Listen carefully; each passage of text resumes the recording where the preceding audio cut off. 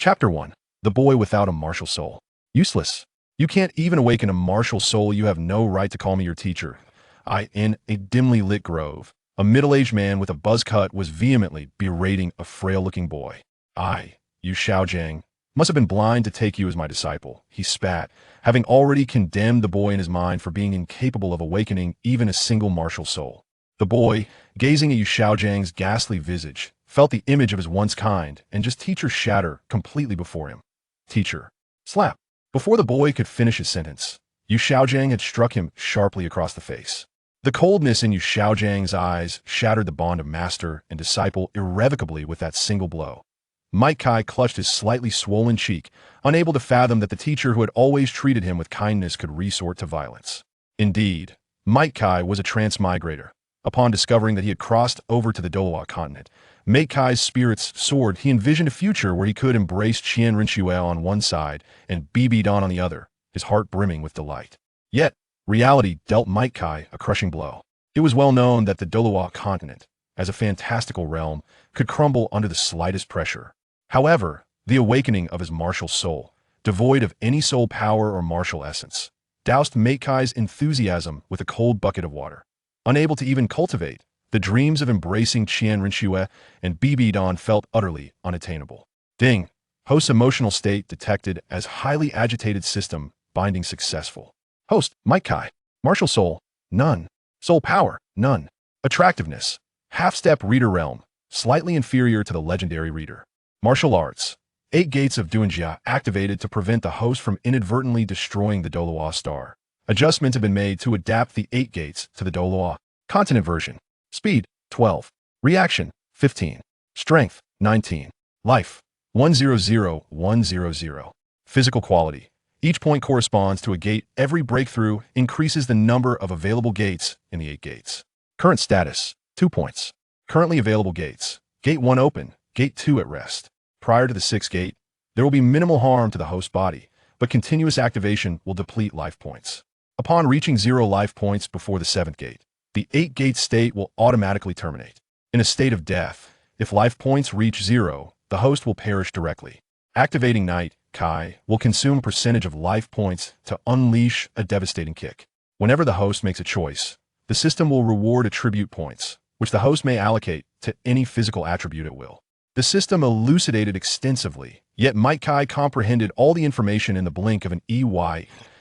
As long as his life points did not dwindle to 0, he could act with complete freedom. As he gazed upon the furious Yu Xiaojiang, who continued to hurl insults, Mike Kai felt an overwhelming surge of anger. Rising abruptly, he delivered a swift kick towards his adversary. Before I acquire my powers, I treated you with utmost respect. Now that I possess an extraordinary advantage, what do you amount to? Given their proximity and the element of surprise, Mike Kai's kick landed squarely on Yu Xiaojiang's chest. Cough. Yu Xiaojiang's eyes widened in disbelief, unable to fathom that Mike Kai would dare to strike him. After enduring the blow, Yu Xiaojiang was propelled backward, crashing into a tree trunk, blood trickling from the corner of his mouth. Struggling to rise, he spat out a copious amount of blood, his expression now twisted with malice. You wretched brat, how dare you strike your teacher? This is utter sacrilege, he exclaimed. Your bluster is nothing but thunderous nonsense. From Yu Xiaojiang, 2 yellow soul rings spiraled forth, and an odd creature, resembling a grotesque hybrid of a pig and a dog, leaped into view. Teacher? Humph, Mike Kai scoffed. You dare to call yourself my teacher? For 3 years, all you have done is make me carry stones around. Have you ever imparted any knowledge to me? Reflecting on the past 3 years of servitude, Mike Kai began to feel more like a mere jester than a student. This kick had irrevocably severed the bond of teacher and disciple between them. With his arms crossed before him, veins bulging on his forehead, Mike Kai declared, 8 gates, 1st gate, open. Upon opening the 1st gate, he felt an exhilarating surge of power, momentarily oblivious to any pain. After sending the creature, preparing to unleash its attack, flying with a kick, Mike Kai unleashed a flurry of punches upon Yu Xiaojiang's face, transforming his already unattractive visage into that of grotesque swine. You worthless fool, I shall make you regret ever looking down on me. A man well over 50, yet you haven't even achieved level 30. How dare you call yourself great? Bah! After pummeling Yu Xiaojiang for over half an hour and finally spitting upon his face, Mike Kai felt a sense of catharsis. Once he departed, Yu Xiaojiang, enduring the pain coursing through his body, struggled to rise from the ground. Gazing in the direction Mate Kai had taken, he felt an intense humiliation wash over him. Never had he imagined being bested by a mere 7-year-old boy, particularly one of his own disciples. Just wait, Mate Kai. One day, I will find a student with far greater talent, Yu Xiaojiang declared, his face contorted with hatred.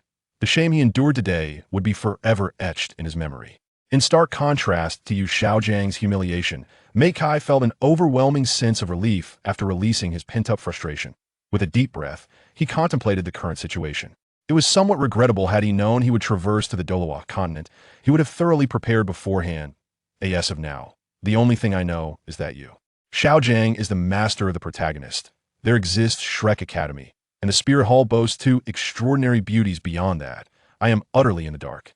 At this moment, Mate Kai resembles a headless fly, flitting aimlessly through the wilderness. Currently, he has merely entered the door state, without losing a single point of life. Options have commenced. Please make your selection. Host. 1. Accept Qian Renxue's invitation to join the Spirit Hall, gaining 3 attribute points. 2. Decline Qian Renxue's invitation, gaining 3 attribute points. As the system's voice resonated, a middle-aged man adorned in opulent golden robes and golden armor suddenly descended from the heavens, landing before Mate Kai. The sacred aura emanating from him exuded a palpable pressure, a force that signified the presence of a formidable being. Young man, what technique did you just employ? Chapter 2. Return to the Spirit Hall. Qian Renxue's gaze flickered dismissively towards the spot where Yu Xiaojiang had previously fallen. His contempt for Yu Xiaojiang deepened upon realizing that even a child lacking both a martial spirit and soul power could not be bested by him. As Mate Kai surveyed the imposing and striking figure before him, he could tell at a glance that this individual was not to be trifled with. What should he do? Should he divulge information to this man? Revealing too much would expose his trump card, yet withholding information could lead to being crushed by the overwhelming pressure emanating from him. Mate Kai found himself in a quandary. Noticing the boy's prolonged silence, Qian Renxue's brow furrowed, and a hint of displeasure crossed his features. As a distinguished elder of the Spirit Hall and a 99th level angel de law, he found it preposterous that a mere 6 or 7-year-old child would not respond to his inquiry.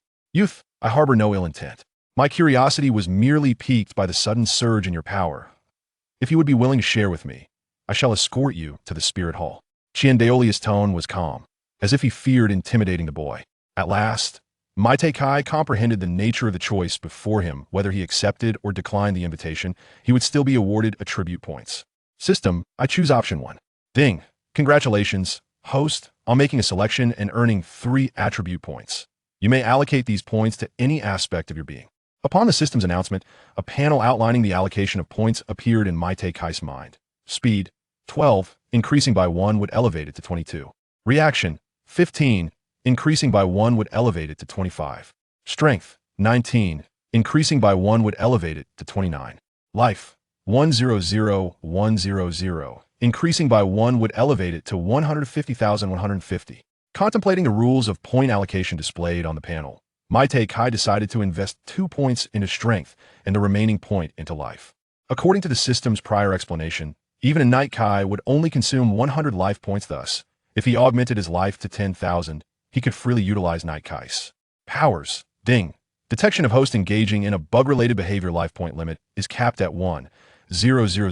The system's explanation abruptly doused Mate Kai with a cold reality, akin to plummeting from the heights of paradise to the depths of despair, leaving him somewhat disoriented. Beep. Enhancement successful. Organizing panel. Host, Mate Kai. Martial soul, none. Soul power, none. Appearance, half a step into the realm of readers, slightly inferior. To the legendary readers. Martial arts. The 8 gates of Duanjia have been activated. To prevent the host from inadvertently obliterating Douluo Star. The 8 gates of Duanjia have been adjusted to the Douluo Continent version. Speed, 12. Reaction, 15. Strength, 39.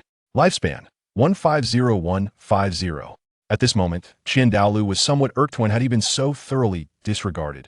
A surge of overwhelming and potent soul power bore down upon him, jolting Mate Kai from his internal dispute with the system. What an intimidating pressure. Mate Kai thought to himself. This individual was on an entirely different plane than the earlier Yu Xiaojiang predecessor. I must speak, Mate Kai asserted. This was not an act of cowardice, but rather an acknowledgement of reality. He was acutely aware that he could not contend with Qian Dalu. The fact that this formidable figure had sought him out indicated prior preparation. Observing the palpable fear etched on the youth's face, Qian Olia's previous displeasure dissipated entirely. Qian Dalu retracted his oppressive aura, intrigued as he scrutinized the young man before him. With the pressure lifted, Mythical wiped the cold sweat from his brow, still trembling from the encounter. Predecessor, I was employing a martial art known as the 8 Gates of Duanjia. 8 Gates of Duanjia? Qian Dalu echoed in his mind. Since its establishment, the Spirit Hall had amassed knowledge over millennia, encompassing nearly all wisdom of the continent. It was certain that the archives of the Spirit Hall held no record of the 8 Gates of Duanjia. Setting aside his thoughts, Qian Dalu listened attentively to the youth's explanation. The 8 Gates of Duanjia is a martial art that enables one to unleash their full potential. To dissuade any notion of having this technique replicated, Mythical made slight alterations to his description.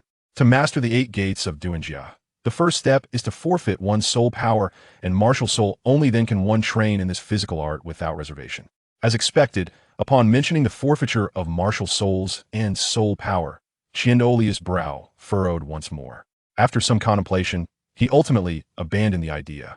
Without a martial soul and soul power, even the mightiest prowess would be relegated to mere physical skill, perhaps useful below the rank of great soul master. Once one reached the rank of soul master, the distinction between possessing and lacking soul power would become evident. I see you bear no soul power. Did you relinquish your martial soul to acquire this physical art?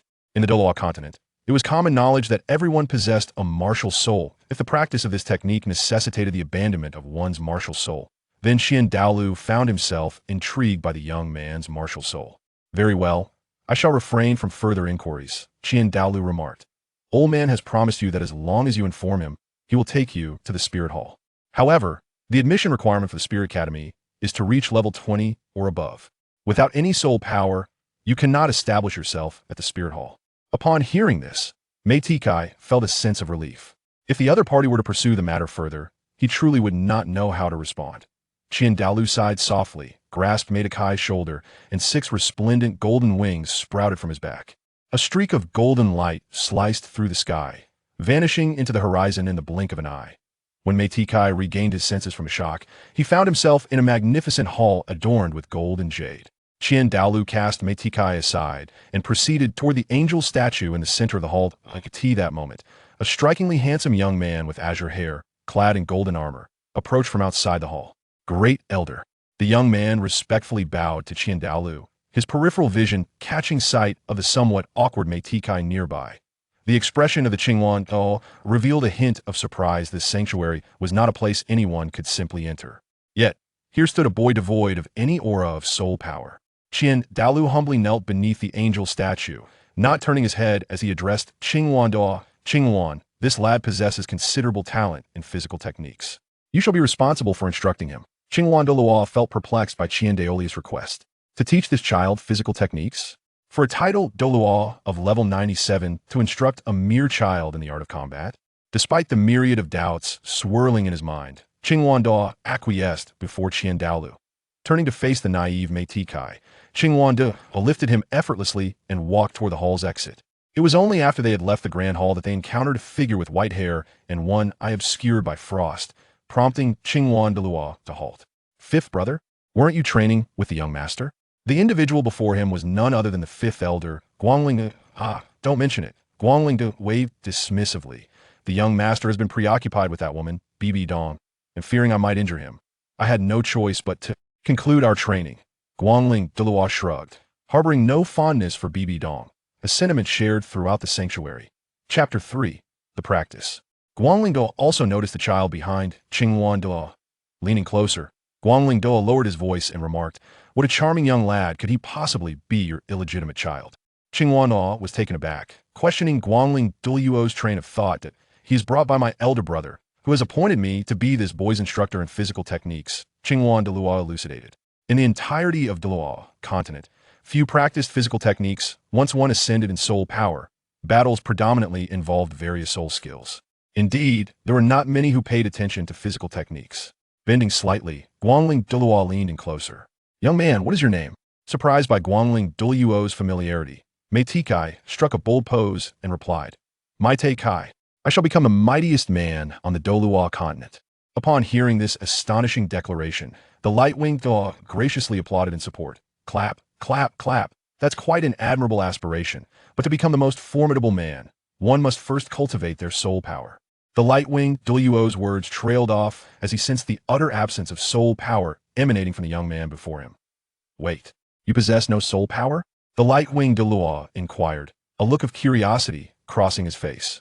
Alas, the youth's dream seemed to have faltered before it even began. The Qinghuan though regarded the boy with keen interest. If he were truly an ordinary individual, his elder brother would never have chosen to mentor him. Even without soul power, I can still become a peak powerhouse on this continent. Mythical proclaimed with unwavering confidence. With the 8 gates of Douluo at his disposal, he believed that with a modicum of self-discipline, it would not take long for him to achieve the prowess to strike down title Douluos and challenge deities themselves. All right, Guangling Douluo lost interest and probably wouldn't last a day before making a hasty retreat. The 3 of them arrived at the training ground behind the offering hall, and Guangling Douluo jumped onto a nearby stone pillar, swinging his little feet while watching the 2 practice. I will suppress my soul power to level 10, and you can attack me with your body techniques.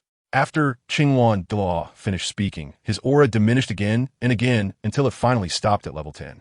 My guy took a stance for a physical technique, and then he shot out like a sharp arrow. Zulfust. Qinghuan Douluo was secretly astonished. If a level 10 soul master were to encounter him, they might really struggle to keep up with his speed. Konoha's Gale Palm. Mythical jumped up and kicked towards the unsuspecting Qinghuan Douluo. Bang! Qinghuan Douluo took the kick squarely, feeling the force from the opponent's leg. Qinghuan Douluo was even more surprised.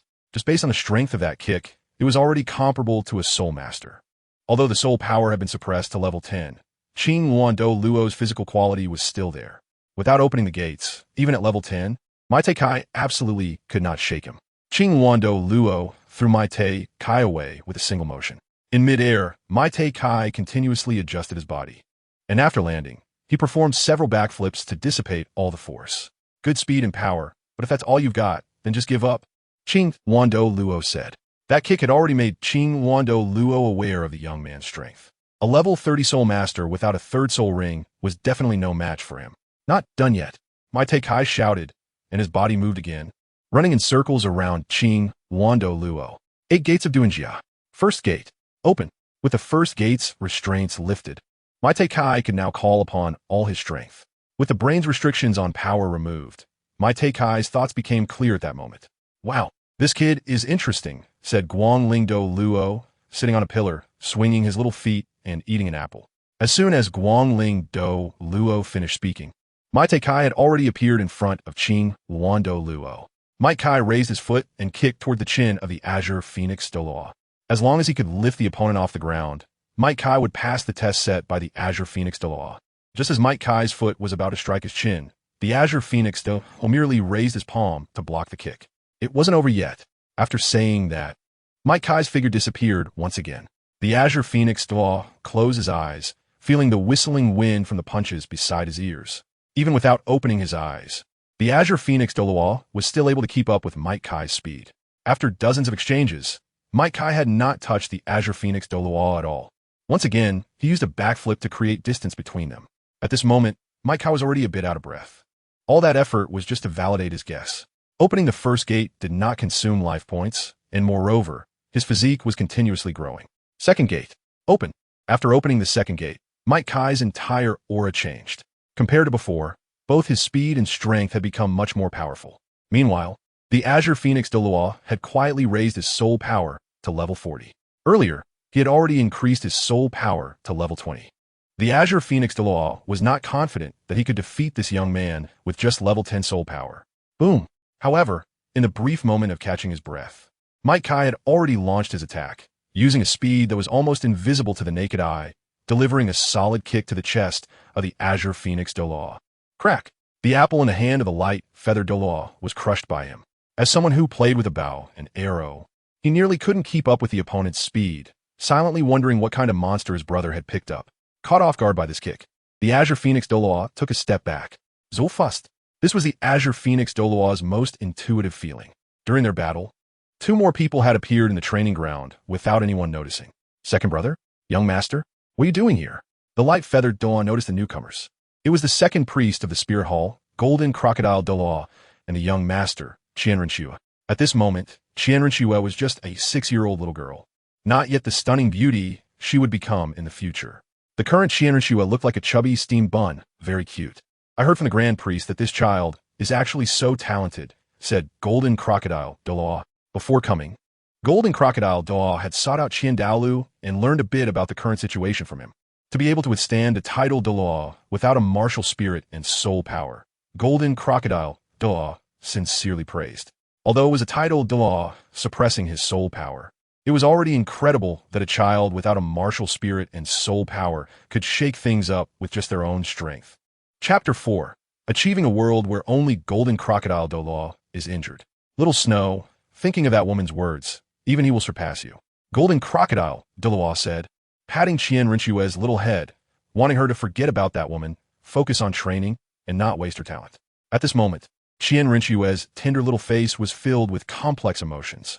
Grandpa said that person could become strong without soul power or a martial spirit, and if I don't work hard, I might really be surpassed by him. Qian Renxue quickly shook off the thoughts in her head. At this moment, her heart was filled with a strong desire to become stronger. As long as she became stronger, she would definitely gain her mother's attention. Meanwhile, in the training ground, Might Kai once again used his speed advantage to push back the immovable Azure Phoenix Douluo. Ding! Host's physical quality is continuously increasing. However, just as Might Kai was about to launch his next round of attacks, the Azure Phoenix Douluo moved. The Azure Phoenix Douluo's speed was very fast, even faster than the sharp-tailed swallow of the Minji clan. It could be said that he arrived behind Might Kai in the blink of an eye. But at this moment, Might Kai, who was very fatigued, clearly couldn't react in time and was caught by the opponent, losing this duel. Hoo. Might Kai gasped for breath, his chest rising and falling violently. At this moment, he was being lifted by the Azure Phoenix Douluo as if he were carrying luggage. Might Kai is now just a 7-year-old child, and being able to fight against a 97-level title Douluo for half an hour with his current body is already Might Kai's limit. At this moment, Might Kai is extremely exhausted both physically and mentally. If it weren't for his resilient willpower keeping him going, he would have likely fainted by now. Clap, clap, clap. A few sounds of applause came from the side, and Douluo Guangling jumped down from the pillar. His seemingly youthful face was filled with admiration for this little kid. Might Kai, not bad, kid, as long as you can exchange blows with Qingwan. Walking up to Might Kai's side, Douluo Guangling unhesitatingly gave him a thumbs up. Upon hearing this, Douluo Qingwan clearly blushed a little. Being able to fight like this against someone who isn't even a soul master is somewhat embarrassing for a 97-level super Douluo. Although most of the reason was that he had suppressed his soul power. Even so, he still had to use 47-level soul power to subdue the opponent in the end. In response to the compliment, Might Kai struggled to lift his eyelids, tremblingly raised his hand, and said, daring to challenge the strong. That's what youth is all about. After saying this, Might Kai closed his eyes and fainted. Although Might Kai was dizzy, his words continued to echo in Qian Renxue's heart. Walking onto the stage with the Golden Crocodile Douluo, Qian Renxue looked at the person who was picked up by Grandpa Qingwan with a complex expression. Grandpa Qingwan, will I be his opponent now? Qian Renxue asked. Since childhood, Qian Renxue had been instilled with the knowledge that she was the #1 genius of the continent. And, at the same age, she should at least crush her opponent by 15 levels of soul power. Currently, Qian Renxue had a soul power of only level 25. But she was only 6 years old. Under the expectant gaze of the latter, Qingwan Douluo shook his head. Xiaoxue, it's not that I want to discourage you, but this little brat might not even be defeated by a level 40 soul master. Sometimes I really doubt that without a martial soul and soul power, one cannot become a strong person. Might Kai's appearance had indeed shattered the thinking of these old-timers. In the Douluo Continent, soul power was paramount. Yet here was a freak like Might Kai. All right, this kid must have more secrets. Golden Crocodile Douluo interrupted the conversation, looking at the unconscious Might Kai, and said, I have some medicinal baths. I will let this kid soak in them later, and tomorrow we will officially train him. Handing Might Kai over to Golden Crocodile Douluo was definitely not a bad thing, as his powerful physique was closely related to the medicinal baths he had been exposed to since childhood. Just as Qingwan Douluo was about to take Might Kai away, Qian Renxue, who had been silent on the side, spoke up. Grandpa Qingwan, I want to spar with this guy. Is that okay? As soon as these words came out, Qingwan Douluo paused in his steps, turning back to look at Qian Renxue with surprise. Xiaoxue, This kid cannot be viewed with ordinary eyes. His strange body technique and the aura that bursts forth from him are not those of an ordinary person. After thinking for a moment, Douluo realized that letting Xiaoxue train with this guy might actually be a good thing. Having a sense of crisis would promote her growth. Light-feathered Douluo squatted down, teasing Qian Renxue like a child. Xiaoxue has grown up and wants to become stronger. In the end, Kai was still taken away by golden crocodile Douluo. If one were to ask who in the spirit hall had the most experience in body refining, golden crocodile Douluo would say second, and no one would dare to claim first. Even if Qian Daolu came, he would have to rely on the suppression of the angel martial soul to reach golden crocodile Douluo's level in terms of physicality. After returning to his room, golden crocodile Douluo called for servants to bring a large vat of hot water. He then threw various substances into it, and the originally clear, hot water slowly transformed into a dark green color. Looking at the unconscious Kai lying beside him, golden crocodile Douluo violently tore his clothes apart and tossed him into the vat. Kid, let me see how much potential you really have, golden crocodile Douluo said. This was the first time he had seen someone who could fight without soul power and a martial soul, and his heart was filled with curiosity. As time passed, the dark green medicinal bath gradually became murky. Eventually, the color returned to the clear water it was before. Watching the change in the medicinal bath, golden crocodile Douluo was already filled with astonishment. This vat of medicinal bath could completely reflect a person's true potential. If there was no training value, one would definitely not be able to fully absorb the medicinal effects. Even his younger self did not absorb this vat of medicinal bath so thoroughly. Thinking this, golden crocodile Douluo pressed his palm on the water surface and used his own soul power to heat the water again, repeating the previous actions of throwing various substances into it. Soon, as more and more substances were added, the medicinal bath, which should have been dark green, turned slightly blue at that moment. It was unclear how much time had passed, but when Kai finally opened his eyes in a daze, it was already the fourth day. During this time, golden crocodile Douluo had almost exhausted his family's resources, needing to add medicinal materials almost every half hour. If a normal person absorbed that much, they would definitely explode. At this moment, looking at the vat of water that had once again turned clear, golden crocodile Douluo fell in a deep thought. Who understands the family? Il va encontrer a bottomless pit. Chapter 5. One punch defeats Qian Renxue. Kai, just awakened, was obviously a bit dazed, but the fatigue in his body and mind had completely disappeared at this moment. Not only that, but when Kai clenched his fists, the surging power within him quickly brought him back to reality. Compared to before he lost consciousness, he was now stronger, and his physical fitness had also improved. Ding! Congratulations to the host for successfully breaking through. Organizing panel. Host, Kai. Martial soul, none. Soul power. Speed, 100. Reaction, 100. Strength, 150. Life, 200,200.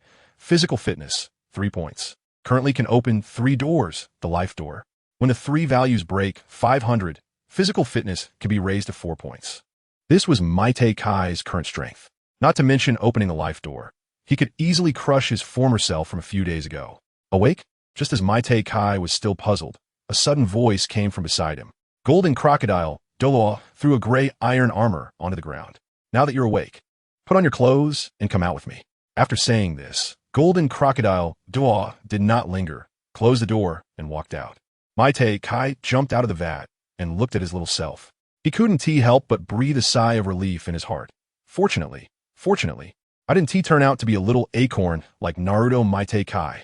Putting on the dark green training outfit and picking up the iron armor on the ground, Kai couldn't help but wipe the sweat from his forehead. Goodness, this thing must weigh at least 1,000 pounds. If he really wore this, he would probably become a 1,000-pound young master. However, although this thing was heavy, it wasn't too difficult for Kai at this moment. After putting on the iron armor, Kai got used to the weight after a moment. When he stepped outside, the glaring sunlight and the power of light made Kai's eyes a bit uncomfortable. Rubbing his slightly sore eyes, when his vision focused, he saw a little girl standing in the training ground. He could feel that the power of light was emanating from her. Bang! Just as Kai was in a daze, golden crocodile Douluo walked over and punched him on the head. What are you spacing out for, you little brat? Golden crocodile Douluo said. Taking a solid punch from golden crocodile Douluo was indeed very painful. Old man, why did you hit me? Mythical complained. Old man. The corners of golden crocodile Douluo's eyes twitched. After living so many years, it was the first time someone called him an old man. Just as Golden Crocodile Douluo was about to explode, Qian Renxue's soft voice rang out. "You're mythical, right? Can you fight with me?" Ding. Trigger selection. 1. Accept Qian Renxue's request. Reward 3 attribute points. 2. Reject Qian Renxue's request. Reward 3 attribute points. Looking at the timid little girl in front of him, Mei Kai, who prided himself on having seen so many beauties in his past life at the wine scene, couldn't help but be amazed. Those beauties were almost all built up with cosmetics and technology, while pure naturals could be counted on one hand. System, I choose one, in his heart. Mei Kai had already made his choice. Ding. Selection successful. Congratulations to the host for obtaining 3 attribute points, which can be allocated freely. 1 attribute point can provide a growth value of 10 points, and this information was obtained during the first allocation. With these 3 points, Mei Kai unhesitatingly allocated them all to reaction. If it weren't for his reaction being slow last time, he wouldn't have been captured by the Qian Douluo. I accept your challenge. Mei Kai clenched his fist towards Qian Renxue, his fighting spirit already ignited. Unbeknownst to him, 7 people had already taken their seats in the observation area of the training ground. Qian Renxue's challenge was tacitly approved by Qian Douluo. Perhaps even Qian Douluo believed that only through experiencing failure would Xiaoxue truly grow. Big brother, will Xiaoxue be in danger? Said the 7 offerings demon Douluo. He had just broken through to level 97, but failed, having been stuck at level 96 for a long time without being able to break through. Qian Douluo shook his head calmly. His magnetic and gentle voice said, "No matter what happens later, even if Xiaoxue gets hurt, do not act rashly." Qian Douluo's words startled the other 6. As everyone knew how much he doted on Qian Renxue, she was like something so precious that they were afraid it would melt in their mouths or fall from their hands. While the crowd was talking, the training ground was already prepared to begin. Qian Renxue, Spirit Wuwen, 6-winged angel, level 25 Great Spirit Master, please guide me. After finishing her self-introduction, 2 soul rings, 1 yellow and 1 purple, spiraled out from under her feet. In the state of Wuhuan possession, Qian Renxue's sacred and unattainable aura became even more holy at this moment. Mei Kai, please guide me. Mei Kai stood with one hand behind his back and the other hand open like a palm. Qian Renxue looked at the iron armor worn by her opponent, furrowing her brows in displeasure. This person was fighting her while wearing such heavy armor. She was determined to pin him down and teach him a lesson to show him the power of Sister Shui. Holding the angelic holy sword, Qian Renxue slashed with it, sending out a blade of light, and then flew up, taking advantage of her martial soul. The blade of light carried a purifying power and struck towards Mei Kai, who was standing still with his eyes closed, deep in thought. First soul skill, Angel Assault. In the air, the first soul ring beneath Qian Renxue flashed, completing the first soul skill, and a projectile flew towards Mei Kai. At this moment, Mei Kai remained unmoved, keeping his eyes tightly shut as he sensed the flow of energy around him. Just as the blade was about to strike him, he slightly turned his body and dodged the attack. Qian Renxue's strike missed, but she was not surprised. She remembered the speed of her opponent from days earlier, which she could not keep up with. Therefore, before taking action, Qian Renxue had been keeping an eye on her surroundings, afraid that he would spring out from somewhere and kick her. Not far away, Qian Douluo sighed and shook his head. Little Shui is going to lose. Big brother. They just started fighting. How could little Shui lose so quickly? Said Qian Jindo, also a 96th level super strongman. Qian Renxue approached Mei Kai with her first soul skill, continuously hacking at his body with the angelic holy sword. In response to Qian Renxue's attacks, Mei Kai effortlessly dodged all of them as if taking a leisurely stroll. With each attack that missed, Qian Renxue muttered to herself, impossible. No matter how hard she tried or how fast she became, she could not land a hit on the person in front of her. Even just one hit would suffice. As Qian Renxue became more anxious, her original rhythm of attack was completely thrown off, until she saw Mei Kai's fist slowly extending towards her. Not good. Second soul, bang, bang. Before Qian Renxue could unleash her second soul skill, Mei Kai had already struck her with a punch, sending her flying. The angelic holy sword slipped from her grasp. Bang! She crashed to the ground, her eyes filled with shock. She had lost, and it was a complete defeat. She couldn't even withstand a single blow, and Qian Renxue fell into a daze. Having always had things go smoothly since childhood, she had only ever faced setbacks with her mother, but now she had suffered at the hands of a boy with no soul power fluctuations. Chapter 6, The Origin of the Spirit Hall. I lost.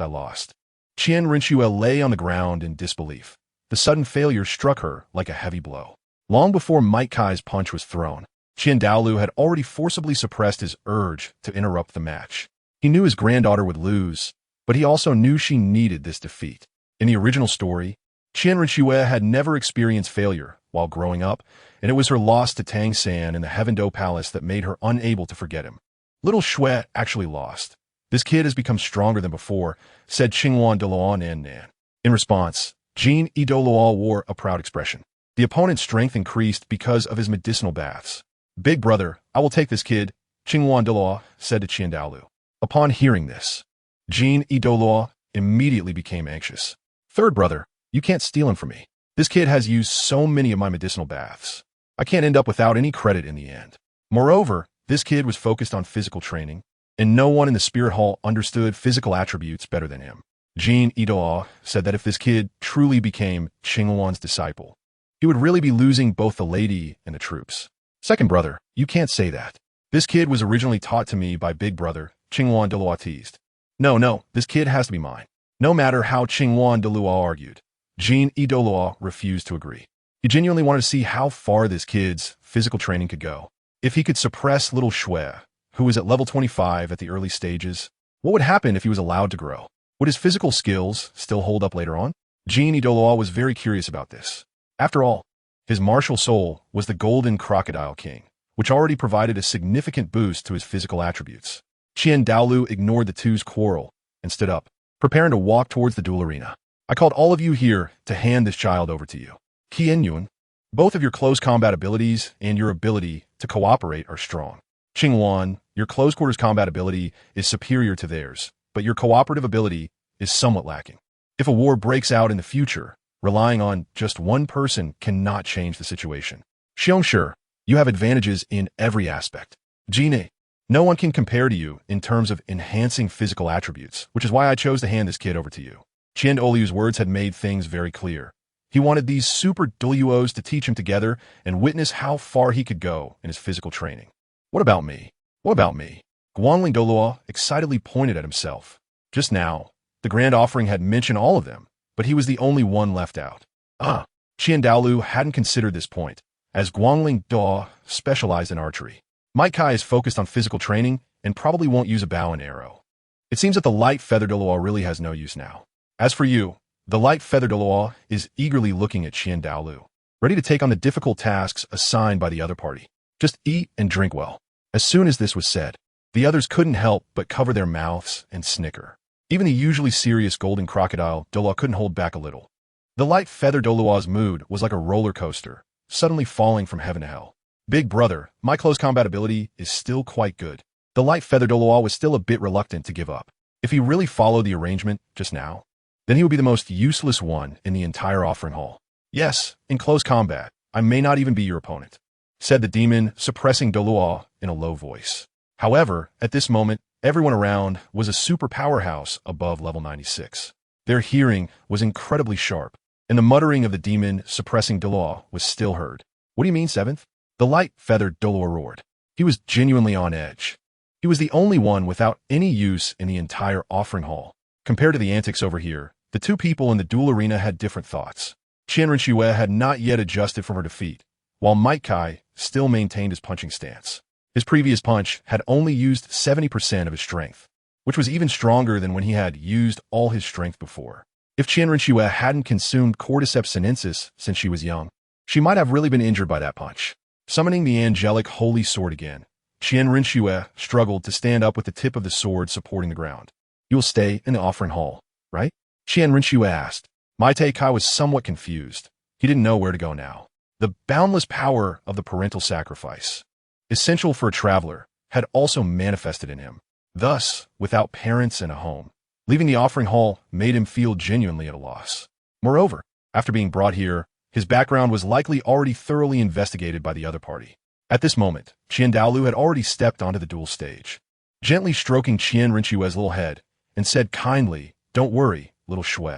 From now on, he will live in the offering hall. You can challenge him anytime." As he spoke, Qian Douluo glanced at Might Kai. This statement was directed at both Qian Renxue and Might Kai. After leaving the duel stage, Qian Renxue went straight back to her room. Following Qian Douluo, Maite Kai trailed behind him like a little tail. It's no wonder Maite Kai felt this way. At this moment, he truly didn't know what to do. Why are you following me? Qian Daolu finally turned around and asked, puzzled. That. Maite Kai felt a bit embarrassed. He couldn't exactly say he didn't even know where he was supposed to stay. Understanding the child's thoughts, Qian Daolu quickly guessed. The room next to little Shue's has been tidied up. You can stay there from now on. Just as Maite Kai was about to leave, Qian Daolu called him back. Come with me. They followed Qian Daolu to the hall of the angel temple, where he still knelt respectfully under the statue of the angel. Maite Kai. Can I call you Kai? Although Maite Kai felt puzzled, he still nodded slightly in response at that moment. Kai, do you know why the spirit hall exists? This deep question left Maite Kai equally bewildered. He had just arrived at the spirit hall and was only beginning to understand this world. Yet he was being asked such a question. It is well known that on the Douluo Continent, one is respected based on the level of their soul power. But there exists a type of fallen soul master on the continent.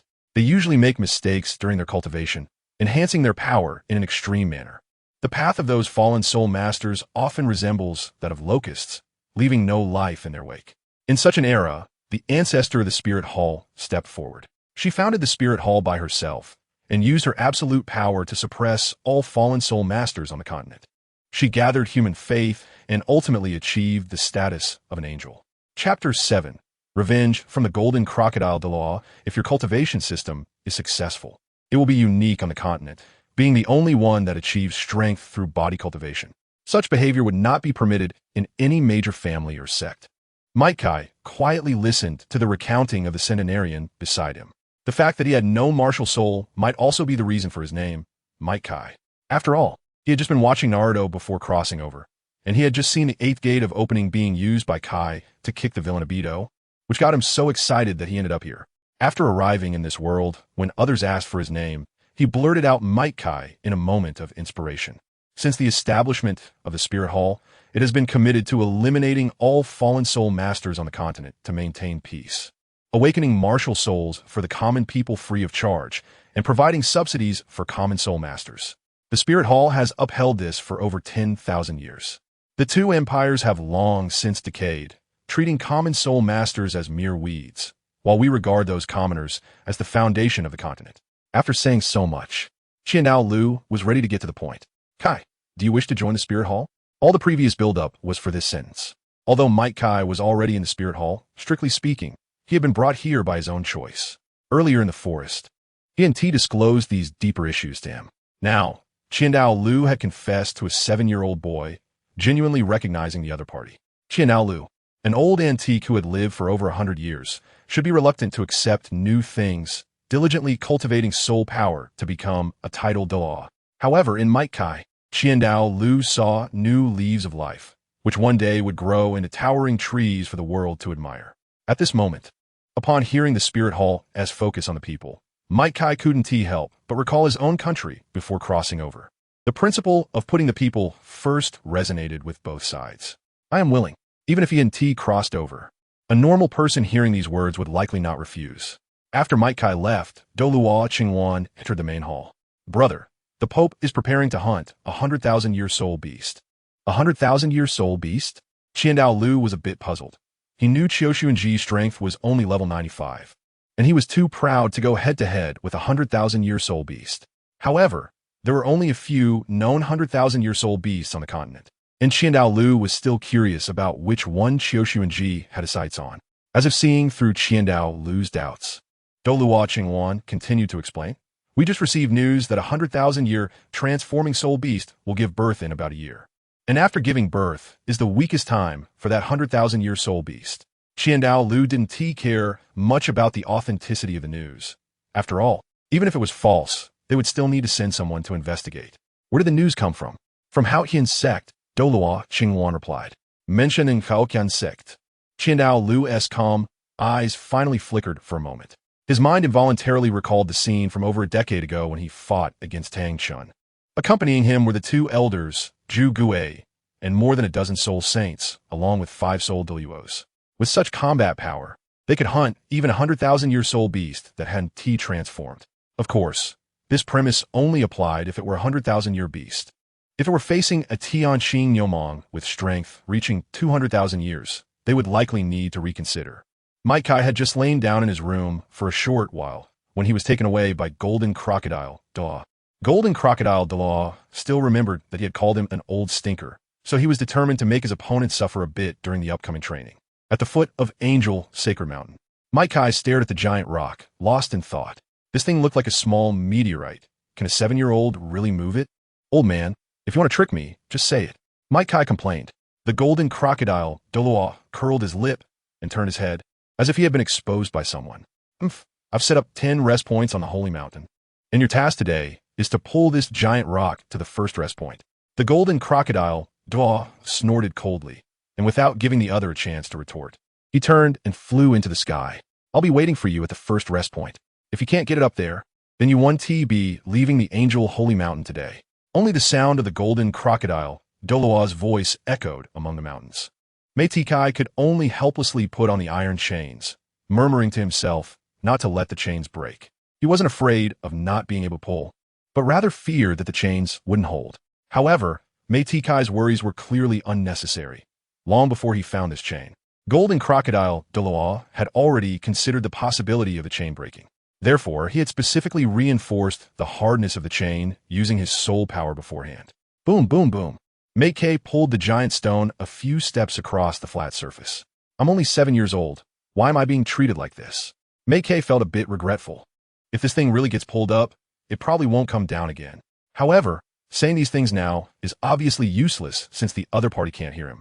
Therefore, with every step he took, Meikei would curse the Golden Crocodile Douluo as an old stinky man. He stubbornly dragged this thing upwards. First door open. It could be said that now Meikei could only take one step every 3 minutes. Dragging this thing on the ground left a long trail on the Holy Mountain of Angels. After unlocking the restriction of the first door, a slight sense of relief appeared on Meikei's flushed face. Fortunately, the burden on his body before the fourth door wasn't too great. Otherwise, it would really be difficult. 3 hours later, Mai Kai has almost started moving with 4-wheel drive, and all the 3 doors that can be opened are now open.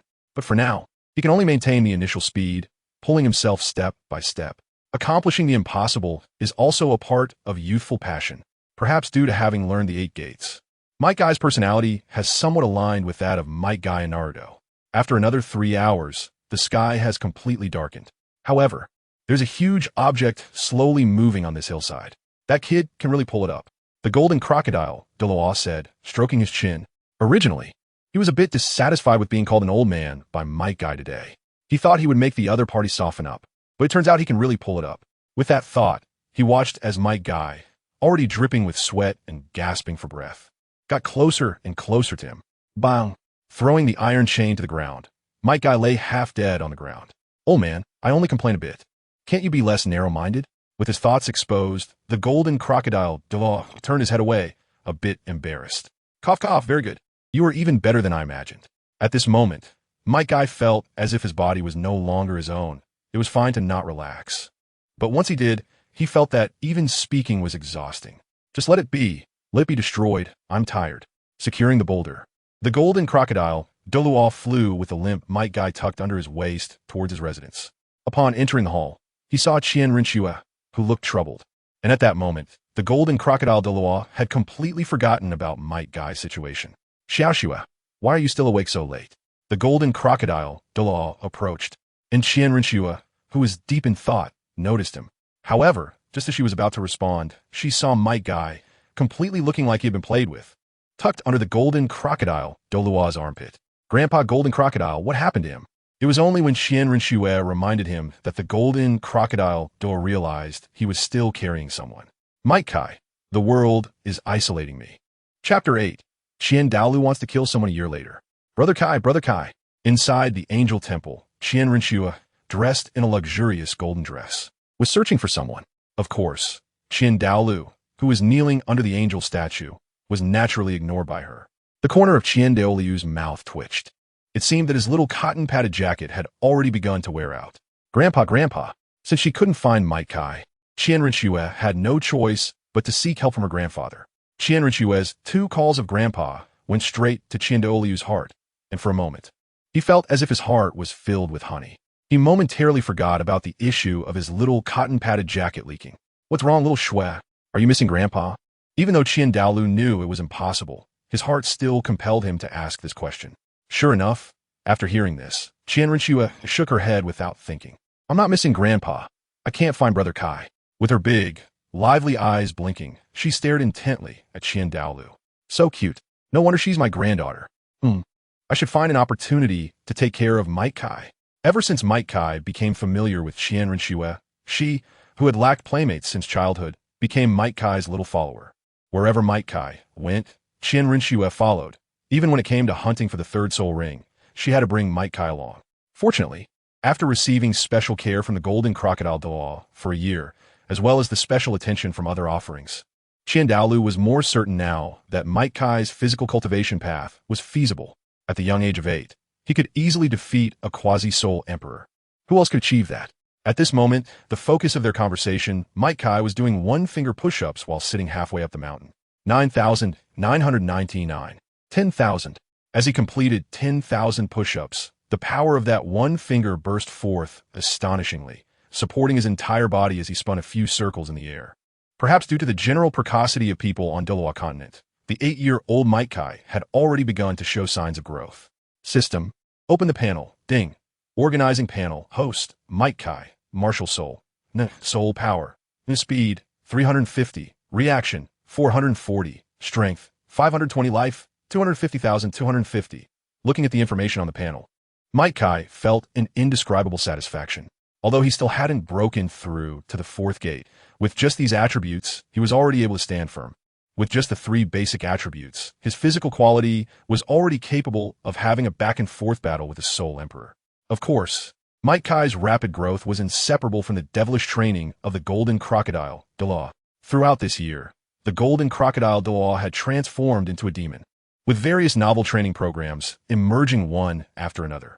Mike Kai looked at the rows of footprints and drag marks left from his training on the Holy Mountain. Each step he took was earned through hard work. Throughout this year of training, Mike Kai had removed the heavy iron armor, but his arms were wrapped in bandages, and there was an additional layer of protection on his forearms and calves.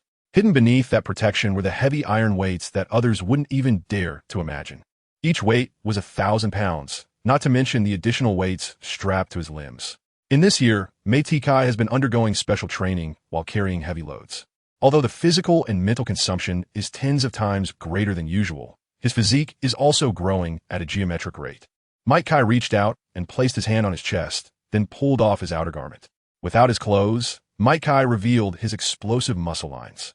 Although not overly muscular, his firm muscles were clearly filled with strength. While changing into his training outfit, Mike Kai muttered to himself, "At this rate, I can open the 4th gate within a year." His desire for power was quite strong. In just 1 year, even Shui had reached level 36. A 7-year-old girl had already won at the starting line against everyone else. It's time to go down the mountain. Stretching lazily, Mike Kai looked at the buildings below with an inexplicable sparkle in his eyes. Perhaps due to the recent rain, the paths of the Holy Mountain were unusually soft. Each step Mike Kai took left a deep footprint on the ground. Even when he walked on the stone path, cracks would appear on the originally hard stone slabs. Good Grandpa, can you tell Xiao Shui when Brother Kai will come back? Qian Renxue then used her adorable charm on Qian Douluo. Of course, this tactic worked surprisingly well on Qian Douluo. Once Qian Renxue began to act cute, Qian Douluo's previously serious demeanor immediately softened, gently patting his granddaughter's little head.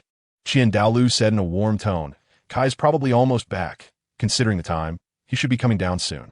Just as Qian Douluo finished speaking, the golden crocodile Douluo walked in from outside the hall. The golden crocodile Douluo was beaming with joy, unable to hide the smile on his face.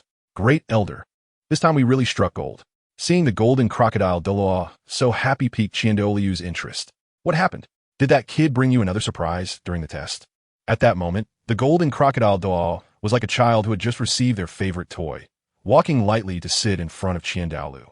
Looking at the tea on the table, the golden crocodile Douluo drank it all without hesitation. "Grandpa Golden Crocodile, when will Brother Kai come back?"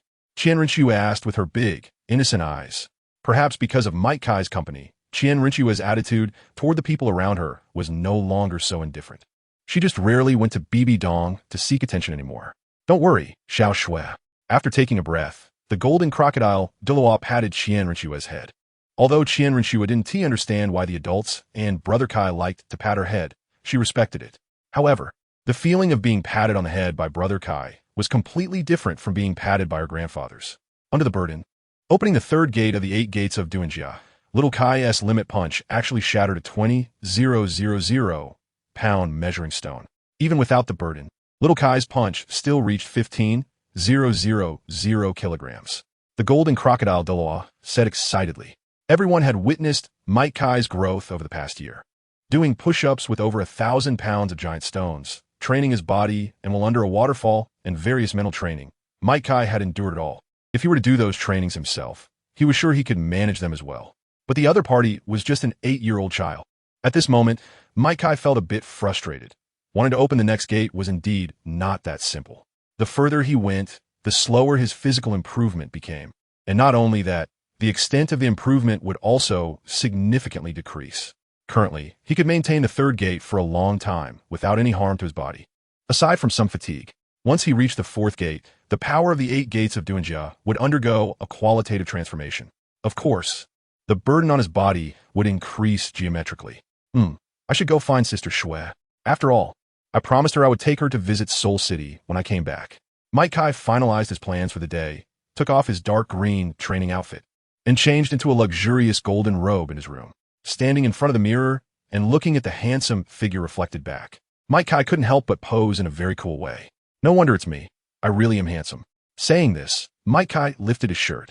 Looking at himself in the mirror, with half a visible abdominal muscle, he suddenly felt that he resembled the so-called aloof male god from his past life. After admiring himself in the room for a while, Mike Kai finally walked out. Just as he pushed the door open and was about to step outside, a golden, fragrant little girl came running towards him. Brother Kai, Qian Renxue pounced into Mike Kai's arms, feeling the firmness of his muscles and his body heat. Suddenly being pounced on by Qian Renxue left Mike Kai momentarily at a loss.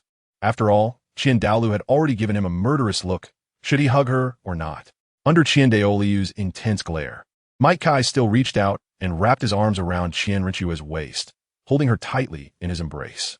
The scent from her body made the 8-year-old Mike Kai feel a little flustered. It's a pity that one becomes an adult at 12 in Douluo Continent.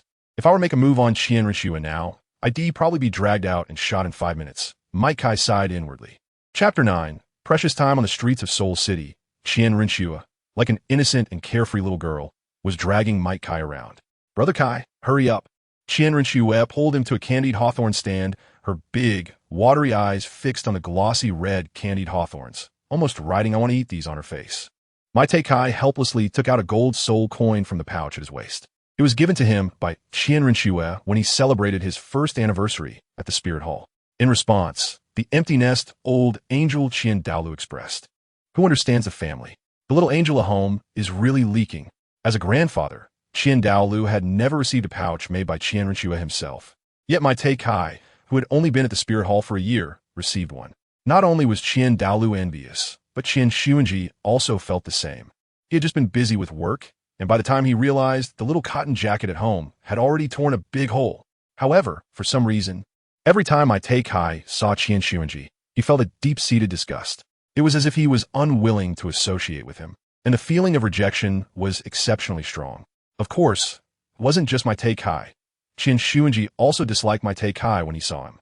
This yellow-haired guy had taken away his precious daughter, which led Qian Xuanji to never give Mite Kai a good face. "Boss, how much?" Standing in front of the candied hawthorn stall, Mite Kai picked 2 skewers from the string of candied hawthorns. 5 silver soul coins per skewer. The stall owner said with a cheerful smile, looking at the 2 with the same gaze as when Mite Kai shipped CP in his previous life. "Oh, whoa." After receiving the candied hawthorn, Qian Renxue directly bit off one, feeling the explosion of hawthorn and sugar in her mouth. With one hand propping up her chin, she happily savored the taste. So delicious. After swallowing the sugar ball, Qian Renxue said with sparkling eyes. Seeing the other person looking like a child, Mite Kai reached out to wipe away the crumbs at their mouth. "You're over 30 levels, yet you still act like a child," Mite Kai said with a doting smile. Over the past year, even though the old man, Qian, always acted strangely towards him, the other offerings were genuinely kind to him. Whenever he was bullied by the golden crocodile Douluo, it was always the light, feathered Douluo who took him out to relax. Just as Mite Kai was lost in thought, he suddenly felt a tug and was pulled forward by Qian Renxue. "Brother Kai, look over there, their SA kite." Qian Renxue exclaimed as she ran toward the stall, dragging Mei Tikai along. When she saw the kites floating in the sky, her eyes sparkled with excitement. As Mei Tikai was pulled along, he couldn't help but notice her flowing golden hair swaying like ripples on a calm water surface. In that moment, Mei Tikai's heart was completely in disarray. After buying the kite, Qian Renxue eagerly pulled Mei Tikai out of the city. During this time, Mei Tikai also noticed the Soul Hall powerhouses following them in the shadows. As the young master of the Soul Hall, Qian Renxue couldn't go out without strong protectors. Mei Tikai didn't feel the need to say anything about this. They were simply concerned for the future young master of the Soul Hall. Their journey out of the city was smooth, and they arrived at an open area where they released the kite decorated with angel patterns together. "Wow, it really flies," Qian Renxue exclaimed, her eyes fixed on the slowly ascending kite. In that moment, both of them almost forgot all their worries stemming from their identities. At that moment, they were just ordinary children. However, this warm scene didn't last long, as a childlike crying sound in the distance caught their attention. Following the direction of the cry, they exchanged glances and unconsciously walked towards the sound. Pushing through the bushes, they saw a girl with short golden hair sitting under a tree, hugging her legs and crying. Qian Renxue, still innocent as a child, ran over without a second thought upon seeing someone crying. Might Kai helplessly followed. If he just ran away, he would probably be scolded to death by old man Qian. "Why are you crying, little sister?" Qian Renxue said, mimicking Might Kai's usual way of patting the girl's head. "Strange. It doesn't feel very comfortable." The girl raised her head, revealing her tearful eyes. "Big sister, my kite is stuck in the tree." The little girl pointed to the pink kite hanging from the tallest tree in the distance. Under that big tree, a boy was struggling to climb up. But no matter how hard the boy tried, his frail body couldn't reach it. Qian Renxue measured the height with her gaze and was about to release her martial soul to fly up when she remembered her grandfather's advice. Before becoming a strong person, one should not casually expose their martial soul on the continent. The six-winged angel martial soul was too special. Wherever it appeared, everyone would think of the Spirit Hall. Although the Spirit Hall was famous throughout the Douluo Continent, its enemies also hated the possessors of the angel martial soul. Thinking of this, Qian Renxue looked eagerly at Might Kai. "Brother Kai," Qian Renshue's soft tone gave Might Kai goosebumps. He shook his body as if trying to shake off those goosebumps. "Little sister, tell me your name, and we will help you get your kite down. How about that?" Qian Renxue flashed an innocent smile at the little girl. This angelic face was deeply reflected in the girl's pupils. The girl then looked at the equally handsome Might Kai, and a blush suddenly appeared on her tear-stained face. "Big sister, my name is Huang." Yes, the person in front of her was indeed Huang, who would later become the Pope's disciple. However, she was only 4 years old at the moment and lived in the orphanage of the Spirit Hall. Currently, without having awakened her martial soul, she had not caught Bibi Dong's attention.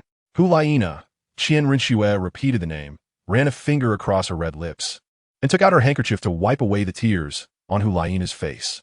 "Little sister, my name is Qian Renxue, and that big brother is Might Kai." Qian Renxue excitedly introduced herself to Huang. If nothing unexpected happened, it seemed like she was about to gain another friend. "Hello, Brother Kai." Huang turned her head away and said shyly. Facing the little girl who only reached his waist, Might Kai also showed her his kindness. As if thinking of something, Huang pointed at the person climbing the tree in the distance and said, "He is my brother, Xiaoyu." Perhaps due to the psychic connection between siblings. As Huang pointed to Xiaoyu, he also turned back. Seeing two people approaching his sister, Xiaoyu fell from the tree. Ignoring the pain in his body, he rolled and crawled to Huang's side, opening his arms to shield her behind him. "Who are you? Why are you approaching my sister?" Might Kai saw a tenacity in this boy that did not belong to his age. This boy named Xia, he was also a person with a very strong will. We just want to be friends with Nana," Qian Renxue said cheerfully. It seemed that as long as she was in front of Might Kai, Qian Renxue could always remain child. Xiaoyu, who was protecting his sister, turned to look at her and saw the innocence in her eyes and her longing for friends. In the end, Xiaoyu still stepped aside. Hello, Nana. We are friends now." Looking at the small hand extended toward her, Huang hesitated for a moment but still placed her hand on it. The moment they shook hands, Might Kai began his own actions. In the time they were talking, Might Kai had already climbed to the top of the tree. The problem that puzzled the two little ones was thus solved by Might Kai. Chapter 10. The Rakshasa god test. The four of them didn't return until it was dark, and the night in the Spirit City was even more lively than during the day. Various vendors opened their stalls at night. If he hadn't traveled here, he probably would have occasionally come out to experience the nightlife. Hulaina's lively eyes scanned the various novel things in front of her, but unfortunately, her pockets were as clean as her face. Growing up in the Spear Hall orphanage, the two had never thought about such things. Under the bustling nightlife, there were dark currents surging beneath. In a secret room of the Pope's Hall, Qian Renxue sat on a chair with disheveled hair. One hand covered his chest, and each severe cough brought some internal organ fragments with it. Dam insect, dam, dan ho. Qian Renxue wiped the blood from the corner of his mouth while mobilizing his soul power to heal himself. The strength of the angel martial soul lay in its hexagonal comprehensive development. Whether it was healing, defense, speed, support, or attack, the six-winged angel perfectly encompassed all characteristics. This secret room was very large, covering an area equivalent to an entire spirit plaza. But it was also very small. Small enough that the entire room contained only a large bed and a chair. This secret room was also where he had once sullied Bibi Dong. Just as Qian Dolu's mind was gradually emptying, Bibi Dong swayed her graceful figure and walked in. At this moment, Bibi Dong was both charming and dangerous. With a pair of eyes that seemed to smile, yet were coldly fixed on the nearly lifeless Qian Renxue. Qian Renxue noticed Bibi Dong's arrival, but he was truly too weak at the moment. Even maintaining his martial soul was somewhat strenuous. Dong, why are you here? No matter how Qian Renxue tried to conceal his weakness, the bloodstains continuously seeping from the corner of his mouth could not escape Bibi Dong's eyes. Teacher, you really made me wait long. Bibi Dong's gaze was icy, and she radiated a bloodthirsty, violent, and resentful aura. Outside the door, Qian Douluo was standing at the entrance of the secret room. He had received news as soon as his son returned heavily injured. Unfortunately, Bibi Dong was still a step ahead of him. Bibi Dong looked at Qian Renxue with a greedy gaze, like a predator in the jungle seeing its long-desired prey. Teacher, I'm only one step away from becoming a titled Douluo, and I need your help to take that step. Bibi Dong's eyes narrowed, and her soul power poured out in an instant. 8 hideous spider legs suddenly appeared behind her graceful figure, and without hesitation, they stabbed toward the barely alive Qian Renxue. Qian Renxue, lifted by the spider legs, could clearly feel his soul power being continuously extracted, along with his life force disappearing. Bibi Dong, you. Level 95. Level 92. Level 85. Feeling the realm within him continually falling, Qian Renxue looked pale as he faced the woman who harbored such hatred for him. When a bird is about to die, its cry is mournful. When a person is about to die, their words are kind. Qian Renxue knew he would not survive the night. Before he completely closed his mouth, he still spoke gently to Bibi Dong. Do not blame Xiao Shui. She is innocent. After saying this, Qian Renxue's entire being was drained, becoming a desiccated corpse. Outside the door, Qian Douluo clenched his fists tightly, but never took a step to stop Bibi Dong. It was only after sensing the complete loss of life in his son that Qian Douluo waved his sleeve and left. Bibi Dong laughed maniacally in the secret chamber, experiencing a pleasure that only comes from personally slaying a foe. The soul power within her body continued to rise, breaking through the title-Douluo level, while a dense soul power was being sealed within her at this moment. Having personally slain the one who defiled her, the resentment that had been hidden in Bibi Dong's heart for many years finally erupted. The entire secret chamber was enveloped by a surging black mist. Such powerful resentment. Just as Bibi Dong was still immersed in her world, an ethereal and seductive voice rang in her ears. Who? This voice instantly pulled Bibi Dong back from her thoughts, and she enveloped the entire secret chamber with her perception, yet she could not find the source of the voice. Who? Perhaps, but I prefer you call me a god. As the voice echoed, the black mist swirled around until a figure emerged from it, a grotesque, hideous person holding a blood-red scythe. The pressure radiating from this figure made Bibi Dong feel not a shred of desire to resist. It was even more terrifying than facing Qian Douluo. Bibi Dong, right? I am the Rakshasa god, one of the 12 main gods of the divine realm. The mist-like body of the Rakshasa god hovered beside Bibi Dong, teasing her nerves little by little. Your most revered teacher defiled you, drove away your beloved. Don't you hate that? The Rakshasa god's voice was like seduction, echoing in Bibi Dong's ears no matter how hard she covered them. Don't you want to personally destroy the foundation of that ugly angel clan? Don't you want to gain the power to dominate the entire Douluo Continent? As he spoke, the Rakshasa god forced images of Bibi Dong being defiled into her mind. On that day, Qian Renxue's imposing image collapsed in Bibi Dong's heart. The pillar of her spirit was utterly destroyed at that moment. The Bibi Dong who once held beautiful fantasies about everything was completely dead at this instant. Accept the Rakshasa goddess test, and you will become a revered god of the Douluo Continent. The next day, a piece of news that would shock the entire continent spread across it at an extremely strange speed. The Pope of the Wuhuan Palace, Qian Renxue, was killed by Tang Hao. The fall of the Pope made various forces begin to scheme. In the offering hall, the grand offering stated Lil G, after all, is a level 95 title Douluo. How could Tang Hao, a mere 92 level title Douluo, kill him? Qian Renxue had grown up under the watch of these offerings. Although his character was somewhat flawed, his strength was sufficient. Moreover, accompanying him were 2 title Douluo, Zhu Gui, and dozens of soul saints and soul Douluo. This lineup was enough to annihilate a small nation. How could a 92 level title Douluo kill the Pope? Qian Renxue's death was like a heavy hammer striking the Wuhuan Palace. The only ones who knew the truth were Qian Daolu and Jin Douluo. Chapter 11. Jin Douluo's warning: this grudge must be avenged by the Wuhuan Palace. But before that, they must immediately select the next Pope successor. A nation cannot be without a ruler for a day, nor can the Wuhuan Palace be without a Pope for a day. Even if there is great hatred towards the Haoyan sect, they must first select the next Pope. Seeing everyone silent, it was finally Qian Daolu who broke the silence. Bibi Dong has twin martial souls and has already surpassed the title Douluo realm. She just needs one more soul ring to achieve title Douluo. The new Pope will be her. After saying this, Qian Daolu seemed to age several years. Losing his son overnight stirred waves in the heart of a man who had long been indifferent to desires. The Wuhuan Palace was also completely divided into 2 factions during this generation. The next morning, the news of a new pope's impending coronation quickly spread across the continent.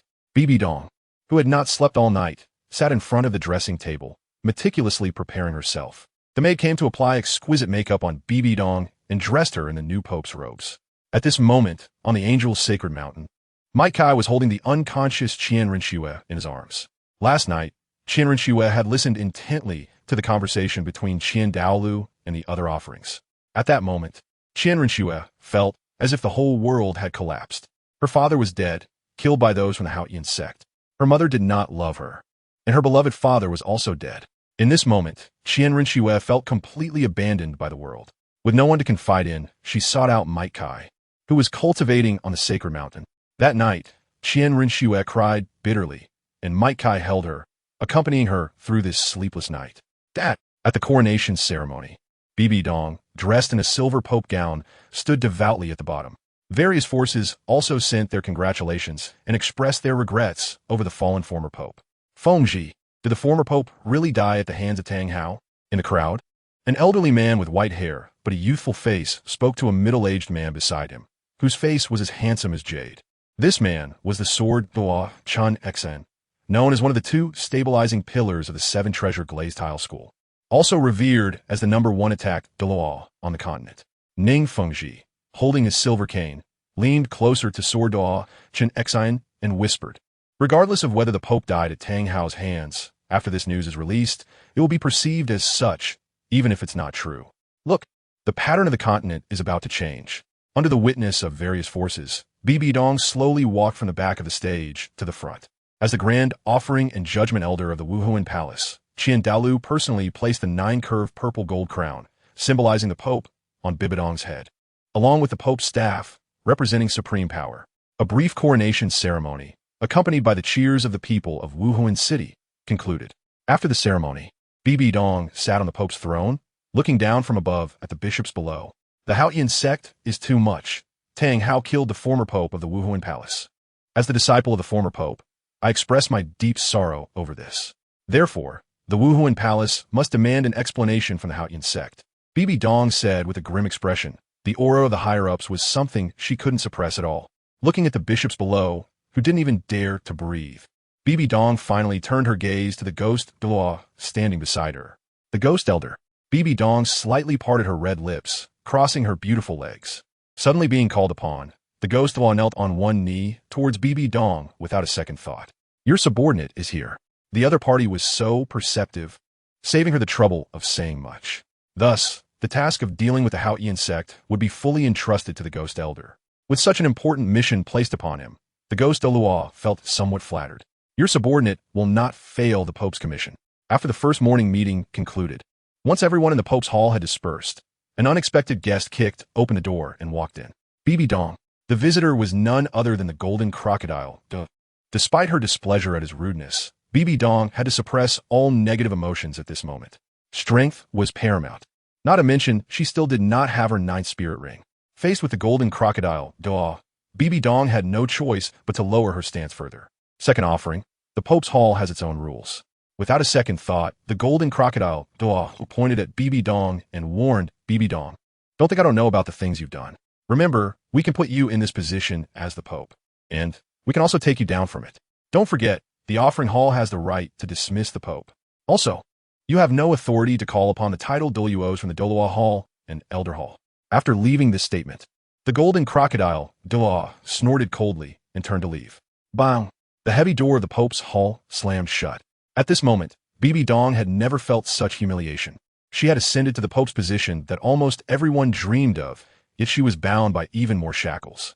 Ultimately, everything still stemmed from her lack of power. Within the Spear Hall, she had no foundation. If she didn't quickly improve her strength, she would truly become a puppet pope. Chapter 12. Xiao Xue became the joke. Time flew by, and 6 years had passed in the blink of an eye. System. Organizing panel. Ding. Panel organization successful. Host. Might Guy. Martial Soul. None. Soul Power. Not Speed. 4,300. Reaction. 4,300. Strength. 4,500. Life. 650,650. Constitution score. 5 points. Currently can open the door of death. In these 6 years, Might Guy's progress had also been rapid. His 8 gates had reached a bottleneck, and opening the door of death was something he could withstand. In the bathroom, Might Guy was enjoying this moment of peace while soaking in the pool. "Brother Kai, have you finished washing?" Outside the bathroom, Qian Renxue was continuously knocking on the door. Might Kai felt somewhat helpless, wishing he could bury himself completely in the water. "Swear, I think I've only been washing for less than half a stick of incense, right?" Might Kai shouted towards the door. Ever since Qian Sun passed away 6 years ago, Qian Renxue had completely opened her heart to Might Kai, and the relationship between the two had begun a qualitative leap. The improvement in their relationship naturally brought both joy and worry. The joy was for the two of them, while the worry was for Qian Daolu. It seemed that his little granddaughter had truly been completely taken by the other party. Sometimes, the two even slept together, and although nothing happened, just this alone made Qian Daolu somewhat displeased. "Bang, bang, bang. Brother Kai, hurry up, Grandpa's calling us." After leaving this sentence, it fell into a dead silence. Might Kai had half of his face submerged in the water. Regarding the fact that Qian Daolu occasionally called him this, he felt helpless in his heart, but he had to comply on someone else's territory. However, he considered himself somewhat of a rich lady on the leaderboard. In Douluo Continent, one becomes an adult at the age of 12. Now 14 years old, Might Kai sported a short hairstyle and had the strength to easily pin a Soul Douluo to the ground. His terrifying physical strength meant that, even standing still, a peak Soul Emperor might not be able to break through his defenses. Looking at his muscle lines that were as solid as iron, and the heavy weight beside him that would leave a dent in the ground if placed down, he reluctantly got dressed and pushed open the bathroom door. The moment he opened the door, as expected, a beauty with an angelic appearance appeared in his arms. "Schwerer, we are no longer children," Might Kai said helplessly. Upon hearing this, Qian Renxue narrowed her eyes, and her delicate hands rested on Might Kai's waist. "Why are you unwilling to even hug me now, boyfriend?" The last 3 words were almost bitten out by Qian Renxue. The moment those 3 words were said, Might Kai felt a chill deep in his bones. No matter how strong his body had become, it was true that the waist is the most vulnerable part for a man. However, one thing that puzzled Might Kai was that even if he was hit hard in the waist, it wouldn't matter. But he dreaded the way Qian Renxue could pinch and twist with her fingers. The piercing pain was almost unbearable for Might Kai. Teased by Qian Renxue like this, Might Kai, who was in the prime of his youth, couldn't help but blush. "Ahem, when did I become your boyfriend?" Might Kai said, his gaze wandering as he laughed awkwardly. Upon hearing this, Qian Renxue was displeased and turned to break free from his embrace. "Oh dear, Brother Kai has already done that with me. But now he pretends not to know me after pulling up his pants," Qian Renxue said pitifully, wiping away non-existent tears from the corners of her eyes. Looking at the little beauty in front of him acting spoiled, Might Kai thought it was rare for the usually strong-willed Qian Renxue to show such a feminine side. "Don't slander me. What did I do to you?" Might Kai covered his chest with one hand, as if he had suffered a serious injury. Qian Renxue's gaze sparkled as she looked at the awkward little man in front of her, and she couldn't suppress the smile at the corners of her mouth. Ahem. Then I will list everything Brother Kai has done to me. Unexpectedly, Brother Kai turned out to be a pervert who likes Lolis, who barged in while I was taking a bath 3 years ago. Not mentioning this was fine, but once it was brought up, Mike Kai seemed like a cat whose fur had been ruffled. Don't say it anymore, Mike Kai exclaimed, covering his head.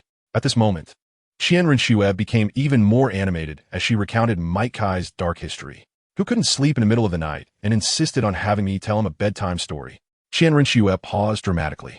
As the saying goes, trouble comes from the mouth, and following Qian Renxue's words, Mike Kai completed the latter half of the sentence. Oh, I remember that time. Wasn't it you who said you were afraid of thunder and kept burrowing into my blanket? Mike Kai teased with a smile. This kind of banter between the two was proof of their close relationship. You, Qian Renxue huffed angrily, looking as adorable as a puffed-up pufferfish. Looking at Qian Renxue's puffed cheeks, Mike Kai extended a finger and poked her cheek. The result was that her puffed-up cheek quickly deflated like a deflated ball. Ha! X2 Qian Renxue took Mike Kai's calloused hand. Looking at her smooth fingers compared to his hands full of calluses, she remarked, "It's not pretty at all." As if remembering something, Qian Renxue suddenly became alert and looked at Mike Kai. That little fox, Huang, hasn't stolen your soul, has she? Perhaps because she had been accompanied by Mike Kai since childhood. Qian Renxue still had some desire for her mother's recognition, but she wasn't as obsessed as in the original story. Thus, she didn't harbor too much hostility toward Huang. Mentioning Huang reminded Mike Kai of the little girl who awakened her innate full soul power 2 years ago. Chosen by Bibi Dong as a personal disciple, her identity transformed from an orphan to the contemporary saintess of the Spear Hall. Her excellent talent allowed her to leap across social classes. However, thinking about how she always looked at him with a flirtatious gaze sent a chill down Mike Kai's spine. As the saying goes, two types of people cannot sleep in the same bed. Qian Renxue, who often slept with Mike Kai, quickly guessed what he was thinking. But that was fine. Grandpa had said that before the Spirit Hall's Millennium Plan was completed, he must remain pure. The years of interaction had allowed Mike Kai to deeply enter Qian Renxue's heart. If he were to let her marry someone like him, who could only be looked at and not touched, she would probably have some grievances in her heart too. Thinking this way, it seemed that the little fox seducing Brother Kai wasn't so unacceptable after all. Let's go. Grandpa is waiting for us in the hall. Chapter 13, Mike Kai confronts the Pope. Inside the Angel Temple, the Grand Priest Qian Douluo was currently turning his back to them. Grandpa. Qian Renxue's voice instantly made Qian Douluo smile, but upon seeing the two holding hands, his good mood vanished in an instant. Ahem. Qian Douluo wanted to remind them with a cough, but things didn't go as planned. Mike Kai and Qian Renxue seemed to be oblivious to the situation. What's wrong, Grandpa? Why are you coughing? Are you sick? Qian Renxue asked Qian Douluo, who was coughing incessantly. Qian Renxue's sharp remark almost made Qian Douluo spit out a mouthful of old blood, intensifying his hostility towards Mike Kai. However, Mike Kai, as the person involved, didn't mind. Once he reached the 7th level and opened the shock gate of the 8 gates of Duanjia, his combat power would surpass even Qian Douluo.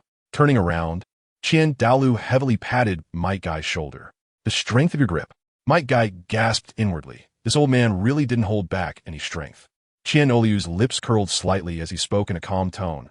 Xiao Kai, although you have no martial soul or soul power, you can still defeat an 86th level soul Douluo. He paused for a moment. This pause almost made Mike Kai kick him, seeing that it was enough. Qian Douluo lightly cleared his throat and continued. The other elders and I have unanimously decided to appoint you as the enforcer elder of my spirit hall. Boom! This statement shocked not only Mike Kai, but also Qian Renxue. Grandpa, you're not joking, are you? Qian Renxue widened her beautiful eyes. The position of enforcer elder hasn't appeared in the spirit hall for over 600 years. Qian Douluo nodded slightly. That's right. The enforcer elder is exempt from orders and has the authority to mobilize all personnel from the elder hall and the Douluo hall. Qian Douluo's hands rose slightly. His words completely ignited Mike Kai's passion. However, if he remembered correctly, the enforcer elder should belong to the papal hall. Just now, Qian Renxue was also immersed in the authority of the enforcer elder, but after calming down, her intelligence regained the upper hand. Qian Douluo certainly knew that the enforcer elder belonged to the papal hall. The reason he still wanted Mike Kai to take the position was to balance Bibi Dong. Over the years, Bibi Dong's development had been rapid, and her strength had become increasingly powerful. In just 6 years, She seemed to have completely grasped the trend of the papal hall. This was something Qian Daolu did not want to see. Therefore, they wanted Might Guy to serve as the enforcer elder, like a sharp thorn embedded in the papal hall. Everyone present was smart and understood the reason behind appointing Might Guy. Qian Renxue fell silent. She didn't understand her feelings towards that woman. She still wanted that woman's recognition. The attitude of the Elder Hall was to use Might Guy to balance Bibi Dong's development, ensuring that when Qian Renxue could sit in that position in the future, she could always pull Bibi Dong down. After explaining Might Guy's situation, a trace of guilt suddenly flashed in Qian Daolu's eyes as he looked at Qian Renxue twice, hesitating to speak. In the end, Qian Daolu had to open his mouth. The rapid change in Qian Daolu's emotions even surprised Might Guy. Just a moment ago, he had the imposing aura of someone who could conquer the world, but now he was just an ordinary old man concerned about his granddaughter. The atmosphere fell into a dead silence. "Grandpa?" Qian Renxue asked in confusion. She had never seen her grandfather hesitate like this. "Sigh, never mind. You should go meet Bibi Dong." Qian Daolu shook his head and placed his hands behind his back. After the two of them exited the Elder Hall, Qian Renxue tightly held Might Guy's hand, and her slightly trembling body revealed her nervousness. "Don't you want to see her?" Might Guy comforted as he pulled Qian Renxue into his embrace. Qian Renxue remained silent. "If you don't want to go, then don't. No one in the spirit hall can order you around." He gently patted Qian Renxue's little head and said softly, after calming her restless heart. Qian Renxue shook her head slightly. "No, Brother Kai, I have to meet that woman. This is between her and me." Seeing that he couldn't persuade Qian Renxue, Might Guy could only support her decision. "After you meet her, I'll take you to get your 6th spirit ring." He touched Qian Renxue's delicate face, and, thinking that the other party was just a quasi-spirit emperor, Might Guy put getting the 6th spirit ring on the agenda. Inside the papal hall. "So do you agree?" Bibi Dong, lounging on the papal throne, casually exposed her long, white legs. "Mother, do you want me to infiltrate the Tiando Empire?" After 6 years, Qian Renxue finally gathered the courage to address her as mother again. Bibi Dong suppressed her disgust, rhythmically tapping her bony fingers on the papal staff. "It's not that I want you to go, but the spirit hall needs you." Bibi Dong's gaze sharpened, distancing herself from matter. Qian Renxue fell silent. She didn't know how she felt. For so many years, it was the first time the other party spoke to her in a tone that wasn't so filled with disdain. On the Spirit Plaza, Might Guy looked up at the papal hall. Qian Renxue didn't want him to accompany her, but he felt that she might suffer. "Brother Kai." Just as Might Guy was pondering, a voice filled with surprise suddenly came from not far away. The newcomer had a neat, golden-red short hair, wore the Spirit Hall's uniform, and had an alluring appearance. Huang ran up to Might Guy, her cheeks flushed with pink from either shyness or exhaustion. "Brother Kai, why are you back at the papal hall today?" The moment she saw Might Guy, her eyes sparkled with excitement. "Ah, it's Laina. Sorry, I was just thinking about something." He gently patted the little fox's head and smiled warmly.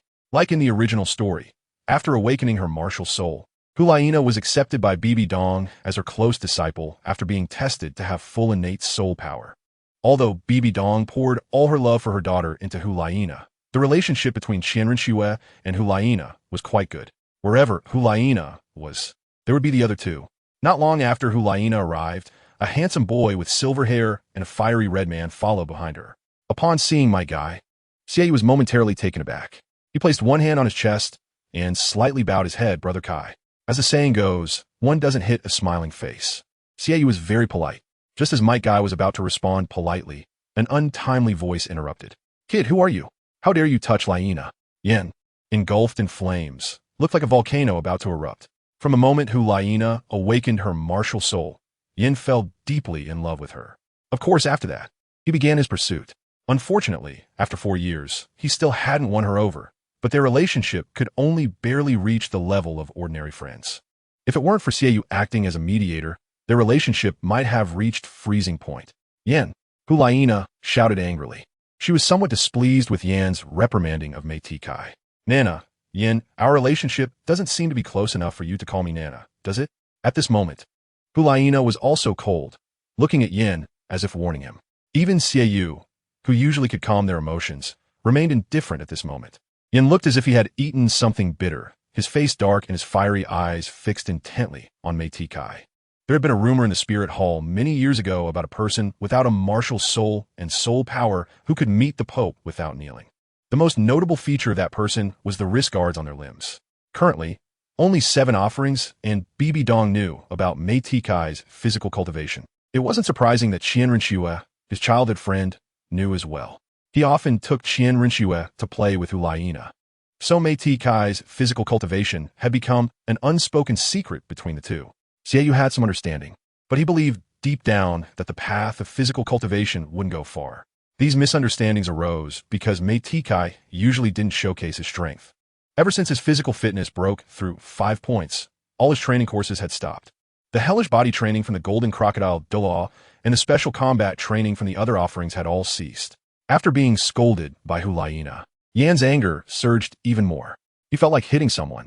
Pointing at mythical, who was protected by Huang, Yan said with disgust, "Kid, do you dare to fight me in a soul battle? Whoever loses can't get close to Nana anymore." Yan. As soon as Yan's words fell, Huang scolded him again. "What relationship do you have with me? What right do you have to control me?" Yan completely ignored Huang's reprimand. Pointing at mythical, he said, "If you're still a man, then don't hide behind a woman." mythical maintained a gentle smile despite being scolded by this 9-year-old kid. "Sorry, Nana is not something to be used as a bet." This statement immediately left Yan speechless. His face, which was flushed from releasing his martial soul, twisted even more. "However, regarding your challenge, I accept." mythical's eyes narrowed slightly. Ever since Qian Renxue had wanted to meet Bibi Dong alone, he had been holding in a lot of anger. It was a good opportunity to vent it out on the other party. After Xiaoyu and Huang exchanged glances, they left the square, leaving the vast duel arena, which covered over 1,000 square meters, to the two of them. "Brother, you should spend less time with Yan in the future," Huang suddenly said. This left Xiaoyu, standing beside her, stunned. He and Yan could be considered good friends, and they were also rivals. In the first year at the Spirit Academy, only Yan could spar with him. At this moment, in the duel arena, the flames on Yan burned even more fiercely. Behind him, a fierce fiery monster appeared. Yan, Martial Soul, Flame Lord, Level 21st, Ring Battle Soul Master. When Yan revealed his level, Xiaoyu murmured from below, "Didn't he just reach level 19 2 days ago?" He actually broke through to level 20 in just 2 days. This morning, when Yan had just woken up, he discovered that his soul power had broken through. Overjoyed, Yan wanted to tell Huang the news immediately. Unfortunately, when he found Nana, he saw someone petting his goddess's head. He had already released his martial soul, but the other party remained indifferent. This action was like pouring a bucket of gasoline on a raging fire. "Kid, aren't you going to summon your martial soul?" mythical moved his muscles and bones and said, "Martial soul? I don't need that kind of trash." Upon hearing this, Yan was already able to confirm the opponent's identity. The other party was the arrogant kid who didn't kneel before the Pope despite lacking a martial soul and soul power. Apart from having a slightly better appearance, he was full of flaws. Bang! Yan punched down toward the ground, and a section of the originally solid martial soul square had turned into churning magma. First soul skill, Hell Magma Surge. The magma materialized by soul power adhered to his arm. "Then let's use half of my strength." Bang! Just as Yan was about to launch his attack, he felt a sharp pain in his chest, and then he lost consciousness, his body flying toward the nearby pillar. Yan's body slammed heavily against the distant stone pillar, cracking the granite pillar. At this moment, mythical was standing where Yan had just been, still maintaining his punching stance. It seems that half strength was still too much. With one punch, he ended the battle. Although it wasn't satisfying, mythical had vented all his anger. From this perspective, Yan was still somewhat useful. After the soul fight ended, Huang and Xiaoyu also jumped in from the stands. Huang clung to mythical like a little fangirl. Xiaoyu wanted to check on Yan's current condition. He was a strong, attack-type soul master, and his martial soul was the Flame Lord, which greatly enhanced physical strength. However, just from the power of that punch and the subsequent damage, it seemed Yan would probably be bettered in for a month. With the battle here concluded, the duel that belonged solely to the two of them in the Pope's Hall also came to an end. "I promise you, I will go to the Heaven Do Empire to implement the undercover plan." Qian Renxue let out a long breath. This was the first time she had made a decision for herself in her life. With a loud bang, the door of the Pope's Hall was kicked open. At this moment, mythical's eyes were almost spitting fire, while Huang stood beside him in a daze. "Who am I? Where am I? Didn't Brother Kai say he was coming to meet His Holiness the Pope? Why did he just kick the door open? Bibi Dong, you've crossed the line." At this moment, mythical was almost furious. "Can't you just cultivate peacefully? Why do you have to go to that so-called Heaven Do Empire to carry out an undercover plan? Not only is it delaying the cultivation progress, But if it fails, all those years of undercover work will be wasted. Moreover, the nobility in the Heaven Do Empire is corrupt, and the royal family ignores the common people, only caring about their own and the nobility's interests. Sending Xue'er to that place to go undercover poses a life-threatening risk if her identity is exposed. Enough. Bang! Bibi Dong slammed the Pope's scepter heavily on the ground, and the pressure of her 93rd level title Douluo hit like a wave. Facing this overwhelming pressure capable of crushing high-level soul kings, Metikai's skin quickly turned blood red, veins popping on his forehead, and a faint green steam suddenly rose from his body. With his abnormal physical quality, he resisted this pressure that could kill a soul king. Xue'er belongs to the offering hall, and Bibi Dong, you have no right to interfere in her life. Bibi Dong gritted her silver teeth due to the ruler's trial. Her soul power was sealed by 30%. Now, even with 93rd level pressure, she couldn't maintain it for long. This is the Pope's hall, not a place for you to run wild. She wanted to use her identity as the Pope to suppress the other party, but unfortunately, Meitikai was no longer just a member of the offering hall. Bibi Dong, I am the law enforcement elder of the Spirit Hall and have the authority to intervene in all matters of the Pope's hall. Once this was said, even Bibi Dong couldn't maintain her calm demeanor any longer. She stared blankly as the other party took out the token symbolizing the identity of the law enforcement elder. What a clever move by Qian Daolu to actually choose to appoint a new law enforcement elder to suppress his own development, having sat in the position of Pope for so many years. Bibi Dong was naturally very familiar with the identities of the elders of the Spirit Hall. This law enforcement elder, who hadn't appeared for over 600 years, was well within Bibi Dong's knowledge. The appearance of the law enforcement elder also symbolized that the law enforcement hall of the Spirit Hall was no longer in a leaderless state. This open maneuver was unresolvable, and even Bibi Dong could only be furious. Chapter 14. Qian Renxue's kiss. Bibi Dong, do you really want to fight me here? At this moment, Bibi Dong glared at Meitikai with bloodshot eyes. Since that incident in the secret chamber, she had never felt such humiliation in the Pope's hall. What a law enforcement elder. But have you forgotten? This is the Pope's hall, and I am still the current Pope of the Spirit Hall, Bibi Dong said through gritted teeth. She wanted to use her identity as Pope to suppress Meitikai, but if Meitikai could be suppressed by her identity, then her years of living would have been in vain. Bibi Dong, this may be your Pope's hall, but my law enforcement hall spans the continent and is not something to be easily dismissed. If you continue to pressure Xue'er, even if it leads to internal strife, I will drag you down from that throne. At this moment, the hand holding the Pope's scepter trembled slightly. She had never been so openly confronted, and Meitikai was the first to dare to humiliate her like this in the Pope's hall. Ding! Health point 645650, currently dropping. Meitikai ignored the system's reminder. Although we were already strong in our current state, if it came to a fight, we would definitely not be a match for Bibi Dong in the early stages. Hulaina, standing aside, was also caught in a dilemma. If she sided with her teacher, she might hurt Brother Kai's feelings. But if she stood with Brother Kai, it would be disrespectful to her teacher.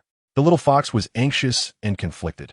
Gradually, as she watched the atmosphere between the two become increasingly tense, she realized that any spark could completely ignite their relationship. Not only that, but the tension between them seemed to be escalating. Stop, I promised her, so I will definitely go. Qian Renxue paused, and, after giving Bibi Dong one last glance, decisively withdrew her gaze. And I'm not just doing this for her, but also for the Spirit Hall. Let's go. After we hunt the 6th spirit ring, we'll set off. Saying this, Qian Renxue turned around and took Meitkai's hand, leading him out. A delicate hand grasped his, and Meitkai did not resist. Silently exiting the 8 gates of Duanjia State, he followed Qian Renxue's pace out. Ding! Exited 8 gates of Duanjia State, health recovering. It was not until they reached the door of the Pope's hall that Meitkai stopped. Remember, Bibi Dong, no matter what you have experienced before, transferring your hatred onto those around you is a sign of weakness. Bang! After leaving this statement, the door of the Pope's hall was heavily shut. Bibi Dong's gaze remained on the spot where Meitkai had just stood. A sense of powerlessness surged in her heart. All of this was attributed to her own lack of strength. If she could reach level 99, or a higher level of divinity, she could destroy all those who doubted her. With a sigh, Bibi Dong looked at Hulaina, who was standing by, unsure of what to do. Follow him, and let him take you to get your 2nd spirit ring. Although Hulaina was surprised that her teacher had learned that she had already broken through level 20, she had just broken through that morning and hadn't had the chance to tell her teacher. Since Bibi Dong had already spoken, Hulaina naturally could not refuse. After respectfully bowing to Bibi Dong, Hulaina also left the Pope's hall. With Hulaina's departure, the entire Pope's hall fell into a deathly silence. In Bibi Dong's ears, the seductive voice of the Rakshasa god echoed continuously. Do you hate it? Do you hate your own weakness? If you had the power to surpass everything, would they still dare to refute you? After leaving the Pope's hall, Qian Renxue tenderly caressed Might Kai's cheek. On the day when they completely opened their hearts to each other, Might Kai had detailed the martial arts he practiced to Qian Renxue, including the fundamental reason why he trained in the 8 gates of Duanjia to become stronger. By unlocking all his limitations and overexerting his body, he gained immense power. Touching Might Kai's cheek and feeling the intense warmth radiating from his face, Qian Renxue's eyes were filled with heartache. I'm sorry, it's my fault. Before Qian Renxue could finish her words, Might Kai had already reached out to grasp the hand that was caressing his cheek. No, swear, I told you. As long as I'm here, I won't let you suffer even the slightest grievance. Might Kai's gaze was incredibly firm, and his eyes conveyed to Qian Renxue that he could fulfill his promise. Even without a martial soul or soul power, his strength was enough to protect her. I know. I've always believed you could do it. Might Kai knew in his heart that if his physical fitness could reach a score of 6, he would have already fought against Bibi Dong in the Pope's palace. However, he had no absolute confidence that he could defeat Bibi Dong, so he could only resort to a gamble during their confrontation. He bet that Bibi Dong would consider her identity and not engage with him. Fortunately, the outcome was favorable. Might Kai won the gamble, and Bibi Dong chose to back down.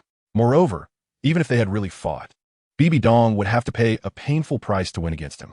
After all, during their earlier standoff, his system had triggered a choice once again. Ding! Congratulations to the host for triggering a choice. 1. Continue to confront Bibi Dong, gaining a brief opportunity to enter the 7th gate. 2. Stop here, receiving a 7 gates experience card. At that moment, Might Kai chose option 1 without hesitation. With the safety net of the 7th gate, even if Qian Douluo came, he wouldn't dare say he could defeat him. Let's go. I'll take you to get the 6th spirit ring. Qian Renxue nodded without speaking, allowing him to lead her out of the city. Wait. Just as they had taken a few steps outside, Hulaina hurriedly chased after them. Wait a minute. It was only when she reached their side that Hulaina leaned on her knees, breathing heavily. Qian Renxue found it a bit strange, logically, after being reprimanded by Might Kai. Bibi Dong should need comfort the most right now. Otherwise, without anyone to console her, Bibi Dong would have to curl up alone in bed, crying and making a fuss. Oh, how pitiful. Might Kai touched his waist and took out a handkerchief from his storage soul guide, one end of which was embroidered with a little fox. This handkerchief was given to him by Hulaina when she awakened her martial soul. As he handed the handkerchief to her, Might Kai switched to a gentle tone. Why are you so tired, little fox? Hearing his teasing, Hulaina's face turned completely red. Hey, Brother Kai, don't call me little fox. Hulaina stomped her foot, pouting in anger. Facing Hulaina's seemingly spoiled warning, Might Kai simply ruffled her little head. Okay, little fox, I definitely won't call you that anymore. As soon as he said this, Hulaina blushed again, watching the two of them tease each other. The gloomy mood that had filled the Pope's hall just moments ago disappeared. Qian Renxue smiled and said, Nana, aren't you going to accompany your teacher?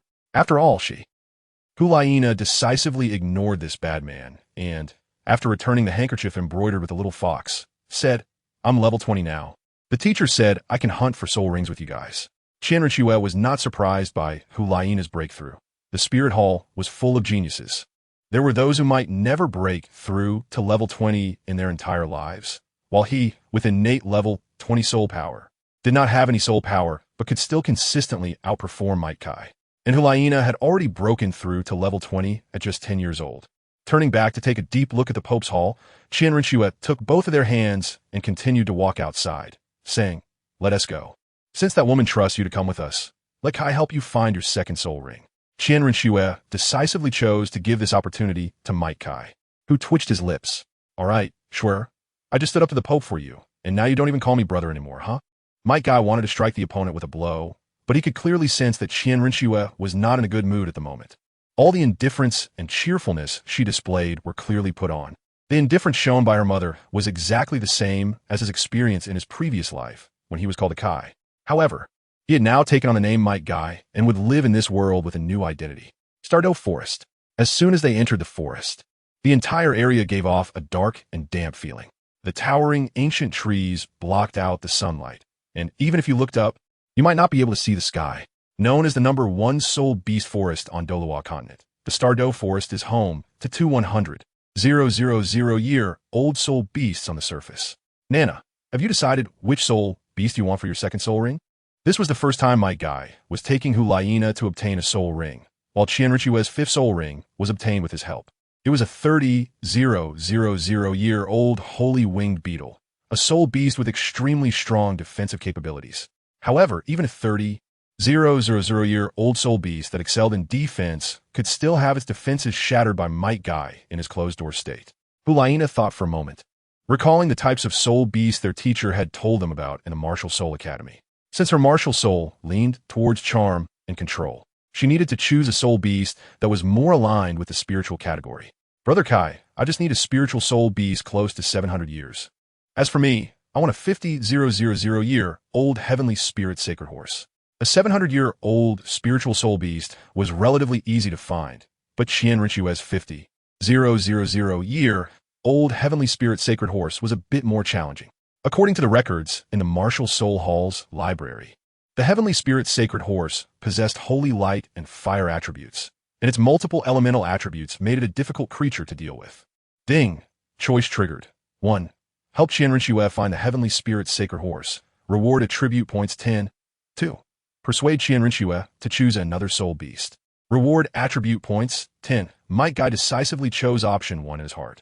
Although the heavenly spirit sacred horse was hard to find, its habitat was still relatively easy to identify. Furthermore, the combination of multiple elemental attributes made the heavenly spirit sacred horse's population closely monitored by a dark demon evil god tiger. Thus, after searching in the Douluo Forest for an entire afternoon, the three still found nothing. Finding a suitable soul beast was not that simple, so they were not too discouraged. Might Kai took out 2 tents from the storage soul guide at his waist. Looking at the 2 unopened tents in his hands, he scratched his head a bit awkwardly and said, "Sorry, Nana, I didn't consider that you also needed to obtain soul rings. I only brought 2 tents. However, I'll take the night watch tonight, so you 2 can have good rest. If we find a soul beast tomorrow, you'll need to be in good spirits." The 2 girls sat around the campfire, and on the wooden rack in front of them were the soft-boned rabbits they had caught during the day. In the Douluo Forest, being able to eat roasted rabbit meat, there shouldn't be many hunting teams more carefree than theirs. After eating and drinking enough, the 3 exchanged greetings, and the 2 girls went into their respective tents. Might Kai was left alone by the campfire, the burning flames continuously illuminating his face. Gradually, he found it rare to empty his mind. Half an hour later, a steady breathing sound came from Huang's tent. It was obvious that Huang had fallen into sleep at that moment. Just as Might Kai thought Qian Renxue had also fallen asleep and was about to start a physical training session, he saw Qian Renxue just pull back the tent and come out. Seeing Qian Renxue come out, Might Kai naturally couldn't continue with the training. "What's wrong? Can't sleep?" He quietly watched as Qian Renxue moved closer to him until she pressed her warm body against him. "Kai, hold me tight." Qian Renxue buried her small head in Might Kai's solid chest, feeling the intense beating of his heart, providing her with a sense of security. Slowly raising his hands, he wrapped them around Qian Renxue's waist, pulling her into his embrace. "Thank you for standing up for me today." Might Guy pressed his cheek against Qian Renxue's forehead, not allowing her to finish her words. After shaking his head, he said, "You and I have grown up together since childhood, and even the old man, Qian, has never said such things to you. I may not know what exactly happened between you and the Pope, but I do know that if in the future you truly find yourselves on opposing sides, I will definitely stand behind you." As soon as these words were spoken, Qian Renxue's heart trembled suddenly, and her beautiful eyes quickly filled with tears. When they were young, Might Guy had promised never to let Qian Renxue shed a single tear. Therefore, seeing her tear-filled eyes, he instinctively wanted to reach out and wipe her tears away. However, before Might Guy could take action, Qian Renxue finally mustered her courage, suddenly lifted her head, and stood on her tiptoes. Might Guy's pupils suddenly widened, feeling the cool and sweet sensation between his lips, and for a moment, his entire brain fell into a brief daze. Chapter 15. The Second Soul Ring, Their Relationship. Feeling the warmth coming from his lips and the pleasant aura from Qian Renxue, Might Kai felt completely lost. His hands unconsciously rose, slowly wrapping around Qian Renxue's waist. The 2 kissed passionately, as if they could set aside everything at that moment, until pairs of glowing green eyes appeared in the starry forest under the night sky. accompanied by howls of wolves that completely ignited the night. The howls of wolves interrupted the two who were lost in each other. The good moment was disrupted, and now Qian Renxue was like a startled cat, her delicate hands quickly producing a long sword gleaming with golden light. Her eyes were filled with killing intent, staring at the wolves that were approaching them as if they were prey. Seeing Qian Renxue's angry expression, Might Kai brushed his lips with one hand, feeling the residual warmth, while the other hand pressed down on Qian Renxue's tightly clenched hand. All right, Schwerer, don't be angry. And if I'm not mistaken, this pack of wolves should belong to the Qian Wolf King. The Qian Wolf King, a very powerful spiritual type soul beast, has been recorded in the library of the Spirit Hall. Upon hearing it was the Qian Wolf King, Qian Renxue's slightly furrowed brows gradually relaxed. Considering it's for Nana's needed soul ring, I'll let this go this time. She sheathed her long sword and sat down beside the fire, casually grabbing a prepared soft-boned rabbit from the ground and skewering it on a wooden rack to roast. Seeing Qian Renxue's nonchalant demeanor, Might Kai found it amusing and prepared to wake Huang. Little fox, don't sleep, the soul ring is coming. Might Kai's voice was very loud, directly waking Huang, who was deep in sleep inside the tent.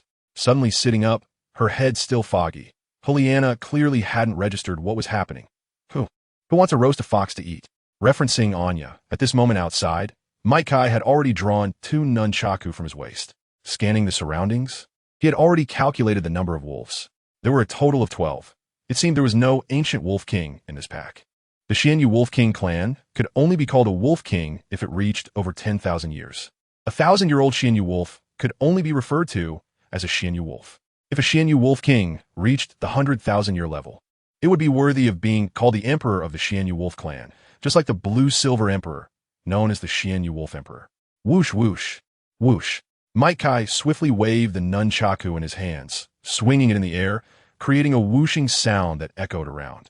Inside the tent, Huang had just woken up, a bit dazed as she pulled back the tent to peek out with her cute little head.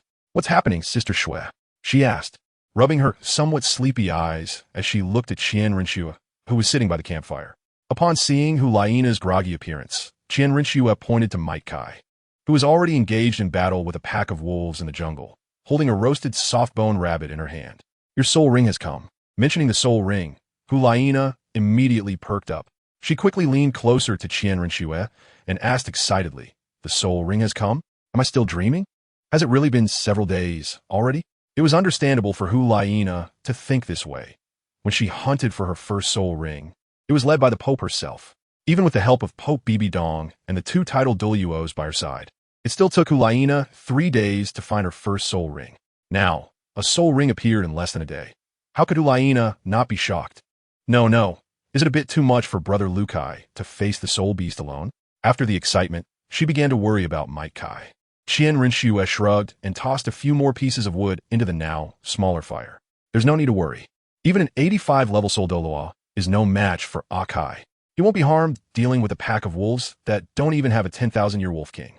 At this moment in the jungle, Might Kai swung the nunchaku in his hands, striking the soul beast charging towards him. This blow was strong enough to kill a soul saint with a single punch, and it landed squarely on the 10-year-old soul beast.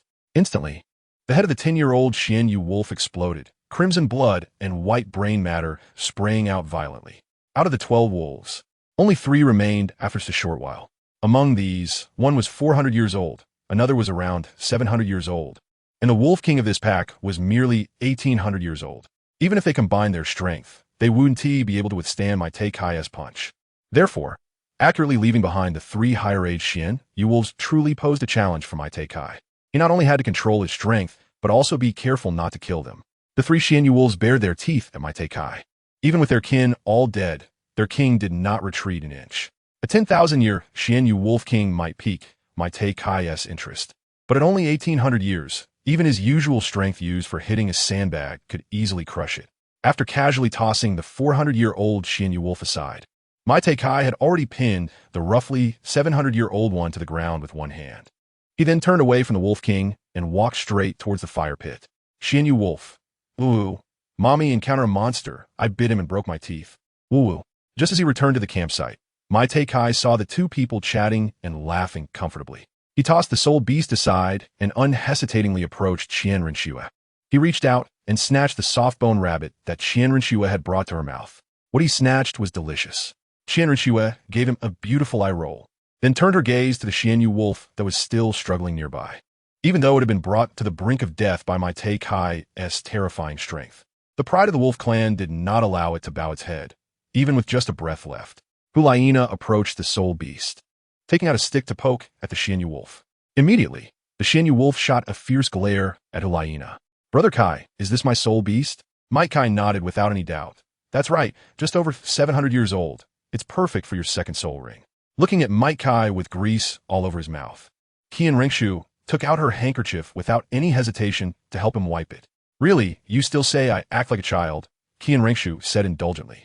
With Mike Kai's confirmation, Hulaina began to prepare to absorb the soul ring. She took out a sharp dagger from her waist and, without hesitation, stabbed it into the neck of the Xianyu wolf. Sitting cross-legged beside the Xianyu wolf, she condensed a faint soul power in her hand and gently touched its forehead. Immediately, the Xianyu wolf's body began to emit a soft glow, and the soul ring gradually emerged, slowly drifting towards Hulaina's body. At this moment, Qian Renxue also put down what she was holding, stood up, and gently formed a seal with her hands. A gentle soul power radiated from her body, enveloping both Hulaina and the Xianyu wolf. She slightly closed her eyes, seemingly protecting Hulaina, ensuring that she would not be disturbed during the process of absorbing the soul ring.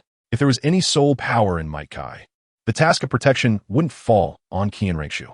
Mike Kai stood aside, his hands clasped behind his back, his gaze fixed firmly on Hulaina, fearing even the slightest mishap during her absorption of the soul ring. Although he didn't speak, the tension in his heart was hard to conceal. He knew that if this attempt failed, not only would Hulaina's talent be greatly affected, but could also leave hidden injuries that would impact her future cultivation. After a long while, Hulaina's tightly closed eyes slowly opened, and an unusual light flickered in her eyes, as if stars were twinkling. She felt the soul power within her surging, a powerful force emanating from deep within her body, which was a sign that she had successfully absorbed the soul ring.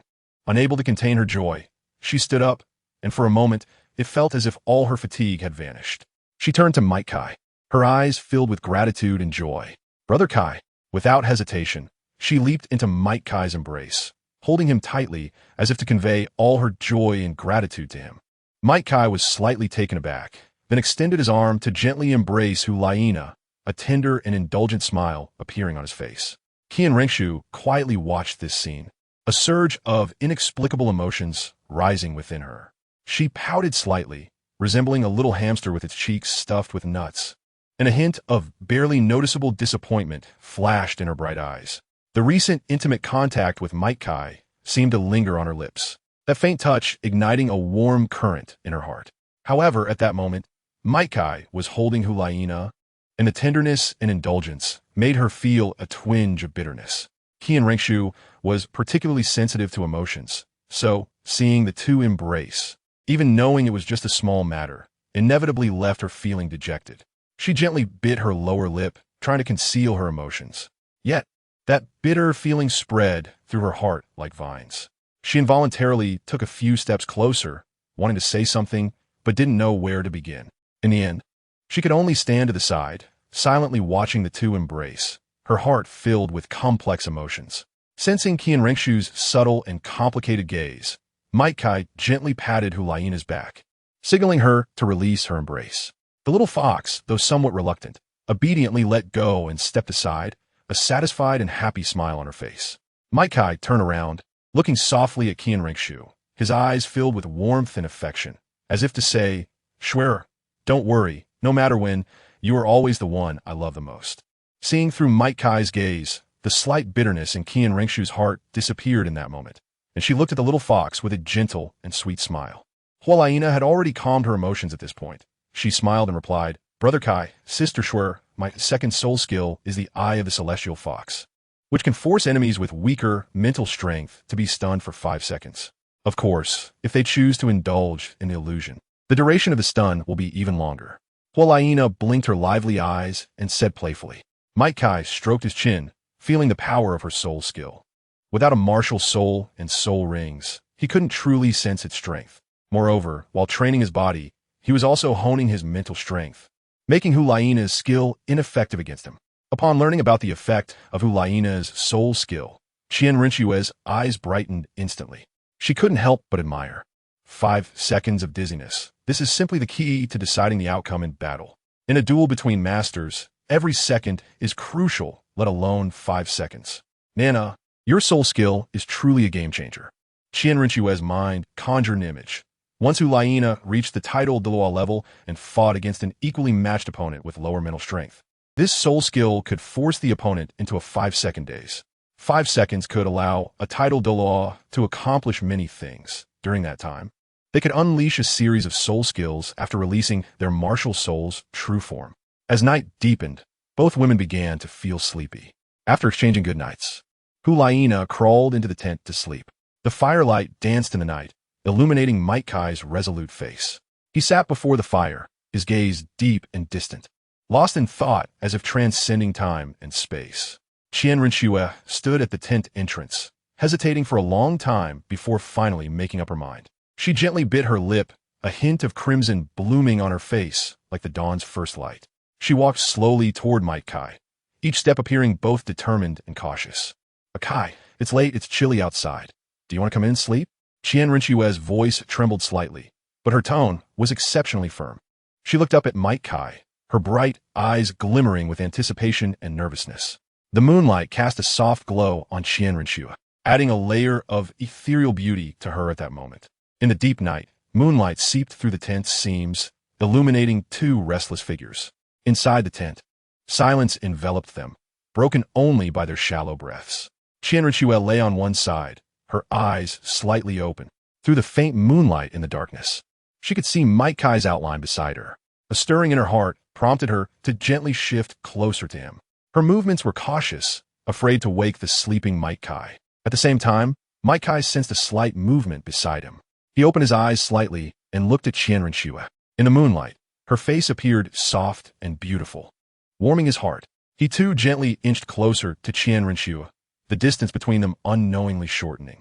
A little closer, just a bit closer. Both of them silently urged in their hearts. Chapter 16. Encounter with the dark demon, evil god tiger, just a little closer too. Their excited hearts raced in unison until their warm bodies were completely pressed together. Though both knew the other was not asleep, they tacitly chose not to reveal it. By morning, the two of them, having risen early, quickly tidied themselves up and came outside, seeing Huang still peacefully sleeping in the tent.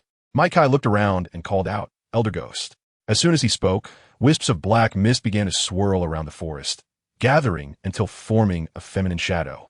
"I have met with the enforcement elder." Ghost Douluo respectfully bowed. Qian Renxue nodded slightly, realizing that taking the 50,000-year-old heavenly spirit horse deeper into the Stardoe forest with Huang, who was only at level 22, was not appropriate. "Elder Ghost, once Nana wakes up, you can take her away directly. Schwerer and I will continue deeper into the new forest. I'm afraid she might encounter danger if we bring her along," Might Kai said. Ghost Douluo nodded slightly. The 50,000-year-old heavenly spirit horse, with its pure holy attributes, was the most restraining force against his ghostly shadow. If a fight broke out, even he might not be able to provide timely rescue. "I understand. Please rest assured, enforcement elder." Not far away, Huang remained in her dreams, her breathing steady and soft, though her face bore a hint of unease. At that moment, a shadow quietly swept through the forest. That was the ghost elder of the Spear Hall. His gaze was sharp, his form like the wind, as he gently approached Huang and carefully lifted her. Huang stirred slightly in her sleep, but quickly fell back into slumber. Ghost elder, holding her, vanished into the depths of the woods, leaving behind only a faint ghostly aura. He needed to return to the Pope's palace to report, and of course, could not wait for Huang to wake up. At this time, Qian Renxue walked alongside Might Kai, their steps light and firm, as if each step resonated with the melody of fate. Neither of them used flight. Although Might Kai lacked soul power, he moved through the trees with a speed surpassing that of ordinary flying soul masters. They hadn't enjoyed such a pleasant time alone together in a long while, and with their impending separation upon returning, their hearts swelled with reluctance, fueling their excitement. Deep in the forest, the 1,000-year-old soul beast sensed the powerful aura emitted by the two and hid in the shadows, daring only to observe them with curious yet fearful eyes. Occasionally, a gust of wind would rustle the leaves, as if nature itself was breathing. intertwining with their laughter to create a harmonious scene. Mike Kai turned his head and showed a warm smile to Qian Renxue, a smile as bright as sunshine, making one unable to resist wanting to get closer. Qian Renxue also smiled back, and their gazes met, as if thousands of words melted into this one smile. In the shadows, two men in golden armor exchanged glances and couldn't help but laugh. Could it be that the young master and the law enforcement elder have already? The two were the snake spear Douluo and the Douluo, who later protected Qian Renxue. Their task was also to ensure the safety of the two. As they ventured deeper into the core area of the Star Do forest, the atmosphere gradually became heavy. Towering ancient trees blocked out the sun, and sunlight spilled through the gaps in the leaves, creating mottled shadows on the ground. The wind rustled through the leaves, as if nature was quietly whispering something. Mite Kai and Qian Renxue walked side by side, their breaths slowing significantly, each step taken with great caution, fearing to disturb the ruler of this place. A mysterious and dangerous aura filled the air, sending chills down their spines. Suddenly, a deep roar echoed from afar, shaking the entire forest. Mite Kai and Qian Renxue exchanged a glance, a hint of seriousness flashing in their eyes. They knew that the owner of that roar must be a forest king, like the Titan Great Ape or the Sky Blue Bull Python. Even if it wasn't, it would certainly be a soul beast over 50,000 years old. That low, heavy breathing sound would exert tremendous pressure even from miles away. It was not until the two of them saw a massive, dark, magic, evil god tiger, entirely covered in purple-black, with gigantic wings on its back and a sinister hook-like tail hanging high, that they realized the source of the sound. Mite Kai's pupils suddenly constricted. According to the records in the Spirit Hall Library, there was only one dark devil, evil god tiger in the entire Star Do forest. Darkness surged like a tide, instantly engulfing everything around. Mike Kai clenched his fists tightly, his gaze resolute. He could clearly feel the terrifying pressure emanating from the dark demon, evil god tiger, as if the very air had solidified under this force. Qian Renxue was close to Mike Kai, and she could sense the warmth and strength radiating from him, which gave her a bit of reassurance in this pitch-black fog. The angel domain quietly unfolded, but its holy attributes could not illuminate the dark environment.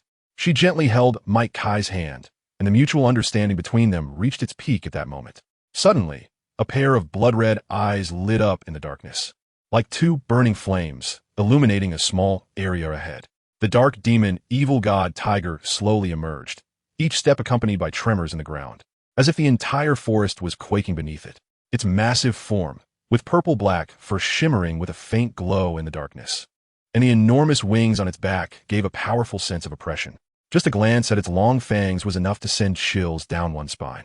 The appearance of the dark demon, evil god tiger, seemed to push the terrifying aura of the entire starry forest to its peak. The thunderous roar of the tiger erupted like thunder, instantly tearing apart Qian Renxue's angel domain into fragments.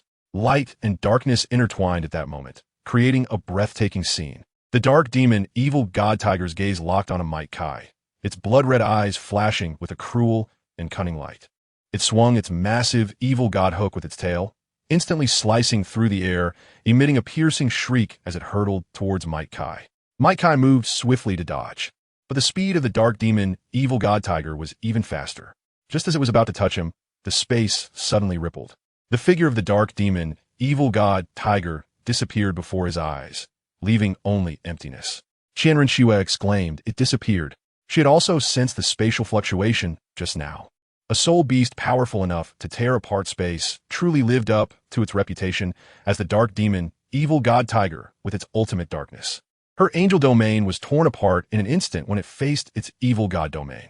The figure of the dark demon, evil god tiger, flickered like a ghost in the darkness, and it appeared behind Qian Renxue in an instant, its blood-red eyes glinting with greed and cunning.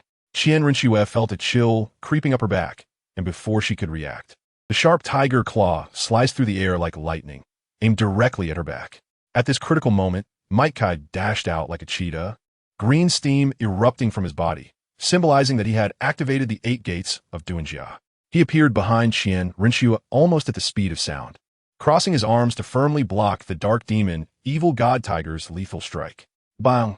A loud sound echoed through the forest, as if the very earth trembled in response. Mike Kai's figure swayed slightly under the impact, but he stood firm like a rock. His gaze was resolute and cold, as if facing endless darkness, never backing down a step. Snow flew into the air to hold back, and the power of this tiger was immense, not inferior to my normal state at all. Qian Renxue nodded, and the third purple soul ring flickered for a moment. Third soul skill, angelic domain. Qian Renxue's body floated lightly, as if being lifted by an invisible force. She closed her eyes tightly and brought her hands together, golden light gathering in her palms, like a sun about to explode. With a low shout from her, the golden light streaked through the darkness like a meteor, instantly illuminating the surrounding area. However, the darkness was like an endless abyss, devouring all light. Even when Qian Renxue's angelic domain was activated, it only lit a faint flame in this pitch-black forest. The crimson eyes of the dark demon, evil god tiger, appeared even more ferocious in the golden light, and it let out a deafening roar, instantly disappearing from its original spot. Mighty Kai dashed through the darkness, his nunchaku dancing like two silver dragons, each swing accompanied by a sound that pierced the air. He focused intently on the faint aura left by the dark demon, evil god tiger, each fluctuation in space quickening his heartbeat. Finally, in an instant, the figure of the dark demon, evil god tiger reappeared, and without hesitation, Mighty Kai charged forward, his nunchaku whistling through the air as they struck fiercely at the massive tiger head. Bang! The nunchaku slammed into the dark demon, evil god tiger's skull, causing the creature to momentarily falter, its massive form stumbling back a few steps. A flash of rage flickered in the tiger's eyes, and it suddenly spread its enormous wings, intensifying the surrounding storm. As darkness and howling winds intertwined to create an apocalyptic scene, it let out a low growl, filled with anger and disdain, as if it were defying the sacredness of the entire world. Suddenly, it flickered and vanished from sight, leaving behind only a distorted wave of space. Mighty Kai's expression was grave. He was well aware of the cunning and power of this old beast, and dared not let his guard down for a moment. He gripped his nunchaku tightly, fully focused on sensing the flow of air around him, trying to capture the presence of the dark demon, evil god tiger. At that instant, the dark demon, evil god tiger reappeared, its figure flickering like a ghost, and its crimson eyes sparkled with a cruel light. It swung its massive claws, creating a fierce wind that tore through the air, launching itself at Mighty Kai. Mighty Kai's figure flickered as he dodged this deadly strike, but he felt a powerful force erupt from the dark demon, evil god tiger, as if it were about to tear the entire space apart. Seeing the tiger's attack coming like a flood, a glimmer of determination flashed in Mighty Kai's eyes. He took a deep breath, his muscles tensed as if he were about to gather all his strength in that moment. Just as the tiger's claws were about to touch his body, Mighty Kai suddenly let out a low roar, his feet stomped down, and he shot towards the dark demon, evil god tiger like a cannonball. He tightly gripped his nunchaku, which whistled through the air, drawing a sharp arc. With a loud bang, Mighty Kai's nunchaku collided violently with the dark demon, evil god tiger's claws in midair, unleashing a powerful shockwave. The surrounding air seemed to be torn apart by this force, creating a vacuum zone. At the moment of impact, the green steam emanating from Mighty Kai intensified, and the veins on his forehead, which had already been bulging, became even more pronounced. 8 gates of Duanjia, 6th gate, open. 5th soul skill, Angel's Judgment. With Mighty Kai's low roar, his figure shot forward like a fired cannonball, enveloped in green steam and an endless might, launching an attack capable of killing a 92nd level title Douluo in an instant against the dark demon, evil god tiger. At this moment, Qian Renxue was also unwilling to back down.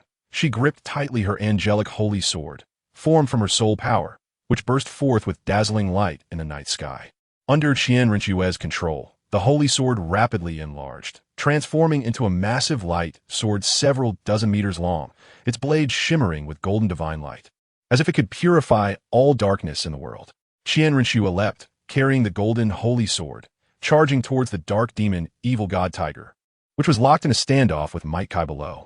The dark demon, evil god tiger, sensed this holy and powerful aura, and a hint of fear flashed in its eyes. It knew that if it did not escape quickly, it would likely fall into an irretrievable situation.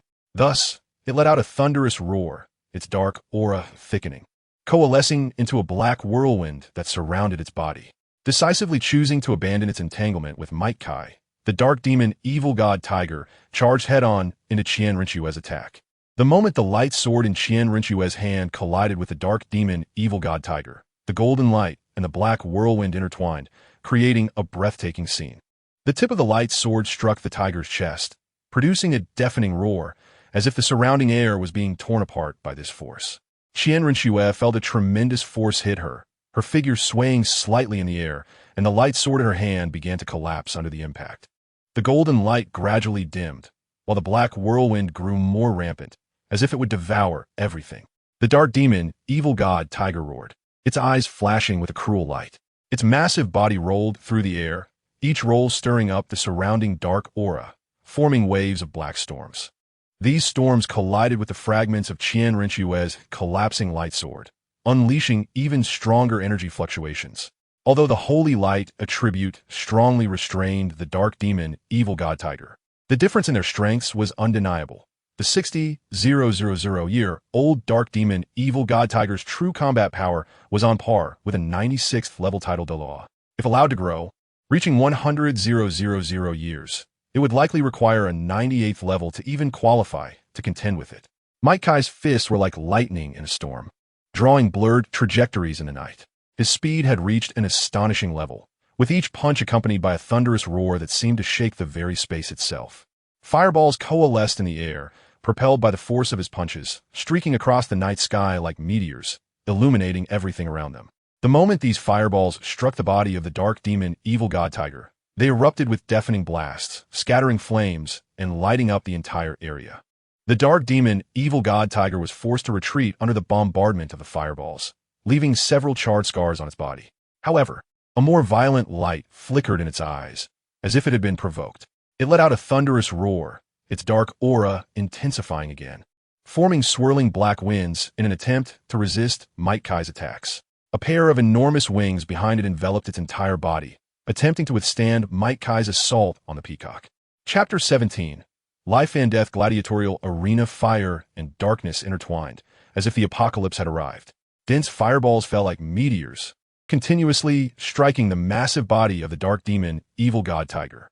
Each collision was accompanied by the scent of burning, as if the very air was ignited by the searing flames.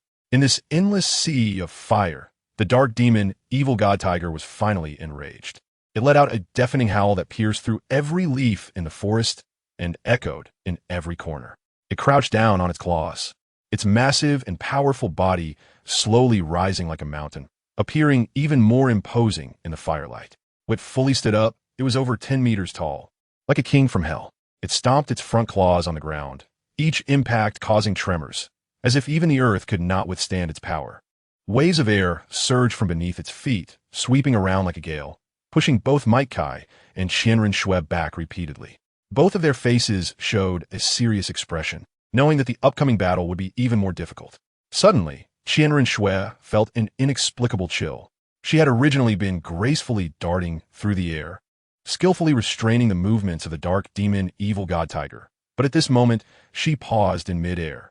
Time seemed to freeze at that moment, and in her pupils reflected those terrifying crimson eyes.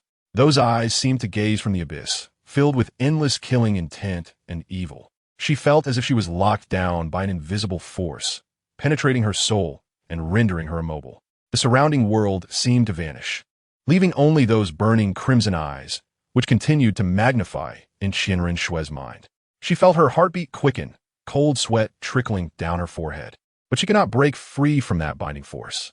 On the other side, an intense battle was also erupting.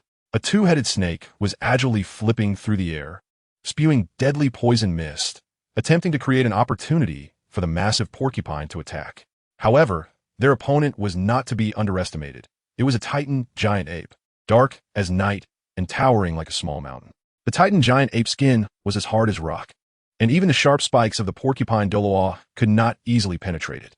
Its eyes flashed with a fierce light, and every roar made the surrounding air tremble. The poison mist of the two-headed snake seemed to lose its effect before it, dispersed by an invisible force. To prevent the titan giant ape from interfering with the young master and Mike Kai's confrontation with the dark demon, evil god tiger, the two had no choice but to confront the titan giant ape with their level 92 power.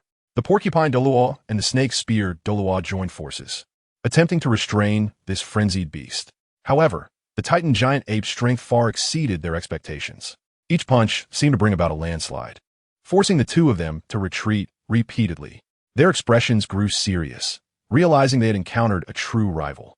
Originally, the Titan had appeared here only to drive away the dark demon, evil god tiger, but unexpectedly, it encountered the title Douluo from the Spirit Hall. Thinking of the Spirit Hall, the Titan giant ape couldn't help but recall the gentle Aunt Ro who had once been kind to it. A glimmer of vigilance flashed in Kai's eyes as he keenly sensed the subtle spatial fluctuations around Qian Renxue. This fluctuation was like a vortex hidden beneath the dark currents, gradually expanding, attempting to pull Qian Renxue into it. He recalled the ancient texts he had perused in the Spirit Hall library, which mentioned the special ability of the dark demon, evil god tiger, to draw people into the arena for a one-on-one life and death duel.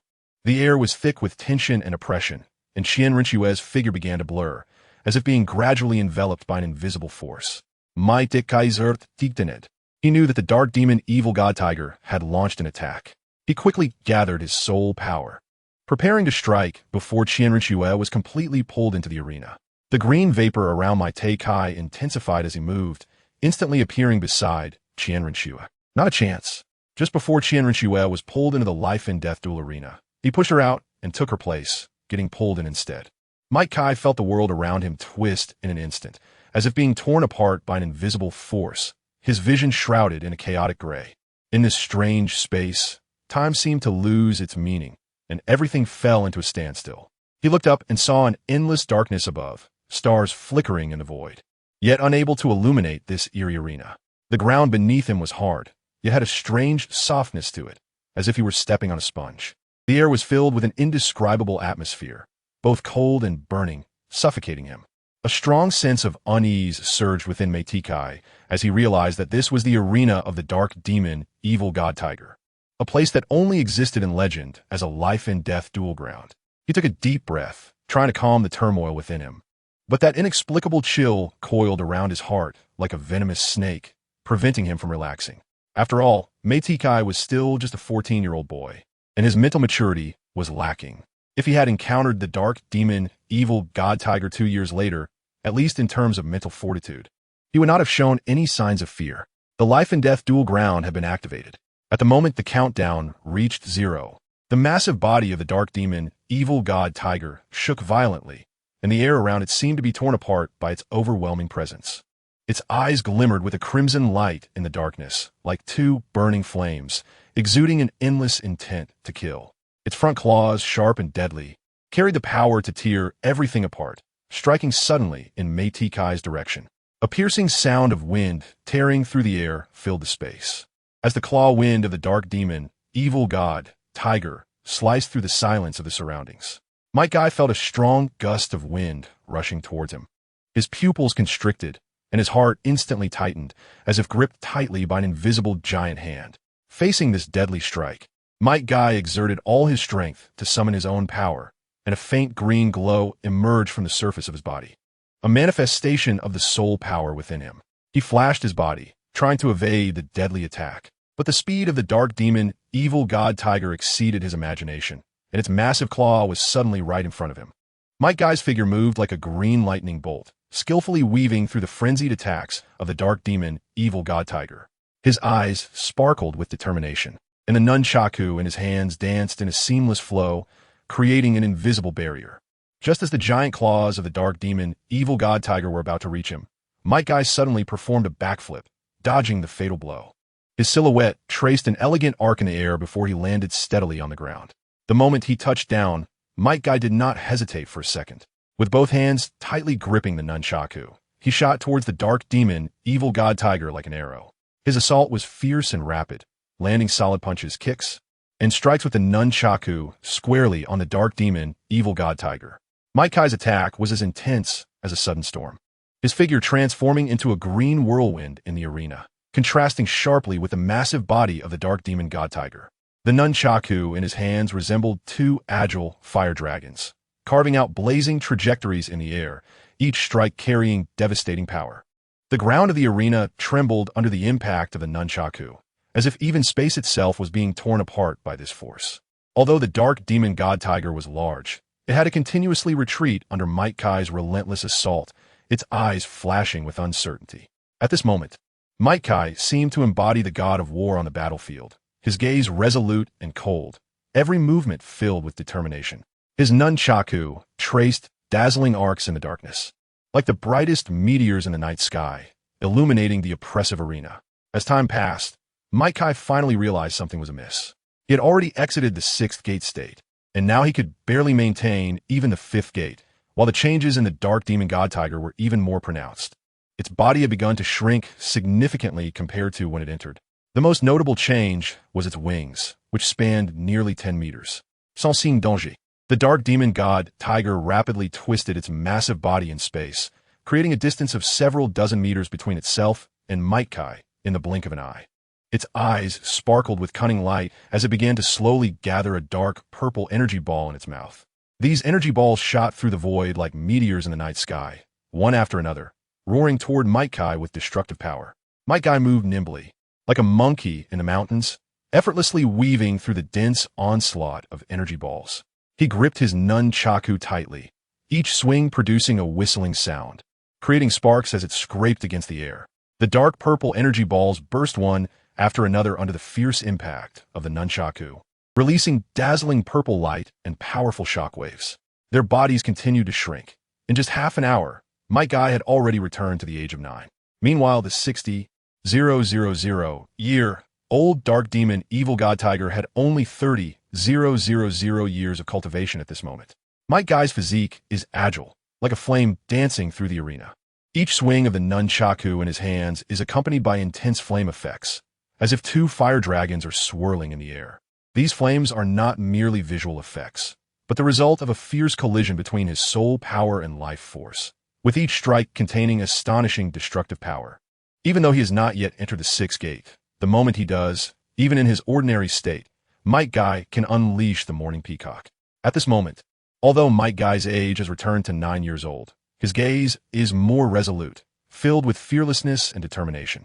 He no longer fears the massive body and terrifying power of the dark demon god tiger, but chooses to bravely confront it. The dark demon god tiger, seeing this, flashes a hint of fear in its eyes. It did not expect this seemingly weak boy to unleash such incredible power. However, it is still the powerful dark demon god tiger, and even with a decrease in strength, it is not easily defeated. In the arena, the duel between the two intensifies, with strong winds howling and dust swirling. Might Kai, though small in stature, wielded his nunchaku with such force that it seemed to tear through the air, producing a sharp sound of slicing wind.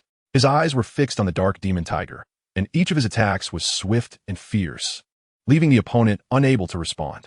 Although the dark demon tiger was massive, it began to show signs of fatigue under Might Kai's relentless assault. Its wings flapped in the air, trying to fend off Might Kai's attacks, but each time they were burned by the intense fiery effects.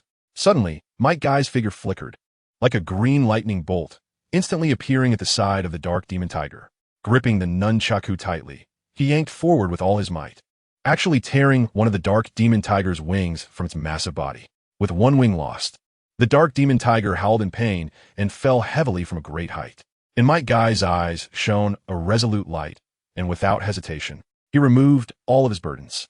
The heavy equipment fell to the ground like meteors, instantly creating terrifying large craters in the hard earth. Amidst the swirling dust, Might Kai's figure flickered like a ghost. He moved with agility and speed, almost beyond the range of human vision. In an instant, a green figure swept across the arena, accompanied by a deafening roar, as Might Kai stomped heavily on the head of the dark demon god tiger.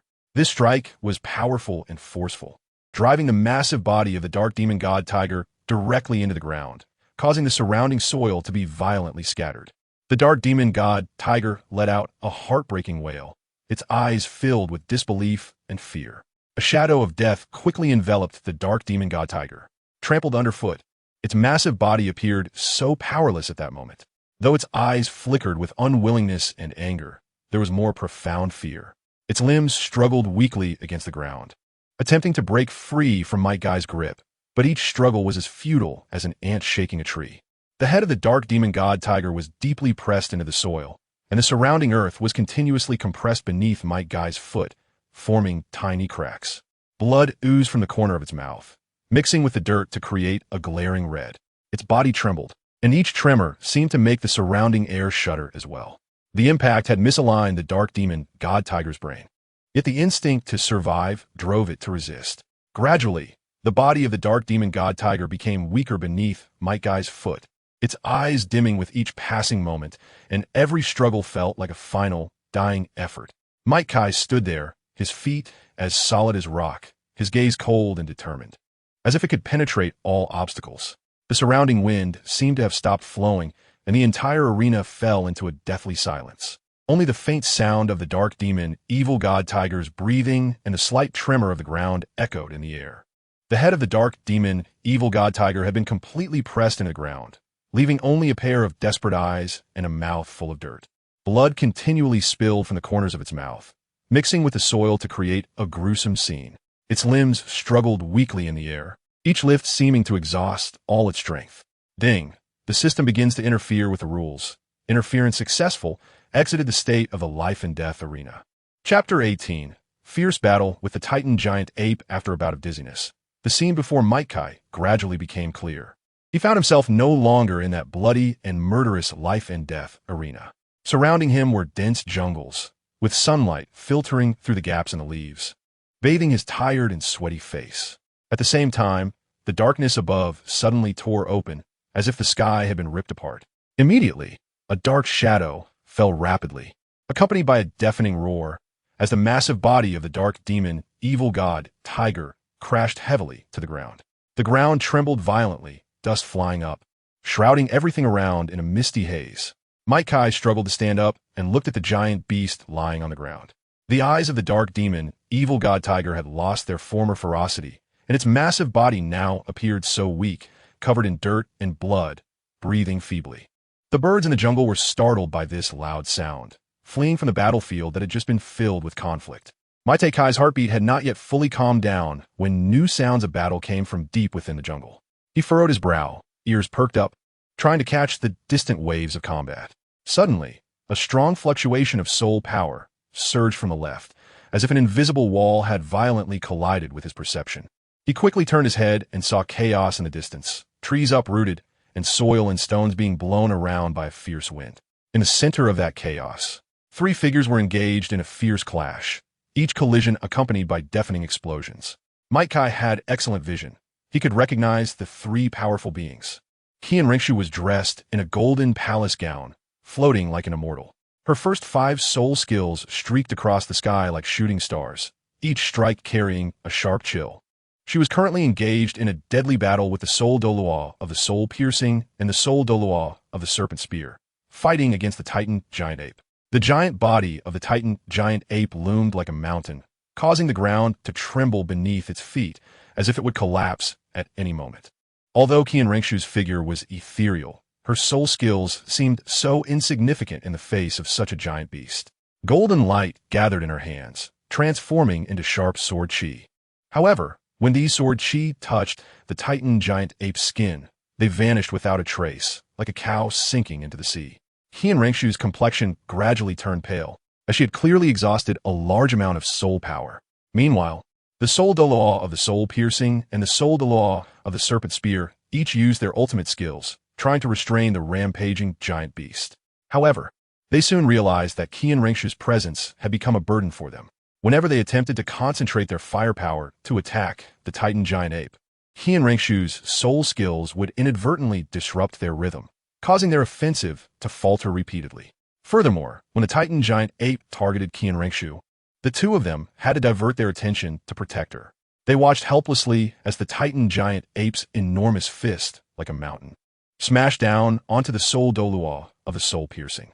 The ground instantly collapsed under that blow, and the figure of the soul Douluo of the soul piercing was mercilessly engulfed by the immense force, leaving behind a dead silence amidst the swirling dust. Immediately after, the Titan giant ape let out a deafening roar, the sound waves spreading like a tangible force, shaking the surrounding trees and causing branches and leaves to fly everywhere. The soul Douluo of the serpent spear staggered under this terrifying roar, retreating repeatedly with a look of fear on his face. In this chaos, Qian Renxue's figure appeared particularly lonely and helpless. Her golden gown fluttered in the wind, but at this moment it had lost its previous grace and composure. Faced with the Titan giant ape's massive body and violent power, She seemed so small and fragile. The Titan giant ape's gigantic form now stood like an immovable giant tower in the jungle. It opened its bloody maw and let out a deafening roar, the sound echoing through the jungle like rolling thunder. You trash of a spirit hall, return my Aunt Rose life. Gravity swamp. The Titan giant ape pounded its massive chest a few times, then its gigantic fists roared down towards the ground. With its roar, an invisible wave of gravity suddenly spread out, causing the surrounding trees to snap under the pressure, their branches and leaves scattering like paper blown away by a storm. Qian Renxue felt a heavy pressure descend upon her in an instant, her body being dragged down by an invisible force, crashing hard into the ground. The golden dress traced a graceful arc in the air, but felt so powerless at this moment. She struggled to steady herself, but the gravity surged like a tide, making her unable to resist. Ultimately, she crashed heavily onto the ground, dust flying as her golden dress became stained with dirt, and her once flowing hair now lay messily against her face. The Titan giant ape's eyes flashed with a brutal light, as if it wanted to devour the entire jungle. Its gigantic body arced through the air like a meteor falling, carrying a destructive momentum. The soul Douluo of the soul piercing, who had been smashed into the ground, now crawled up, as did the serpent spear Douluo who had been blown away. Seeing the young master in danger, the two shouted almost simultaneously, "Young master, get out of the way." Just at that critical moment, Might Kai's figure flashed like a ghost, rushing towards the Titan giant ape, his hands clenched into fists, soul power surging wildly throughout his body. With a loud bang, Might Kai's fist collided violently with the Titan giant ape's massive fist in the air, an invisible shockwave spreading outward from the two, causing the surrounding trees to snap under the force, branches and leaves flying everywhere.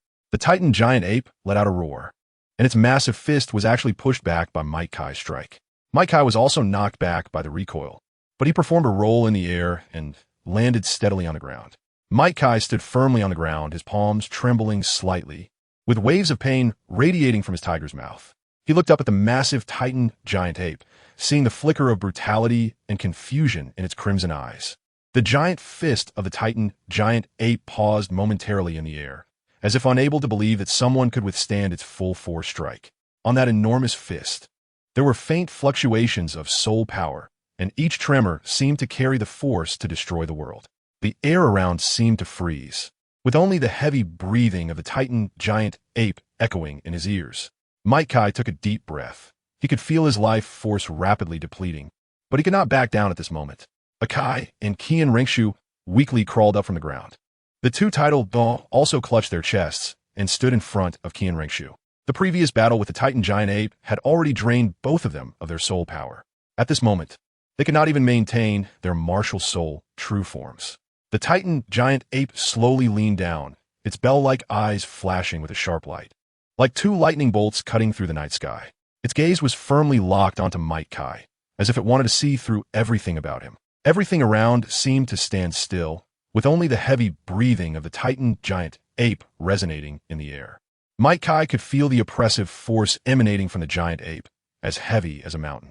But Might Kai did not back down. He clenched his fists and met the Titan giant ape's gaze with determination. He knew that this moment of confrontation was not only about his own life and death, but also concerned the safety of Qian Renxue and the two title Douluo. The law enforcement elder, Serpent Spear Douluo, wanted to say something, but ultimately could not bring himself to speak. Might Kai slowly turned around, facing Qian Renxue and the two title Douluos, his eyes shining with determination. Although his figure was slender, he appeared extraordinarily tall at this moment. He took a deep breath, as if gathering all his strength. His fists were tightly clenched, veins bulging, as if to convey his resolve and perseverance. He slightly lowered his head, his gaze sweeping over the three of them, finally locking onto Qian Renxue's face. A gentle smile crept onto his lips, as if to tell her not to be afraid, for he was there. In that instant, time seemed to freeze, and only the figures of the four of them stood out clearly under the sunlight. Elders, take care, Schwer. Leave the Titan giant ape to me. At this moment, Might Kai was enveloped in green steam, entering the Six Gates state once again, and he was even more adept at it now. Akai, Qian Renxue wanted to say something, but at that moment, Might Kai had already engaged in battle with the Titan giant ape. The Titan giant ape, which had just pressed down on the three of them, seemed to be gradually falling into a disadvantage against Might Kai. No, I must help Akai. Qian Renxue, bit her lower lip, her gaze resolutely fixed on the dying dark devil god tiger in the distance. The sunlight slanted down, accentuating the black patterns on the dark devil god tiger's body, making it appear even more ferocious. But at that moment, in Qian Renxue's eyes, it was her only hope. She slowly stood up, her golden dress swaying gently in the wind. Though covered in dust, it could not conceal her nobility and resilience. She clasped her hands together, golden light slowly rising from her palms, signaling the preparation for her attack. Qian Renxue took a deep breath, her figure moving as she charged towards the dark devil god tiger like a golden meteor. Her speed was incredibly fast, as if racing against time. Behind her, golden wings unfurled slowly, like an angel descending to bring light and hope. Qian Renxue's figure streaked across the sky like a meteor, her golden longsword shining with dazzling light, as if it could slice through all darkness. Just as the sword tip was about to touch the dark devil god tiger's head, Qian Renxue's soul power surged violently, an immense force erupting from the sword tip, accompanied by a deafening roar. The dark devil god tiger's head was severed in one strike, blood gushing forth and staining the surrounding ground red. With the death of the dark devil god tiger, a pitch-black 10,000-year soul ring slowly emerged, emitting an alluring glow. Qian Renxue did not give the serpent spear Douluo or the spike porcupine Douluo any chance to react. Her figure flickered and she directly appeared above the soul ring, her golden wings gently flapping, as if isolating all disturbances. The angelic domain opened, and Qian Renxue did not hesitate to absorb this soul ring containing dark elements. The surrounding air seemed to ripple with her breath, the golden wings gently flapping, stirring up fine dust. Behind Qian Renxue, the spiked porcupine Douluo and serpent spear Douluo wore serious expressions, their gazes fixed tightly on her, hands clenched as if gathering strength to strike at any moment. However, facing Qian Renxue, who had already begun absorbing the soul ring, they dared not act. They knew that if they interrupted her absorption process, she would face severe consequences, potentially damaging her meridians. The two had thought of stopping her, but by the time they regained their senses, Qian Renxue had already started absorbing the soul ring. Thus, all they could do was to protect her. Meanwhile, mythical, who was fiercely entangled with the Titan giant ape, was now showing signs of fatigue. His eyes were bloodshot, sweat and dirt mingling to form small streams that slid down his cheeks. With every punch he threw, he could feel the ache in his muscles and the drain on his vitality. It was as if he were in a life-and-death arena. Recalling the 3-day and 3-night battle with the dark devil god tiger, although only a short time had passed in the outside world, the exhaustion was very real. Every attack from the Titan giant ape was like an avalanche, causing the ground to tremble beneath its stomp. Mythical gritted his teeth, relying on his indomitable will and unwavering faith to withstand the giant ape's fierce assault time and again. His figure flickered on the battlefield, elusive like a phantom. Yet each appearance was accompanied by a surge of even more violent power. Health, 150,700, only 150 health points left. If I don't end this battle soon, I'll have to exit the 8 gates of Douluo State. Facing the Titan giant ape in his normal form would be like a mantis trying to stop a car, or a fly trying to plunge into fire. Mythical took a deep breath, as if lifted by an invisible force. He leaped high into the air. The sunlight shone on him, stretching his shadow long and contrasting sharply with the Titan gorilla on the ground. His eyes sparkled with a resolute light, and his hands waved rapidly in the air, as if weaving some mysterious runes. As he moved his hands, a scorching aura began to spread through the air. Fireballs formed and coalesced in the shadows of Mythical's fists, streaking across the sky like meteors, accompanied by a howling wind and a wave of intense heat. Densely flying towards the Titan gorilla, the fireballs traced brilliant arcs in the air, standing in stark contrast to the Titan gorilla's massive body. They raced through the air like burning flames, distorting the surrounding air with their heat. When the fireballs collided with the Titan gorilla's giant palms, a deafening roar and dazzling light erupted, as if intending to engulf the entire battlefield. Toward the peacock, Mike's shadow of fists soared through the air, like a blazing phoenix dancing in the flames. His arms moved like a torrential wind, each punch giving birth to fireballs that intertwined in the air, creating a sea of fire that rained down upon the Titan ape. The fireballs fell like a meteor shower, enveloping the massive body of the Titan ape. The giant roared continuously, but under the relentless onslaught of fireballs, its rhythm of attack was severely disrupted. The explosions of the fireballs rose and fell, intertwining with the roars of the giant to form a tragic symphony. The entire battlefield seemed to be engulfed in a sea of flames, the intense heat overwhelming, making it impossible to look directly. Might Guy's figure flickered in the sea of flames, as if he had become the master of this inferno, each punch carrying devastating power. The Titan great ape's eyes glimmered with anger and resentment under the glow of the fireballs. It crossed its massive arms, its hands covered in rock-like fur, seemingly able to withstand all attacks in the world. However, just as it was about to gather strength for a counterattack, a sudden bellow from deep within the forest struck the battlefield like a thunderclap. The bellow was deep and terrifying, as if it had traveled through the ages, carrying endless majesty and oppression. The Titan great ape unwillingly glanced at Might Guy, then fled the scene without looking back. Chapter 19. Qian Renxue's sixth soul skill. The Titan great ape's colossal body vanished like a mountain at the edge of the forest, leaving behind silence. Might Guy took a deep breath, as if to draw in all the tension and fatigue, then expel it with his exhale. He slowly lowered his head, the green steam enveloping him dissipating like morning mist under sunlight, revealing his strong yet weary muscles. Sweat dripped from his forehead, falling onto the ground below and producing a faint ticking sound. He felt a wave of exhaustion, but more than that, a joy in overcoming a formidable enemy. Might Guy's legs trembled slightly, but he still tried hard to maintain his standing posture, unwilling to show weakness at this moment. Beep exited the 8 gates of life.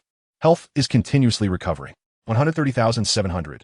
As Might Guy's 8 gates state faded, a strange wave suddenly arose from deep within the forest. Qian Renxue's figure slowly emerged, her eyes flashing with a determined light, as if they could pierce through the mist of the forest. She gently raised her arm, 6 soul rings rhythmically pulsing around her, like 6 ancient runes dancing in the air. The last black soul ring, contrasting sharply with the colors of the other 5, resembled a lonely star in the darkness, shimmering with a mysterious and profound glow. Qian Renxue's face showed no expression, but her gaze revealed an unspoken majesty. She stood quietly, as if merging with the surrounding forest, becoming the guardian of this woodland. The black 10,000-year soul ring added an air of mystery and danger to her presence. In the forest's twilight, Qian Renxue's figure appeared both fragile and strong. She suddenly charged towards Might Guy, her golden hair flowing in the wind like a lightning bolt breaking the silence. She leaped into his embrace, and in that moment, all fear and helplessness transformed into scalding tears, sliding from the corners of her eyes and falling onto Might Guy's chest. Her arms wrapped tightly around him, as if she wanted to completely merge herself into his body. Her cheek pressed against his chest, listening to the steady and powerful rhythm of his heartbeat, which was her most solid support at that moment. Golden tears mingled with green sweat, dripping between their clothes, creating a touching scene. Might Guy slowly raised his arms, tightly embracing Qian Renxue, as if he wanted to merge her into his body. His palms gently stroked her trembling back, each finger conveying warm strength, trying to dispel the fear in her heart. Tears fell from Qian Renxue's eyes onto Might Guy's chest, moistening that patch of skin. She looked up at him, her eyes shimmering with complex emotions, fear, dependence, and a hint of subtle determination. Her cheek pressed tightly against his chest, listening to the steady heartbeat, as if this was the safest harbor for her in the world. The surrounding forest appeared especially tranquil under the afterglow of the sunset, with only their breaths and heartbeats intertwining, creating a warm scene. Might Guy's gaze was filled with tenderness as he looked down at Qian Renxue in his arms. Swear, as long as I'm here, I won't let you be threatened. Might Guy's voice was deep and gentle, yet in Qian Renxue's heart, there was an inexplicable sense of trust. After the crisis, Might Guy's thoughts gradually became clearer. He gazed at Qian Renxue, where 6 soul rings slowly rotated around her, with the black soul ring particularly striking, resembling a black hole that devoured the surrounding light. His heartbeat suddenly accelerated, and the menacing face of the dark demon, evil god, tiger, flashed in his mind. He gently pushed Qian Renxue away, his gaze firmly locked on that black soul ring.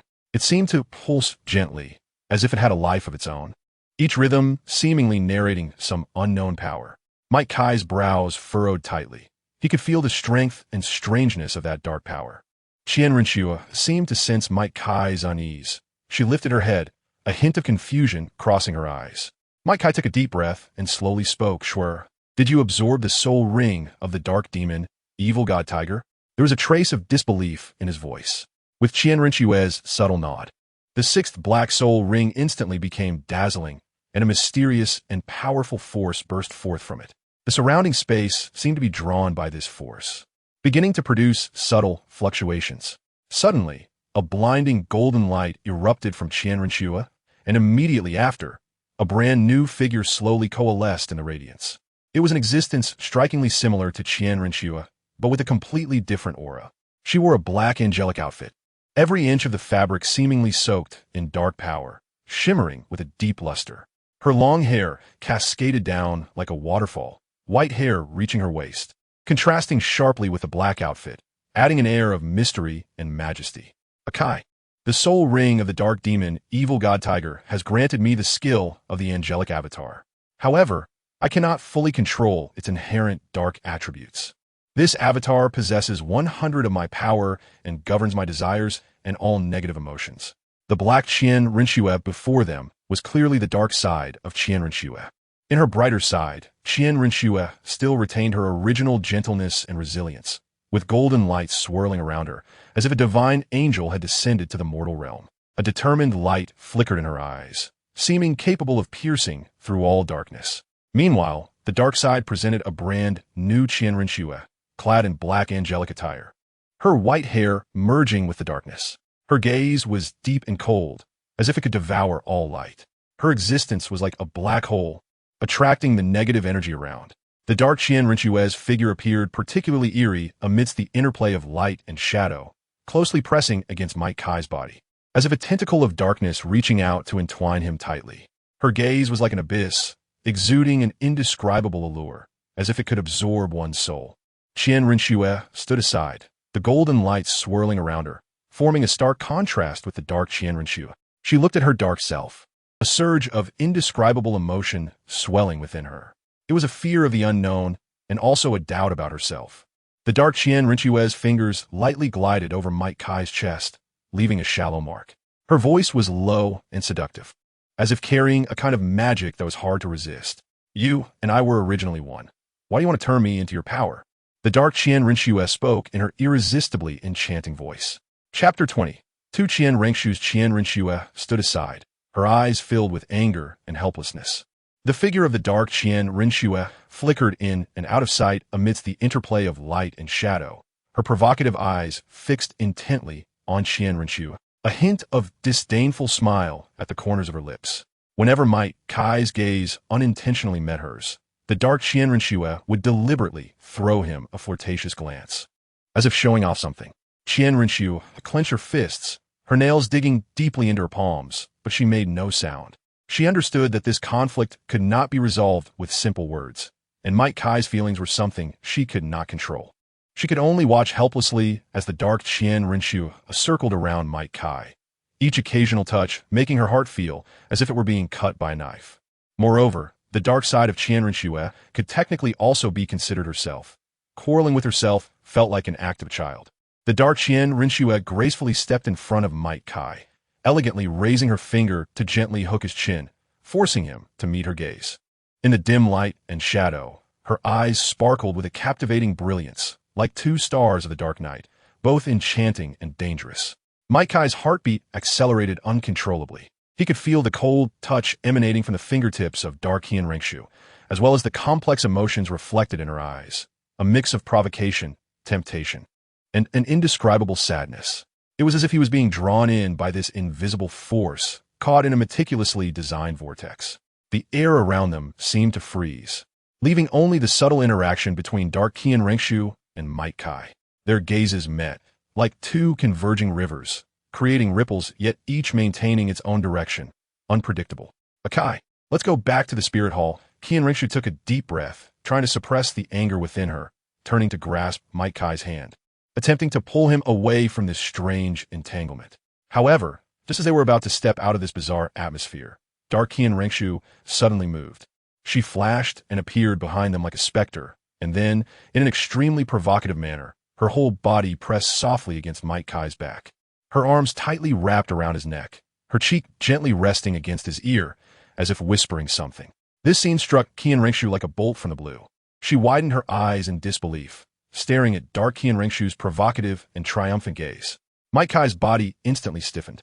He could feel the cold and soft touch coming from behind, along with a faint scent that made him feel an inexplicable panic. The one on his back was also Qian Renxue, and the one pulling him was also Qian Renxue, leaving Might Kai in a dilemma. "That Schwerer, can't you dispel this soul skill?" Might Kai said with some embarrassment. If he was further teased by this dark Qian Renxue, he might really stand up. The aura of dark Qian Renxue was like orchids and musk, gently swirling around the tip of Might Kai's nose. He felt as if he was in a dim forest, and that scent was like the morning dew in the woods, carrying a hint of crispness and a touch of sweetness. Her body fragrance intertwined with the virgin scent of dark Qian Renxue, like the most intoxicating wine in the world, causing Might Kai's mind to become hazy. He closed his eyes, trying to calm himself down, but that scent seemed to have a magical power, seeping through his pores and into his blood, causing his heartbeat to involuntarily accelerate. He felt his breathing becoming rapid, as if a force was pushing him, making it impossible for him to resist. Qian Renxue was also helpless with anger. In the end, she could only shake her head and say helplessly, "No, it might be because of the spatial attribute of that soul beast. Even if I withdraw the soul power supply for the soul skill, she can still exist." At this moment, the dark Qian Renxue, who was lying on Might Kai's back, slowly spoke. "Little Schwerer, I am your other side, which means I am you. Wanting me to disappear is not such a wise choice." The voice of dark Qian Renxue was like silk and thread, gently echoing in Might Kai's ear, as if carrying some kind of magic, causing him to involuntarily fall into a brief daze. Her voice was low and magnetic, like a gentle breeze brushing over the surface of a lake at night, stirring up layers of ripples, making one's heart flutter.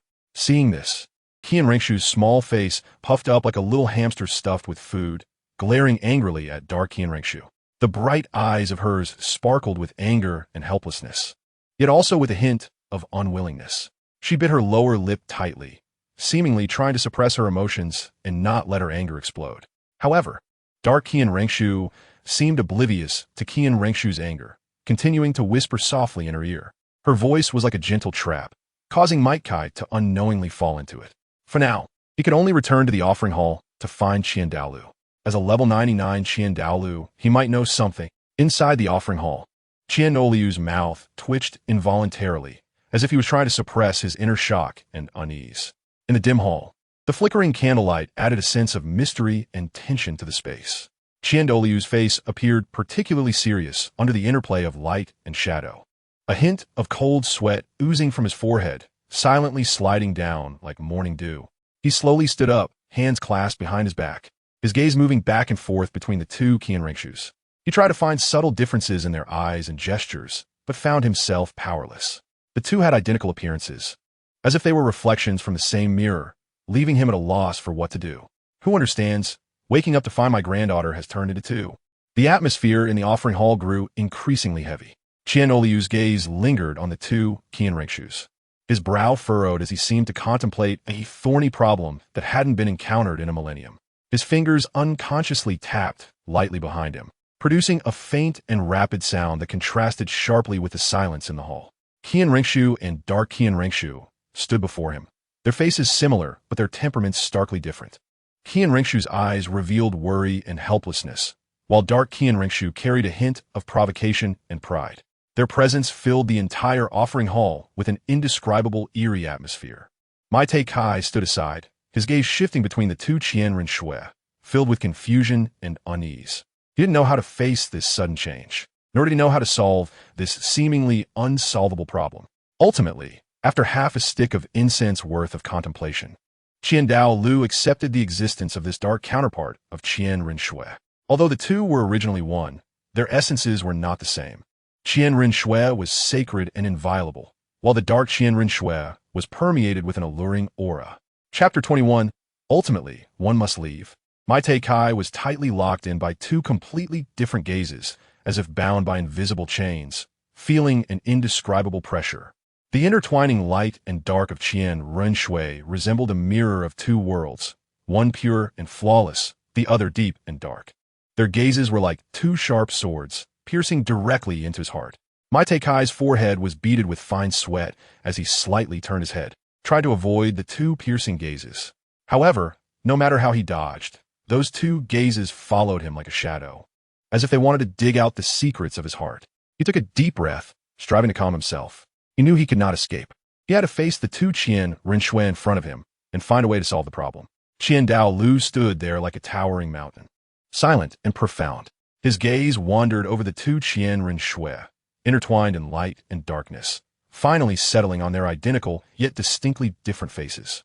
A faint sadness filled the air, and with his sigh, it seemed as if time itself had frozen.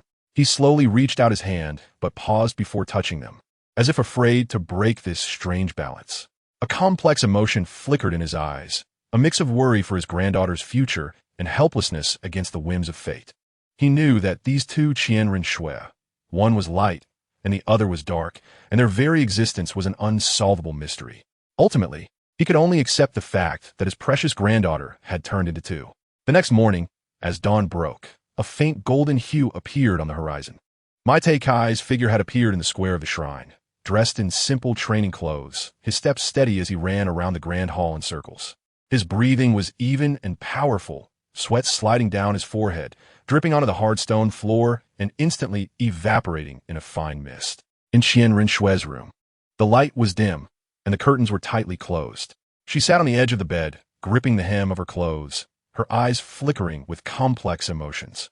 Her face was pale, lips pressed tightly together, as if trying to suppress the turmoil within. A faint sense of farewell permeated the room, creating a feeling of oppression. Dark Qian Renxue quietly approached her, the cold aura surrounding her contrasting sharply with the oppressive atmosphere in the room. She leaned against the window, her gaze peering through the gaps in the closed curtains, casting her eyes on the gradually brightening world outside, as if trying to find some comfort in the endless light. She spoke softly, her voice deep and magnetic. "Sister, we are destined to be each other's shadows. Neither light nor darkness can separate us. You need not feel sad about this, for it is our fate." Qian Renxue lifted her head, a hint of confusion flashing in her eyes before she regained her determination. She looked at the stern silhouette of dark Qian Renxue, a surge of inexplicable strength rising within her. She knew that no matter what the future held, she had to face it bravely, for only then could she live up to their fate. However, Qian Renxue soon realized that she was the true entity, and this person had the audacity to call her sister. Dark Qian Renxue stood quietly by the window, moonlight spilling through the curtain seams onto her stern face, adding a touch of mystery to her. She slightly turned her head, her gaze falling on the contemplative Qian Renxue beside her, a complex emotion flickering in her eyes. In the sunlight, Qian Renxue's face was as pale as snow, her eyes shimmering with a blend of confusion and determination. Her hands tightly gripped the hem of her clothes, as if trying to grasp something, yet feeling powerless. Her body trembled slightly, as if bearing immense pressure. Dark Qian Renxue sighed softly. She understood Qian Renxue's pain. They were one entity, and every emotional fluctuation of Qian Renxue would send ripples through her heart. She wanted to comfort Qian Renxue, but didn't know where to start. "Let us go. Brother Kai has been waiting outside for a long time." Qian Renxue's mood was like a sky shrouded in dark clouds, and she stormed out of the room, each step feeling exceptionally heavy. Pushing open the heavy door, sunlight poured in, yet it failed to dispel the gloom in her heart. The 7 devotees stood like statues at the door, their gazes fixed on Qian Renxue, bearing an indescribable complex emotion. Guy was hiding in the corner, his eyes filled with sadness and reluctance, as if he wanted to say something but ultimately chose silence. Qian Renxue's gaze swept over the crowd, finally settling on Guy. She saw the tears in the corners of his eyes and felt the pain in his heart. In that moment, her mood grew heavier. She wanted to say something, but felt at a loss for words, and could only silently bear it all. Grandpa Qian Douluo stepped forward and patted his granddaughter's shoulder. "Xiaoxue, you must take care of yourself over there. Your safety is the most important thing. If your identity is exposed, even if there are ways to remedy it, you must give it up." Qian Douluo's voice was deep and firm. Each word seemed to carry the weight of 1,000 pounds, landing heavily on Qian Renxue's heart. His gaze was profound, as if he could see into people's hearts. But at this moment, it was filled with reluctance and worry for his granddaughter. The sunlight fell upon the grandfather and granddaughter, casting a golden glow over their figures.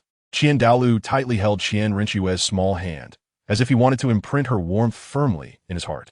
They walked out the door side by side, followed closely by the 7 offerings, forming a solemn procession. The surrounding air seemed to freeze, leaving only the echo of their footsteps resonating in the empty corridor. Each step felt particularly heavy, as if telling the pain of parting.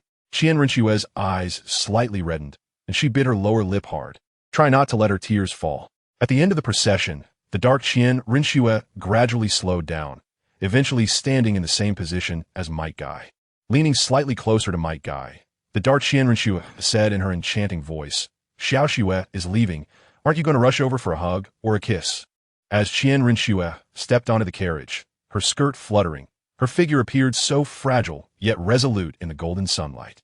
Might Guy took a deep breath, knowing he couldn't just let her leave. It was as if an invisible force was pulling him. He suddenly rushed forward, tightly wrapping his arms around Qian Renxue's shoulders. Her body trembled slightly, then slowly relaxed, as if shedding all her defenses in that moment. They stood there beside the carriage, everything around them seeming to freeze. The sunlight poured over them, warm and bright, yet tinged with a hint of melancholy. "Swear, I will come to see you." In Might Guy's broad embrace, Qian Renxue seemed to find a moment of peace. She gently turned around, her eyes sparkling like stars with a resolute light. Her thin lips trembled slightly, as if conveying endless sorrow and reluctance. Suddenly, she tiptoed and softly pressed her lips against Might Guy's.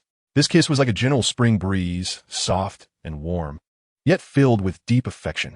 Might Guy was stunned by the sudden kiss, almost unable to breathe, his pupils trembling violently, as if he had seen the most beautiful scenery in the world.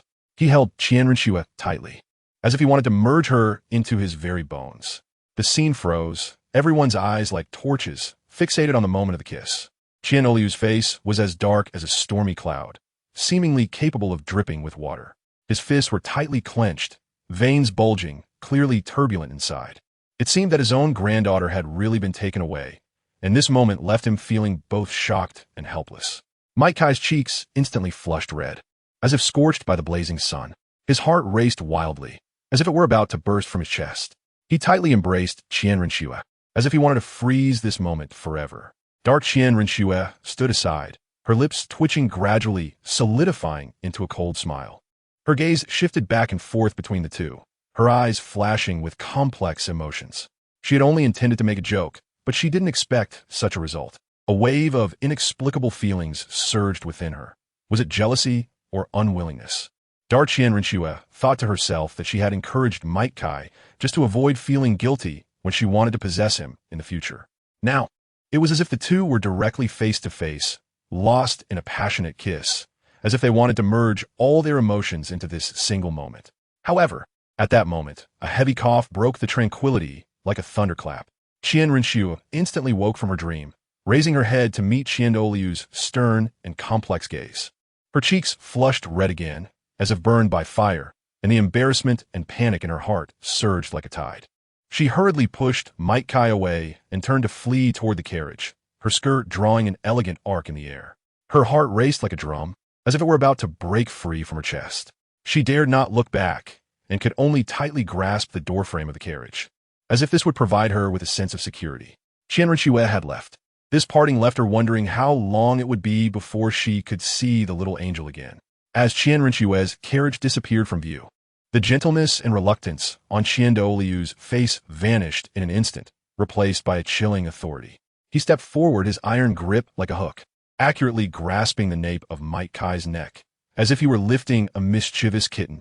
Might Guy was suddenly dragged by an unexpected force, stumbling and almost falling to the ground. He looked up in shock and met Qian Renxue's deep and cold gaze, as if being swallowed by endless darkness. Might Guy felt a tightness in his heart, an unprecedented sense of oppression rising within him. The great door of the offering hall slowly opened, emitting a heavy sound, as if telling of a certain solemnity and gravity. Might Guy was dragged by Qian Renxue into this majestic hall. His steps were somewhat unsteady, yet he had no choice but to follow that powerful force. Of course, all of this was predicated on Might Guy not resisting. After all, even after opening the 6 gates, he could not match Qian Renxue. Might Guy thought he could run, but he was not someone the strongest in this sky could catch up with. The other 6 offerings looked at each other, and in the end, the complex emotions in their hearts turned into a silent sigh. Dark Qian Renxue also felt that her grandfather was a bit childish. After all, wasn't it just that the little cabbage he had worked hard to raise for many years was taken away? Was it really worth getting so angry over? Inside the offering hall, Qian Daolu stood on the high platform, overlooking Might Guy below, his gaze sharp as a knife, as if it could pierce through all disguises. Might Guy stood in the center of the hall, feeling the powerful sense of oppression coming from Qian Daolu. He straightened his back, trying hard to appear more composed. He knew that, at this moment, he was standing at a crucial turning point, and any slight wobble could lead to unpredictable consequences. Qian Daolu slowly descended from the high platform, each step heavy and forceful, as if he were going to shake the entire hall. He walked up to Might Guy, his sharp gaze fixed on him, as if trying to see through his soul. This time, Qian Daolu was not assessing Might Guy as the grand priest of the spirit hall, but as a grandfather. Might Guy grew up watching himself, and his character naturally goes without saying. In terms of strength, he can now repel the Titan Great Ape, which should indicate that he possesses the power of a 95-level titled Douluo. Naturally, he is somewhat lacking when facing me. If there is one blemish, it is that Might Guy once took the infamous big shit Jade Little Anus as his master. In this regard, Might Guy really wants to express that it is not his fault for taking that big shit as a master. Before his transmigration, he didn't pay much attention to Douluo Continent. And after he crossed over, aside from having a bit more strength, he had no real advantages. Then one day, a person with 2 soul rings, who claimed to be the strongest in theory across the continent, came to take him as a disciple. At that time, Might Guy, who knew nothing about this world, inexplicably agreed. However, what happened later was that during the martial soul awakening, he didn't gain anything. He just felt that his physique had become a bit stronger. Then he was disliked. Might Guy's mind recalled the clash with Yu Xiaojiang. That night, Might Guy's gaze was resolute and sharp. The moonlight cast a golden glow on his strong muscles. He clenched his fists tightly, feeling the surging power within him. Yu Xiaojiang, who once prided himself on being the strongest theorist in the entire continent, now stood opposite him with a sullen expression. His eyes were filled with anger and unwillingness, as if he wanted to swallow Might Guy whole. Might Guy's lips curled into a mocking smile as he charged towards Yu Xiaojiang, his fists raining down like a violent storm. Yu Xiaojiang's expression changed, and he hurriedly summoned his soul power to defend himself. But Might Guy's strength was like a raging flood, unstoppable. In the end, he was taken down with a kick and was beaten for half an hour. After being beaten so badly that even his own mother wouldn't recognize him, Might Guy spat a mouthful of ancient phlegm on his face and left, feeling satisfied. He had returned all the humiliation he had endured over the years, doubling it back onto the big piece of crap, Yu Xiaojiang. Chapter 22. Reclaiming power. The setting sun cast its warm golden light on the golden roof of the spirit hall, enveloping the entire great hall in a layer of warmth. Qian Daolu stood at the entrance of the hall, his gaze piercing through layers of light and shadow, landing on the young man who was about to become his granddaughter's husband. Might Guy, an ordinary yet resilient name, stands beside Qian Renxue in the darkness, their shadows stretching long under the setting sun. He wears a gentle smile on his face, but his eyes sparkle with determination. Qian Daolu knows that although this young man comes from humble beginnings, his will is stronger than anyone else's. Qian Daolu's gaze becomes deep and complex. He is aware that he is about to face a severe test as the sacrificial offering for Qian Renxue's 9th trial as an angel. This is fate's arrangement, unavoidable. Yet, a sense of comfort grows in Qian Daolu's heart. He looks at his granddaughter, Qian Renxue. Her face appears particularly soft in the afterglow of the sunset, her eyes shimmering with hopes for the future. Qian Daolu knows that although he cannot accompany her through the long years, Might Guy can. Might Guy's figure appeared increasingly tall under the setting sun, each of his steps firm and powerful. It seemed as if he was declaring war on fate, wanting to prove with his strength that even a sacrificial offering could leave a legend on the Douluo Continent. Qian Daolu, the renowned 99th level peerless Douluo on the Douluo Continent, faced this sudden change with a heart that surged with waves, yet his expression remained calm. He took a deep breath, closed his eyes, seemingly gathering the strength within. When he opened his eyes again, the complex emotions had vanished, replaced by determination and composure. He looked at Might Guy, the young man who was about to become his granddaughter's husband, a glimmer of approval flashing in his eyes. He knew that this was not just an ordinary young man. His heart was stronger than anyone else's. Qian Daolu turned to face his granddaughter, Qian Renxue, his gaze filled with tenderness and expectation. He gently patted Qian Renxue's shoulder and said softly, "Child, I believe in your choice. Might Guy will be a good husband and a good partner." Meanwhile, inside the carriage, upon hearing her grandfather's words, Qian Renxue felt a warm current surge in her heart. But more than that, she felt shy. She bit her lower lip, trying hard not to let her voice tremble, but the blush on her cheeks was as vivid as the fiery clouds at sunset, growing more intense. She gently closed her eyes, attempting to calm the turmoil within. However, every time she thought of Might Kai's firm yet gentle smile, her heartbeat would involuntarily quicken. She seemed to see the young man in front of the spirit hall, bathed in the afterglow of the setting sun, appearing so tall and majestic. The carriage moved slowly forward, and the sound of the bumping wheels seemed to narrate this upcoming fate. Qian Renxue took a deep breath, striving to calm herself. She knew that what she was about to face was not merely a test, but a brand new beginning. Indeed, she was fully aware of everything that had happened in the offering hall. She and the dark Qian Renxue were one and the same, and thus their perceptions were interconnected. Having left the offering hall, Might Kai's figure stretched long in the fading sunlight. He walked through the streets of Spirit City, already having a plan in mind. Upon arriving at the law enforcement hall, 2 guards at the entrance immediately saluted him respectfully upon seeing him. Might Kai nodded slightly and stepped into the hall. Inside the hall, the busy enforcers stopped their tasks upon seeing him and all stood up.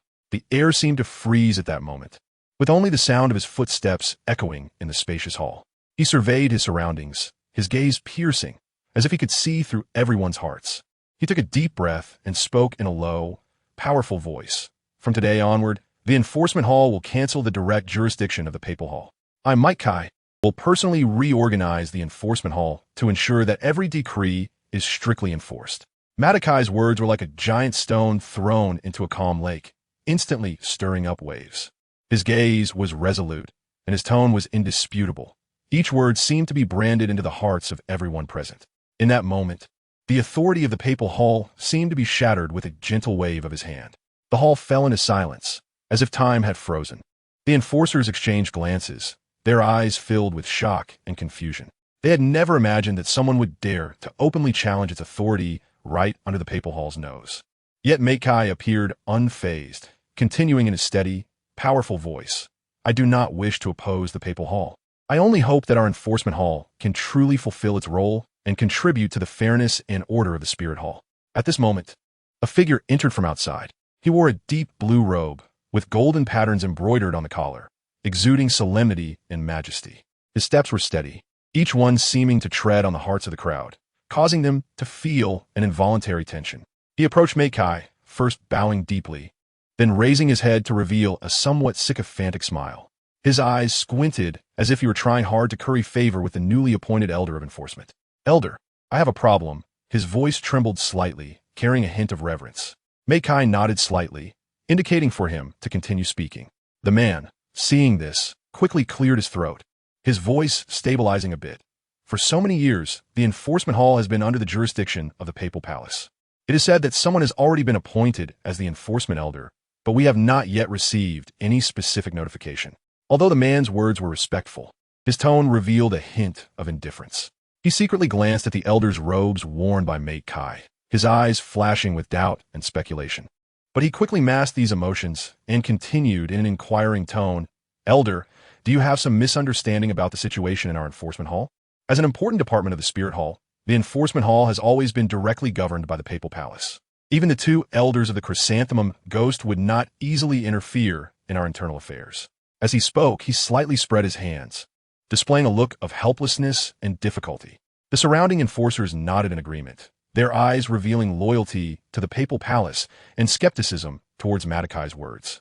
In the face of the crowd's doubts and rebuttals, Madakai's expression remained calm as water. He was not swayed by these voices. He slightly lowered his head and slowly took out a delicate token from his waist.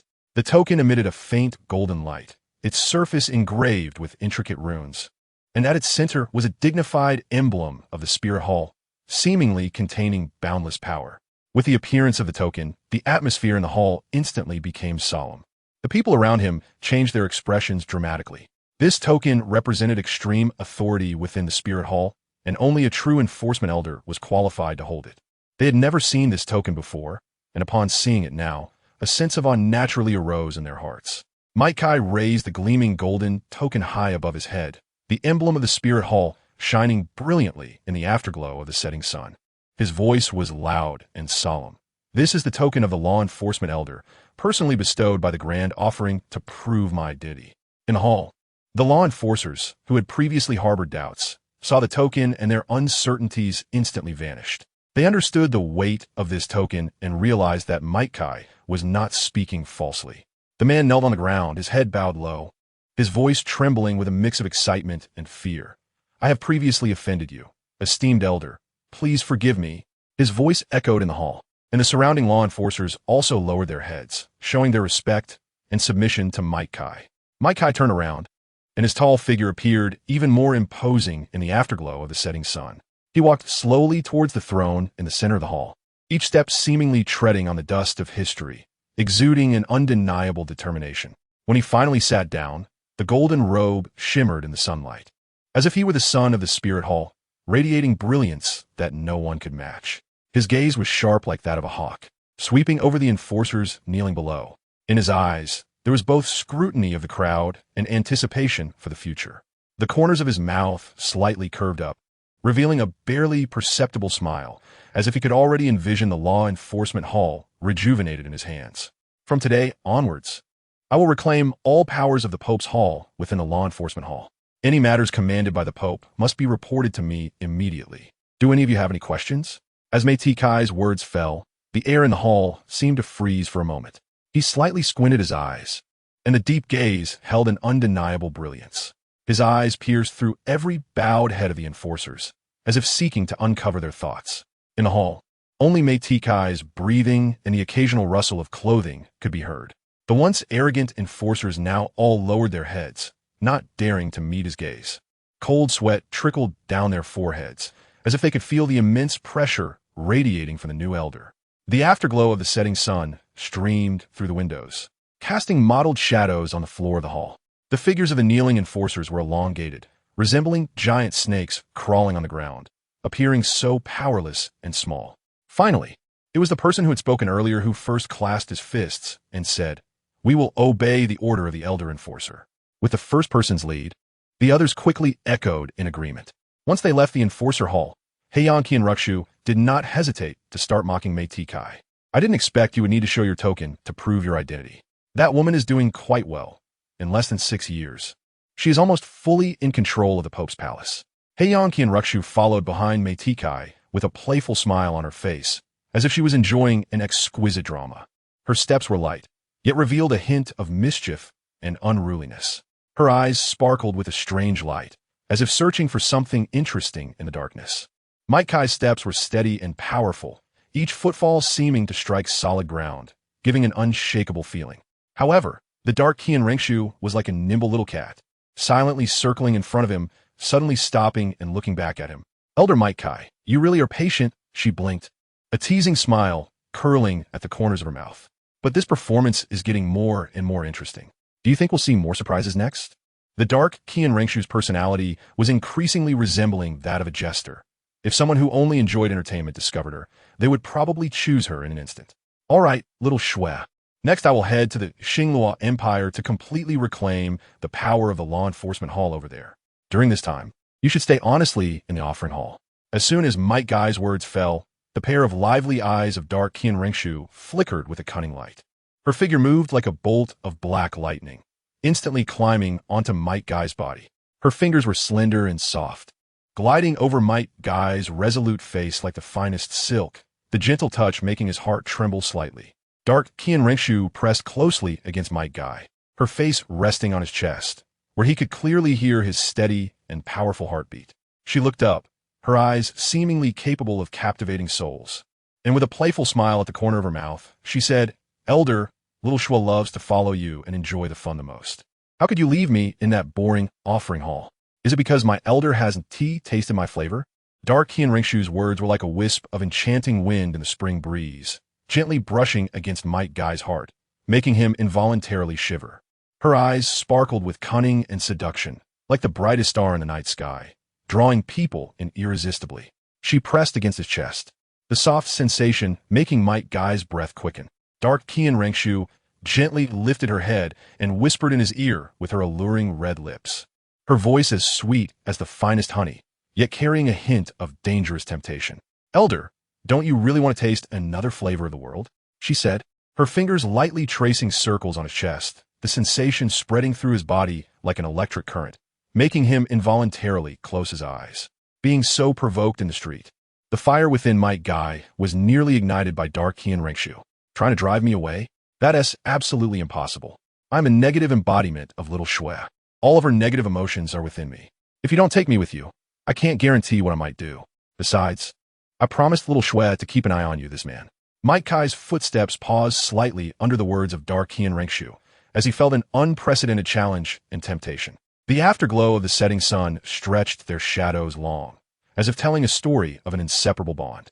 Dark Qian Renxue leaned in closer, her eyes shimmering with a strange light, seeming to see through his heart. She smiled gently, a smile that held both mischief and a hint of provocation. As if to say, "Do you dare to try without me?" Might Kai took a deep breath, feeling as if he were standing on the edge of an unknown abyss, each step filled with challenges and uncertainties. But he knew he could not be led by the nose by the darkness of Qian Renxue. Chapter 23: Confrontation within the Starry Empire. The mountains stood tall, and the rivers meandered, every inch of land seemingly carved by time itself. Ancient castles towered atop the peaks, their thick walls weathered by the elements, yet still sturdy. The sunlight bathed the castle spires, reflecting a golden glow, like the guardian spirits of ancient legends. On both sides of the streets, shops were bustling with activity, vendors calling out to sell a variety of goods, from rare gems to everyday items, everything one could imagine. Pedestrians flowed continuously, some hurrying along their way, others stopping to chat, all wearing expressions of awe and pride unique to this land. A solemn and reverent atmosphere permeated the air, as if every breeze and every bird call was recounting the history and legends of this place. In the heart of the Starry Empire, at a dark alleyway, Qian Renxue appeared quietly. She wore a black cloak that enveloped her completely, leaving only her pair shining, cold eyes visible. The cloak fluttered gently in the breeze, as if it were part of her, making her seem particularly mysterious in this bustling city. At the same time, Might Kai quietly emerged at the other end of the alley, dressed in simple cloth, wearing a straw hat and a mask that covered most of his face. His eyes were resolute and deep, as if he could see through everything. The two exchanged a glance, no words needed, as they moved forward in unison. They weaved through the crowded streets, skillfully avoiding the throngs of people, heading toward a secluded corner. Each step was light and swift, as if they melded with the surrounding environment. In the dim corner, they came to a stop. Qian Renxue gently lifted a corner of her cloak, revealing her jade-like white fingers, which traced the air lightly, as if sensing the pulse of the city. Might Kai looked around, his eyes revealing a deep concern. The power of the enforcing elders had now waned so significantly. Qian Renshue's voice was low and cold, carrying an irresistible force. Might Kai nodded, his gaze crossing the narrow alleyway towards the distant castle. There, the magnificent palace shone brilliantly in the sunlight, but beneath this splendor lay a deep-seated crisis. The power here had been almost completely devoured by the bishops. Dark Qian Renxue was essentially a collection of Qian Renxue's negative emotions, and knowing the current situation, she couldn't help but feel agitated. Might Kai tightly grasped the wrist of Dark Qian Renxue, his fingers cold and strong, as if to cool her determination. Their gazes met, and her eyes, flickering with a cold light, appeared particularly bright in the shadows of the cloak. "Xiaoxue, we cannot act impulsively." Might Kai's voice was low and firm, carrying an undeniable strength. The development of the enforcement hall over the years has not been without the shadow of Emperor Xinglaw. He slightly turned his head, looking towards the distant palace. Emperor Xinglaw, a level 95 title Douluo, his reputation resounded throughout the empire. Every step we take must be cautious. We cannot afford any mistakes. A hint of worry flashed in Might Kai's eyes. He understood the difficulty and danger of this mission. In the dark alley, sunlight was blocked by towering buildings, leaving only a few mottled shadows. Dark Qian Renxue stared intently at a street corner not far away, where several members of the Spirit Hall were brazenly bullying a few civilians. Their laughter and shouts echoed in the quiet alley, sounding particularly jarring. Anger flickered in Dark Qian Renxue's eyes, her fingers clenched into a fist, as if to condense all her fury into this one punch. Her gaze was firmly locked on the members of the Spirit Hall, every movement and expression clear in her sight. Suddenly, a civilian was violently pushed to the ground by a member of the Spirit Hall, letting out a painful groan. This scene was like a fuse, instantly igniting the anger in Dark Qian Renxue's heart. Just as she was about to rush forward, Might Kai tightly pulled her wrist. Might Kai shook his head at Dark Qian Renxue. The dark spies in Luo Imperial City are the most numerous among the two great empires. Once the two choose to take action, their identities will be immediately exposed. A flash of unwillingness passed through Dark Qian Renxue's angry eyes. But she knew Might Kai was speaking the truth. Every step they took was like walking on a tightrope, requiring extreme caution. She tightly pressed her lips together, trying to suppress the anger within, but the cold light in her eyes could not hide her dissatisfaction and determination. Might Kai looked at her, gently holding her hand, giving her a bit of comforting strength. Their eyes met, as if there was an unspoken understanding and tacit agreement between them. In this bustling city, two figures quietly stood in the shadows, waiting for the right moment to come. In the dimly lit street corner, several members of the Spirit Hall were still wantonly oppressing the civilians, their laughter and shouts echoing in the quiet alley. The dark Qian Renxue stared at them, her eyes filled with anger and unwillingness. Suddenly, she slightly turned her head towards Might Kai, her voice low and cold. "We can't wait any longer." Might Kai gently held her hand, his gaze deep and firm. "We have another choice."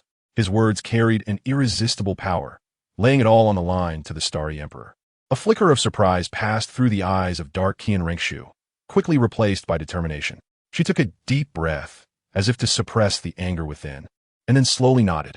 Dark Qian Renxue felt a bit confused, her anger and reluctance momentarily overshadowed by surprise. She looked at Might Kai with a gaze full of incomprehension, as if asking, "Are we really going to take this step?"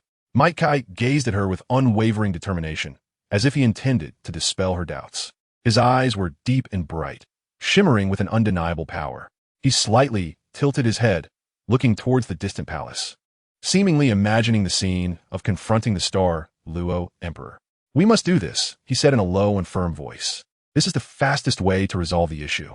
Heiyun Qianren took a deep breath, her doubts gradually dissipating. She knew that Might Kai's decision was correct. They could not continue to wait like this. She tightly grasped Might Kai's hand, her gaze becoming resolute.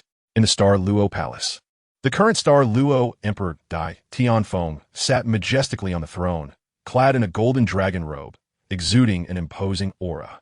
He looked down at the two kneeling bishops of the Spirit Hall, a barely noticeable cold smile flashing in his eyes. "Your Majesty," one of the bishops raised his head, his face filled with smiles. "This is the latest news from the Spirit City." Dai Tianfeng sneered inwardly, thinking that he had merely promised high official positions to make the two red-robed bishops serve him, indicating that the Spirit Hall was not as united as he had imagined. Dai Tianfeng gently stroked the armrest of the throne, but his mind was calculating something else. He knew that the cooperation between the Spirit Hall and the Empire had always been fragile, with both sides harboring ulterior motives, attempting to use each other to achieve their goals. However, in recent years, they had indeed obtained a considerable amount of confidential information from the Spirit Hall through the two bishops. Sitting on the throne, Dai Tianfeng, imposing like a mountain, gently signaled a eunuch to bring up a document. The eunuch bowed, carefully presenting the document before Dai Tianfeng. Dai Tianfeng slowly opened the document, which contained information about the cooperation progress between the Empire and the Spirit Hall, as well as some confidential intelligence. However, as he unfolded the document, the previously smiling Dai Tianfeng suddenly froze, a look of shock flashing across his eyes. He quickly scanned the contents of the document, his expression gradually becoming serious. The surrounding air seemed to grow tense, with only the sound of paper rustling echoing in the silent palace. Dai Tianfeng's eyes were deep and bright, as if he were contemplating an important decision. He knew that the information revealed in this document would have a profound impact on his relationship with the Spirit Hall. This was due to the appearance of a familiar yet strange term, the Law Enforcement Elder. The document clearly stated that the Law Enforcement Elder would soon arrive in Luo City. Once the Law Enforcement Elder arrived, he would undoubtedly sweep away all members of the Spirit Hall branch located in Luo City. At that time, the personnel he had bribed would have no way to escape the purge. Looking at the two kneeling bishops of the Spirit Hall below, a barely detectable cold smile flashed in Dai Tianfeng's eyes as he calculated how to deal with the impending changes. He knew he had to make a decision quickly, otherwise, once the Law Enforcement Elder truly arrived in Luo City, everything he had done would be in vain. Dai Tianfeng's gaze swept over the two bishops, as if he were looking at two completely harmless ants. He waved his hand gently, signaling them to withdraw. The two bishops immediately understood and respectfully exited the hall with their heads bowed. As they left, the hall returned to silence. Dai Tianfeng's expression grew serious. He stood up and walked to the window, gazing at the prosperous scene of Douluo City in the distance, while his heart was tumultuous. The law enforcement elder, Dai Tianfeng, muttered to himself, a hint of apprehension flashing in his eyes. He knew that this law enforcement elder, who was about to arrive in Douluo City, not only had unfathomable strength, but also held significant power. Once he arrived, all of his small maneuvers with the spirit hall would be exposed. However, what Dai Tianfeng did not know was that as soon as the two red-robed bishops stepped out of the palace, they felt a strong wave of soul power surging in from all directions. They looked around warily and saw a cold-faced man in black suddenly appear before them. "You two are worthy to be from the spirit hall?" The man in black asked coldly, his tone filled with disdain. The two bishops exchanged glances, knowing the situation was dire, but they had no choice but to brace themselves for a fight. They simultaneously activated their soul power and their seventh soul skill. Martial Soul Avatar was instantly unleashed. A massive shadow of their martial soul appeared behind them, radiating dazzling light. However, in the face of the black-clad man's attack, they were as fragile as paper. The black-clad man casually threw a punch, and the overwhelming power condensed within his fist instantly shattered the two bishops' martial souls. Mike Kai's figure flashed like a ghost.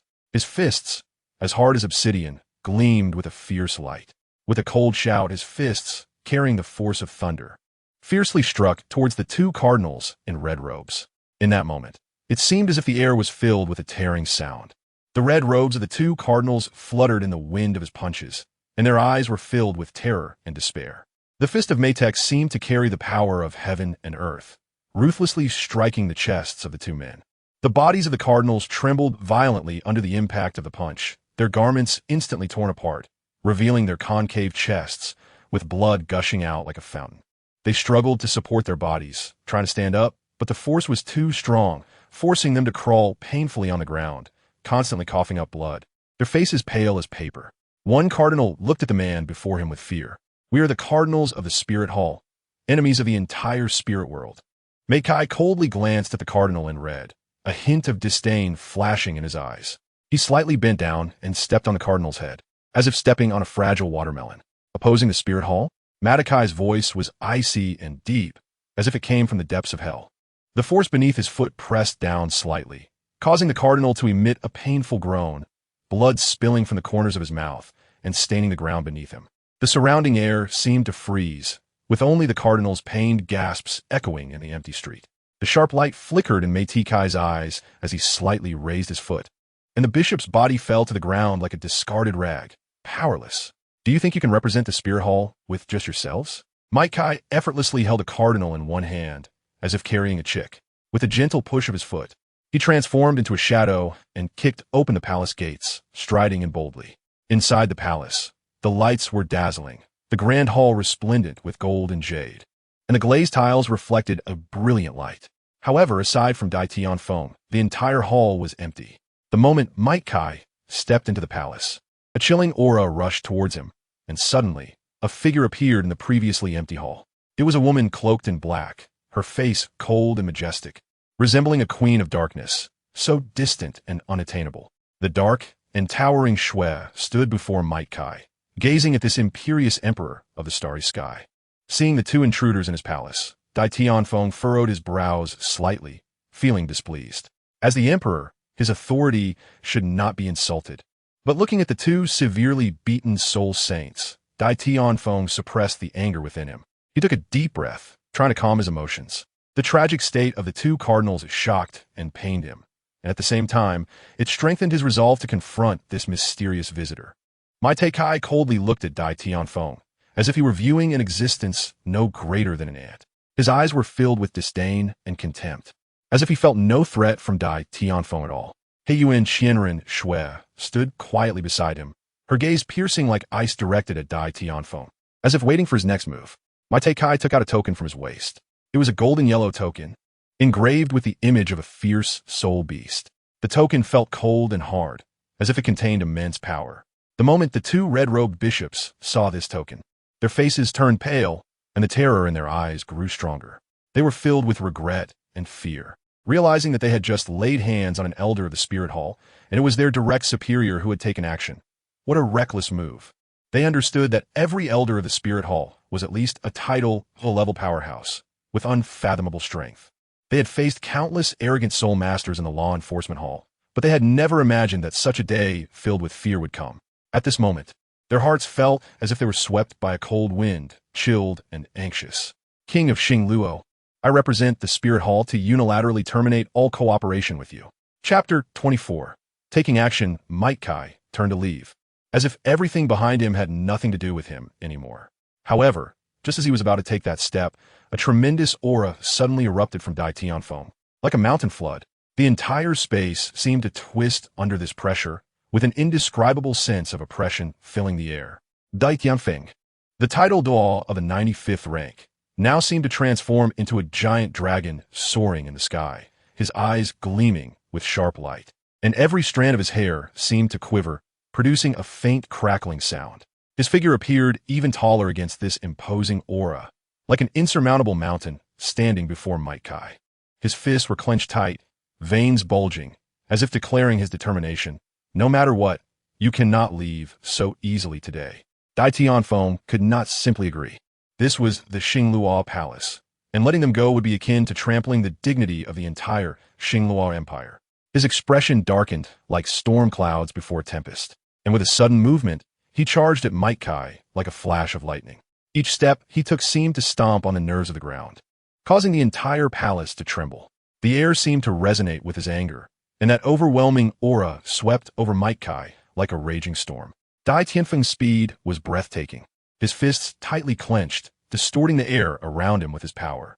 His eyes shone with unwavering light, as if he intended to unleash the world's fury upon Might Kai. Just as his fist was about to make contact with Might Kai, an even more powerful aura erupted from Might Kai, the two forces colliding violently in the air, producing a deafening roar. Dai Tianfeng's claw was heavy as a mountain, filled with endless power and rage, lunging toward Might Kai. However, at that critical moment, Might Kai slightly sank his body, and with a sudden clap of his hands, he firmly caught Dai Tianfeng's claw as if grasping a wild wind. In the air, the clash of the two auras stirred up a powerful wave, as if the air in the palace had been instantly vacuumed, creating a strong suction that made everything around tremble. Green steam blazed around Might Kai like flames, containing a mysterious and powerful force, making him appear as an invincible giant. The atmosphere in the palace instantly became tense to the extreme. The royal guards surged in like a tide, their spears glinting coldly, aiming directly at dark Qian Renxue and Might Kai. Their eyes were filled with vigilance and determination, as if at a single command they would attack without hesitation. The light in the palace became exceptionally bright under the reflection of the spears, while dark Qian Renxue seemed to blend into the darkness, her figure flickering in and out of sight, with only her cold, piercing eyes shining with a chilling light in the dark. Might Kai stood beside her, the green steam still swirling around him, making him look like a deity surrounded by flames. The two faced the numerous guards without a trace of fear. Dark Qian Renxue's gaze swept across the crowd, indifferent and profound, as if she could see through everything. Might Kai clenched his fists tightly, ready to respond to the impending attack at any moment. In the entire palace, only their breathing and the sound of spears slicing through the air echoed, as if time itself had frozen at that moment. Seventh soul skill, martial soul, true body. Dai Tianfeng's body trembled suddenly, as if the surrounding air had solidified under his breath. Immediately, an astonishing aura burst forth from him, pushing the previously oppressive atmosphere to its peak. The roar shook the heavens and the earth, and behind him, a gigantic white tiger phantom gradually emerged. This white tiger was as white as snow, with blood-red eyes, and claws sharp as knives, as if it could tear everything apart. Its massive body nearly occupied the entire palace above, evoking a sense of awe. Every breath of the white tiger was accompanied by a gust of wind, churning the air in the palace. At this moment, Dai Tianfeng seemed to merge with the white tiger, his aura surging to unprecedented heights. His gaze became incredibly sharp, as if it could penetrate the hearts of people, staring deeply into Might Kai and dark Qian Renxue's souls.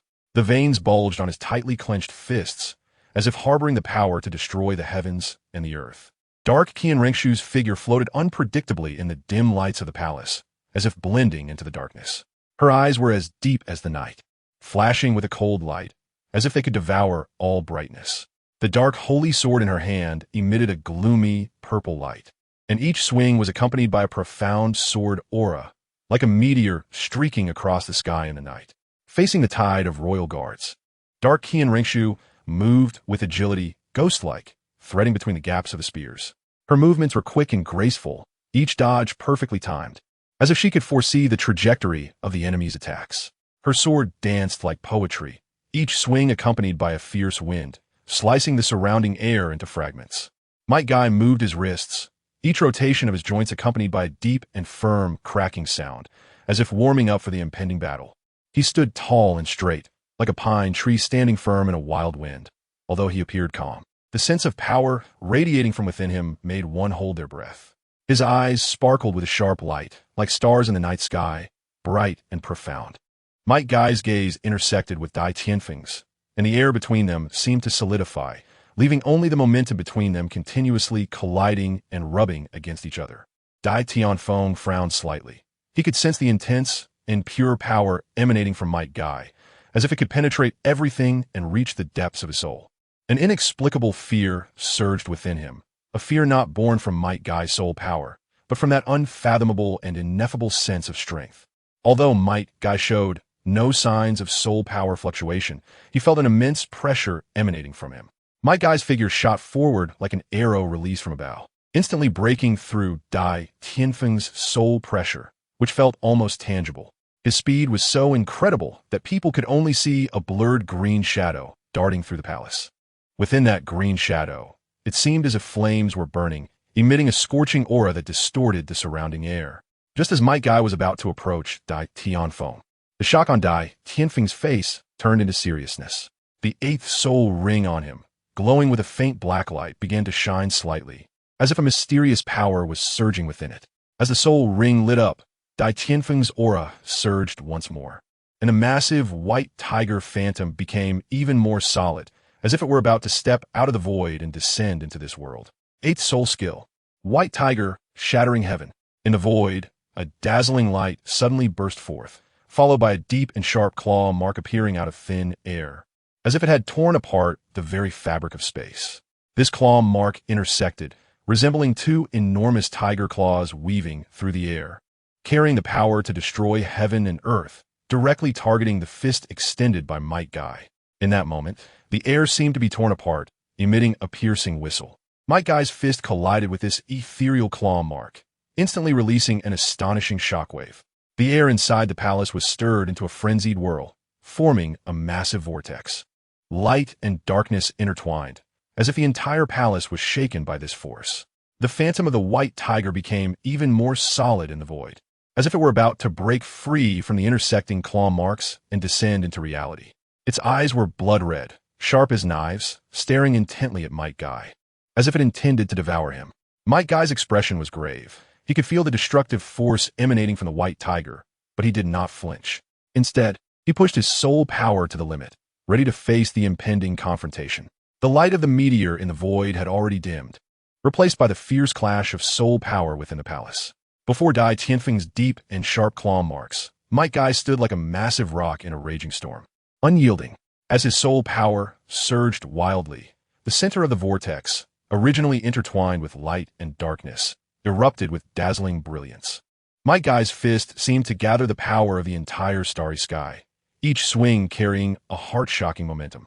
Under the gaze of everyone, that claw mark that tore the sky began to crack and emit a crunching sound under Might Guy's punch. The fissures spread from the center to the surroundings, like a shattered mirror, shining with blinding light in the darkness. The phantom of the white tiger trembled at the sound of shattering, and in its blood-red eyes, an expression of incredulous fear emerged. Might Guy took a deep breath of cold air, and his eyes burned with an indomitable flame. He suddenly concentrated all his strength, and that already dazzling fist became even more resplendent, like a star. He let out a loud shout and swung his fist forward with immense force, carrying an indescribable momentum, directly targeting the tiger claw that was already starting to shatter. It seemed as if the air was being torn apart by this power, forming visible cracks.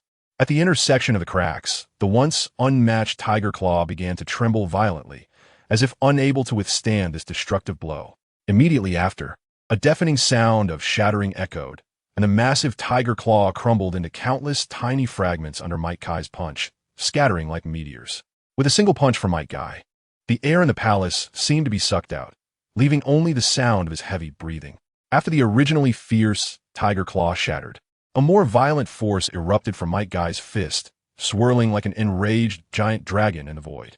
A flash of fear crossed Dai Tianfeng's eyes as he attempted to mobilize the soul power within him to resist this unstoppable blow, but it was already too late. The ninth soul, his figure was seen rapidly flying backward in the astonished gazes of the crowd, knocking down several thick palace pillars along the way, producing booming sounds. In the depths of the palace, the walls cracked under the impact of the immense force, with rubble and dust scattering everywhere. Dai Tianfeng's body resembled an uncontrolled meteor, ultimately crashing heavily against a thick stone wall, which collapsed with a thunderous roar, sending dust flying. Dai Tianfeng lay among the ruins, his chest heaving violently, clearly gravely injured. Father! In the ruins of the palace, as the dust gradually settled, Dai Tianfeng's dejected figure was revealed on the ground. Around him, stone pillars were broken, rubble was strewn about, creating a scene of devastation. At this moment, a group of armored guards hurriedly rushed over, weapons in hand, their expressions tense, clearly startled by the sudden battle. Among this group of guards, a golden-haired young man stood out prominently. His seemingly youthful face was now filled with shock and anger. His eyes were fixed intently on Mike Kai, who stood at the center of the storm, flames of fury flickering in his gaze. This young man was Davis, the crown prince of a Douluo Empire. He had witnessed his father's defeat, and the shock and anger in his heart were indescribable. In the dust-filled ruins of the palace, Davis's eyes widened in rage, and the two soul rings on him gradually appeared, symbolizing his soul power and strength. However, just as he was about to take a step toward revenge, a cold and sharp force suddenly struck. He felt a sharp pain in his neck, followed by darkness surging in like a tide, engulfing his consciousness. In a moment Davis fell, he saw a blurred figure. It was a white-haired woman in a black robe, her face hidden in the darkness, revealing only a pair of frost-like cold eyes. Those eyes seemed capable of seeing through people's hearts, sending chills down one's spine. With a gentle wave of her slender fingers, a dark purple light struck Davis like lightning. Dai Tianfeng struggled to lift his head, his gaze piercing through the ruins and dust to look at Mike Kai standing in the aftermath of the storm. His heart was filled with unwillingness and despair, but more so with fear of the unknown.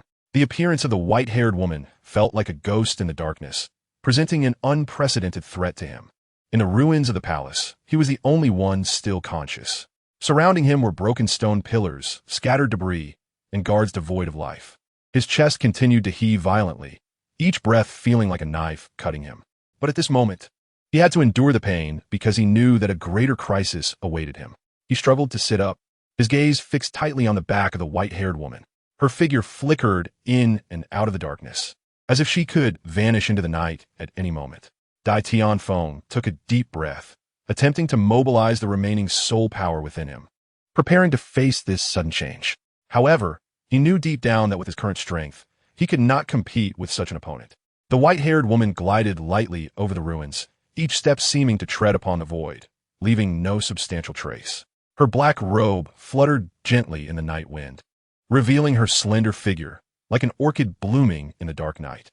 When her gaze fell upon Mike Kai, a hint of youthful shyness appeared in her originally cold eyes. That expression was like the warm sun of spring, instantly melting the surrounding cold and darkness. She gently bit her lower lip, seemingly hesitating about something, but ultimately mustered the courage to walk toward Mike Kai. Though her steps were light, each one was filled with determination. The sound of her heartbeat echoed in the silent night sky, as if it were the only melody.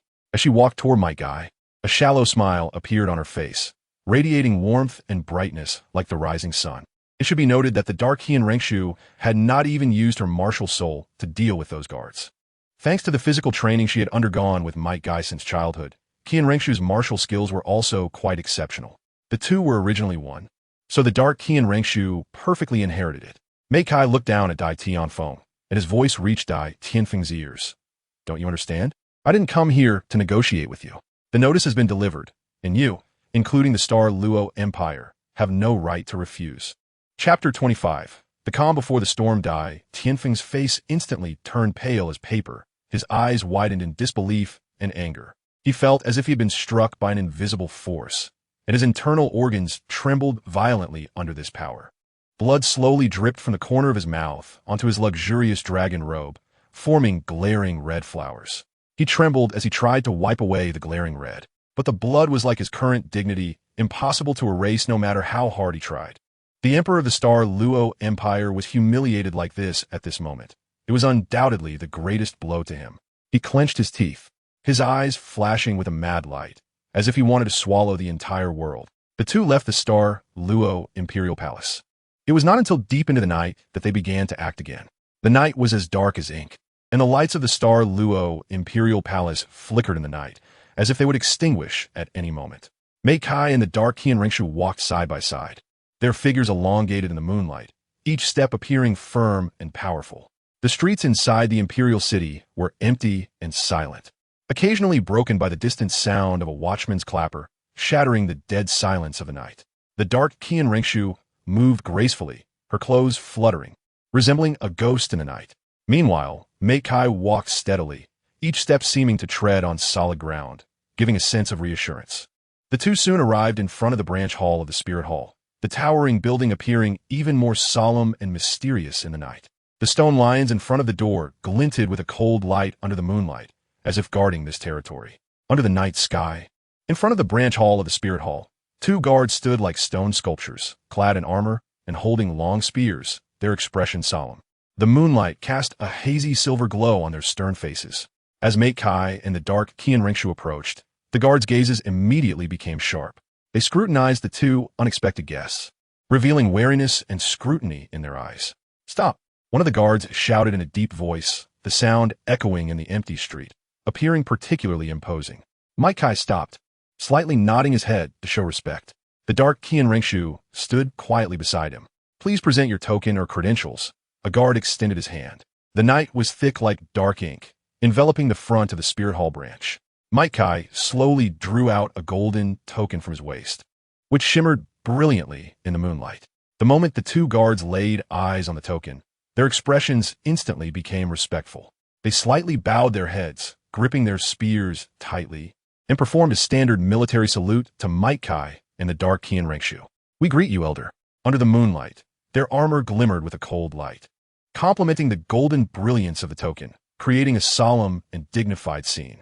Mei Kai gently nodded, leading dark Qian Renxue across the stone steps and into the grand gate. As the two entered the Spirit Hall branch, an ancient and solemn atmosphere rushed towards them.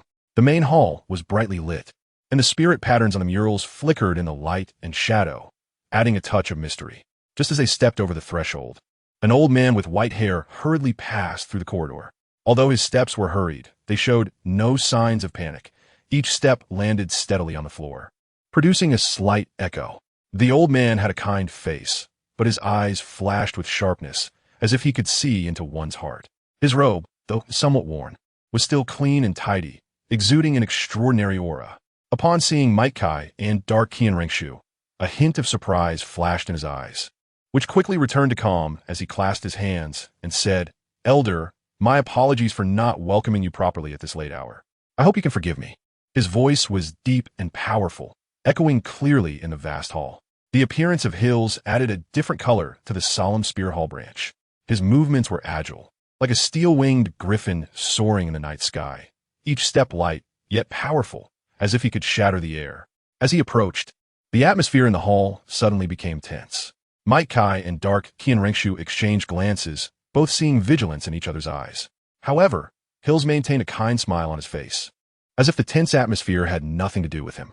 When Hills reached the two, he stopped, his gaze sweeping over them before finally settling on the golden token in Mei Kai's hand. He slightly nodded to show respect, and then spoke, "Elder, your late-night visit must involve important matters. May I ask what it is, so that I can make some preparations in advance?" Hills, the Platinum Bishop of the Spirit Hall, an 86th level agility attack type Spirit Douluo with the top-tier B Spirit Steel-Winged Griffin. Mei Kai looked at Hills and said, "You currently serve as the Deputy Hall Master of the Spirit Hall stationed in the star Luo Empire. Am I right?" Mei Kai's voice echoed in the vast hall. each word piercing into Hill's heart like a cold steel needle. Hill's body involuntarily trembled, his eyes wide open, filled with disbelief.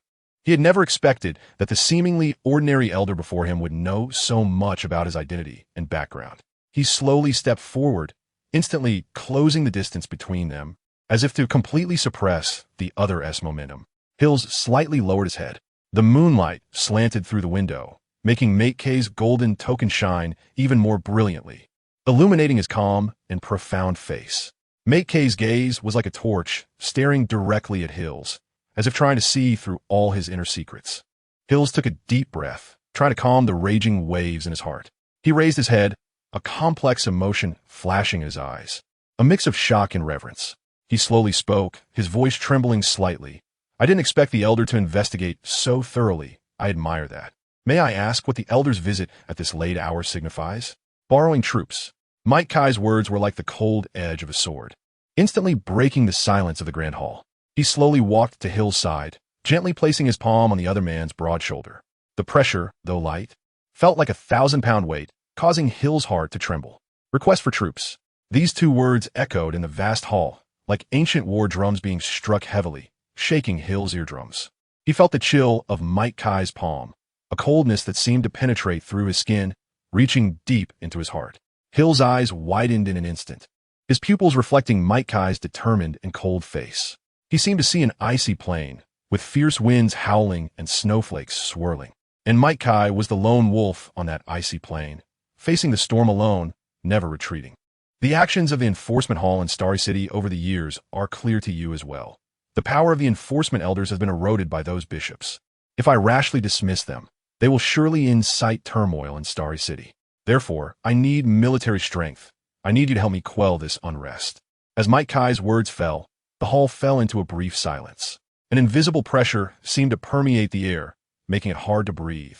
Hills and the surrounding guards held their breath, their eyes filled with shock and unease. The moonlight streamed through the gaps in the windows, casting a silver glow over Mike Kai, who stood there like a towering mountain, imposing and unapproachable. Suddenly, Mike Kai's gaze sharpened, as if piercing through the walls of the hall to look towards the distant Starry City. His eyes sparkled with unwavering determination, as if he had already seen the storm about to rise there. Oppressing the people, colluding with the Starry royal family. There are too many parasites in the enforcement hall now. I do not have time to eliminate them one by one, so I can only suppress them with absolute force. His gaze seemed to transcend the barriers of time and space, staring directly at the distant, glorious history of the Spirit Hall. His voice echoed in the empty hall, carrying an undeniable firmness. The enforcement hall was originally a sharp sword to uphold the honor of the Spirit Hall and the peace of the people. But now it has become the source of internal strife, corroding our foundation. His words ignited the tense atmosphere around them like a fierce fire in the cold wind. Hills could feel the determination and strength radiating from Mike Kai, a deep love and responsibility for the Spirit Hall from an elder. Mike Kai slowly turned around to face Hills, his eyes shimmering with an unwavering light. Hills, I need your help. I want you to mobilize all available troops. I want those who have betrayed the Spirit Hall to know that the cost of betrayal is something they cannot bear. As Mike Kai's words gradually faded, the originally tranquil night sky seemed to be touched by some mysterious force. Suddenly, a sharp lightning bolt, like a blade slicing through the air, tore through the pitch-black night, instantly illuminating the entire world in a blinding white light. The radiance was brief yet dazzling, like fireworks blooming in the night sky, causing one to shudder in awe. This lightning appeared to be a portent from nature, or a manifestation of some mysterious power, adding a touch of mystery and tension to this silent night. As it dissipated, the night returned to silence, but the inexplicable sense of shock lingered in the air. Hills involuntarily swallowed hard, as if a heartstring had been quietly plucked, heralding the significant change to come. Immediately after, as if pulled by an invisible force, those present lowered their heads in unison and knelt towards Mike Kai. This action was both a sign of respect for Mike Kai and a solemn response to the impending grand ceremony. An atmosphere of solemnity and gravity enveloped the air, as if time itself had frozen in that moment. Every face was etched with reverence and seriousness. The sound of their knees touching the ground echoed in the tranquil space, like an ancient hymn narrating the admiration for the sublime and the sacred. Hills also knelt with the others, his heart filled with curiosity and anticipation for the unknown. He knew that at this moment, it was not just their bodies kneeling, but their spirits were earnestly gazing up towards a higher realm. We abide by the name of the elders. In everyone's hearts, it was like a surging sea, tumultuous and uncontainable. Tonight, beneath the starry sky, there seemed to be an indescribable tension, foretelling that this would be no ordinary night. The wind gently brushed past, carrying a hint of chill, signaling the impending storm. The heartbeat of the crowd intertwined with the night, weaving together a gripping picture, heralding that tonight would be extraordinary. As the night grew darker, a light rain gradually transformed into a torrential downpour, as if the sky had been torn apart, endless tears pouring down. In this silent and oppressive late night, a group of soldiers moved quietly, clad in shining golden armor, as if they had stepped out of ancient legends, radiating an indomitable and resolute light. Their footsteps were light yet powerful, silently passing through the halls of the Spirit Hall, as if even the wind was making way for them. Their gazes were steadfast, their expressions solemn, as if declaring a forthcoming change. As the rain intensified, their figures became increasingly blurred in the night, but their determination and resolve shone brightly like lanterns in the rain. Their departure was like a flash of lightning cutting through the still night, brief yet dazzling, enough to shake the heart. In the latter half of the night, while most were still asleep, this group of golden-armored soldiers had quietly departed, leaving only the echoes of their footsteps in the night, along with the resolve and faith that were washed even clearer by the rain. At this moment, the scene inside the law enforcement hall was entirely different, as if another world was quietly unfolding. Inside, laughter and cheerful voices filled the air, brimming with a vibrant atmosphere. People gathered together, some singing and dancing lightly, some toasting and celebrating, creating a lively and extraordinary scene. Their faces were alight with satisfaction and joy, as if all worries and troubles had vanished in the midst of this laughter. The entire law enforcement hall was enveloped in this joyful atmosphere, as if even the air carried a light and pleasant scent. This ambience formed a stark contrast to the tension and solemnity outside, making the tranquility and harmony here even more pronounced. In this moment of gathering, people temporarily forgot the disturbances and troubles of the outside world. Enjoying this rare tranquility and happiness, they raised their glasses in celebration, exchanging blessings, as if in that moment all difficulties would become the past, and all futures were filled with hope and anticipation. Under the dim light, a slightly rotund figure sat heavily on the frail woman below him, like a heavy weight pressing down. His face was filled with a triumphant expression, as if relishing the power of his elevated position. His gaze, like that of a cunning fox, gleamed with slyness in the darkness, quietly directed towards the person seated in the main position. The person in the main seat sat there like a towering mountain, exuding an inscrutable calm. His eyes were like an abyss, making it impossible to glimpse his true thoughts. However, his gaze flickered slightly upon receiving the hint from the rotund figure, as if a ripple had passed through him. This scene unfolded like a delicate painting, quietly revealing itself in the tranquil night. The rotund person, the girl beneath him, and the one in the main seat all seemed to become the protagonists of this painting, each playing their respective roles, intertwining in a struggle of power and desire. Sir, the law enforcement elder will take office soon. Our days of revelry will not last long. The person in the main seat smiled coldly, his hand stroking the wine glass, making it hard to discern his true thoughts. I have already sent spies to inform Emperor Xingluo of this matter, if he still wishes to cooperate with us. The royal family will certainly send someone to assassinate the law enforcement elder. The person in the main seat chuckled ominously, as if everything was within his grasp. The night was heavy as ink, and suddenly, the door of the law enforcement hall was kicked open by a tremendous force, tearing apart the silence of the night. Wood chips flew, accompanied by a deafening crash that echoed throughout the empty hall, causing hearts to race. The wind swept in with a fine rain, shattering the joyful atmosphere inside. The rotund figure jolted in shock, his hefty body swaying in the chair, almost toppling over. He looked towards the door in terror, only to see a lithe soldier standing there, his golden armor gleaming with a cold light in the rainy night, his face bearing an undeniable authority. The laughter and joy of the crowd froze at that moment, and the entire law enforcement hall fell into a deathly silence. Only the soldiers' heavy breathing and the sound of rain outside intertwined, creating a suffocating and tense atmosphere. The person in the main seat raised an eyebrow, a glint of coldness flashing in his eyes as he slowly stood up, his gaze fierce, staring directly at the unexpected visitor. Chapter 26. Turmoil in the Hall. Everyone's gaze unanimously focused on the soldier outside the door, as if an invisible force was drawing them towards that solemn figure. With the arrival of the soldier, a heavy atmosphere quietly descended, silently permeating the entire space, like dark clouds in the night, enveloping everything in a weighty oppression. The air seemed to solidify, and even breathing became cautious, afraid of breaking the eerie silence. Every corner of the hall was filled with a tense aura, as if some unknown danger was about to descend. Everyone's heartstrings were taut, anticipating the unknown that was about to unfold. The soldier's figure was as resolute as a statue. He silently turned and stepped aside with steady strides. Then, a series of clear footsteps echoed through the rain, like heavy drumbeats, each strike perfectly in sync with the heartbeat of those outside the door. The sound of footsteps reverberated in the rainy night, each one seemingly carrying immense weight, pressing heavily on people's hearts.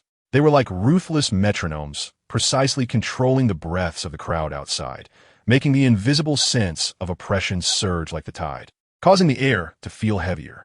Inside the hall, everyone's eyes were fixed on the doorway, as if even their breathing had stopped. In the silence, only the rising and falling sounds of gasps echoed, particularly jarring. Each person's expression was tense and full of anticipation, as if waiting for some important moment or event to occur. This oppressive silence was filled with unknown tension and anxiety, making the atmosphere in the entire hall increasingly heavy. The sound of footsteps echoed in the empty hall. Each step felt like a heavy stone dropping onto people's hearts. The crowd's gaze gradually focused as the footsteps approached, ultimately locking onto the doorway. There, a figure slowly emerged, draped in the elder's cloak, solemn and imposing. It was mythical. His face was terrifyingly dark, like the ominous clouds before a storm, oppressive and heavy. In his deep-set eyes flickered anger, like a volcano about to erupt, sending chills down one's spine. His steps, though steady, seemed to carry the weight of thunder, shaking the entire hall. When he fully entered the hall, it felt as if everyone's breath was suppressed by the authority he emanated, plunging the hall into dead silence. Mythical's gaze swept over the crowd, his eyes sharp like blades, making it difficult for anyone to meet his gaze. His presence seemed to add fuel to the already oppressive atmosphere, making the tension in the entire hall even more palpable. Well, this is truly impressive. Mythical's voice echoed in the empty hall, each word striking the hearts of the crowd like a heavy hammer. His face was ashen, and the fury emanating from his eyes seemed ready to ignite the entire hall. His hands were tightly clenched into fists, veins bulging, as if he were desperately trying to suppress the anger within.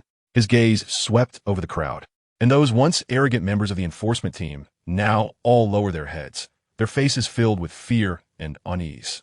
Their bodies trembled slightly, as if they were on the verge of collapsing under this overwhelming authority.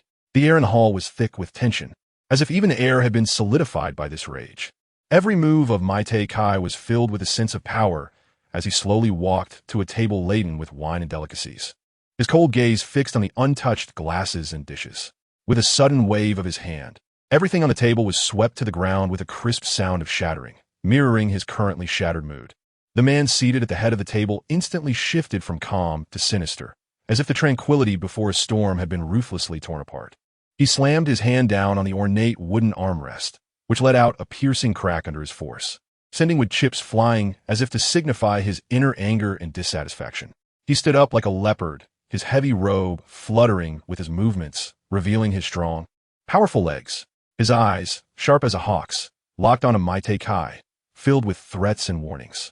The corners of his mouth curled slightly, revealing a cruel smile, as if he were enjoying mythical's current shock and unease.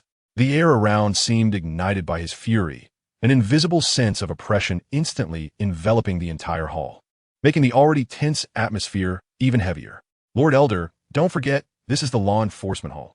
Even if you're a titled Douluo, you have no authority over us. With that harsh shout, the silence of the hall was shattered, as if a stone had been thrown into a calm lake, causing ripples to spread. A group of law enforcement personnel surged in like a tide, their footsteps synchronized and powerful, as if to completely break the oppressive atmosphere. Their gazes were firm and cold, the weapons in their hands gleaming ominously, sending a chill down one's spine. A few Douluo seated below also stood up, their tall and robust figures resembling unyielding mountains.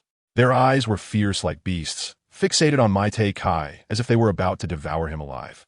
Their imposing presence swept in like a violent storm, shaking the entire hall. Looking at them, Kai's eyes revealed a profound pity, as if he were watching a group of lambs walking towards extinction in ignorance. His gaze sparkled with a cold light, like ice crystals in the winter, clear and sharp. He slowly raised his hand, his fingertips tracing an elegant arc in the air, as if playing a silent melody. With his movement, an invisible energy began to spread throughout the hall, rippling outward and enveloping the law enforcement personnel and Douluo within it. They suddenly felt a heavy pressure weighing down on their hearts, as if an invisible mountain was crushing them, making it hard to breathe.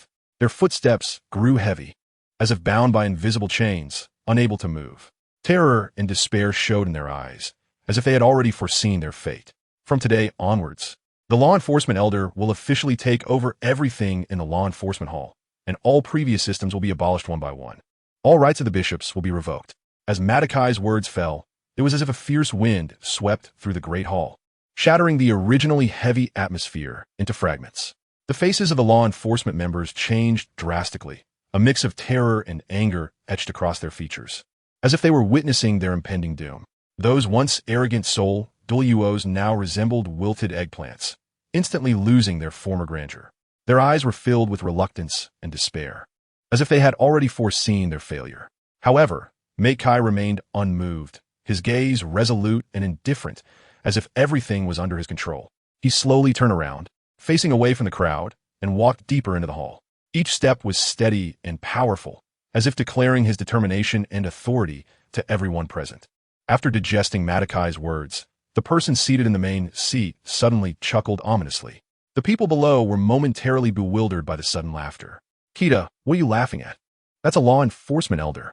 The previously rotund man who had been sitting atop the young lady had already put on his pants, and upon seeing his friend's sudden laughter, he was momentarily taken aback.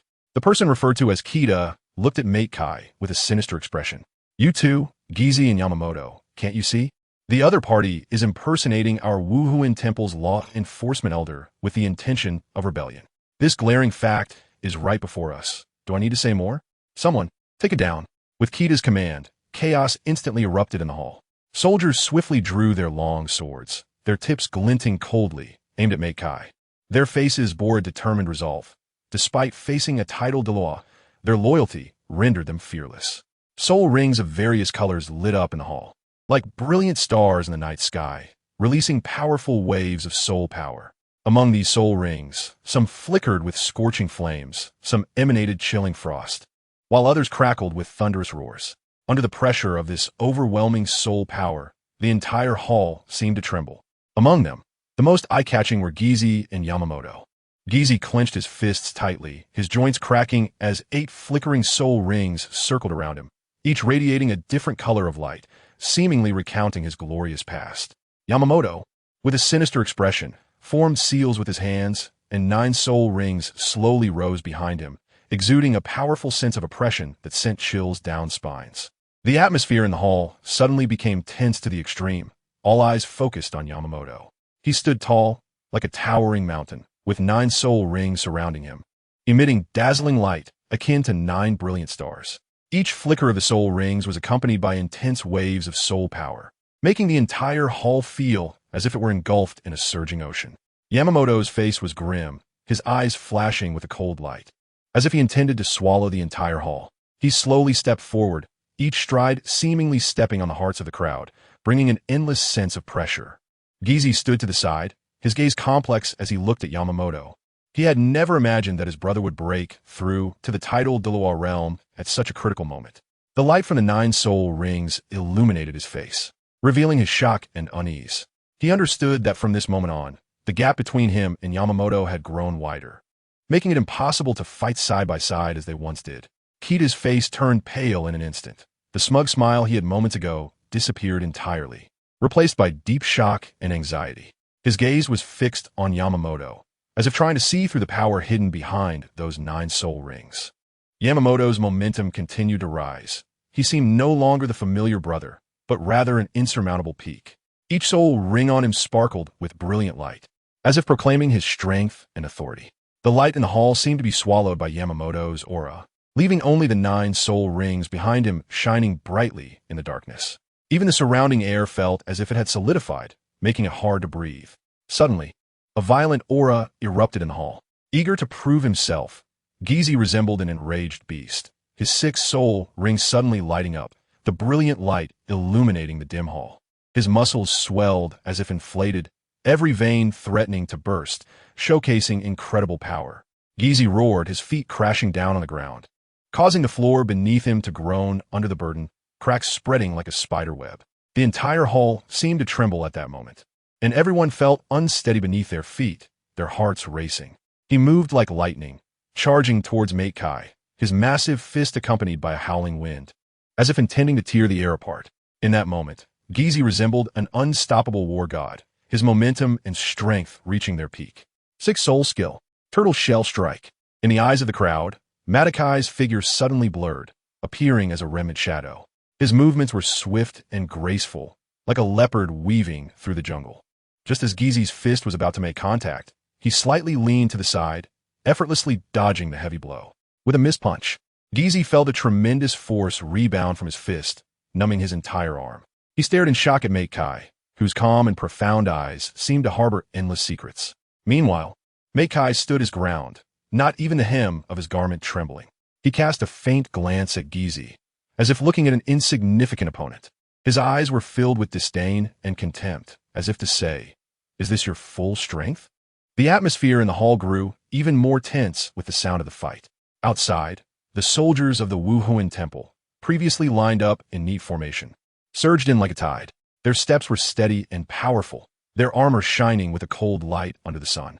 After entering the hall, they showed no hesitation, swiftly positioning themselves behind Mate Kai, forming an unbreakable barrier in an instant.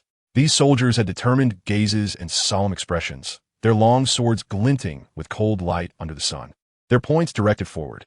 Their presence not only provided Mate Kai with a strong backing, but also filled the entire hall with a murderous aura. Inside the hall, Kita, Yamamoto, and others, who had initially tried to resist, now had to face this sudden turn of events. They looked at the neatly lined-up soldiers, a chill rising in their hearts. They knew that the addition of these soldiers had completely altered the situation in the hall. Although the soldiers would not play a significant role in high-level battles, one rule of the Wuhuan Temple was the prohibition of harming its personnel. The 3 of them were well aware that the law enforcement elder identity of the other party was genuine. Yet at this moment, they could only continue to deceive themselves with this reasoning. The atmosphere in the hall instantly froze, as if even the air had stopped flowing. Yamamoto, Kita, and Gizi exchanged glances, their eyes filled with terror and despair.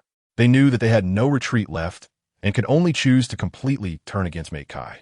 Yamamoto took a deep breath, forcibly suppressing the fear in his heart, and formed seals with his hands once more, the light of the 9 soul rings suddenly surging, as if to illuminate the entire hall.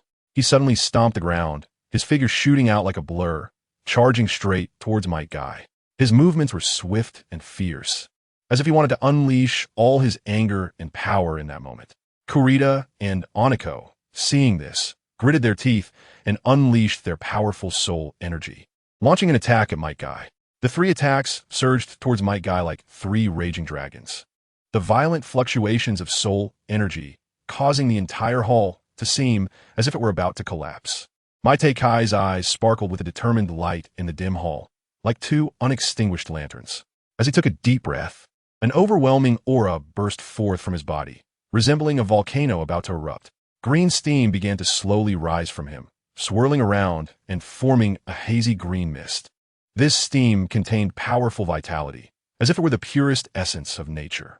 Under the pressure of this aura, the surrounding air seemed to become heavy, making it difficult to breathe. Mate Kai's figure became increasingly blurred under the cover of green steam, but his gaze grew sharper. He fixed his eyes on the 3 rushing towards him, as if he had already seen through their attack trajectories. His hands slowly rose, and green light began to gather in his palms, as if some mysterious power was converging. 8 gates, 6 gate, open. Chapter 27, Calm. The enemy widened his eyes, looking at Mate Kai's face, which was as calm as water, and a wave of unease surged in his heart. His fists, as if pulled by an invisible force, could not advance any further. Maite Kai's figure seemed to merge with the wind, his movements light and fluid, each subtle turn exuding an indescribable elegance. He smiled slightly, a sharp glint flashing in his eyes, as if he could see through all illusions. Suddenly, Maite Kai moved, transforming into a flash of lightning, instantly appearing before the enemy. With a gentle wave of his hand, a powerful force surged forth like crashing waves, sending the enemy staggering back several steps. Eighth soul skill, Annihilation, Huang. Yamamoto's voice thundered across the battlefield, his eighth soul ring suddenly glowing, resembling a brilliant star piercing the night sky. Under the radiance of this soul ring, Yamamoto's figure appeared even more robust, like a war god emerging from ancient times. His aura swept in like a violent storm, compressing the surrounding air into distortion. His eyes sparkled with a fierce light, as if capable of piercing through all falsehoods. In that moment, he seemed to merge with the heavens and the earth, becoming the ruler of the battlefield. With a roar, Yamamoto clenched his fists tightly, and a terrifying power began to surge wildly within him. On his fist, a black energy started to gather, forming a sharp fang that emitted a devastating aura. This fang seemed capable of devouring everything, causing the surrounding space to tremble. On the battlefield, the atmosphere suddenly became tense. A glimmer of determination flashed in Kamida's eyes, and his figure instantly became blurred, as if merging with the surrounding air. Immediately, his seventh soul ring shone brightly, dazzling light enveloping him, making his form resemble a war god emerging from mythology. As the soul ring shimmered, Kamida's body began to undergo astonishing changes. His muscles swelled, his skin hardened like iron, and every inch of his skin seemed infused with boundless power. His fists were tightly clenched, and the sound of bones cracking echoed as if they could tear through the air. His eyes sparkled with sharp light, and flames seemed to dance within his pupils. He suddenly stepped forward, causing the ground to shake, as if the entire battlefield trembled beneath his feet. In that moment, he seemed to become the eye of the storm on this battlefield, everything under his control. A glimmer of determination flashed in Matakai's eyes, and his figure remained as straight as a pine tree under the pressure of the soul power. He took a deep breath, as if to draw in all the air around him, then suddenly exhaled, unleashing an invisible force that erupted from his body, sweeping over the three like a storm. The spirit manifestations of Huang Ba, Wild Boar, and Porcupine began to tremble violently under Matakai's soul power impact, as if they would shatter at any moment. The combined soul pressure they released was surprisingly fragile in front of Matai, like paper. The figure of Matai appeared increasingly tall amidst the surge of soul power, each step seeming to tread on the hearts of the crowd, causing an involuntary feeling of palpitations. With a gentle wave of his hand, an even more powerful force erupted instantly, tearing apart the soul power barrier formed by the three. Guy's figure moved through the battlefield like a ghost, his speed seemingly transcending the constraints of time. In the astonished gazes of the crowd, he instantly appeared behind the enemy soldier, his agile form reminiscent of a cheetah, filled with astonishing explosive power. His fist was tightly clenched, muscles taut, as if containing boundless anger and strength. Before the enemy could react, his punch was already unleashed like thunder, striking solidly on the soldier's shoulder. With a crisp crack, the soldier's shoulder collapsed under Guy's punch, blood and flesh splattering, bones shattering, like a sand dune ravaged by a fierce wind, leaving chaos in its wake. The enemy felt a tremendous force surge from his shoulder, as if struck by a 1,000-pound weight. Before he could react, his body involuntarily flew into the air. His vision blurred, and the sound of whistling wind and his comrades' terrified shouts filled his ears. Yet at that moment, he was powerless to respond. The enemy traced an arc in the air, like a thrown object, crashing heavily to the ground. He felt pain in every part of his body, as if being sliced by countless sharp blades. Struggling to rise, the excruciating pain from his shoulder instantly drained him of all strength. Guy's figure moved again like a ghost, now targeting Yamamoto. Before Yamamoto could recover from his shock, the shadow of Guy's fist struck like wind and thunder. Yamamoto felt an irresistible force surge towards him. The black fangs he had conjured shattered like fragile ice crystals under Guy's iron fist, scattering into countless black fragments. Meanwhile, Kamida was also under fierce attack. A powerful figure hidden in the shadows suddenly appeared, wielding a long sword glinting with cold light. With a single swing, he accurately struck Kamida's hard back. The glow of Kamida's seventh soul ring dimmed instantly, his form trembling violently under the impact of the sword, and ultimately, the illusion of his martial soul shattered like glass, dissipating into twinkling starlight in the air. The figure of dark Qian Renxue floated across the battlefield like a ghost, her eyes shimmering with deep and cold starlight. Her dark holy sword reflected a chilling sheen in the sunlight, and Kamaida's blood slowly dripped from the blade, leaving shocking traces. With a gentle wave, the bloodstains on the dark holy sword were instantly devoured by an invisible force, restoring the blade to its original luster. However, a look of extreme disdain and disgust appeared on her face, as if the blood were the filthiest substance in the world. She frowned slightly, her gaze sweeping across the battlefield, and saw might Guy weaving through the crowd, each strike like a thunderous force, unstoppable by anyone. An indescribable thrill surged in her heart. What kind of power did this man possess? Only the cold sword light and might Guy's shadow remained. Dark Qian Renxue stood quietly to the side, her deep eyes swirling with emotions. She gazed at might Guy, the man without a martial soul, yet powerful enough to take one's breath away. Might Guy's figure in the crowd was like a flash of lightning, each strike carrying devastating power. His fist wind swept across the battlefield like a hurricane, and those defenses that once seemed unbreakable in her eyes crumbled like paper beneath his iron fists. The hand of dark Qian Renxue trembled slightly, and the dark sacred sword in her hand seemed to hum. She recalled her years as Qian Renxue. The memories of martial souls and power flooded back. However, at this moment, she felt a deep doubt about it all. The curtain of the end quietly fell, and this chaos that had once been as noisy as children at play was silently approaching its conclusion. The three top powers, once at their peak, shining brightly, were now under Might Kai's iron fists like leaves battered by a storm, withering in an utter disarray. His figure stood like an unyielding solitary peak in the center of the battlefield, indestructible and intimidating.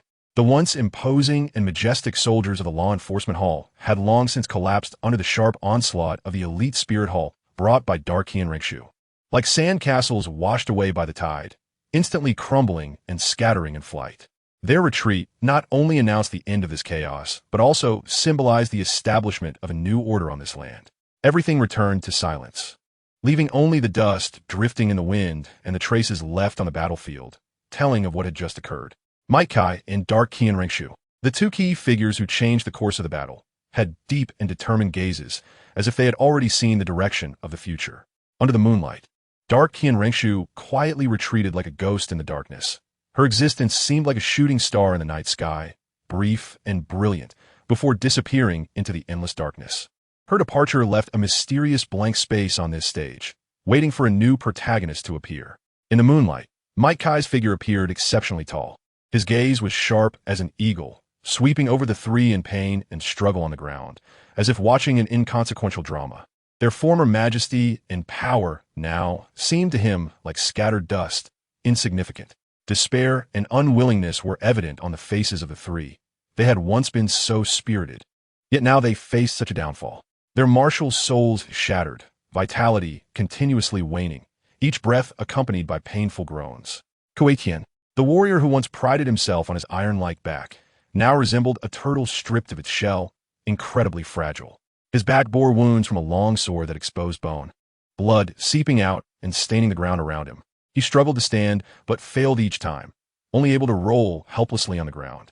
The rain gradually stopped, and with the quelling of the rebellion, the torrential downpour ceased. The battlefield seemed to fall into silence as well. The sound of raindrops hitting the ground gradually weakened until it completely disappeared, leaving only the occasional sound of gasping and low moans. The air was thick with humidity and the fragrance of earth, and the once dim sky began to brighten, revealing a hint of dawn's light. On the battlefield, Might Kai still stood firm, his gaze sweeping through every corner like a sharp sword, as if confirming whether each battle had truly ended. Those once imposing warriors were now either lying or struggling painfully in a muddy battlefield.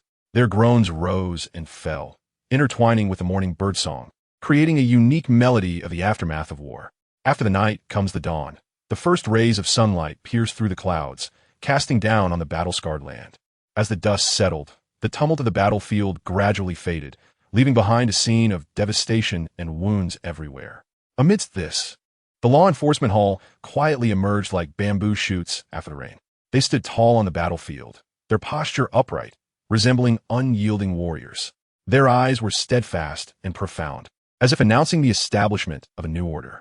Their existence was like the dawn's first light, bringing hope and a chance for rebirth to this land. Under the post-war sunlight, members of the law enforcement hall began to rebuild their homeland, repairing the wounds caused by the rebellion. They worked hard, their sweat soaking their clothes and the ground that had once suffered so much. Under their efforts, green plants began to sprout anew from the ruins, and the air was filled with the scent of new life.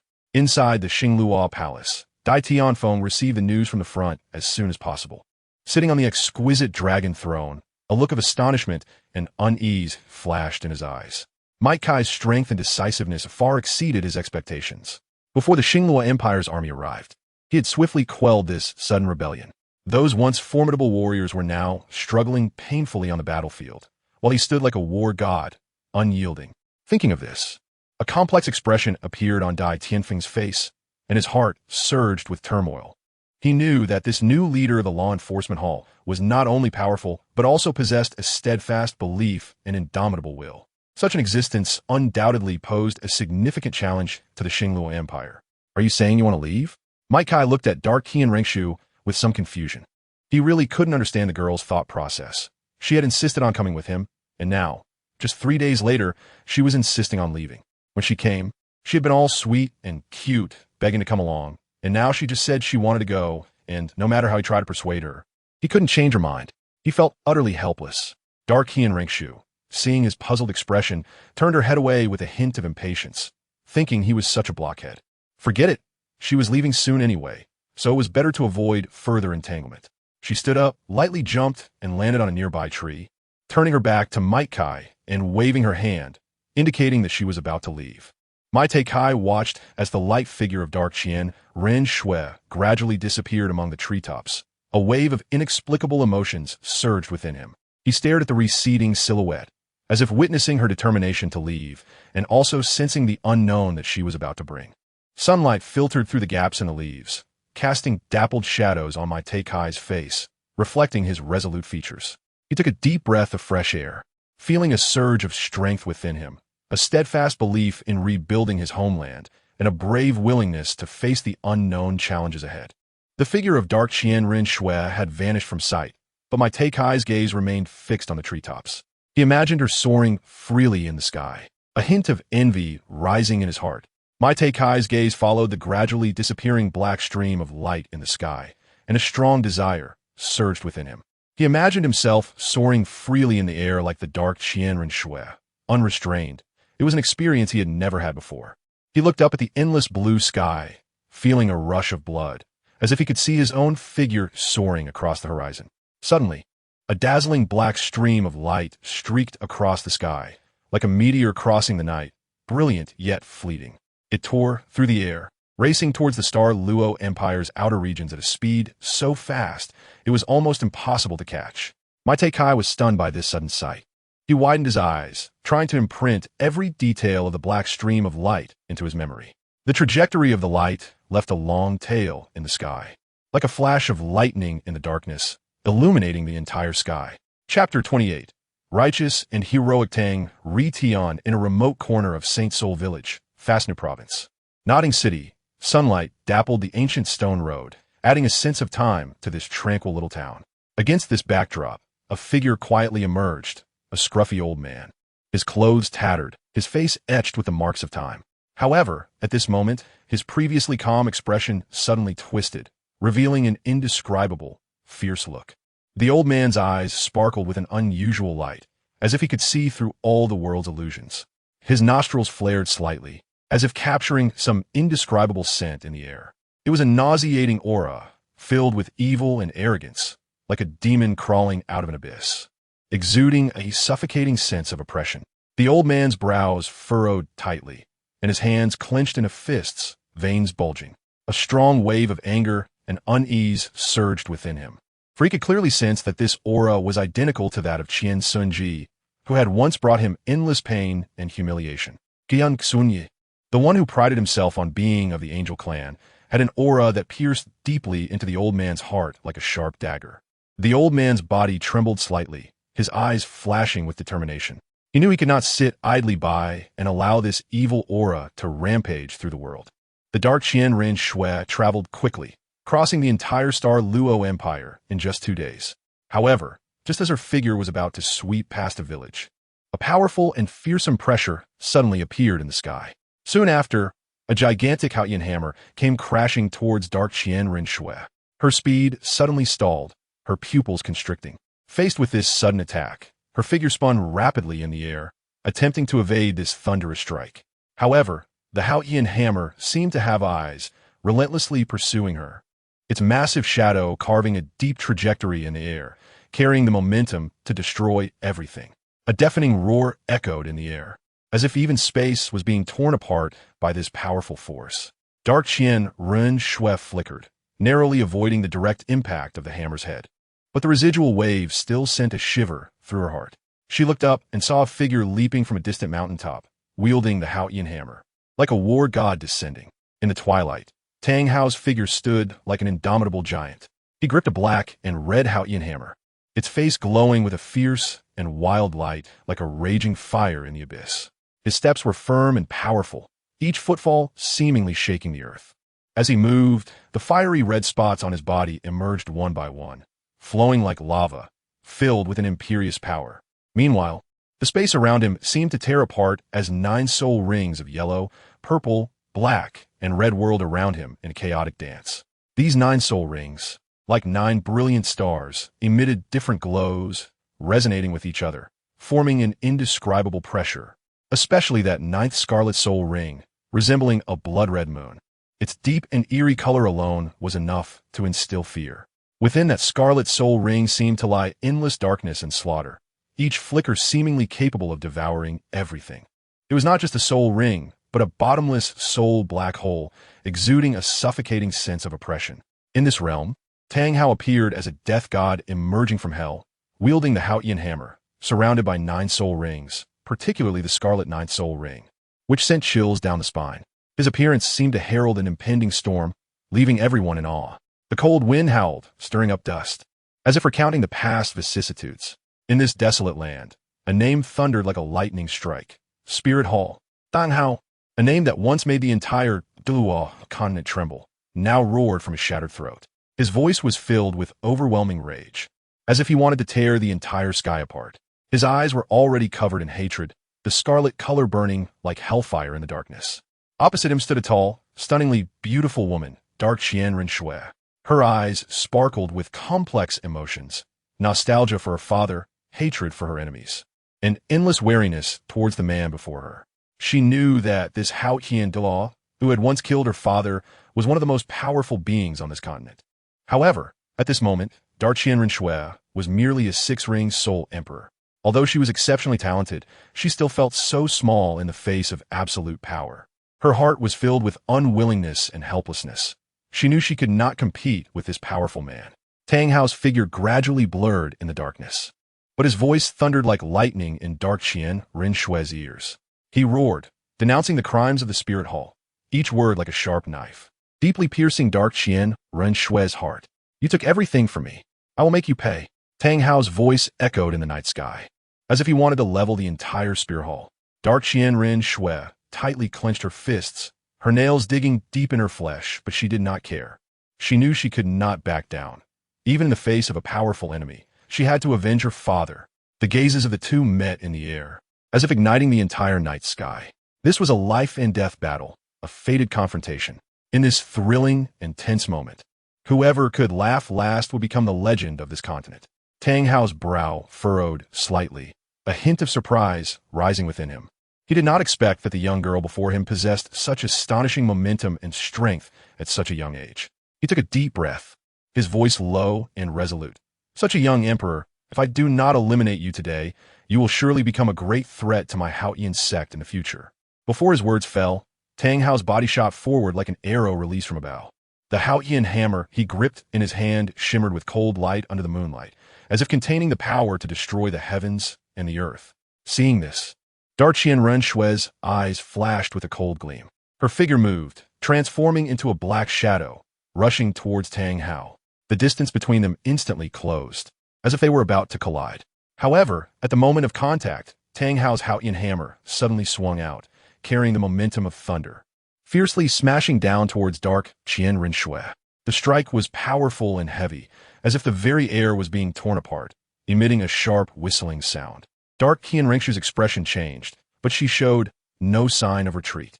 She twisted her body and skillfully dodged the attack of the Haotian hammer, while simultaneously gathering a beam of black light in her hand to counterattack Tang Hao. The figures of the two intertwined in the night sky, and each collision produced a deafening roar. Their movements were as fast as lightning, as if time itself had paused at that moment. The surrounding air was distorted by their momentum, forming whirlpools of airflow that sucked everything around them into the fray.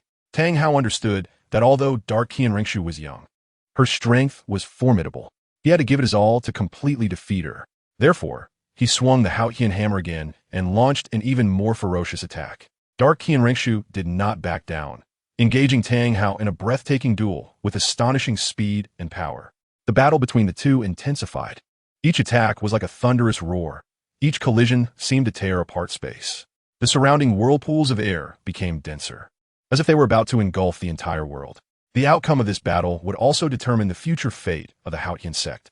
However, at that moment, a moment of negligence from Dark Qian Renxue provided Tang Hao with a once-in-a-lifetime opportunity. With unyielding light flashing in his eyes, the power within him surged forth like a flood, gathering on the giant hammer in his hand. In that instant, it felt as if he was connected with heaven and earth, becoming an immovable mountain.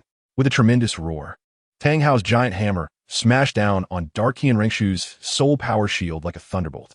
The shield shattered instantly under the impact of the hammer, breaking apart like glass. The powerful shock wave swept in like a torrential storm, and Dark Qian Renxue felt an irresistible force acting upon her, causing her to spit out a mouthful of blood and be propelled backward uncontrollably like a leaf caught in a giant wave. At the same time, within the palace of the Tiando Empire, the atmosphere became extremely tense. Emperor Xia stared in shock at Xue Qinghe, who, usually calm and reserved, now had a face as pale as paper, with fresh blood at the corner of his mouth. He gripped the armrests of his chair tightly, as if trying to restrain something. The surrounding ministers were also stunned into silence, exchanging uneasy glances filled with anxiety. Emperor Xia hurriedly stood up and walked quickly to Xue Qinghe's side, asking with concern, "Qinghe, what's wrong? Are you feeling unwell?" Xue Qinghe forced his head up, a flash of pain crossing his eyes. He took a deep breath, trying to calm the turmoil within. But the violent impact coming from afar felt like a landslide or tsunami, making it impossible for him to resist. He gritted his teeth and spoke with difficulty. "Father, I'm fine, just a little uncomfortable." The air in the palace seemed to freeze, and in the silence, only Emperor Xuye's concerned voice echoed.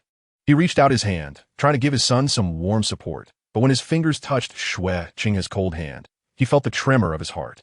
Xue Qinghe's face was as pale as the first snow of winter, his lips trembling slightly. He desperately suppressed the shivering of his body, but he could not hide the sense of powerlessness surging from deep within. He struggled to raise his head to look at Emperor Xu, whose eyes, once filled with wisdom and decisiveness, were now filled with confusion and pain. In a corner, Xue Bing appeared calm, but a hint of complex emotion flashed in his eyes. He slightly turned his head, his gaze drifting between Xue Qinghe and Emperor Xue, as if contemplating something. The atmosphere in the palace grew increasingly heavy, as if the very air had solidified, with only Xue Qinghe's faint breathing sounding particularly clear in the silence. When Xue Qinghe staggered back to the resplendent prince's palace, the tightly closed door shut out all external gazes. Behind the door, a strange light flickered, as if some magic was quietly unfolding. Xue Qinghe's figure gradually twisted and changed in the light, and eventually, the handsome prince's face disappeared, replaced by that of an extraordinarily beautiful woman. Qian Renxue stood before the mirror, her reflection revealing her current disheveled appearance. Her once jade-like pale face was now devoid of color, with a trace of still fresh blood at the corner of her mouth. Looking shocking, her eyes were tightly closed, seemingly trying to suppress the pain within her. Her chest rose and fell violently, each breath accompanied by a severe cough, as if she might cough up her internal organs. Her hands clutched the edge of the dressing table tightly, her fingertips turning white from the pressure. Yet even so, she made no sound, silently enduring it all. As Xue Qinghe staggered away, the heavy atmosphere in the palace shattered like broken ice.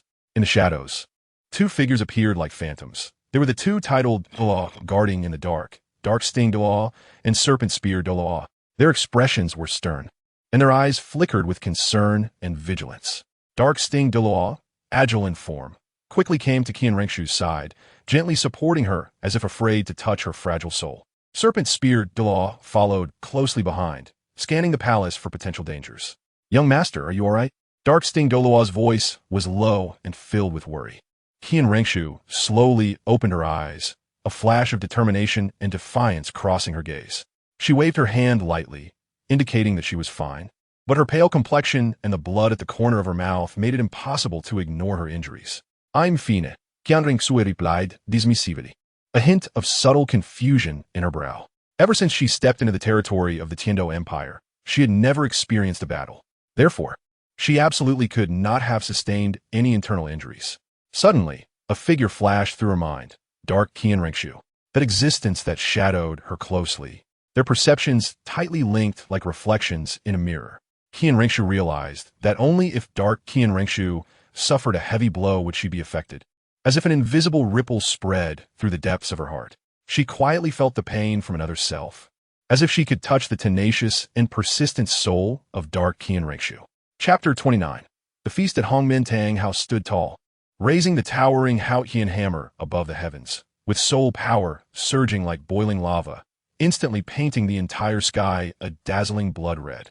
Dark Qian Renxue, at this moment, appeared utterly disheveled, clutching her violently beating chest with one hand, blood trickling from the corner of her mouth like broken red beads, dripping onto her snow-white gown. Her eyes flickered with unwillingness and shock as she gazed at the impending hammer of destruction. "Wu Soul Hall scum." Tang Hao's voice was cold as iron, filled with endless anger and killing intent. "Today, let me, Tang Hao, collect some interest for the innocent souls lost." With his furious shout, the soul power condensed on the Haotian hammer reached its peak in an instant, like a brilliant meteor streaking across the sky, crashing down towards Dark Qian Renxue. The terrifying momentum seemed to shake heaven and earth, enveloping the entire battlefield in a suffocating sense of oppression. At this moment, Dark Qian Renxue seemed completely engulfed by darkness. Her face was as pale as paper, as if all vitality had been drained. As a 95th level titled Douluo, even in an injured state, her strength was not something a Soul Emperor could compare to. However, the harsh reality lay before her, and she felt an unprecedented despair. At this life and death moment, the Dark Qian Renxue suddenly let out a sorrowful laugh. The sound was filled with endless sadness and helplessness, as if it were a cry from the depths of her heart. She never expected that at this most dangerous moment, the figure of that boy would suddenly appear in her mind. That boy had once been a light in her life, bringing her endless hope and warmth. Yet now, she could only struggle alone in this darkness, while the boy was unreachable. She couldn't help but start to reminisce about the time spent with him, the days filled with laughter and sunshine. However, reality was cruel, and she had to face the predicament before her. In the endless darkness, Qian Renxue was like a burning candle, constantly consuming the remaining soul power within her. Her body gradually became ethereal and unreal, as if a gust of wind could scatter her. However, deep in her eyes, a determined light flickered, a kind of fearlessness, a kind of resolution, as if she had already placed life and death aside. In that decisive moment, Qian Renxue fearlessly faced the thunderous hammer in Tang Hao's hand. At the moment her figure collided with the hammer, it seemed as if time froze. She did not retreat, did not dodge, but chose the most direct confrontation, which was her absolute trust in her own power and her desire for victory. This strike shocked everything around. On the land within several miles, the once towering mountains seemed to tremble under the immense force, collapsing into a flat wasteland. As the aftermath gradually dissipated and the dust settled, the Dark Qian Renxue, who had originally stood in the center of the battlefield, had vanished without a trace. Tang Hao had immense confidence in his own strength. Although he was severely injured at this moment, his pride and dominance remained undiminished. He knew that the strike, just now, was a thunderous blow made with all his strength, and even an 80-level Soul Douluo would have no chance to escape unscathed from such a blow. On the battlefield, only Tang Hao remained. He stood quietly there, his gaze piercing, as if he could see through all illusions. His figure appeared even taller in the afterglow of the setting sun, like an insurmountable peak standing atop this wasteland. "Ian, you can rest easy." Tang Hao's voice was low and firm, each word like a vow squeezed from the depths of his heart. "The Spirit Hall owes us, and I will make them pay in full until they repay all their sins. His fist was tightly clenched, veins bulging, as if he wanted to merge all his anger and determination into it. He slowly turned around, his gaze sweeping across the mountains that had become ruins. With a former vitality and prosperity had long since disappeared, leaving only devastation. However, there was not a trace of guilt in Tang Hao's heart, only endless determination and resolution. With a movement, he vanished like a ghost from the spot, leaving behind a vow that echoed in the wind. I will make them know what the true price is. Meanwhile, in the prince's residence, Qian Renxue was quietly cultivating to heal her injuries when she suddenly felt as if struck hard, and a mouthful of fresh blood spewed forth, staining her clothes. This time, her complexion was no longer the pale of before, but a deathly white, as if all vitality had been ruthlessly stripped away at that moment. Her eyes were filled with terror and despair, as if she had seen the most horrifying sight in the world. My counterpart has actually been killed. Qian Renxue's voice trembled, her gaze filled with disbelief. At the moment, the dark Qian Renxue completely vanished. All memories surged like a tide, mercilessly crashing against her soul. Qian Renxue coughed up blood again, the splattering red like a torrential rain, causing the snake spear Douluo and the porcupine Douluo's pupils to constrict, their hearts filled with shock and fear. Although they knew that this must have been a problem on the dark Qian Renxue's side, witnessing their young master in such pain still stirred an indescribable worry in their hearts. Qian Renxue gently raised her hand, her fingertips lightly touching the blood at the corner of her lips, elegantly wiping it away as if handling a trivial matter. However, in her deep-set eyes, a flicker of angry fire shone, like a volcano about to erupt, filled with endless fury. Gritting her teeth, she squeezed out a name through clenched jaws. Tang Hao. This name was like a magic spell, causing her anger to surge like a tide, filled with endless hatred and resolution. In the silent room, Qian Renxue's delicate pink fists clenched tightly, as if frozen in frost. She struck down, and the armrest of the chair instantly shattered under her power, turning into flying wood chips. Although she still possessed the sixth soul skill to summon the dark Qian Renxue, her breath was now chaotic, like a candle flame buffeted by a gale on the verge of collapse. Qian Renxue knew that she was no longer in peak condition at this moment. If she forced herself to draw on soul power again, it would only be like rubbing salt into a wound. A glimmer of determination flashed in her gaze, yet it couldn't hide a hint of helplessness. At this critical moment, she had to remain calm, unable to let a moment of impulse plunge her into deeper crisis. Within the Star-Luo Empire, in the vast expanse of the Star-Luo Empire, Xerxes, the newly appointed head of the law enforcement hall, had quietly risen. His name was now well known in the martial world. In terms of strength, he was profound and unfathomable. In terms of reputation, he was famous far and wide. In terms of character, he was highly regarded. At this moment, Might Kai was in the Zhu family mansion in the Star-Luo Empire. The master here, Zhu Ganglai, was a formidable 85-level agile attack system soldat whose name was renowned throughout the Star-Luo Empire, known to all. The esteemed elder of law enforcement has graced us with his presence. Our negligence is truly a breach of etiquette. Please forgive us. Zhu Ganglai expressed sincere respect and goodwill to Might Kai, always known for his smooth dealings. Several days ago, Might Kai had single-handedly fought against the Star-Luo Emperor. In that thrilling scene, though Zhu Ganglai was hidden in the dark, he had witnessed it all. He saw Might Kai's bravery and fearlessness, as well as his extraordinary strength and courage. Therefore, when Might Kai appeared before him, Zhu Ganglai felt both awe and admiration. He understood that such a strong individual deserved his utmost respect and honor. Thus, he did not hesitate to express his respect and hoped to establish a good relationship with this powerful figure. Might Kai stepped into the Zhu family mansion, and the resplendent hall came into view, with intricately carved beams and painted pillars showcasing the grandeur of nobility. His gaze was sharp as he scanned the surroundings, and he saw the starry emperor seated in the main position, with a faintly discernible coldness on his face. The attendants around him bowed their heads obediently, and the atmosphere was tense. Might Kai walked steadily towards the starry emperor, each step seemingly treading on the hearts of the crowd, causing a slight tremor. He reached in front of the starry emperor and nodded slightly, as a form of greeting. The starry emperor smiled faintly, but there was no hint of warmth in his eyes. He said in a deep voice, "Elder, I have long admired your esteemed name. It is indeed a fortunate occasion to meet you today." Might Kai's expression was emotionless as he calmly said, "Your Majesty has overpraised me. I wonder what guidance you have for me today." Mike Kai is quite clear about the twists and turns of the officialdom. Knowing full well that this is a feast of betrayal, he still comes alone. On this silent night, both of them tacitly avoid mentioning the confrontations of the past few days, as if it were a nightmare that never happened. For the star, Luo Emperor, that memory is like a sky torn apart by a sharp blade, leaving an unhealable scar. He, once a king, was ruthlessly crushed by Mike Kai on that day, becoming the most glaring stain in his life and an inescapable shadow on his heart after wearing the crown. The star Luo Emperor, who once looked down upon the world and was capable of anything, has now fallen from grace in that contest, which is undoubtedly a great trampling of his dignity. He knows well that that failure was not merely a loss in battle, but a significant setback on his path to rule. His authority, his dignity at that moment, seemed to be ruthlessly stripped away, leaving only a broken heart and endless regret. Therefore, they chose silence. They chose to forget. However, that pain and shame are like a brand etched in their bones, constantly reminding them of their past failures. In this long night, they might silently reflect in their hearts or perhaps return to that battlefield in their dreams. But no matter what, they cannot erase that deep shadow.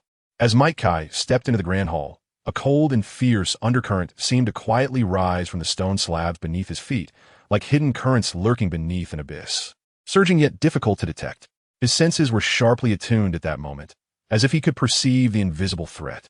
Dozens of soul saints for soul Douluos, and two titled Douluos. A sharp light flashed in Mike Kai's eyes as he silently calculated these forces in his mind. These were not ordinary opponents.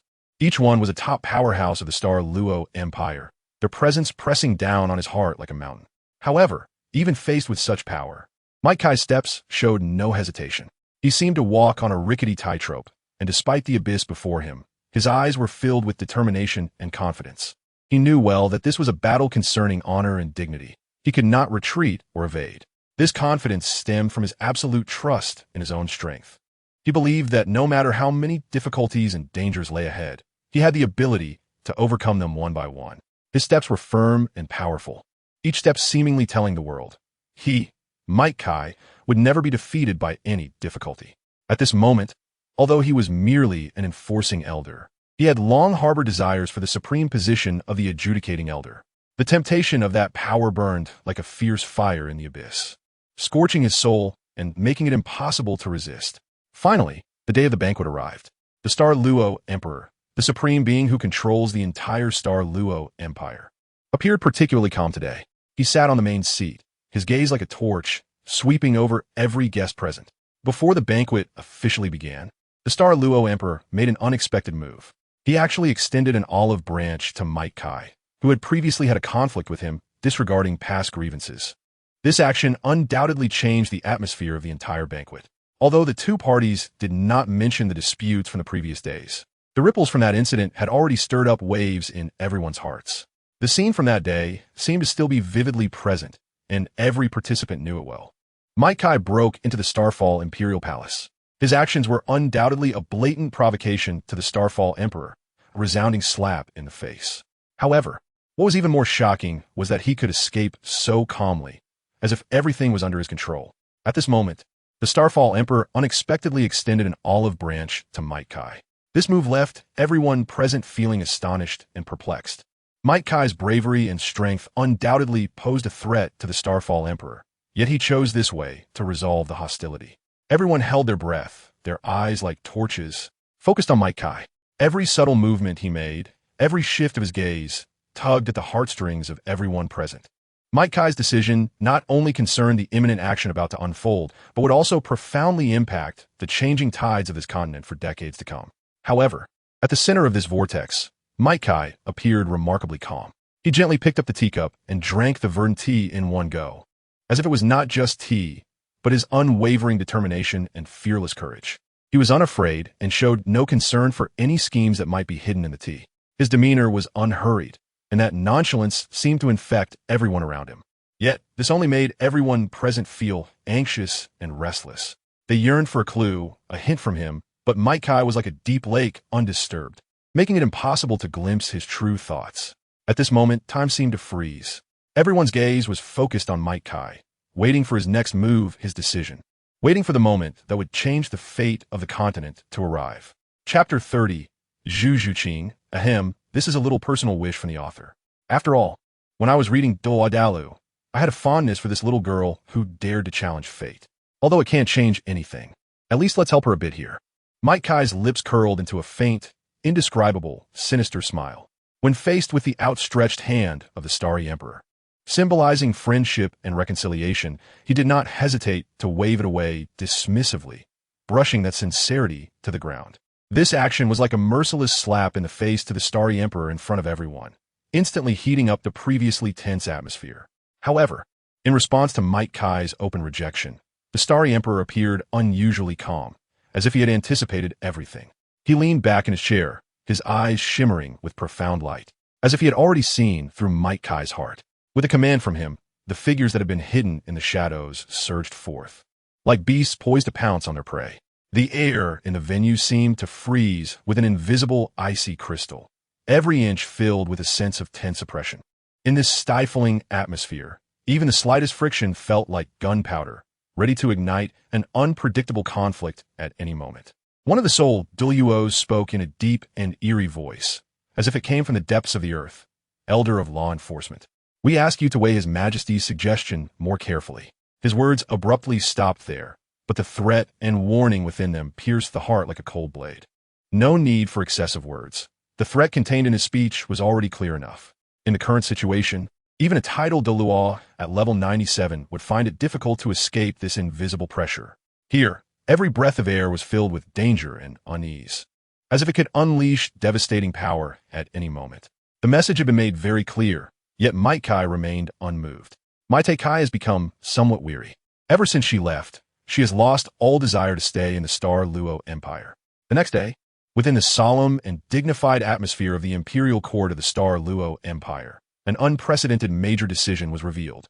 The imperial royal family officially announced to the outside world that, in order to maintain the delicate and precious harmony with the Spirit Hall, they had made an unprecedented decision. In this ancient and mysterious land of the Douluo Empire, there has always been a legend about the heart of the war god.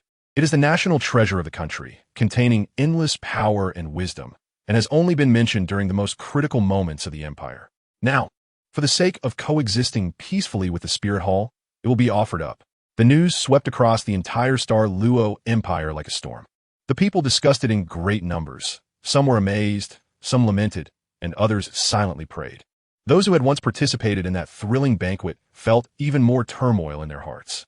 That night, they witnessed the might and terror of that green figure with their own eyes. With a single punch, the true form of the martial soul shattered like fragile porcelain, and fireballs fell from the sky like divine punishment, leaving the soul Douluo powerless to fight back. Even more shocking was that even the two titled Douluo, when attacking together, could not withstand a single move before that green figure. Might Kai, this name at that moment became an eternal nightmare in their hearts. His power, his might, seemed to form an insurmountable chasm for them. Yet at this moment, they learned that for the peace of the empire, their royal family had decided to part with a treasure like the heart of the war god. The entire Douluo Empire, at this moment, seemed to be immersed in deep contemplation. After the affairs of the Douluo Empire settled, Might Kai chose not to linger. He knew well that although this land was beautiful, it was not his final destination. The next day, as the dawn broke, Might Kai woke from his dreams early, facing the rising sun. He understood that today was the day he would bid farewell to this land. It was time to smoothly hand over the heavy responsibilities on his shoulders to the next person. When he pushed open the heavy wooden door of the law enforcement hall, an unusual aura rushed towards him. Might Kai scanned the courtyard and quickly caught sight of an unusual figure. It was a little girl dressed in a black bodysuit, like a sprite in the night. Two cat ear-shaped hair accessories playfully stood out on her head, adding a touch of cuteness. Her face was as smooth as cream, with a faint blush, exuding an aura of innocence. However, in her bright eyes, there flickered a depth and vigilance that did not match her age. She stood quietly in the shadows, her gaze firmly locked on Might Kai, like a cheetah poised to pounce on its prey. Might Kai felt a slight chill in his heart, but he did not show any panic. He simply maintained eye contact with the little girl, trying to read more information from her expression. That gaze was like the brightest star in the night sky, dazzling and radiant, enough to leave a deep imprint in the depths of the soul, even without deliberate pursuit. However, when the source of this brilliance was revealed, it was a tender little girl, and in her clear eyes shone purity and innocence.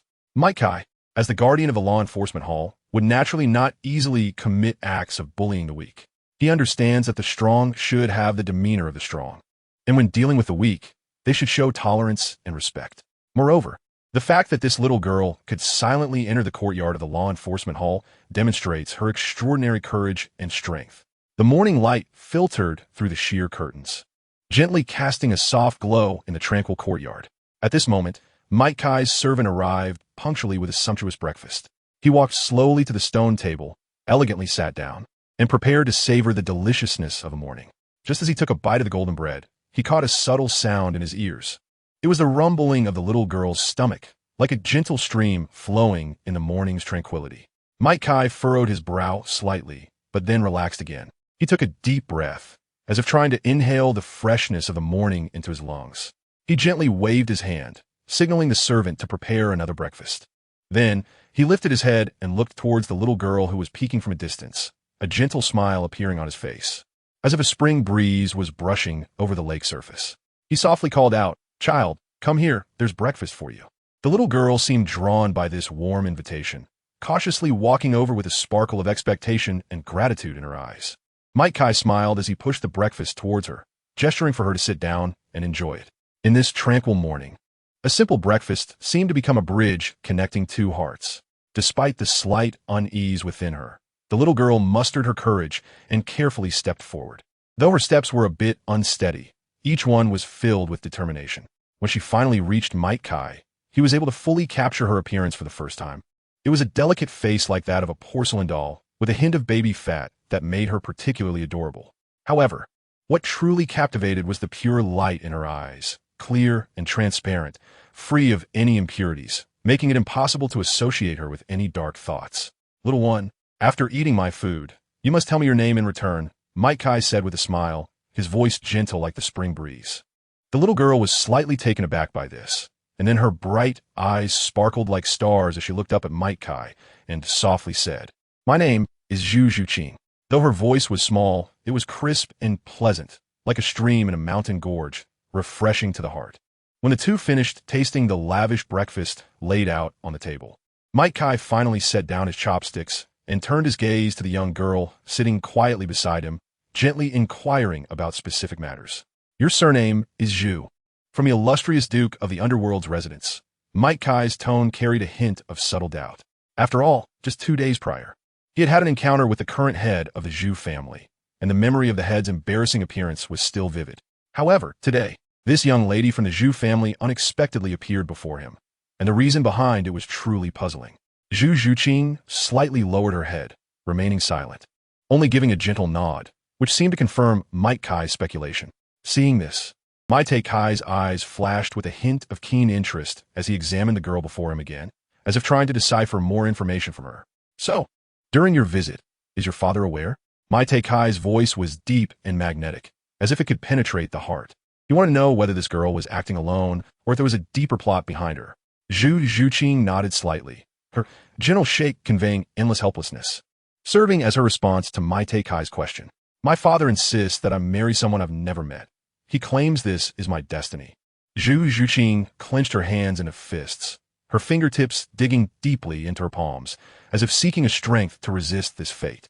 Her once bright eyes were now filled with tears, crystal clear, as if just a slight breeze could trigger the deep sorrow within her, causing her to burst into tears. Might Kai felt a surge of complex emotions upon hearing this response. During his time in the spirit hall, he had heard such arrangements mentioned by some elders, but hearing Zhu Zhuqing say it in person made the bitterness and helplessness feel even more profound.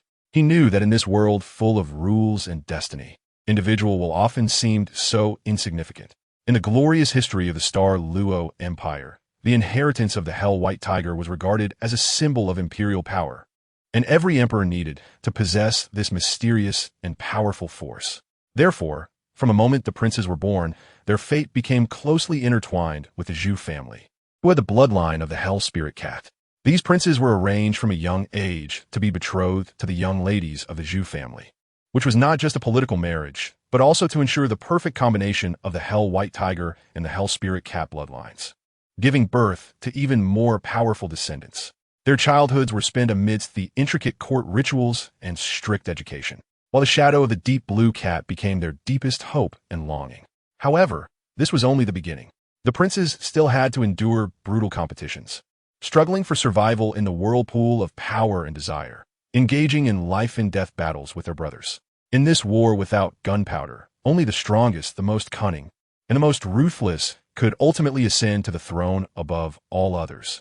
Mythical leaned casually against the edge of the mottled stone table, his elbows resting naturally on the surface, his palms supporting the heavy thoughts, slightly propping up his forehead.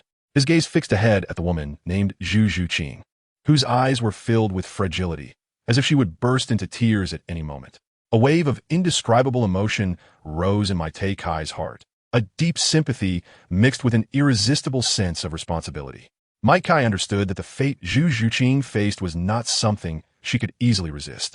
Her strength seemed so small and helpless in the face of that powerful destiny. At this moment, she needed not just an observer, but someone who could extend a helping hand and support her in the sky. A strong impulse surged in his heart, wanting to do something for her, wanting to change her fate. This impulse was so strong that he could almost feel the palpitation in his heart, an irresistible force pushing him towards Zhu Zhuqing, towards that fragile soul shrouded in destiny. "Miss Zhu, why have you stepped into this domain belonging to the spirit hall?" Mythical's voice was calm as water, seemingly without ripples. He slightly raised his gaze, examining the woman before him, and asked softly, "Do you not know that there is no room for negotiation between me, the Luo royal family, and the Zhu family?" However, Zhu Zhuqing merely shook her head slightly, her eyes cold as frost, firmly staring at Mythicai, as if trying to see through the turbulence deep within him. "I know that you, elder, are an extraordinary individual, while I, Zhu Zhuqing, am merely the insignificant second daughter of the Zhu family." Her voice was soft, yet carried an undeniable firmness. "I come here not out of ignorance or fear, but sincerely to request that you help me leave the Luo Empire and seek a new world." As soon as she finished speaking, the entire space seemed to fall into a brief silence. Mythicai's gaze lingered on her for a moment before he slowly spoke. "I understand your request, but do you know that leaving the Luo Empire means you will lose everything, including your family, your identity, and even your future?" Zhu Zhuqing did not retreat.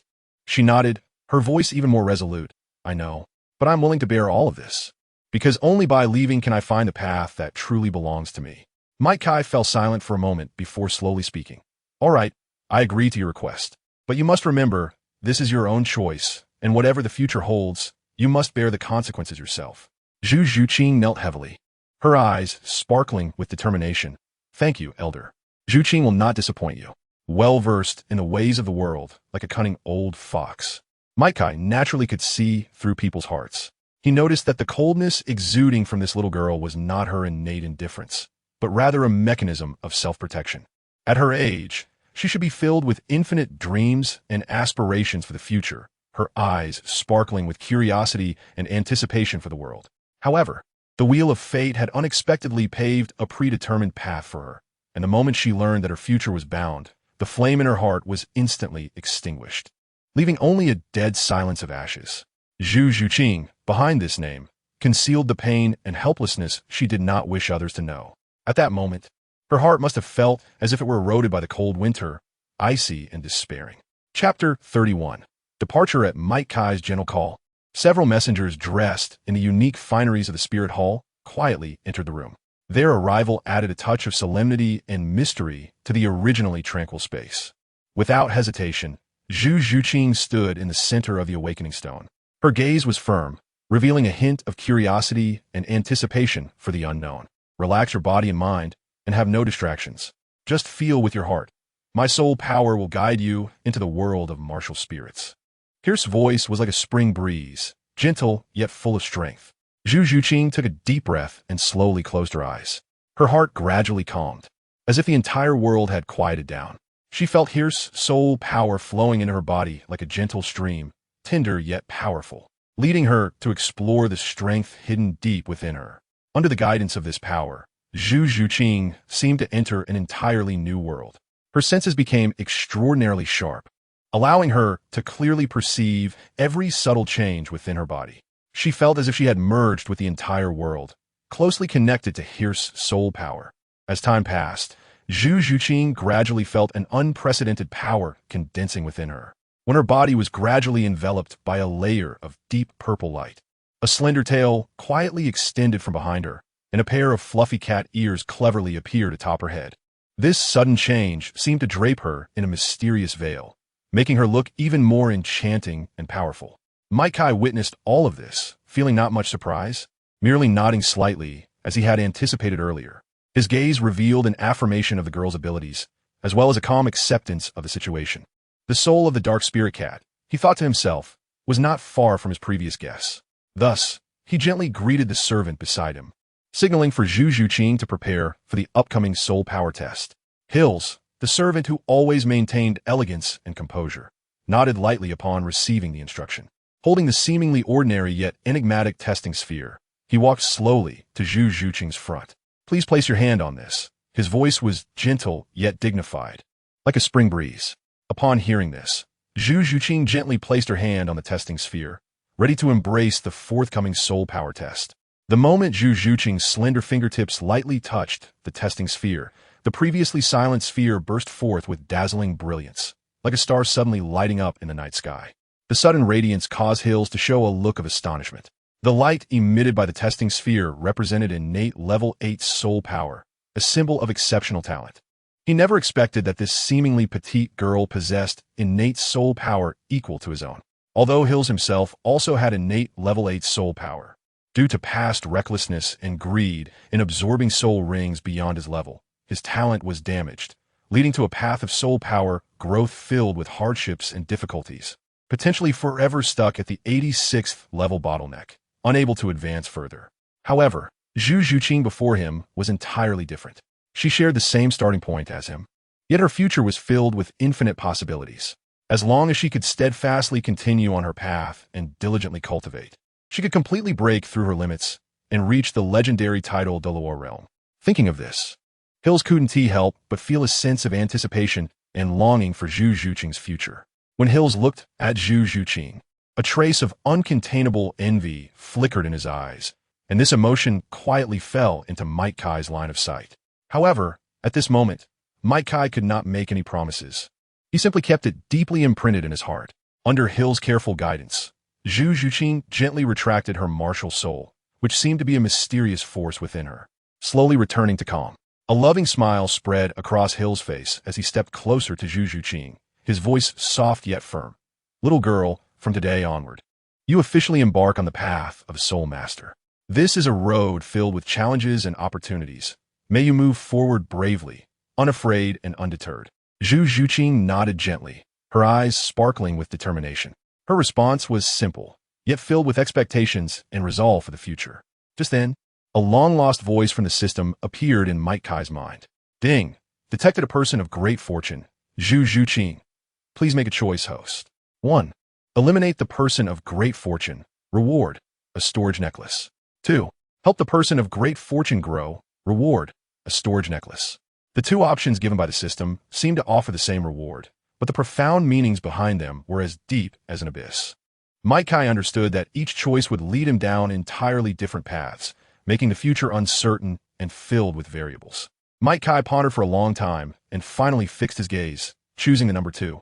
He was well aware that the girl before him, Zhu Zhuqing, was just a 6-year-old little girl, innocent and pure, full of life like the rising sun. Faced with such a pure existence, his well-educated conscience resolutely rejected the thought of extinguishing the life of a 6-year-old child. Since he could not extinguish it, he chose another path to help her grow. This was a decision filled with challenges and hope. He was willing to use his strength to guide Zhu Zhuqing toward a better future. He believed that only in this way could he truly embody the chest and responsibility that a warrior should have.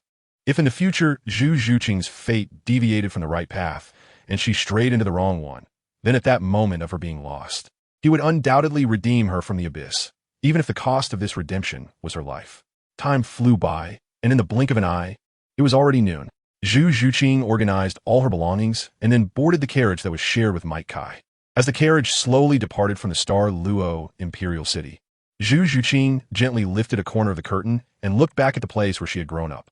The familiar palace, the street where she once played, The starry sky she had looked up at countless times, all turned into a faint sadness in her heart as the carriage moved further away. Meanwhile, Qian Renxue had also taken action.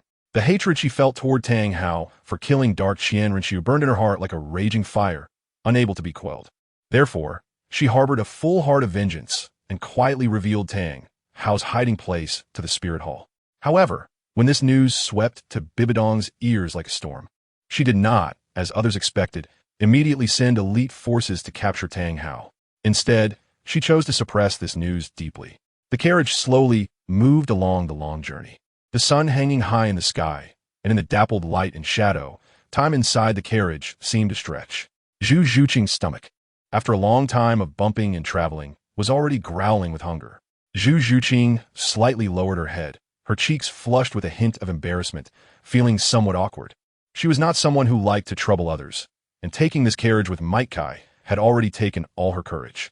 At this moment, asking the stranger for her needs was even more difficult. However, how could Zhu Zhuqing's little thoughts escape Might Kai's ears? As soon as her stomach began to rumble, that subtle sound gently brushed past his ears. He understood that the little girl must be hungry, but was still stubbornly trying to hide it. Zhu Zhuqing might have thought she was hiding it cleverly, but in Might Kai's eyes, every subtle movement she made was as clear as ink on white paper. He smiled slightly and decided to resolve this awkward atmosphere in his own way. Might Kai gently waved his hand and skillfully took out several carefully prepared rations from the mysterious and exquisite storage Soul Guide at his waist. He smiled slightly and also took out the precious storage necklace that the system's old Deng had given him, placing it in the palm of his hand. Cool, me. Have something to eat. Might Kai handed the lightly fragrant rations to Zhu Zhuqing, his eyes filled with concern and expectation. In the time to come, you must focus on your training. Once you break through to level 10, I will personally take you to hunt for the soul ring that matches you. His words were filled with determination and promise, like a brilliant star illuminating the path forward for Zhu Zhuqing in the darkness.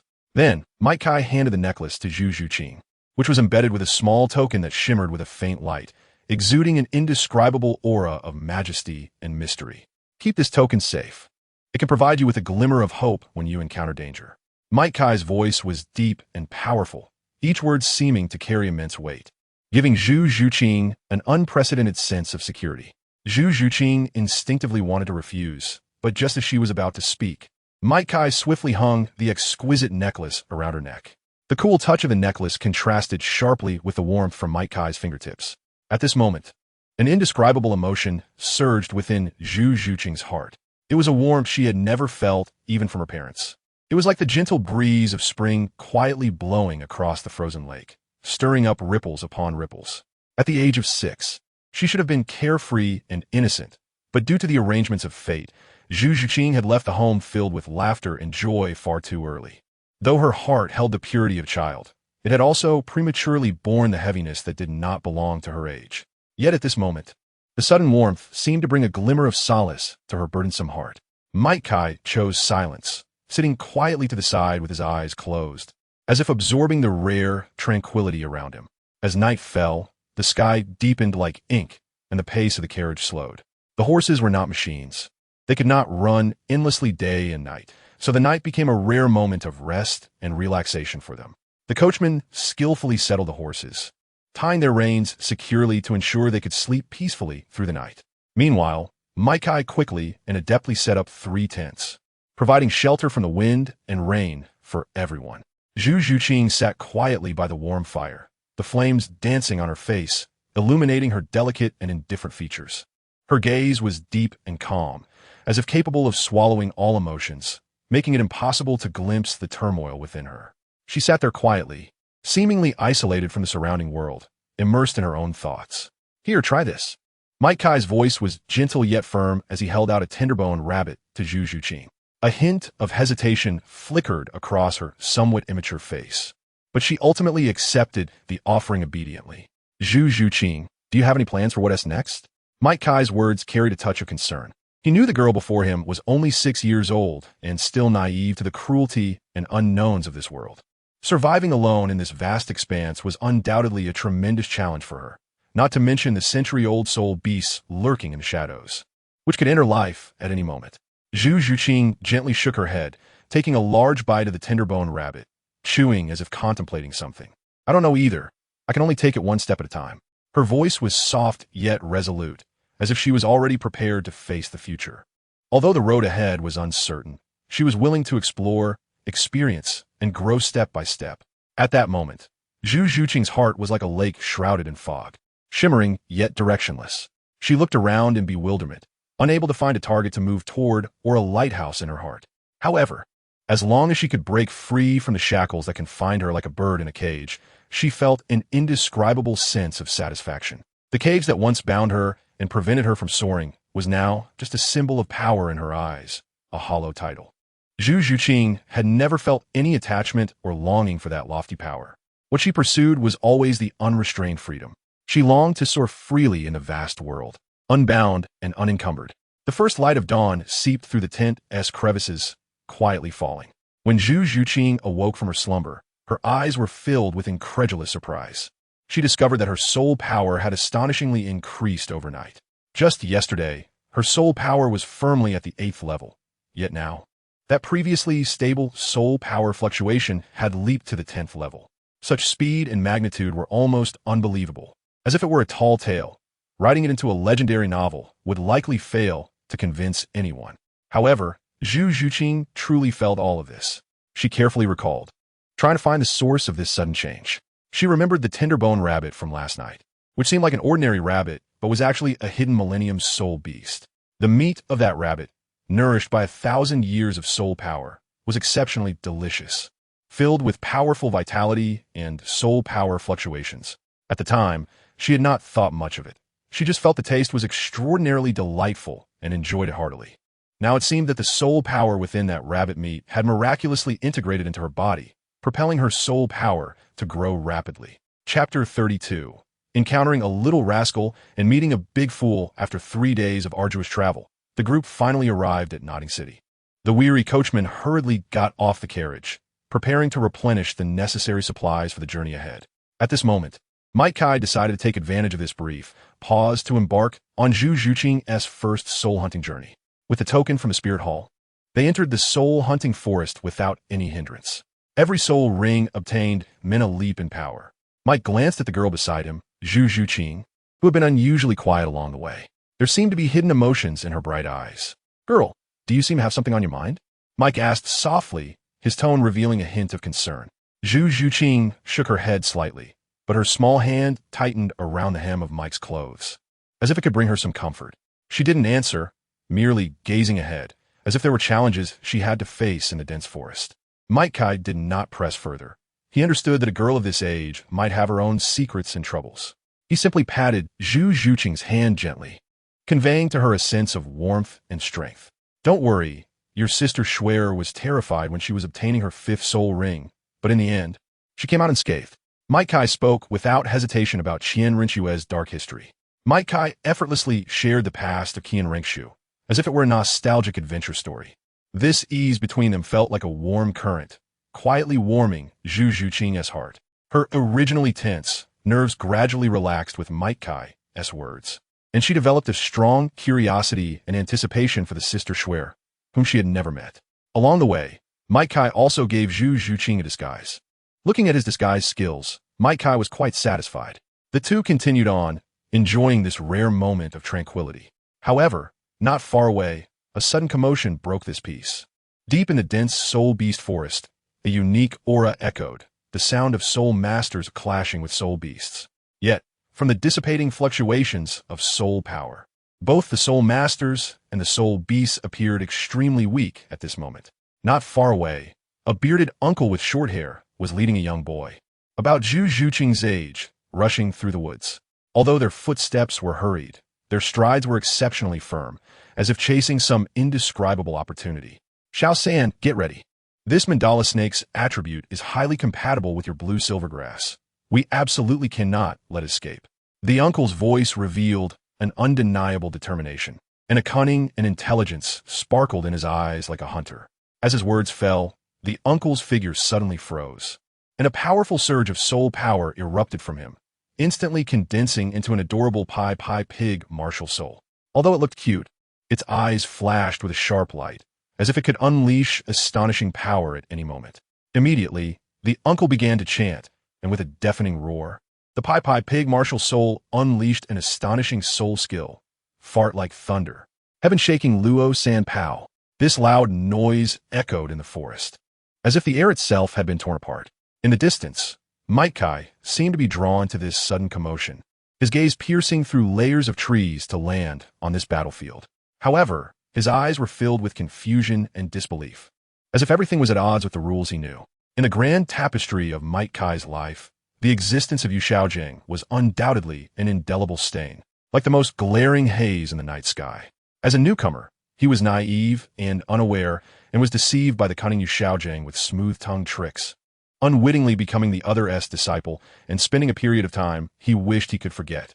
It was during this fog-covered time that an indescribable hatred took root deep within Might Kai's heart. Every time he recalled that past of being used, an uncontrollable anger surged within him, and his hatred for Yu Xiaojing grew like wild grass, unstoppable. If time could flow backward, he would never allow himself to fall into such a situation, but life has no if, only outcomes. Ding! Child of Destiny detected. Please make a choice, host. 1. Kill the Child of Destiny Tang San. Reward host with body quality increased to level 7. 2. Humiliate the Child of Destiny Tang San. Reward host with body quality increased to level 7. Reminder: killing the Child of Destiny now may cause uncontrollable consequences, such as the appearance of Zhang San, Li San, etc. The system's words clearly conveyed one message. At this moment, Tang San was not someone who could be easily killed. However, for Might Kai, meeting Tang San felt like a sudden storm. He was sure this was their first encounter, but the aversion that surged from the depths of his heart was as strong and clear as a deep-seated hatred for mosquitoes in summer. As soon as Tang San's figure entered his view, that aversion surged like a dark current, silent yet powerful enough to make it almost impossible for him to ignore. He did not understand why he felt this way. That feeling of aversion seemed innate, deeply ingrained in his bones. Might Kai stood there, his gaze piercing, fixed on Tang San, while his heart was tumultuous. He understood that this aversion was not unfounded, but rather a certain unknown, deeply hidden secret related to Tang San that was quietly at work. However, at this moment, he could not unravel this mystery, only allowing that aversion to rampage within him, like mosquitoes buzzing in the summer night, causing irritation and unease. He did not know when it began, but the once terrifying mandala snake silently reappeared beside Might Kai. Its presence was like an invisible chill that instantly enveloped the surroundings. Zhu Zhuqing's eyes sharpened in an instant, and her hands unconsciously gripped the short dagger at her waist tightly. The blade gleamed coldly in the sunlight, as if ready to be drawn at any moment. At this moment, the mandala snake had already opened its fearsome, gaping maw, lunging towards Might Kai's body. In this life and death moment, a glimmer of determination flashed in Might Kai's eyes. Facing the menacing snake mouth, he did not hesitate to swing out a palm, striking the mandala snake into the ground with a force like thunder. Dust instantly rose from the ground, and the mandala snake was deeply smashed into the earth, seemingly unable to move again. The sudden turn of events swept over Tang San and his companion like a biting cold wind, leaving them unprepared. Tang San's reaction was almost instinctual. He instantly reached for his waist, where a row of glimmering silver needles was hidden. They had been tracking this mandala snake for most of the day, and the hardships and patience involved were self-evident. Now, with the prey in sight, a third party had suddenly intervened, which was undoubtedly a provocation of their hard work. A glint of coldness flashed in Tang San's eyes. He knew the value of this mandala snake was not only due to its rarity, but also because of its importance to him and his teacher. If it were to be easily taken away by someone else, that person would have already sealed their own fate. Senior, please wait. Yu Xiaojing's voice was urgent and tense, his heart anxious as he glanced at the mandala snake, fearing it would instantly vanish under the powerful strike. In the Douluo Continent, strength reigns supreme, regardless of age. As long as your cultivation is profound enough, you will be respected as a senior by everyone. However, when Yu Xiaojing's gaze met Might Kai's familiar face, his heart involuntarily skipped a beat, as if something had tightly gripped it. Yikai. A tremble of disbelief resonated in Yu Xiaojing's voice. This name held profound significance for him. What are you? Dare to make me stop? Might Kai's brows furrowed, a glint of displeasure flashing in his eyes. Yu Xiaojing. He truly knew nothing about himself. His ignorance was astonishing. However, in fact, He was no longer the Yi Kai who was filled with fantasies and innocence about the world. The person standing here now was Mike Kai, the law enforcement elder of the Spear Hall. His name had completely severed ties with the past. In my de Kaisius. The former tenderness and confusion had long since disappeared, replaced by a steadfast gaze and profound wisdom. Everything about him had been born for the Spear Hall and fought for the Spear Hall. Yu Xiao Gang's eyes instantly widened, as if witnessing something unimaginable, and a hint of barely concealed embarrassment appeared on his face. However, this embarrassment did not last long. Soon, a smug smile blossomed on his previously lewd face. He looked at Yi Kai in front of him, the corners of his mouth curling up in a self-satisfied arc, as if he had already grasped the situation. You are Yi Kai. I know you. You no longer need to avoid me. His words were full of confidence, as if he believed that Yi Kai was just throwing a childish tantrum. As long as you are willing to kneel down now, bow your head, and admit your mistake, then I will still be your respected teacher. His words carried a sense of condescension, as if he was bestowing a great favor upon Yi Kai. Yu Xiao Gang naively thought that as long as he lowered himself and gave Yi Kai a way out, this former student would surely return to his side. Just like before, continuing to be a pawn in his hands. However, he never considered that Yi Kai's heart was no longer something he could easily control. Mike Guy's eyes sparkled with an indescribable contempt as he stared at Yu Xiaojiang, as if he were admiring a clown. That expression was one of mockery, as if looking at a fool. It seemed that when I beat you back then, I was too merciful. He wanted Yu Xiaojiang to taste real pain. This decision was etched in his heart like a sharp sword, firm and resolute.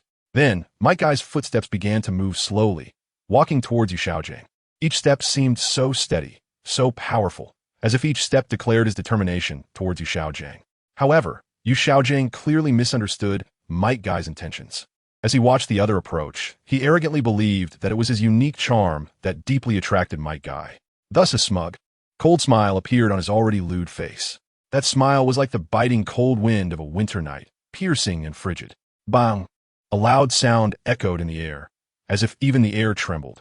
The smile that had lingered on Yu Xiaojiang's face suddenly froze, and a flash of shock flickered in his eyes as he stiffly lowered his head, only to see Mike Guy's fist heavily crashing into his abdomen like a hammer. Tang San's pupils suddenly contracted, filled with disbelief. He could not imagine that the opponent would so decisively strike at his teacher without any reservations. However, in that instant, Tang San's movements were faster than his thoughts. The silver needle in his hand transformed into a streak of silver light, swiftly shooting towards Mike Guy. The silver needle traced a graceful arc in the air, so fast that even the quick-reacting Zhu Zhiqing was unable to notice in time. But Mike Guy seemed to have anticipated it. He slightly sidestepped, agile as a cat, easily avoiding the deadly strike.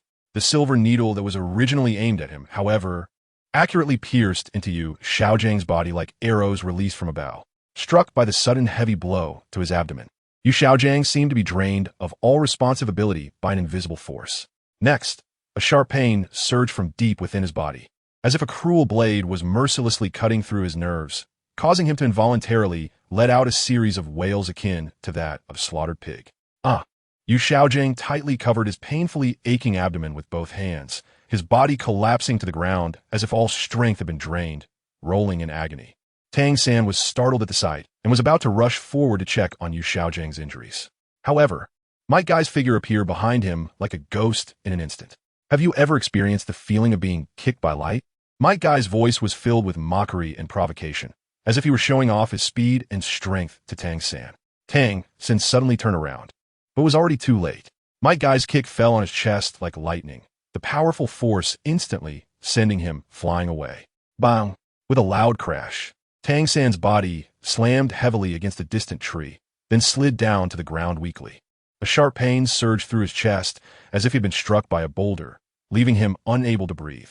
Meanwhile, Mike Guy stood there, looking at Tang San's disheveled state, a smug smile curling at the corners of his mouth. In that moment, the master and disciple looked as disheveled as stray dogs on the street. Mike Guy's leg remained suspended in midair, maintaining the posture of that thunderous strike, as if even the air had solidified, despite feeling a twinge of guilt deep in his heart, as the opponent was merely a child.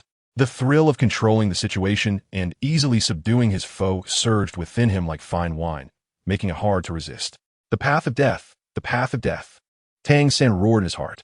Chapter 33. Shocking Gate. Battling Tang Ritian. At this moment, Yu Xiaojing wriggled on the ground like a turned-over maggot, struggling to move his body amidst the dust.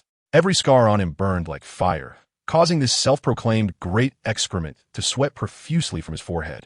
However, Tang San's complexion had turned as pale as paper. Just now, Mike Kai's kick was like a thunderbolt, almost shaking his soul out of his body, nearly reuniting him with his long-deceased great-grandmother in the underworld. Yet, Tang San's gaze remained fixed on Mike Kai, filled with resentment and determination. He wanted to engrave the image of this enemy deep in his heart, waiting for the day when he could take revenge with greater power. However, Mike Kai had no intention of stopping. He keenly sensed the lurking gaze in the shadows, slyly observing him like a venomous snake. That hidden malice felt like a cold wind, intensifying the flames in his heart. To draw out the rat hiding in the shadows, Mike Kai knew he had to further humiliate this master and disciple.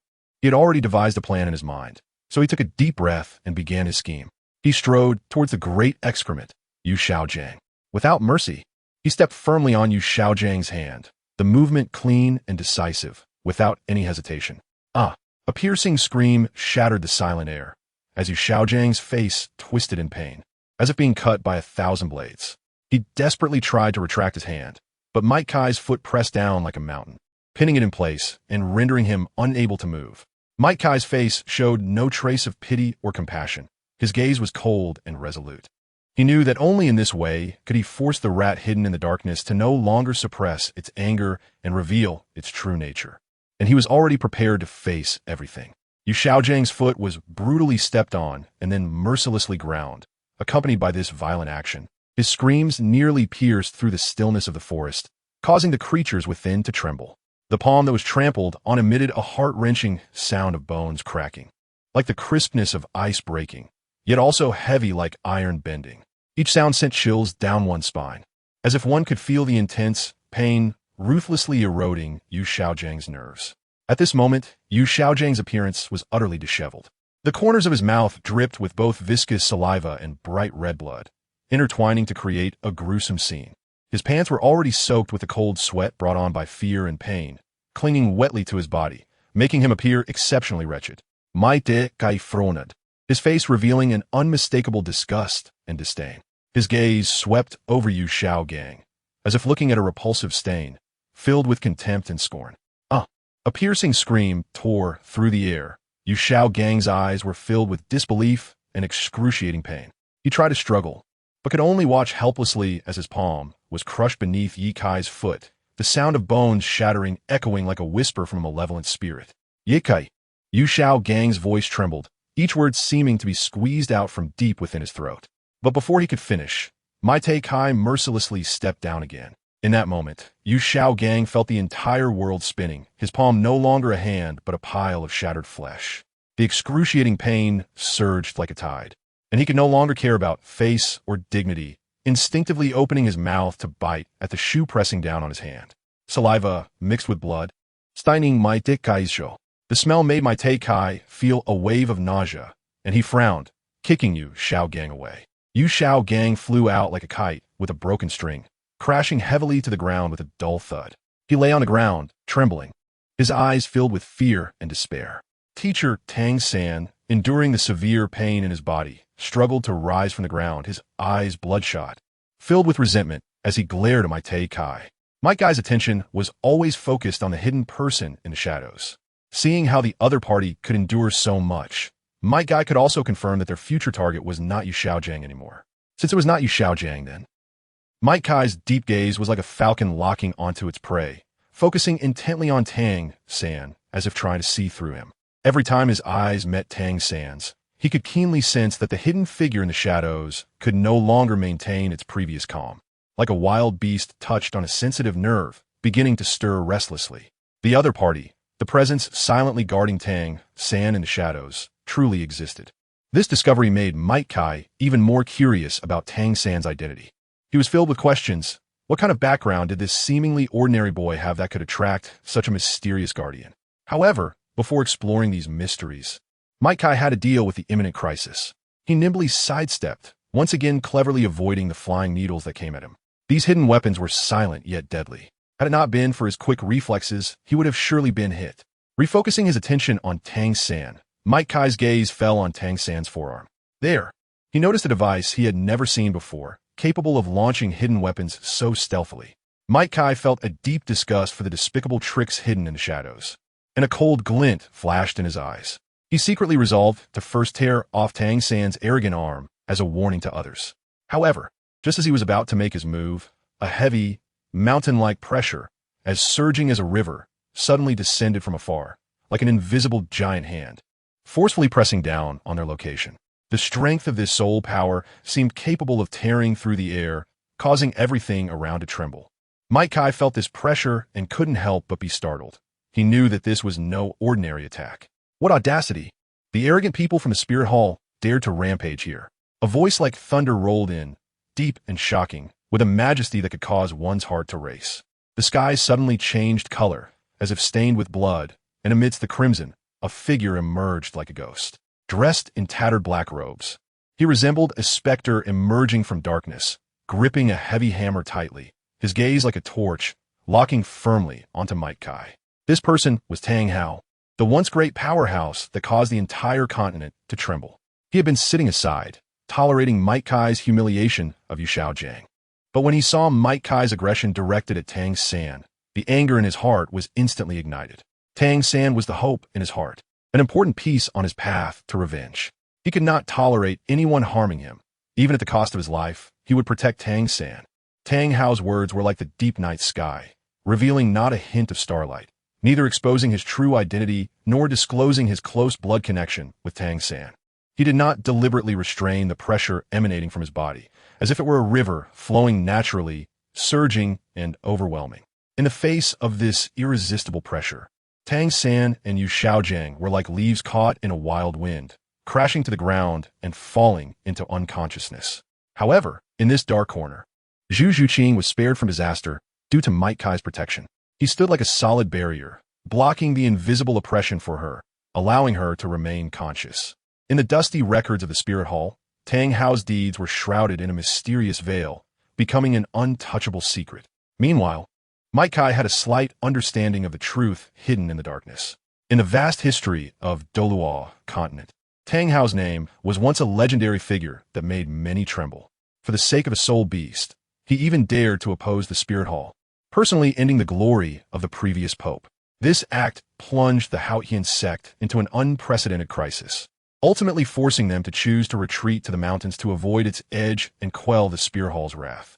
Some say that Tang Hao is the true villain.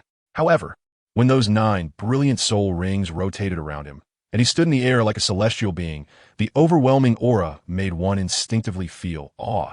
Mite Kai's inability to fly has always been a pain in his heart.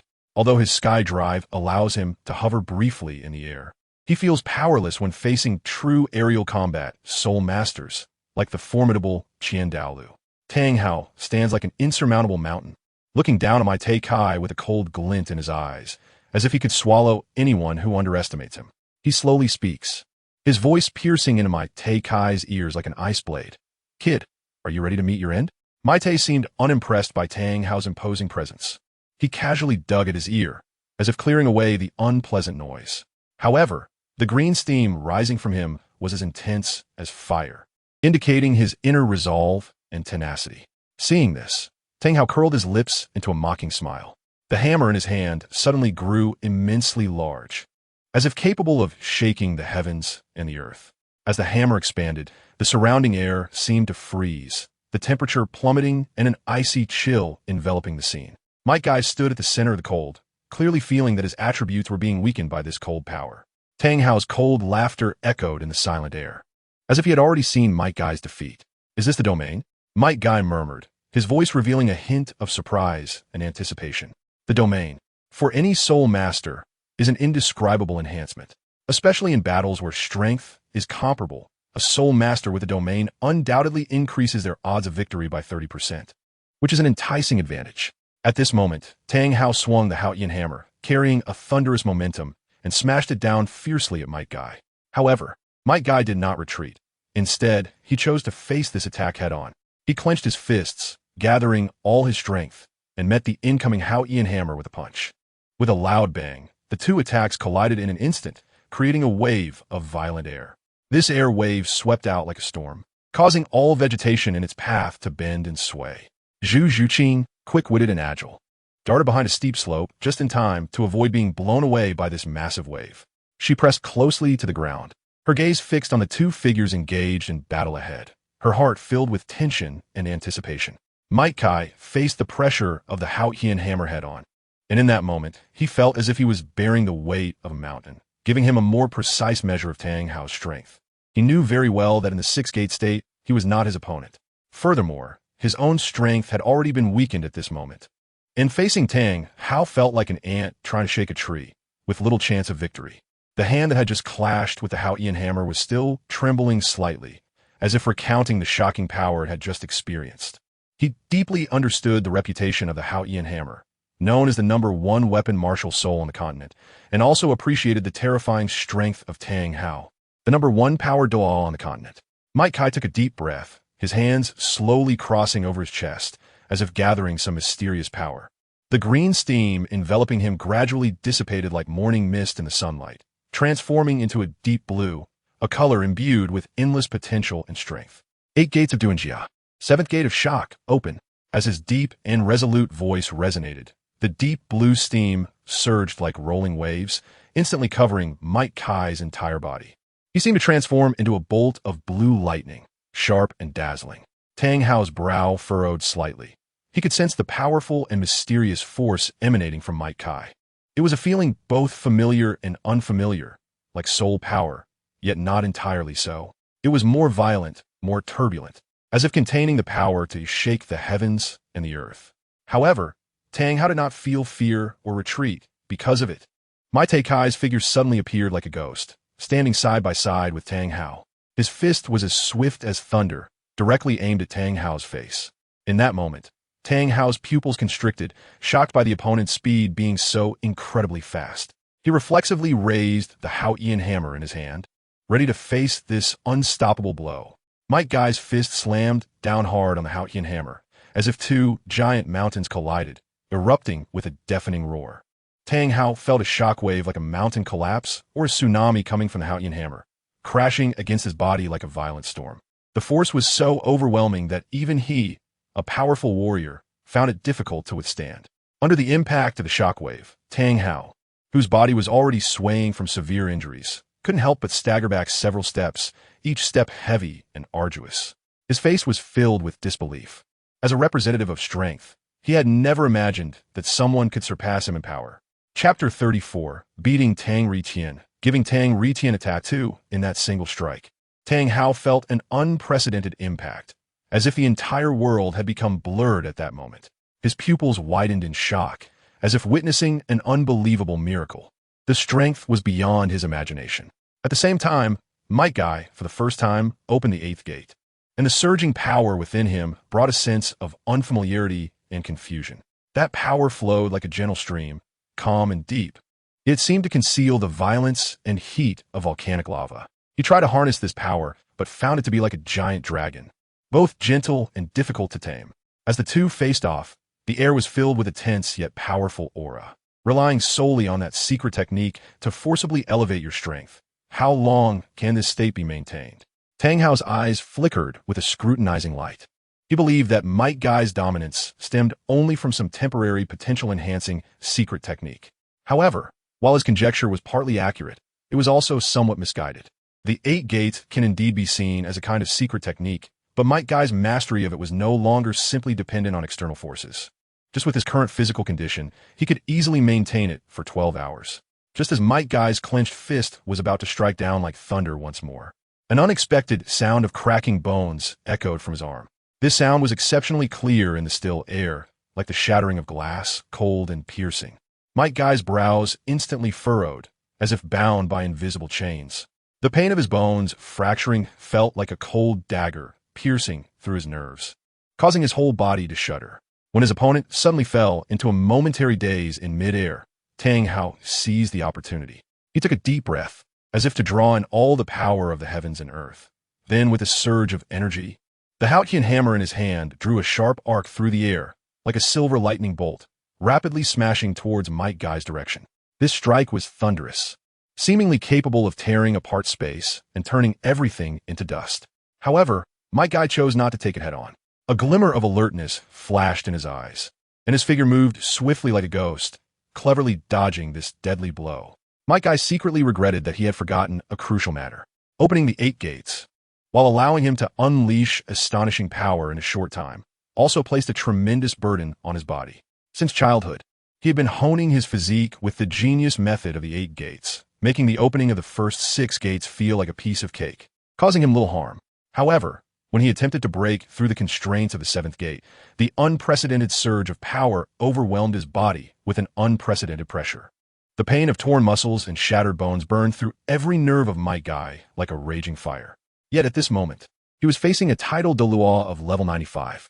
Mike Guy took a deep breath, slowly bringing his hands together as if gathering some mysterious power from the heavens and the earth. His momentum gradually rose, like a volcano about to erupt. Seeing this, Tang Hao curled his lips in disdain, snorting pretentious. He swung the Qian hammer in his hand, its body shimmering with dazzling golden light, carrying the force of thunder, and suddenly smashed towards Mike Guy. This was the Ling Tian strike. This move was one of the ultimate techniques of the Qian hammer, with unparalleled power. Once, Tang Hao had used this single strike to send a level 92 ghost Douluo flying. Now, facing the formidable Mike Guy, he unleashed this powerful skill without reservation. In the face of Tang Hao's fierce attack, Mike Guy did not back down. A glint of determination flashed in his eyes as he shouted, "Day Tiger!" Immediately, a fierce tiger, carrying boundless might, charged violently towards Tang Hao's Qian hammer. In an instant, 2 powerful forces collided in the sky, producing a deafening roar. The air seemed to freeze at that moment, leaving only the 2 figures engaged in a fierce clash. The 2 forces, like a torrential storm, intertwined and collided in the air, erupting with a thunderous boom. Under the impact of this force, the 2 men were like boats capsized by giant waves, involuntarily retreating, each step seeming to cross an abyss of 10,000 fathoms, ultimately retreating over 100 steps each. Mike Guy, after countless trials and tempering, was now able to withstand the powerful backlash brought by the opening of the gate. He straightened his chest again, his figure like an arrow released from a bow, swiftly charging towards Tang Hao. His attacks were as fierce as a torrential rain, with punches and kicks falling like raindrops, each strike containing astonishing power. Faced with this overwhelming onslaught, Tang Hao felt a bit strained for a moment. A flicker of surprise flashed in his eyes, but more was determination and resilience. He gritted his teeth, relying on his extraordinary willpower and strength to barely withstand Mike Guy's fierce assault. However, amidst this barrage, Tang Hao inevitably took a punch from Mike Guy. The punch struck like a heavy hammer against steel, producing a dull sound. A trace of pain instantly appeared on Tang Hao's face, which quickly swelled and turned red, looking quite unsightly. In Tang Hao's brief moment of daze, the sky seemed to ignite, with endless fire rain pouring down like a waterfall, as if the apocalypse had arrived. The blazing fireballs wove together in the night sky to form a magnificent scene, yet carried devastating power. Faced with this apocalyptic sight, a hint of surprise also flashed in Tang Hao's eyes. He knew well the power of this fire rain, which should not be underestimated. How Tian protect? Tang Hao sao that? And how Tian hammer in his hand swung instantly, like a violent storm, blocking the fireballs in the sky one after another. Each strike was accompanied by sparks flying, as if fighting against fate. However, in this intense battle, Tang Hao was unaware of the strange occurrence behind him. At some point, Mike Guy had appeared behind him like a ghost. His gaze was cold, like a leopard staring at its prey. Mike Guy suddenly soared into the air and kicked Tang Hao hard in the face. This kick was powerful, as if it contained endless strength. Several shocking blood marks instantly appeared on Tang Hao's already swollen face. Under the impact of Mike Guy's kick, Tang Hao was violently sent flying. He traced a parabolic arc in the air before crashing heavily to the ground. As he fell heavily, he tightly covered his cheeks with his hands, the fiery pain burning like a fierce fire, making it almost unbearable. His face was deeply imprinted with Mike Guy's shoe marks, blood flowing from his nostrils and forehead, merging into a thin stream that dripped into the dust. At that moment, the humiliation in Tang Hao's heart surged like a tide. He had been brilliant all his life, renowned far and wide, yet he never expected to end up in such a state today, suffering such humiliation. His eyes were filled with resentment, staring fiercely at Mike Guy, as if he wanted to devour him alive. Finally, unable to suppress his anger, Tang Hao raised the Haotian hammer in his hand and swung it down towards the ground with all his might. With a loud bang, the ground shook instantly, dust and smoke rising, as if even the mountains were trembling. Seeing this, Might Guy instinctively extended his arm. When the dust and smoke slowly dissipated, like thin mist vanishing into the air, Tang Hao's figure, along with Tang, San, and a Shiyu, had disappeared without a trace, as if they had merged into this silent void. Might Guy took a deep breath, confirming that Tang Hao had indeed escaped from his place, and slowly released the state of the 8 gates of Duanjia. In that moment, as he exited the state, the pain and mental fatigue surged upon him like a tide, almost overwhelming him. He stumbled and nearly fell to the ground. It was his first time stepping into the realm of the surprise gate, and it was also the first time he had such a clear understanding of his physical capabilities. He realized that his body at this moment was still unable to withstand the terrifying backlash of the Death Gate. It seemed he needed to continue on the path of body refinement, constantly honing his physical form. At this moment, Zhu Zhuqing's figure was heavily concealed by dense weeds and twisted branches, as if gently embraced by Mother Earth, hiding all traces. When the surrounding noise and chaos completely subsided, she cautiously peered out from the thick cover, revealing a pale and youthful face. Zhu Zhuqing approached Might Guy with trembling steps, carrying an unmistakable hint of fear. In her heart, she had already formed a high estimation of Might Guy's strength. She had imagined that Might Guy's power was enough to shake the entire Star Luo Empire, even capable of suppressing her renowned father and the supreme Star Luo Emperor. However, when she witnessed the dazzling 10,000-year soul rings on Tang Hao, she still felt a shock. Those 10,000-year soul rings were as brilliant as the stars and as deep as an abyss, seemingly containing endless mysteries and power. A title-de-law with such soul rings was undoubtedly far more powerful than an ordinary title-de-law. Yet, just as she thought Might Guy would face a difficult battle, he displayed an unimaginable strength. Not only could he contend with Tang Hao, who possessed 10,000-year soul rings, but he could also suppress him to the point where he could hardly fight back. This scene caused a shock in Zhu Zhuqing's heart to surge like waves. Beep exited the 8 gates of Duanjia, health recovering. 570,850. Maite Kai tightly covered his already shattered arm, the sound of broken bones seemingly echoing in his ears, while another severe muscle strain made each step he took particularly difficult. His face was pale, but his eyes sparkled with a determined light. It seemed he had to quickly find a way to counter the backlash of the 8 gates of Duanjia.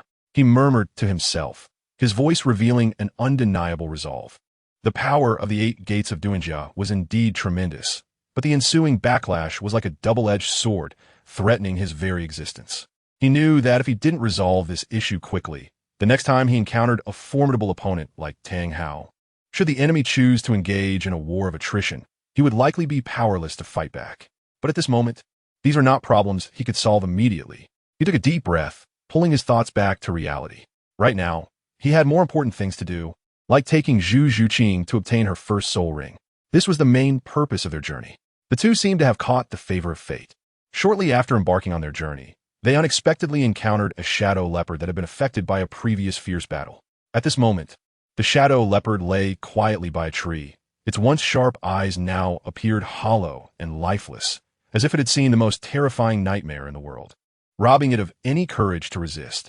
Seeing this, Zhu Zhuqing acted swiftly and decisively, her dagger slicing through the air like lightning, elegantly and accurately ending the life of the shadow leopard. Immediately afterward, a light yellow soul ring slowly rose from the body of the shadow leopard, as if telling the tale of its bravery and glory in life. Zhu Zhuqing quickly sat cross-legged, closed her eyes, and focused her mind. Using her soul power as a guide, she drew the light yellow soul ring to her side. At this moment, it seemed she had established a wondrous connection with the soul ring, her breath synchronized with the ring's fluctuations, as if she could feel the infinite power contained within. When the soul ring successfully merged into her body, the mission of their journey was brought to a perfect conclusion. However, a vigilant light flickered in Maite Kai's eyes. He knew very well that Tang Hao's appearance in Nodding City was no coincidence. This city must hold someone he cared about or a secret he had hidden deep. A sense of determination surged within Tang Hao. He understood that to unveil the layer of mist, he only needed to employ some means. He believed that with a little investigation, he could find the traces left by Might Kai, thus uncovering the truth behind it all. Meanwhile, the night was as dark as ink, and Tang Hao's figure dashed through the dense forest, carrying the unconscious Tang San and the heavy poop jade Xiaojiang on his back. Upon reaching a hidden tree hole, he carefully set the two down, as if placing two precious treasures. However, the moment he laid them down, a mouthful of fresh blood uncontrollably spilled from the corner of his mouth, staining his clothes red. He covered his painfully burning cheek, where the deep shoe print appeared particularly glaring under the moonlight. Tang Hao clutched his chest tightly, where the rising pain felt like turbulent waves, as if it could explode at any moment. His face was as pale as paper, yet his eyes revealed determination and resilience. The fierce battle earlier, where he had clashed with Mike Kai, not only brought him unprecedented pressure, but also triggered old injuries that had long since healed within him. At this moment, Tang Hao felt as if his internal organs were misaligned, racked with pain, as if twisted by an invisible force. Spirit Hall, just wait and see. Tang Hao's roar echoed through the air like thunder, his eyes flickering with burning rage. He suddenly turned around, his gaze landing on the unconscious Tang San, a complex emotion flashing in his eyes. Little San, you must grow quickly. Tang Hao's voice was deep and firm, as if an invisible power surged within it. By then, we will fight side by side. He did not finish his sentence, but the determination and expectation in his words were already evident. He looked forward to that day, anticipating that they could join forces to bring down the Spear Hall. Chapter 35. Capture the Big Milk Cat. Zhu Zhuqing stepped over the threshold of the inn, her heart filled with worries like thick clouds. She was concerned about Mike Kai's injuries and could hardly wait to go out in search of a healing soul master. However, just as she was about to take that step, Mike Kai's warm and gentle voice, like a spring breeze, gently resonated. His warm and strong hand firmly pressed on Zhu Zhuqing's shoulder. Zhuqing, don't worry about me. His voice carried an undeniable firmness. Zhu Zhuqing turned around and met Mike Kai's deep and calm gaze. Her inner turmoil seemingly soothed a bit. She understood that although Mike Kai was severely injured, he had never shown any signs of retreat or weakness. Her own injuries would be treated once she exited the 8 gates of Duanjia State, but the time would increase with the severity of the injuries. Zhu Zhuqing gently nodded, retracting her foot that was about to step out. Really? Will everything be okay? Even though she knew the man before her was not in serious trouble, her inner worries loomed like clouds, refusing to dissipate. Mike Kai seemed to understand the concern in her eyes, but he did not directly address her worries. Instead, he shifted the topic to Zhu Zhuqing's future. I have taken you out of the Star Luo Empire's territory. What are your plans next? His voice was deep and magnetic, like the strings of a lute in the night wind, gently plucking at Zhu Zhuqing's heartstrings. Zhu Zhuqing was slightly taken aback, then fell into contemplation. Her gaze looked into the distance, as if she could traverse endless time and space to see the unclear future in her heart. I might stay at the Junior Soul Master Academy for a while, she said, her voice somewhat hesitant, yet revealing a sense of determination. Mike Kai gently brushed the tips of Zhu Zhuqing's hair, his fingertips seemingly carrying a warm magic that instantly dispelled the long-standing gloom in her eyes. He smiled, his eyes sparkling with sincere light, and invited Zhu Zhuqing. Zhu Zhuqing, would you like to come back to the Spirit Hall with me? This simple sentence was like a spring breeze sweeping across a frozen lake, stirring the waves deep within Zhu Zhuqing's heart. Her once dull eyes seemed to be illuminated with stars, sparkling with anticipation and longing for the future. Perhaps, before meeting Mike Kai, Zhu Zhuqing had lost all hope for her future. She thought she would sink into this long darkness. However, Mike Kai's appearance was like a ray of light piercing through the darkness, illuminating her path forward. In that moment, Zhu Zhuqing felt as if she were driven by a mysterious force, and she involuntarily nodded, softly agreeing to Mike Kai's invitation. Her voice, though weak, was filled with determination and resolve, as if at that moment she had found her true home. As time passed, Zhu Zhuqing's interactions with Mike Kai deepened, and her heart gradually relaxed, the initial awkwardness and shyness long gone. Now, her courage had grown, and she began to explore topics she had never touched before.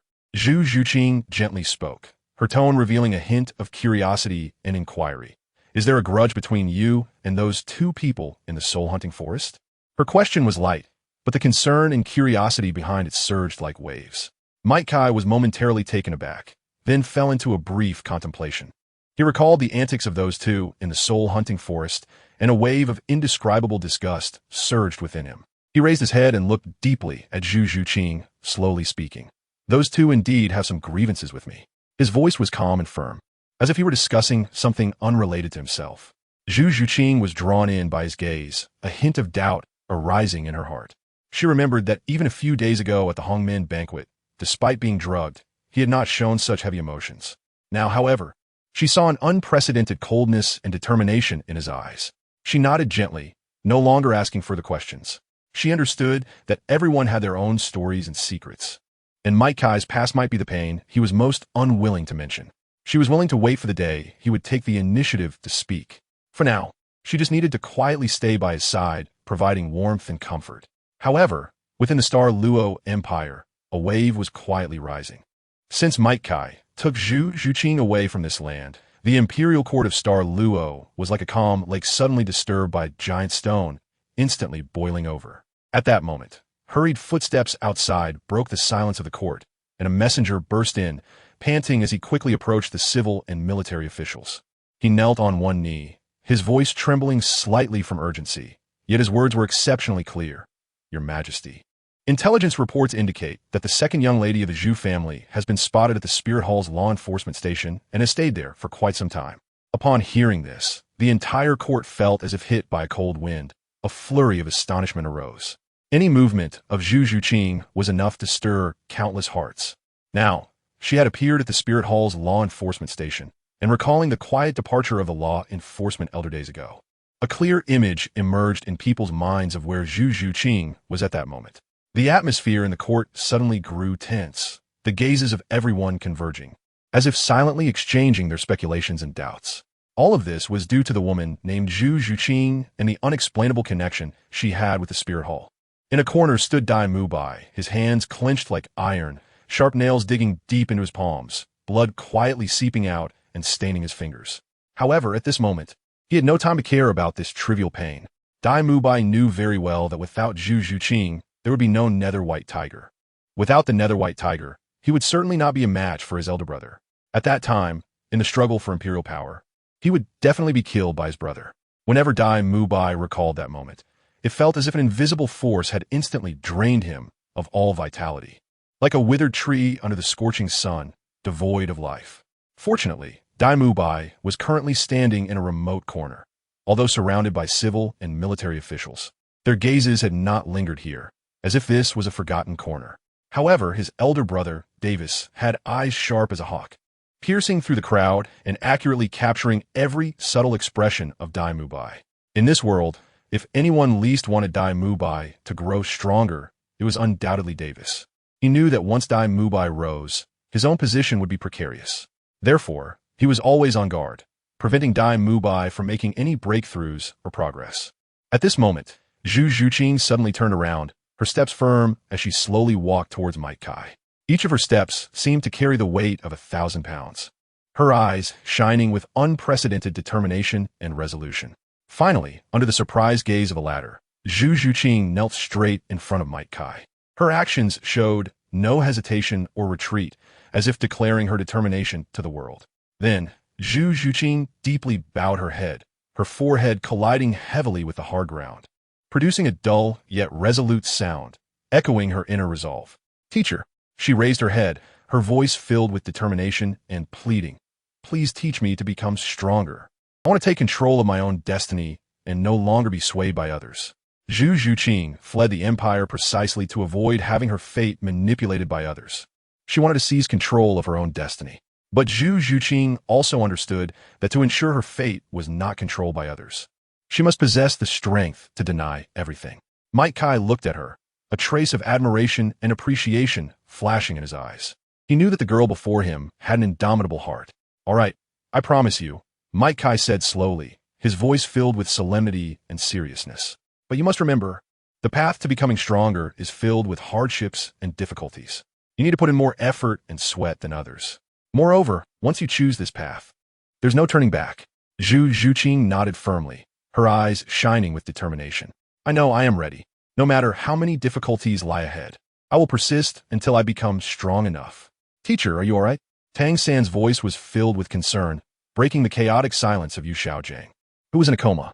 Yu Xiaojang's consciousness struggled to emerge from the deep darkness, like the first light of dawn. He vaguely felt a push, and then his vision gradually focused, revealing Tang San's anxious face. Once Yu Xiaojiang was fully awake, an indescribable pain surged over him like a tide, as if thousands of arrows were piercing his heart. Especially his hand, which had been ruthlessly stomped on by Might Kai, was now a bloody mess with shattered bones. However, in the depths of this despair, Yu Xiaojiang felt a hint of gratitude that Tang had performed a simple treatment before leaving. Otherwise, the injury would have been unimaginable. At this moment, dark clouds gathered in Yu Xiaojiang's eyes, as if the oppression and anger before a storm were brewing, and the source of all this was Might Kai. If it weren't for Might Kai, how could he, the renowned big shit of the continent, suffer such humiliation? Tang San deeply understood his teacher's pain and unwillingness. He also harbored deep resentment towards Might Kai, a hatred that burned like a flame in his chest, unable to be quelled. Path of Death. Tang San silently recited this phrase in his heart, as if it had become his only belief and motivation. He vowed that one day, when he grew up and gained enough strength, he would make Might Kai pay in blood for this humiliation, clearing the shame for both his teacher and himself. However, given their current situation, re-entering the territory of soul beasts was clearly not a wise move. The two could only return to the academy, quietly, feeling a bit lost and embarrassed. They knew that relying solely on their own strength, they could no longer find a suitable soul ring for Tang San. Thus, they decided to seek help from the principal of Nodding Academy. This principal was a soul master at level 43, whose strength was outstanding in Nodding City and renowned far and wide. With his assistance, Tang San's soul ring problem would naturally have more assurance. Just as they returned to Nodding Academy, the two briefly treated their injuries, and Yu Xiaojing hurriedly ran towards the principal's office. However, Tang San did not accompany them. He chose another path and returned to the dormitory alone. When he pushed open the familiar door, the scene inside tightened his heart. The empty space seemed to be filled with a cold and desolate air. The depression in his heart surged like a tide, and Tang San did not want to linger in such an atmosphere, so he chose to go for a walk, trying to find a moment of peace in the fresh air. He wandered aimlessly until he unknowingly arrived at the back mountain. There, two forces were confronting each other, the atmosphere tense and heavy. Upon arrival, he was met with the sight of Huang being ruthlessly knocked away. His heart tightened, and his gaze sharpened like a knife. At this moment, Xiao Wu's face had turned as cold as frost, her clear eyes blazing with the flames of anger. She fixed her gaze on those arrogant figures. Her inner fury ignited like kindling. Xiao Chun and his group were gleefully laughing, their laughter echoing across the open space like sharp arrows piercing Huang Sheng's heart. They mocked him wantonly, trampling on his dignity as if he were a sick tiger at their mercy. Ha ha ha, Huang Sheng, you sick tiger. Xiao Chun and his group laughed uncontrollably. Yet, Huang Sheng could only silently endure all of this. His heart was filled with bitterness. But the identity of a loser prevented him from retorting, leaving him to bury this humiliation and unwillingness deep in his heart. He gritted his teeth, trying hard not to let his tears fall, but his bloodshot eyes betrayed his inner anger and pain. At that moment, Xiao Wu's gaze suddenly pierced through the chaotic scene and focused on a familiar figure, Tang San. It was as if she had found a long-lost support, the gloom on her face quickly dissipating like morning fog. Tang San, help me teach them a lesson. Xiao Wu's voice was filled with determination as she pointed at those who were provoking her. However, upon hearing Xiao Wu's voice, Tang San's expression froze slightly. At that moment, he was enduring intense physical pain, a fiery sensation that felt like it would swallow him whole. He knew full well that in his current state, even the usually less competent Huang Sheng would find it hard to defeat him. Everyone's gaze focused in the direction Xiao Wu pointed, and Tang San's expression resembled someone who had swallowed a heavy stone. The boy with the stick who had previously fought Huang Sheng showed no signs of retreating. His eyes were resolute as he charged towards Tang San without hesitation. His steps were steady and powerful, as if each step was planted on solid rock, carrying an unstoppable momentum. Facing this onslaught, Tang San knew he could not evade. He took a deep breath, suppressing all his fears and hesitations, and resolutely met the attack head-on. He used his agile movements to cleverly dodge a few strikes from the boy. But with each dodge, he felt the pain in his body intensifying, as if countless needles were piercing his skin. However, just as Tang San was entirely focused on dodging, a moment of negligence revealed a flaw. The boy seized the opportunity and struck Tang San's face with a heavy blow from his stick. This blow was powerful, leaving a deep mark on Tang San's face, quite similar to the injuries Yu Xiaojiang had suffered earlier. Chapter 36. The unfortunate Tang San in that instant. It was as if time had frozen for Tang San. The shadows of the stick came at him like thunder, until the boy's wooden stick struck relentlessly against his shoulder, his calf, and finally delivered a fatal blow to his chin. At that moment, Tang San's thoughts seemed to be pulled away, and only when the sound of the stick colliding with his chin rang in his ears did he awaken from his daze. The boy's wooden stick struck Tang San's chin with irresistible force. This hit felt as if the earth was collapsing, and Tang San's body shook violently, blood gushing from his mouth like a fountain, and then his body was cruelly sent flying away like a kite with a broken string. Tang San, Xiao Wu cried out, her voice filled with fear and disbelief. She had never imagined that the usually unmatched Tang San would be so weak and vulnerable in front of such a boy. Xiao Qian looked at Tang San, who lay on the ground, not getting up for a long time, and a chill rose in his heart. If a life were truly lost, even if his father was the city lord, he would still face severe punishment. Hey, are you okay? Xiao Qian tried to confirm Tang San's condition with a question, but his voice trembled slightly. However, the Tang San lying on the ground was no longer the usual self. His eyes were bloodshot, like red rubies scorched by flames, flickering with a captivating glow. The veins on his forehead bulged like a coiling dragon, signaling the rage and unwillingness within him at that moment. Tang San repeatedly whispered the path to death in his heart, each word striking his heart like a heavy hammer, intensifying his hatred for Xiao Qinyu and others. His blood-red eyes fixed tightly on the opponents, as if wanting to engrave their images deeply into his mind, becoming a mark for his future revenge. As Tang San struggled to stand up from the ground, blood and mud mixed at the corners of his mouth. At that moment, the heavy stone that had been suspended in everyone's hearts finally fell with a sense of relief. Xiao Qinyu took a deep breath, his gaze complexly sweeping over the victorious group of students opposite him, and then slowly spoke. You won. From now on, the position of the leader of Nodding Academy belongs to you. After saying this, Xiao Qinyu turned and left with his group, as if avoiding a plague, leaving behind an empty field. Xiao Wu and her companions slowly approached to welcome this seemingly glorious yet bittersweet victory. There was not much joy on their faces, but rather a heaviness and reflection. This victory was not won by their own strength, but was achieved through the despairing surrender of others, which formed their glory. Xiao Wu's heart was deeply touched by Tang San's pain. She wanted to step forward and use her tenderness to soothe his wounds.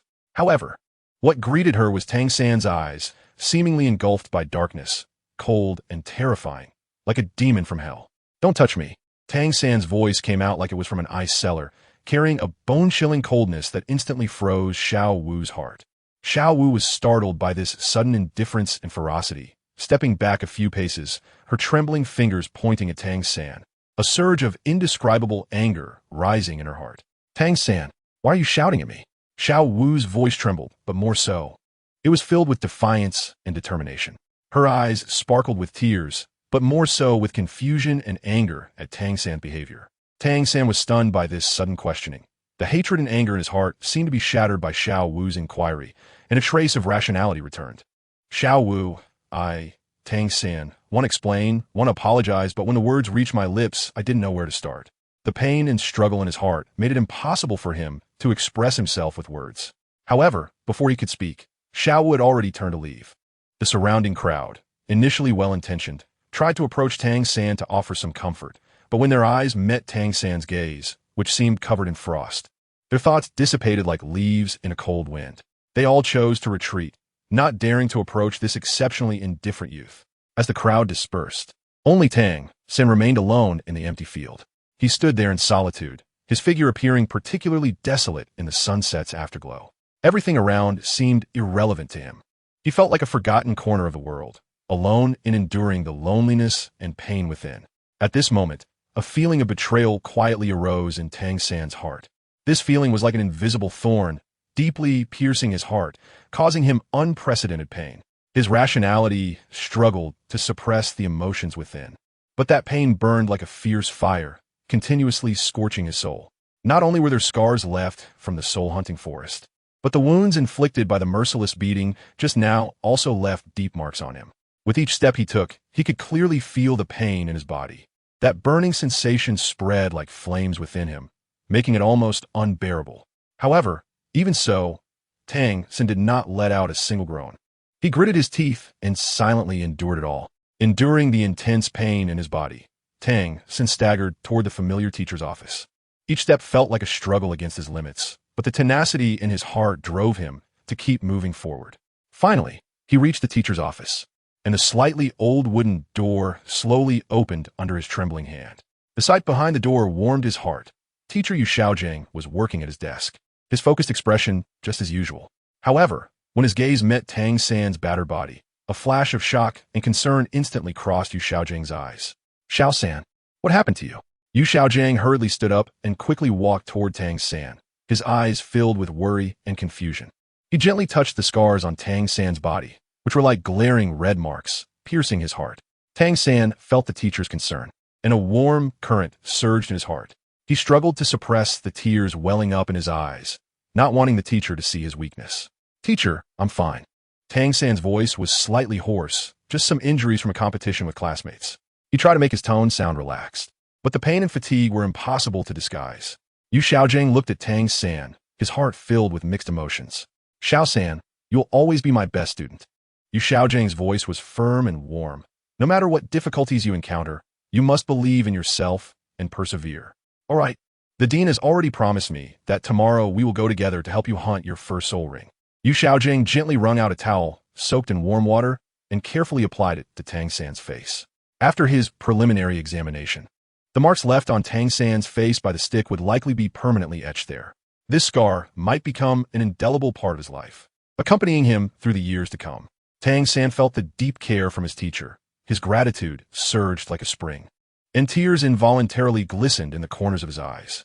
However, the warm towel covering his face acted as a barrier, quietly hiding his tears, leaving only silent emotion. After dinner that evening at Yu Xiaojiang's place, Tang San declined the suggestion to stay the night. Dragging his weary body back to the dormitory, he gently pushed open the door. But the scene before him chilled his heart once again. The bed that he had shared closely with Xiao Wu was now rigidly separated. More glaringly, there was a brand new quilt on Xiao Wu's bed, forming an insurmountable chasm. Tang San's heart sank into an ice cellar in an instant. He stood there in a daze, his emotions intertwining like tangled threads, confusion, disappointment, and a trace of barely perceptible anger. But he knew that at that moment, he could not utter any words of reproach. He silently walked to his own bed, gently lay down, although his body was exhausted. His heart felt as if it was weighed down by a boulder. He closed his eyes, trying to escape this sudden change through sleep, but his thoughts raced like wild horses, galloping endlessly in his mind. The next day, when Tang San slowly opened his tired eyes, he looked around and found that this usually bustling place was now empty, leaving only him.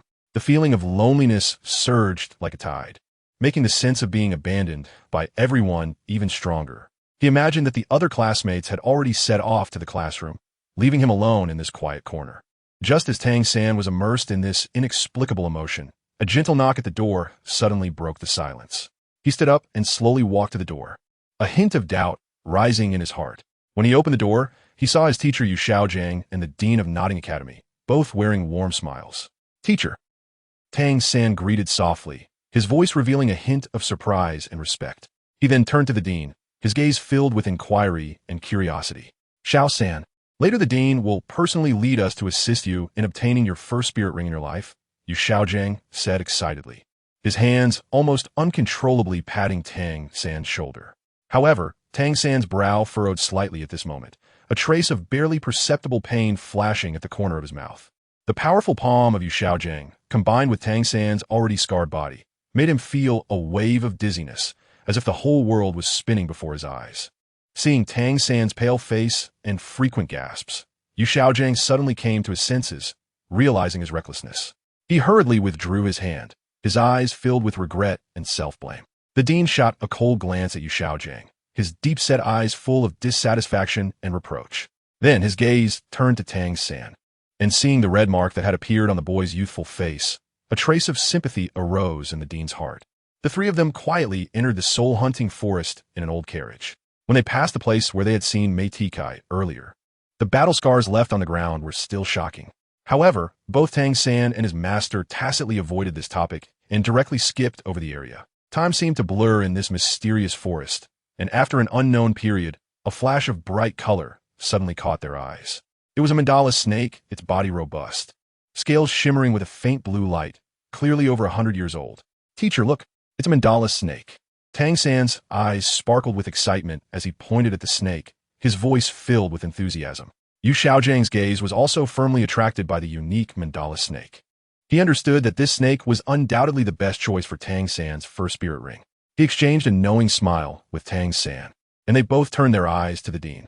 The dean slightly nodded, as if he had already seen through their thoughts. In the next moment, his figure suddenly moved, agile as a cheetah, instantly disappearing from view, heading straight into the depths of the soul-hunting forest. Immediately after, intense sounds of fighting came from deep within the soul-hunting forest, as if something was fiercely clashing there.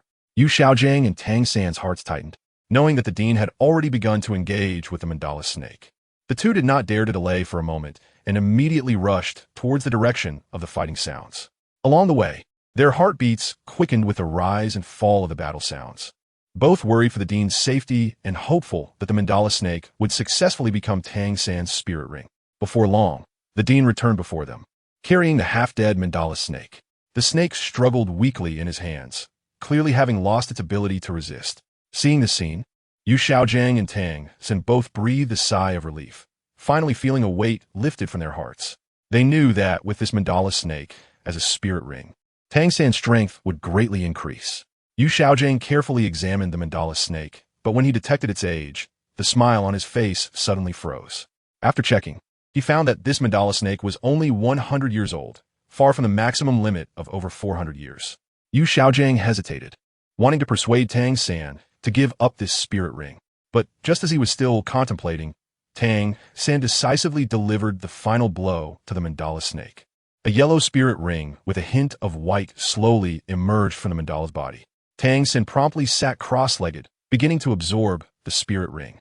By the time Yu Xiaojiang prepared to guide him, Tang San had already started absorbing the spirit ring. At this point, Yu Xiaojiang had nothing more to say and could only silently wait on the side. A 100-year first spirit ring, although also yellow, was not the best choice. Chapter 37. Taking down Bibi Dawn in the solemn Pope's palace, Bibi Dawn sat lazily, her legs crossed elegantly, her long, fair legs partially hidden beneath her skirt. The scepter she held tightly seemed to embody the authority and power of the entire spirit hall, and at this moment, that power appeared to converge entirely in her eyes. Bibidon's gaze was sharp as an eagle's, directly piercing towards mythical, standing below. Her eyes burned with anger, as if they could incinerate everything. Mythical, how dare you be so audacious? Without the Pope's permission, you take it upon yourself to mobilize personnel from the Pope's palace. Your audacity is truly remarkable.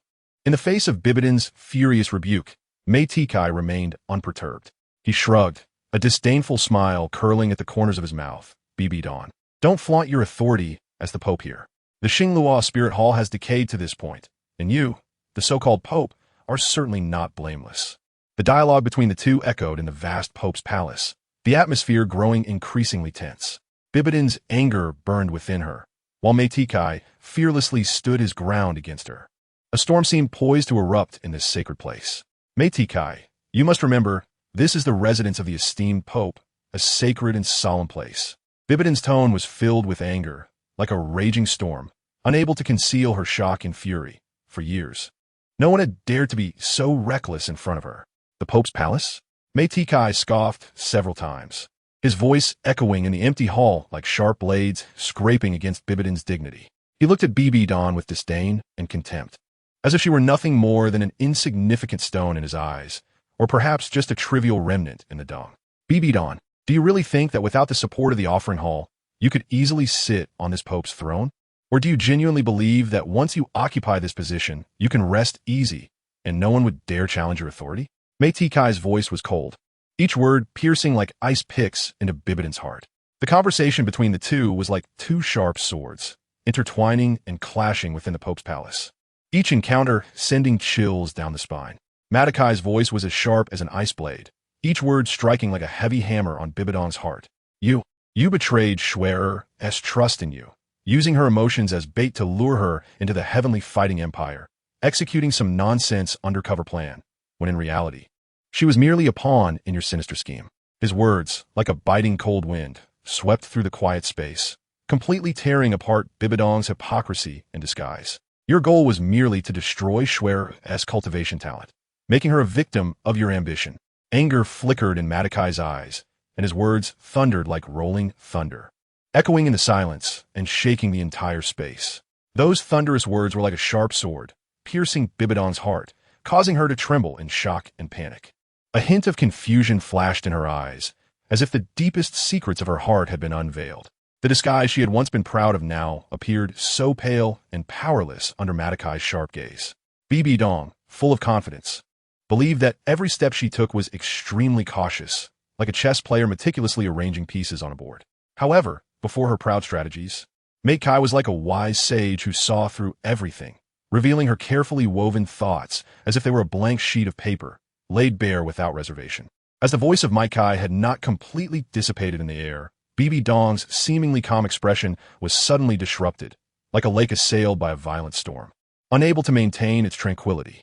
This was all due to the name Yuxiagang mentioned by Makai, which struck her heart like a heavy hammer. Yuxiagang, the man who once streaked across the trajectory of her life like a shooting star, the one who had become a brilliant hope in her heart. At this moment, the mention of this name seemed to awaken her long-buried memories and emotions, making it impossible for her to maintain her composure and calmness. A level 29 waste actually held the Elder's Order and the Pope's Order, such an absurd sight, yet he still flaunted the Elder's Order in the Spear Hall, deceiving others and enjoying unjust gains. Maikai's gaze was as sharp as that of a hawk, firmly locked onto Bibidong's ever-changing face. Maikai had long been aware of the entanglement between Bibidong and Yuxiagang. Through his meticulous investigation, he knew everything.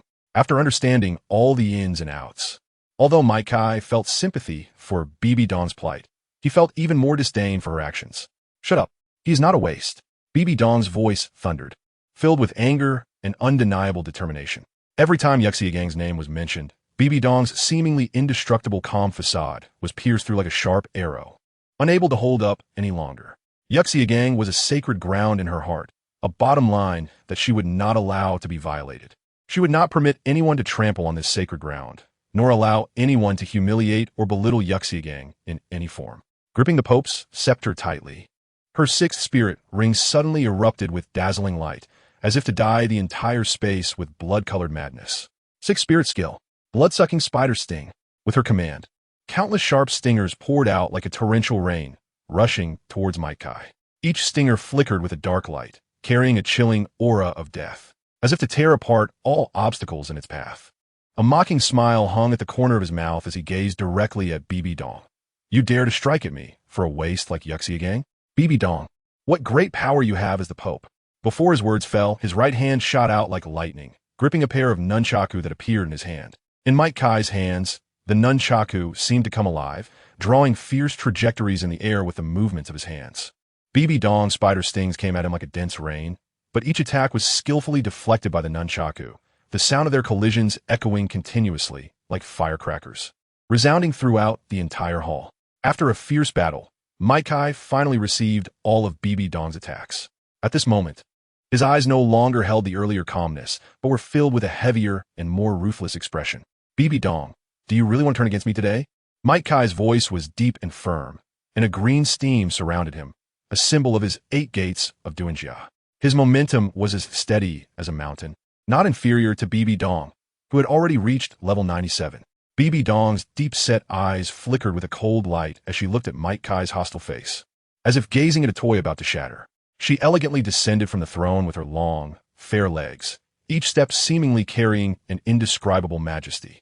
8 gates of Duanjia, this method of forcibly squeezing out bodily potential. How long do you think it can last?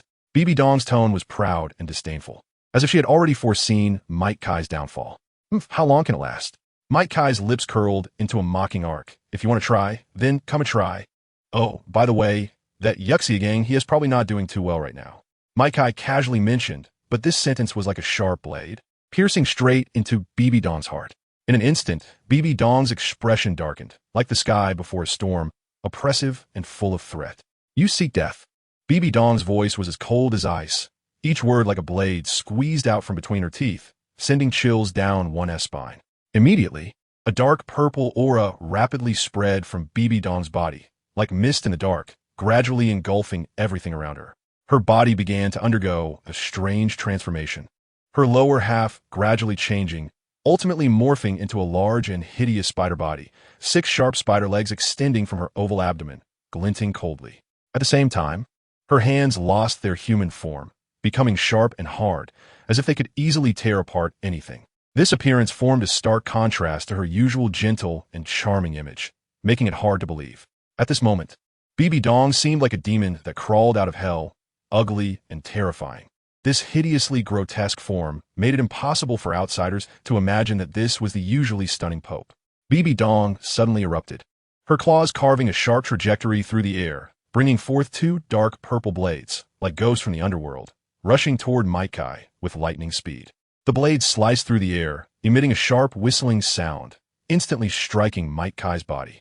Inside the hall, dust was kicked up, shrouding everyone's vision like thick fog. In the midst of the dust, Might Kai's figure appeared indistinctly. He crossed his arms in front of his chest, as if resisting the tempestuous attacks with great determination. His voice was low and powerful, as if it came from ancient times. 8 gates of Duanjia, 6th gate, open. As his words fell, a powerful momentum erupted from Might Kai's body. This momentum surged like a torrent, instantly dispersing the surrounding dust. Green steam rose from him like green flames burning, illuminating the entire hall. Against the backdrop of this momentum, Might Kai's figure appeared even more towering and formidable. Might Kai suddenly appeared before Bibi Dong and kicked fiercely towards her abdomen. However, Bibi Dong's reaction was impressive as well. Her sharp claws instantly blocked Might Kai's kick. The collision produced a dull thud, and the air seemed to freeze at that moment. Bibi Dong's hands bore the brunt of the powerful force, and a wave of shock surged in her heart. Restricted by the divine assessment, her originally peak 97-level cultivation could only exert 95-level power at that moment. Faced with Might Kai's almost unreasonable violent fighting style in this limited state, she indeed felt unprecedented pressure. However, Bibi Dong did not retreat. She knew the importance of this battle and understood that she could not easily give up. Taking a deep breath, she adjusted her state, preparing to meet Might Kai's next attack. Leaf Hurricane. Might Kai roared. An astonishing power erupted from his feet once again. This time, it even forced Bibi Dong, who stood like a mountain, to involuntarily take several steps back under the pressure of this momentum. Bibi Dong's sharp spider legs cut into the ground like steel blades, instantly leaving 6 shocking scratches on the hard earth, resembling scars on the land. Yet even so, Bibi Dong's response was still as swift as lightning. At the moment she was pushed back, a powerful soul force erupted from within her. Her 7th soul ring slowly lit up like a flame, radiating dazzling light. 7th soul skill, true body of martial soul. As Bibi Dong's low voice rang out, the air behind her seemed to be torn apart, and a huge spider gradually emerged. This spider merged with Bibi Dong's figure, as if becoming a part of her, raising her already formidable aura to a new height. 8th soul skill, Spider Emperor Clone. Bibi Dong shouted, her voice echoing in the hall, carrying an irresistible authority. Immediately, her 2nd, 3rd, and 6th soul rings lit up simultaneously, twinkling like stars in the night sky, emitting brilliant light. 2nd soul skill, Death Poison Fog. 3rd soul skill, Death Cage. 6th soul skill, Blood-Sucking Spider Stinger. Under the illumination of this light, a clone identical to Bibi Dong suddenly appeared in the hall. A dark purple mist rose from Bibi Dong, quickly enveloping the entire Pope Hall. This mist, like the breath of death, was filled with poison and coldness, sending chills down one's spine. At the same time, countless cages woven from spider silk quietly appeared, as if alive, swiftly wrapping around Might Kai and binding him tightly. Finally, Bibi Dong's 6th soul skill, Blood-Sucking Spider Stinger, was unleashed. The spider stingers rained down like a torrential storm, covering the entire hall.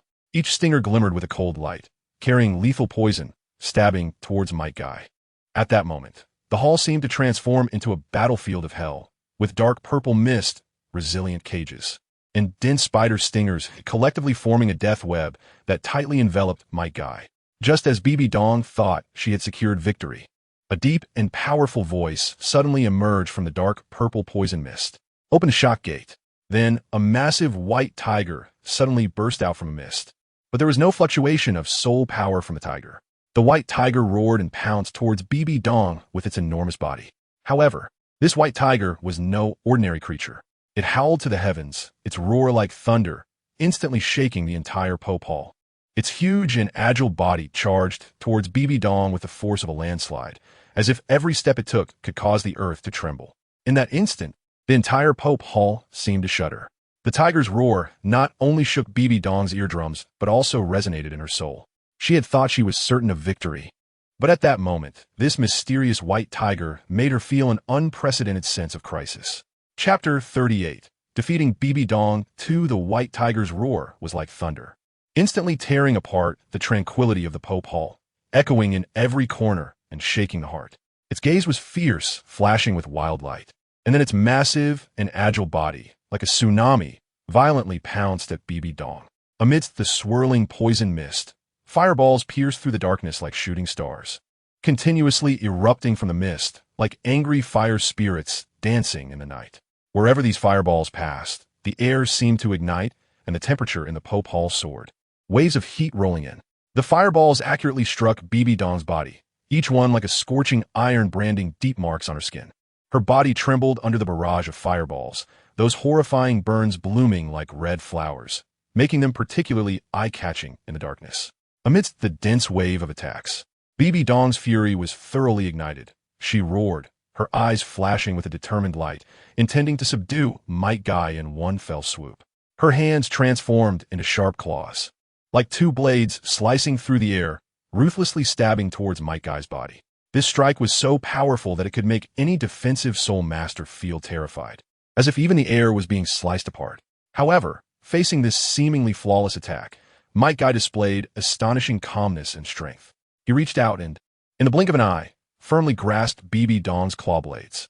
Then, his other hand quickly formed a fist like a shell ready to be fired, and suddenly struck towards Bibi Dong's head. This punch was incredibly powerful, accompanied by a whooshing sound, and instantly hit Bibi Dong's forehead.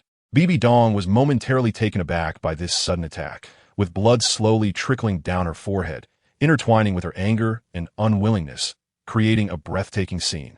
Might Guy's figure swept by like a wild wind, his foot once again landing heavily on Bibi Dong's ample chest.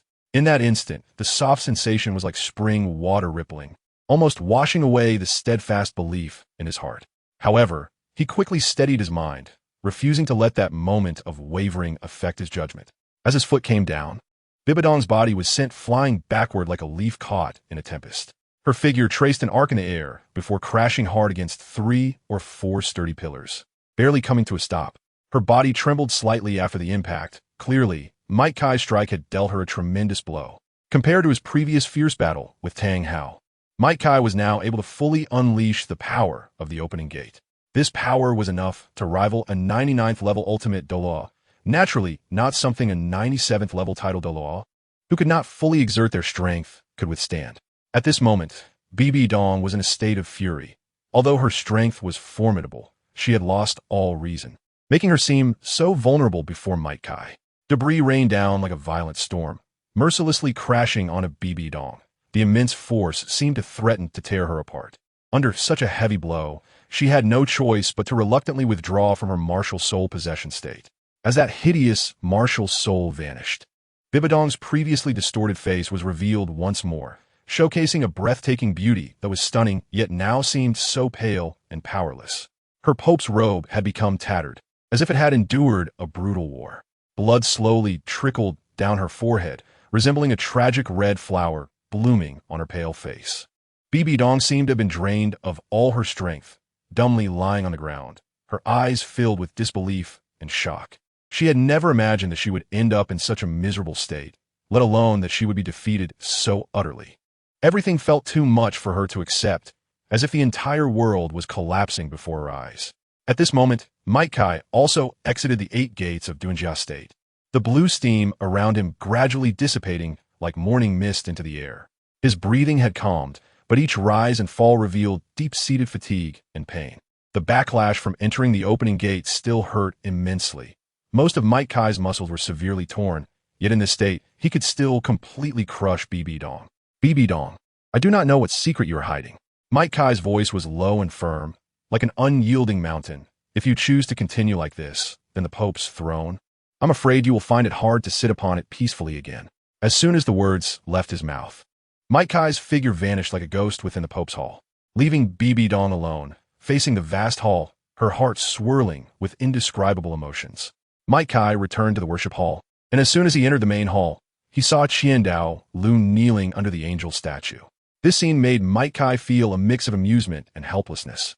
Qian behavior was almost like clocking in for work, so regular that it was impossible to ignore. However, Mike Kai also understood that this was Qian steadfastness in his faith, a deep respect and reverence for the angel statue within his heart. So Mike Kai sighed softly. Although he felt a bit speechless, he also admired Qian dedication. He understood that everyone has their own beliefs and pursuits, and Qian expressed his deep admiration for the angel god in this way. It seemed that Qian sensed something, as he spoke up even before Mike Kai approached. His tone revealed a hint of inquiry, but more of an undeniable affirmation. You confronted Bibi Dong? Mike Kai shrugged lightly. For someone as shrewd as Qian concealment was undoubtedly unnecessary. Yes, he made a move. He spoke frankly, without any hint of evasion in his voice. After hearing this, Qian let out a gentle sigh, which seemed to carry a sense of helplessness and regret. She is actually not as you imagine.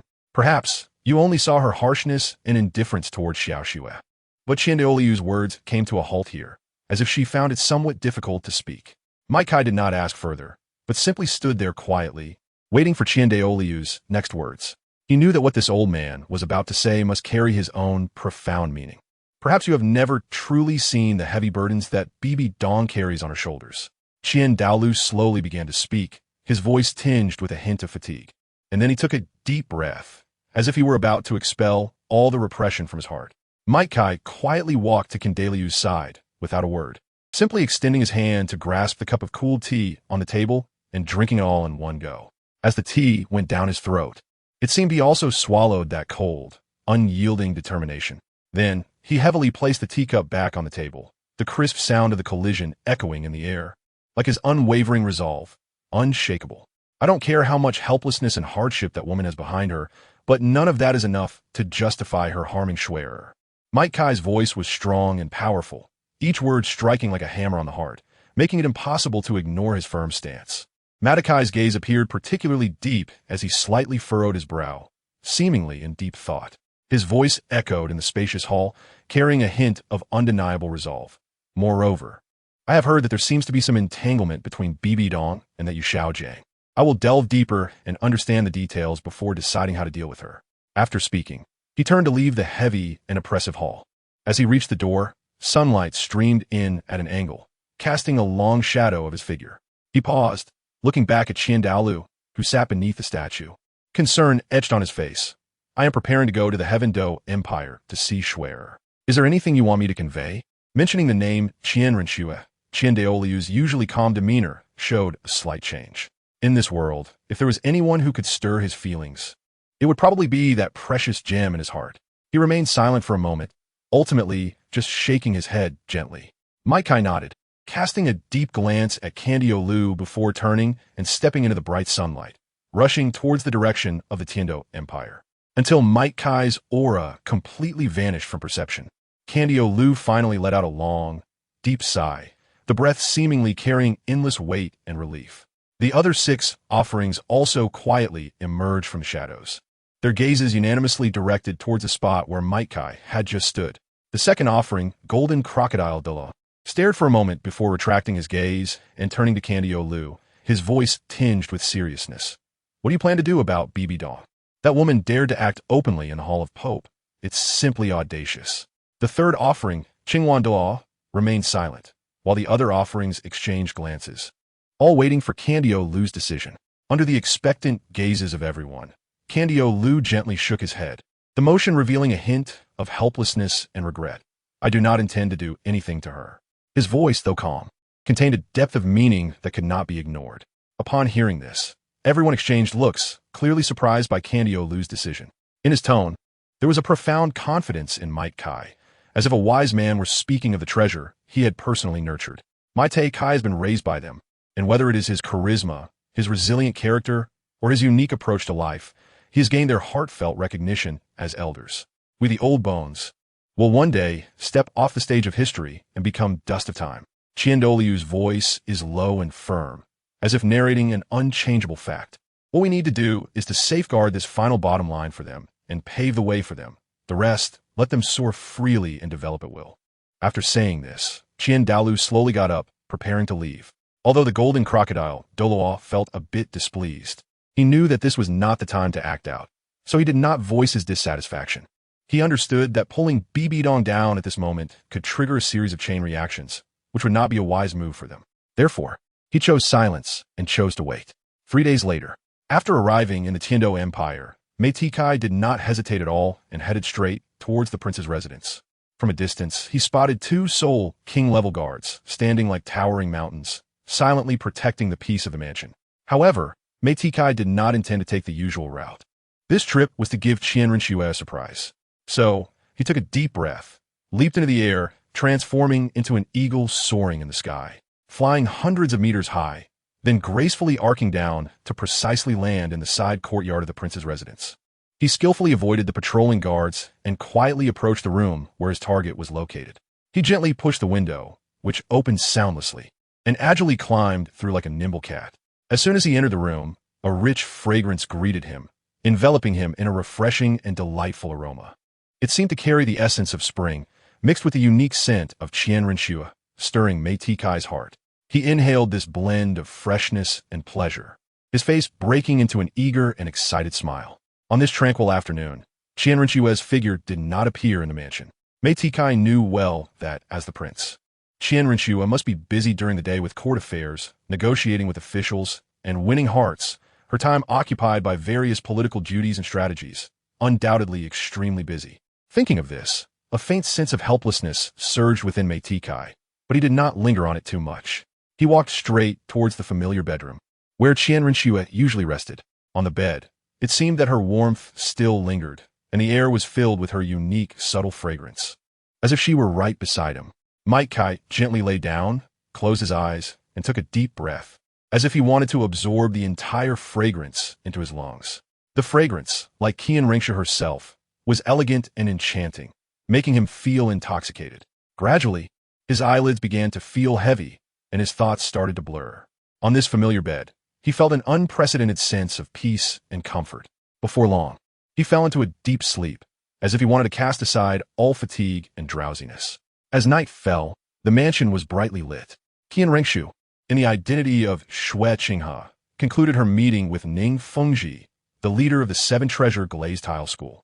Exhausted, Qian Renxue stepped into the room and immediately sensed an unusual aura in the air. Her keen senses told her that someone had definitely been in this room. Qian Renxue cautiously scanned her surroundings, her gaze finally landing on the open door of the bedroom. She carefully walked into the bedroom, her heart racing like it was caught in a storm. When her eyes fell upon the scene on the bed, her originally icy, beautiful eyes widened in shock and disbelief. Her eyes slightly reddened, with glistening tears sparkling at the corners, as if they were about to fall at any moment. At this moment, Mythical had already woken up. He lay on the bed, a faint smile playing at the corners of his mouth, quietly watching Qian Renxue. Under this sudden impact, Qian Renxue almost forgot to disguise herself.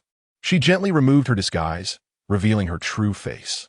That face, as if sculpted from ice and snow, now bore a hint of panic and helplessness. She stood there, locking eyes with Mythical, as if time had frozen at that moment. Chapter 39. A different BB dawn, the moonlight gently illuminated Qian Renxue's slightly aggrieved and slightly red-eyed face, as if spring rain was lightly brushing over delicate flower petals, wanting to fall yet hesitating. The moment Mythical stepped over the threshold, the opening line he had rehearsed in his mind countless times was instantly dispelled like morning fog by this unexpected tenderness. He slowly rose from the bedside, his movements exuding an irresistible gentleness, gently pulling Qian Renxue into his broad chest. At that moment, all the waiting and longing transformed into unspoken comfort, quietly flowing between the two of them. "Swear, I'm sorry for seeing you only now." Mythica's voice was deep and magnetic, like the gentlest starlight in the night sky, softly brushing over Qian Renxue's heart, soothing all her grievances and anxieties. Qian Renxue nestled in his embrace, not saying a word, just quietly listening to his heartbeat, feeling the warmth and peace that came from the depths of his heart. This tacit understanding needed no words. It surpassed 1,000 spoken phrases.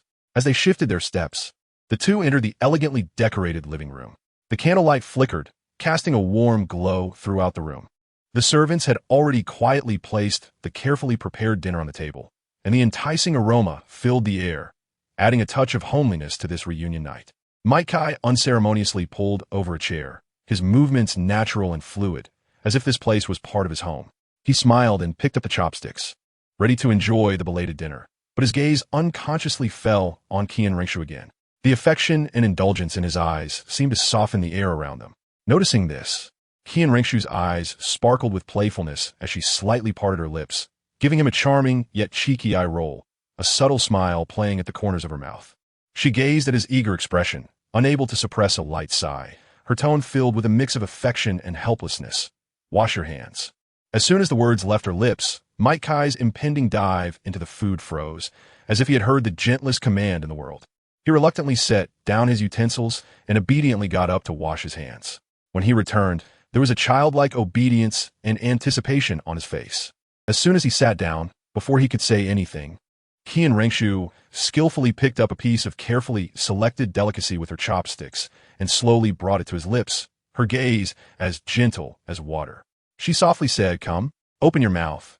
Ah, that voice was like a warm breeze in spring, brushing across the heart and making one involuntarily intoxicated. Mai Kai looked at the tempting, aromatic dish on the chopsticks. A warm current surged in his heart. Without hesitation, he opened his mouth wide, as if to embrace both the warmth and the deliciousness, taking a big bite and savoring this rare moment of tranquility and happiness. This scene was warm and sweet, as if time had frozen at that moment, leaving only the unspoken understanding and deep feelings between the two. As night fell, the warmth of the dinner flowed slowly between them like a gentle stream, nourishing their hearts that had reunited after a long separation. In the dim light, this mutual feeding of warmth quietly added an unusual sweetness and satisfaction to the meal. Just as this joy, like fine wine, grew richer, a faint sound of footsteps broke the tranquility of the room. Snake-speared Douluo entered, holding a steaming bowl of dark medicinal soup.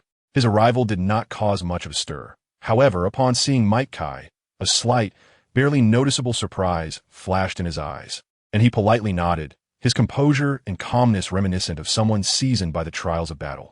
He stepped forward lightly and respectfully handed the bowl of slightly bitter medicinal soup to Qian Renxue, his voice deep and magnetic. "Young master, it's time to take your medicine." Qian Renxue's gaze fell on the pitch-black medicinal soup, and a light frown unconsciously appeared on her brow, a hint of reluctance evident.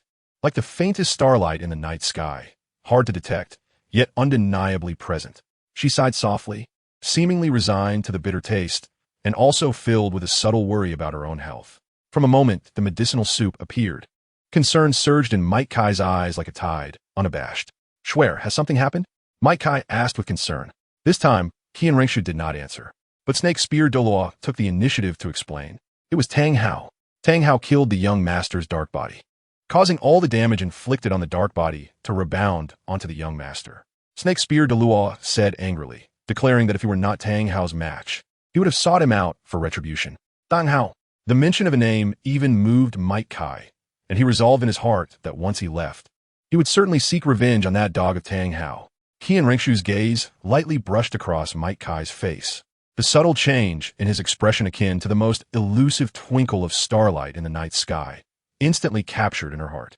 Without the need for words, she could already discern the thoughts surging within him, the eager battle intent like a hidden current, yet difficult to conceal the determination and decisiveness beneath it. However, ripples stirred within Qian Renxue's heart. She knew very well that the Tang Hao before them was a 96th level title Da, standing at the pinnacle of the Soul Master world, with unfathomable strength. Even among opponents of the same level, one must think carefully before engaging him. She did not want Mai Kai to get hurt, but fate seemed to enjoy playing unexpected tricks. Qian Renxue did not anticipate that Mai Kai had already crossed paths with Tang Hao earlier, and not only that, but Mai Kai had also thoroughly pressed Tang Hao into the ground. "Qian Renxue whispered softly, her tone both pleading and worried, "Please don't." Her voice was gentle yet firm, like a spring breeze trying to calm the rising waves, yet still filled with vitality and strength, perfectly expressing her concern and admonition for Mai Kai. After spending a night at the prince's mansion, Mai Kai departed early, even before the sun had risen, heading towards the direction of the Pope's palace. To increase his speed, Might Kai decisively opened the 6th gate of the 8 gates of Duanjia, with the shadow gate activated. Might Kai's speed experienced a qualitative leap. Compared to the 3 days it took him previously, he covered the distance in less than half a day, just as the sun was rising. Upon entering the Pope's palace, he coincidentally arrived as the morning assembly commenced. Golden sunlight streamed through the ornate window lattice, casting mottled light within the hall, adding a touch of warmth and mystery to this solemn place. Might Kai's gaze involuntarily fell upon the High Pope's throne, where Bibi Dong still sat firmly, but the once imposing and majestic presence was now shrouded in a faint pallor, her aura seemingly weaker than before, revealing an indescribable fatigue and frailty. However, this change did not escape the notice of those in the hall. Yet no one dared to lift their gaze to directly confront the hint of vulnerability hidden beneath the Pope's majesty. The Cardinal and the Platinum Cardinals all lowered their heads, focusing on their steps and demeanor, fearing that any unnecessary movement or glance would disturb this delicate balance and provoke the wrath of Her Holiness. After the morning assembly concluded and everyone had left, Might Kai finally revealed himself from the crowd. However, at the moment Bibi Dong saw Might Kai, there was no longer the same hatred in her eyes as before. "You have seen Xiao Shui." Bibi Dong's voice was calm, as if the two had not clashed just days prior. Might Kai's attitude towards Bibi Dong was somewhat unexpected. However, as the saying goes, one should not strike a smiling face. So Might Kai naturally chose not to confront Bibi Dong directly. He saw her, but the situation was not good. After pondering for a moment, Might Kai decided to inform Bibi Dong about Qian Renxue's current condition. Might Kai could clearly see that there was not much hatred occupying Bibi Dong's eyes. Bibi Dong was no longer as crazy as she had been in the past few days. This transformation made Might Kai feel that something was off. "After our encounter a few days ago, it seems I have come to a realization," Bibi Dong said, her gaze playful as she spoke slowly. "You seem to have awakened me. Looking back, Yu Xiaojing is so laughable. He has no looks, no power, no strength, and even his proud knowledge is just copied from our Wuhuan Temple's library. But I don't understand why I fell in love with him." Bibi Dong paused for a moment. Might Kai, upon hearing this news, was completely shocked. Bibi Dong, the owner of a twin martial spirit, a 97th level title Douluo under 30, and the Pope of the Wuhuan Temple, had actually fallen for that worthless Yu Xiaojing. The amount of information was overwhelming, and for a moment, Might Kai couldn't react.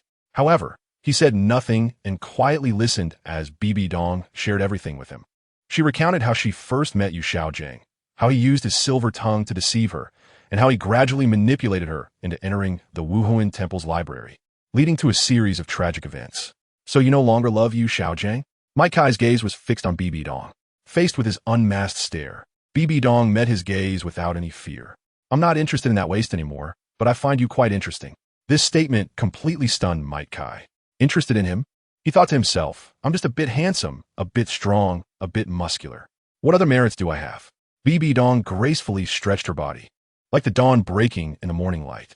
She stood up elegantly, yet with authority, her steps light, but carrying an undeniable solemnity as she slowly descended the stairs. Each step seemed to tread upon the threads of time, guiding the flow of air around them. Without a martial spirit foundation or soul power assistance, she could still display power comparable to a peerless Douluo. Her voice was deep and magnetic, echoing like whispers in an ancient forest. Both a question to Might Kai and a whisper of her own astonishment. "How could I not be curious about such a miracle and not give you my deepest attention?" Once she finished speaking, Bibi Dong had quietly approached Might Kai's side, their distance so close that they could almost hear each other's heartbeat resonating. In her deep, profound eyes sparkled a light of exploration and admiration, while Might Kai, under this sudden closeness, found his breath involuntarily becoming rapid and tense. The air was filled with a subtle tension, as if even the wind had stilled, waiting for every slight change that might occur next. At this moment, Might Kai was completely under Bibi Dong's control, his heart pounding violently. Every move she made tugged at his very soul. Now, in the prime of his youth, he had never experienced such teasing. Matakai's face was tinged with a faint blush due to nervousness, and the blood vessels in his neck seemed to swell, revealing a hint of unspoken panic. Seeing this, Bibi Dong's lips curled into a gentle yet slightly teasing smile. Her long fingers, like the softest willow branches in spring, gently lifted Matakai's resolute chin, the action carrying an indescribable intimacy while maintaining just the right distance. "Ah, it's truly rare to see this," she remarked, our law enforcement elder, known for his sternness and impartiality, actually showing such bashfulness. Her voice was soft and magnetic, imbued with a touch of teasing and admiration, adding a subtle romantic tension to the already tense atmosphere. At that moment, Mike Kai's thoughts seemed to be frozen by an invisible force, his usual calm and assertiveness dissipating, leaving only the sound of his heart pounding in his chest. However, Bibi Dawn's intelligence lay in her understanding of when to advance and retreat. She knew full well that no matter how strong the attraction, one should not cross the boundaries of identity, especially considering the indescribable subtle relationship between her and Mike Kai. He was someone cherished by her daughter. Thus, she timely withdrew her finger, and the almost imperceptible intimacy faded into nothingness. I will look into Tang Hao's matter. Anyone who dares to harm my daughter will certainly pay the price. After a moment's reflection, Bibi Dong added before leaving, "Go find Nana. I heard that he insists on your company to get his third spirit ring after you returned." With that, Bibi Dong turned and walked into the inner chamber of the Grand Hall. After she left, Mike Kai finally gasped for breath violently. As if he had experienced some great terror, he could no longer maintain his usual iron-faced calm demeanor. After all, Mike Kai was a young man filled with vigor, and being teased by such a mature woman would make anyone falter. Moreover, in his previous life, he had been solo for 20 years, apart from Xue, Air, and Nana. No one had ever teased him like this. Once he confirmed that Bibi Dong had truly left, she slowly slumped down against the door. Her gaze gradually dimmed, making it impossible to discern what she was thinking. If only you weren't Xiao Xue's. Chapter 40. Hulaina, Brother Kai. When did you come back? Hulaina's voice was filled with uncontainable joy as she lightly linked her arm with Mike Kai's strong one, their figures appearing particularly harmonious and warm in the setting sun. Mike Kai's eyes were filled with indulgence as he gently reached out, softly stroking Hulaina's smooth hair, as if silently expressing 1,000 words. I just came back not long ago. I heard that my Nana is already level 30. I'm here to help you get your third spirit ring. Mike Kai's words were imbued with deep concern for Hulaina, making her heart feel as if it were being nourished by sweet nectar, stirring ripples of happiness. Hearing Mike Kai's words, Hulaina's face flushed, feeling a bit shy, and turned her head away. "It's not your family's," she softly murmured, so softly that even Kai couldn't hear what she said. The two exchanged a smile, needing no further words. The tacit understanding and deep affection were all conveyed in silence. They then gracefully entered the carriage that had long been prepared. As the wheels slowly turned, the prosperity of Wuhuan City gradually receded, heading towards the Star-Do Forest. Upon arriving at the edge of the Star-Do Forest, the carriage came to a slow stop, and since it was inconvenient for the carriage to proceed further, the two could only walk into the Star-Do Forest. Once inside, Hulaina quickly recalled the time when she was taken back by the Elder Ghost to obtain her first spirit ring. Thinking of this, she released Mike Kai's hand, walking a bit angrily to the side. Mike Kai was somewhat puzzled. Why did this girl suddenly get angry? He tried to grab Hulaina's hand again, but she dodged away with a quick movement. Mike Kai was even more confused. He had no idea what he had done to upset her. Seeing Mike Kai's clueless expression, Hulaina couldn't help but laugh. Her silver bell-like laughter made Mike Kai recall the events from before. He admitted that what he did was indeed unethical, but he had no choice. As night fell quietly, the stars began to twinkle in the distant sky, and deep within the forest embraced by twilight, the two figures continued to weave through the paths. However, time slipped away silently like fine sand through fingers, and the desired prey had yet to reveal itself. As the last rays of sunlight shyly retreated into the earth's embrace, the surroundings were gradually enveloped in a faint blue-purple hue, tranquil and mysterious. At this moment, Mike Kai skillfully collected the scattered dry twigs on the ground, deftly weaving them into a simple fire pit frame, as if lighting a beacon of hope in the darkness. Then, a stunning scene unfolded. Mike Kai's fingertips seemed to be caressed by the magic of the night, instantly coalescing into a brilliant spark of fire. The flame danced between his long fingers like a lively sprite. With a gentle flick, the flame elegantly leaped into the fire pit, instantly bringing it to life. The roaring flames illuminated the surroundings and warmed two hearts that were slightly weary from the search. Not far away, several well-prepared soft-boned rabbits were meticulously strung on branches, becoming the main course for tonight's dinner. As the flames licked them, the rabbit meat gradually released an enticing aroma, blending the richness of charcoal with the freshness of the meat. This scent seemed to magically dispel all the worries and fatigue of the day, bringing backlight and joyful smiles to their faces. In this warm and tranquil night, The flickering firelight, the aroma of roasted meat, and the sounds of laughter intertwined, creating a heartwarming and touching scene, as if the whole world had paused, wishing for this moment to last forever. Sitting by the campfire, Huang unconsciously leaned to the side, gently resting against Mike Kai's solid shoulder, as if seeking a moment of peace and warmth. Seeing this, Mike Kai's lips curled into a gentle smile, and he carefully brought the golden, tempting soft-boned rabbit to her lips, the aroma wafting in the air, adding warmth and temptation. Have a taste. Tonight we only caught these 4 little guys. If we catch nothing tomorrow, we might go hungry. Mike Kai's voice was deep and magnetic, each word like a gentle caress in the night breeze, extremely tender. Huang's cheeks flushed slightly, her shyness evident, but she didn't directly take the perfectly roasted soft-boned rabbit. Instead, she adopted an almost spoiled posture, slightly parting her cherry-like lips and gently biting into the roasted rabbit. The delicate action seemed to spread a hint of sweetness in the air. As night deepened, the sky gradually wove a layer of profound blue.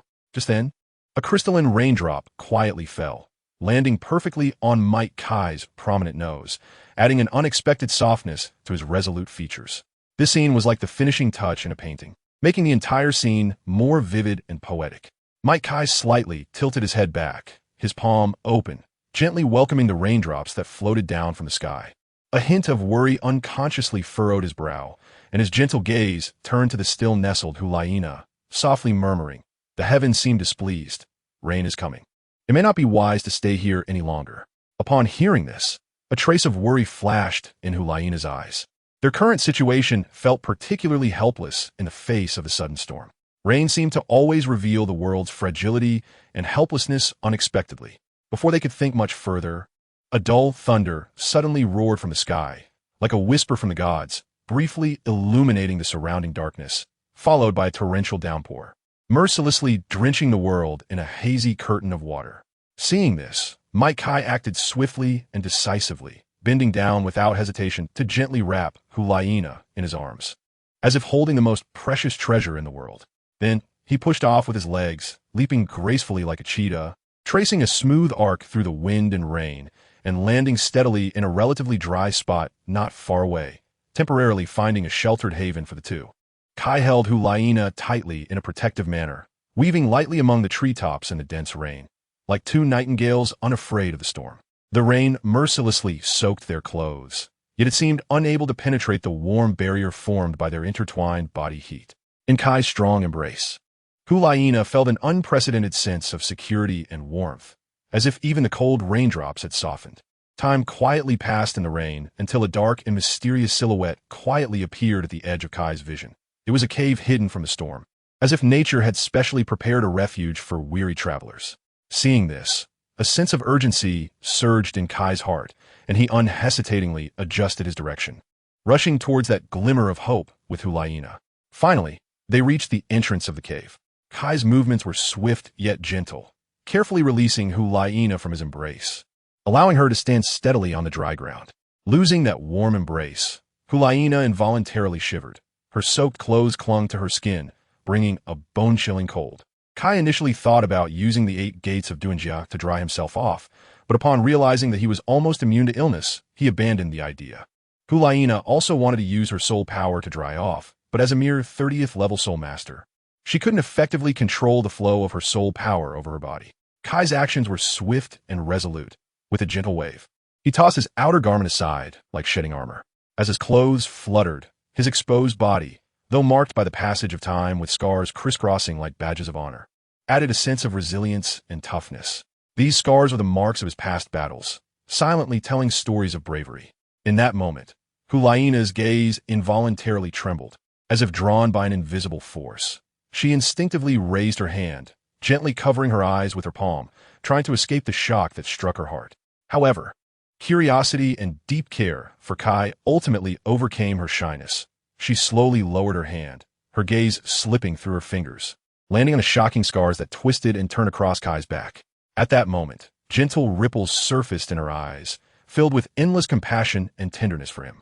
Seizing the moment while Kai was lost in his own world, Huang mustered her courage, using her fingertips to gently touch those cold scars, as if trying to soothe the pain of the past with all her warmth. Kai-ji, her voice was as delicate as a whisper, yet filled with deep emotion. These scars must have hurt a lot. Each word flowed slowly from her heart, laden with care and concern for Kai, instantly filling the cold room with warmth and tenderness. Kai's senses were gently stirred by the unintentional coolness of Hulaina's fingertips, igniting a peculiar and subtle tingling sensation, as if an electric current quietly climbed from his feet, coursing through his body. Those old scars had long lost the memory of pain under the grind of time. They were marks of rigorous training, each one etched with resilience and toughness. It was these seemingly cruel trials that forged the person he was today, making every challenge appear trivial. He slowly turned around, his gaze softly landing on Hulaina's slightly shy face, the blush resembling the gentlest cloud in the dawn. Without words, Kai naturally took her hand, which still lingered in the air, guiding it gently to rest on the most prominent scar on his chest. The conversation between them fell into a quiet silence. As if gently swallowed by the night, Kai silently walked around Hulaina and entered the depths of the cave to prepare a campfire. Although he was not afflicted by illness, the warmth and light from the flames were an irresistible comfort for him. In the depths of the cave, Kai's gaze was like a torch, navigating through the darkness until he finally locked onto a few dry pieces of wood, quietly lying in the dust of time, waiting to be given new life. He picked them up gently, as if selecting precious treasures, and skillfully arranged them together to build a simple yet hopeful fire pit. As the night deepened, a layer of faint fatigue gradually enveloped the cave. Without hesitation, Kai set up a small yet sturdy tent for Hulaina, a testament to his care and thoughtfulness. However, he chose a stone slab beside the fire as his resting place, not out of laziness or neglect, but because he knew that the second tent had already soaked through under the rain and wind. In the stillness of the night, Hulaina, asleep, was quietly awakened by an unexpected chill. Perhaps it was the lingering effect of their earlier walk in the rain. At this moment, she felt as if a thin layer of ice was gently caressing her, and even wrapped in soft blankets, the piercing cold still stubbornly penetrated, eroding every cell of her body. Unable to endure this intrusion, Hulaina gently lifted the corner of the tent and stepped into the night, eventually snuggling beside the still, flickering fire. The flames danced like gentle guardians, slowly dispersing the cold surrounding her, bringing a long-lost warmth and tranquility. The firelight illuminated her slightly pale face, adding a touch of softness and resilience. This subtle movement, like a gentle breeze brushing over a tranquil lake, softly awakened the sleeping Kai. He slowly opened his eyes, his gaze immediately drawn to the trembling figure nearby. He draped his now-dry clothes over Hulaina. The two sat quietly by the fire, the light illuminating their faces, reflecting the unspoken understanding and warmth between them. The night remained deep, but in this small space, there was an indescribable warmth and peace. In that moment, Hulaina felt as if time had gently pressed the pause button. A fleeting daze crossed her eyes, and then, her body involuntarily leaned forward, gently sliding into Kai's broad chest like a falling leaf returning to its roots. The surrounding firelight flickered, yet it seemed less gentle and real than the warmth of his embrace, causing ripples of warmth to rise in her heart, making it hard to distinguish whether it was the warmth of the fire or the sudden sense of security. Kai was momentarily taken aback by this unexpected embrace. The surprise in his eyes quickly faded, replaced by a subtle tenderness. His body initially stiffened for a moment, as if even his breath had paused, but soon, he slowly and firmly raised his arms, tightly wrapping Hulaina's slightly trembling body in his embrace. His movements were gentle yet strong, like protecting a rare treasure. "Don't be afraid, no matter the storm. I'm here." Kai's words were like the sun rising on a spring day, piercing through the thin fog of the cold night. Warm and bright, each word gently landing in Hulaina's heart, transforming into endless peace and strength. In that moment, all fear and unease seemed to meld away in the warmth, leaving only two hearts tightly intertwined under the glow of the fire. Chapter 41. Dinner the next morning. Kai's eyes slowly focused like the rising sun, as he groggily awakened from deep slumber. His movements were slight and cautious, afraid to disturb the person beside him. With a slight movement, he felt Hulaina lying in his arms. At that moment, an inexplicable tenderness surged in Kai's heart, as if softly brushed by silk. Kai's movements gradually woke Hulaina, who was still dreaming. Her eyes sparkled like morning dew, fresh and bright. At this moment, Kai had already put on his clothes and was sitting by the extinguished campfire. Hulaina looked at him, a hint of confusion flashing in her eyes. She lowered her head to glance at her own body, which was barely covered, and suddenly felt a wave of shyness. Even though nothing substantial had happened between them the day before, this kind of intimate contact was a first. At this moment, her pretty face turned red, like a ripe apple, making one unable to resist the urge to take a bite. The two of them simply washed up by the creek, and Kai continued to lead Huang through the Douluo forest, searching for her third spirit ring. Days passed without any results, until Kai himself began to feel a bit anxious. Suddenly, a white fox with 3 tails leaped out from the bushes in the distance. Looking at the fox, Kai quickly recalled information about this spirit beast in his mind. It was probably a 3-tailed snow fox from 1700 years ago. The spirit ring for Huang had arrived. As soon as Kai finished speaking, even Huang showed a look of joy. They had been searching in the Douluo forest for nearly a week, and had finally found a suitable spirit beast. The 3-tailed snow fox suddenly let out a piercing and long howl, its 1,000-year accumulation of spiritual power surging like a cold tide, directly targeting Huang, making the air feel as if it had solidified. Then, that white figure seemed to merge into the surrounding ice and snow, instantly disappearing, leaving only delicate snowflakes slowly falling, signaling the trace of its existence. Kai's eyes were sharp as an eagle's. He instantly saw through the 3-tailed snow fox's intentions. It was as if the tree of life within him had awakened, and a faint green steam rose from his body, carrying a vibrant breath of life. Without hesitation, he picked up Huang, and his figure transformed into a flash of green lightning, swiftly chasing after the direction the 3-tailed snow fox had vanished, leaving a series of afterimages weaving through the woods. The entire Douluo forest seemed to be shocked by this sudden burst of speed and power. Tremendous tremors spread from the ground, accompanied by the crashing sounds of trees collapsing under the pressure, intertwining into a passionate natural symphony. As branches and leaves flew and light and shadow intertwined, it added a breathtaking beauty to the scene. Trying to escape? Dead, his voice carrying an undeniable firmness and authority. He suddenly swung his fist forward. Wherever the punch passed, the air seemed to ignite, and a dazzling fireball condensed out of thin air, enveloped in a breath of heat and destruction, tearing through the sky, chasing after the snow fox that had vanished without a trace, determined to reduce all obstacles to ashes. The chase almost traversed every corner of the forest, only coming to a slow conclusion at its edge. Kai cornered the cunning 3-tailed snow fox, capturing it. At this moment, the 3-tailed snow fox lay helplessly on the ground, its once shining, silver-like, pure snow fur now covered in the dust of battle, appearing particularly disheveled. In its eyes, the liveliness and cunning that once existed had turned into a faint sadness, its life force flickering like a candle in the wind, swaying and about to extinguish. Huang stood quietly beside, her gaze complex as she stared at this soon-to-perish creature. Even in such a fallen state, the 3-tailed snow fox's beauty could not be concealed, evoking sympathy in her heart.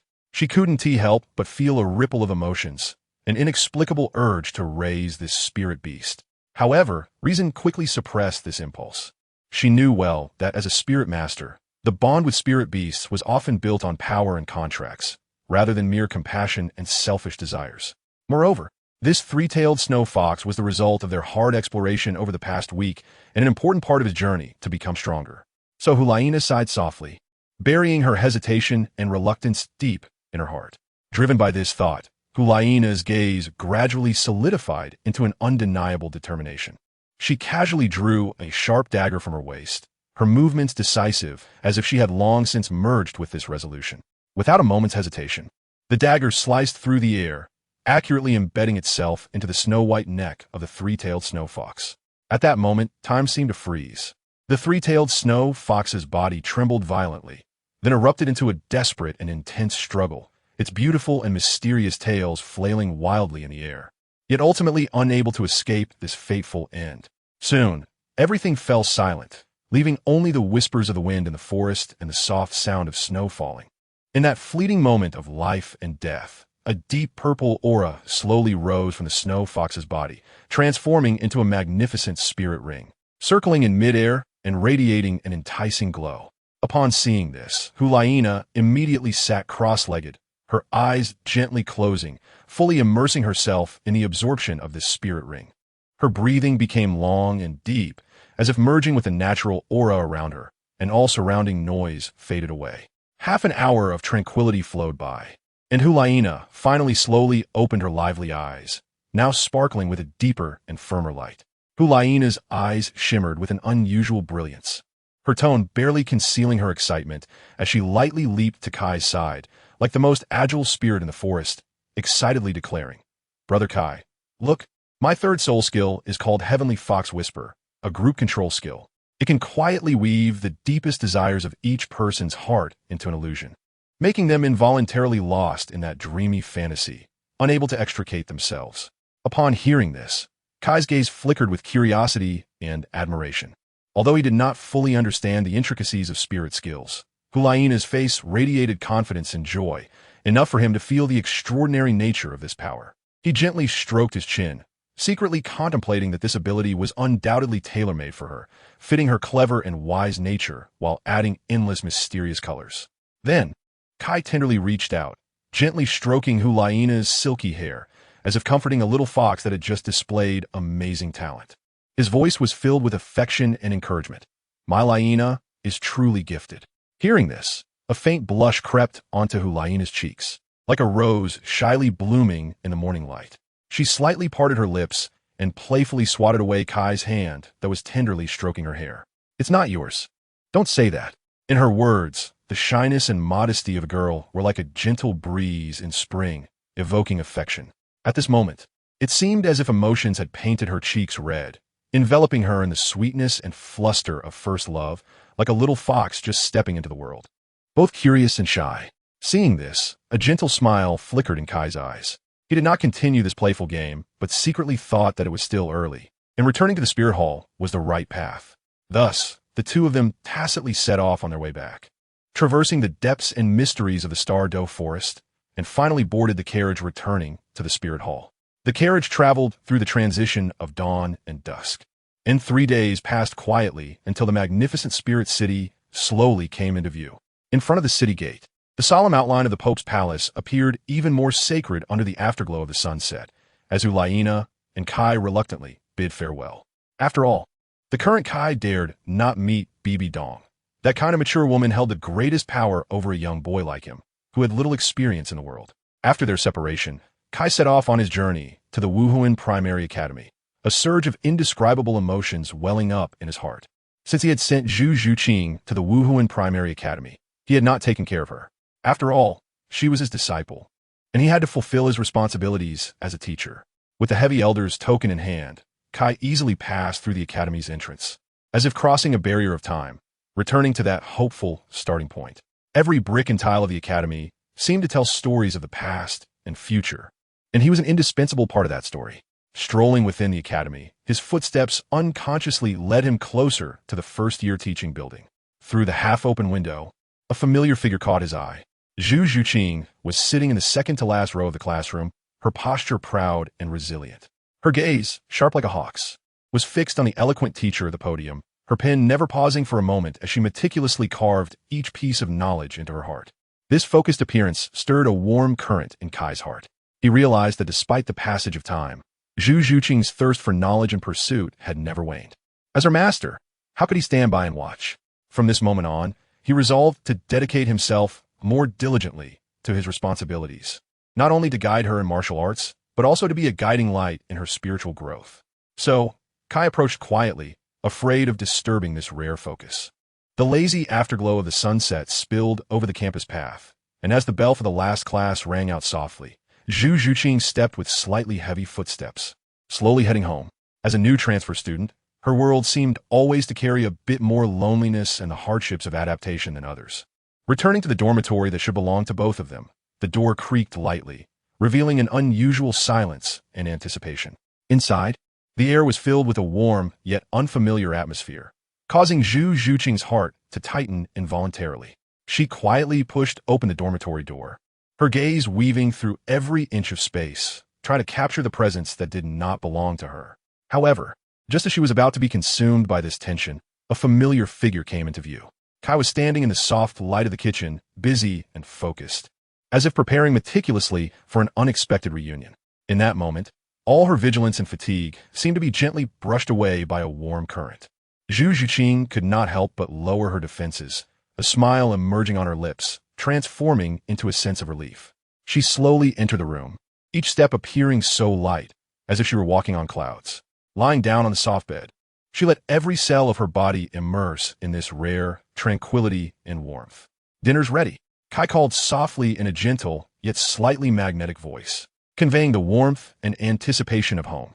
On the bed, Zhu Zhuqing slowly opened her eyes.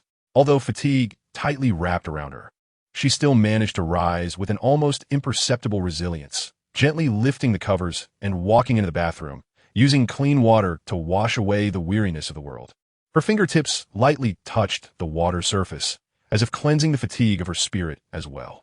Then, she stepped lightly into the kitchen, filled with enticing aromas. Like a graceful lady gently placing the delicious dishes Kai had carefully prepared onto the dining table. The dishes were exquisite, each crafted according to Zhu Zhuqing's unique taste. Steamed fish, sweet and sour fish, intertwining flavors, their colors enticing like a bright splash of spring, and the golden, crispy roasted fish, fragrant and mouth-watering, each dish carrying Kai's meticulous concern for Zhu Zhuqing. The two sat across from each other, candlelight flickering, illuminating their gentle profiles. Kai waited without moving his chopsticks, and Zhu Zhuqing quietly waited as well, the air filled with an unspoken tacit understanding and warmth. "Why aren't you eating?" Kai could no longer suppress his curiosity and softly inquired, his eyes filled with careful consideration and concern for Zhu Zhuqing's tastes. It should be noted that this feast was prepared with great care based on Zhu Zhuqing's past preferences. Zhu Zhuqing gently shook her head, her eyes shimmering with gentle light, then slowly pushed a few carefully prepared dishes towards Kai, her actions revealing unspoken, delicate concern. "Teacher, please go ahead." These simple words were like a spring breeze, warmly yet subtly conveying her feelings. As the warm atmosphere of dinner gradually dissipated, when a last ray of the sunset quietly faded into the night, Zhu Zhuqing gently parted her lips, intending to get up and clear the dishes, stepping into the somewhat busy kitchen.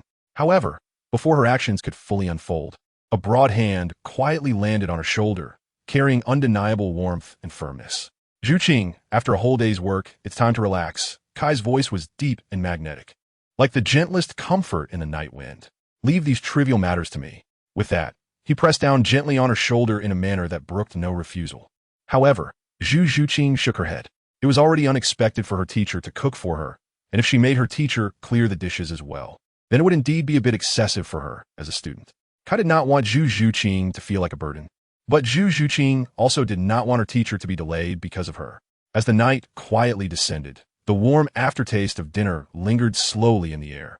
Kai quietly finished tidying up the bowls and chopsticks on the dining table and was about to leave.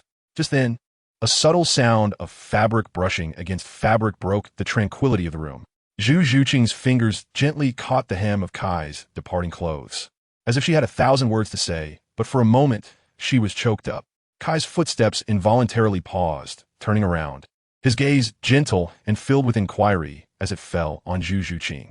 Her eyes sparkled with complex emotions, wanting to speak but hesitating, ultimately transforming into a faint smile that concealed unnoticeable hesitation and struggle. "What's wrong?" Kai's voice was warm and magnetic, like a spring breeze brushing over a lake, trying to calm the ripples in her heart. Zhu Zhuqing struggled internally for a moment. The words she wanted to express turned on her tongue, but ultimately became a silent sigh. She slowly released her grip on the hem of his clothes, her movement revealing an indescribable sense of helplessness and relief.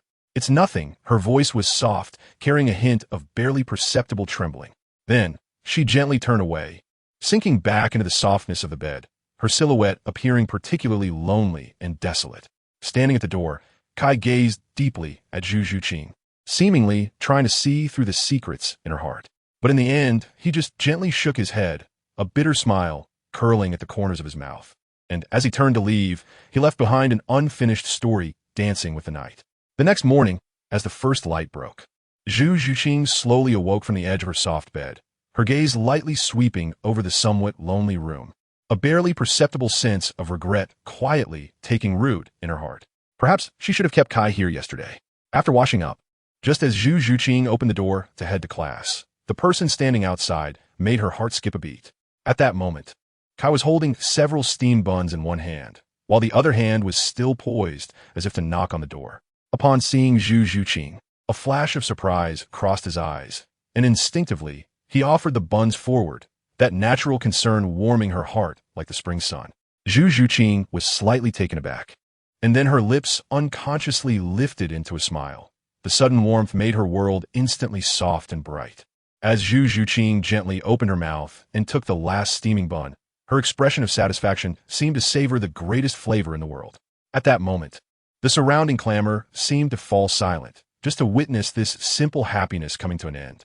Kai's gaze was gentle and deep, and after she swallowed the last bite, he slowly spoke, his voice carrying an undeniable firmness and promise. From today on, you no longer need to attend classes at the academy. For the next 6 years, you will follow me in cultivation, and I will fully impart my skills to you. Kai's words were like the first warm rays of sunlight in spring, penetrating the thin mist in Zhu Zhuqing's heart, making her eyes shine like stars.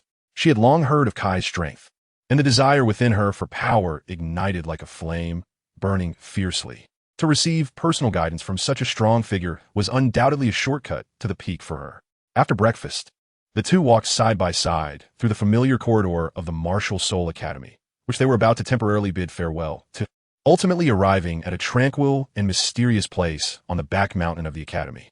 Here, surrounded by mountains and with clear waters lapping at their knees, it resembled a carefully carved hidden painting, exuding endless imagination in its tranquility, a paradise that the world yearned for. At the top of the mountains, a curtain of waterfall tumbled down like a silver chain, its roar splitting the back mountain in two, its grandeur seemingly the most powerful stroke of nature's brush. Freely flowing in this realm, Zhu Zhuqing stood amidst this scene, her eyes sparkling with infinite longing and desire for the special training about to unfold, an eagerness that seemed to foresee her own glorious transcendence. However, this longing was quickly replaced by the heavy weight of reality. Suddenly, Qing Douluo, standing tall and imposing, waved his sleeve lightly, and the soul power pressure emanating from a peak level 97 soul master swept in like a storm, mercilessly enveloping every corner. Under this vast ocean of soul power, Zhu Zhuqing felt her body sink, as if a 1,000-pound weight pressed down on her, making it impossible to resist that force's pull. She instantly found herself pressed to the ground, unable to move. Time seemed to freeze at that moment, and even the air was filled with an indescribable solemnity and oppression.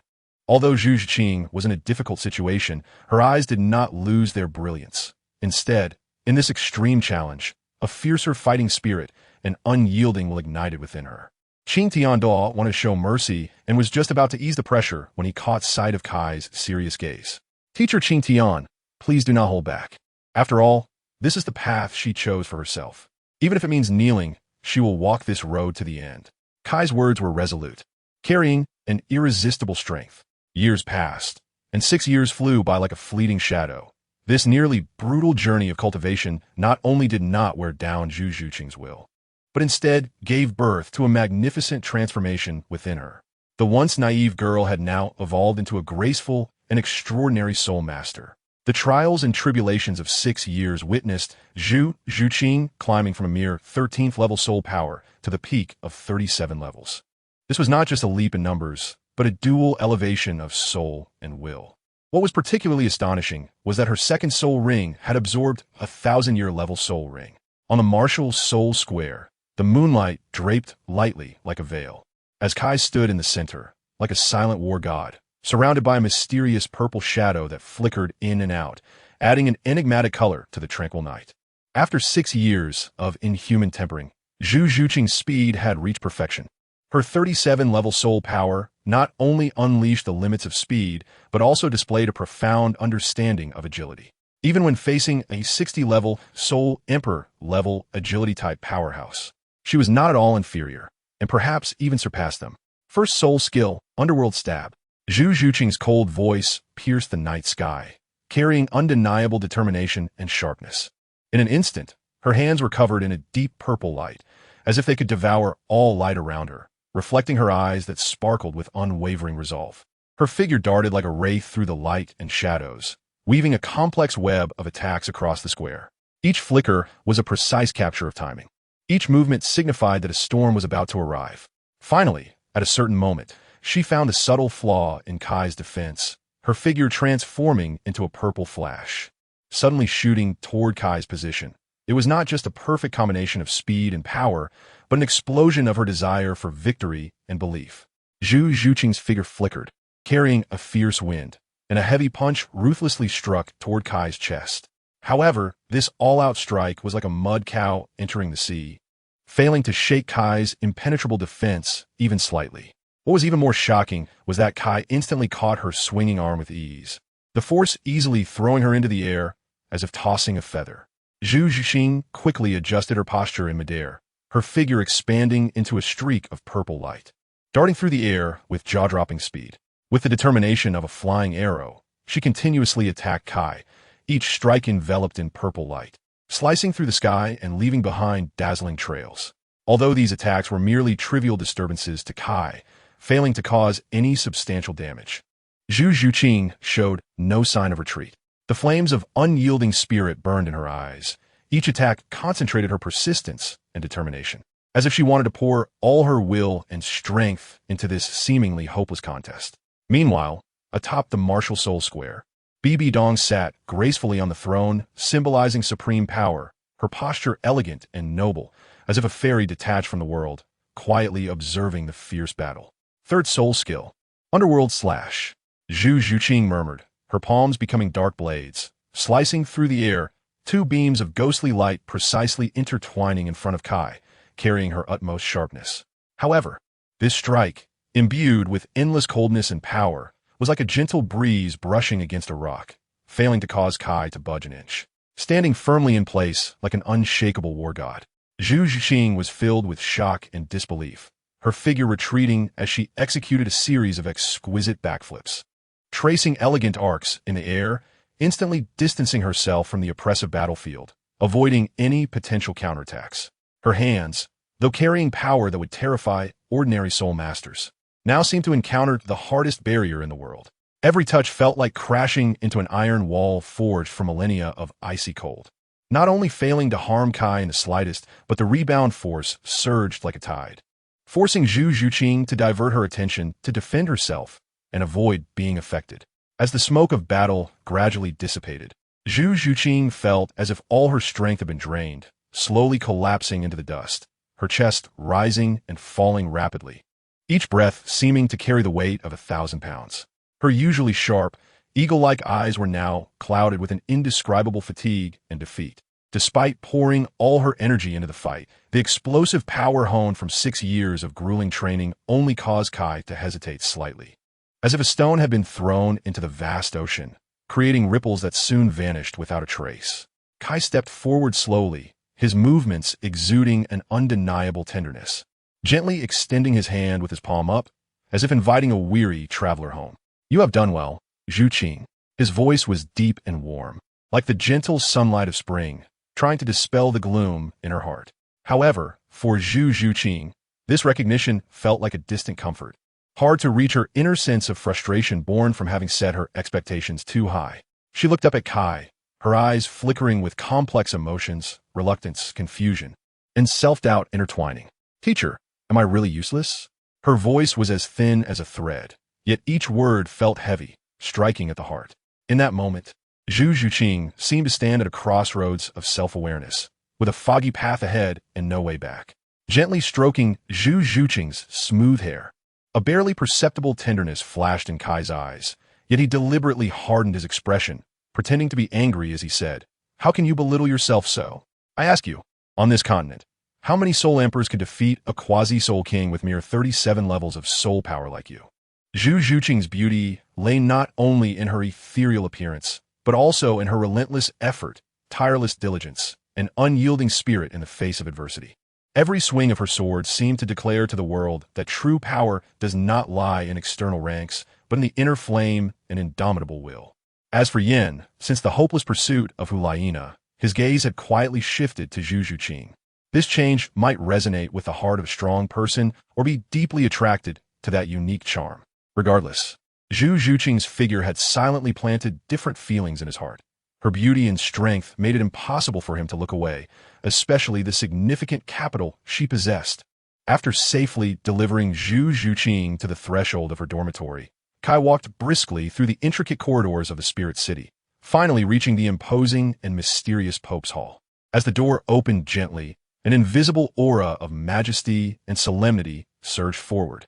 He stepped inside, his gaze locking onto Bibi Dong, who sat high above.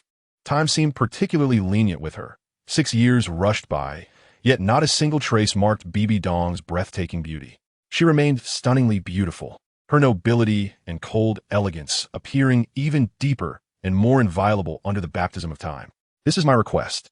Kai's voice was deep and firm, each word seemingly imbued with undeniable power.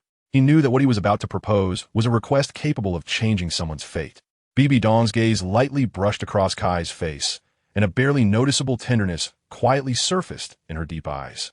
The thrilling duel 6 years ago had brought a tremendous change to Bibi Dong's mindset. She seemed like a phoenix awakened from slumber, reborn from fire, becoming more resilient and profound. "Oh." Bibi Dong slightly parted her lips, a teasing tone in her voice. "You wish to include that girl named Zhu Zhuqing into my spirit hall's golden generation?" Kai nodded, his eyes shining with expectation and determination. "Yes. Zhuqing possesses extraordinary talent and potential. I firmly believe that under the cultivation of the spirit hall, she will surely shine even brighter." Facing Kai's steadfastness and persistence, Bibi Dong's lips curved into a faint, calm smile. She understood that this request came from Kai's deep care and expectations for Zhu Zhuqing. Thus she slowly nodded, her resolve and courage complementing her former queenly majesty. "All right, I agree." Bibi Dong's voice was clear and powerful, instantly echoing in the Pope's hall. She knew that this decision was not only a response to Kai, but also an important layout for the future of the Spirit Hall. Chapter 43. A chance encounter with Shrek, however. Zhu Zhuqing did not disappoint Kai's expectations in an astonishingly short time of 2.5 months. Her soul power rose from 37 to 40. Meanwhile, Huang was also not to be outdone. She had quietly crossed the threshold of 50 levels of soul power. This leap not only affirmed her own strength, but also filled Kai with an indescribable joy. He decided to take both of them to obtain their soul rings immediately. As the sun rose and set, and the stars changed, after a day and night of relentless travel, the three finally arrived at a quiet town on the edge of the Stardew Forest. Under the setting sun, the tavern in the town appeared particularly warm, like a safe harbor waiting quietly for travelers to return. Huang slightly parted her lips, and with a gentle breath, it seemed even the fatigue in the air dissipated. Unintentionally stretching, her graceful figure was outlined by the sunset, showcasing an enticing curve, as if a stunning painting had unintentionally caught the eyes of passers-by. Kai sat beside her, lightly holding a teacup, just about to take a sip, but was unexpectedly captivated by this beautiful scene, nearly spilling the tea and leaving a hint of subtle embarrassment and astonishment. "Ahem, Nana, we're in public, let's tone it down a bit." His tone carrying a trace of barely perceptible affection and helplessness. Hearing this, Huang not only did not restrain herself, but instead smiled mischievously, her beautiful eyes, as if they could speak, blinked lightly, effortlessly showcasing her graceful figure in an inviting manner, as if silently beckoning Kai. Zhu Zhuqing, sitting nearby, felt her cheeks involuntarily flush. When it came to her figure, she was confident she was not inferior to anyone, and in some aspects, she even slightly surpassed Huang. However, her more reserved personality made it difficult for her to display her extraordinary allure openly like Huang under the gaze of others. Regarding giving Kai a benefit, Zhu Zhuqing preferred to do it privately. Inside the tavern, the dim light blended with the cheerful laughter of the three, creating a warm and relaxed scene. As if the external noise had nothing to do with them, even the envious and curious male gazes around them failed to disrupt their peace. However, this tranquility was about to be shattered by an unexpected storm. Just as this warm atmosphere reached its peak, the tavern's door was suddenly slammed open with tremendous force, creating a deafening sound that instantly drew everyone's attention. 7 figures, exuding an undeniable dominance, strode in boldly, heading straight for an empty table nearby. Among these 7, the most striking was a golden-haired man with star-like eyes. He casually propped his feet up on a nearby dining table, exuding a sense of recklessness and arrogance, as if the whole world lay beneath his feet. He casually tossed the menu on the table to a chubby member of his group. "Fatty, just order whatever you want. This meal is on me, Dai-Mu-Bai." The man's voice was deep and magnetic, filled with undeniable boldness and generosity, as if even the air trembled in response. This person was Dai-Mu-Bai, the third prince of the Star Luo Empire, but he was just a fallen prince at the age of 14, with a soul power barely reaching level 33. Let us not mention that Dai Mubai in the original work is level 37. After all, he was kidnapped just after awakening his martial soul, so it's reasonable for him to be at a slightly lower level. Ma Hongjun took the menu, and his carefree and casual demeanor was instantly evident as he flipped through the pages without hesitation, tapping his fingers lightly, as if engaged in an impromptu selection game. "Waiter, I'll have this one, yes, and that one too." His voice was cheerful. Dai Mubai, watching from the side, glanced at the few economical dishes chosen by Ma Hongjun, secretly pleased, as if he could already foresee the relief on his wallet. However, the joy, like dew in the morning sun, had not fully blossomed before it was shattered by Ma Hongjun's next move. Suddenly, Ma Hongjun changed his tone, a hint of mischief flashing in his lively eyes. "Forget those. I want everything else." Dai Mubai's expression instantly became complex and hard to describe, looking as if he had just bitten into a huge chunk of something unpleasant. Inside, he felt a sharp pain. Those dishes would cost at least 50 gold soul coins, and with that amount, he could have entertained many women in a brothel. Because Zhu Zhiqing had her back to them, Dai Mubai did not notice her presence, as if the whole world had been gently isolated by her unintentional turn. At this moment, however, Ma Hongjun's gaze had already fallen on Hulaina. A sly smile crept across Ma Hongjun's lips as he leaned slightly, in a posture that was almost provocative yet held a playful tone, gently bumping Dai Mubai's shoulder, his eyes sparkling with a thirst for unknown scenery. "Dai, over there. There's a beauty." Ma Hongjun's voice was quite lewd, and combined with his ugly appearance, it made one feel nauseated. Upon hearing this, Dai Mubai felt that Ma Hongjun's actions were somewhat frivolous, yet he could not hide a hint of curiosity. After all, something that could elicit such a response from Ma Hongjun was surely not ordinary. Thus, he turned his head in the direction indicated by Ma Hongjun, his gaze cutting through the surrounding noise, finally landing on the spot where Hulaina stood. At that moment, time seemed to freeze. Hulaina's figure gradually became clear in Dai Mubai's eyes, standing there with an ineffable elegance, as if isolated from the world yet in harmony with all things. Waves of emotion stirred in Dai Mubai's heart, a thrill touched by something beautiful, along with a faint yearning for the possibilities of the unknown.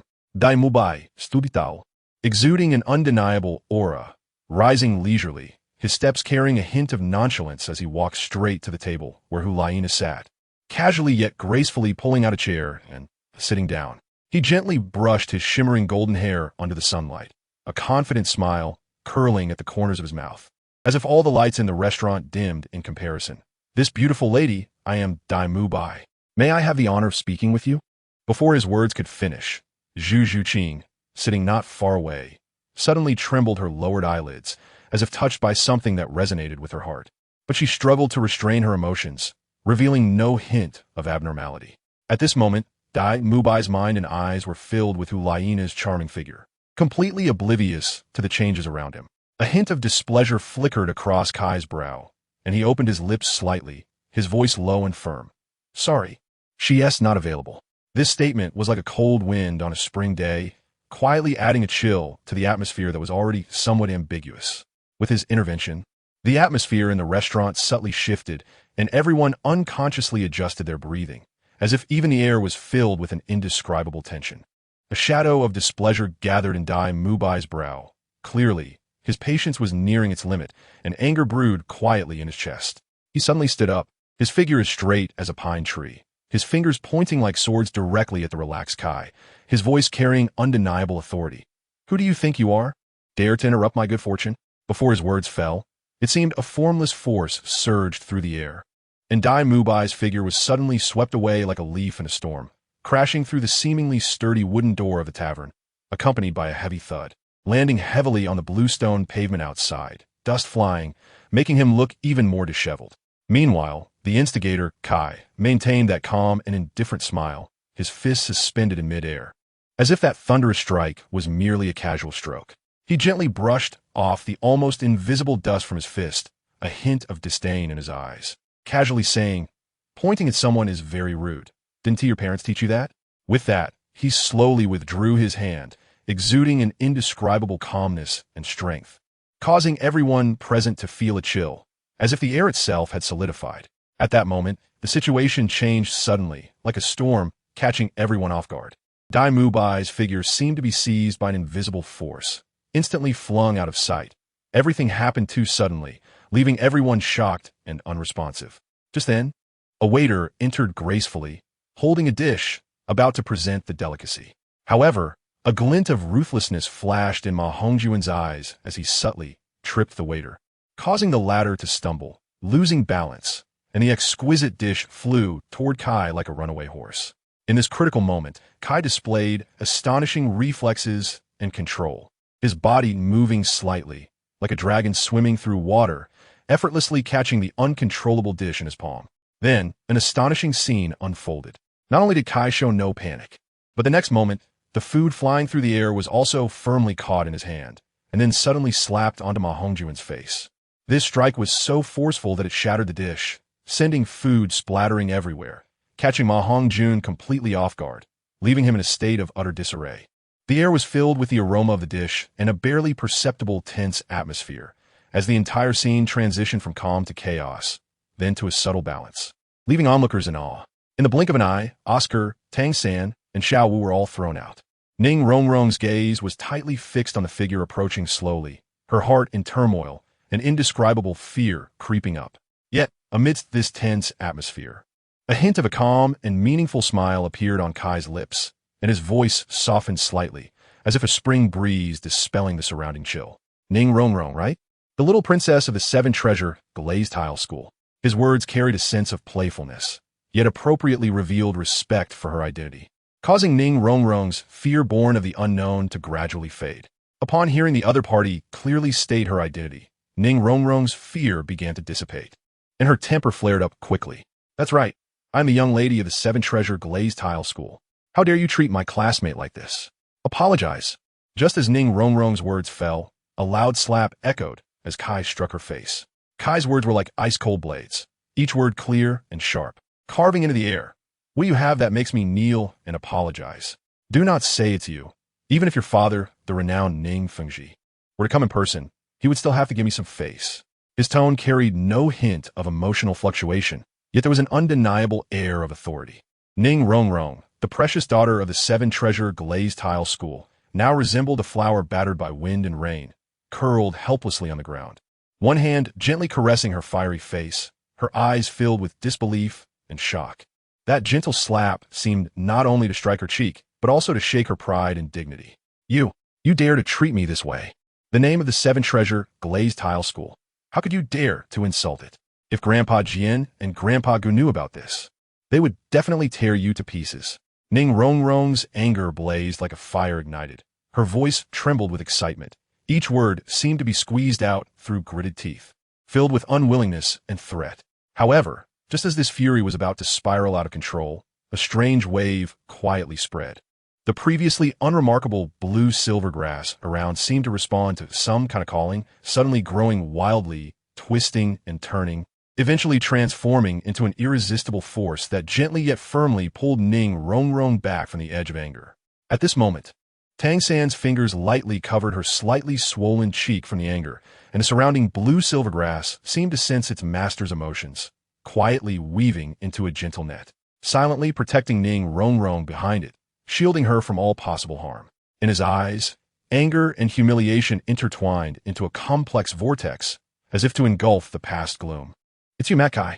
Tang San's voice was deep and trembling. Each word seemed to be squeezed out, containing uncontrollable indignation and shock. This name was like a sharp blade, once again slicing open the wound in his heart that had not fully healed. Kai slowly turned around. His face, which seemed particularly forgiving with the passing years, appeared especially resolute and familiar under the sunset glow. His gaze was calm as water, but it seemed capable of penetrating the deepest secrets of the human heart. In stark contrast to Tang San's eyes burning with anger, an indescribable tension filled the air, as if even time had frozen. Brothers, activate your martial spirits. Their soul rings slowly emerged from their bodies. Tang San's hands were already placed at his waist, pulling out several golden needles from within. Kai casually walked out of the tavern, as if completely disregarding them. No, it was as if he didn't regard them at all. Chapter 44. Little Thief. You don't want Xiao Wu to get hurt, do you? Kai slowly moved his wrists, which had not practiced martial arts for a long time, the joints cracking with a crisp and heavy sound, as if each sound carried the sediment of time and the awakening of strength, causing the surrounding air to solidify, exuding an undeniable sense of pressure. Tang San's figure suddenly changed, as if a cheetah preparing to hunt. He abruptly knelt on one knee, pressing his palms tightly against the ground. A warm and resilient force surged from within him, the first soul ring flickering at his fingertips, emitting a soft yet firm blue light. First soul skill, blue silver bind. He shouted softly, and as his voice fell, the earth seemed to respond to his call. Following a slight tremor, dozens of blue silver grasses erupted from the ground, quickly and elegantly wrapping around Kai's powerful wrist, as agile and determined as a spiritual serpent, tightly binding every inch of skin. Faced with this sudden binding, a trace of disdain flashed in Kai's eyes, and then a faint smile appeared at the corner of his mouth, one that expressed contempt for the challenge and confidence in his own strength. He gently exerted force, and those seemingly unyielding blue-silver grasses instantly crumbled. A mere extension of blue-silver grass is treated as a treasure. Is the name of the first soul skill not a vain reputation? Tang San, you truly disappoint me. After saying this, Kai's hand suddenly clenched. As if even the air trembled, the blue-silver grasses binding instantly shattered, and Tang San's figure was irresistibly pulled toward Kai. Just at this critical moment, a pink whirlwind suddenly swept across the battlefield. Xiao Wu, with her unique lightness and swiftness, darted through the light and shadow like the lightest deer in the forest. With each leap, a faint fragrance filled the air, the scent of youth and courage. First soul skill, waist bow. Xiao Wu's voice was crisp and firm, carrying an imperious authority. Her figure flashed, already one step ahead of Tang San, appearing in front of Kai. Her legs, like springs that had been charged, suddenly exploded. One powerful kick accurately aimed at Kai's chin, the force capable of shaking solid stone, the air roaring. Just as Xiao Wu gathered all her strength, intending to intimidate Kai with the power of her kick, her toes had not yet touched that seemingly flawless jaw. Yet she was unexpectedly grasped firmly by Kai in midair with lightning speed. Her struggle was like a flickering candle flame swaying in a gale, though she fought hard. It seemed so powerless and insignificant. Kai's movements were fluid, as if transforming Xiao Wu into the most handy battle spear in his hand, spinning and swinging. With an irresistible force, he heavily threw her to the cold ground. At that moment, the air seemed to tremble, accompanied by a cry of pain. Xiao Wu's body fell like a withered petal, crashing to the ground, a bright red spilling from the corner of her mouth. Xiao Wu. Seeing Xiao Wu injured, Tang San's eyes instantly turned blood red, the golden needles in his hand shooting toward Kai. In that split second, Kai's figure darted past like a ghost. His speed so fast that the surrounding air seemed to freeze. He effortlessly lifted the unconscious Oscar, as if seizing a falling leaf in the wind. Tang San witnessed this scene. His pupils shrank suddenly. An indescribable shock swept through his heart, and he could only watch helplessly as those needle-thin dragon beard needles, with a cold gleam, mercilessly pierced into Oscar's body. Each needle's landing point was like fate's cruel mockery, instantly filling this tranquil space with tension and oppression. A heart-wrenching scream suddenly erupted, like a wild boar struck by lightning. Oscar suddenly awoke in agony. This wail pierced through the tranquility of the air, nearly tearing the heavens apart, echoing in every corner of the small town, sending chills down the spine of all who heard it. Subsequently, Kai's actions remained as cold and decisive as ever, discarding Oscar like a useless object, the disdain and indifference in his posture chilling to the bone. Meanwhile, his other foot had silently landed on Xiao Wu's head, a scene that pushed the tense atmosphere to the extreme. Tang San, if you don't want this little girl to die, then kneel and bow your head. Kai let out a sinister chuckle. At this moment, he resembled the villain. Tang San's eyes were already filled with resentment, but he did not dare to act rashly, for Xiao Wu was more precious to him than his own life. Seeing Tang San remain immobile, Kai swung the blue-silver grass in his hand, and then this blue-silver grass cracked like a whip, landing heavily on Tang San's face. A loud slap left a deep whip mark on Tang San's face. Kneel! In Tang San's eyes, a cold light flickered, and a killing intent surged. However, due to the pressing circumstances, he had to suppress the anger in his heart. As he slightly bent his knee, ready to succumb to this unfair fate, a thunderous roar suddenly echoed from the horizon, like an ancient bell struck by a heavy hammer, deep and powerful. Who dares to lay a hand on my student? This furious shout, like summer thunder, instantly shattered the surrounding gloom and oppression. Following the sound, a tall and robust man, surrounded by 7 dazzling soul rings, strode forward. His brilliance was blinding. It was Zhao Wujie, known as the unmovable king in the Soul Master world. Zhao Wujie's gaze swept over the chaotic scene, and upon seeing his usually lively students now lying on the ground like frostbitten eggplants, his anger was ignited in an instant, and his eyes flashed with a decisive color. With a low murmur, the soul power within him surged, and the 7th soul ring slowly rose, releasing a dazzling light. As if the very air was solidifying at that moment. This was not just the display of a soul ring, but Zhao Wujie's unconditional protection and defense of his students, vowing to eliminate any threat without a trace. Great strength, Diamond Palm. Zhao Wujie leaped like a dragon, his massive body resembling a moving mountain, carrying an overwhelming force as he suddenly smashed towards Kai. Waves of air surged around him, heralding the extraordinary nature of this strike. Ha, come on. Excitement sparkled in Kai's eyes. Although his stature was small, he harbored astonishing strength. Calmly, he slightly clenched his fists and, with an indescribable composure, slowly pushed out what appeared to be an insignificant punch, colliding with Zhao Wujie's colossal palm under the gaze of countless onlookers.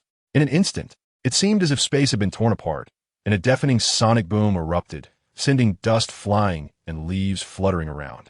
Zhao Wujie's expression changed drastically as an unprecedented force surged from his palm, causing his mountain-like body to involuntarily lift off the ground, like a kite with a broken string, uncontrollably flying backward, ultimately crashing heavily against a towering ancient tree nearby, shaking its trunk and sending leaves cascading down. Once the dust settled, Zhao Wujie slowly regained his composure. His eyes filled with disbelief. He looked down at his arm that had clashed with Kai. It had twisted to a terrifying degree, with all the tendons and bones inside broken. It would take at least 1.5 years to recover. Xiao Wu was on the brink of death. Oscar was wailing endlessly. Dai Mubai was unconscious.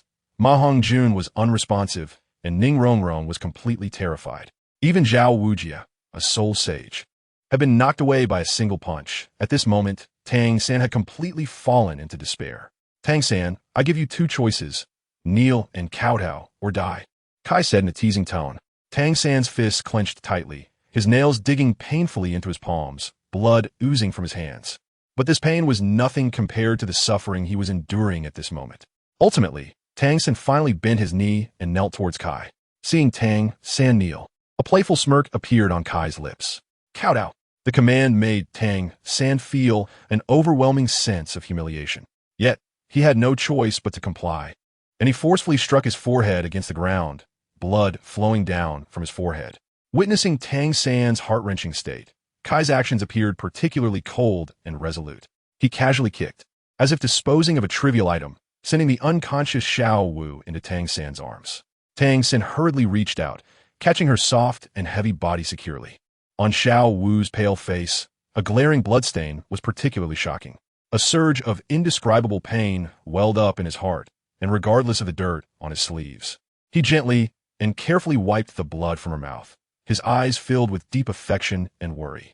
Afterward, Kai leisurely turned and re-entered the somewhat chaotic tavern.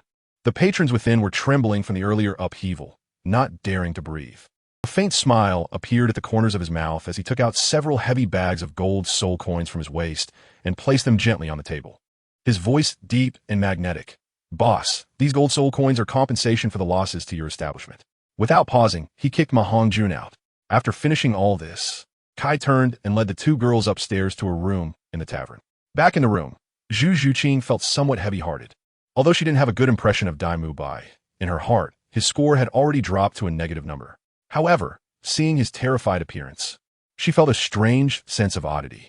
That feeling made Zhu Zhuqing restless. She really wanted to personally eliminate that debauched and fallen prince. An unusual excitement flickered in her eyes, captivating and enchanting. Meanwhile, Huayina, already lying on the bed, wiggled her delicate little feet, her eyes filled with admiration and affection for Kai's earlier cold demeanor. Brother Kai's earlier appearance was so thrilling. I almost lost control, Huayina said, squeezing her legs together. Kai stood leisurely by the window, his gaze piercing through the veil of night, resting on the Shrek members outside, supporting each other. The pent-up anger in his heart finally dissipated. Just a bunch of clowns. Without that teacher, their strength can't even match my Nana, Kai said, his words laced with mockery and confidence, gently breaking the silence in the air and causing subtle ripples. Upon hearing this, Hui Yun's eyes lit up, her lips curving into a bright smile, as if she regarded Kai's words as the most sincere praise, secretly delighted. Subsequently, Kai slowly walked to the door, and as he turned, his gentle gaze swept over Hui Yun, his tone carrying undeniable care and protection. You two should sleep together tonight. I'll be next door. Feel free to find me if you need anything. After saying this, he gently closed the door, leaving a warm and reassuring atmosphere in the room as he quietly stepped into the night. In the later half of the night, Kai, who was sleeping, slowly opened his eyes. Turning, he climbed out of the window and saw a figure holding a large hammer standing not far away in the forest. A look of disdain appeared at the corner of Kai's mouth as he turned and swiftly approached the person. Tang Hao, what a coincidence. I never expected you to deliver yourself right to my door, Kai said, his words laced with a hint of barely perceptible amusement. Yet beneath that smile lay years of fruitless searching followed by sudden unexpected and complex emotions. Tang Hao gripped the Haotian hammer tightly, his gloomy gaze fixed on Kai. I don't know why you were targeting Xiao San, but whoever harms the young will inevitably provoke the old, Tang Hao said, and 9 soul rings slowly appeared beside him. Slap! A crisp sound echoed through the night. Tang Hao was momentarily stunned, clearly caught off guard by the opponent's immediate attack. His eyes instantly turned blood red. You pathetic minions of the Spirit Hall. How dare you humiliate me like this? Tang Hao's figure surged, the Haotian hammer carrying an overwhelming force, howling as it smashed towards Kai, as if it could shake the heavens and the earth. However, Kai's figure moved with the agility of a ghost, swiftly dodging the thunderous strike and instantly closing in on Tang Hao. With a precise punch, he struck hard against Tang Hao's chest, the force so great that it made the air tremble. Tang Hao's body retreated violently, like an arrow released from a bow, creating a distance of several hundred meters from Kai in an instant, leaving only a fading afterimage in the air. His expression was grave, fully aware that his opponent's strength was formidable. At this moment, Kai's bones emitted a series of crisp cracking sounds, a sign of the release of his power to the limit. Azure steam swirled around him like the wrath of a sea god, exuding an indescribable majesty and power. His speed had surpassed the limits visible to the naked eye, almost matching the speed of sound, and in the blink of an eye, he closed in on Tang Hao again, delivering a heavy punch imbued with unmatched might directly to Tang Hao's face. This punch was for Schwer.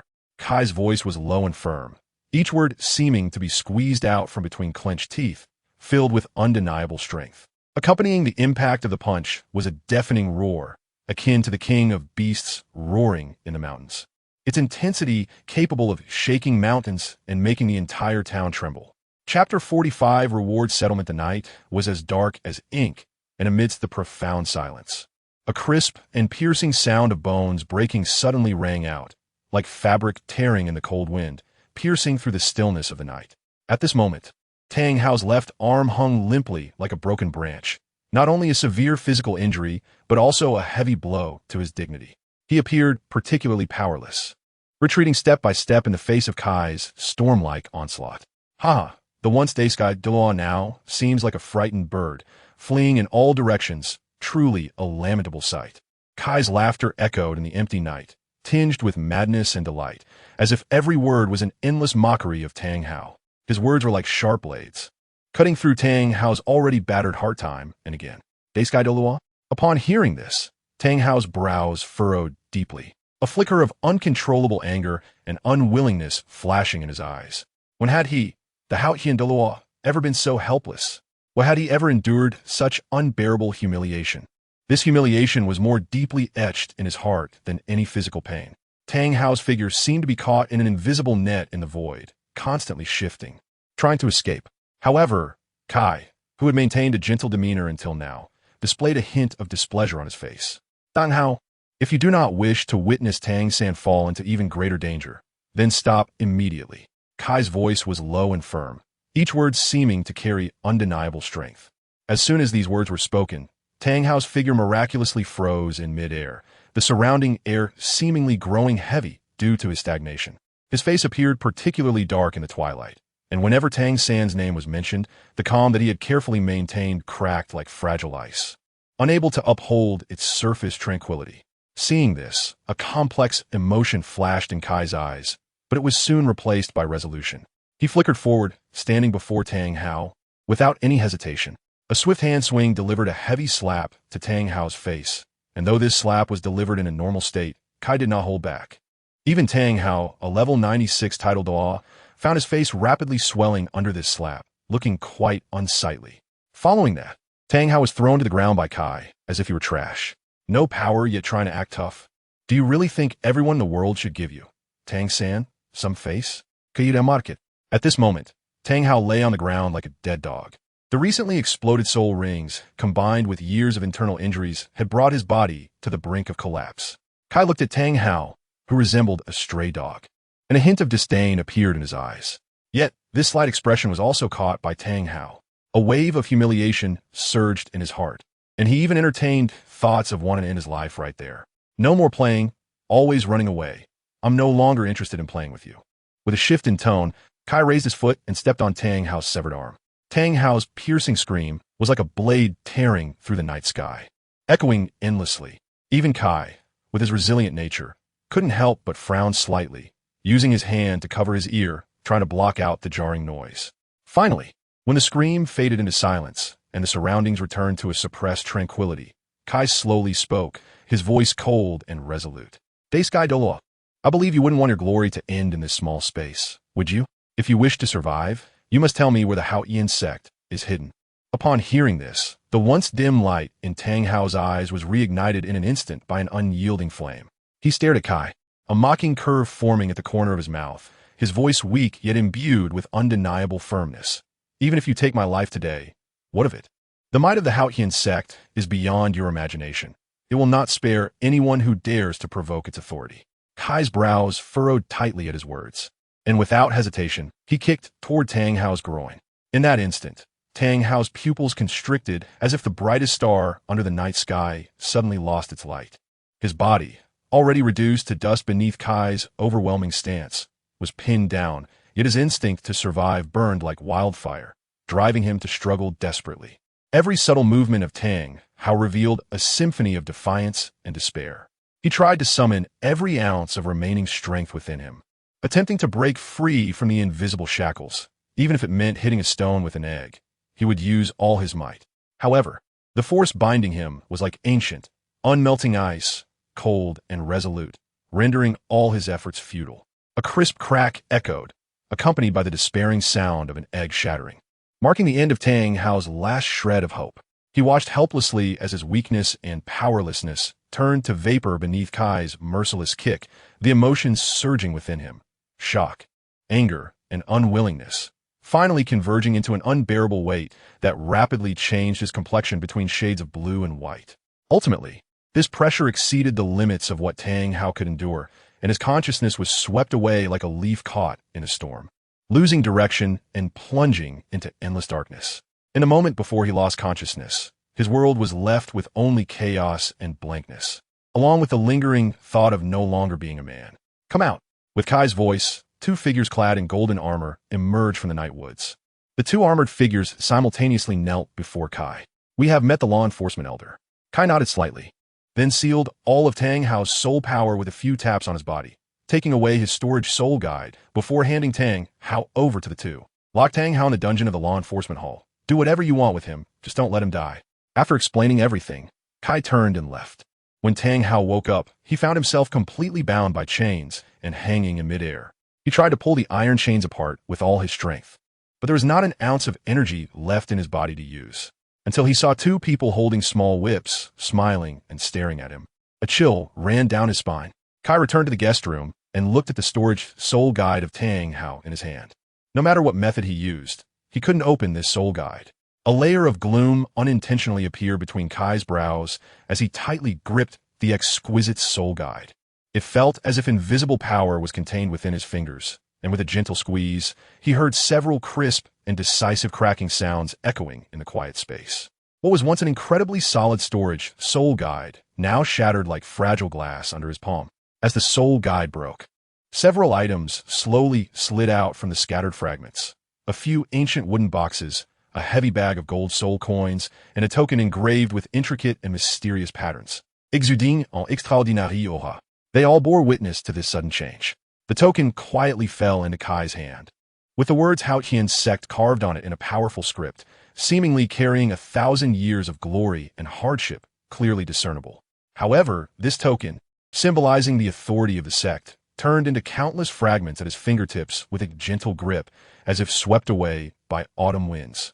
Casually tossed into the corner trash bin, he casually gathered up the heavy bag of gold soul coins, and his gaze shifted to the two ancient wooden boxes on the ground, a flicker of curiosity flashing in his eyes. As he slowly opened the wooden box, a refreshing natural aura rushed towards him, intertwined with the branches and leaves of the blue silvergrass, dripping with lush green, yet concealing unknown secrets. As the blue-silver grass gently peeled away, a brilliant and dazzling blue light suddenly burst forth, like the purest gem from the deep sea, quietly lying there. Emitting an enticing aura, it was actually a rare 100,000-year-old soul bone. Kai's pupils suddenly constricted, shock evident on his face. This unexpected surprise hit his heart like a raging tide. He never expected that such an extraordinary item would be hidden in this seemingly ordinary wooden box. And for a moment, even his breathing became hurried. 100,000-year soul bone, he murmured, his voice filled with incredulous shock. This was Kai's first close encounter with a 100,000-year soul bone. Although he had seen the angel suit soul bone of Shui Air, the difference between a 999-year soul bone and a 100,000-year soul bone, despite being only 1 year apart, was worlds apart in terms of effect. After putting the soul bone into the system space, the long-lost system voice suddenly rang in his ears. Detected 100,000-year soul bone. Would you like to analyze it? Hearing that familiar system voice in his mind, Kai momentarily forgot that he even had a system. After all, the system hadn't appeared for many years, and the choices had become fewer and fewer. Analyze, Kai silently thought. Ding! Analysis successful. Item 100,000-year blue silver emperor's right leg bone. Producer 100,000-year blue silver emperor. Previous owner Qian. Attached skills: flight, wildfire that never dies. Spring breeze that brings life again. Skill effect: flight, literal flying ability. After equipping, can allow the soul master to gain the ability to fly. Skill effect: wildfire that never dies, spring breeze that brings life again, as long as the absorber does not die immediately. This soul bone will continuously restore the absorber's injuries and vitality. Looking at the introduction of the soul bone and the two attached skills provided by the system, Kai's breathing became heavy. Although he was powerful, his only two weaknesses were the inability to engage in prolonged battles and to fly. However, this blue-silver emperor's right leg bone could perfectly help him solve these two problems. For a moment, Kai even felt that this soul bone was specifically born for him. Thinking of this, Kai continued to ask the system in his heart, "System, can I absorb this 100,000-year soul bone without soul power?" Ding! The absorption of soul bones does not have strict requirements for soul power. Even a soul master without an awakened martial soul can absorb soul bones. Hearing the system's explanation, Kai let out a breath of relief and quickly sat cross-legged, bringing the soul bone close to his right leg to begin the absorption. This was Kai's first time absorbing a soul bone, so he was quite nervous during the initial phase.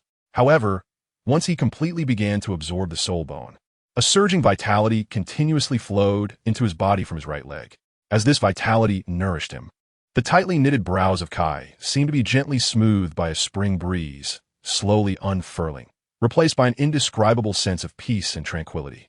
It was an unprecedented experience, gentle and profound, like being in a forest path at dawn, surrounded by a faint fragrance of flowers and the scent of earth, intoxicating and making one forget the noise of the world. This power not only reshaped Kai's physique, but also, in an intangible way, touched the depths of his soul, awakening a long-lost, profound understanding of the essence of life. At this moment, he seemed to have reached a wonderful resonance with this world and the endless force of life, his soul experiencing an unprecedented cleansing and sublimation. Even the life points consumed during the battle with Tang Hao began to recover at an astonishing speed. The absorption of the soul bone had ended in the morning, and Kai quickly activated the first ability of the soul bone. His body slowly floated in midair, and with his control, he drifted around the room.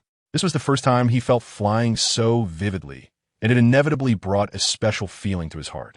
After a night of nourishment, All the life points lost during the night had been fully restored. It could be said that he was now basically able to enter the 7th gate state infinitely, although the 8th gate state would still be a bit challenging. Open panel, ding. Panel opened. Host. Might Kai Yikai, gender male, martial soul. Soul power. Soul bone 100,000. Year blue silver emperor right leg bone. Strength 17. 400 max 20,000. Highest for soul masters in Douluo Continent can reach 11,000. Speed 15. 900 max 20,000. Highest for soul masters in Douluo Continent can reach 10,000. Reaction 19. 880 max 20,000. Highest for soul masters in Douluo Continent can reach 12,000. Physical qualities. Level 7 can now open the shock gate.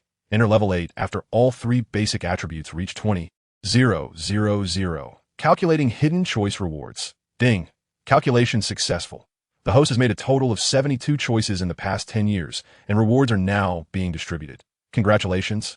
The host has obtained the Douluo Continent People's Education Edition. 8 gates of Duanjia can be taught to people in Douluo Continent, but can only reach a maximum of 5 gates. First gate, open gate, unlocks the host limitations on soul power, allowing the opener to better control the flow of soul power within themselves. Second gate, rest gate, greatly enhances the opener's physical strength, boosting the 3 basic attributes. Third gate, life gate, increases the soul power recovery speed of the opener. Fourth gate, injury gate, increases the speed of soul power circulation, reducing the soul power consumed by 10.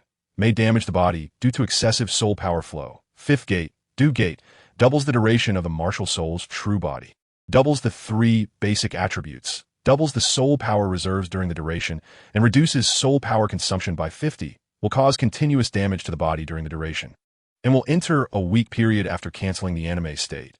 Congratulations, the host has obtained 1 Nirvana pill. The user will undergo a rebirth after death, and the reborn person will be in the peak state of this life. In addition to these 2 main items, Kai also collected some scattered items into the system space. Haha, in Douluo Continent for thousands of years, it's only me who could be stronger than the limit Douluo at 22 years old. Kai Sigit, and suddenly lost all motivation. Chapter 46. Hurricane Canyon. This time, the hunt for soul rings went very smoothly. And combined with the small conflicts that occurred with Shrek Academy before, it only took 3 days in total. Huang obtained a 15,000-year-old blue fox, while Zhu Zhuqing hunted a 12,000-year-old underworld demon leopard, marking the complete end of this trip. In the Martial Soul Plaza, Huang and Zhu Zhuqing stood tall, like 2 beauties standing side by side, exuding an undeniable aura in silence. After a while, Xiaoyu and Yan arrived together, their steps carrying an undeniable tacit understanding and tension.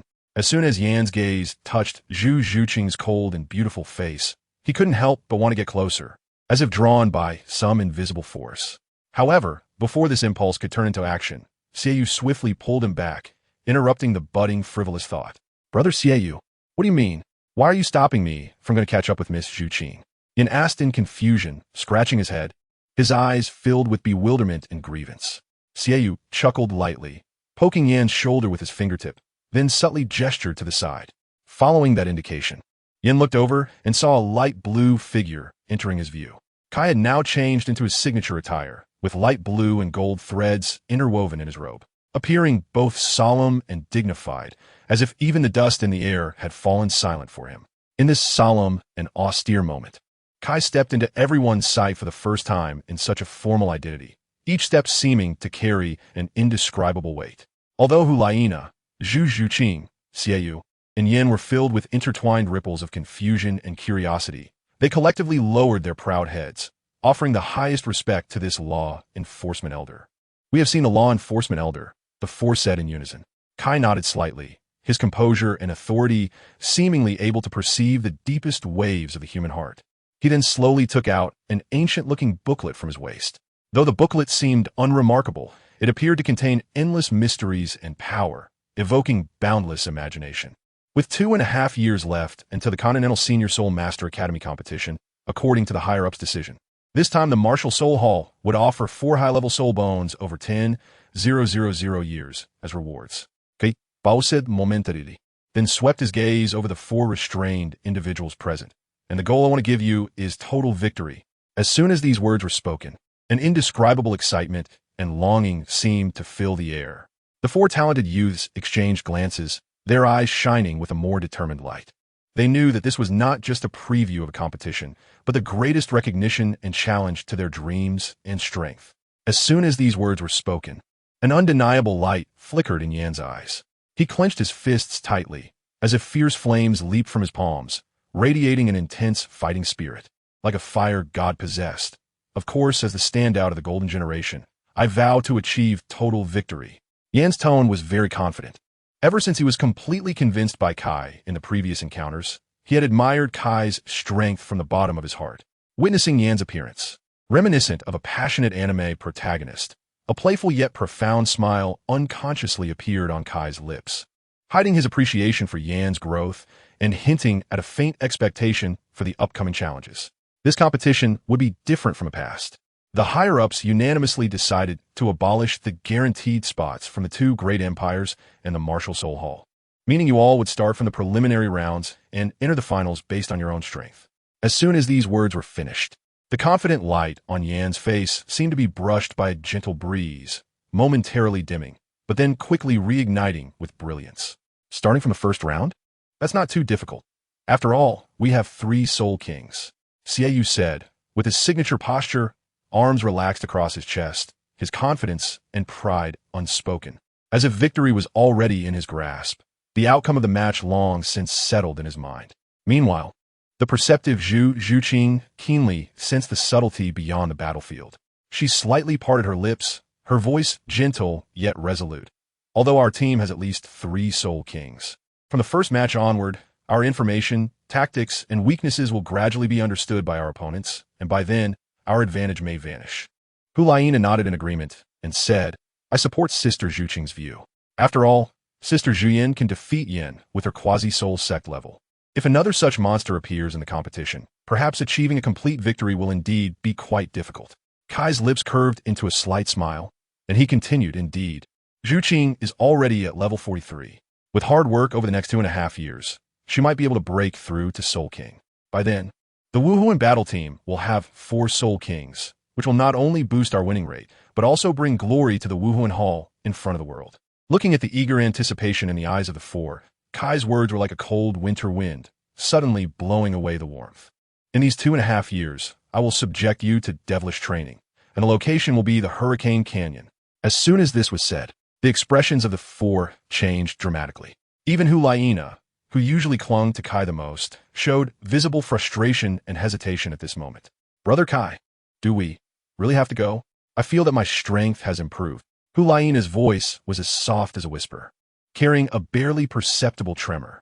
She tried to use her last bit of hope to resist the impending storm. Even Xiaoyu, who was known for his calm demeanor, couldn't hide the turmoil in his heart. The tightness of his lips and the slight furrow of his brow revealed his unease and struggle with the unknown challenges. Although Hurricane Canyon was not as harsh as Death Canyon, the environment there was indeed not good. Haha, everyone, this matter is settled. No need for further discussion. Go home and pack your things. Tomorrow at dawn, in front of the Wuhuan City Gate, we will meet. With that, Kai turned around and walked away with ease. The 4 exchanged glances, and a subtle emotion spread in the silence. Finally, it was Xiaoyu, with his signature calm smile, who gently tore apart this invisible veil. Hey, don't all look so serious. It's just a trip to Hurricane Canyon. Back in the day, we dared to step into the darkness of Death Canyon. What is there to fear about a mere hurricane? Xiaoyu's smile, though slightly forced, radiated an indomitable light, as if using words to don a suit of courage for himself and his companions. The memory of Death Canyon lingered like a ghost in the dark night. Though it made one's heart palpitate, it also forged their resilience today. Mentioning Hurricane Canyon, which was equally notorious as Death Canyon, evoked both fear and a deep-seated desire for adventure and conquest.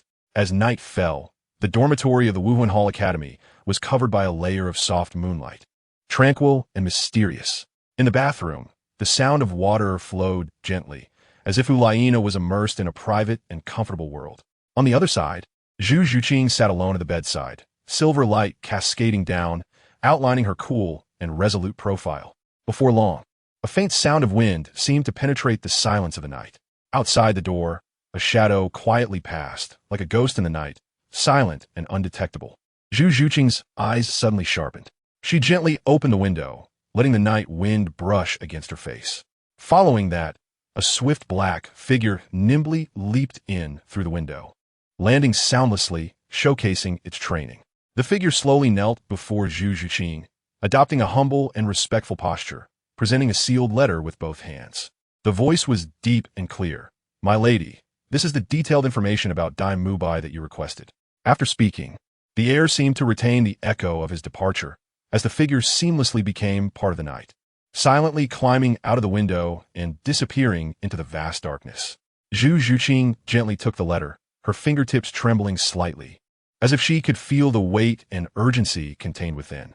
She slowly opened the envelope, the paper gently unfolding under the dim candlelight. Each line of text flowed into her sight like a stream, her gaze wandering through the words, sometimes furrowing her brows, sometimes deep in thought. The room was filled only with the sound of water from the bathroom and the rustling of the letter. Dai-Mubai was originally the third prince of the Star Luo Empire, with a martial spirit evil, I White Tiger. When he awakened his martial spirit at the age of 6, he wanted to escape the Star Luo Empire but was captured by Prince Davis. He only managed to escape the Star Luo Empire after Zhu Zhuqing disappeared. After fleeing, Dai-Mubai arrived in the city of Sutao in the Barak Kingdom, where, through financial means, he entered an academy called Shrek. At the age of 7, Dai-Mubai entered a brothel with a chubby boy named Ma Hongjun, and from then on, he fell into decadence, living a life of indulgence, seeking women in the brothel almost every day. Zhu Zhuqing slowly closed the heavy letter in her hand, the truth within the lines eroding the last bit of warmth she had for Dai-Mubai like cold ice.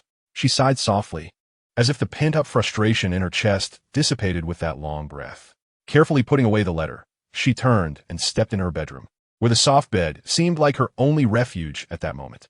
She lay down gently, allowing fatigue and disappointment to lead her into a dream. As dawn broke, the first rays of sunlight filtered through the window, gently brushing against Zhu Zhuqing's face and waking her from her slumber. However, this tranquility did not last long, as a strange heaviness spread from her chest, opening her sleepy eyes. She was momentarily taken aback by the sight before her. Hulaina was now disheveled and nestled against her chest in an almost disrespectful manner, with two soft contours resting directly on her chest, carrying an air of unintentional intimacy. Zhu Zhuqing tried to wake Hulaina in the gentlest way possible, lightly pushing her, her gaze filled with confusion and a hint of helplessness. But Hulaina seemed lost in her dream, oblivious to everything around her, the peace of her sleep starkly contrasting with her usual alertness. Zhu Zhuqing looked at this scene, her heart filled with mixed emotions. She gently shook her head, attempting to cast aside the sudden embarrassment and confusion, and instead adopted a more tolerant mindset, allowing Hulaina to continue this unexpected closeness. The morning light had softly bathed the earth, and by the time the two slowly awakened, the sun was already high in the sky, draping a layer of golden brilliance over this tranquil morning. Hulaina's fingertips lightly brushed through her disheveled hair, a faint blush appearing on her cheeks, remnants of the unintentional embarrassment and shyness from last night. Recalling last night, she had simply bathed and was suddenly overtaken by a wave of drowsiness, mistakenly wandering into Zhu Zhuqing's tender embrace and sharing a bed. Although they were both women, the gaze exchanged in the morning light still carried an inexplicable nuance and awkwardness in the air. Hulaina hurriedly tidied her slightly rumpled clothes, and every subtle movement revealed her discomfort and determination to restore normalcy. Zhu Zhuqing, with her characteristic calmness, silently assisted her from the side, the unspoken understanding and tolerance between them palpable. Finally, everything was tidy. They stood shoulder to shoulder, each carrying their small bags, and gently pushed open the door that seemed to hold the secrets of the previous night. Unexpectedly, Xiaoyu knocked lightly on the door frame, his demeanor urgent yet gentle.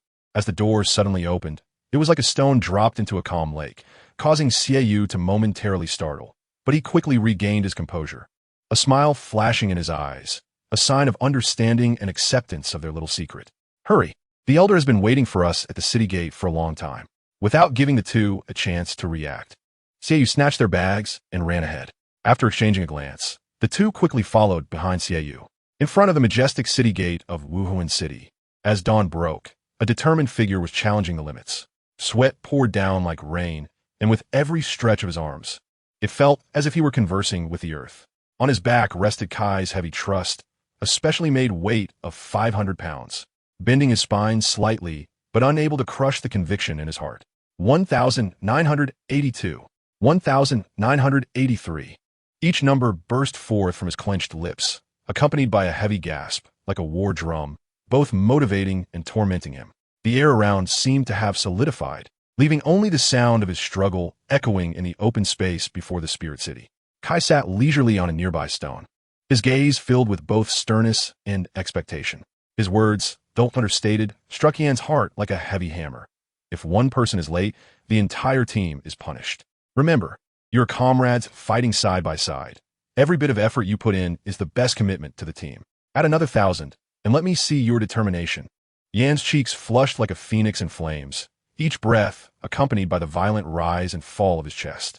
But he did not give up. The light in his eyes grew even more intense. Yes, Yin, will never let my teammates down. 1999. He roared, as if to transform all his exhaustion and unwillingness into the power of this final push. Chapter 47. Tang Ritian's Escape, the crisis of the Li clan in the end. After completing nearly 5,000 push-ups, Yan's body felt as if it had been drained of all strength, collapsing weakly to the ground. Sweat and dirt intertwining to depict an image of resilience and exhaustion. At that moment, Xiaoyu hurriedly arrived with Huang and Zhu Zhuqing, their footsteps sounding particularly heavy in the silence. Huang and Zhu Zhuqing exchanged glances, each reading unspoken guilt and unease in the other's eyes. The punishment indirectly caused by their tardiness weighed heavily on their hearts, like a gigantic stone. Yan's exhausted figure silently accused them of their sin of being late. Since we are all here, let's set off for Hurricane Canyon. At this moment, Yan felt like a leaf swept away by a storm, placed inside the carriage by Kai. It was a silent concern and recognition of Yan's persistence and willpower. Meanwhile, Xiaoyu, Huang, and Zhu Zhuqing had to run to keep up with the slowly moving carriage. Kai sat firmly atop his steed, the long whip in his hand falling lightly yet powerfully on the horse's strong body. Each swing seemed to dance with the wind, carrying an undeniable authority. Keep up. Don't fall behind. If you fall behind, you won't have dinner tonight. His words were deep and powerful, echoing across the wilderness as if an ancient war song, inspiring and warning every follower. After speaking, Kai gently pulled the reins, and the horse seemed to respond to its master's will, galloping forward, instantly creating an insurmountable distance between the carriage and the three who were closely pursuing: Xiaoyu, Huang, and Zhu Zhuqing. Their figures gradually blurred in the rising dust. Only their indomitable while shining brightly under the scorching sun. The sole power of the three had long been sealed by Kai, and at this moment, they could only rely on their physical strength to race against exhaustion and despair. Time flew by, and before long, it was past noon, the blazing sun baking the ground. Kai finally reined in the horse, allowing the weary animal to catch its breath, and the carriage came to a slow stop in this tranquil spot embraced by sunlight. Having rested, Yin crawled out of the carriage, lit a fire, and began to roast some raw meat over it. Teacher Kai, is it really okay for us to leave without waiting for them? Yin hesitated. This feeling of secretly eating made him feel guilty. Somemat annoyed. Gave him a light punch on the head. If you think it's wrong, why don't you run back and help them? As soon as those words were spoken, Yin was instantly left speechless, sitting by the fire, silent and focused on roasting the meat. After half an hour had passed, Kai finally spotted the three figures supporting each other in the distance. At this moment, the three were already exhausted, panting and with sweat-soaked clothes sticking to their bodies. Xiaoyu took out a rope and tied it around Huang and Zhu Zhuqing to prevent them from falling behind. As the captain of the Golden Generation, Xiaoyu fulfilled his responsibilities well. Nana, Zhuqing, hold on a little longer. We're almost there. The other end of the rope was tied around Huang and Zhu Zhuqing's waists. Although Xiaoyu was already very tired, he still chose to pull them forward. Even Zhu Zhuqing, who had undergone devilish training since childhood, displayed strength comparable to Xiaoyu without soul power. The pace is too slow. The special training part in Hurricane Canyon will be skipped. Directly enter the main storyline. During this long and arduous 2.5 years, Hurricane Canyon witnessed the miracle of the four transforming from inexperienced to mature. Xiaoyu's soul power had reached level 60, Huang 59, Yin 58, and Zhu Zhuqing 52. Every leap in soul power was a song woven from their sweat and tears, the best interpretation of their relentless efforts. When the four finally boarded the carriage returning to the Spear Hall, the air seemed to still carry the chill and resilience of Hurricane Canyon. Huang, the girl who once smiled like a flower, now appeared exceptionally fatigued, unconsciously resting her head gently on Kai's knee, her voice carrying a touch of coquetry and helplessness. "Brother Kai, does Sister Schwerer know how strict you are with us?" In her words, there was both a reflection on the hardships of the past and gratitude for Kai's deep concern. Outside the carriage, the scenery flew by, while inside, this rare warmth and tranquility seemed to drape a layer of gentle brilliance over the journey. The sound of hooves was urgent, and in the blink of an eye, the outline of the Spirit City gradually became clear in their sight, having crossed numerous mountains and rivers in just 2 days. As soon as they stepped through the city gates of Spirit City, Huang could hardly contain her eagerness, grabbing Zhu Zhuqing's hand like a bird returning to its nest, hurriedly weaving through the bustling streets straight to their residence. The door opened slightly, and a warm breeze rushed in. The two exchanged smiles before stepping inside, enjoying the long-awaited bathing time, washing away the dust and fatigue. "Teacher Kai, then we'll be leaving too." Xiaoyu and Yin prepared to return to the Spirit Hall to register their current soul power. Meanwhile, Kai chose to visit Bibi Dong. Inside the hall, it was quiet and solemn, with only Bibi Dong, seated high on her throne, appearing particularly radiant in the interplay of light and shadow. When Kai pushed open the door, she seemed to tremble slightly, but that subtle movement was fleeting, unnoticed by anyone. At this moment, the entire hall's focus was solely on Kai. He stepped in slowly, each step resonating with his own rhythm and strength, perfectly complementing the solemn atmosphere around him. As soon as he spoke, the attention of others was drawn back to him. After a group of people respectfully saluted Bibi Dong, they left the Pope's hall in an orderly manner. "How is it? I have added a 20-year-old Soul Emperor to the Golden Generation." As soon as Kai said this, Bibi Dong lost her composure. "What?" Bibi Dong slammed the table, shocked by his words, unable to regain her senses for a long time.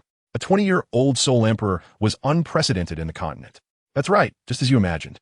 Xiaoyu has already broken through to level 60, and only needs a 6 soul ring to become a Soul Emperor," Kai said with a devilish smile. "What about your holiness the Pope? What if I win the bet?" Bibi Dong slowly returned to her throne, her posture revealing an unmistakable shock. Her chest surged like a tumultuous sea, each rise and fall carrying incredible emotions. Her fingers were tightly intertwined, the knuckles appearing pale from excessive force, as if even her fingertips were expressing the tremors within her heart. She slightly parted her crimson lips, biting her lower lip with her pearly teeth. The blend of determination and helplessness on her face ultimately transformed into a long and heavy sigh, slowly dissipating into the air. "Enough, I already know. Once a promise is made, it must be kept." Her voice was light, but resonated with undeniable firmness. Kai, upon hearing this, curled his lips into a faint smile, as if everything was within his expectations. He turned to leave, his steps exuding a carefree detachment from the mundane world. "Wait." Bibi Dong's voice suddenly rang out, tinged with a subtle urgency and curiosity. "How did you manage to help Xiaoyu make such remarkable progress in just 2.5 years? Crossing a distance of 8 levels that is difficult for ordinary people to reach?" The spark of inquiry shone in her eyes, a curiosity that was hard to suppress even from her high position. Faced with Bibi Dong's question, Kai paused but did not immediately respond. He left behind a meaningful silhouette, seemingly contemplating how to answer in a manner that neither appeared too ostentatious nor fully satisfied her curiosity. Finally, he slowly turned around, his voice deep and magnetic. "Some things require the right timing, location, and harmony among people, combined with relentless effort and unwavering belief. Xiaoyu's achievements are a testament to his own hard work and also a result of the wheel of fate turning." After saying this, Kai took another step forward, leaving Bibi Dong with a profound silhouette. Just as he stepped over the solemn threshold of the Pope's palace, a guard clad in brilliant golden armor dashed towards him like lightning, urgency evident in his stride. He leaned close to Kai's ear and whispered a few crucial pieces of information in a volume only they could hear. Then his figure flickered and hurriedly melded into the night, leaving a series of hurried footsteps echoing in the empty square.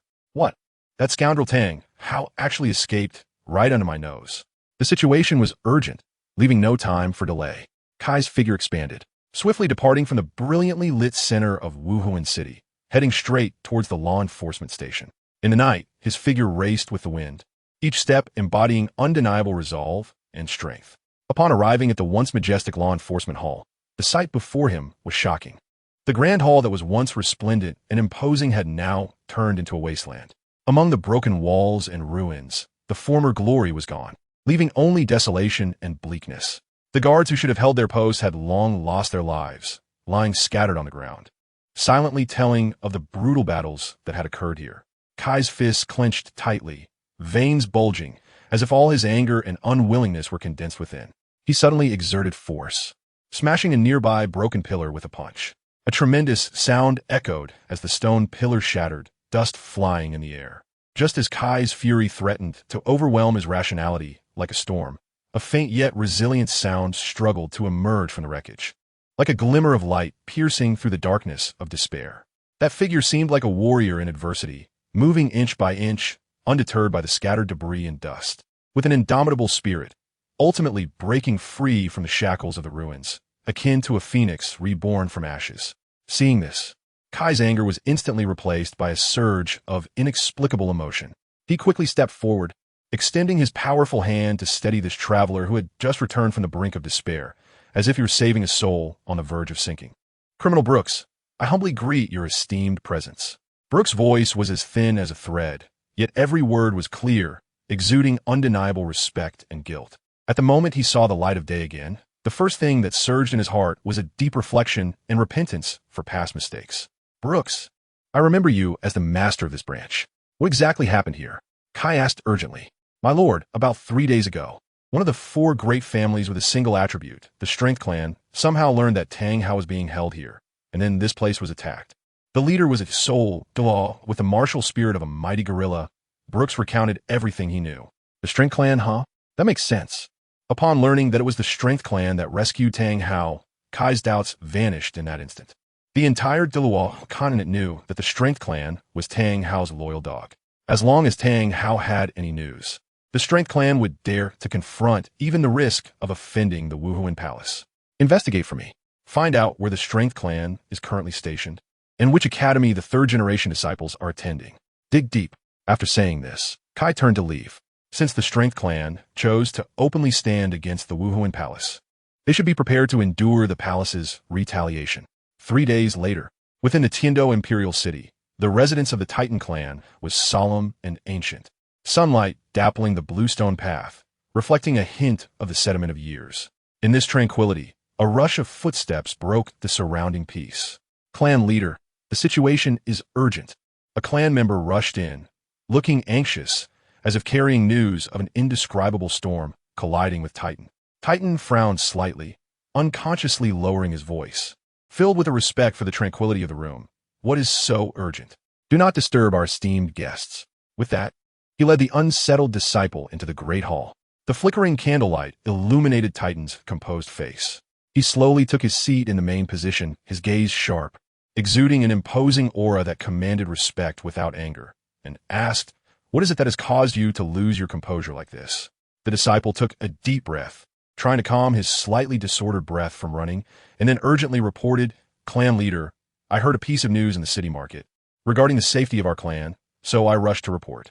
Hearing this, Titan's eyes narrowed slightly, a serious expression creeping up his brow. He knew that this disciple would not be so urgent without reason. So he said in a deep voice, "Speak carefully, do not leave anything out." "Clan leader, it's bad. Half a month ago, a merchant ordered 500 tons of refined iron from us. But today that merchant refuses to pay the remaining amount. Moreover, many trading companies have chosen to suspend cooperation with our Strength Clan. If this situation continues, our Strength Clan may go bankrupt." The reporting disciple hurriedly recounted everything. "What?" With a loud bang, Titan slammed his hand on the stone table in front of him, shattering it. "Is the news true?" Titan asked anxiously. He understood the situation of the entire Strength Clan best. They primarily relied on forging for their livelihood. If they lost these merchants, the Strength Clan would likely go bankrupt in an instant.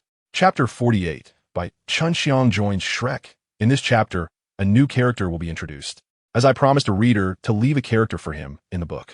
Please don't be upset, everyone, but rest assured, the new character will definitely be on the protagonist's side, and will have to give Tang San a hard time. Tiando City, Lanba Academy, no. It should now be called Shrek Academy. As dawn broke, a sea of people had gathered in front of the towering gates of Shrek Academy, bustling with excitement. "Grandpa, is this the Shrek Academy you mentioned?" A young girl with silver-white twin tails shimmering softly and brightly in the sunlight asked the elder beside her with a hint of curiosity and longing. The elder was Bai He, the current patriarch of the Minji clan, a soul Douluo of unfathomable strength. Time had etched traces on his face, but his sharp eyes still sparkled with extraordinary brilliance. He gently stroked his meticulously groomed white beard and replied in a warm yet firm tone, "That's right. This is the place the old gorilla spoke of." Just as the grandfather and granddaughter were conversing, a student slowly stepped out from the depths of the academy. His robust figure and strong build seemed capable of shaking mountains and rivers, contrasting sharply with the delicate surroundings. His appearance instantly attracted the attention of the crowd, and when his gaze met Bai He's, a barely perceptible respect surfaced on his rugged face. "Uncle Bai," Tai Long excitedly waved at Bai He. As soon as Tai Long came into view, Bai He's expression unexpectedly brightened, as if he had encountered a long-lost miracle amid the passage of time. He walked slowly to Tai Long's side, and, with the unique affection of an elder, gently patted Tai Long's already strong shoulder. Filled with emotion, "Tai Long, it's been many years, you've grown so much." Upon hearing this, Tai Long's cheeks flushed slightly as he shyly scratched his head and grinned. "Uncle Bai, you've worked hard all the way here. Grandpa specifically told me to come and welcome you." At this moment, Bai Chunxiang, standing nearby, her eyes sparkling with recognition, gracefully stepped forward, her voice as melodious as a clear spring. "Big brother Tai Long, long time no see. I hope you're well."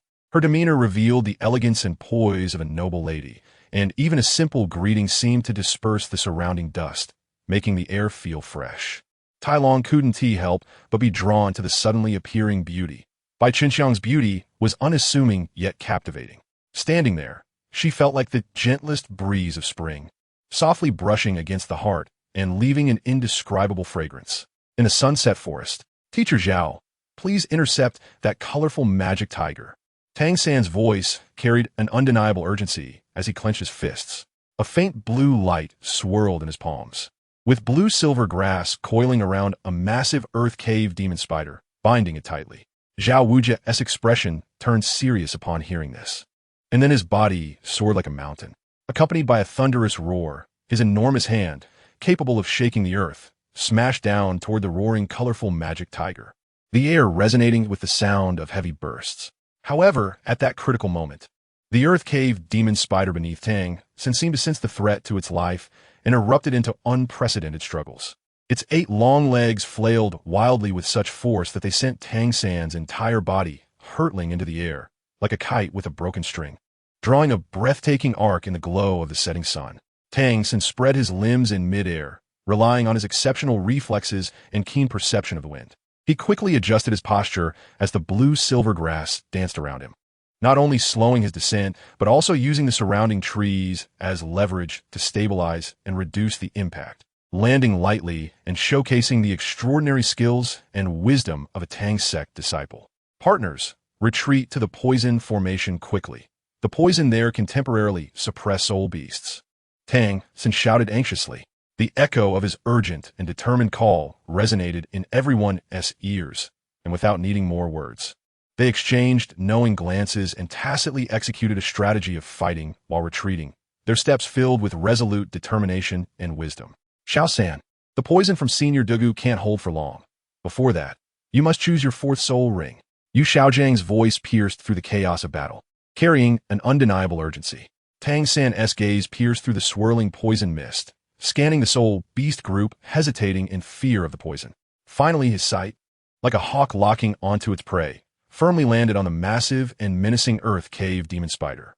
The spider seemed to sense this gaze, a flash of ferocity appearing in its eyes, yet could not conceal the pride of a powerful existence. Just as Tang San was about to speak, the atmosphere of the world suddenly changed. The temperature around them seemed to drop sharply, as if pulled down by an invisible hand. A bone-chilling cold swept in, followed by a sharp and prolonged sound slicing through the air from the horizon, signaling the rapid approach of some unknown yet powerful presence.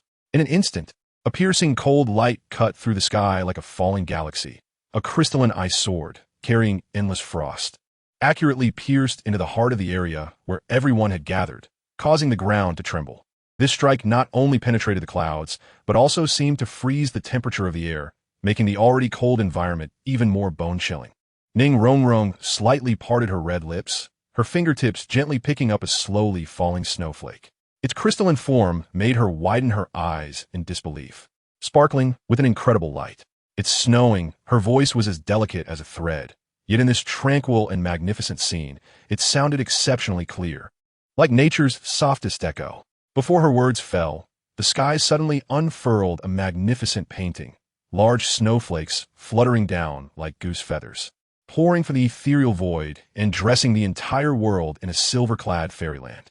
This sudden blizzard not only brought visual shock, but also made the surrounding soul beasts feel an unprecedented chill, causing them to emit restless roars and scatter in search of warm refuge.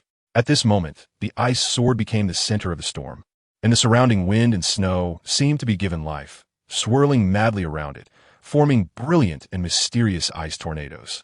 In the blink of an eye, the ice tornado suddenly transformed into a vast and boundless wave of energy, gently rippling outward like the morning mist breaking at dawn.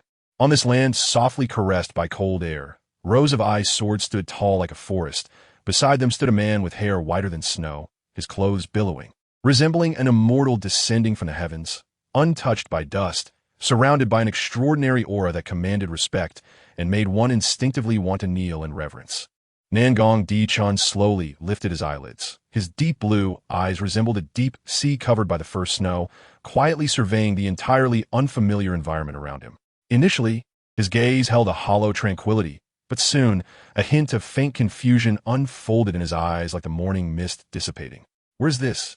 His voice was low and cold, devoid of any emotional ripple, as if even this inquiry was merely a routine greeting to the desolate space, maintaining an indescribable sense of detachment and indifference toward everything around him. At the moment Nangong Di-chun solidified his form in the air, the ice swords that had once densely embedded in the ground like cold stars miraculously began to melt one by one, turning into nothingness, leaving only a faint chill lingering in the air. Just as he was about to gracefully turn and leave, Lu Erlong's fiery temperament could no longer be suppressed. With firm steps, she closed in, until one hand landed steadily on Nangong Di-chun's shoulder, the force seemingly gathering all her dissatisfaction and unwillingness into that single touch. "Stop! You've disrupted our plans. How can you leave so easily?" Lu Erlong's voice intertwined with anger and questioning, sounding particularly resolute. Meanwhile, Ma Hongjun quietly leaned closer to Dai Mubai, a playful smile on his lips, lowering his voice to whisper in his ear, "Boss Dai, take a look at this one. In terms of appearance, she might not be much less than you." At these words, the air seemed to ripple with subtle tension, acknowledging Nangong Di-chun's extraordinary demeanor while subtly teasing Dai Mubai's usual charm. Nangong Di-chun slightly turned his head, and in his clear, water-like eyes, there seemed to be a thin mist, making it difficult to glimpse any turbulence within. This scene was like a stone suddenly thrown into a tranquil lake, quietly stirring layers of angry ripples in Lu Erlong's heart. Lu Erlong's figure retreated slightly, her aura suddenly changing, the third spirit ring bursting into brilliance, like the brightest star in the night sky, announcing the awakening of her anger. Third spirit skill, Thunder Fire Fury. With that, she gathered a sphere containing the dual powers of lightning and flame in her hand, as if it contained the fury of heaven and earth, and threw it towards Nangong Di-chun. In an instant, thunder roared, flames danced wildly, and the two forces collided fiercely in the air, bursting forth a dazzling light that illuminated everything around as bright as day, making Nangong Di-chun's figure appear especially resolute amidst this brilliant spectacle. He was not afraid. Instead, he calmly bent down, lightly picking up what seemed to be an inconspicuous object from the ground where dust and light intertwined, exuding an indescribable calmness and confidence in his actions. Lu Erlong's charged Thunderfire energy ball, in that brilliant and dangerous moment, was gently brushed aside by the seemingly ordinary branch in Nangong's hand, as if morning mist encountering the rising sun, silently shattering into countless fragments, dissipating into the air.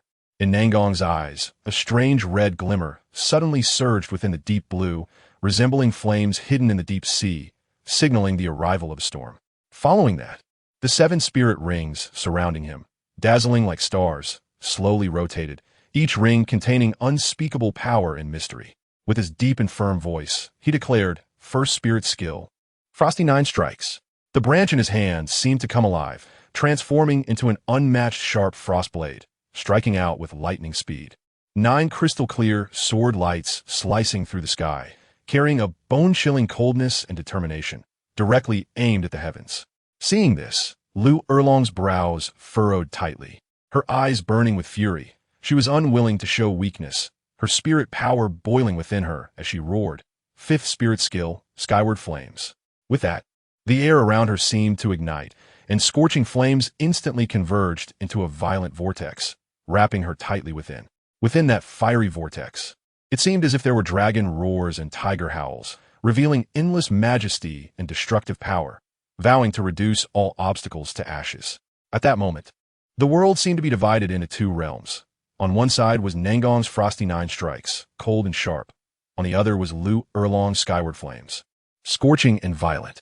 The fiery vortex swept through like an enraged dragon, instantly engulfing the 9 fierce sword lights into nothingness. The flames lighting up the sky as if they could incinerate everything in the world. However, just as everyone held their breath, thinking that the invincible flames were about to dissolve the cold ice and turn the tide of battle, a black figure emerged against the flames. Cutting through the sky, it was Lu Erlong.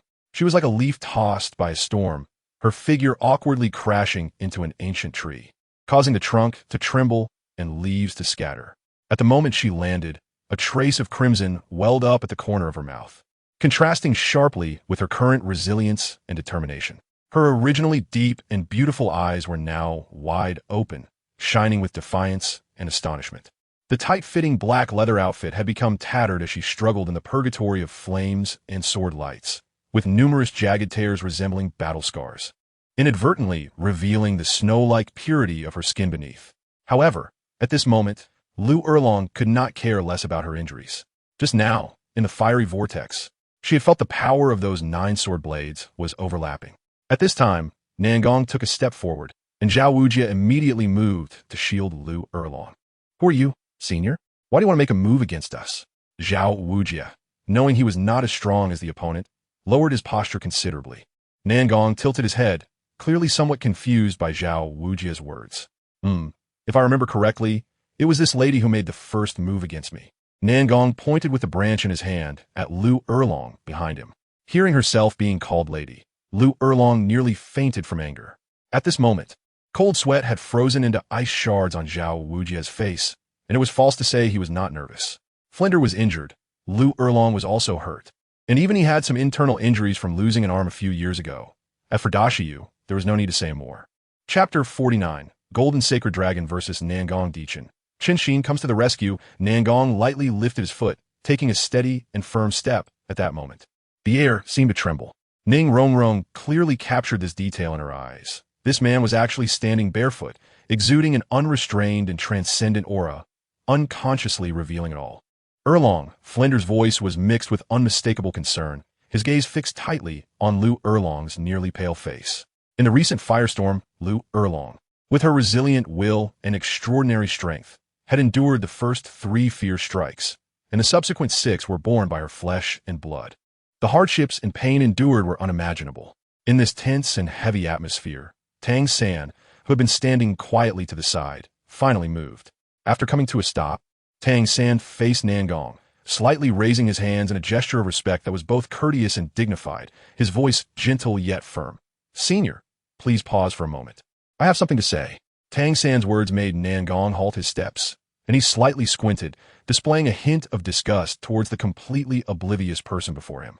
"I think there must be some misunderstanding between us seniors. How about I learn from your esteem skills next? If I win, I hope you won't make things difficult for others," Tang San said, neither servile nor overbearing. A crisp sound suddenly shattered the surrounding silence. Just as Tang San's words echoed in the air, a resounding slap fell on his cheek like thunder, the force so great that the air seemed to tremble. Nangong's voice was low and magnetic, slowly rising with undeniable authority. "What are you, bargaining with me?" Nangong's gaze never left Tang San, and the feeling of being ignored felt like a sharp blade, deeply cutting into Tang San's heart, leaving behind an indescribable sense of humiliation and resentment. This person has already chosen the path to death, Tang Xin thought silently. Yet his face remained as calm as a tranquil lake, showing no signs of disturbance.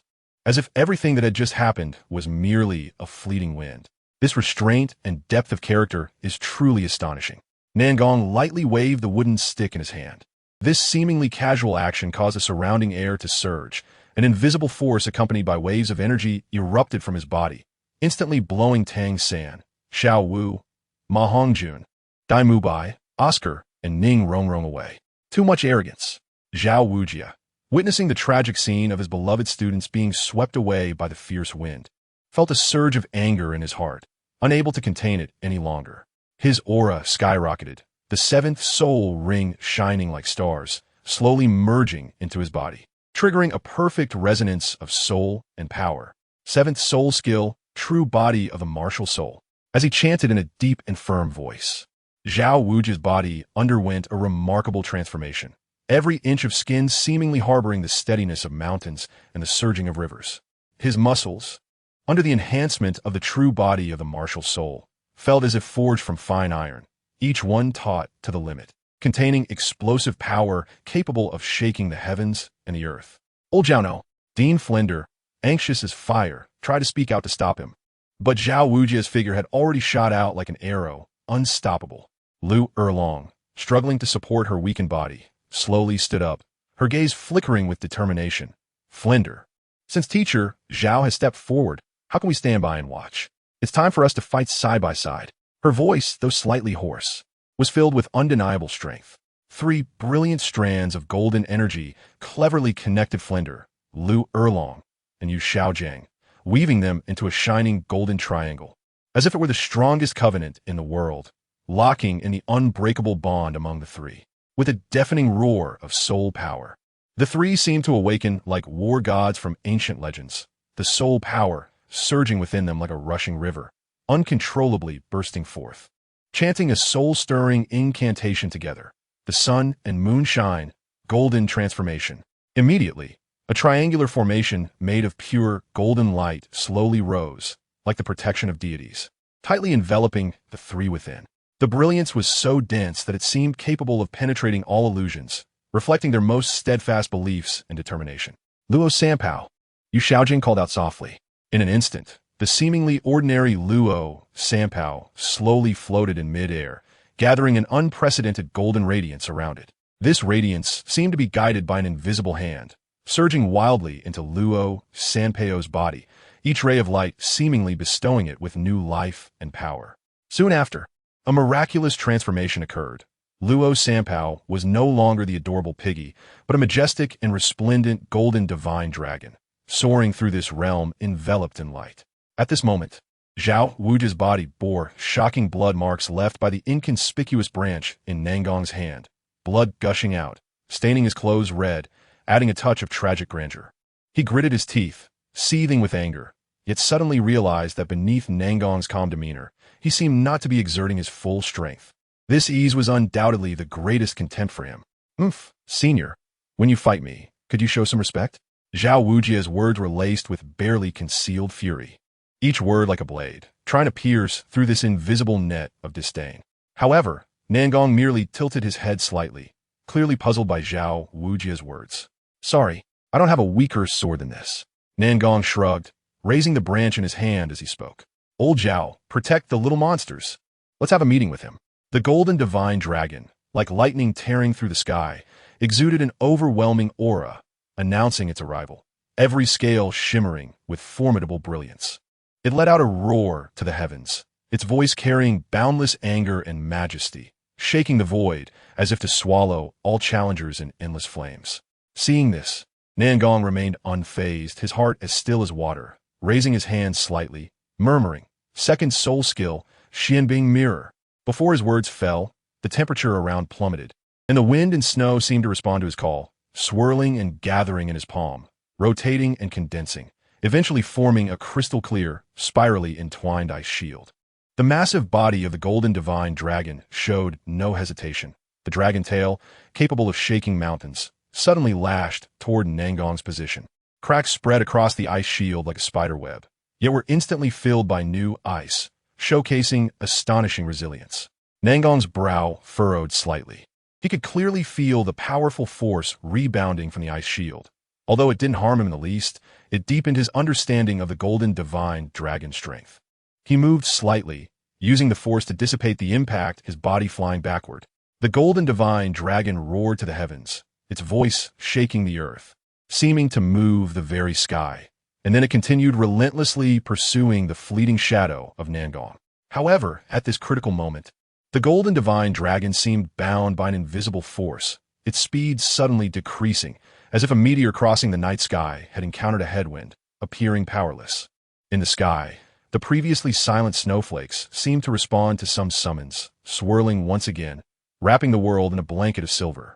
This sudden snowfall not only obscured visibility, but also added an air of mystery and impending danger. 6th soul skill, absolute 0. A deep and authoritative voice echoed from the darkest part of the forest, like an ancient incantation, piercing through the wind and snow, directly imprinting itself on everyone's hearts. Even if they covered their ears tightly, they could not block the chilling shock. As the words fell, a blade of ice capable of freezing all things appeared out of thin air, slicing through the sky with bone-chilling coldness and destructive power. Aimed directly at the massive body of the golden divine dragon. Where the blade passed, the air seemed to freeze, leaving visible traces of coldness, demonstrating the extraordinary and terrifying nature of this strike. Not good. Dean Flender felt a chill in his heart and exclaimed. Just as he intended to maneuver the golden divine dragon to dodge, he found its speed reduced by 80. Since dodging was impossible, he could only face it head-on. The golden divine dragon instantly summoned the vast holy power within its body, weaving a dazzling holy dragon armor, the golden scales shining like stars, tightly adhering to its noble body as if donning an indestructible battle armor. Then, its sharp claws, glimmering with cold light, met the incoming deadly sword light with absolute precision. At that moment, it seemed as if only the clash between the dragon and the sword remained in the world, the air thick with tension and murderous intent. With a thunderous roar, deafening and earth-shattering, it seemed as if the heavens trembled and the stars dimmed. In this collision of power, the protective dragon scales surrounding the golden divine dragon were mercilessly sheared off, scattering through the air like autumn leaves, beautiful yet tragic. The body of the holy dragon appeared exceptionally fragile at that moment. Its once indestructible physique now seemed transparent and illusory, like mist in the morning light, ready to dissipate into nothingness at any moment. Clearly, this strike not only tore through its defenses but also left an indescribable heavy blow on it. As the wind and snow began to subside, everything around seemed to be gently smoothed by the tranquility of winter. While the ordinary branch in Nangong's hand had transformed in this fleeting moment into a deep blue ice sword, with a blade radiating a profound and piercing cold light, like the essence condensed from the depths of a polar abyss. He moved gracefully, stepping on the invisible wind and the lingering snow mist. The 8 soul rings surrounding him sparkled like stars, resembling a cosmic vortex, rotating with an ancient and mysterious power that set him apart from the mundane. Nangong tilted his head back, the ice sword pointing straight at the sky, and his body gradually lifted off the ground, hovering in mid-air, exuding an air of inviolable majesty. Like a celestial being descending from the heavens, overlooking the land washed by the wind and snow. With a thought, the 3rd and 5th soul rings simultaneously burst forth with dazzling light, symbolizing the pinnacle of soul power and declaring his strength. 3rd soul skill, heavenly frost descends. Before the words fell, it seemed as if the horizon was torn apart by an invisible hand, and in the profound silence, countless ice crystals gathered from the void, transforming into sharp ice cones, carrying a bone-chilling cold and destructive power, raining down and dyeing the entire space with a faint blue-white hue. Beautiful, yet concealing a crisis not to be underestimated.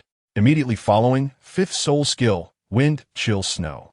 With this whispered incantation, a deeper and colder aura surged from Nangong's body, intertwining with the heavenly frost descend. 8 ice tornadoes spiraled into existence, trapping the golden holy dragon with no escape. Just at that critical moment, an indescribable majesty surged from the depths of the void, accompanied by a deep and powerful voice. Like a divine melody, yet carrying an undeniable authority. 6th soul skill, all swords returned to the origin. In an instant, the horizon seemed to be ripped apart, and tens of thousands of brilliant sword lights coalesced from nothingness, varying in length and sharpness, intertwining to create a breathtaking scroll of swords. This was not only a display of skill, but also a culmination of Qian lifelong cultivation and will in the sword path, with the sound of all swords resonating, echoing through the heavens. At the same time, Nangong's heavenly frost descend was also ready to unleash its power, forming a frosty domain condensed from extreme cold, with every breath of cold air containing the power to freeze all things. The two forces clashed violently in the air, resembling an ultimate duel of ice and fire. The shadows of swords and the brilliance of frost intertwined, radiating light, and the space seemed to tremble at that moment. The two forces were evenly matched. Yet beneath this seemingly balanced battle, a subtle hint of Qian's formidable suppressive power could be sensed. His sword was not only sharp, but also contained a profound understanding and relentless pursuit of the sword path. Every swing seemed to convey the beliefs of the swordsman. Qian's figure was agile, the seven-kill sword in his hand, moving like a dragon emerging from the sea, each swing carrying a chilling sword intent, shattering the piercing ice cones that had not been intercepted in time. As the sword light flickered, the cold air dispersed, yet it was difficult to approach him, even slightly. Nangong also demonstrated exceptional skill, facing the weaving sword shadows with composure, his long sword dancing lightly, each strike perfectly countering the onslaught. With sparks flying from the clashes of swords, yet he showed not a hint of panic. On the ground, Ning Rongrong's gaze closely followed that familiar figure. When the sword master Qian appeared in her view, her joy blossomed like flowers in spring, unabashedly filling her face. "Grandpa's sword," she couldn't help but call out, her voice filled with uncontrollable excitement and joy. However, Qian's thoughts were entirely elsewhere at that moment.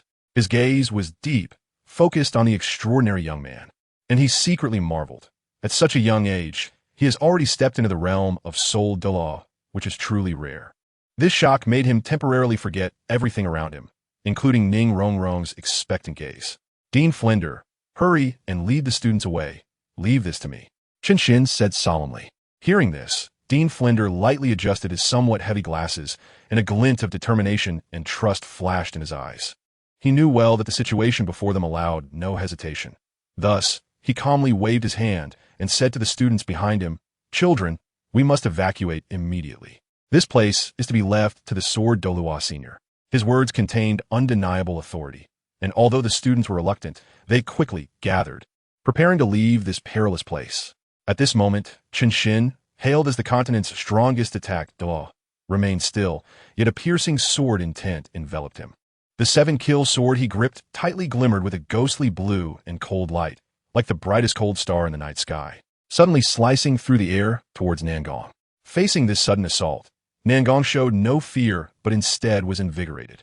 With a flick of his wrist, the Emperor Cold sword instantly transformed into a streak of flowing light, the tip lightly touching to draw a magnificent sword flower, not only stunningly beautiful, but also containing unmatched sword energy, colliding with Qian's seven-kill sword in midair with a thunderous crash. The clash of the two swords erupted with a deafening roar, as if even space trembled at that moment. Sword lights scattered, intertwining cold and killing intent formed an invisible net, enveloping this realm. Yet, in this thrilling confrontation, both displayed remarkable calmness, their eyes reflecting mutual respect and a relentless pursuit of the ultimate sword path. Such a scene left the students present dumbfounded and made the distant onlookers feel the shock and power of the beauty of the sword path. As their figures intertwined, it was as if two unstoppable torrents collided fiercely, ripples of sword intent swirling in the air, both deeply sensing the almost materialized sword spirit radiating from each other. "Fourth soul skill, sword god possession," Nangong murmured, his eyes flashing with determination and fervor, as his figure seemed to be filled with an invisible power, surrounded by a faint silver glow. This unique enhancement soul skill allowed him, at that moment, to truly embody the legendary sword god. The strength of his sword intent capable of shaking the heavens and the earth. In the sword god possession state, all of Nangong's attributes would increase by 20, lasting for half an hour. Qian, not to be outdone, saw his fifth soul ring suddenly shine brightly, like the brightest star in the night sky. Fifth soul skill, awe-inspiring power. As he spoke in a deep and powerful voice, the surrounding air seemed to be torn apart by this force, with dozens of sharp and unparalleled sword shadows erupting from around him, each containing enough power to split mountains and stones. The two strong souls clashed again, Beneath the vast sky, sword shadows overlapped, weaving a magnificent tapestry of light and shadow. Sword lights darted like dragons, freely moving through the air, each collision accompanied by the tremors of mountains, occasionally a sword blade unsheathed, sharply flattening a peak, showcasing the might of heaven and earth. Faced with Nangong, who only had 8 soul rings, Chun Xin, a 96th level super Duo, surprisingly felt considerable pressure. As the battle reached its peak, both sides tacitly retreated, creating enough distance. At that moment, both of their 7 soul rings shone simultaneously, like stars falling to the mortal world, releasing astonishing power. True form of the 7 kills, Chun Xin shouted, his voice containing undeniable dominance. As his words fell, an extremely blue phantom rose from the ground, wielding a gigantic sword infused with countless killing intent. Standing tall in the void, the ultimate manifestation of his martial soul, the true self of the 7-kill sword. True form of the Emperor Cold. Nangong, he was unwilling to show weakness, his voice cold and firm. Another equally azure phantom condensed out of thin air, wielding a heavy sword surrounded by a chilling aura, as if it could freeze all things in the world. This was the ultimate essence of his unique martial soul, the perfect embodiment of the power of the Emperor's Cold. The 2 humanoid phantoms shone together, their blue light illuminating the entire sky. The tips of their swords faced each other. This was not merely a clash of power, but a fierce confrontation of the beliefs and pursuits deep within the souls of the 2 swordsmen. The sunset was blood red, dyeing the horizon in a brilliant orange hue. The 2 figures intertwined in the twilight glow, embodying an unyielding fighting spirit, until the last ray of sunlight seemed to fatigue and sink below the horizon, allowing them to momentarily create some distance between each other. A look of exhaustion quietly appeared on Nangong's face, like the thin ice that first forms on a winter lake, exuding a faint chill and persistence. The sword dog Qian was also breathing heavily, each breath accompanied by deep gasps. Suddenly, Nangong pointed his sword at the sky, his eyes sparkling with an indomitable light, and shouted, "Third soul skill, heavenly frost descend." As he spoke, the sky seemed to respond to his call. Countless ice spikes coalesced from the void, bringing with them a piercing chill and destructive power, overwhelming the area. Seeing this, Qian also pointed his sword at the sky, his gaze resolute and profound, softly chanting, 10,000 swords return to origin. Instantly, the surrounding air seemed to be torn apart by an invisible hand, and thousands of sword shadows gathered from all directions, each containing the essence of the sword Douluo's lifelong cultivation. Their sharpness aimed at the impending ice storm in the sky. The ice spikes and sword shadows clashed violently in mid-air at that moment, producing a deafening roar, as if the will of heaven and earth was engaged in a shocking confrontation. With his profound soul power, Sword Douluo Qian surprisingly gained the upper hand in this brief clash. Though the ice spikes were fierce, they could not withstand the brilliance of 10,000 swords returned to origin. Each sword precisely dismantled the offensive of the ice spikes, showcasing his extraordinary power as the pinnacle of swordsmanship in the current era, until Heavenly Frost Descend was completely shattered, transforming into countless tiny shards of light. Amidst this dazzling collapse, thousands of phantom sword shadows, like fallen cold stars, surged toward Nangong in midair, their momentum fierce, aiming to freeze everything under this boundless, icy brilliance. Nangong's expression remained calm. The Emperor's cold sword in his hand trembled gently, then transformed into a fine snowstorm, dissipating into the world invisibly, leaving behind an elusive chill. Immediately afterward, a miraculous change appeared on his right arm. 3 brilliant rings of light slowly emerged, resembling the mark of a deity, solemn and mysterious. At that moment, his eyes seemed like a deep cold pool illuminated by the morning light, radiating a dazzling blue light, a clarity and majesty capable of penetrating the soul. With a low shout from Nangong, profound ice dragons soar. The heavens seemed to resonate with an ancient dragon's roar, causing the void to tremble. That's right, it's the profound ice dragon soar, my brother Dong's signature skill. Since the soul skill for this character was set by me before, I kept this skill. No other reason, just for the coolness. Nangong waved his long sleeves, causing the wind and clouds to change color. As a crystal-clear ice dragon suddenly coalesced from the void, it spiraled and danced, its form agile, surrounded by an extreme chill, devouring all the fierce sword shadows that came rushing in, turning them into the frost adorning its body, fully displaying its supreme power.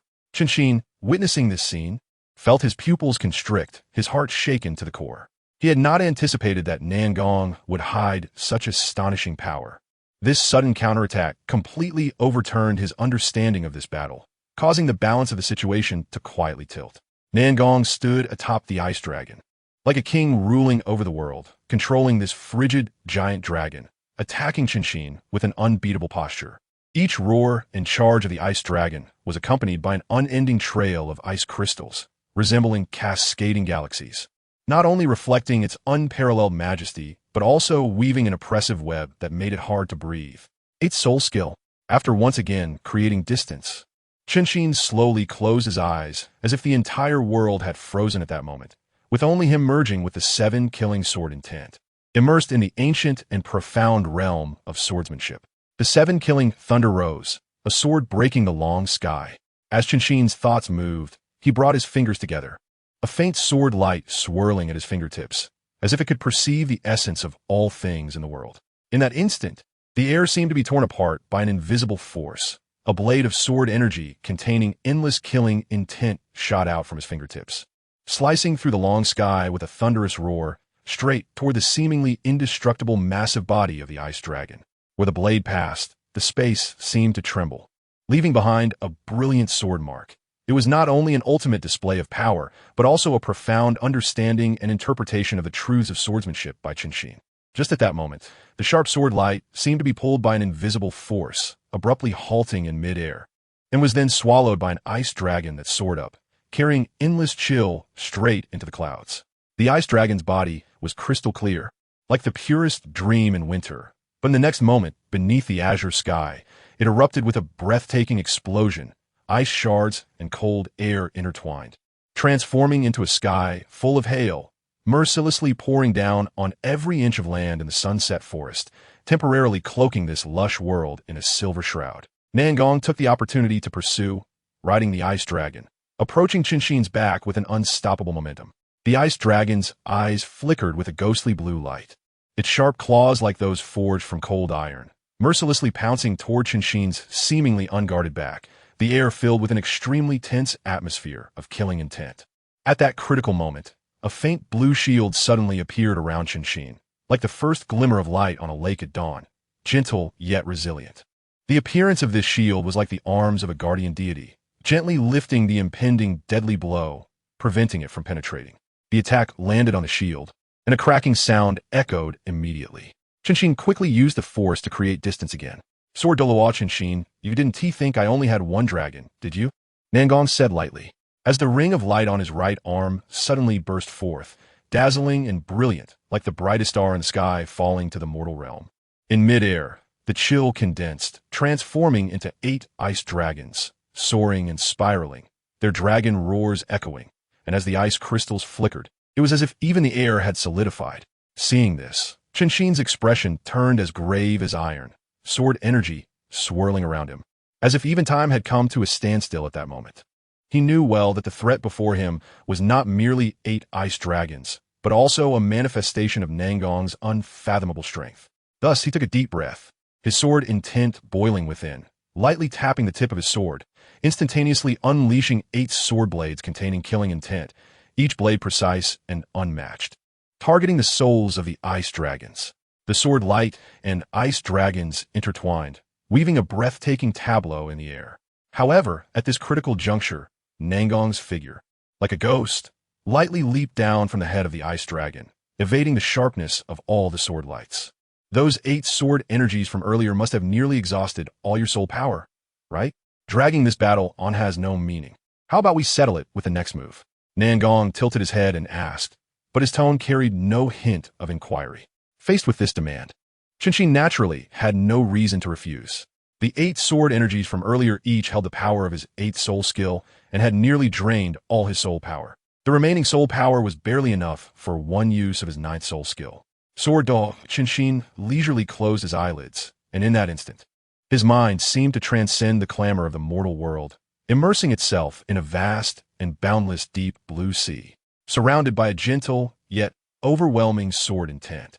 The familiar sunset forest was replaced by a majestic force that not only shook his senses, but also seemed to gently stir the shackles of his cultivation, causing subtle ripples in his originally solid 97th level realm.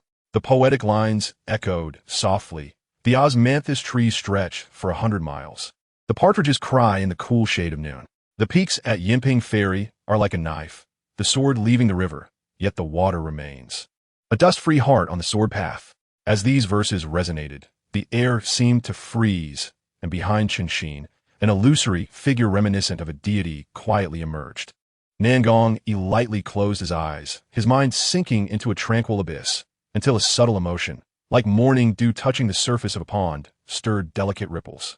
In this vast world constructed by sword intent, his consciousness drifted far away, crossing the curtain of time and space to meet once again the woman who had carved his martial soul with her sword. The imperial sword. The ice was supreme and unparalleled. Nangong murmured, his voice carrying the weight of mountains and rivers, yet as gentle as a breeze, enough to shake the heavens and the earth. With this soft call, it seemed that ancient deities were awakened at the summit of the sky, and delicate ripples quietly emerged between the clouds, as if an invisible hand was gently stirring the lake's surface, rapidly spreading outward. In an instant, the originally heavy clouds seemed unable to bear this force, scattering and revealing the deep and mysterious azure behind. Immediately, a breathtaking scene unfolded before everyone. A massive sword slowly descended from the depths of the clouds, its momentum so great it seemed capable of severing the firmament, its length and breadth appearing endless, radiating a chilling aura with ice-blue light, reflecting the purest coldness and resolve between heaven and earth. To prevent confusion, I will clarify Nangong's background here. He grew up in the extreme north, raised by the Snow Emperor and Ice Emperor, so it is reasonable for him to have the skills of the Snow Emperor. The woman who appeared in the realm earlier should also be guessed to be of significant identity. Don't worry, for the sake of the main storyline, Nangong will not appear for a long time. Chapter 51. Soul Master Competition. The conversation of two women as the battle smoke dissipated. Sword Dao Qian stood at the deep edge of the sunset forest, his upper garments torn to shreds in the storm of conflict, revealing a body honed by the passage of time, firm and resilient. Upon reaching the outskirts of the sunset forest, Qian encountered several people, including Flender. Ning Rongrong's spirited eyes instantly captured Qian's unusual appearance, her heart tightening as she almost ran to his side. "Grandpa Sword, are you all right?" Her voice trembled slightly, filled with concern and urgency, as if she wanted to penetrate every subtle expression of Qian to find the reassuring answer. Qian lowered his head, his gaze soft like the warm sun of spring, gently placing his hand on Ning Rongrong's head, an action full of affection and comfort. "Don't worry, Grandpa Sword is fine." His words flowed like a gentle stream, slowly soothing Ning Rongrong's heart, dissipating her worry into nothingness. Flender nodded slightly, his eyes flickering with awe, and he slowly turned to Sword Dao Qian, his tone filled with sincerity and respect. "Senior Sword Douluo, who exactly was that mysterious figure?" Qian sighed lightly, casting a deep gaze toward the place where he had just fought Nangong, where remnants of sword energy and coldness still lingered. "I don't know, but I did not win." As soon as these words were spoken, gasps of astonishment erupted around them, shock evident on their faces. Even the renowned Sword Douluo, one of the continent's peak powerhouses, could not achieve victory. The opponent's strength was beyond everyone's imagination, instilling a sense of awe and curiosity towards that unknown existence. Then, Qian turned to Flender, Principal Flender. "I must take Rongrong back to the sect immediately. This matter is significant and must be reported to the sect master." His tone reflected both concern for Rongrong's safety and a sense of responsibility towards the sect. 7 Treasure, Glazed Tile School. As soon as Qian returned, he wasted no time and hurriedly entered the sect master's residence, his emotions unsettled as he recounted the thrilling experiences from the sunset forest to Ning Fengji. Inside the hall, amidst the interplay of light and shadow, a refined and graceful man sat in the position of sect master. His handsome face resembled finely carved jade, holding a silver scepter embedded with dazzling gems, radiating nobility and distinction. This man was the current sect master of the 7 Treasure Glazed Tile School, Ning Fengji. "Uncle Sword, you couldn't handle that person either?" A faint layer of worry unconsciously crept into Ning Fengji's brows, his words revealing disbelief. Qian had changed into a neat and tidy outfit, emanating a calmness and determination forged through battle. He pondered for a moment, his gaze deep. It's hard to say, but the opponent's soul power is only level 82. I maintain my invincibility, relying on my level 14 soul power suppression. As he spoke, the atmosphere in the hall grew increasingly tense, as if an indescribable sense of urgency permeated the air. Upon hearing this, Ning Fengji's eyes narrowed slightly, revealing deep contemplation. Clearly, this wise sect master was weighing the significance of this information. I can feel that my soul power seems about to break through. Next, I will enter seclusion to impact level 97. I might not be able to go with you to the Continental Advanced Soul Master Academy competition in half a month. Qian said, I have an agreement with him. When he becomes a title Douluo, we will have another match, so I must strive for level 97 during this time. Before leaving, Sword Douluo, Qian glanced back at Ning Fengji and said, the battle with Nangong in the Sunset Forest had allowed him to vaguely touch upon the opportunity to break through to level 97. Upon hearing this, Ning Fengji's joy was almost palpable. All right, Uncle Sword, rest assured and enter seclusion. Uncle Gu and I will attend the opening ceremony. Half a month later. Today marks the opening day of the 5-year Continental Senior Soul Master Academy competition. This time, the competition is different from previous years, as the safety net for the two Empires and the Spirit Hall teams has been removed. Each team must start from the preliminary rounds and fight their way up step by step. In the Spirit Hall team's lounge, the 7 members are ready. Captain, Xiaoyu. Martial Soul, Moonblade. Soul Power Level, Level 62 Assault System Soul Emperor. Soul Ring Configuration, Yellow, Purple, Black. Team Member, Hulaina. Martial Soul, 5-tailed Demon Fox. Soul Power Level, Level 58 Control System Soul King. Soul Ring Configuration, Yellow, Purple, Black. Team Member, Yen. Martial Soul, Flame Lord. Soul Power Level, Level 58 Assault System Soul King. Soul Ring Configuration, Yellow, Purple, Black. Team Member, Zhu. Martial Soul, Nether Spirit Cat. Soul Power Level, Level 54 Agility System Soul King. Soul Ring Configuration, Yellow, Purple, Black. Team Member, Sun Chuantao. Martial Soul, Circular Giant Blade. Soul Power Level, Level 48 Assault System Soul Zone. Soul Ring Configuration, Yellow, Purple. Team Member, Zhang Ping. Martial Soul, Golden Waste Flying Swallow. Soul Power Level, Level 47 Agility System Soul Zone. Soul Ring Configuration, Yellow, Purple. Team Member, Su Yu. Martial Soul, Brilliant Golden Scepter. Soul Power Level, Level 46 Support System Soul Zone. Soul Ring Configuration, Yellow, Purple. In previous Soul Master competitions, Soul Kings were rare, let alone Xiaoyu, who has already reached the Soul Emperor level. At this moment, Xiaoyu and his team are radiating an uncontrollable aura of confidence, as if the dawn of victory has already illuminated them. Hulaina and Zhu are playing nearby, their silver bell-like laughter intertwining into the most beautiful melody of youth, adding a touch of warmth to this tense pre-battle atmosphere.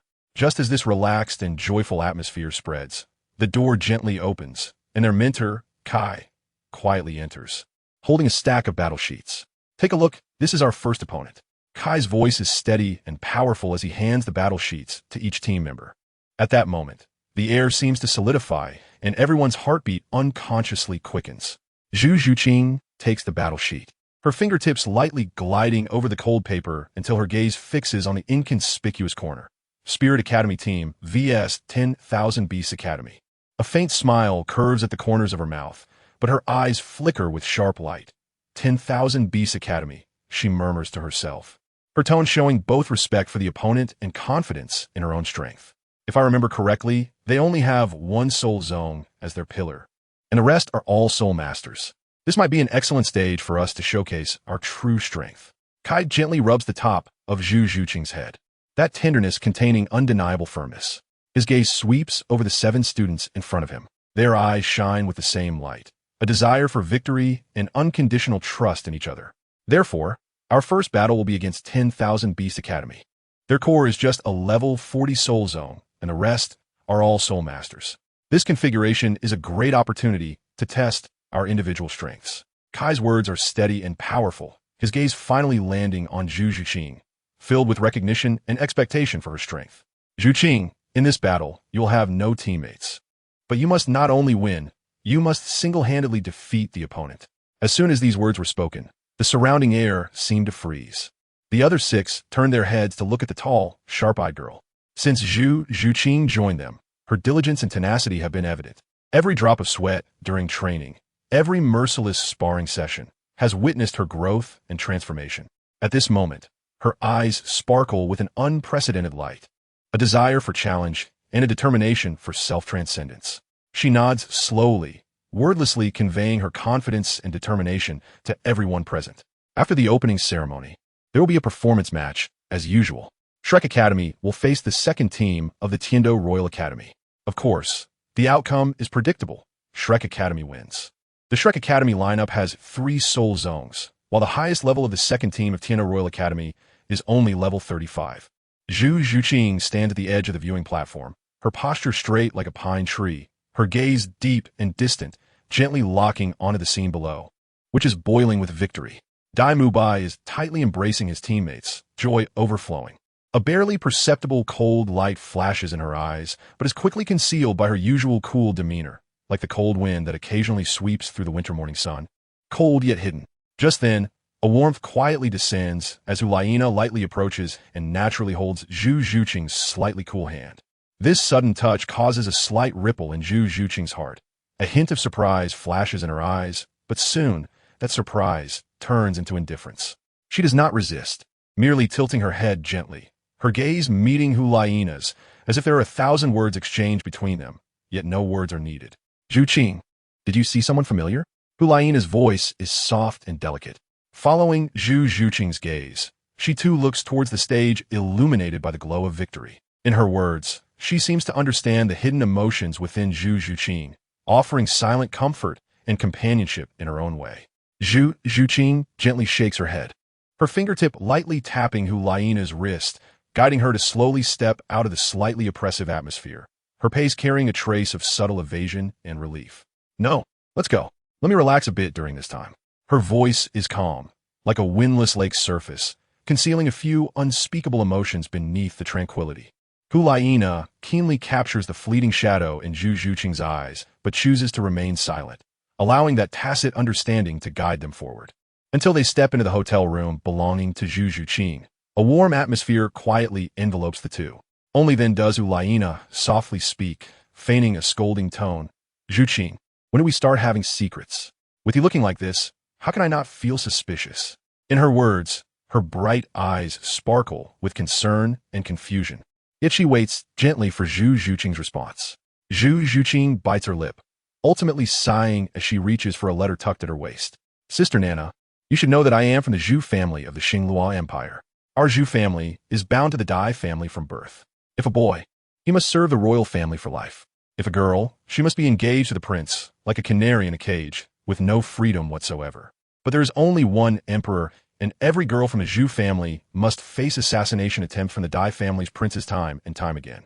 If one emerges victorious in the struggle for the throne, perhaps one can enjoy a position of power. But if one fails, death is the only outcome that awaits us.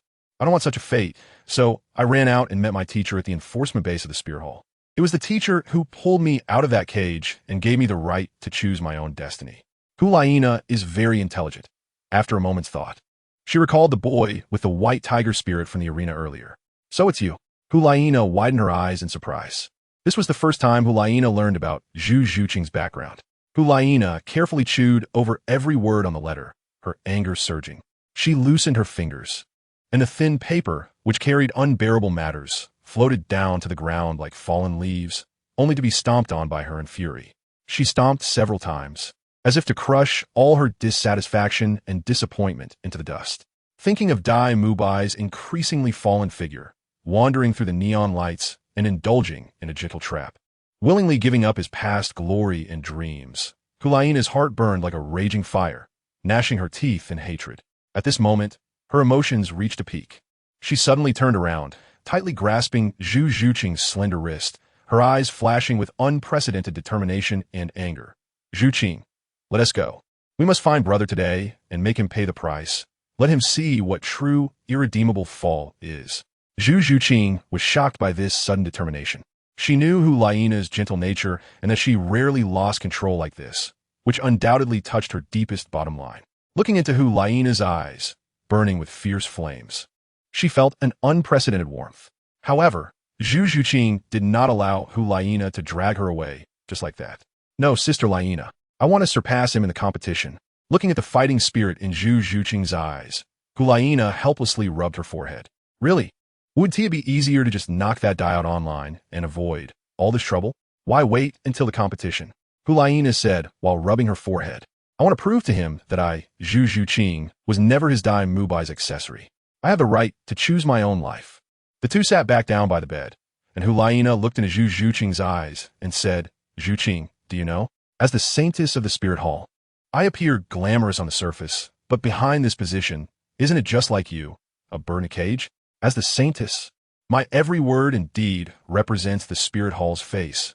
I have no right to choose my own spirit ring configuration, no right to choose my marriage, and even less right to control my own life. Chapter 52, Qian Douluo versus Might Guy. Time flows on, and after several years of spring and autumn, Kai's footsteps once again echoed lightly on the ancient stairs leading to the offering hall, each step seemingly carrying the weight of the past and the future. These stairs have witnessed countless glories and hardships. Now, they welcome Kai's return, filled with his determination. On both sides, the 6 offerings, gold crocodile daw, azure phoenix daw, light feather daw, thousand June daw, and demon suppression daw, stood tall, their figures like immortal statues guarding the temple, each exuding a powerful aura that made one's heart race. The silence among them was the deepest annotation to the impending change, and the wide path deliberately left in the middle was like the trajectory of fate, leading Kai step by step forward.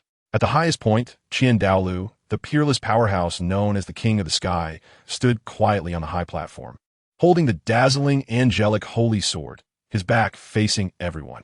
His silhouette was both proud and solemn, as if he coexisted with heaven and earth, shining with the sun and moon. Every breath of Qian Douluo seemed to engage in some ancient and mysterious dialogue with the world. Kai gazed at that high figure, a surge of indescribable complex emotions welling up in his heart. Years of forbearance and plotting, countless days and nights of hard training, were finally about to reach their climax at this moment. The position of the Judgment Elder was the pinnacle of power he dreamed of, and it was also an indispensable key link in his plan. Once achieved, the entire pattern of the Douluo Continent would change because of him. Are you ready? Qian Douluo's voice was gentle yet deep, and as he slowly turned, it seemed that even the air was filled with an undeniable solemnity. Kai nodded slightly, his gesture containing a determination and confidence that needed no words, as if silently answering Qian Douluo. Upon seeing this, Qian Douluo's lips curled into an almost imperceptible smile, and he turned again, leading Kai steadily toward the solemn duel arena deep within the offering hall. In the duel arena, the air seemed to solidify, with the two standing at opposite ends of the field, like twin stars about to clash, each radiating an undeniable brilliance. Around them, the other 6 offerings stood silently, their presence like a solid barrier, ready to respond and guide the overwhelming soul pressure about to be unleashed by the two to prevent it from affecting the innocent. Then let us begin. Qian Douluo's words fell like the morning bell and evening drum, resonating loudly. His eyes seemed to ignite with divine fire, radiating dazzling golden light, containing endless majesty and sanctity, as if capable of seeing into the human heart and illuminating the path ahead. As he spoke, a phantom, solemn figure slowly coalesced behind him. It was the sacred form of the 6-winged angel, wings unfurling, with every feather shining with holy brilliance. It was not only a symbol of power, but also an embodiment of faith, adding a touch of the divine and solemnity to the upcoming duel.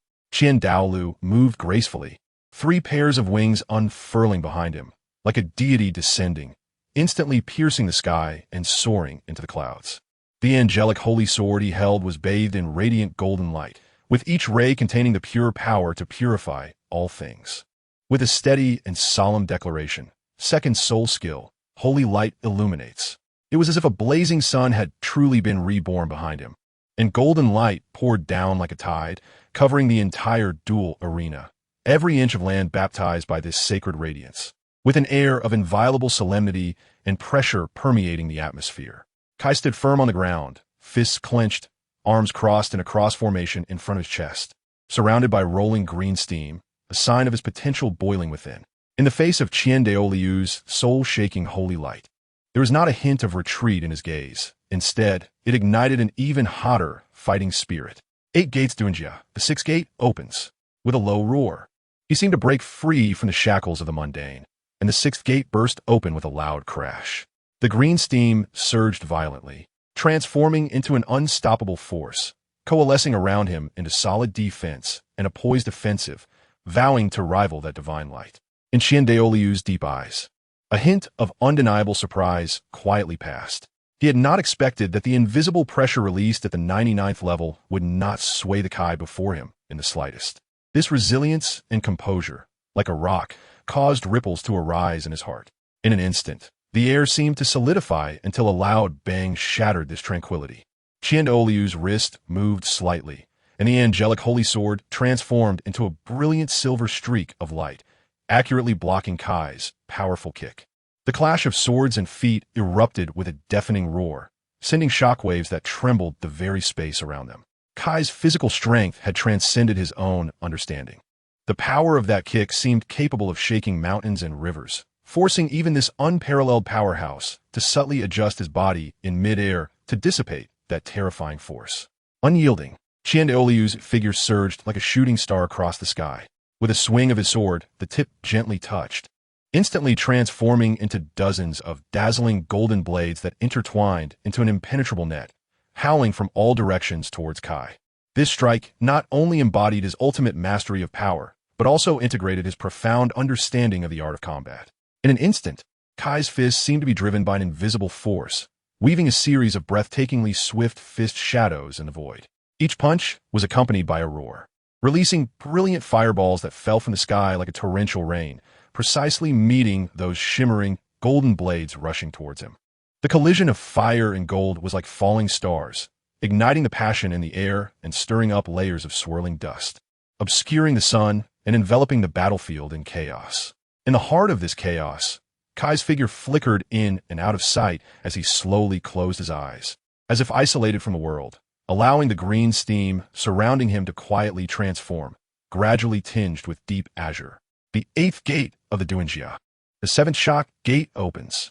With a rumble in his heart, the 7th shackle shattered with a bang, and Kai's aura surged like a tide, blue steam swirling around him, resembling the awakening of a sea god, releasing an unprecedented, overwhelming power. At that moment, his momentum reached its peak, as if capable of shaking the heavens and the earth. Every breath, containing the power to destroy the world, causing the surrounding space to tremble. The 7th soul skill, Angel's True Form. Before Qian Renxue's words fell, his figure transformed into a dazzling light, his martial soul standing proudly in the sky, gripping the angelic holy sword as if it could sever all gloom in the world. In a nearly divine posture, he clashed head-on with Kai, their confrontation akin to the most brilliant fireworks in the sky. Kai's nunchakus in his hands moved like a spirit snake emerging from its hole, each swing accompanied by the sound of wind breaking and fiery light, shattering the quiet of the air and leaving behind stunning trails. Each clash of weapons ignited deafening roars, shaking every inch of space around them. Despite being a seasoned powerhouse, Qian Douluo felt unprecedented pressure facing Kai's overwhelming onslaught. A flicker of seriousness flashed in his eyes, but it only fueled his fighting spirit. However, in that electric moment, a slight oversight allowed Kai to slip past him like a phantom, leaving only a fleeting shadow and the lingering warmth in the air. This moment of distraction was not only a test of Qian Renxue's experience and judgment, but also a harbinger of an unknown turning point in this battle. The struggle between the two powerhouses often hinged on a single thought. Suddenly, Qian Douluo felt a sharp pain surge up his spine. By the time he gathered his wits, the pain had already hit him. He saw Kai's figure shadowing him, a powerful elbow strike landing accurately on his back, as if a heavy hammer had struck stone, causing him to sway slightly, blood surging. However, this was merely the prelude to the storm. Kai's movements flowed like water. Before Qian Douluo could stabilize himself, he had overlapped his palms, closed his eyes, and focused. In an instant, it seemed the heavens responded to his call. A soul-stirring tiger roar thundered down from above, splitting the clouds and shattering stones, instilling fear. With this tiger roar, a phantom, majestic white tiger materialized in midair, surrounded by a faint spiritual light, each hair seeming to contain unmatched power and authority. This phantom tiger showed no hesitation, swinging its sharp claws with a roar that tore through the air, pouncing fiercely at Qian Daolu, its momentum so fierce it seemed it would shred anything in its path. Qian Daolu's eyes suddenly focused, an indescribable heaviness appearing. As he expanded his figure, 6 wings unfurling like butterfly wings behind him, instantly surrounding him, weaving an invisible defensive net. The white tiger's roar carried the weight of mountains, crashing against the barrier woven from feathers, only creating ripples, unable to touch Qian Daolu at all. In that fleeting moment, Qian Daolu seized the opportunity for a counterattack. The 8th soul ring erupted with a deep, night-like black light, shining brilliantly, like a beacon of hope leaping from the abyss.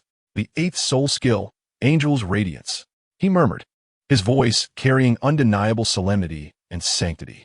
As his will surged, it seemed a sacred consciousness awakened in mid-air, a pair of dazzling angelic eyes manifesting out of thin air, gazing upon all things with the power of purification and judgment. Immediately, an extremely bright golden ray shot out from those angelic eyes, piercing through the constraints of space, penetrating the white tiger's indestructible defense, leaving a dazzling trajectory aimed directly at Kai. Facing this sudden lethal strike, Kai's figure seemed to merge with the air, a faint afterimage leaving an elegant arc in the air, easily dodging the golden ray, capable of changing the color of the heavens and the earth. His movements were smooth and precise, like a sprite dancing in the wind, every dodge perfectly timed. Qian Daolu suddenly felt his jaw tremble, a sharp pain like electricity coursing through him. Before he could react, Kai had already shadowed him, accurately kicking his chin. This strike contained formidable power, instantly stripping Qian Daolu of all will and ability to resist. Meanwhile, Kai's hands, seemingly like magic, had wrapped around 2 bandages without him noticing. They moved nimbly, slowly yet firmly binding Qian Daolu's body, locking him tightly in invisible shackles, rendering any struggle futile. Following that, Kai embraced Qian Daolu in a head-down position, his figure resembling a fallen leaf caught in a whirlwind, or a meteor streaking through the night sky, spiraling down towards the ground. The air was left with only 2 blurred figures and the sound of whistling wind, weaving together a breathtaking scene. Boom! With a tremendous sound, dust flew up as Kai and Qian Daolu crashed into the ground like meteors, creating ripples of shock waves. As the dust settled, Kai appeared slightly disheveled, but his gaze remained sharp as an eagle, while Qian Daolu was deeply embedded in the ground, unable to move, surrounded by shattered stones from the impact. A scene of devastation. The moment they touched the ground, Kai expanded his figure, executing a series of smooth backflips like leaves falling in the wind, light and swift, instantly creating distance between himself and Qian Daolu, leaving only a deep pit. However, in an instant, his seemingly heavy body had already emerged from the edge of the pit, like a war god returning from the abyss, showing no signs of distress, only an increasingly thick aura of pressure. Following that, an unusual phenomenon unfolded. Qian Daolu's body seemed to be sculpted by an invisible force, a mirror-like sheen faintly visible beneath his skin. Then, cracks began to appear in this sheen, each containing ineffable mysteries. In a moment, his body truly shattered like a broken mirror, disintegrating into countless fragments before the astonished eyes of the onlookers, yet leaving an indelible phantom in the void. This was truly an unexpected strike. If it weren't for my 6th soul skill, Mirror Angel, switching places with me, you might have really succeeded, Qian Daolu said flatly. His gaze swept over Kai's somewhat disheveled figure covered in dust, a faint smile unconsciously forming at the corner of his mouth, a smile that concealed a hint of mockery and scrutiny. Your power is indeed formidable, but unfortunately, your combat skills still appear immature, with a lack of experience becoming your weakest armor. Qian Daolu shook his head gently, his words carrying both regret and a reminder. However, in response to this evaluation, Kai merely smiled faintly, as if his smile contained some unknown depth, making Qian Daolu's heart shiver with an ominous premonition. Qian Daolu gathered an eye-catching golden longsword in his palm, its blade shimmering with brilliant light, resembling a divine artifact fallen from the heavens, cutting through the sky with an unmatched might, resolutely pointing forward. Yet this strike, imbued with endless power and glory, encountered an unexpected obstacle as Kai gently grasped the sword's sharp tip with his bare hands, unprotected. This scene resembled a collision between stars and dust, both unbelievable and shocking. As an unusual hue flashed in Kai's deep eyes, he slowly increased his grip, his palms seemingly containing a dark current capable of swallowing light. The golden longsword beneath his palm began to emit a subtle and crisp cracking sound, as if an indestructible object from ancient legends was mocked by fate, gradually revealing its fragile essence. Chapter 53. Serving as the grand offering, concurrently judging elder and Douluo hallmaster. With a thunderous sound, the resplendent golden holy sword in Qian Renxue's hand shattered in an instant, transforming into countless golden star fragments that flew through the air, scattering across the ground and shining with a beauty that was both magnificent and desolate. His eyes suddenly focused, intending to retreat, but unexpectedly, Kai's figure moved like a ghost, his speed surpassing the limits of Qian Renxue's reaction. A heavy punch, like thunder, struck squarely on Qian Renxue's forehead, the force so great it seemed capable of shaking mountains and rivers. Qian Renxue felt an irresistible power surge into his head, shaking his entire body and sending him flying uncontrollably like a kite with a broken string, ultimately crashing to the ground in a disheveled manner. As the dust settled, two bright red blood trails snaked down from Qian Renxue's forehead, intertwining with the dust on the ground, appearing particularly glaring. At that moment, it felt as if his mind had been struck by a heavy hammer, blank and empty, the previous fighting spirit and calculation shattered by this sudden punch, leaving only endless dizziness and confusion. The air around seemed to freeze, and time became exceptionally slow at this moment, allowing Qian Renxue to savor an unprecedented sense of defeat and powerlessness in this brief blank.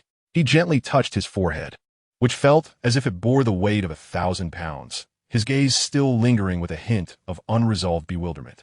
Clearly, that long-lost feeling of defeat surged like a tide, making it difficult for him to extricate himself for a moment.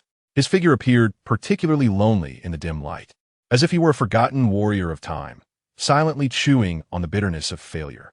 Kai stood to the side, his gaze flickering with barely concealed mockery and delight.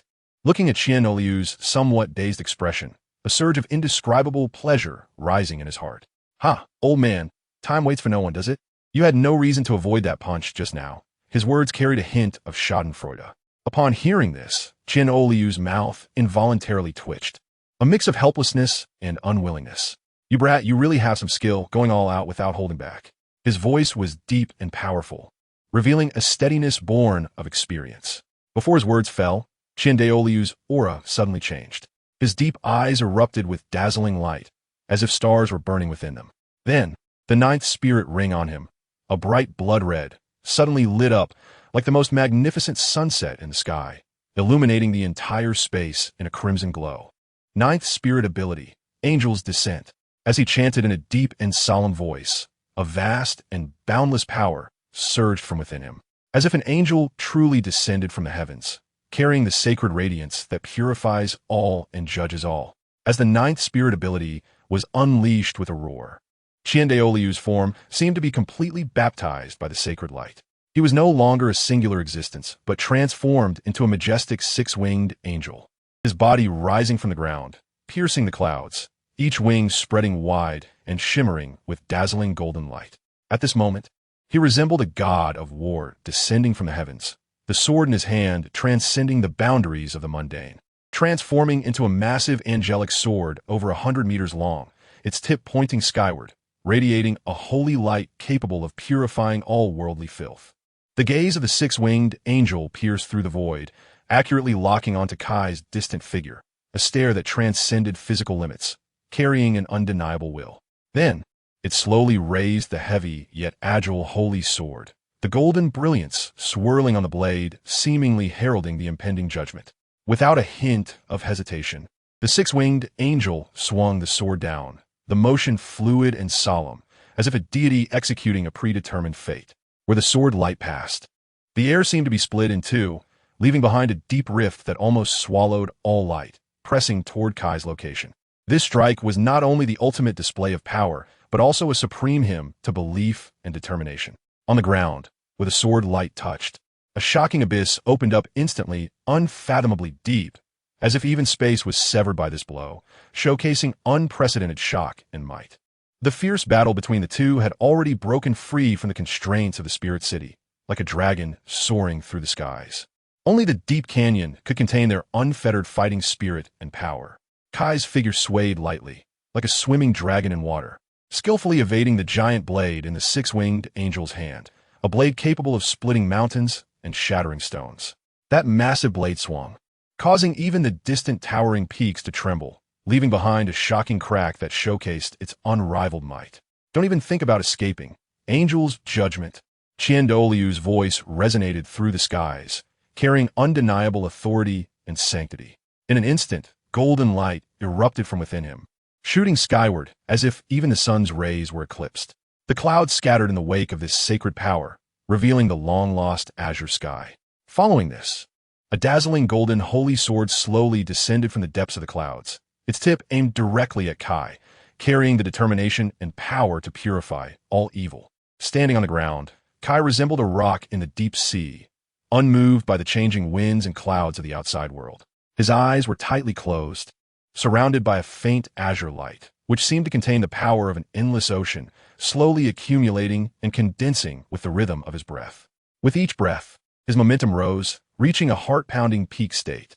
At that moment, even the deep blue mist enveloping Kai seemed to quietly brew signs of transforming into a fiery red butterfly, heralding that his power was about to enter a new realm. Kai's eyes suddenly opened, as if the stars were breaking dawn. A flash of brilliant blue light fleetingly appeared in his deep pupils. That was the pure energy compressed to its limit, silently gathering momentum. As his will surged, the formless yet colossal air cannon erupted from every inch of his skin, transforming into a sharp blue lightning bolt that tore through the sky, aiming directly at the heavens. This air cannon not only contained the vast power of nature, but also carried Kai's indomitable will and determination. Above the sky, a giant sword descended with a might to destroy heaven and earth, its power capable of changing the color of mountains and rivers, causing all things to tremble. However, in the face of the air cannon that Kai had concentrated to its utmost power, even the blade's edge had to retract. The two clashed fiercely in the air, the air cannon acting like an invisible net, tightly binding the giant's sword, erupting with dazzling light and deafening thunder. As time passed, the air cannon, with its unique erosion power, gradually wore down the solidity of the giant's sword, while the giant's sword, unwilling to show weakness, attempted to cleave through this binding cage with its sharp tip. Finally, with a deafening roar, it was as if space was torn apart. Energy rapidly contracted like a tide before suddenly exploding, creating a shocking explosion. At that moment, within a radius of several miles, heaven and earth lost their color, and the wind and clouds changed. The roar of the explosion resembled the tearing of the sky, its power vast and boundless. Even the spirit city, hundreds of miles away, was not spared, as hurricanes wreaked havoc, sweeping in with a destructive momentum. In the streets, vendor stalls were ruthlessly swept up like autumn leaves, scattered all over the ground, and people cried out in shock.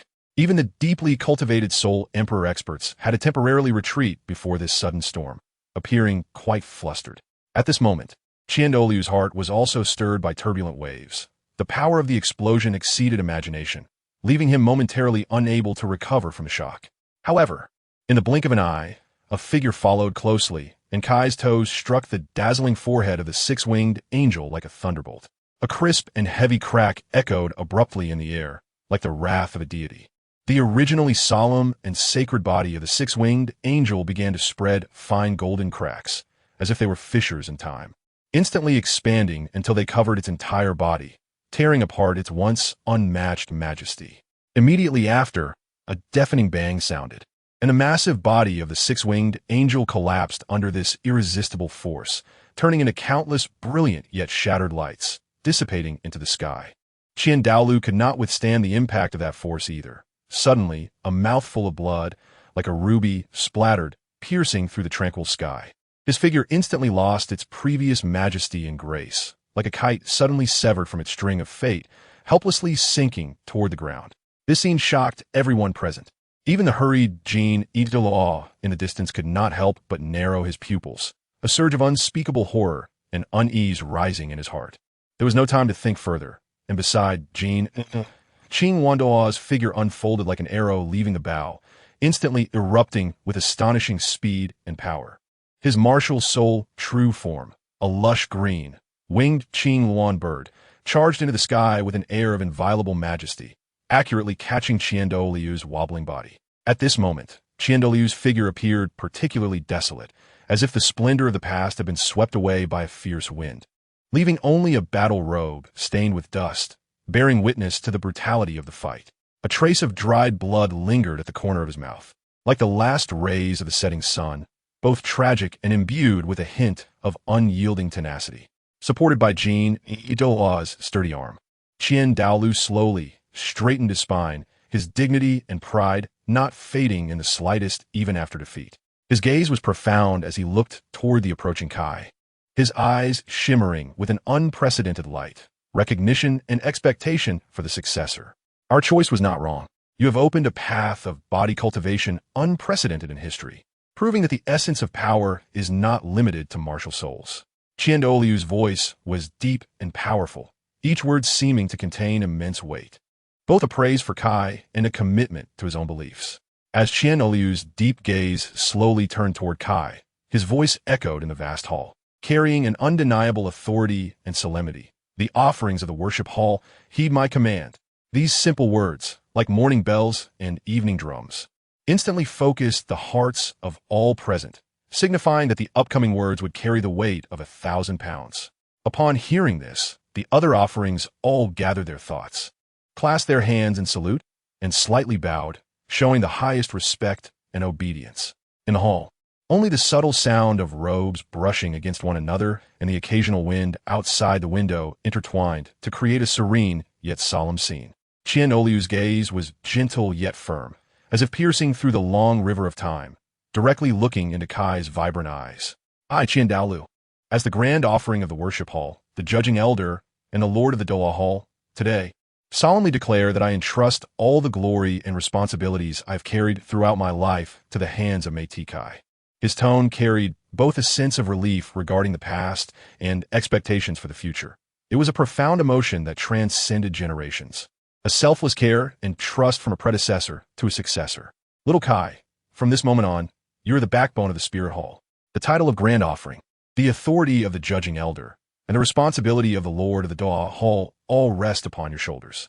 May you carry the weight of righteousness on your iron shoulders and lead our Spirit Hall toward a more glorious future. Qian Douluo's words were like a warm spring breeze, brushing across Kai's heart, stirring ripples, and resonating endlessly in this solemn hall. At this moment, it was not only a transfer of power, but also an unbroken inheritance spanning thousands of years. Once these words were spoken, it was like a sudden thunderclap, shaking the hearts of everyone present, although everything had been made clear before the confrontation. Hearing this decisive statement in person still felt like a cold wind blowing through the heart, making people involuntarily shudder. Jin Idoa could not hide a trace of astonishment in his expression, but that astonishment quickly vanished, replaced by deep respect. He slightly moved, clasped his hands, and slowly raised them to his chest, performing a solemn bow toward Kai, his voice carrying undeniable sincerity. I have met the grand offering. With Jin Douluo's lead, the other 5 offerings also followed suit. Some bent down, while others bowed, their actions revealing boundless reverence and recognition for this newly appointed grand offering. The air was filled with an indescribable solemnity and gravity, as if even time had frozen at that moment, solely to witness this formal transfer of power and status. Dragging his injured body, Qian Douluo approached and patted Kai's shoulder. Now, 3 of the 4 spirit palaces are in your hands. What do you want to do next? And what are your plans can now be carried out? Qian Douluo said solemnly. Kai thought for a moment, but ultimately chose not to hide anything from Qian Douluo. I plan to conduct a major cleansing of the Spirit Hall to completely unify the currently divided situation. Upon hearing this, even Qian Douluo looked at him with some surprise. Kai's words were already quite clear. To achieve reform, a cleansing was necessary. Such matters required lives to be sacrificed. It could be anticipated that the Spirit Hall might not be very peaceful in the near future. I want to abolish Bibi Don's position as Pope, Kai said solemnly. Chapter 54. One transcends 7 ladies and gentlemen. The third round of the preliminaries. The battle between the Beast Academy and the Spirit Academy is about to begin. Let's warmly welcome the players from both teams. As the host's voice fell, he elegantly controlled a dazzling flying soul guide, drawing a brilliant trajectory in the air, a passion that seemed capable of igniting the sky. The audience's emotions were instantly ignited, and applause erupted like thunder, shaking the entire arena, as if even the stars in the dome were shaken by this force, swaying precariously. The first to appear was the Beast Academy, a team composed of a Soul Zone expert and 6 Soul Respect experts. Let us give them a round of applause. As soon as the host's voice fell, a wave of fervent cheers surged from the spectator stands, and the applause thundered like rolling thunder, shaking every inch of space, as if the air itself was rippling with anticipation and passion. The members of the Beast Academy, dressed in uniform battle attire, marched with firm and powerful steps, resembling a pack of tigers charging out of the forest, stepping onto the duel arena that would determine their glory. On their chests, the gleaming tiger-shaped medals not only symbolized the Academy, but also represented the unquenchable flame in their hearts, burning with a desire for victory and a dedication to honor. This medal was their badge of identity, as well as the imprint of their souls, resonating with every heartbeat in tune with this belief. As the Beast Academy team lined up on the competition stage, the host's magnetic voice resonated again. Now, let us welcome the elites of the Spirit Soul Academy with even more enthusiastic applause. Upon hearing this, the entire venue erupted in excitement, applause and cheers intertwining into a fervent ocean, even more turbulent than before, almost lifting the sky. Zhu Zhuqing, clad in a pure black tight-fitting battlesuit, resembled a cheetah in the dark night, her figure athletic, with every inch of fabric clinging to her streamlined body, outlining a breathtaking sense of power. Her gaze was cold and resolute, as if she had foreseen the outcome of this battle. Xiaoyu, Hulaina, Yen Sun Chuantao, Zhang Ping, and Suyu followed closely behind Zhu Zhuqing, their soul power not low, but willingly becoming her shadows at this moment, because this feast was destined to be Zhu Zhuqing's solo stage. As both teams stepped onto the battlefield, the tension and anticipation in the air thickened. The host stood on the high platform, his loud and magnetic voice cutting through the crowd's noise, echoing throughout the arena. Both teams are ready, and each side has 1 minute to summon their spirits. As soon as the host finished speaking, the captain of the Beast Academy was the first to reveal his soul rings. Zhang San, Marcha del Sol, Mighty Bull. Level 41 Assault System, Soul Master. Zhang Xi, Martial Soul, Golden Armored Turtle. Level 38 Defense System, Soul Master. Zhang Wu, Martial Soul, Earth-Shattering Bull. Level 38 Assault System, Soul Master. Zhang Lu, Martial Soul, Dual-Faced Mandarin Duck. Level 37 Support System, Soul Master. Zhang Qi, Martial Soul, Mantis. Level 37 Agility System, Soul Master. Zhang Ba, Martial Soul, Spotted Black Horse. Level 36 Agility System, Soul Master. Zhang Jiao, Martial Soul, Colorful Winged Swallow. Level 35 Healing System, Soul Master. The lineup of 6 Soul Sovereigns and 1 Soul Master caught everyone's attention in the audience, as they recognized that this team was quite strong. However, aside from Zhu Zhuqing, all the other members of the Spirit Soul Academy retreated to the edge of the arena, leaving Zhu Zhuqing alone, standing in the competition area. Reporting one's martial soul and soul power level before engaging in combat is a sign of respect between both sides, so Zhu Zhuqing began her martial soul summoning. Zhu Zhuqing, Martial Soul, Nethercat, Level 54 Agility System, Soul King. The combination of yellow, purple, black soul rings slowly emerged, astonishing everyone present. While the crowd was still immersed in astonishment, Zhu Zhuqing had quietly activated her steps, like a ghost in the dark night, instantly tearing through the silence of the air and directly invading the seemingly indestructible formation of the Beast Academy. Her movements were light yet fierce, like a specter possessed, catching everyone off guard. In the blink of an eye, the Beast Academy's orderly formation became fragmented under her deft maneuvering, like fallen leaves swept away by a torrential storm, scattering wildly and losing their former order and majesty. 5th Soul Skill, Nether Shadow Connection. With her cold and resolute whisper, dozens of Zhu Zhuqing's phantoms suddenly appeared on the arena, their figures graceful yet exuding an undeniable aura of lethality, like the deadliest dancers under the night sky. Each movement containing heart-pounding power. Those phantoms darted between light and shadow, their sharp claws reflecting a chilling light under the sunlight, each ray resembling the scythe of death whispering in the dark, capable of instilling fear with just a visual touch. As if one were standing on the edge of an abyss, feeling the cold gaze from another world.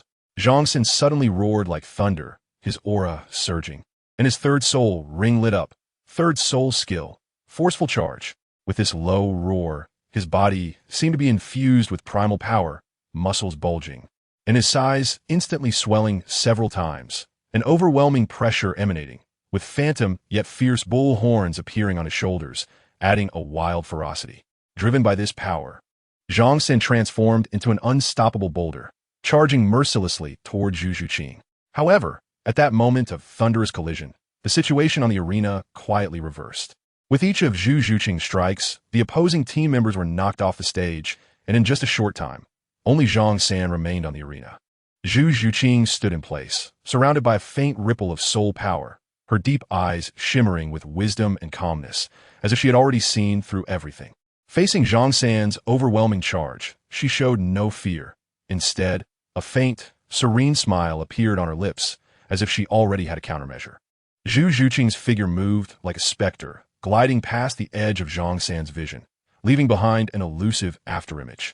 When Zhang San finally regained his senses, he felt a sharp pain at his back, like cold needles piercing through, and he hurriedly turned around, only to see 3 horrifying blood marks glaringly visible on his back.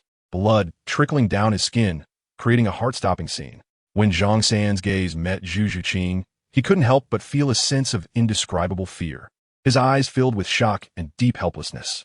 At that moment, Zhu Zhuqing seemed like a messenger from the abyss, surrounded by an undeniable pressure. And her third soul ring lit up. Third soul skill, Nether Slash. With Zhu Zhuqing's cold whisper, the air seemed to be torn open by an invisible rift, and her figure instantly appeared right in front of Zhang San. Her claws, sharpened by soul power, glimmered with a chilling light under the moonlight, mercilessly stabbing toward Zhang San's chest. With a soft sound, the air seemed to freeze.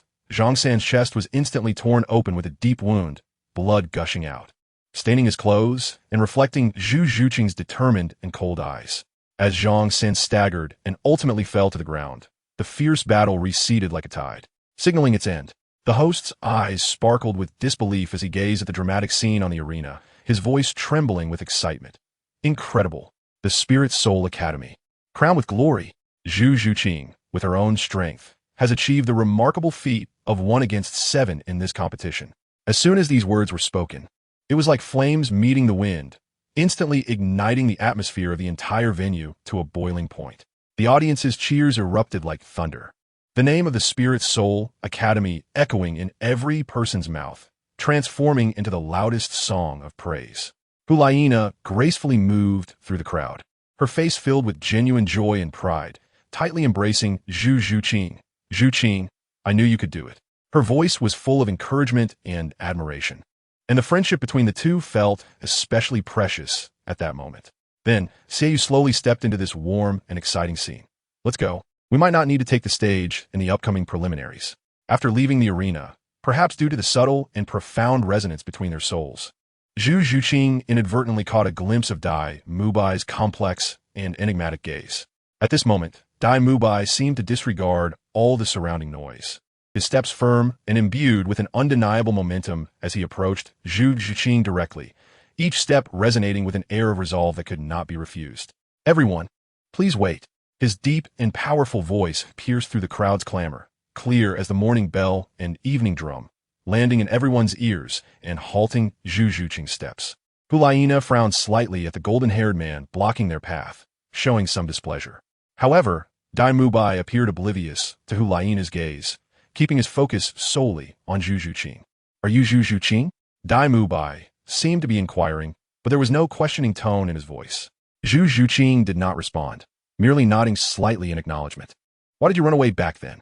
Dai Mubai's tone was almost bordering on madness. Ma Hongjun hurriedly stepped forward to grab Dai Mubai's arm. Boss Dai, what are you going crazy for? Dai Mubai seemed not to hear Ma Hongjun's anxious advice. His eyes were reddened with rage as he tightly grasped Zhu Zhuqing's shoulders like iron pincers, his voice hoarse and desperate as if it wanted to penetrate every inch of air. Why did you run away back then? This roar concealed endless pain and confusion, causing the surrounding air to freeze. Zhu Zhuqing was taken aback by this sudden madness. Although she was shocked, she surprisingly did not struggle, merely staring blankly at the familiar figure before her, a complex emotion flashing in her eyes. At this critical moment, Yan's figure darted out like a leopard. He could not stand by and watch Zhu Zhuqing suffer such grievances. The wind from his punch howled, carrying undeniable strength, and struck heavily against Dai Mubai's cheek, producing a dull thud. Dai Mubai was caught off guard, staggering back from the sudden blow, a distinct bruise appearing on his face. The pain momentarily restored his sanity, but made him feel his unwillingness and anger more clearly. What are you going crazy for? Just as the sparks of conflict were about to ignite, the long-silent Zhu Zhuqing resolutely stepped forward, her voice piercing through the tense air like a clear spring. Yen, enough. This matter is a personal entanglement between him and me. Her words carried an undeniable determination, her gaze locking onto Dai Mubai's angry red eyes, as if she could see through the storm within him. Since you want to know, then come with me. With that, Zhu Zhuqing gracefully turned and stepped lightly into the nearby deep and mysterious woods, her back exuding an air of unyielding pride and resolve. Yin wanted to follow, but was timely stopped by Xieyu's hand pressing gently on his shoulder, the gesture containing unspoken comfort and trust. Yin, we need to give her enough space. Moreover, don't forget, as a soul king, Zhuqing's cultivation is far beyond that of a mere soul zone. She knows her limits. However, Yin still wanted to say something, but Xieyou had already pulled him away. The two entered the small woods, and Dai Mubai's gaze towards Zhu Zhuqing was filled with complexity. Yet, Zhu Zhuqing's eyes were only calm, as if she were regarding an ordinary matter, her expression entirely unruffled. Dai Mubai, don't look at me with those eyes. We are not engaged. Zhu Zhuqing's tone remained icy. This statement choked Dai Mubai's words before they could leave his throat. Fine, but you must tell me why you left back then. Zhu Zhuqing looked at Dai Mubai's current state, sighed, and said, Didn't you run away too? Since you have run away, why can't I? Upon hearing this, Dai Mubai was instantly rendered speechless. After all, it was indeed Dai Mubai who wanted to escape back then, and he had taken action, though he had been caught and brought back 5 times. You didn't want to face it with me. So why were you disappointed that I didn't want to face it with you? Dai Mubai, did you really think I wanted the position of the crown princess? The extravagant life in Soto City, the pleasures of the world, don't you find it alluring? Each of Zhu Zhuqing's questions left Dai Mubai speechless. Yet knowing he was in the wrong, he did not believe he was at fault as a man, perhaps from a moment of his birth. Dai Mubai had considered Zhu Zhuqing to be his possession. Yes, even if I betrayed you first, doesn't that mean you were wrong too? Why did you follow that law enforcement elder away? Even if I'm unworthy, you are still my fiancé. Dai Mubai said word by word. However, facing such a Dai Mubai, Zhu Zhuqing merely smiled bitterly. Yes, no matter how unworthy you are, what does it have to do with me? Our engagement hasn't been established. It's just a verbal agreement, and there hasn't been any substantial ceremony. Chapter 55. The Ambition of the Shrek 4 Idiots. Capturing the remnants of dreams, you don't need to put on a show with me here. I already know everything about your actions in Soto City. Zhu Zhuqing said flatly, as if discussing something trivial. At this moment, Dai Mubai was already so shocked that he could not speak. If there was anything he did not want Zhu Zhuqing to know, the debauchery in Soto City would definitely top the list. After Zhu Zhuqing finished speaking, she turned to leave, but Dai Mubai could not just watch her leave. He stepped forward and grabbed Zhu Zhuqing's wrist. Wait. Before he could finish, a palpable tension filled the air. Zhu Zhuqing's reaction was as swift as lightning. She turned and locked his wrist, her fingers gathering soul power into sharp claws, silently leaving 3 shocking blood marks on Dai Mubai's solid chest. This sudden turn of events made Dai Mubai's gaze instantly sharpen, disbelief flickering in his pupils as he stumbled back involuntarily, as if an invisible force had suddenly withdrawn its support. This scene quietly fell into the eyes of Ma Hongjun, Tang San, and Oscar, who were lurking in the shadows. The 3 exchanged glances, shock and worry evident in their eyes. Boss Dai. Ma Hongjun was the first to speak, his voice filled with urgency and concern, with Tang San and Oscar quickly following, the 3 swiftly surrounding Dai Mubai, ready to respond to any potential changes. Tang San's brows furrowed slightly, revealing a hint of dissatisfaction with Zhu Zhuqing's attitude. He said in a deep voice, Miss Zhu Zhuqing, even if you harbor deep grievances against Dai Mubai, he is ultimately your nominal fiancé. This treatment seems too harsh, both in sentiment and reason. Tang San's words carried an undeniable righteousness, a tactic he often employed to criticize others from moral high ground. However, Zhu Zhuqing merely curled her lips slightly, the smile mixed with a touch of disdainful mockery. With one hand resting on her waist and her brow slightly furrowed, her gaze was intense. Tang San, I naturally know your great name. Teacher Kai once said you're someone who is used to standing on high ground, centered on yourself. Her voice was soft, yet every word was clear, carrying an undeniable power, as if a stone had been thrown into a calm lake, creating ripples. Tang San silently repeated the name Teacher Kai, and it felt as if a sudden wind had stirred his heart, causing the ripples of memory to quietly spread, involuntarily reminding him of Might Kai. In an instant, Tang San's usually calm and composed face displayed waves of emotion, as if its outline had been distorted by an invisible force, revealing the turmoil within him that was hard to contain. He took a deep breath, trying to lock away the sudden anger in his heart, but even so, that emotion still surged like an undercurrent, difficult to fully quell. Is the Teacher Kai you mentioned, that bastard Might Kai? Though Tang San's voice tried to remain calm, every word seemed to contain long-suppressed rage, and even the slightest tremor betrayed his inner discontent. Beside him, Zhu Zhuqing noticed this and lightly furrowed her brows, a hint of barely perceptible displeasure flashing in her eyes. She knew well Tang San's usual steadiness and restraint. His current loss of composure must have been triggered by the name Teacher Kai, touching on some deep-seated taboo within him. Dang San, Dang San. Zhu Zhuqing lightly parted her lips, savoring the name as if each syllable contained unknown pasts. Then, a teasing smile crept onto her lips as she gazed at Tang San, saying with a hint of mockery, "Oh, are you the Tang San who was stepped on by Teacher Kai 8 years ago in the soul-hunting forest?"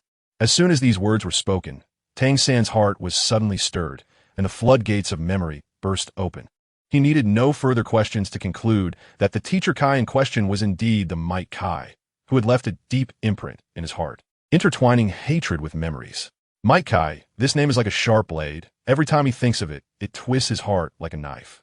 It not only represents the indelible shadow in Tang San's heart, having witnessed his mentor suffer because of him, but also carries the heavy burden of his father's disappearance mystery. The source of all this points to that powerful opponent. At this moment, Tang San's eyes seemed to be ignited by flames, flickering with uncontrollable anger and resentment. Just as Tang San lightly flicked his fingers, a few strands of cold light quietly emerged from his waist, revealing several silver needles ready to pierce the tranquility of the air. Suddenly, a subtle fluctuation in the air spread quietly from behind Zhu Zhuqing. In an instant, Xiaoyu, Hulaina, and Yin appeared behind her like ghosts, adding a chilling atmosphere to the already tense situation. Yin seemed to be surrounded by invisible flames, every inch of his skin pulsing with a scorching aura, his gaze locked onto Tang San, revealing an undeniable determination. As long as the opponent made the slightest move, the fiery assault would undoubtedly pour out like a tempest. Xiaoyu, as the leader of this team, stepped forward steadily, slowly approaching Zhu Zhuqing, blocking the line of sight between the two sides with an unquestionable posture. His voice was low and magnetic, penetrating the tense air around. "You are from the Shrek team, right? If there are grievances, let's resolve them in the competition. Any conflict here will result in disqualification. Moreover, Zhu Zhuqing is a member of our Spirit Hall's Golden Generation, and I will not allow anyone to bully her." Faced with the immense pressure from the three of them, Tang San calmly retracted the silver needles. Tang San exchanged glances with his companions, transforming all the grievances and unwillingness into a silent sigh, swallowing it quietly. At this moment, reason was as cold as iron, reminding them that this was not the time for impulsiveness. As the oppressive silence spread to every corner, Tang San finally spoke slowly, his gaze flashing with firmness and resolution. Looking at Dai Mubai beside him, "Boss Dai, those four are all soul kings. Their strength is unfathomable. But please remember, we must win this battle." His voice was soft, but every word was sonorous, like a fire ignited in winter, instantly kindling the fighting spirit in his companions' hearts. Upon hearing this, Dai Mubai instinctively covered the wound that ached from the fierce battle, but his eyes were exceptionally bright, as if the pain had become a testament to his resilience. He gently patted Tang San's shoulder, that strength was both a comfort and an encouragement. "Xiao San, no matter how rugged the road ahead, no matter how strong the opponents, we Shrek's 7 monsters have always fought side by side, unafraid. In this battle, let us prove to everyone with our actions that we will return our shame."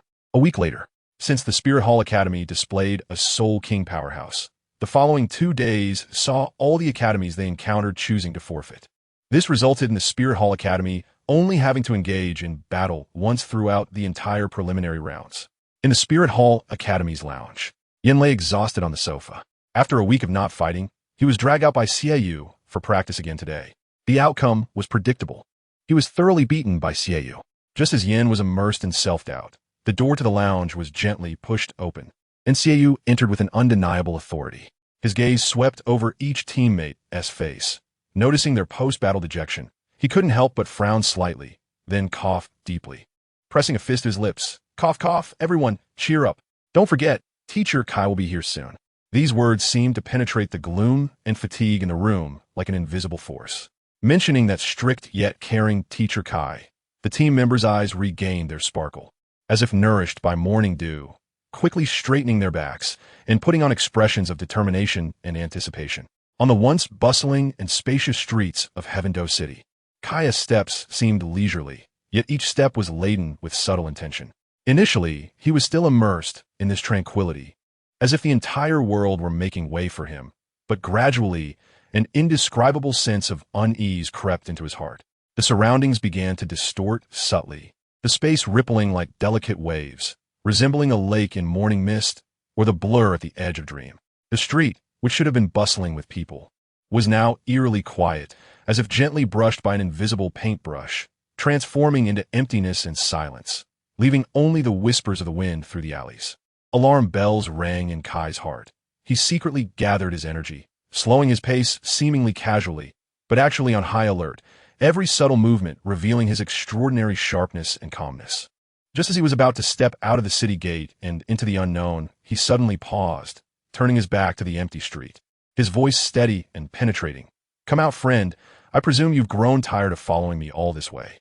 As soon as he spoke, the air seemed to solidify, followed by a chilling presence seeping from the void, accompanied by a deep, hoarse voice. Like a call from the underworld, the team leader of the Spirit Hall Academy is indeed worthy of his reputation. Even in this silent street, he can detect my presence. This voice carried both admiration and a subtle threat, instantly shrouding the entire scene in an air of mystery. Ding! Congratulations, host, you have triggered a choice. Choice 1. Kill the remnant dream Shinian and obtain a complete set of mental systems soul bones. Choice 2. Subdue the remnant dream Shinian and obtain a complete set of mental systems soul bones. The long-awaited choice triggered a stir in Kai's heart. After all, he hadn't triggered a choice in nearly 2 years. Kai casually rotated his wrist, as if performing an elegant prelude. Then he casually reached into the void, and the originally formless air seemed to be gently stirred by an invisible hand. The sound that followed suddenly became sluggish.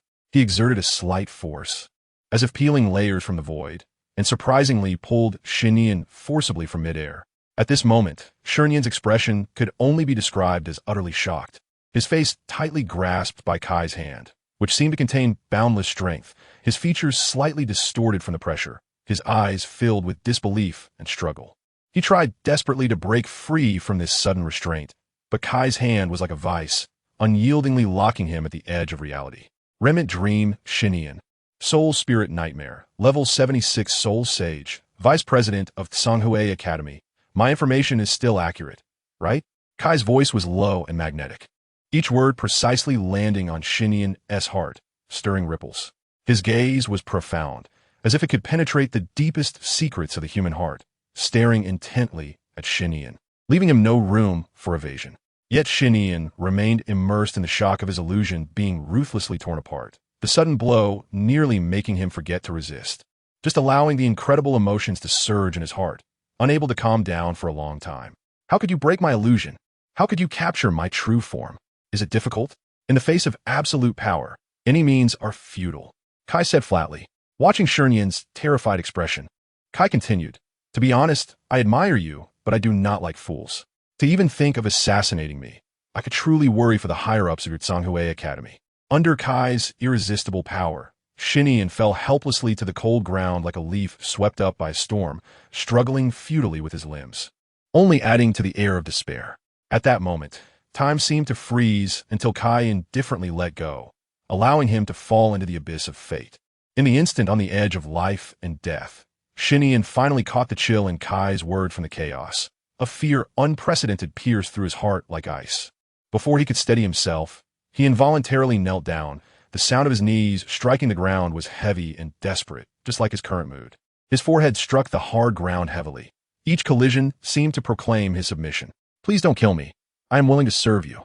His voice was filled with both the fear of death and the desire for life. Every word sincere, every sentence heartfelt, just to seek a glimmer of hope in Kai's unpredictable thoughts. The illusion was shattered, and he had no capacity to resist. Not enough, Kai said calmly.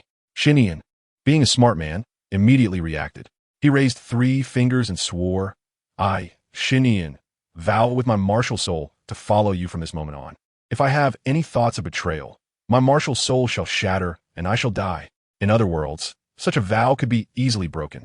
But this was the Douluo Continent, a world sanctioned by the heavenly Tao, where swearing by martial soul would incur severe punishment if violated. Tell me, whose idea was it to assassinate me? It can't possibly be that you thought of assassinating me because your brain is flooded, right? Kai asked. He truly expressed concern for the intelligence of the person who came up with this idea. After all, the leading teacher from the Martial Soul Academy must be at least a soul, sending someone like Xinian, who was only at level 76.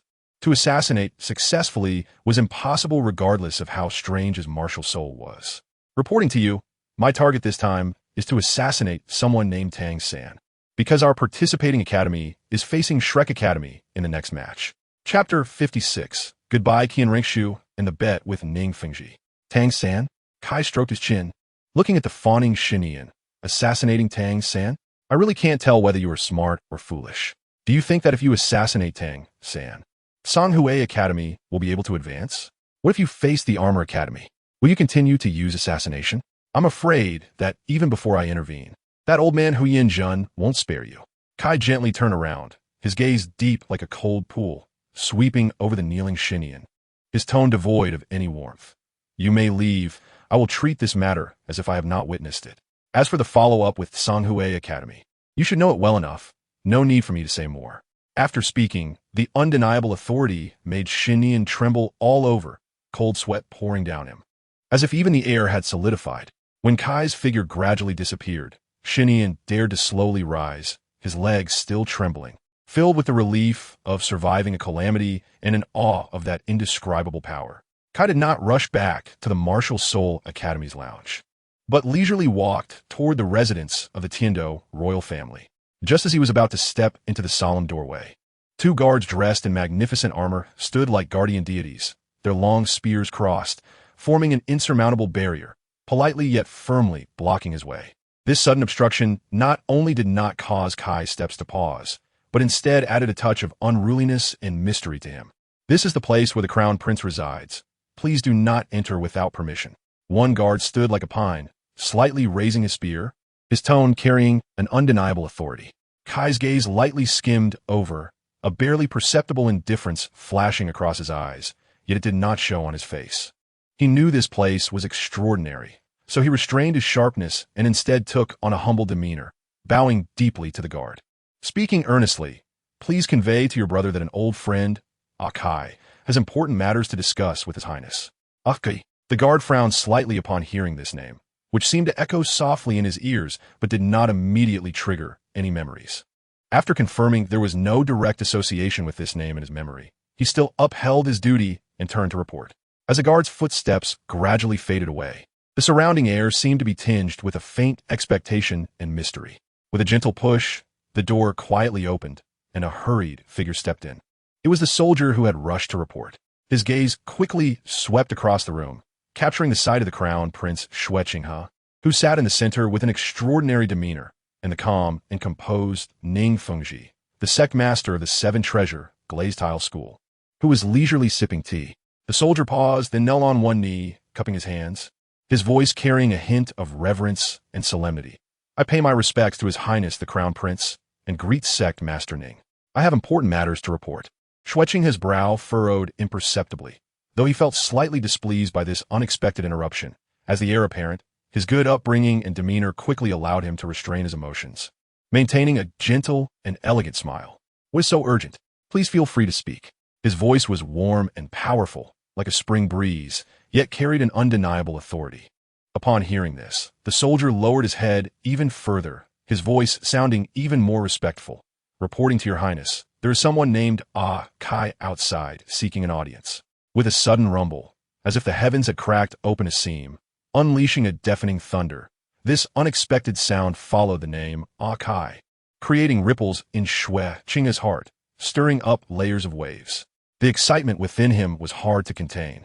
Even the slightest tremor was as delicate and unnoticeable as a spring breeze brushing across the surface of a lake. Yet it was quietly buried beneath the calm surface by Shui Qingha's extraordinary self-control. Even someone as experienced as Ning Fengji could not catch a glimpse of it. Quickly invite him in. Shui Qingha's voice was deep and firm, each word containing an undeniable power. His words seemed to possess magic, instantly calming the subtle fluctuations in the room. Upon hearing this, the guard bowed again and stepped steadily out of the room, leaving behind a room of tranquility and unresolved mysteries. Ning Fengji's keen gaze swept over Shui Qingha's face, catching a hint of something unusual, and a trace of concern arose in his heart. "Your Highness, have you been feeling unwell due to the recent busy affairs of state?" His voice was gentle and considerate, revealing deep concern for Shui Qingha, yet still maintaining the proper distance and respect of subject. Shui Qingha looked at Ning Fengji. "Teacher, just call me Qingha.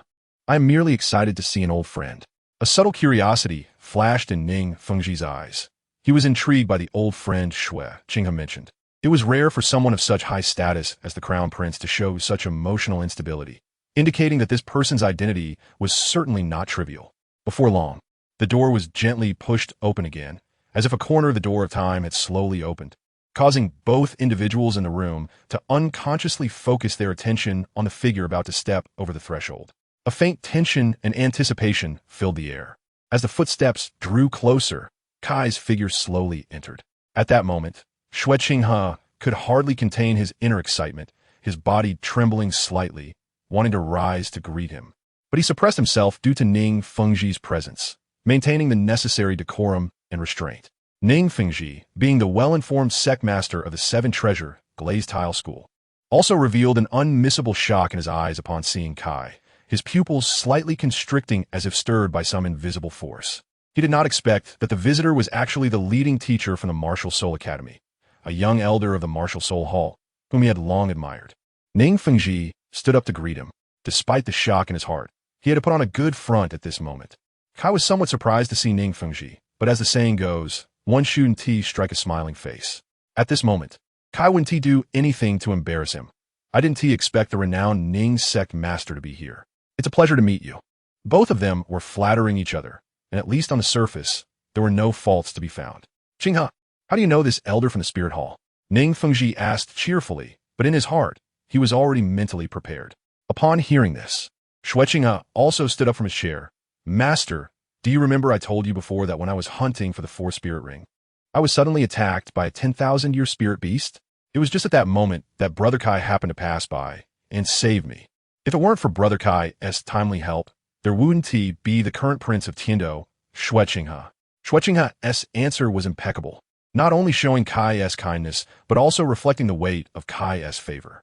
Kai leisurely took his seat, sipped a bit of fragrant tea, and with a hint of amusement in his eyes, casually turned to Ning Fengji and asked softly, "Sect Master Ning, do you have any teams you are particularly optimistic about in this competition?" Upon hearing this, Ning Fengji's lips curled into a warm smile, and a subtle depth flickered in his gaze. He did not deliberately avoid the question, but answered honestly, "There's indeed one team that I am quite optimistic about. That is Shrek Academy, which happens to be where my youngest daughter is currently studying." "Oh, Shrek Academy?" Kai leaned back slightly in his chair, his expression showing a hint of surprise. "As far as I know, the outstanding members of Shrek Academy, even the exceptionally gifted Tang San, have only reached the level of a 44th ranked spirit master. Meanwhile, our Spirit Academy has a Spirit King in charge, Ning Feng Ti Kuplet Likti." His smile containing both pride for his daughter's academy and anticipation for the unknown challenges. Shrek Academy, while its name may not be illustrious, often has surprising performances. The level of spirit power does not necessarily measure the true strength of a team. What I see more is their tacit cooperation, indomitable spirit, and desire for victory. In this competition arena, any miracle could happen. Since Sect Master Ning is optimistic about Shrek Academy, how about we make a bet? A playful glint flashed in Kai's eyes, seemingly a casual inquiry, but also a confirmation. "Bet? How do we bet?" Ning Fengji pretended not to understand. "Ha!" Kai chuckled lightly before saying, "I bet that the champion of this competition will be the Spirit Academy. If I lose, the enforcement team of the Spirit Hall will withdraw from the 7-treasure glazed tile school as residents. Additionally, regarding the 4 spirit bones gifted during the competition, I will personally donate 3 pieces of spirit bones over 10,000 years old to the 7-treasure glazed tile school. Furthermore, I will provide a piece of information regarding a 100,000-year transformed spirit beast in my personal capacity. Sect Master Ning. How important is a transformed 100,000-year spirit beast? I don't need to say much, right? Kai had laid out his sincerity clearly, and now it was up to Ning Fengji to decide. Hearing Kai's promised wager, to be honest, Ning Fengji was tempted. Not just the withdrawal of the enforcement team from 7-treasure city, but 3 pieces of spirit bones over 10,000 years old. And even the 7-treasure glazed tile school couldn't simply give them away, let alone a transformed 100,000-year spirit beast. It is well known that there is a world of difference between spirit masters with a 100,000-year spirit ring and those without. Not to mention, a 100,000-year transformed spirit beast would certainly produce a piece of 100,000-year spirit bone along with the 100,000-year spirit ring. This means that if he won against the 7-treasure glazed tile school, he would at least obtain 5 pieces of spirit bones over 10,000 years old, as well as a 100,000-year spirit ring, not to mention decades of stability in 7-treasure city. Ning Fengji pondered whether this opportunity would only come once in a lifetime. Was investing in Tang San worth his all? After a brief contemplation, Ning Fengji firmly nodded. All right, I accept this wager. If Shrek Academy wins, please fulfill today as promise. Elder. Of course, if Shrek Academy loses, the 7-treasure glazed tile school will generously donate 4 pieces of spirit bones over 10,000 years old to the Spirit Hall. And on top of that, I'll personally wager 100 million gold soul coins. Sect Master Ning, you know what the Spirit Hall wants. Kai rarely became serious, his eyes fixed intently on Ning Fengji across from him. Let's not talk about spirit bones and gold soul coins.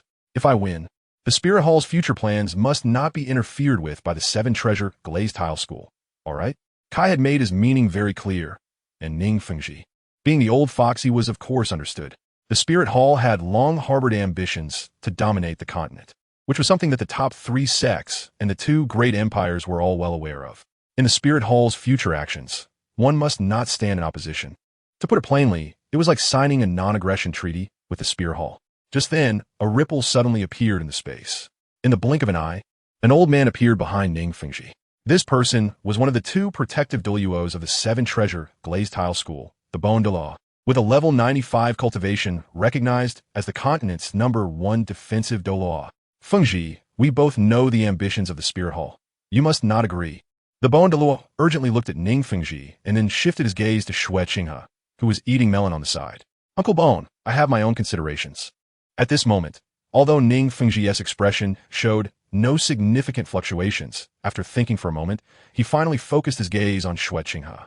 Your Highness, Ning Fengji did not call Qinghe by name, indicating that he was speaking in his capacity as the sect master of the 7-treasure glazed tile school. What is your opinion? Xue Qinghe naturally noticed the shift in Ning Fengji's tone of identity. Being an old fox himself, he knew they could not continue this idle chatter. Master, I think it's inappropriate. Ning Fengji was slightly surprised by Xue Qinghe's response. Although what the Spirit Hall promises can cultivate a powerful figure in a short time, Xue Qinghe's words strengthened Ning Fengji's resolve. But he did not clarify his thoughts right there. Understand. Let us leave the matter of the wager here. Uncle Bone, let us go. After saying this, Ning Fengji stood up and was about to leave. Xue Qinghe wanted to stand up to see him off, but was stopped by Kai, who wanted to chat. Ning Fengji had already made his choice clear, and being old foxes, they all understood Ning Fengji's thoughts. Not rejecting face-to-face meant agreeing. After all, Ning Fengji was still serving as the princess teacher, which meant he would be the future state master of the Tiando Empire. If he openly agreed to the Spirit Hall's request, it would not benefit either the Spirit Hall or the 7-treasure glazed tile school. Just as Ning Fengji and the Douluo had just left, a golden light suddenly shone from Xue Qinghe's body. Then, Qian Renxue stepped out from that golden light with her long legs.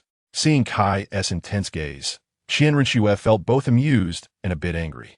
Just as she was about to ask the reason for his actions, Kai had already stepped forward and pulled Qian Renxue into his embrace. The soft warmth melted into his arms, and layers of ripples stirred in Kai's heart, like peach blossoms blooming in spring, vibrant yet elusive. He took a deep breath, the faint, elegant fragrance emanating from Qian Renxue, like a flower in a misty valley at dawn, subtly teasing at his heartstrings, causing his gaze to unconsciously become tinged with a hint of enchantment and intoxication. Qian Renshue's cheeks were slightly flushed, resembling the rosy clouds of a sunrise.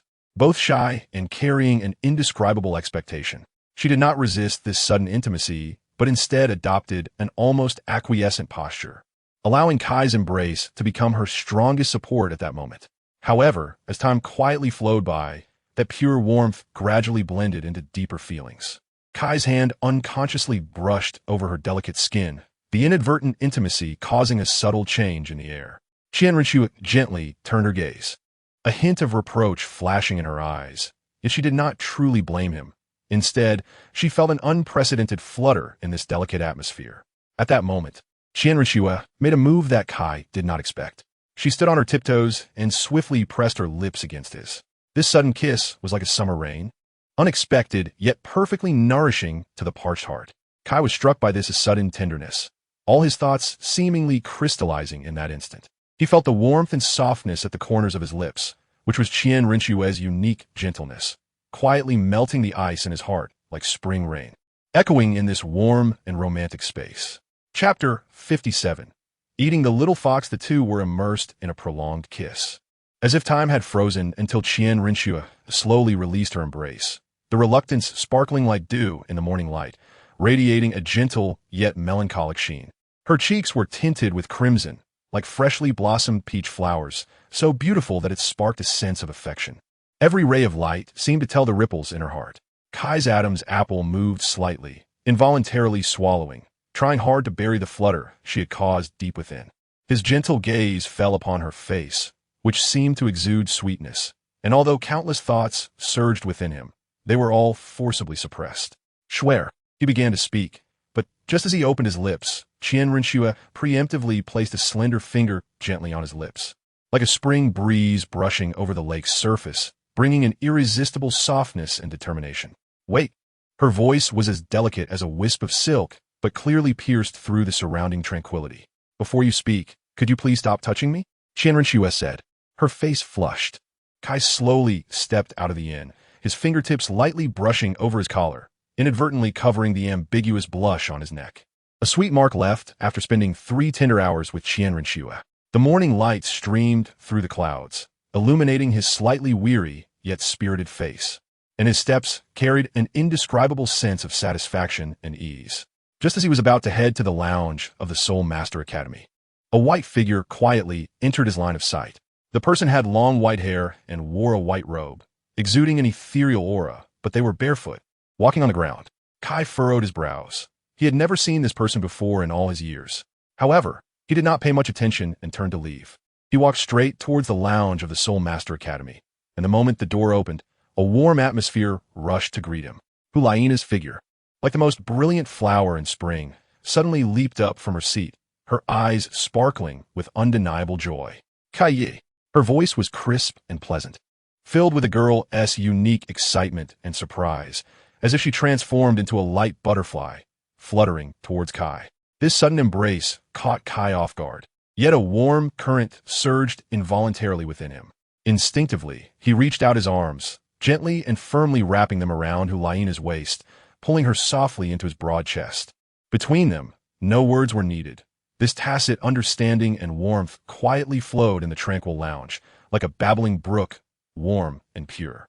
Huang's face pressed tightly against Kai's chest, listening to his steady and powerful heartbeat. At that moment, it felt as if the entire world had come to a standstill. Her exquisite face nestled against Kai's solid chest, gently rubbing as if seeking that long-lost sense of security. Her nose quivered slightly, greedily capturing the unique scent emanating from him, a blend of masculine vigor and an indescribable, gentle fragrance. Suddenly, a fresh and exquisite scent quietly invaded her senses, causing her to involuntarily lift her head, her eyes sparkling with surprise and anticipation. She gazed at Kai's sharply defined profile, her tone trembling slightly. Kai, this scent is Schwer's, right? Did you go to see her? Mentioning Qian Renshue's name seemed to ignite Huang's eyes, shimmering with brilliant light, a reminiscence of their pure friendship and a deep longing for a dear friend not seen for many years. Despite the passage of time, Huang could still accurately discern the scent of Qian Renxue. In that moment, the air was filled not only with fragrance, but also with a tacit understanding and emotion between the two, as if childhood memories slowly unfolded in their hearts. Warm and beautiful, Kai was momentarily taken aback, but quickly regained his composure, giving Hulaina a slight nod. He ruffled Hulaina's little head and then looked at the other 6, who appeared quite nervous. You all performed excellently in the preliminaries, especially Zhu Zhuqing, whose 7 consecutive victories established our Soul Master Academy's prestige. Kai praised Zhu Zhuqing without hesitation. After all, Zhu Zhuqing was someone he had personally trained. Despite having only 54 levels of soul power, her actual combat ability was comparable to that of a 62-level opponent like Xiaoyu. Picking up the match schedule from the table, Kai carefully analyzed the opponents the Soul Master Academy would face next. The preliminaries are over in 3 days. We have a knockout rounds, Kai said. The knockout rounds are in a 7-on-7 team battle format, and our first opponent is Tsanghui Academy. Kai pointed to Tsanghui Academy in the lower right corner of the match schedule. Upon mentioning Tsanghui Academy, Yan's tone was quite dismissive. Tsanghui Academy? I know all about the Soul Master Academy. They're not worth worrying about. Yan's words ended there. After all, thanks to his own efforts, the Soul Master Academy would only need to play 1 match in the knockout rounds. Even in the subsequent advancement matches, they were only facing Thunder Academy. The other 2 seed teams among the 3 major academies were perfectly eliminated, which could be seen as good luck or possibly something more sinister. However, Shrek's luck was not so fortunate. Since their fame skyrocketed during the exhibition match, they encountered the team battle expert, Elephant Armor Academy, in the second round. Without Zhu Zhuqing, Shrek Academy almost faced a total wipeout from Elephant Armor Academy. As night fell, the moonlight washed over everything, softly draping the quiet night in a silver veil. Kai leaned against the window, his gaze piercing through the void, meeting the bright moon in the distance, while his thoughts quietly drifted back to the warm time spent with Qian Renxue during the day, a gentle curve unconsciously forming at the corners of his mouth, as if that sweetness still lingered in his heart. Just as this tranquility and memory wove together into a captivating picture, a faint sound quietly broke the silence of the night.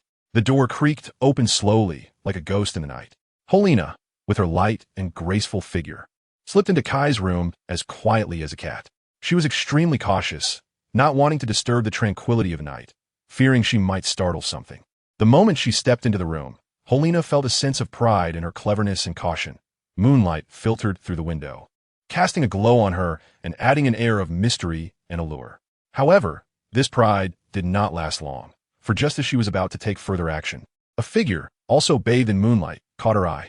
Kai had turned around at some point, standing there quietly, his gaze deep and seemingly able to see through everything. The 2 of them exchanged glances under the witness of the moonlight, and for a moment, an indescribable atmosphere filled the air, both a subtle awkwardness at being discovered and a faint surprise at each other's presence. Helena lifted her skirt slightly, took a deep breath, and in that movement was a blend of determination and tenderness. She bravely met Kai's eyes, which were filled with curiosity yet remained gentle, and walked slowly towards him with an undeniable firmness in her steps. When she finally stood before Kai, time seemed to freeze in that moment. Helena slightly rose on her tiptoes in a near ritualistic gesture, gently pressing her lips against Kai's. At that moment, an indescribable tension and sweetness filled the air, overshadowing everything around them. Kai's eyes widened in disbelief and surprise. He had never seen such direct and passionate behavior from Helena, and this sudden depth of feeling left him momentarily dazed, his heart stirred by ripples of emotion. Unlike the cool, moonlit kiss from Qian Renxue, Helena's kiss was like the warm sun of spring, gentle yet fervent, carrying a power that could melt ice and snow, slowly seeping into Kai's heart. He instinctively wrapped his arms around Helena's slender waist, as if to lock this sudden happiness tightly in his embrace. In their oblivious kiss, the 2 gradually sank into each other, the outside world becoming blurred and distant, with only the sound of their heartbeats and breaths intertwining into the most beautiful melody.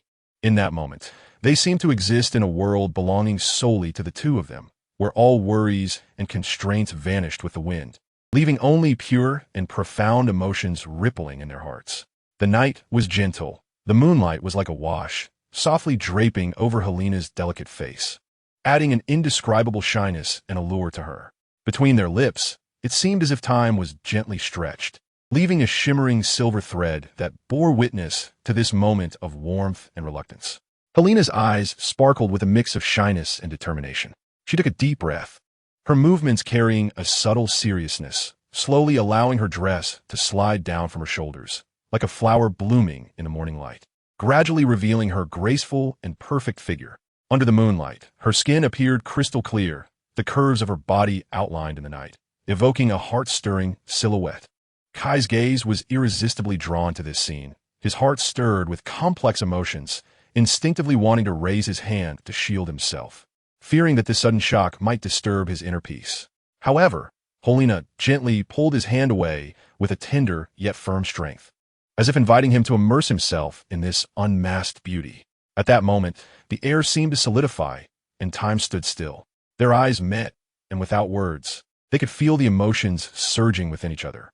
Kai gently embraced Helena, as if cradling the most delicate flower in the world, his steps steady yet filled with tenderness as he slowly moved toward the soft bed. His outer garment inadvertently slipped off, brushing against the ground, leaving a touch of unintentional elegance.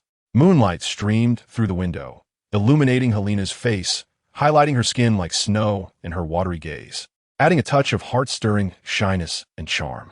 Kai gazed at the beauty before him, as if she had stepped out of a painting. Even he, who had seen countless sights, couldn't he help but feel his cheeks flush at this breathtaking scene he was witnessing for the first time. A wave of unprecedented tenderness and cherish swelling in his heart. "Nana, have you made up your mind?" Kai's voice was low and magnetic, each word like a spring breeze caressing the lake, creating gentle ripples. His eyes were filled with expectation and respect, as if waiting for the most precious answer in the world. Upon hearing this, Helena's cheeks flushed even more, her gaze lowered, shyness evident in her demeanor. She slightly parted her lips, and though she did not speak, her subtle nod was a more direct response to Kai's deep feelings than 1,000 words. Then, she gathered her courage, extending her delicate hand to gently wrap around Kai's neck. In that moment, their hearts silently leaned against each other, as if the whole world had come to a standstill. This night was filled with romance, and Helena completed her transformation from girl to woman. I know you don't like to read this, so the little author won't write it out. The morning light gently penetrated the sheer curtains, casting dappled light in a corner of the room, draping the tranquil space in a golden glow. Kai slowly awoke in this soft light, and as his eyes opened, he encountered the indescribable tenderness of Helena in his arms. At this moment, Helena was peacefully nestled against him, her skin glowing delicately in the morning light, like a freshly blooming lily, pure and enticing. Her body now fully revealed the natural rhythm of her form, unadorned by any clothing, complementing the purity of the morning. On the sheets, a faint, elegant plum blossom imprint quietly told the story of last night's stormy preparations, marking both love and youthful innocence. Kai's fingertips, filled with infinite tenderness, gently traced Helena's delicate face, like a spring breeze passing over a lake, stirring up layers of subtle ripples. His kiss lightly fell on her forehead, a promise and a form of protection, as if it could dispel the traces of tears left on her face, representing the complex emotions of shyness and sweetness in a girl's heart after tasting forbidden fruit for the first time. On Helena's cheeks, 2 faint tear tracks shimmered in the morning light, like morning dew on petals, revealing that she had not fully resisted Kai's fiery passion last night. Yet in this fervor, she found an unprecedented sense of belonging and peace. Helena's brow twitched slightly, and then she slowly opened her eyes. What greeted her was Kai's smiling face, like the first ray of sunshine in the morning, warm and dazzling. At first, Helena felt a twinge of confusion, as if an important memory was quietly awakening. Then, the memories of last night surged like a tide, crashing against her mind with overwhelming force. The little fox, shyly buried in the quilt, that awkward yet subtle feeling seemed to linger in her heart. At this moment, Helena was extremely shy, nestled in the quilt, letting out a faint whimper, then suddenly extending her arms to tightly embrace Kai's body, biting down on his chest, as if to vent her inner feelings. Kai felt the softness and warmth against his chest, along with the hot body tightly embracing him, stirring ripples in his heart. He softly said, "Nana, don't move around like that." His words carried an indescribable tenderness and helplessness. Kai tried to suppress the rising heat within him. After all, Helena was too fragile at the moment, and he couldn't disregard her feelings and force another round. Chapter 58. The characteristics of the Emperor's cold sword Helena lay on Kai like a lazy little cat. Her big, watery eyes sparkled like brilliant stars, fixed on him without blinking, filled with innocence and curiosity. Looking into Helena's pure and charming gaze, Kai felt as if his heart had melted. He gently reached out, lightly stroking her head, as if petting an injured little deer. His voice was soft and full of concern. Does it still hurt?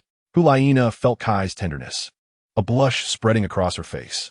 She lowered her head, her voice as soft as a mosquito's whisper. It doesn't hurt anymore. Gently, carefully placing Helena on the bed and covering her with a blanket. Then, he sat up, straightening his clothes. His gaze softly brushed over the plum blossom imprint that had inadvertently bloomed on the sheets, and a deep, indescribable heartache and tenderness welled up in his eyes.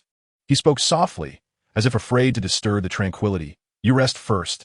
I will go prepare breakfast. Just as he was about to turn away, he unconsciously leaned down and gently pressed a warm kiss on Helena's smooth forehead, that kiss filled with endless care and affection. Helena's face instantly turned a deep crimson, shy like a flower in the morning light. She covered her face with the blanket, letting the sweetness ripple slowly in her heart. In this warm and intimate space, the mutual understanding and feelings between the two needed no words. Everything was unspoken. Just as Kai was about to step out of the room, a gentle yet firm voice came from the bedding. Actually, I kind of want to eat buns. The voice carried a hint of a pout, adding a touch of everyday warmth. Upon hearing this, Kai paused, then turned around, his face radiating a pampering smile. Warm as the spring sun. All right, buns it is. I'll go prepare them, and I promise they'll be your favorite flavor. After saying this, he cast another tender glance before stepping out of the room, leaving behind a warm atmosphere filled with anticipation. Wandering through the bustling streets of Tiando City, a rejuvenated Kai walked lightly, exuding an indescribable freshness and vitality. The sunlight filtered through the sparse clouds, casting warmth on his resolute face, adding a touch of comfort to his return journey. Unintentionally, Kai's gaze was drawn to a quiet alley, where an elderly man with white hair was peacefully leaning against a public bench, asleep in the tranquility of the afternoon.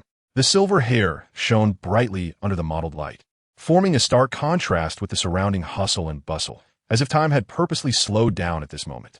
Kai's steps involuntarily slowed, a subtle ripple stirring in his heart. The fleeting glimpse from yesterday, that mysterious and lonely figure with white hair, now appeared so close in his sight, evoking a sense of familiarity yet strangeness. However, this sudden encounter did not make Kai linger. He knew he had more important matters to attend to, so he gently shook his head, casting aside these unexpected thoughts, and continued towards the fragrant bun shop ahead. At the moment Kai had just left, the white-haired man, sleeping on the public bench, also sat up. Nangong glanced at the spot where Kai had just paused and, as if compelled by an unseen force, stood up and walked in the direction Kai had just departed. After successfully buying the buns, just as Kai was about to leave, he saw Nangong standing across the street, staring intently at him. A deep frown unconsciously formed between Kai's brows, as if instinctively resisting the penetrating gaze directed at him. That gaze was extremely cold, devoid of any warmth, like the sharpest ice blade in winter, piercing the heart and sending shivers down one's spine. It conveyed an aura of either someone who had survived endless slaughter and crawled out from a pile of corpses, or a solitary figure traversing desolation, isolated from the world with an air of pride and indifference. Regardless of the background, it signified the danger posed by the person before him. However, Kai chose not to confront him directly. Instead, he turned away with an almost indifferent demeanor, as if trying to shake off that disquieting gaze completely. Just as Kai was about to vanish from sight, Nangong quietly followed, as if drawn by some invisible force, trailing behind Kai's footsteps, weaving through the bustle of Tiando City until they stepped into the sunset forest, where he finally stopped. You follow me all this way. Why not show yourself for a chat? Kai slowly turned around, his gaze penetrating the trees, as if he could see into every hidden corner. Among the trees, a faint rustle of leaves arose, like whispers of the night, heralding some secret about to be unveiled. Soon, a cold glow emerged from the woods, accompanied by steady footsteps, as Nangong, holding the Emperor's cold sword, slowly walked out. His blue eyes appeared even deeper, like a cold pool reflecting the moon, fixating sharply on Kai without a trace of warmth. Are you from the Windsword sect? Kai's voice carried a hint of inquiry and confusion, breaking the silence. However, Nangong did not respond immediately. He He merely stood there quietly, surrounded by an indescribable aura of pride and determination.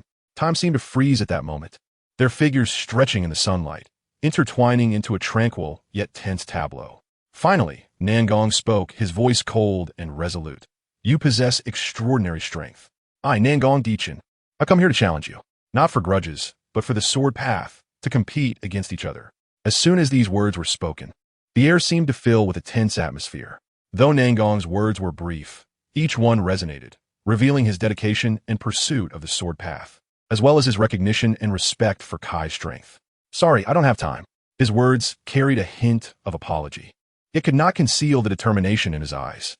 Before he finished speaking, he was already turning to leave, his steps revealing an undeniable resolve. However, Nangong would not easily let go. His eyes turned cold, like a lake covered by the first snow of deep winter, emanating an unignorable power. With a light flick of the ice sword in his hand, he tapped the ground with the sword tip, and in an instant, the air seemed to freeze. A bone-chilling cold spread from the sword tip, causing the ground to crack, and countless ice crystals erupted like blooming cold lotuses from the fissures, transforming into sharp ice spikes that charged towards Kai, determined to trap him in this frozen realm. Facing this sudden ice storm assault, Kai's expression remained unchanged. He merely leaped lightly, his toes tapping the ground, and an almost invisible air current surged around him, like a gentle breeze brushing over a tranquil lake, yet containing the power to move mountains. This air current rapidly expanded, forming invisible ripples that spread outwards, directly colliding with the incoming ice spikes. The clash of ice and air erupted in a crisp and jarring sound, resembling the roar of cracking ice in winter. Surprisingly, those razor-sharp ice spikes, under the impact of this mysterious air wave, were all hindered, either deflected or shattered into countless ice shards, ultimately falling helplessly to the ground. Marking the failure of this attack, Nangong let out a soft hum, his wrist flipping slightly, and amidst the swirling cold air, dozens of crystal-clear ice crystals gathered in the air like the kiss of death, shooting towards Kai's back with a fierce momentum. However, Kai seemed to have eyes in the back of his head, gracefully sidestepping, while those incredibly sharp ice crystals brushed past him, leaving only a trail of broken light and a quivering air. Nangong's figure shadowed him closely, almost appearing at Kai's side in the same moment, the ice sword flashing with a cold light, aiming directly for Kai's vital points.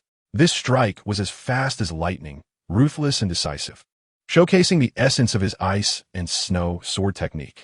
Faced with this relentless onslaught, even Kai's calm demeanor could not help but furrow his brow, revealing a hint of impatience.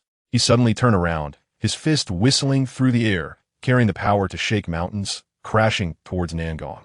This punch seemed capable of tearing apart space, imbued with an undeniable ferocity. Seeing this, Nangong's eyes sharpened, yet he showed no signs of panic.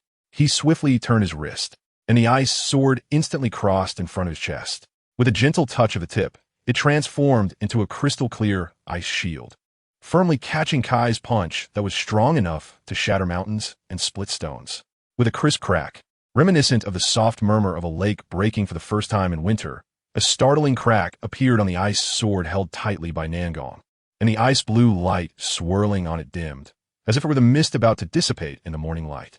At the same time, the crystal-clear ice-blue shield surrounding him gradually began to disintegrate under the impact of this force, transforming into countless points of cold light that dissipated into the air.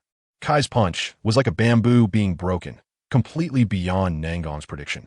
It was not only the end of the ice sword, but also a complete subversion of Nangong's defensive system. With the punch's wind past, the cold was forced back, leaving behind a void where power and will clashed. At this critical moment, Nangong's figure seemed to merge with the surrounding chill, and in the blink of an eye, his body transformed into an indestructible ice sculpture, skillfully evading the potentially fatal blow. This transformation was like a miracle in the winter, prompting one to hold their breath in awe. Kai's heavy punch struck the barrier made of pure ice without any hesitation. In an instant, a deafening roar accompanied by flying ice shards erupted, sweeping outwards like a volcanic eruption. Ice mist rose into the air, obscuring vision, as the air was filled with bone-chilling coldness and shock, evoking a sense of reverence and making it difficult to gaze upon the grandeur and brutality of the scene. Nangong's figure quietly emerged. Although he had retreated several dozen steps, it seemed as if each step was in time with the rhythm of time itself, steady yet powerful. His eyes showed no hint of fear. Instead, they sparkled like stars in a cold night, radiating a burning desire for battle, a longing for ultimate power, and an unparalleled respect for the confrontation with a strong opponent. Kai's punch was not merely an explosion of power, but a symphony of art and destruction, instilling both awe and an irresistible charm, deeply imprinted in Nangong's heart. At this moment, he seemed to embody the morning light rising in winter, cold yet filled with endless warmth and hope. With a subtle gathering of cold air, a crystal-clear, chilling ice sword slowly took shape in his hand, the tip quivering as if narrating the prelude to the battle about to unfold. Holding this sword, Nangong fixed his determined gaze on Kai, his voice steady and powerful. Nangong Dichen, level 83 assault system battle soul Douluo, am willing to learn from your esteemed self. Indeed, unlike the level 82 he had in his previous battle with Qian Renxue, that fight had not ended in victory for Nangong, but it had allowed his soul power to advance by one level. Fifth soul skill, Wind Cold Snow. As Nangong murmured, the fifth soul ring burst forth in brilliance, and in an instant, it seemed as if the world was torn apart by an invisible force. 8 ice tornadoes soared into the sky, swirling and intertwining, carrying the eternal cold that brought the surrounding temperature down to the depths of an icy abyss. These 8 ice tornadoes were not only a manifestation of nature's fury, but also contained the chilling will from the depths of Nangong's soul. Each one seemed capable of freezing time and tearing space apart. Within the depths of those tornadoes, countless tiny, sword energies flickered in and out of visibility, like a waterfall of the Milky Way, sharp and frigid, vowing to reduce anything that obstructed them to powder. Faced with this overwhelming offensive, a trace of seriousness flashed in Kai's eyes, but there was no hint of fear. He took a deep breath, clenched his fists tightly, and the muscles beneath his robes bulged, as if containing the power of a mountain. Then he suddenly stomped the ground, and a wind that surpassed the laws of nature surged forth from beneath him, instantly overpowering the howling of the ice tornadoes. Within that gale, there seemed to be the force of thunder, eager to challenge the heavens. This gale was not only a weapon against the ice tornadoes, but also an expression of Kai's rage. It swept around, distorting space as if it were about to shatter. The earth seemed unable to bear the weight, and quietly cracked with fine fissures, spreading signs of collapse. Witnessing this scene, Nangong's brow furrowed slightly, and he lightly spread his form, like a gentle step on the waves, instantly leaping into the air. He closed his eyes and concentrated, and moments later, his third soul ring burst forth in brilliance, enveloped in a cold light. Third soul skill, Heavenly Frost descends. Nangong shouted, his voice light, yet containing formidable power. As soon as his words fell, cold air rapidly gathered in midair, and thousands of ice crystals quickly took shape in the void. They were crystal clear, sparkling with bright and icy light. And then, like a galaxy pouring down from the heavens, these tens of thousands of ice crystals fell down with unstoppable momentum, coating the entire space in a faint layer of frost. In the face of this overwhelming ice rain, Kai's reaction was extremely swift. He expanded his figure, suddenly drawing out a pair of nunchaku from his waist. The nunchaku danced in the air like twin dragons playing with a pearl, each strike accurately meeting those rapidly descending ice crystals. In his hands, the nunchaku seemed to come alive, creating a whistling wind as they moved, and the crisp sounds of their collisions with the ice crystals intertwined into an exhilarating battle melody. Using the momentum, Kai stepped into the void, shooting upward like an arrow released from its bow, the blue vapor surrounding him growing denser, resembling the mysterious and dangerous ghostly fire erupting from the abyss of the underworld. You annoying guy who disturbs people's enthusiasm, you're really dislikable. Kai's punch shattered Nangong's soul skill, his massive fist unhesitatingly smashing toward Nangong's chest. However, Kai was not invincible. It was just that Nangong's martial soul's characteristics dictated that he could not achieve a quick resolution, although the Imperial Cold Sword granted him a powerful physique and attack power. The characteristics of his martial soul also acted as shackles. After the martial soul was manifested, as time passed and soul skills were released, this martial soul would provide significant attribute bonuses to the holder. This was why Nangong could contend with Qian Renxue at level 82 of soul power.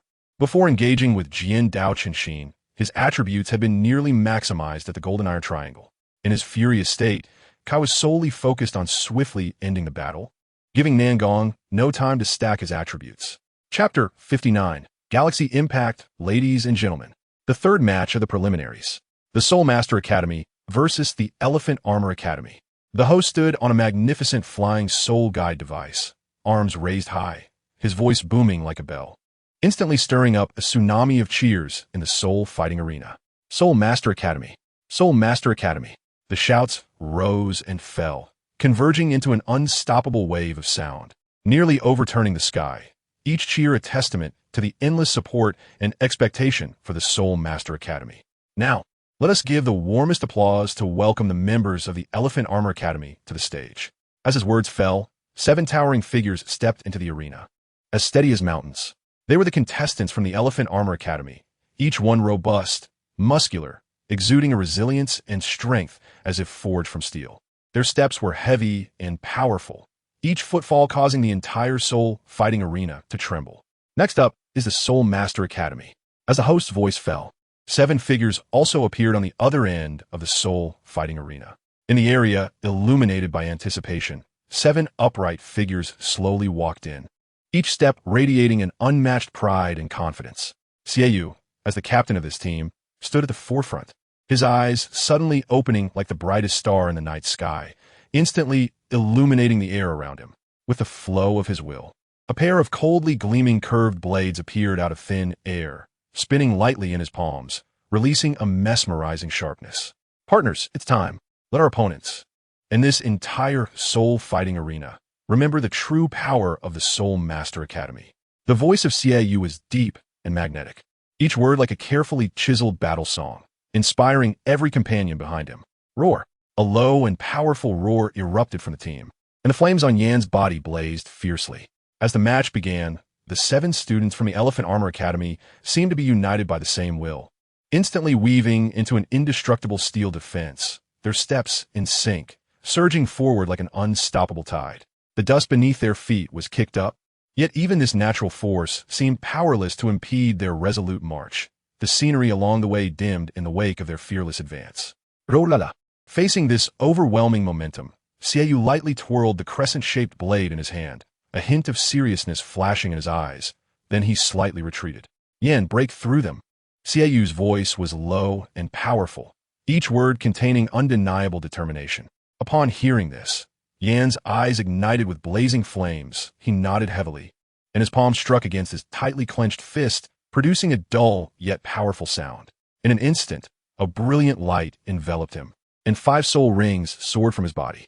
In that moment, the once rampant flames around Yan seemed to be reborn. A layer of ghostly green steam quietly wrapped around them, adding an air of the extraordinary to the fierce flames. He suddenly opened his eyes, and in those deep red pupils, it was as if the molten lava from the depths of the earth was reflected, radiating a dazzling brilliance that made one's heart race. First soul skill, Hell Lava Surge, Yin murmured, his tone imbued with undeniable authority and resolution. As the words fell, he tightened his fists, as if one could hear the sound of air distorting due to the high temperature. The scorching lava gathered in his palms, like a tame beast, ready to unleash its power. Immediately, Yan's figure shot forward like an arrow released from a bow, carrying a torrent of lava hot enough to incinerate everything, charging towards the seemingly rock-solid 7-person defense of the Elephant Armor Academy. At that moment, time seemed to freeze, and all eyes focused on this breathtaking instant. A thunderous boom erupted, like thunder cracking across the sky above the soul arena, as Yan's fist, carrying destructive power, struck the seemingly impenetrable wall of people without obstruction. Dust flew up, and amidst the swirling smoke, Yan's figure appeared slightly blurred, yet it couldn't hide the hint of a playful smirk at the corner of his mouth. While the lava still surged between his fists, Yan's fists resembled the gates of a furnace, with lava dancing within, each swing accompanied by scorching breath and a rumble, striking directly at the seemingly indestructible shield wall. Block it, keep blocking it. As his power poured in, the surface of the shield began to struggle, cracks spreading rapidly like a spider's web. Fourth soul skill, Lava Eruption. With the final punch, Yin had already broken through the wall of the Elephant Armor Academy, smashing through their ironclad defenses, revealing the chaos and astonishment behind. Following that, Yin turned his body, delivering a heavy punch to the ground, as if awakening the heart of a slumbering volcano. In an instant, the ground trembled, and a torrent of magma power erupted from the Earth's core, transforming into a pillar of lava soaring into the sky, hot and wild, directly tearing through the air, scattering the once tightly arranged formation of the Elephant Armor Academy like dry leaves in a storm, unable to resist this wrath from hell. The formation was shattered, and the tactics of the Elephant Armor Academy crumbled in that moment. In the stands, Hu Yanzhen's figure was tense, his fists clenched until the knuckles turned white, his eyes ablaze with fury, as if he could ignite the surrounding air, locking onto every chaotic and intense scene in the arena.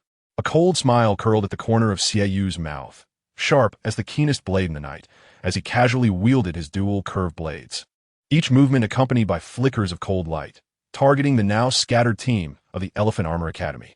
His movements were swift and lethal, like a phantom darting across the battlefield. In an instant, two elite members of the Elephant Armor Academy lost their balance under his assault, leaving behind shocked and unwilling gazes. With this crucial strike, the balance of the battle tilted completely, and the resistance of the Elephant Armor Academy gradually waned. Yin and Xiaoyu swept across the battlefield like a torrential storm, their every cooperation seamless, and each attack precise and deadly. Under this unstoppable momentum, the battle ultimately concluded in an almost crushing manner, leaving behind a sense of shock and reverence throughout the arena. In the stands, Dai Mubai watched this scene, his fists tightly clenched together. From the information currently known, the Wuhuan Academy had already produced 2 Soul Kings. Moreover, that Yin had single-handedly broken through the Elephant Armor Academy. The unfolding scenes left Dai Mubai feeling lost, unsure if his efforts thus far were of any value. Or perhaps it would be fine just to be a leisurely prince. Even if he were to lose his soul power, just being alive felt luxurious enough for Dai Mubai. Dai Mubai thought this as he fixed his gaze on Zhu Zhuqing, who was celebrating with the Wuhuan Academy team. A wave of helplessness surged within him.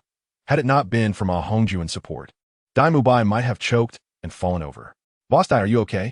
Ma Hongjun asked with concern.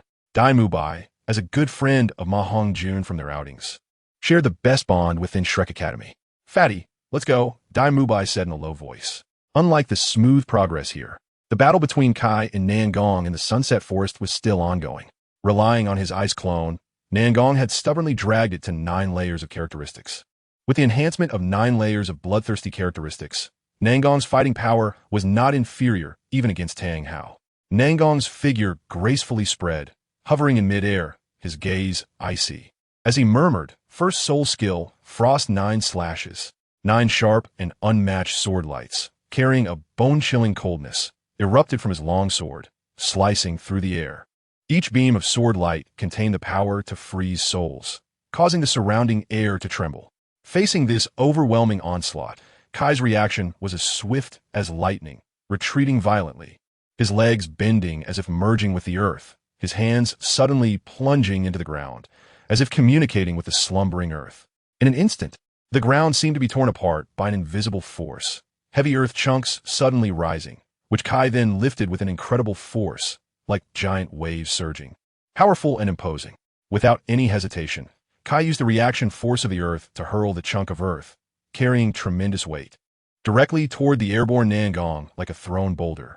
Nangong's sword gleamed, the sword light like lightning, instantly slicing through the air, as the heavy soil seemed to be gently lifted by an invisible giant hand, revealing the empty and desolate ground below. However, in the blink of an eye, Kai's figure had vanished without a trace, leaving behind a series of unresolved mysteries lingering in the air. Nangong's heart tightened. The surrounding air seemed to freeze. A sense of inexplicable crisis surged like a tide. Just as he focused all his attention, preparing to respond to any possible ambush from above him, a long-suppressed rage erupted like a volcano. Galactic impact. Kai's voice, carrying undeniable power and determination, pierced through the sky, shaking Nangong's eardrums. Immediately, a brilliant wave of energy poured down from the sky, like a hanging galaxy, unstoppable.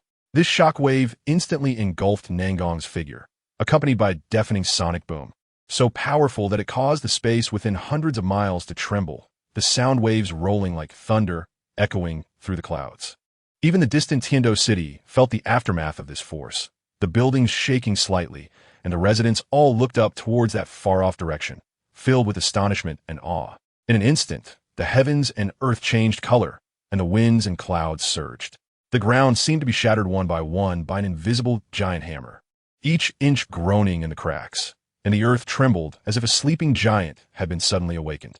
That shockwave, carrying the power to destroy the heavens and the earth, suddenly struck the ground, and in a moment, a deep pit, several dozen miles in diameter, appeared, like a mark of divine punishment, imprinted on this land. Kai landed steadily, gazing deeply into the abyss that seemed to swallow everything. With wisps of smoke still lingering on his fist, a testament to his power, he gently blew away the wisp of smoke, a hint of helplessness curling at the corners of his mouth. Why is it always so stubborn, refusing to listen to others? After saying that, he intended to turn around, to leave this storm behind and continue on his journey. However, at that moment, an unexpected change occurred. From the dark and lightless depths of the pit, a pale and resilient hand suddenly reached out, crossing the boundaries of death and despair, wrapping tightly around Kai's ankle, leaving him no chance to escape. This sudden turn of events froze the air, and time seemed to stand still at that moment. Kai squinted slightly, a flicker of surprise and contemplation flashing in his eyes. He slowly lowered his head, looking at the hand that held on tightly, his tone mixed with confusion and a hint of pain. Even at this point, you still refuse to give up? This was not just a question to the unknown existence, but more like an interrogation of a certain persistence deep within himself. Everything around him seemed so unreal at this moment, with only that tenacity and persistence echoing in the wind. If you keep fighting, you will die, Kai said as he turned back. Because at this moment, Nangong's robe was in tatters, countless wounds all over his body, and blood was just pouring from the corner of his mouth. My teacher once said, when someone can completely defeat me, that is my opportunity for transformation. Nangong stubbornly replied. This sentence seemed to become Nangong's obsession, driving him from the far north to here. Kai grabbed Nangong by the hair and lifted him up, his eyes locked on Nangong's blue eyes. So you want to throw away your life because of a single word from your teacher? Right now, you are still just a soul master. When you break through to title Douluo, there is still hope to defeat me. Nangong shook his head with a bitter smile. I don't think I will die here today, and I've never felt so clear-headed before. Nangong's words were like cold steel, each word ringing solidly. If you don't kill me today, I will keep challenging you until the day I defeat you. In his eyes burned a fervor for martial arts and a contempt for failure, as if every breath was a desire for a stronger realm. As a martial arts enthusiast, Nangong held a strong obsession with defeating those who had beaten him.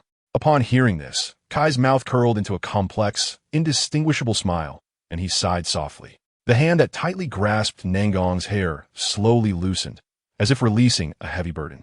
Nangong's body lost support and slowly sank into the pit behind him, his figure appearing both lonely and resolute amidst the swirling dust. Do as you wish. If you want to challenge me, you can come to the Spirit Hall anytime. But if you die along the way, it can only be said that heaven does not fulfill wishes. After saying that, Kai's figure suddenly transformed into a streak of light, like an eagle spreading its wings, cutting through the sky and racing towards the distant horizon, leaving behind a series of echoes. Lying in the pit, Nangong covered his face with one hand and then laughed madly. Spirit Hall, since you're in the Spirit Hall, then I will go to the Spirit Hall until I defeat you. Meanwhile, Kai, who was flying in the air, had also received the system settlement. Ding! God-level talent detected. Triggering system choices. Choice 1. Kill Nangong Dichin. Obtain the Eye of Truth. The Eye of Truth allows the host to see through illusions, memories, and all disguises. Choice 2. Defeat Nangong Dichin and persuade him to join the Spirit Hall. Reward. Eye of Truth. Ding! Integrating Eye of Truth into the system. Kai, who was in the air, felt as if his eyes were being burned by a raging fire, and his body suddenly faltered and fell down. Chapter 60. God of Power. Panner Kai fell from the sky, his body barely stabilizing, but he could hardly conceal the waves of dizziness that hit him. He trembled as he tried to smooth the heaviness that had intensified on his forehead due to the impact. Then, an unprecedented intense pain erupted from deep within his eyes, like flames burning his heart, instantly engulfing him in agony.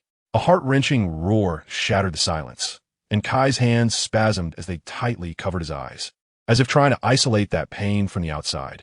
However, the crimson blood tears flowed uncontrollably from between his fingers, each drop carrying indescribable torment, as if his soul was being ruthlessly stripped away and reshaped. This pain surpassed the limits of mortals, 1,000 times worse than the pain of skinning or cramping, causing Kai's will to struggle in the abyss of despair. He howled, his voice mixed with unwillingness and despair, until the land was stained red with his blood. every inch witnessing this silent struggle. Finally, when the last bit of strength was drained by this endless pain, Kai's body slowly fell, like a leaf blown away by a violent wind, losing all vitality and strength. On this blood-soaked land, he lay quietly, sinking into endless darkness and silence. While Kai was unconscious, several wolf-shaped soul beasts quietly stepped out from the depths of the forest, their eyes flickering with wild light in the dimness. Slowly approaching the fallen figure, these soul beasts circled around Kai, gently touching him with their noses, seemingly searching for some unknown information. The air filled with a tense and eerie atmosphere. Suddenly, a primal impulse drove them. Several wolf-shaped soul beasts leaped almost simultaneously, their fangs sharp as blades, lunging at Kai's bloody body. However, to their astonishment, Kai's muscles seemed to have become a steel barrier at that moment, incredibly hard. When the wolf-shaped soul beast fangs collided with him, there were several crisp sounds, and a few sharp teeth shattered under this unbelievable hardness, scattering to the ground. As for Kai, he still lay there quietly, his breathing weak yet steady, as if he was sleeping in an endless dream, seemingly waiting for some unknown opportunity to awaken. As time passed, Kai's disappearance also made Hulaina feel uneasy. She didn't even participate in the elimination rounds with the Thunder Academy, feeling gloomy every day until the finals arrived. At this moment, Kai felt as if he was in a darkness, clearly aware that his consciousness was awake, but no matter what, his body just wouldn't wake up. Where is this? He pondered silently, his voice echoing in the vast darkness, carrying a hint of imperceptible confusion and a desire for exploration. In this chaotic, undivided world, Kai can only rely on his resilient will to move forward slowly, each step treading upon the void, yet seemingly in search of some unknown answer. Just as his thoughts drifted aimlessly, a strange phenomenon suddenly appeared in the sky. A brilliant streak of red light, like the first ray of dawn, broke through the darkness, cascading down from the distant horizon, carrying an irresistible majesty and mystery. The dazzling radiance compelled Kai to instinctively raise his hand to shield his eyes. Under this baptism of light, an astonishing transformation quietly took place. Kai's originally deep blue eyes, which resembled the ocean, unexpectedly underwent a metamorphosis, turning into a profound and mysterious purple, as if they could perceive the essence of all things in the world. A figure clad in resplendent robes slowly emerged in the illumination of this light, the flowing garments reminiscent of a celestial being stepping out from ancient legends, each step treading on the dust of time, exuding endless majesty and compassion. Kai's gaze focused on the elegantly dressed man who had suddenly appeared before him. Although countless questions surged within him like a tide, he revealed none of it. The tension in his body indicated his extreme vigilance deep within. Who are you? Where's this place? The man in a splendid robe, seemingly in existence awakened from ancient legends, slowly opened his eyes, which held a profound depth of purple that seemed to see through all things, quietly locking eyes with Kai, as if time had frozen at that moment. Then, a voice that was both ethereal and resonant, yet not devoid of authority, echoed in that dim space, like the distant chime of ancient bells, penetrating the dust of time. I am Panner, the god of power, waiting here only to seek my successor to the divine position. As Panner's words fell, the surrounding world seemed to respond to some ancient incantation, undergoing earth-shattering changes. The originally oppressive dark space appeared to be torn open by an invisible force, light gradually seeping in, enveloping everything in a mysterious and solemn atmosphere. The space twisted and reformed, ultimately transforming into a majestic palace. The god of power? Kai murmured this name in his heart. Realizing that it was a divine position he had never heard of, Kai asked Panner before him, "Where am I? Why have you sought me?" There were too many questions in Kai's heart to answer. Why could he not awaken after gaining the true eye? Why had he come here? And why had he caught the attention of a deity? Panner shook his head with a wry smile. Kai, I know you have many questions, but my time is limited. I can only answer you 3 questions. Panner spoke calmly. After a moment of simple reflection, Kai knew the 3 questions he wanted to ask. As a god, why have you found me? This was the answer Kai was most eager to obtain. After all, having been by Qian Renxue's side for so many years, Kai had a basic understanding of these gods. I am the god of power, the embodiment of absolute power in the world. I have found you because you're the only body cultivator on this continent, and you're also the only one about to reach the demigod level in body cultivation. To inherit my divine position, you must understand the essence of your power and the reason for its existence in your life. One of the conditions to inherit my divine position is to rely solely on the power you possess. You will not fall into despair just because your martial soul is disabled or your soul power is sealed. However, in the entire Douluo Continent, only you have achieved this. Panna said calmly, how do you compare to the God King of the divine realm? Similarly, this was also an answer Kai wanted to know. If he was just a second-level god, then Kai would indeed have to choose between the Douluo Continent and the divine realm. After all, a second-level god in the divine realm is merely a long-lived beast of burden. If he stayed on the Douluo Continent, he could live a life of indulgence and revelry. I have existed since the founding of the divine realm by the dragon god. What level of deity do you think I am? Panna replied, don't mention the dragon god. Even the two god kings of kindness and destruction, if they joined forces, might not be able to defeat me. Although I have not ascended to the throne of the god king, those old fossils in the divine realm committee truly do not dare to disregard me. As he spoke of his pride, Panna's demeanor became somewhat lofty. You have one last question. Before you ask your final question, you need to make a decision. Panna's eyes suddenly sparkled, and with a single slap, he sent the heavenly thunder that had descended crashing aside. Kai was left speechless by this display of power. Just as the heavenly thunder was about to strike his physical body outside, an invisible hand had flung him away. Will you accept the inheritance of the God of Power and achieve the divine position of the God of Power? Panna's figure grew tall once more. It was only when faced with this choice that Kai began to hesitate. I am willing. After 2.5 minutes of contemplation, Kai ultimately chose to agree. After all, the system had hinted that a certain Tang San was the child of destiny, and if all went well, he would inherit a divine position in the future. He had concerns that he could not kill him. What if someone like Zhang San or Li Ran appeared? That would not be fun at all. Then my last question is there anyone in the divine realm who values Tang San? Will Tang San inherit a divine position in the future? This was also something Kai wanted to know. If Tang San was not valued by the gods, then, without a second thought, he would go and kill him. If he was valued by the gods, then he could only wait until the other party grew stronger before dealing with him. After all, his inability to open the 8 gates might be due to the lack of this link. If he chose to inherit the divine position and receive the blessings of the gods, he might really be able to break the restrictions of the Death Gate in one fell swoop. At that time, let alone Tang San, the very existence of Douluo Star might depend on whether he could withstand it. When Kai asked this question, Panna hesitated for a moment. But upon thinking that the other party was his successor, he still revealed the news. Tang San? Could it be the soul of the little brat from Shura brought over from another world? Shura? Is he also a god? Kai asked in confusion. Panna nodded. I do not know the specific situation, but it seems that the god of Shura has some designs on the belief power of the Douluo Continent. Once he obtains the belief power of the Douluo Continent, he will directly ascend from the peak of a first-level god to the God King. Perhaps this is why he wants to bring a soul from another world to be reborn in the Douluo Continent. Of course, even if the god of Shura truly reaches the God King level, no matter how high the attack power of a Shura bloodsword is, all external aids are useless in the face of absolute power. Seeing Kai's silent expression, Panna finally sighed and continued, forget it, since you are my successor. I will give you some advice. Before you complete the first 7 trials, do not let your little girlfriend take the 8th and 9th trials of the angel. Panna's words left Kai somewhat bewildered. What did Xiaoshue's angel god trials have to do with him?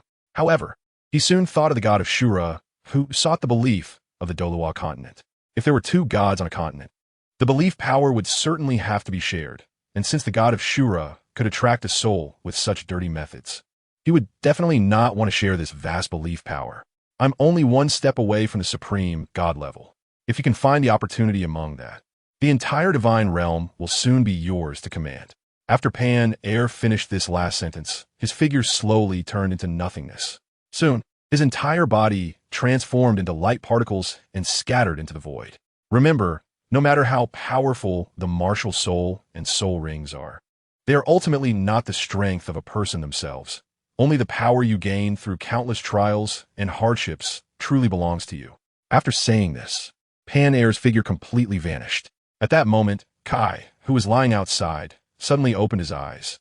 He did not know how long he had been unconscious, but the bloodstains on the ground had long been washed away by the rain.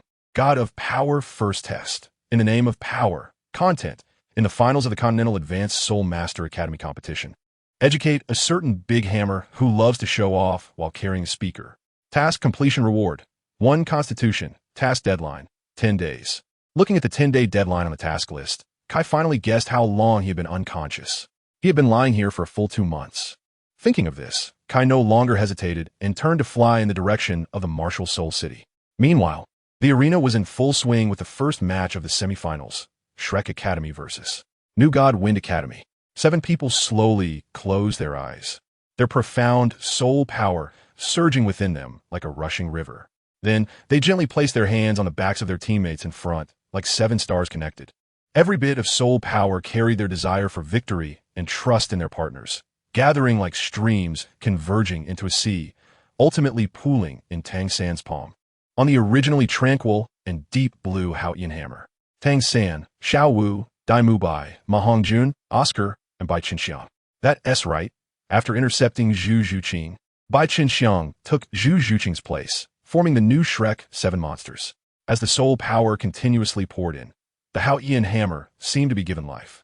It was no longer a cold weapon, but transformed into the most dazzling blue-purple lightning in the world, suddenly expanding in size, emanating a heart-pounding pressure that slightly distorted the surrounding space.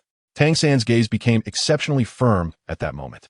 He gripped the hammer handle tightly, like a deity commanding thunder. Each swing accompanied by a deafening roar, the massive Haotian hammer slicing through the air with an unmatched momentum, suddenly smashing down towards the members of the Godwind Academy. Feng Xiaotian, soaring in the air, witnessed this scene, and a deep seriousness unconsciously gathered on his face. His gaze inadvertently swept over Yu Xiaojiang, who was standing silently on the observation platform. At that moment, an indescribable sense of awe quietly rose in Feng Xiaotian's eyes.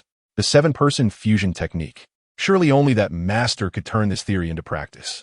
He murmured, his voice containing a profound reverence for the unknown power, while effortlessly weaving through the shadow of Tang San's mighty Haotian hammer, leaving behind traces of faint blue afterimages. Fire dance, I will buy you time. Be sure to aim for the back row of Shrek Academy and deliver a fatal blow. Feng Xiaotian's voice pierced through the wind, firm and powerful, carrying an undeniable determination. As he spoke, the pair of light blue wings behind him seemed to be infused with the rhythm of life, each flap accompanied by the roaring of the air. Chapter 61. Conversation. The aggrieved Qian Renxue Feng Xiaotian soared through the sky, his pair of azure wings occasionally flashing with dazzling white light. This power seemed to imbue the surrounding air with spirit, making the flowing wind blades sharper. Upon seeing this, Tang San's expression sharpened. The heavy Haotian hammer in his hand seemingly came to life. With a swing of his arm, it cut through the air, aimed directly at Feng Xiaotian in the sky. However, Feng Xiaotian's agility and nimbleness were far from ordinary. Even at this crucial moment of full power buildup, he could still gracefully twist his body, like a feather drifting in the wind, easily dodging Tang San's unstoppable strike. Fire dance, the time has come. Feng Xiaotian's voice penetrated the wind, filled with undeniable urgency. For the opportunity was only once. At this moment, Fire Dance was already poised to strike. The 4 soul rings surrounding her suddenly fused into one, transforming into a deep and dazzling black 10,000-year soul ring, swirling with the brilliance and power accumulated over the years, making one's heart race. Fire Dance, radiant sun. With this low shout, the entire space seemed to ignite. An indescribable heat wave surged from her body. Fire Dance spread her arms, like a goddess guiding the power of the stars, slowly sketching a blazing picture in the void. A brilliant fireball condensed into shape, its flames surging, red as blood, yet bearing an air of overbearing dominance and majesty. The fireball traced a splendid trajectory in the air, carrying destructive power, heading straight for Tang San's unguarded teammates. This scene happened too suddenly. Even with Tang San's sharpness and reflexes, he could only catch a glimpse of the deadly red light in his pupils. And the swing of the Haotian hammer ultimately came too late, leaving him helplessly watching the massive fireball smash towards his teammates behind him. Just as Tang San found himself in a desperate situation, clouded by worry, Bai Qinxiang, at the back of the team, resolutely stepped forward. Although she was only at level 33 and her cultivation was shallow, her courage and determination to face the challenge moved everyone. Amidst the worried gazes of the crowd, Bai Qinxiang showed no hesitation. She leapt forward, like a light swallow skimming over water, charging towards the oncoming fiery ball. At that moment, her back seemed so small yet extraordinarily tall, as if she were using all her courage to build an indestructible defense for the team. With a loud bang, the arena was instantly engulfed by thick smoke, obscuring all vision, leaving only chaos and uncertainty. This sudden turn of events made everyone present hold their breath, filled with deep concern and unease for Bai Qinxiang. In the stands, the old man he clenched his fists tightly, his knuckles turning white from the force. His weathered eyes filled with both pride for his granddaughter's brave actions and undeniable worry and tension. However, Tang San was not moved by Bai Qinxiang's actions. He had not given her any fairy grass before the competition. After all, in Tang San's eyes, those fairy grasses were meant to be invested in individuals with potential. Bai Qinxiang's innate soul power was only level 6, clearly outside of Tang San's investment range. Even if Bai Qinxiang was very diligent on the path of cultivation, looking at the final outcome, she would only reach Soul Douluo at best. This was still speaking broadly. They all knew it would be very difficult for Bai Qinxiang to break through to Soul Sage, let alone Soul Douluo, and the 5 partners beside him, each of whom had the potential to become a title Douluo in the future. Amidst the swirling smoke, the blue-silver grass suddenly grew out, throwing fire dance, who was at the edge of the arena, away, and even the unsuspecting Huang and other teammates were consecutively bound by the growing blue-silver grass. Tang San's massive Huang hammer suddenly smashed towards the ground, the resulting recoil sending the other members of the God Wind Academy flying out of the arena. The situation instantly reversed, leaving only Feng Xiaotian alone from the God Wind Academy. As the smoke cleared, Bai Qinxiang was revealed, collapsed on the ground. Seventh sister, Ning Rongrong, called out worriedly, wanting to rush over to check on Bai Qinxiang's injuries. After all, it was Bai Qinxiang who stood up just now to block this attack for them. Qinxiang. Oscar is also worried about Bai Qinxiang's current situation. However, at this moment, they must maintain the formation of this martial soul fusion skill. Without one Bai Qinxiang, they might barely hold on, but if any one of the 6 of them is missing, the 7-in-1 fusion skill will shatter.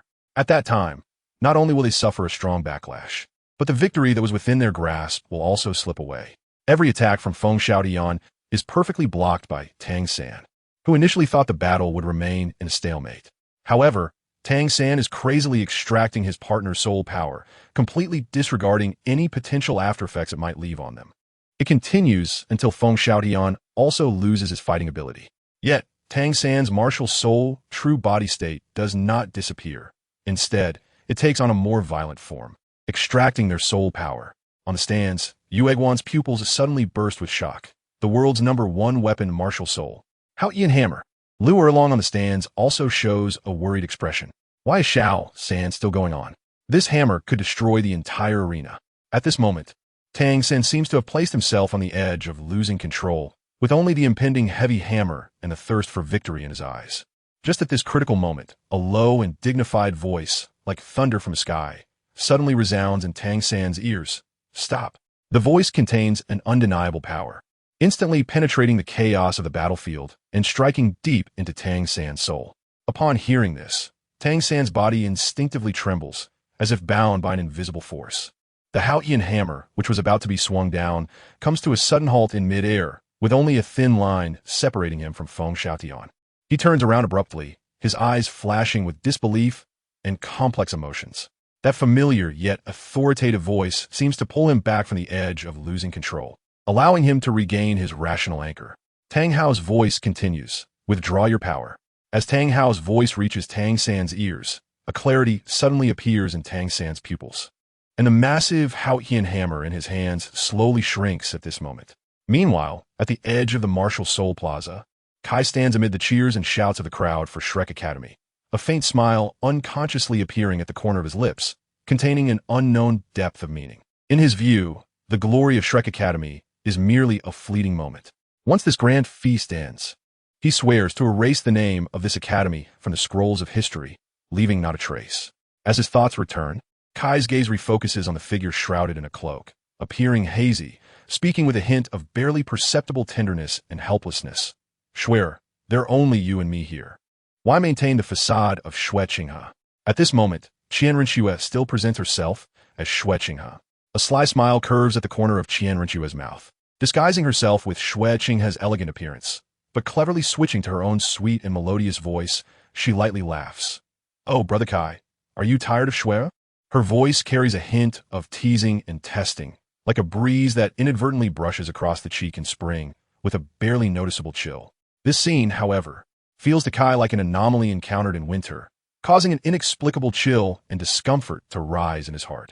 The familiar face of Xue Qinghe, combined with this sudden female voice, seems like an illusion where dreams and reality intertwine, making him feel an unprecedented sense of discord and confusion. A wave of chill rising from his spine until it permeates his entire body. He instinctively looks around, finally settling his gaze on the silent trash not far away, speaking with a hint of helplessness and jest. If you continue to speak to me like this, in this manner, I might have to painfully invite you into that trash can. After finishing his words, he slightly raises the corner of his mouth, attempting to ease the sudden awkwardness and strange atmosphere with a relaxed demeanor. Upon hearing this, Qian Renxue's lips involuntarily quiver slightly, her emotions complex and hard to discern, filled with both helplessness towards the other's straightforward attitude and a trace of unnoticeable admiration. She lets out a soft sigh, then takes Kai's hand, and the two quietly step into a narrow and quiet alley. As a warm and dazzling light slowly rises from Xue Qinghe, like the dawn breaking at sunrise, she gradually transforms until the familiar face of Qian Renxue reappears. At this moment, Kai's tightly furrowed brows seem to be brushed by the spring breeze, gradually relaxing, his eyes sparkling with relief and tenderness. The instant Qian Renxue regains her true form, Kai does not hesitate at all, taking a step forward and tightly embracing her. This embrace is both a confirmation of her identity and a natural expression of deep emotions from within. Qian Renxue is first taken aback. Then a warm current surges in her heart. She gently wraps her arms around Kai, and at this moment, their heartbeats seem to resonate, all words transforming into this silent yet affectionate embrace. To be honest, Kai whispers in her ear, his voice carrying a hint of unnoticeable tenderness and determination. I really dislike the way Xue Qinghe is. Always talking about righteousness and morality, his words and actions imply that he is not interested in the position of crown prince. But in reality, his thoughts are deeper than anyone else's. In the struggle for that crown prince position, he even secretly colluded with our spirit hall, promising that if he ascends the throne, he will grant the spirit hall 3 cities and 2 provinces. Kai leans in closer to Qian Renxue's ear and says lightly, however, no matter what Xue Qinghe thinks, he would never expect that his identity would be replaced by us. Qian Renxue adds, pulling Qian Renxue's hand. They walk back to the CAF, where everyone is from the Spear Hall, and Kai is not worried that the subsequent conversation will be exposed. As the visible crown prince of the Tiando Empire, wouldn't your absence in the semifinals raise the suspicions of that old man Shui? Kai's words contain a hint of worry, his eyes filled with concern. Qian Renxue gently sips her coffee, her golden eyes seemingly containing endless tenderness. She slowly sets her gaze on Kai, a faint smile appearing at the corner of her lips. Of course, it will. Shui is a suspicious monarch. He finds it difficult to fully trust anyone. Even me, who has been crowned as the prince, has not escaped his suspicion. Her voice is gentle, yet carries a hint of caution. Kai's brow furrows tightly, his gaze hovering in the abyss of thought for a moment, finally locking onto Qian Renxue's seemingly innocent yet profound eyes. An inexplicable anger quietly rises in his chest, like a candle flame in the dark night, flickering yet intense. Perhaps we should adjust the chessboard, his low and determined voice sounds, each word like a carefully carved chess piece, landing on the invisible chessboard between them. When the sun rises tomorrow, the news that will shake the entire empire will be the unfortunate death of Emperor Shui. In his vision, once Emperor Shui is assassinated, Qian Renxue, as the legitimate heir, will naturally take over the emperor's scepter. Faced with this sudden proposal, Qian Renxue's expression freezes for a moment, shock surging like a tide, overwhelming all her words. Her eyes flash with complex emotions, containing both astonishment at the boldness of the plan and deep concern for the possible consequences. Assassinating the emperor? Such a method, I can't believe you can think of it. Her voice trembles, both questioning Kai and her own wavering heart. Not to mention whether it is feasible. Just this consideration would reveal that it was done by Spear Hall. Qian Renxue helplessly rubbed her forehead. Suddenly, she remembered the conversation she had with Hulaina a few days ago, and her whole demeanor changed. Her hands involuntarily clenched into fists. Unable to suppress the turmoil within her heart, she slammed her palm on the wooden table, producing a sharp sound that echoed like ice cracking on a winter lake. This sudden noise shattered the warmth and tranquility of the CAF. drawing the puzzled and astonished gazes of the surrounding customers, who quickly returned to their own worlds as if pulled by an invisible force, leaving only a few whispers gently floating in the air. The complex light in Qian Renxue's beautiful eyes flickered as she fixed her gaze on Kai across from her, her eyes seeming to penetrate everything and reach the deepest secrets of the heart. Kai also trembled slightly at this unexpected change, nearly dropping the teacup in his hand. The warm tea spilled onto his clothes, leaving splotches, but no one noticed. He looked up at Qian Renxue, his deep eyes filled with confusion and concern over her sudden emotional shift. "Are you Nana?" Qian Renxue lowered her voice, not wanting others to overhear. Upon hearing her question, Kai was momentarily shocked, but quickly regained his composure. Looking at Qian Renxue's jealous expression, he found her incredibly adorable at that moment. Chapter 62, Finals. The discarded grass chicken phoenix today is the highly anticipated finals of the Continental Advanced Soul Master Academy Tournament. Almost all the forces of the Douluo Continent are focused on this final match. At this moment, the Spirit City is bustling with activity, with spies from various factions eager to get the most accurate news as soon as possible. Ladies and gentlemen, it's time for the 5-year finals. Today, Shrek Academy and the Spirit Hall Academy will compete for the championship. The Platinum Bishop, Covey's, dressed in a magnificent robe, spoke with a voice like thunder, echoing through the clouds. He slowly turned, his gaze filled with respect as it fell upon the extraordinary figure on the high platform, Pope Bibidon. "Let's welcome His Holiness the Pope." As these words were spoken, the entire venue fell silent, and then, as if drawn by an invisible force, all eyes converged on the top of the stand. There, Bibidon sat gracefully like a lotus, her papal scepter lightly held in her hand, each ray of light seeming to contain supreme majesty and power.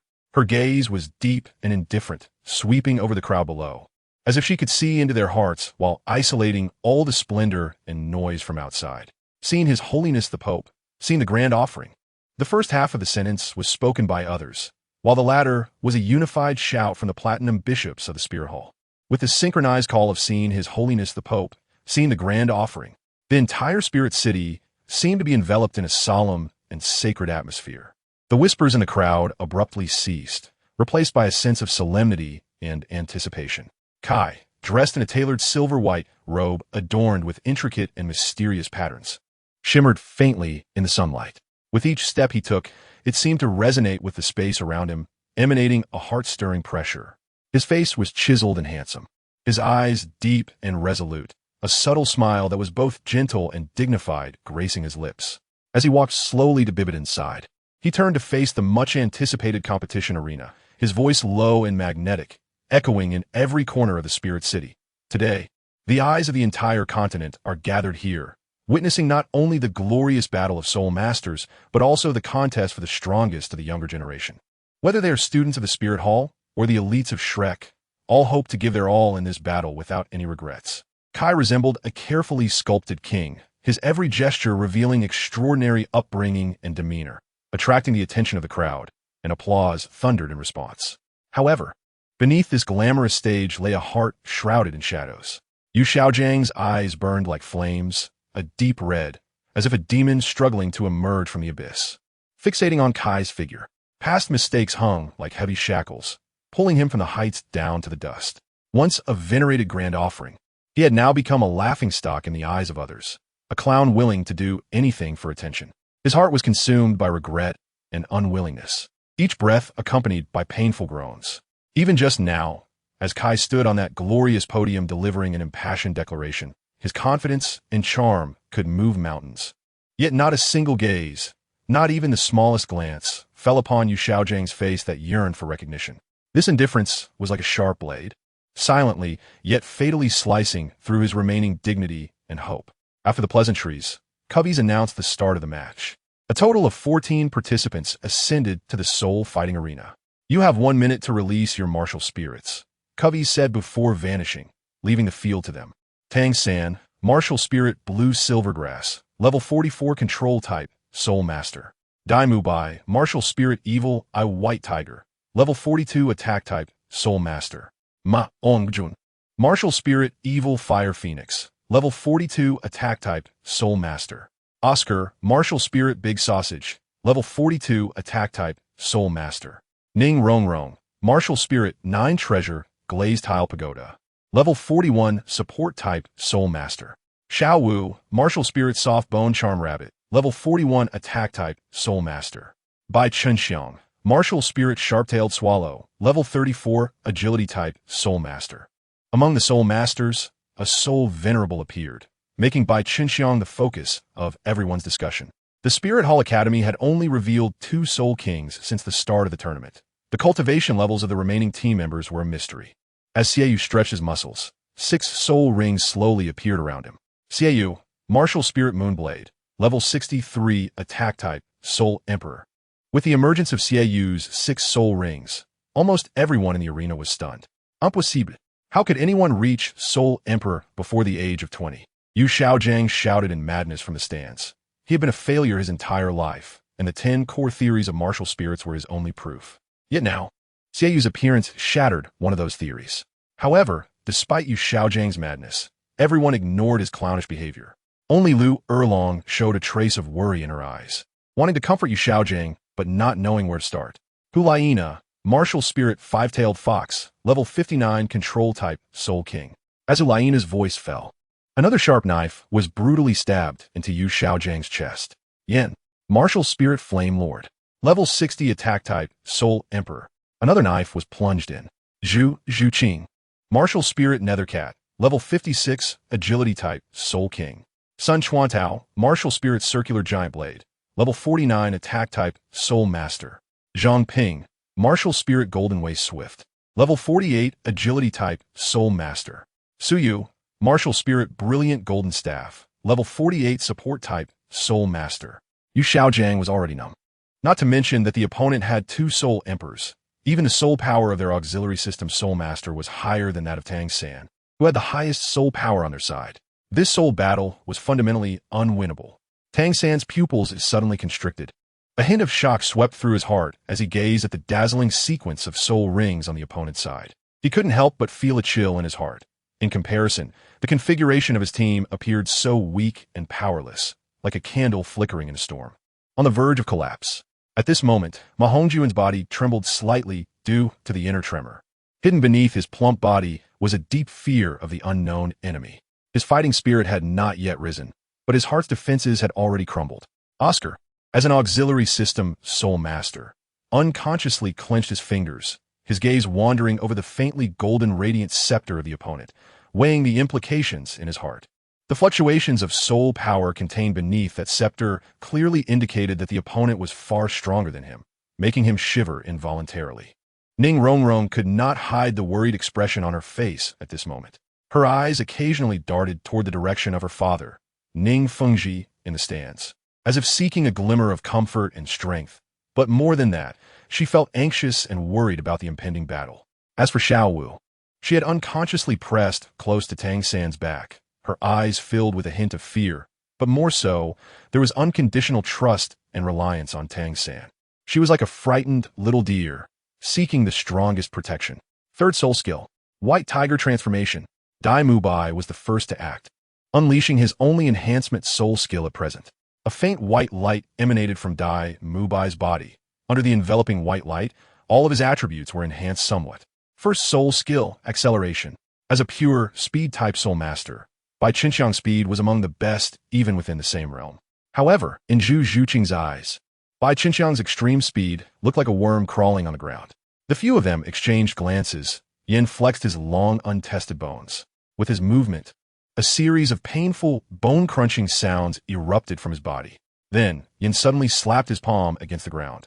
Let me show you my 6th soul skill. Yin flashed a charming smile, and immediately, the 6th soul ring beside him shone brightly. 6th soul skill, Magma Purgatory. An energy field quickly began to expand around Yin until it completely enveloped the entire battle arena. Subsequently, the temperature in the entire battle arena surged, and the ground started to become hot underfoot. Under the influence of that extreme heat, the ground of the battle arena turned into volcanic rock. Occasionally, magma would erupt from the ground, but where it would erupt from was something only Yin could tell. Little San, Oscar exclaimed, quickly jumping away from the heat. Third soul skill, Dreaming Mushroom Sausage. Oscar swiftly tossed the sausages in his hand to his teammates. However, just as the sausages were about to fall into the hands of his teammates, a purple shadow suddenly flashed across the battle arena. By the time both sides regained their senses, the 6 sausages had already fallen into Zhu Zhuqing's hands. Meanwhile, Bai Chunxiang, who had rushed out first, was still pinned under Zhu Zhuqing's foot. Bai Chunxiang's delicate body was pressed tightly against the volcanic rock, causing her to tremble from the heat. The burnt Bai Chunxiang let out a painful wail. However, at that moment, no one could step up to protect her. Chunxiang, Ma Hongjuan's eyes instantly burned with flames. Second soul skill, Phoenix Wings Sky Soar. Ma Hongjun decisively activated his flying soul skill. Although the volcanic rock wouldn't cause too much damage to Ma Hongjun, who also possessed an extreme fire attribute martial soul, the gap in soul power between the two sides was evident. Even if Ma Hongjun wanted to ignore it, the volcanic rock was continuously burning his soul power. Just as Ma Hongjun was preparing to rush out to rescue Bai Chunxiang, the watchful Yin curved his lips into a wicked smile. Hooked. First soul skill, Hell Lava Surge. Yan's right arm was suddenly covered with a layer of violently churning magma, and then Yan rushed out, throwing a punch at the rapidly approaching Ma Hongjun. Fatty no, Dai Mubai shouted, wanting to intervene, but he couldn't break free. Sun Chuantao's circular blade had already inflicted countless wounds on Dai Mubai's body. Yan's figure continued to enlarge in Ma Hongjuan's pupils, and with such speed. There was no time to dodge, leaving Ma Hongjun with only one choice, to face it head-on. Fourth soul skill, Phoenix Laughing Frog. Ma Hongjuan's move could be described as a desperate gamble. With no way to evade, he could only confront it directly. However, even facing a first soul skill against a fourth soul skill, the nearly 20-level gap in soul power was still an insurmountable chasm for Ma Hongjun. A loud explosion ressounded. Like the tearing of the heavens, magma and flames clashed fiercely in the center of the battle arena, instantly rising into a cloud of smoke that obscured the sky and swallowed everything around it into chaos. Only Tang San's eyes pierced through the haze, as if he could see through the void, tightly locking onto the secret at the core of the chaos. Amidst the swirling smoke, a figure was like a kite with a broken string, violently flung out by an invisible force, crashing heavily against the sturdy stone pillar at the edge of the battle arena. That was Ma Hongjun. His plump body now appeared exceptionally fragile, as if it bore too much weight that it shouldn't have. His right arm was twisted and broken, hanging limply, blood gushing, a shocking sight. Ma Hongjun's face, interwoven with smoke and blood, looked even more grotesque, flesh torn and bones exposed, each scar telling a tale of the brutal and merciless battle. Such injuries, even for a soul master, were nearly a sentence to the end of their training journey. The future was ruined. Foul play. The Spirit Hall is clearly committing foul play. Yu Xiaojiang shouted hoarsely. He pointed at the bloody Ma Hongjun and said, the Spirit Hall Academy is not fighting, it's killing. However, few people in the audience paid attention to Yu Xiaojiang's clownish behavior. Several healing-type soul masters from the Spirit Hall lifted Ma Hongjun off the stage, and seeing his slightly heaving chest, they could confirm that he was not dead. Since he wasn't dead, there was no foul play by the Spirit Hall Academy. Yu Xiaojiang, who had once been an elder of the Spirit Hall, of course knew this rule, but he was unwilling to accept it. As the smoke cleared, Yen on the arena wore an indifferent expression, showing no regret for having crippled Ma Hongjun. He pressed a little harder on Bai Chunxiang, whose delicate face had already shown signs of burns. Grandpa, save me. Hearing his granddaughter's miserable wail, Bai felt pain in his heart and wanted to reach out to stop it. However, just as he moved, Titan's hand pressed firmly on his shoulder. Old Bai, don't be impulsive. Don't forget there are at least 7 title Douluo in the arena right now. Titan's words began to shake the gradually firm resolution of the white crane. He could do nothing but watch helplessly as his precious granddaughter suffered on stage. At that moment, a pink figure suddenly rushed out. Xiao Wu stretched out her long, fair legs and kicked towards Zhu Zhuqing. All of Xiao Wu's movements were captured by Zhu Zhuqing, who did not hesitate to counter with a kick of her own against the striking leg. Zhu Zhuqing's martial arts were honed by Kai since childhood. It could be said that among the 4 Golden Generation members of the Spirit Hall, without using spirit power, even the combined efforts of the other 3 would not be a match for Zhu Zhuqing.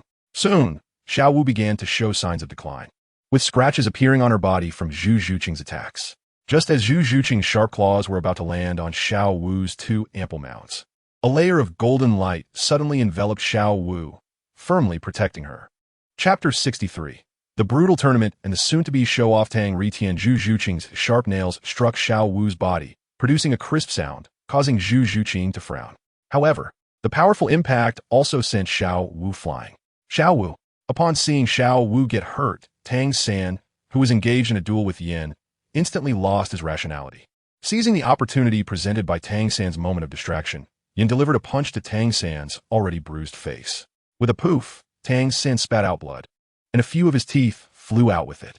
This blow could have left Tang San unable to fight back. But seeing Xiao Wu being attacked by others and the scorching ground beneath him, Tang San sprang up from the ground.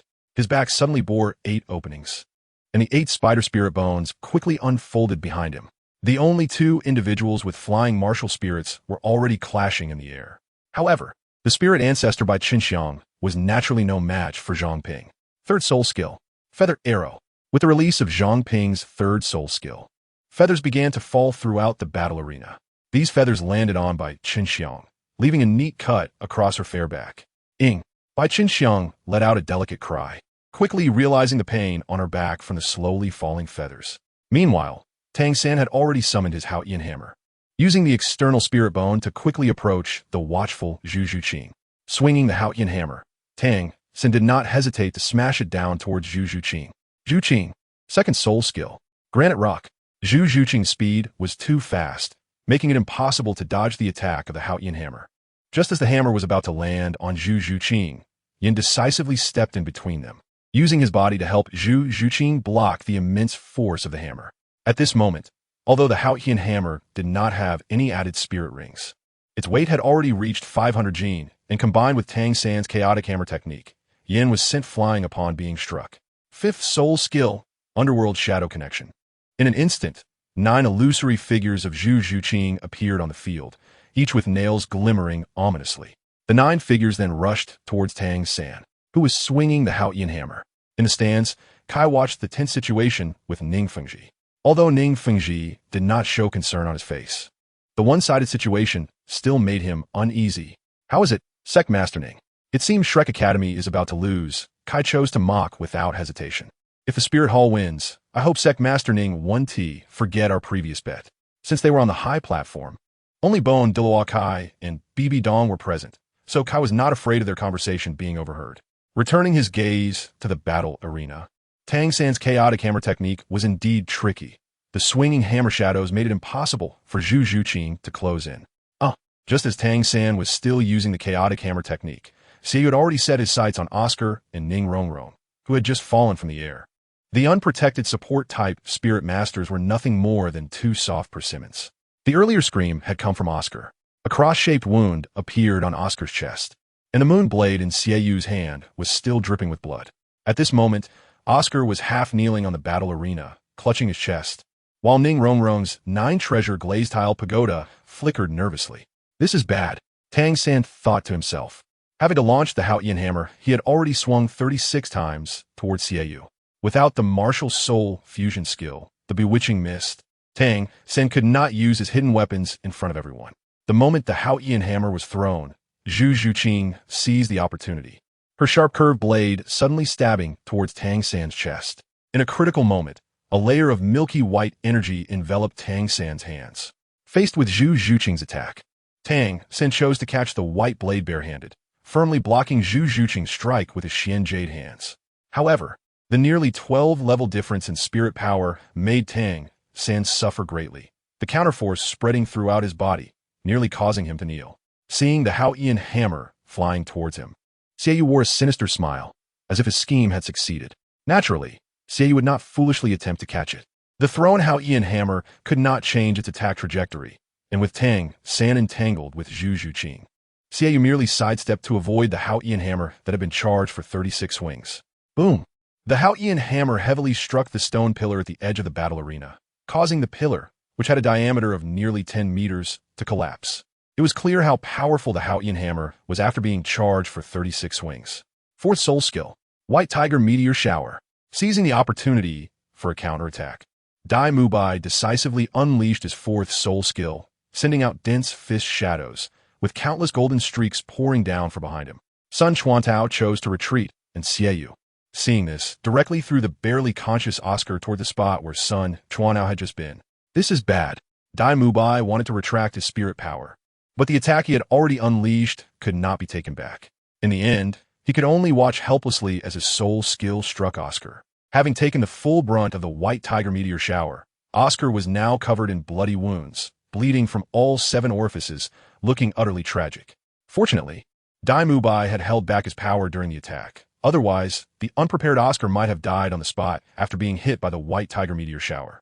Xiao Oscar. Ning Rongrong had no time to grieve for Oscar, as Xiaoyu had already turned his gaze towards her. Under the cold stare, Ning Rongrong trembled in fear, her legs giving way as she nearly fell. However, the scorching ground forced her to support herself. Xiaoyu's blade pointed directly at Ning Rongrong, which only intensified her fear. "I don't want to fight women. You can go down yourself," Xiaoyu said coldly. Ning Rongrong hesitated, but looking at her fighting companions and her own safety, she decisively summoned her martial spirit and used all her remaining soul power to amplify Tang San and the others. At the moment her soul power was drained, Ning Rongrong's body softened and she was about to fall. Perhaps Xiaoyu didn't want to see Ning Rongrong's body burned to the point of disfigurement. So when her body leaned forward, Xiaoyu decisively kicked her away. Seeing this scene, Ning Fengji in the stands let out a sigh of relief. Draining all her soul power to boost her teammates was better than running away. Noticing the change in Ning Fengji's expression, the always indifferent Kai also slightly raised the corners of his mouth. As long as Xiaoyu didn't truly harm Ning Rongrong, the subsequent negotiations with the 7-treasure glazed tile school would basically be in a dominant position. The soul hunting plan had already been discussed among the high-ranking members of the Spear Hall, with the 7-treasure glazed tile school and the blue lightning tyrant dragon family being the main targets. If it weren't for the fact that they hadn't found the whereabouts of the Haotian sect, the main target of the soul hunting operation would have likely shifted to the Haotian sect, once the #1 sect in the world. Even though it had to hide in the mountains due to the current situation, it was still a fierce tiger.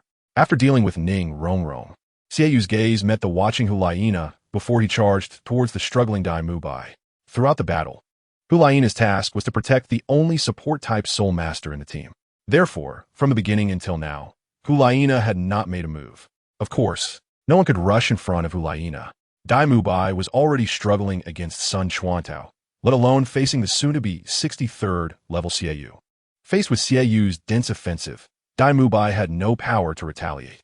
If it weren't for having consumed the Qirong Tongtian chrysanthemum, Dai-Mubai would have likely lost his fighting capability by now. Although Xiaoyu had 6 soul rings, he only had 1 soul skill, which was Slash. One could imagine how terrifying the power of this slash would be. Even the indestructible could not withstand the moonblade in Xiaoyu's hand. With Dai-Mubai underfoot, Xiaoyu's foot heavily stepped on Dai-Mubai's face. Due to the excessive force, the sound that made one's teeth ache resonated as Dai-Mubai's bones cracked against the ground. Saliva and blood mixed together, making Xiaoyu feel quite disgusted. The battle in the air was also nearing its end. Bai Chunxiang, once again pierced in the shoulder by feathers, could finally no longer hold on and swayed as she fell from the sky.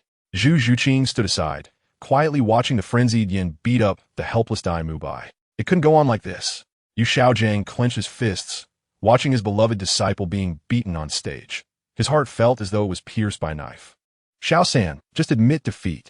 At this moment, Tang San was already in a semi-conscious state, facing Yan's fists covered in magma. His body instinctively moved to block and dodge. Until he heard the voice of his respected elder, Tang San's fading nerves suddenly regained their spirit.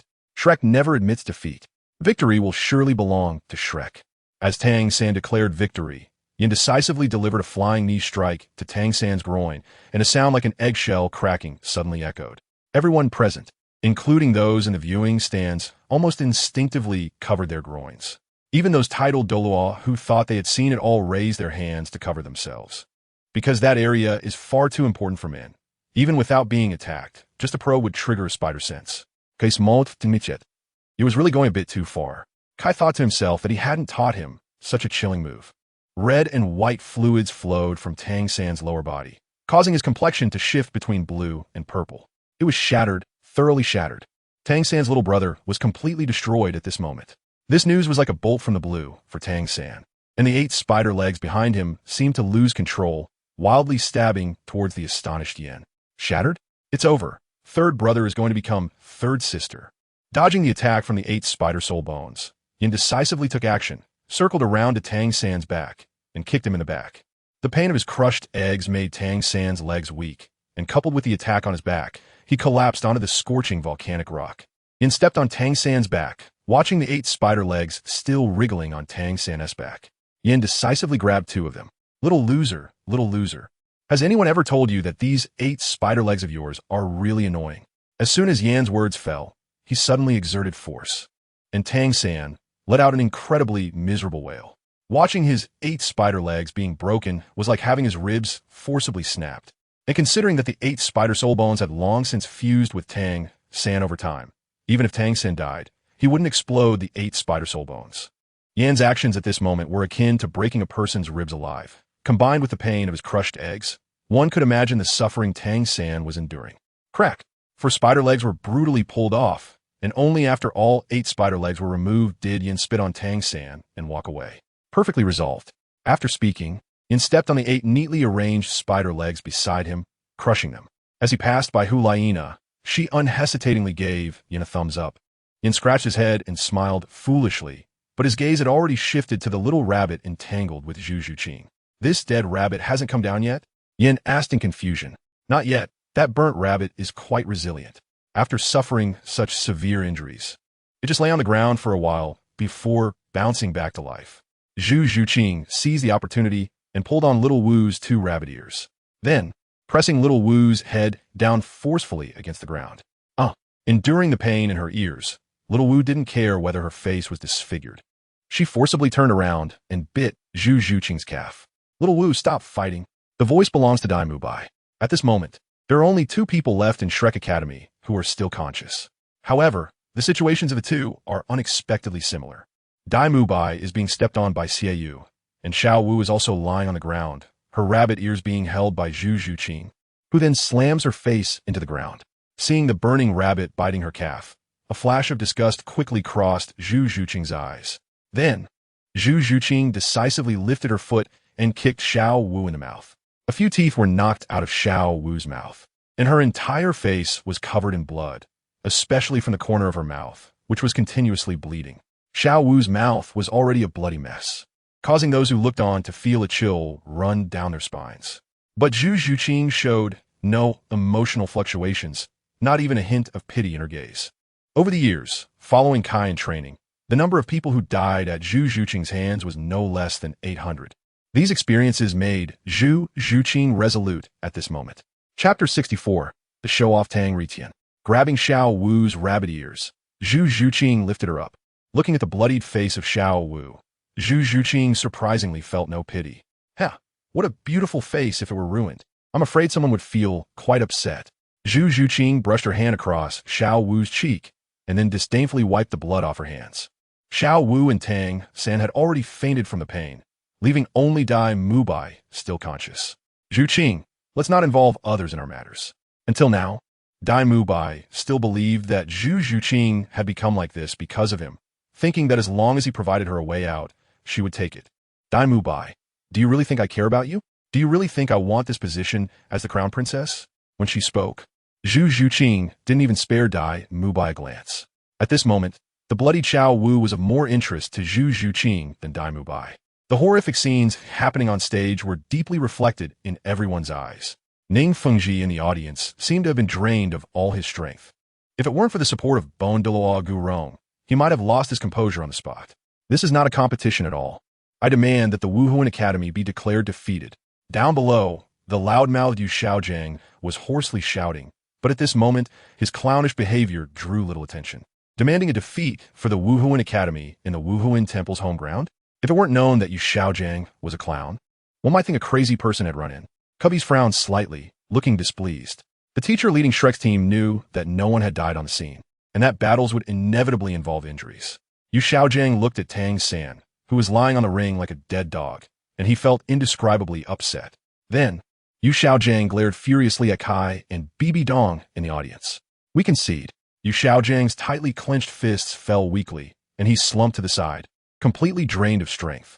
Just as Cubbies was about to announce the result of the battle, unexpectedly, Tang San on the ring actually managed to stand up despite his weakened state. The moment Tang San stood up, even Kai was somewhat surprised. Truly worthy of being the child of destiny. TSK, getting beaten like this and still having the strength to stand. At this moment, Tang San's eyes were bloodshot, staring fixedly at Xiao Wu, who was being lifted like a dead dog by Zhu Zhuqing. Due to Zhu Zhuqing's kick, Xiao Wu's mouth was already a bloody mess, with no intact skin visible on her entire face.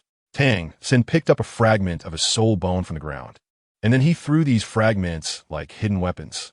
Tang menace y d'une weapon technique, bawing réincarnation. Tang Sen was very confident in his hidden weapon skills. Even though his physical strength and spirit were on the verge of collapse, these techniques felt as if they were engraved in his bones. Facing the flying fragments of soul bones, Zhu Zhuqing slightly tilted her body and dodged them. Because she was holding Xiao Wu, most of these fragments were aimed at Zhu Zhuqing. Bang bang. The hidden weapon fragments flying towards Xie Yu were blocked by the moonblade in Xie Yu's hand. And Zhu Zhuqing also slightly sidestepped to avoid Tang San's sneak attack. However, as the fragments passed by the two, they cleverly changed direction in midair and unhesitatingly aimed for the backs of both Xie Yu and Zhu Zhuqing. A smirk appeared at the corner of Tang San's mouth. These soul bone fragments were poisoned. As long as they hit the two, Tang San was confident he could incapacitate them. However, unexpectedly, Xie Yu reached out and pulled Dai Mubai, who was underfoot, behind her, and those soul bone fragments unhesitatingly pierced into Dai Mubai's body. Zhu Zhuqing also used Xiao Wu as a shield. No. At this moment, Tang San's body was too weak. Even moving a little caused his joints to ache painfully. He could only helplessly watch as those soul bone fragments pierced into Xiao Wu's body. You are so ruthless. Actually using my partner as a shield. The phrase the way of death was something Tang San had repeated countless times. But now, he couldn't do anything at all. Ruthless? Heh, Tang San. You're being too double-standard. Hulaina approached with her voluptuous waist swaying. Not to mention that you attacked in such a despicable way. Since you chose to attack sneakily, you must pay the price for the consequences that follow. Suddenly, a hint of pink light flashed in Hulaina's eyes. Second soul skill, Eye of the Heavenly Fox. Although Hulaina's second soul skill was most effective against those with lower spiritual power than herself, Tang San's spiritual power was significantly stronger than Hulaina's. Of course, this was under normal circumstances. At this moment, when Tang San's spirit was on the verge of collapse, he had no extra spiritual power to resist. Tang San felt a daze in his vision, and when his sight cleared, he found himself back in his previous life at the Tang sect in Bashu. Senior brother Tang San. Disciples passing by all showed great respect towards Tang San. Even those high elders who had previously barred him from entering the inner sect wore friendly expressions. The Grand Elder, holding the Buddha's Fury Tang Lotus, continuously praised Tang San. With the ability to create the Buddha's Fury Tang Lotus, and having perfectly mastered the Tang sect's techniques, Tang San was elevated by those elders to the position of sect master. This beautiful dream was the result that Tang San deep down had always desired. Meanwhile, the outside world only saw Tang San standing still after locking eyes with Hulaina. At this moment, Dai Mubai was affected by the shards of the 8 spider lances, and a strong poison rapidly spread throughout his body. He spat out a mouthful of black blood and collapsed helplessly to the ground. Of course, Xiao Wu was not in a better state. Originally in a semi-conscious state, Xiao Wu became completely listless after being attacked by those hidden weapons. Her formerly bright red blood turned black due to the poison. The evil moon looked at Covey's, with his 2 crescent blades shining with a chilling light under the direct sunlight. Judge, can we announce the result of the match? Hearing this, Covey's was momentarily stunned, coughed twice into his fist, and just as he was about to announce the result, Tang San moved again. It seemed that Tang San, trapped in an illusion, suddenly began to cry uncontrollably, mixing snot and tears that flowed down. A glimmer of purple light flashed in Kai's eyes as he used the Eye of True Fusion for the first time, focusing it on Tang San. Soon, Kai thoroughly browsed through Tang San's memories. Haha, he actually dreams of being the sect master in the dream. Ning Fengji glanced at Kai, who seemed to be scheming, and felt as though he had aged several years. Ning sect master, this is the Tang San you invested in? I must say he is truly a waste, unable to even resist such an illusion. Are you sure you want to bet the entire 7 treasure glazed tile school on him? Kai looked at Ning Fengji with a smile. Great elder, a temporary failure does not mean he will always fail. I still believe my judgment is not wrong. Even as he said this, Ning Fengji felt uncertain in his heart, under the pressure of mental breakdown and suffering from a mental attack. A normal person would likely directly suffer a mental collapse and become a fool. Cough, since all members of the Shrek team have lost their combat ability, I announce that the champion of this tournament is the Wuhuan team. Congratulations to the Wuhuan team for winning the championship for the 15th consecutive time. After the tournament ended, Ning Fengji stood up to leave, but just as he got up from his seat, Kai's voice rang out from behind. Ning Sect Master. Are you not planning to stay and watch the show? A show? Ning Fengji frowned slightly, clearly puzzled by Kai's words. However, at this moment, Kai had no time to explain his confusion to Ning Fengji. Bibi Dong also cast a puzzled glance. The tournament had ended. What more was there to watch? Kai stretched his muscles and pointed at the still unconscious Xiao Wu. Law enforcement team, take that girl named Xiao Wu. At this statement, everyone present was startled. Many were confused about the meaning behind Kai's actions. Grand Elder, what do you mean by this? The match is over. Attacking the students again would damage the reputation of our spirit hall. Kai glanced at Bibi Dong, but quickly shifted his gaze and jumped down from the stands. He approached Xiao Wu and slapped her twice, waking her from her stupor. Stop! A cry of alarm came from the crowd. Then, the trio from the love triangle jumped into the stands. Greetings, Great Elder. Flandre was quite adept at assessing the situation, before even thinking about making a move. He was absolutely polite. Great Elder, Xiao Wu is our student. Kai, don't go too far. Go too far? A sidelong glance at Yu Xiaojiang made the latter's heart race, cold sweat breaking out on his back. If she were just your student, I definitely wouldn't lay a hand on her. But if she is a 100,000-year-old transformed soul beast, I have every right to take her. Boom! At this statement, it was like a thunderclap resonating in everyone's hearts. The revelation of a 100,000-year-old transformed soul beast was of immense significance. So many title-Douluo present had failed to recognize her as a 100,000-year-old transformed soul beast. How dare someone without a martial soul assert that? Yu Xiaojiang, still unconvinced, had already offended Kai multiple times and was beginning to irritate him. Shut up! Grabbing Xiao Wu by her rabbit ears, Kai lifted her up, then reached out to unbutton her front. What are you doing? Lu Erlong shouted angrily, the temperature around her rising due to her martial soul. Kai calmly took a flower from Xiao Wu, specifically a top-grade herb known as the Heartbroken Red. With the scent of the Heartbroken Red gone, the identity of Xiao Wu as a 100,000-year-old soul beast was immediately recognized by the soul Douluos and title Douluos present. Oh no, if they find out she is a 100,000-year-old soul beast, I will never allow her to enter the spirit city. Dugabo thought to himself, sensing the gravity of the situation. It really is a 100,000-year-old soul beast. Yu Egwan said in disbelief. From the aura, it's undoubtedly the one that escaped over a decade ago. It's demonic. Bibi Dong was also unsettled.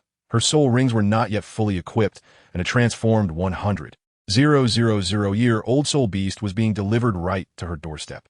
Thinking this, Bibi Dong slowly walked down with her long, fair legs. Yu Xiaojiang, facing a powerful opponent. You should maintain the respect you ought to have. Otherwise, next time, your head might not stay on your shoulders. The reason Kai was holding back was that he was waiting for the imposing Tang San with the speaker, with the eye of true fusion. As soon as Tang Hao appeared, he could read all his memories. At that time, whether it was the burial site of the Blue-Silver Emperor or the residence of the Haotian sect, he would know everything. I don't care if Xiao Wu is a 100,000-year-old soul beast. She is my daughter. The trio from the Love Triangle had already activated their martial soul fusion technique, releasing the golden sacred dragon through Pai Pai Zhu as the vessel. Bonds, friendship, and such would only appear in stories. In the face of absolute power, no matter how strong your martial soul fusion technique is, it would be futile. With that, Kai reached out to grasp the dragon that was charging at him. Then, applying a slight force, a crisp sound of shattering glass echoed throughout the spirit square. The seemingly invincible golden sacred dragon was now covered in cracks, spreading from its tail to its entire body, ultimately shattering. The backlash from the shattering of the martial soul fusion technique caused the three to spit out blood. Yet, they still supported each other, unwilling to fall. Dugu Bo wanted to act, but Bibi Dong merely planted her staff on the ground, the immense pressure making Dugu Bo unable to lift his head. The value of a 100,000-year-old transformed soul beast goes without saying. Whether for killing to obtain soul rings or bones, or for nurturing, it is an unexpected wealth. Kai's slender fingers brushed across Xiao Wu's bloodied cheek. However, she turned her head away, not wanting him to touch her. With a sharp slap, another crisp sound echoed. Kai took out a handkerchief to wipe the blood off his palm. The humiliating scenes of Xiao Wu made Tang San, who was on the verge of a mental breakdown, watch in despair. In Tang San's world, Xiao Wu undoubtedly held an incredibly important position. Therefore, The moment he saw Xiao Wu being insulted, Tang San, who was initially completely broken, suddenly struggled to break free, swinging the Haotian hammer at Kai. "Get your dirty hands off her. Xiao Wu, don't be afraid." With one hand sweeping over his waist, countless hidden weapons were thrown by Tang San. Faced with Tang San, who was like a porcupine at that moment, Kai effortlessly dodged the incoming hidden weapons as if he were strolling. Dragon beard needles, bone-piercing needles, Yama's invitation, and a series of hidden weapons were all aimed at protecting Xiao Wu, as Tang San spared no effort. Boom! The 500 Gene Haotian hammer was caught directly by Kai's palm, not even causing him to move an inch. Is this the so-called #1 weapon spirit? Haotian hammer? I think it should be renamed to Sun Hammer. Kai's mocking voice continued. Tang San, infuriated, spat out another mouthful of blood. Just then, the sky suddenly turned blood red, and red lightning rumbled through the clouds. A blood-red Haotian hammer fell from the clouds, smashing down towards Kai. Huh, it's finally here. I've been waiting for you. That's right, Kai's target was not Xiao Wu, but to completely leave Tang Hao behind this time. Kai's figure suddenly soared, kicking the massive Haotian hammer away in midair. He then charged into the sky, clashing with Tang Renxue. 9 rings. Explode. Tang Hao knew he wasn't Kai's opponent, so he made his killing move the moment he reached out. 9 soul rings exploded around Tang Hao, and the overwhelming pressure made it nearly impossible for everyone to lift their heads. Master. Titan's eyes were filled with admiration for Tang Hao. Great Sumera hammer. The Haotian hammer in Tang Hao's hand suddenly grew to the size of a mountain, and a powerful soul pressure equivalent to level 98 erupted from Tang Hao's body. Tang Hao completely abandoned the backlash against his body. If he didn't exert all his strength, neither he nor Tang San would leave alive today. Thus, this life-and-death fighting style allowed Tang Hao to instantly leap 2 levels. Although the Haotian hammer was massive, it was extraordinarily agile. Open shot gate. Chapter 65. The competition ends. Nangong Dichen joins the Spirit Hall. Tang Hao, with his 9 rings exploding, was not inferior in momentum to anyone. Even Kai was slightly weaker in comparison. The massive hammer that blotted out the sun slammed down heavily, and Kai immediately raised his arm to block, feeling the nearly 10,000 Gene Haotian hammer crash onto him, instantly stirring a surge of emotions within him. Kai's fists were enveloped in flames as he landed a heavy punch on the hammer's head. Boom! The moment everything landed on the Haotian hammer, a dull sound echoed. Those below felt a surge of emotions. But he held the battered by Chunxiang in his arms, and seeing his granddaughter in such a state, his eyes were filled with pain. Old gorilla, will we win? Looking up at the ripples coming from the clouds, waves spread out, shaking the clouds in the sky. As a diehard fan and sycophant of Tang Hao, Titan answered without hesitation, absolutely. Dad. Tang San, struggling against the feeling of fainting, looked at the battle with hopeful eyes. As long as Tang Hao could win, the humiliation suffered today could be repaid double in the future. Of course, all of this was premised on Tang Hao winning. Yu Egwan, attack! Bibidong's eyes were fixed on Xiao Wu, who was in Tang San's embrace, barely hanging on. After receiving the order, Zhu Douluo respectfully bowed to Bibidong. As you command, Your Holiness. Without hesitation, Zhu Douluo summoned his spirit and charged towards Tang San. The cooked petals of the chrysanthemum shot towards Tang San like blades. 3rd soul skill. Breath barrier. The golden light emitted by the Qirong Tongtian chrysanthemum in Zhu Douluo's hand quickly enveloped the entire battle arena, and before Tang San could react, he was suppressed by the powerful force of the breath barrier, unable to stand. Kid, give up struggling. As soon as the words fell, 4 flying daggers pierced Tang San's limbs, pinning him firmly to the ground. The pain of having his limbs pierced, combined with the agony of the 5th limb exploding, instantly robbed Tang San of all ability to resist. Approaching Xiao Wu, just as Zhu Douluo was about to take her away, Titan suddenly jumped out from the stands. 3rd soul skill, Gravity Punch. A yellowish light gathered in his arm, and Titan leaped high, delivering a heavy punch towards Yuan. A mere 8-ring soul, Douluo dares to be reckless. Seeing only a soul Douluo attacking him, Zhu Douluo did not hesitate to mock him. 5th soul skill, Gathering of Cold Flowers. Zhu Douluo unleashed his killer move, then threw a massive orange flying knife. Facing the flying knife coming towards him, even though it was an attack from a title Douluo, Titan remained unafraid, laughing as he charged forward to meet the attack. Boom! The moment they collided, Titan's robust body was sent flying, and Zhu Douluo lifted Xiao Wu from the ground, preparing to report back. Oomph! Just 8 soul rings. Do you think you're Tang Hao? Meanwhile, the battle in the sky had also reached a critical state. The backlash from the exploding rings further worsened Tang Hao's already injured body. Now, even the slightest movement felt like fire coursing through him. Tang Hao's face was swollen, with 2 handprints visible, and his chest was deeply dented.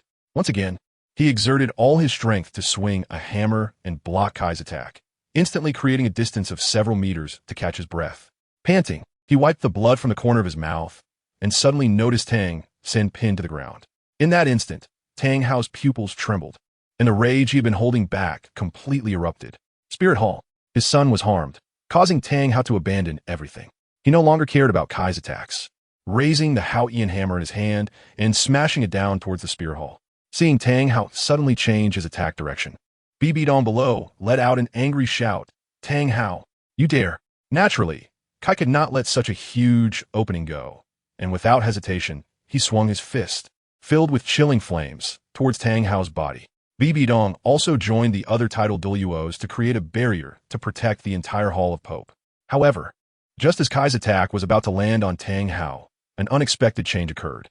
Kai's eyes seemed to see a blood-red eye opening in the sky, followed by a bolt of red lightning striking down directly onto him. Faced with the descending lightning, Kai had no choice but to withdraw his attack and fully defend against this sudden assault. Boom! The sky rumbled with thunder, and a bolt of lightning as thick as a water barrel struck Kai, burying him into the ground. The sudden turn of events left everyone stunned, and Tang Hao seized the opportunity to smash down with all his might. As the hammerhead fell, it exploded like a nuclear bomb, instantly creating a mushroom cloud above the Pope's palace. Taking advantage of the unexpected chaos, Tang Hao picked up Tang San and Xiao Wu, preparing to escape. At that moment, Kai, struck into the ground by the lightning, clutched his chest and spat out a mouthful of blood. This was the first time Kai had been harmed since arriving in this world. Looking at the red bloodstain on his chest, Kai felt a surge of divine power from the gruesome wound. Unsurprisingly, it was the work of the Shura god mentioned by the god of strength Panur. Shura, wait for me. If one day I ascend to the divine realm, I will surely tear you apart. Kai's eyes burned with hatred as he stared at the sky. This was the first time Kai had experienced failure in so many years, and the blow to him was significant. However, what Tang Hao did not expect was that just as he was about to escape with Tang San and Xiao Wu, a majestic ice dragon suddenly appeared in the sky, slapping towards the fleeing Tang Hao. With a loud crack, Tang Hao felt a tremendous force penetrate his body, and then he was uncontrollably sent flying, crashing heavily into a pillar of the Spirit Hall. Nangong, surrounded by 3 icy rings, guided the ice dragon as it slowly flew over. An ice dragon? Ning Fengji looked at the ice dragon in the sky, dragging a long trail of ice particles, deep in thought. Bon Douluo. Could this be the Nangong Dichen mentioned by Sword Douluo? Bon Douluo's gaze was also fixed on the majestic ice dragon in the sky, and he could clearly sense that the ice dragon was not a martial spirit. He did not feel the aura of a dragon-type martial spirit from it. Instead, it was very similar to the sword intent on Sword Douluo. Just based on this, Bon Douluo could determine that the opponent's martial spirit was definitely a sword. It couldn't be wrong. After all, there were very few opponents that the sword master would acknowledge. In the Douluo divine realm, the Shura god had originally released a divine thunder to repel Kai, thinking that this would allow Tang Hao to successfully take Tang San and escape. However, he did not expect that Nangong would suddenly appear and shatter his plan, just as the Shura god was preparing to intervene in the lower realm again. The door of the Shura temple was kicked open with a bang. The god of strength, Panur, strode in aggressively, not giving the Shura god a chance to explain, grabbing his head and flying outside. On Douluo Star, after being struck again, Tang Hao suddenly spat out a mouthful of blood, but before hitting the ground, he still used all his strength to throw Tang San and Xiao Wu into the air. He even used soul power to throw them smoothly into the hands of the waiting white crane in midair.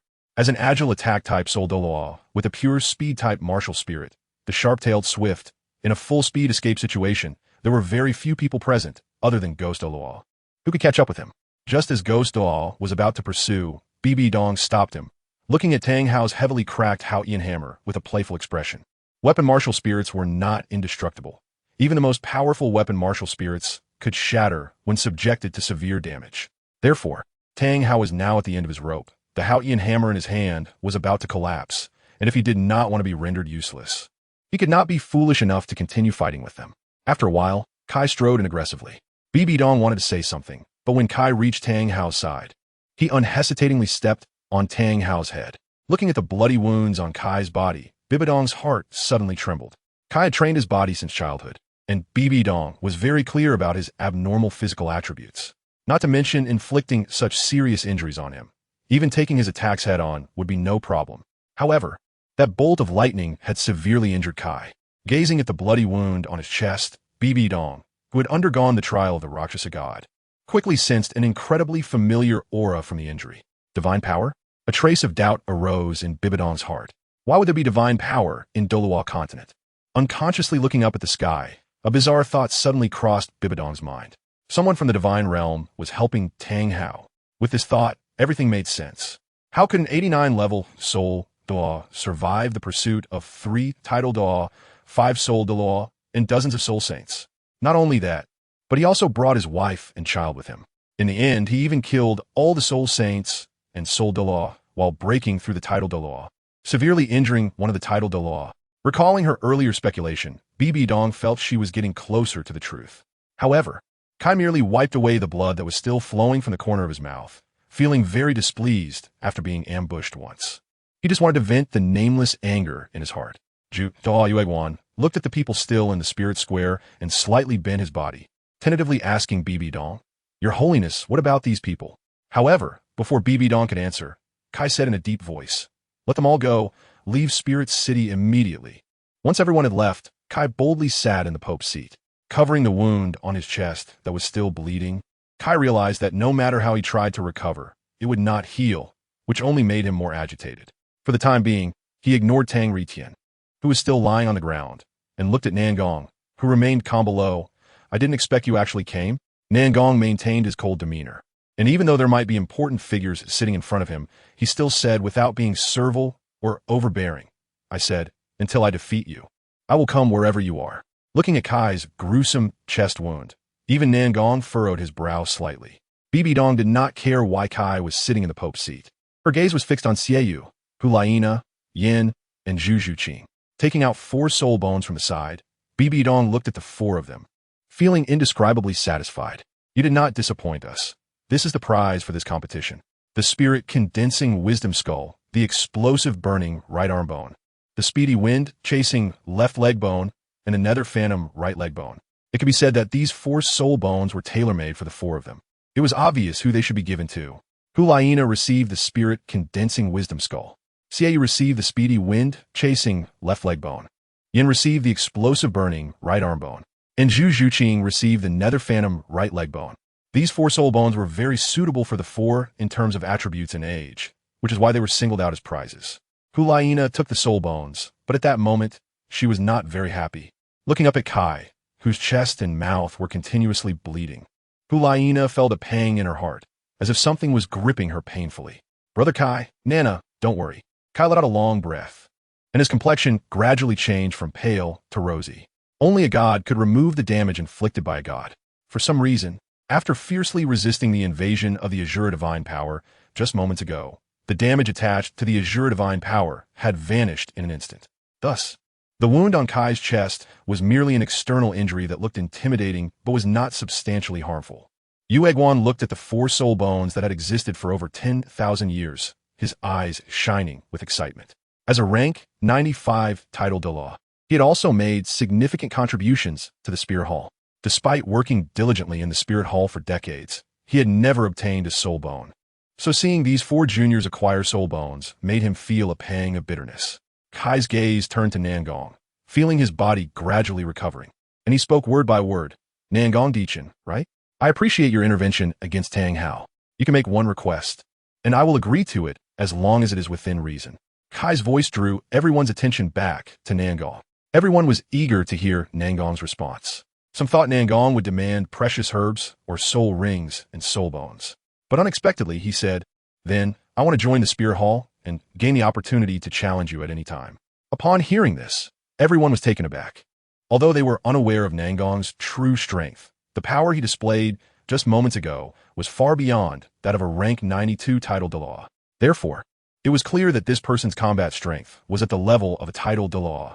Chapter 66, Tang Renxue's Death. Looking at Tang Hao, Kai activated his true eye, and his purple eyes lit up, instantly perceiving every thought in Tang Hao's mind. In that moment, Kai saw all the deepest secrets hidden in Tang Hao's heart. It turned out that Tang Yuehua, who was hidden in the Moon Pavilion of the Tiando Imperial City, was actually a spy for the Haotian sect. And the practical purpose of the Moon Pavilion was merely to provide continuous funds and daily necessities for the reclusive Haotian sect. The entire survival of the Haotian sect was resting on a single woman, which was an immense pressure. Not only that, but the people of the Haotian sect had not learned to be grateful. Instead, their appetites had grown. In recent years, the income from a Moon Pavilion could barely support the expenses of the Haotian sect. This meant that as long as they found Tang Yuehua, they could obtain the position of the Haotian sect. Kai kept a close eye on Tang Yuehua's matter and continued to sift through Tang Hao's memories. At the age of 22, Tang Hao, and at 23, Tang Xiao, both reached the Soul Emperor level at a young age, becoming the two new stars of the Haotian sect after Tang Chun. The previous sect master, Tang Jun, sent them out to experience the world, and naturally, they lived up to expectations, achieving the resounding title of Haotian twin stars within just 3 years. They helped surrounding villages eliminate bandits and assisted weaker soul masters in hunting soul rings, believing that everything would progress positively. Until Tang Hao reached level 79. The two encountered a woman named A-Een in the blue-silver forest. From the very first glance, they both fell deeply in love with her. At that time, A-Een had just taken form and did not understand the treachery of human hearts. So with their enthusiasm and promises, she thought of traveling with them. Everything changed after Tang Hao became a soul Douluo. One night, while A-Een was still asleep, Tang Hao took Tang Xiao out. Looking at his elder brother, Tang Xiao's affection for A-Een was evident in his eyes. Tang Xiao felt the same way. As the elder brother, he didn't want to fight Tang Hao for a woman. However, both found it hard to resist the temptation of a 100,000-year soul ring. Brother, if we act rashly, not only will we fail to kill A-Een, but we will also let her escape. You have seen the vitality of the blue-silver emperor over the years. Tang Hao certainly understood that his elder brother's words were reasonable. It was impossible to obtain this 100,000-year soul ring through brute force. Acting rashly would only alarm A-Een, causing her to flee back to the blue-silver forest, leaving them with no chance at all. Little did the sleeping A-Een know that her usually formidable elder brother and caring second brother were plotting how to obtain her 100,000-year soul ring and soul bone. I have a plan. Tang Hao's plan was to have Tang Xiao pretend to withdraw for the sake of both of them, allowing Tang Hao to be with A-Een. As long as the blue-silver emperor became pregnant, he could later reveal their whereabouts and come forward himself, needing only to suffer some injuries to obtain a soul ring without expending much effort. Tang Xiao agreed. Although both loved A-Een, their love was solely for her. When presented with a 100,000-year soul ring and soul bone, anyone would be tempted. In matters of men and women, both chose the soul ring and soul bone. Tang Xiao understood that his talent was not as great as Tang Hao's. He couldn't even cultivate the exploding ring secret technique or the great Sumera hammer. So he chose to give Yin's soul ring to Tang Hao. Kai was increasingly alarmed, feeling as if he had discovered something extraordinary. While secretly lamenting the two's cruel hearts, he couldn't help but continue to satisfy his curiosity. Later, things indeed unfolded as Tang Hao anticipated. After A-Een became pregnant, she became more reliant on him. After returning to the sect, Tang Xiao revealed this matter to the then leader of the Haotian sect, Tang Jun. Tang Jun also knew the terrifying talent of Tang Hao.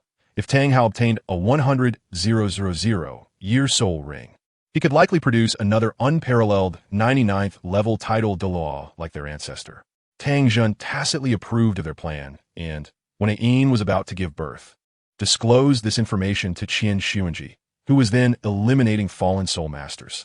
However, Tang Hao soon regretted it. During Yin's pregnancy, he felt her dependence on him. He also indeed felt a responsibility named father. Yet he did not stop the news from spreading until just after A-Een gave birth, when Qian Renxue and his men chased after them. In the end, Tang Hao successfully obtained the 100,000-year soul ring. But due to forcibly pushing the soul power within and the backlash from the exploding ring, he suffered serious injuries. After that, the news of Tang Hao killing the Pope of the Spirit Hall spread throughout the continent. Naturally, the Haotian sect became the target of the Spirit Hall's wrath, and the old sect leader, Tang Jun, was so enraged that he died on the spot. Announcing Tang Hao's expulsion from the Haotian sect and handing over the position of sect leader to Tang Xiao. After San was born, Tang Hao's feelings of regret deepened. He felt guilty for Yin's trust in him, but he couldn't bear to watch Yin truly die. Therefore, Tang Hao did not send Yin back to the blue-silver forest. Instead, he planted her in a cave. The damp and cold environment of the cave was not suitable for plant growth, and even a resilient plant like blue-silver grass couldn't stay there for long, let alone a blue-silver emperor who had just sacrificed everything.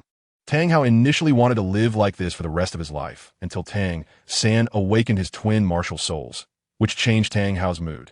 The appearance of Xiao Wu further solidified Tang Hao's thoughts. He could design the blue-silver emperor's soul ring to be sacrificed to himself, and he could similarly design Xiao Wu to be sacrificed to Tang San. However, all these plans were disrupted by Kai's appearance. After watching Tang Hao's memories, even Kai felt anger at the deeds Tang Hao committed. Tang Hao repeatedly claimed loyalty to the Haotian sect, yet out of his selfish desires. He caused the sect to close its doors, leading to the death of his father, Tang Zhun, and abandoned his once loyal single-attribute clans like trash.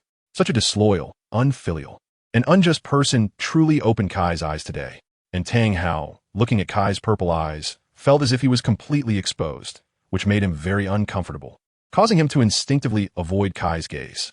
However, Kai merely stood up from the Pope's seat and walked down step by step. Tang Hao, one of the Haotian twin stars, the youngest title Douluo on the continent, designed the blue-silver emperor's soul ring. The first two statements left Tang Hao calm, but upon hearing the third, his pupils suddenly trembled, as if he had seen something horrifying, and even his breathing became slightly rushed.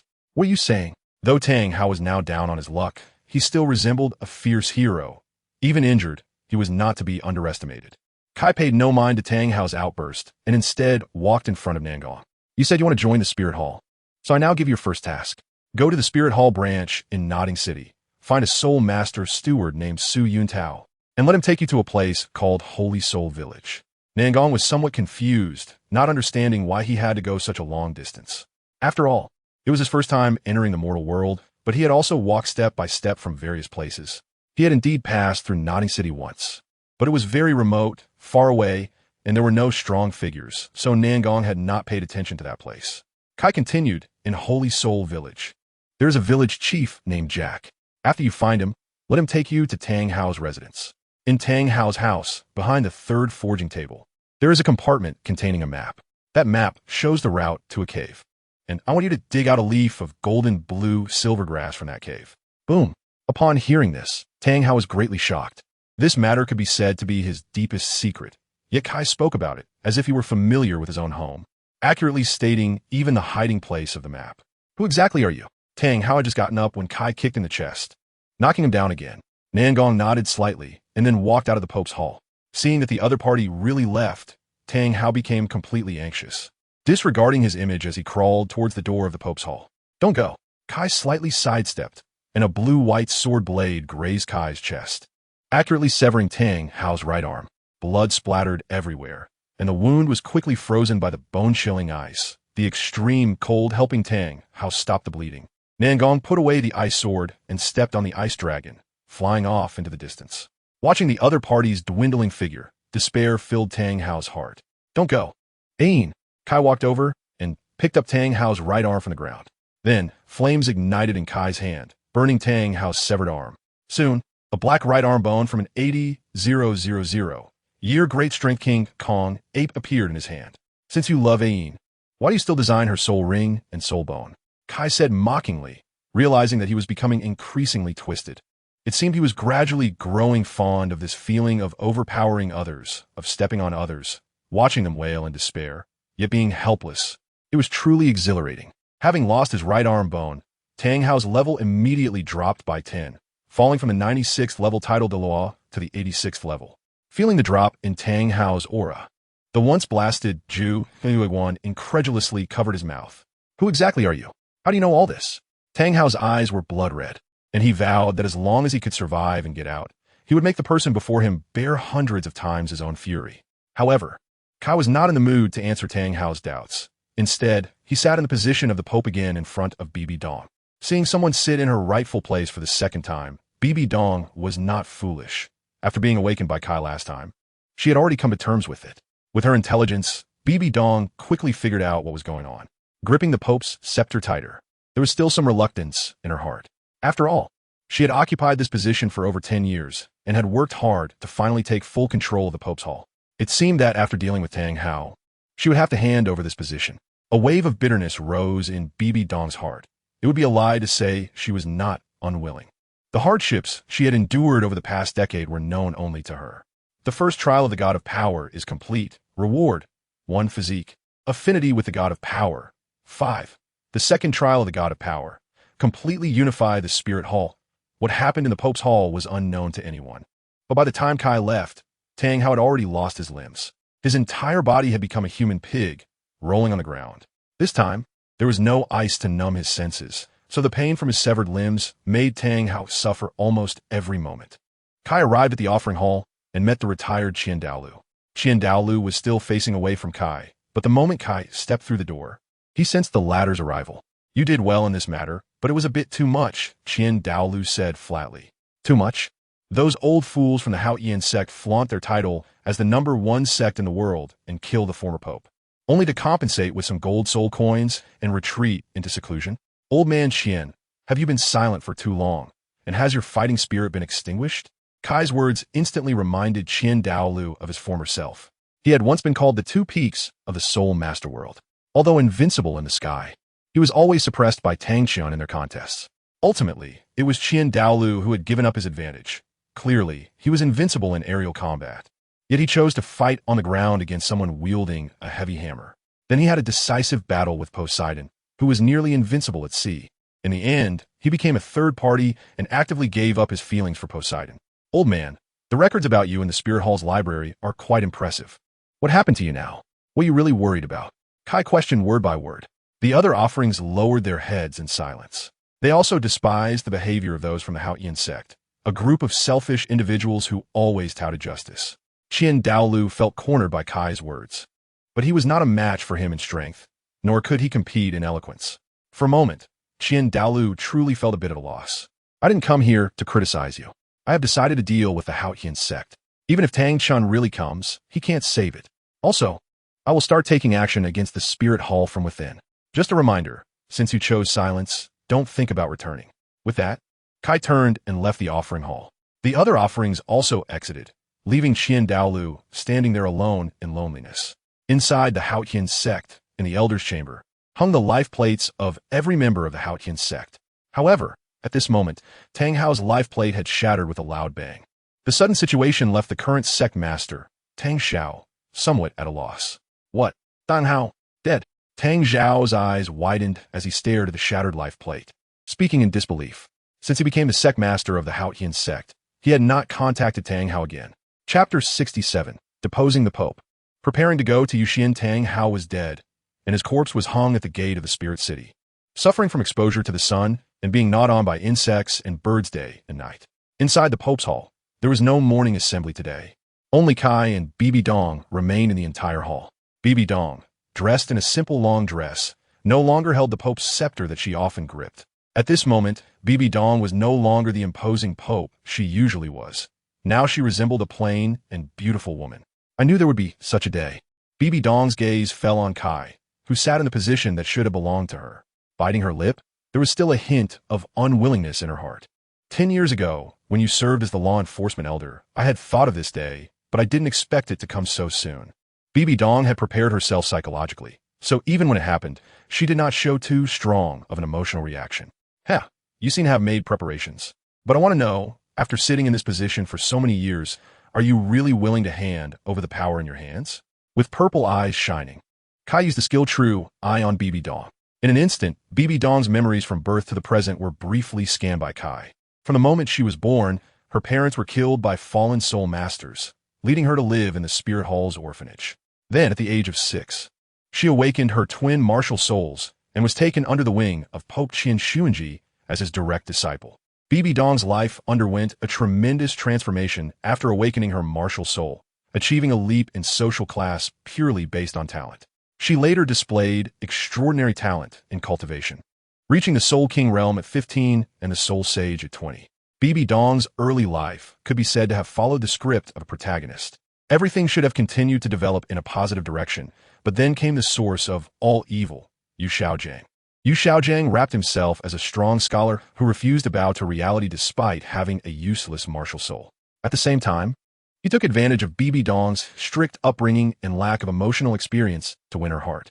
With the approval of the saintess Bibi Dong, Yu Xiaojiang successfully entered the Spirit Hall's library, compiling all the confidential information that should not be leaked and eventually writing a book titled The 10 Core Theories of Martial Souls. Later, he developed the intention to defect from the Spirit Hall for Yu Xiaojiang and completely sever ties with the then-peak career of Qian Renxue. Upon reaching this point, Kai felt some anger. The Spirit Hall had nurtured Bibi Dong for so many years, even providing her with the incredibly precious external soul bone, the six-winged purple light wings, and countless rare herbs and elixirs. If Bibi Dong truly defected, not to mention the leaks of those secrets, just these actions alone would be enough to severely injure the Spirit Hall.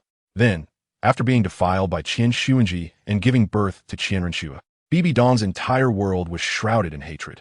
After killing Qian Renxue, she obtained the divine test from the Rakshasa god, ascended to the position of Pope, and gradually took full control of the Pope's hall. Kai later learned of her intentions to destroy the continent one by one. Kai fell silent. He could not judge whether Bibi Dong was right or wrong. However, from the perspective of the Spirit Hall, Bibi Dong's actions undoubtedly crossed the bottom line of the Spirit Hall. After all, he too had been picked up by Qian Dalu back then. If Bibi Dong truly defected, all the secrets that should have been sealed in the library would flow to the continent. Yet, during the darkest time of Bibi Dong's life, what did her beloved Yu Xiaojiang do?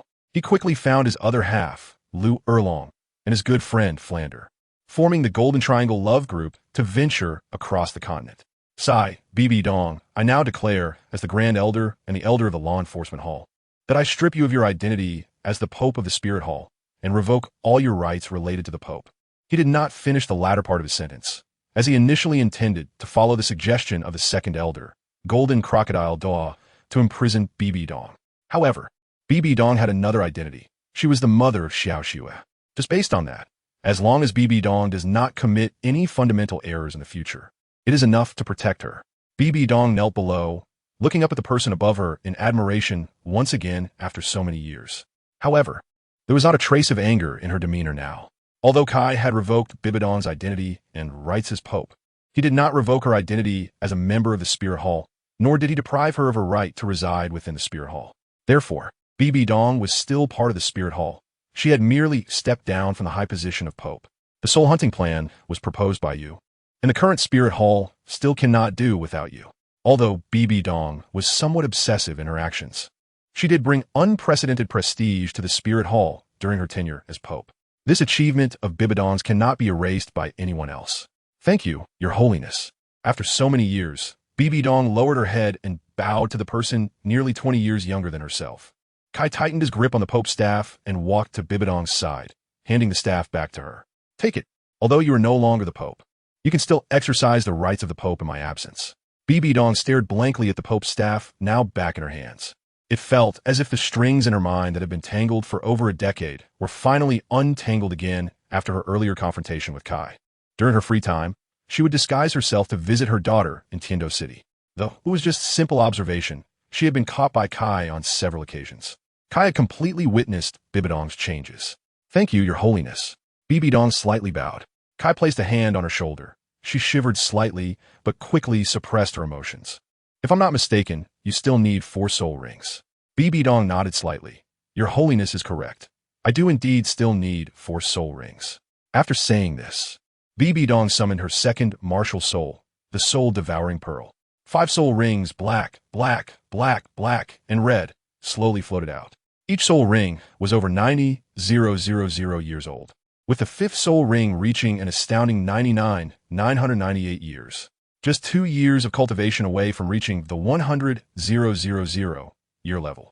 I had originally found a spirit beast very suitable for your martial soul, but it died in my hands a few years ago. The spirit beast Kai referred to was the dark demon, evil god tiger. Although the dark demon, evil god tiger only had a cultivation of 60,000 years. Its true combat power was already comparable to that of the Titan giant ape, the king of the Stardow forest. However, the soul ring, which symbolized ultimate evil, had been absorbed by the holy angel.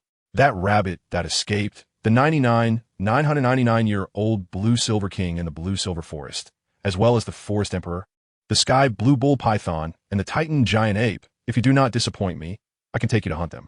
You must be aware of my strength. Although I do not have soul power to support me, even standing still, an 80th level assault type, soul, cannot break through my defenses. After saying this, Bibi Dong smiled brightly. Her smile like flowers blooming in spring, warm and radiant, instantly dispelling the surrounding chill and gloom. As he was leaving the Pope's hall, Kai turned back to Bibi Dong and said, "The representatives of the Tiando Empire will leave Spirit City tomorrow. Xiao Xue misses you. If you're worried, bang." The door closed. Bibi Dong stared blankly at the departing figure, her bright eyes already brimming with tears at that moment. After leaving the Pope's hall, Kai took a deep breath. He had to admit that playing mind games was really exhausting. He was still better at solving problems with his fists. After discussing Bibidong's matter, Kai glanced at Hu Laina's room, chuckled, and shook his head, not intending to go in. Although he had become increasingly fascinated with Hu Laina's body after their intimate encounter, there were still many things to do, and it was clearly not the time to indulge in tenderness. So, he could only let the little fox go for now.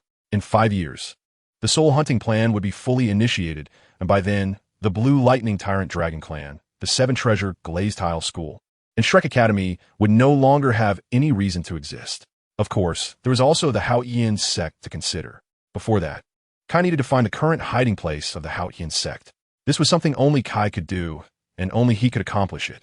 Even Tang Hao did not know the current hiding place of the Haotian sect. However, there was always a way out. Tang Yuehua could just happen to be the breakthrough point. With this in mind, Kai's target became gradually clearer. The Moon Pavilion in Tiando City was the next place he needed to go.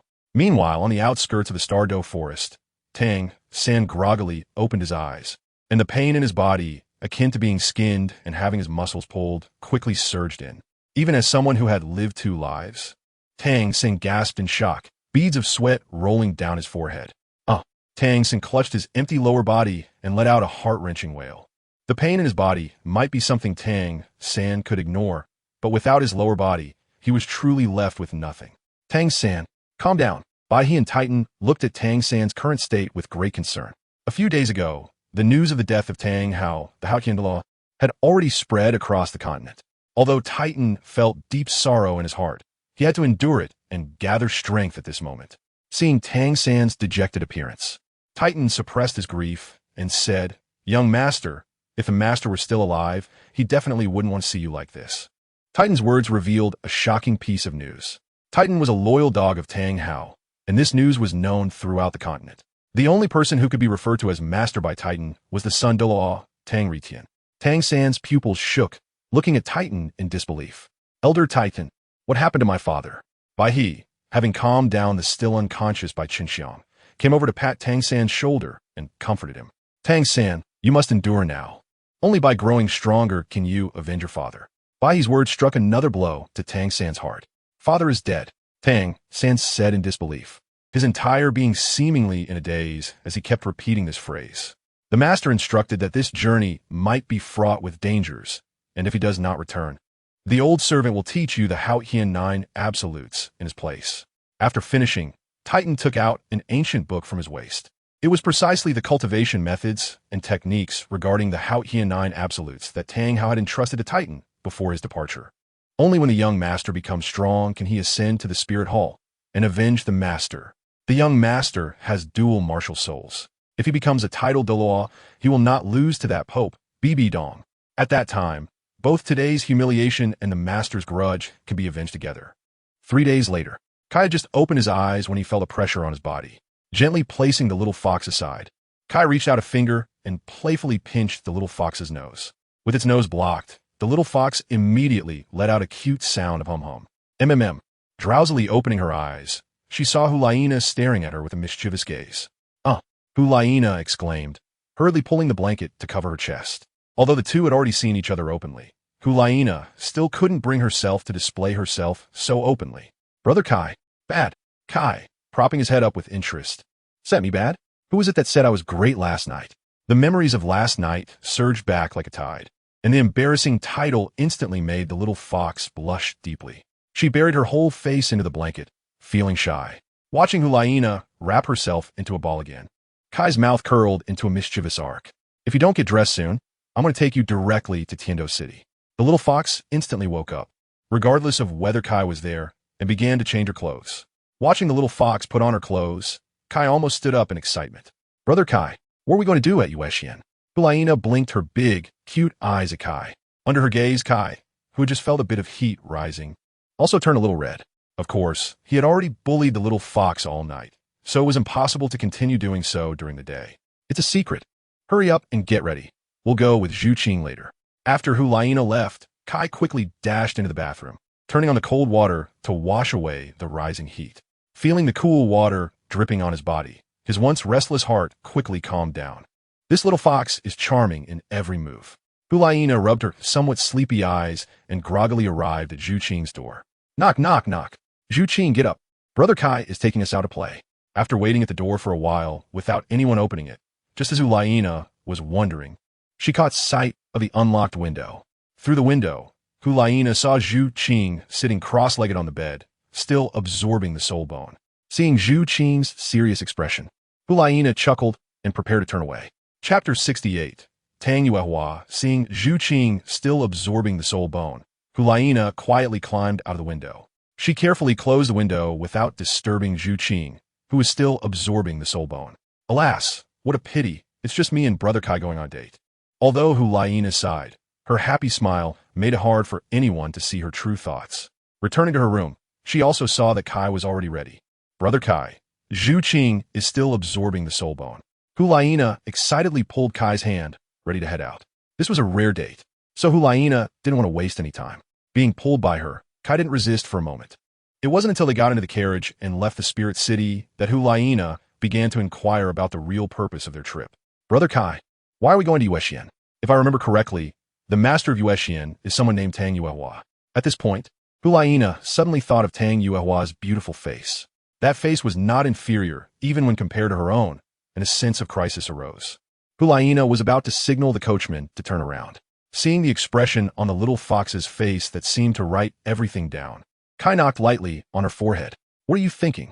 There's a reason for going to Yuexian. Moreover, Tang Yuehua's surname is Tang.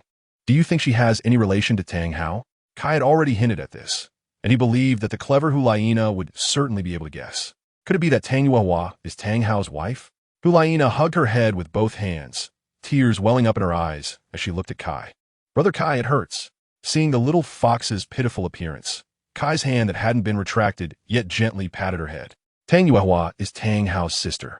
She is currently our only clue to finding Haotian's sect." Mentioning Haotian's sect, Hulaina thought of the soul hunting plan that would be launched in 5 years. The previously unserious expression faded, and Hulaina quickly realized what Kai was going to Yuexian for. To get in touch with Tang Yuehua and extract the location of Haotian's sect from her.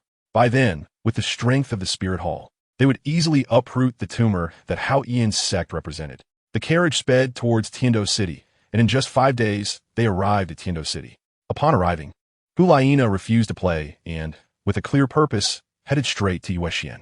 The person at the door wanted to stop them, but when he saw the Spirit Hall badge on their chests, he chose to remain silent and let them pass. Recently, the Spirit Hall had gained notoriety, especially after slaying the Haotian Douluo who had killed the previous pope, which had brought the Spirit Hall's reputation to a peak. On the second floor of Yuexian, Tang Yuehua was alone in her room, stifling her sobs. The death of Tang Hao was a tremendous blow to her, having harbored unusual feelings for her brother since childhood. Tang Yuehua could not accept the news that her invincible second brother had died. It can't be. Just as Tang Yuehua was still in grief, a series of knocks at the door suddenly pulled her back from her sorrow. Tang Yuehua hurriedly wiped her tears and adjusted her appearance.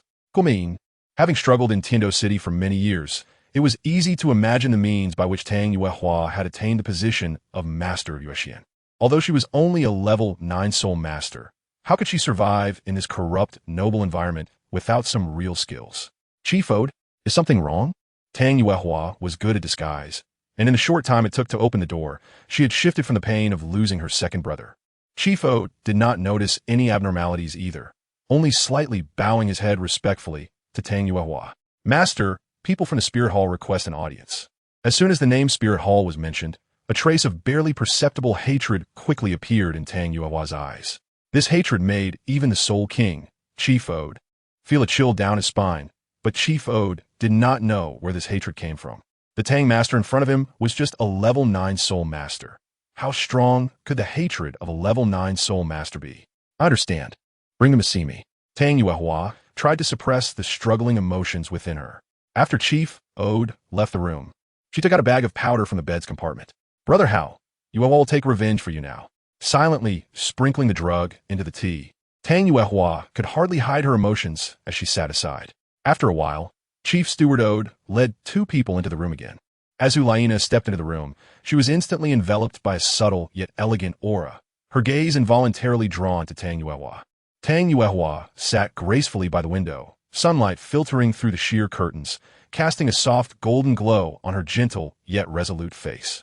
Her eyes resembled the brightest stars in the deep night sky, sparkling with complex and intense emotions, showing both the vigilance of encountering unfamiliar guests and seemingly hiding countless untold stories.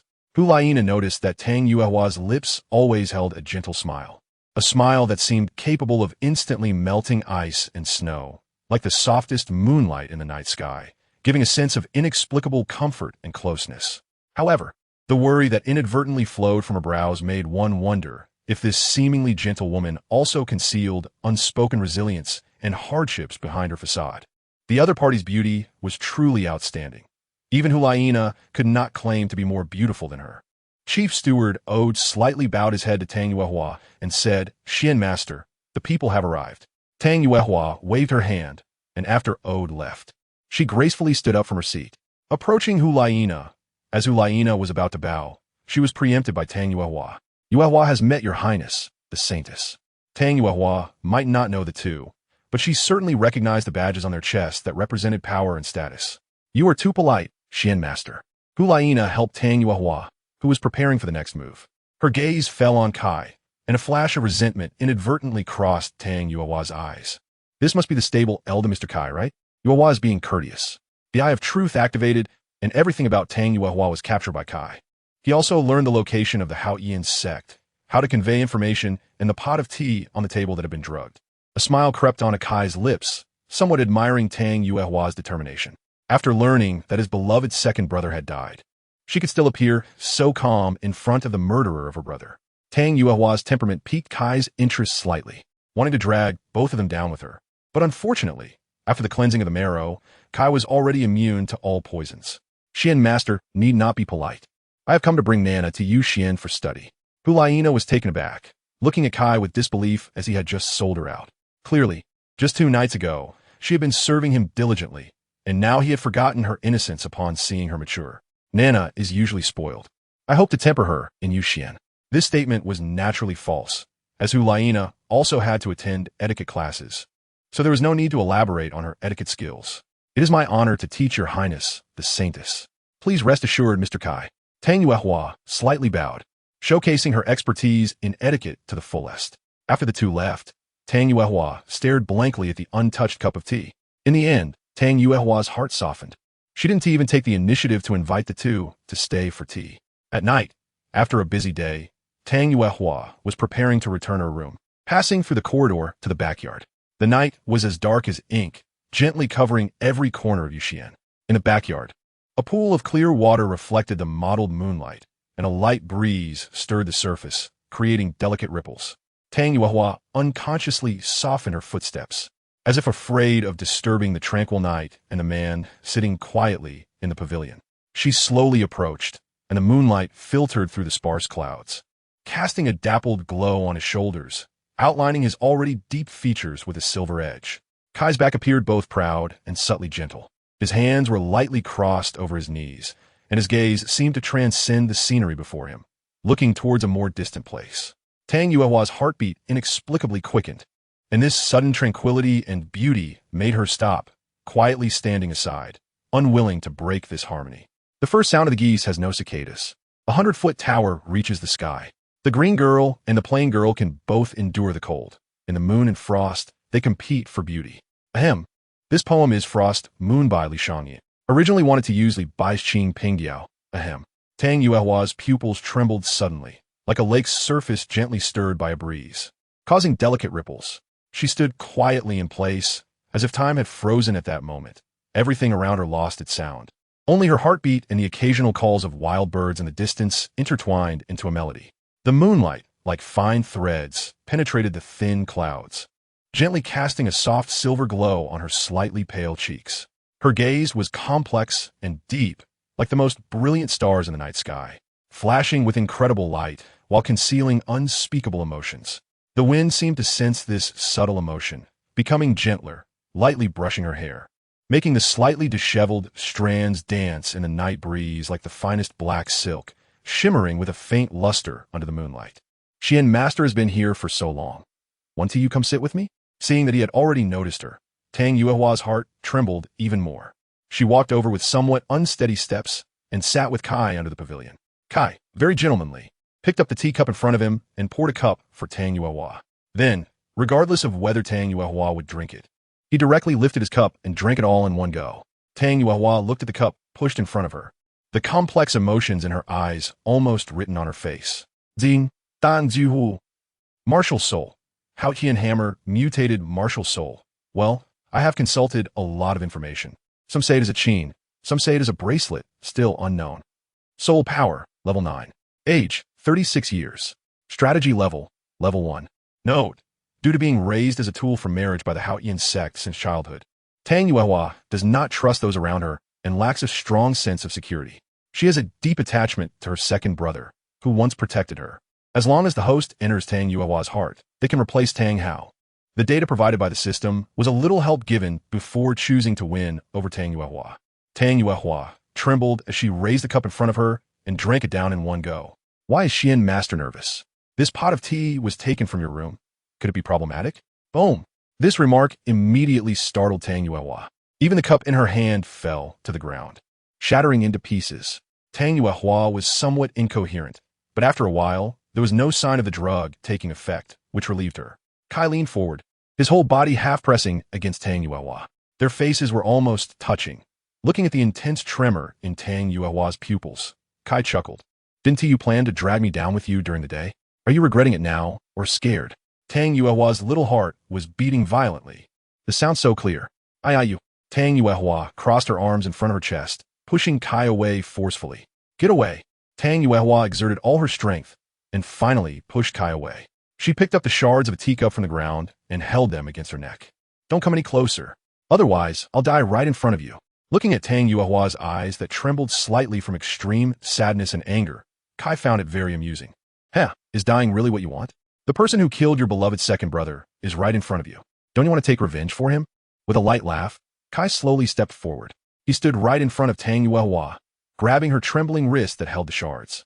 He pressed the shards against his own neck, locking his gaze onto Tang Yuehua's eyes as he said, Now you have the chance for revenge. Stab it in, and you can avenge your dear second brother. Kai was already prepared. If Tang Yuehua really made the move, he would not hesitate to send her to her death. Tang Yuehua looked at the shards in her hand, just a step away from his neck. Just as she had firmly resolved her thoughts, she hesitated. No, it can't be like this. As she spoke, her legs gave way, and she was about to fall. Since Kai was supporting her back with one hand, Tang Yuehua fell into his embrace. The shards cut through her delicate finger, but at that moment, she did not care about the pain. Instead, she pounded her fists against Kai's chest, like a girl throwing a tantrum, and yet it felt like she was truly trying to retaliate. Wu, why did you kill my second brother? Chapter 69. Taking down Tang Yuehua, ascending to Haotian sect. Wu, Yuehua can't avenge you anymore, Wu. Lying in Kai's embrace, Tang Yuehua burst into tears. All the emotions that had built up over the past few days poured out at that moment. Although the person in front of her was the murderer of her second brother, Tang Yuehua still chose to confide in him.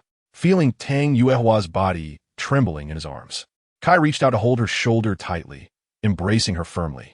After an unknown amount of time, Tang Yuehua stopped sobbing and nestled in Kai's arms, feeling his strong heartbeat. Her face turned a little red as she wanted to pull away. Let go of me. Tang Yuehua playfully tried to struggle, but no matter how hard she fought, she remained trapped in Kai's embrace, unable to break free. The more she struggled, the tighter Kai held her until her strength was exhausted and she could no longer resist. Only then did he loosen his slightly forceful arms. No more struggling? Kai teased, looking at the beauty in his arms. Tang Yuehua's face was flushed, but her eyes were filled with resentment. Looking at the anger in Tang Yuehua's eyes, Kai lifted her chin and leaned down to kiss her. The moment their lips touched, Tang Yuehua's pupils widened in shock. The softness between their lips made her heart tremble, her chest pounding violently. She stared at him incredulously. As Kai's advances continued, Tang Yuehua's inner defenses were slowly crumbling. A single tear fell from the corner of her eye, breaking down the last barrier in her heart. Her legs pressed tightly together, her gaze gradually becoming hazy as she surrendered to his domineering and passionate kiss. Feeling that Tang Yuehua was no longer struggling, Kai scooped her up in a princess carry and walked towards the room. That night, amidst the romance, Tang Yuehua completely let go of her hatred. The next morning, Tang Yuehua groggily opened her eyes. The pain in her body and the fatigue in her mind made her feel somewhat uncomfortable. Frowning slightly, her gaze flickered and landed on the man lying beside her. At that moment, Tang Yuehua hesitated again. Last night, she had half-heartedly gone to bed with him and had given him her most cherished first time. Just thinking about it filled her eyes with complex emotions. She didn't know how to face Kai. Perhaps now, while he was unguarded, will be the best chance for her to take revenge for her brother. Tang Yuehua clenched her fists, her gaze inadvertently falling on the fruit knife on the table. But ultimately, she couldn't bring herself to strike. Ever since the events of last night, she was surprised to find that the weight of Tang Hao in her heart had diminished significantly. Looking at Kai's strong chest and appealing muscle lines, Tang Yuehua's face unconsciously flushed. Leaning down slightly, she pressed her ear against his chest, listening to his powerful heartbeat. Thump, thump. The intense heartbeat made it hard for Tang Yuehua to distinguish whether it was her own or his. As she leaned down, Kai, who was still asleep, slightly raised the corners of his mouth. The trace of blood on the sheets testified to their passion last night and marked a woman's transformation. After an unknown amount of time, Tang Yuehua suddenly gasped and tried to get up, but Kai's hand had already tightly grasped her waist. This action made Tang Yuehua's face turn as red as if she could bleed, her heart racing and her breath becoming somewhat rapid. This bad guy was pretending to be asleep to trick her. Tang Yuehua cursed in her heart. Haha, it's because my Yuehua is just too cute. Seeing that he had been exposed for pretending to be asleep, Kai stopped the act. He opened his eyes and stared at her bare skin. Faced with his unabashed gaze, Tang Yuehua instinctively reached out her arm to cover herself, but ultimately could not escape Kai's grasp. After having breakfast together, they finally got up and dressed. So, do you still want revenge? I'll give you another chance to kill me. Kai turned his back to Tang Yuehua, as if he had truly given up all resistance. However, Tang Yuehua remained silent, only looking conflicted. She wasn't even sure how she felt about him at that moment. The overwhelming hatred from yesterday was nowhere to be found. Could it be that she was truly that kind of frivolous woman? That whoever took her body, she would fall deeply in love with him? Shaking her head, Tang Yuehua discarded this terrifying thought from her mind. In reality, it was otherwise. As a tradition in the Love Continent, those in high positions could even give up everything for a man. Even the highest gods could destroy their foundations for a man. Therefore, the seemingly absurd conclusion that taking someone's body leads to love was quite normal in the Love Continent. Seeing that she hadn't made a move for a long time, Kai turned around to look at the conflicted Tang Yuehua. Come with me. If you stay here, you know better than anyone what your fate will be. Tang Jihu not that. Ever since Tang Hao's death, Qian sect had been worried about attracting trouble, and they had long been planning a marriage alliance with one of the lower four sects. Fengjian sect. It was obvious who the marriage partner would be, especially since the leader of Fengjian sect had long admired Tang Yuehua. The so-called elders of Qian sect might really send Tang Yuehua out for the marriage alliance to protect themselves. By then, not only would she not be able to stay at Qian, but she would probably end up like a canary, caged and devoid of freedom. Kai extended his hand toward her, expressing his intentions. As long as Tang Yuehua took his hand, no one in the world would dare to bully her. Looking at the hand, reaching out to her, Tang Yuehua was still torn between staying with the sect and the other option. Born in Qian sect, she felt she should dedicate everything to it. But she was not a tool. She also had her own feelings. In this struggle, her body had already made the choice for her. Slowly, she stretched out her hand and placed it in Kai's palm. It wasn't until her jade-like hand was held by him that Tang Yuehua snapped back to reality. Kai pulled her into his embrace again, and this time, Tang Yuehua did not resist. Instead, she nestled against him like a docile cat, allowing him to take advantage of her. In 3 days, I'll go to Qian sect. I want you to see clearly the true faces of those rats who only dare to hide in the sewers. Tang Yuehua did not speak, but she was still worried about Qian sect. The sect's monthly expenses and necessary supplies all fell on her, a weak woman. It was unfair to burden someone with only level 9 soul power with the responsibility of supporting an entire Qian sect. especially when they only provided her with a level 75 soul saint for protection. Qian sect truly was rotten from top to bottom. 3 days passed in the blink of an eye, and these 3 days were the happiest of Tang Yuehua's life. The two enjoyed food, drink, and entertainment in Tiando City like a couple in love. For the first time, Tang Yuehua set aside her burdens and felt that life had meaning. Naturally, to completely win over a woman like Tang Yuehua, poetry and song were indispensable. Kai shamelessly recited a poem by the great poet Li Bai. The clouds think of garments. The flowers think of beauty. The spring breeze brushes the railing. Dew shines bright. If it weren't for seeing on the mountain of jewels, I would meet you under the moon at Yao Tai. This beautiful piece instantly left Tang Yuehua in awe of Kai, deepening her affection for him. With 3 days gone, it was time for her to head to Qian sect. Tang Yuehua gently brushed Kai's face, stood on her tiptoes, and kissed him on the neck. Kai, please don't hurt my brother. Holding Tang Yuehua's delicate hands, Kai looked at her with a doting expression. Don't worry, I'm just going to teach those elders of Qian sect a lesson, but first, I need to get rid of that tumor at Yuexian. As he spoke, Kai's gaze sharpened as he glanced outside at a burly man. The man had bronze skin, solid muscles, and a lecherous gaze that made it clear he was no good. At that moment, the man quickly groped a young girl's thigh, then licked his lips as if he was unsatisfied. This man, named Tang Fei, was a level 75 soul saint sent by Qian sect to protect Tang Yuehua. Initially, Tang Fei was diligent in his duty to protect her, but over time, interacting daily with a group of young girls had gradually dulled his resolve, transforming him from a righteous soul saint into a lecherous uncle. Suddenly, a loud crash echoed, like thunder splitting the sky, as the ancient door of Yuexian was violently forced open by an irresistible force.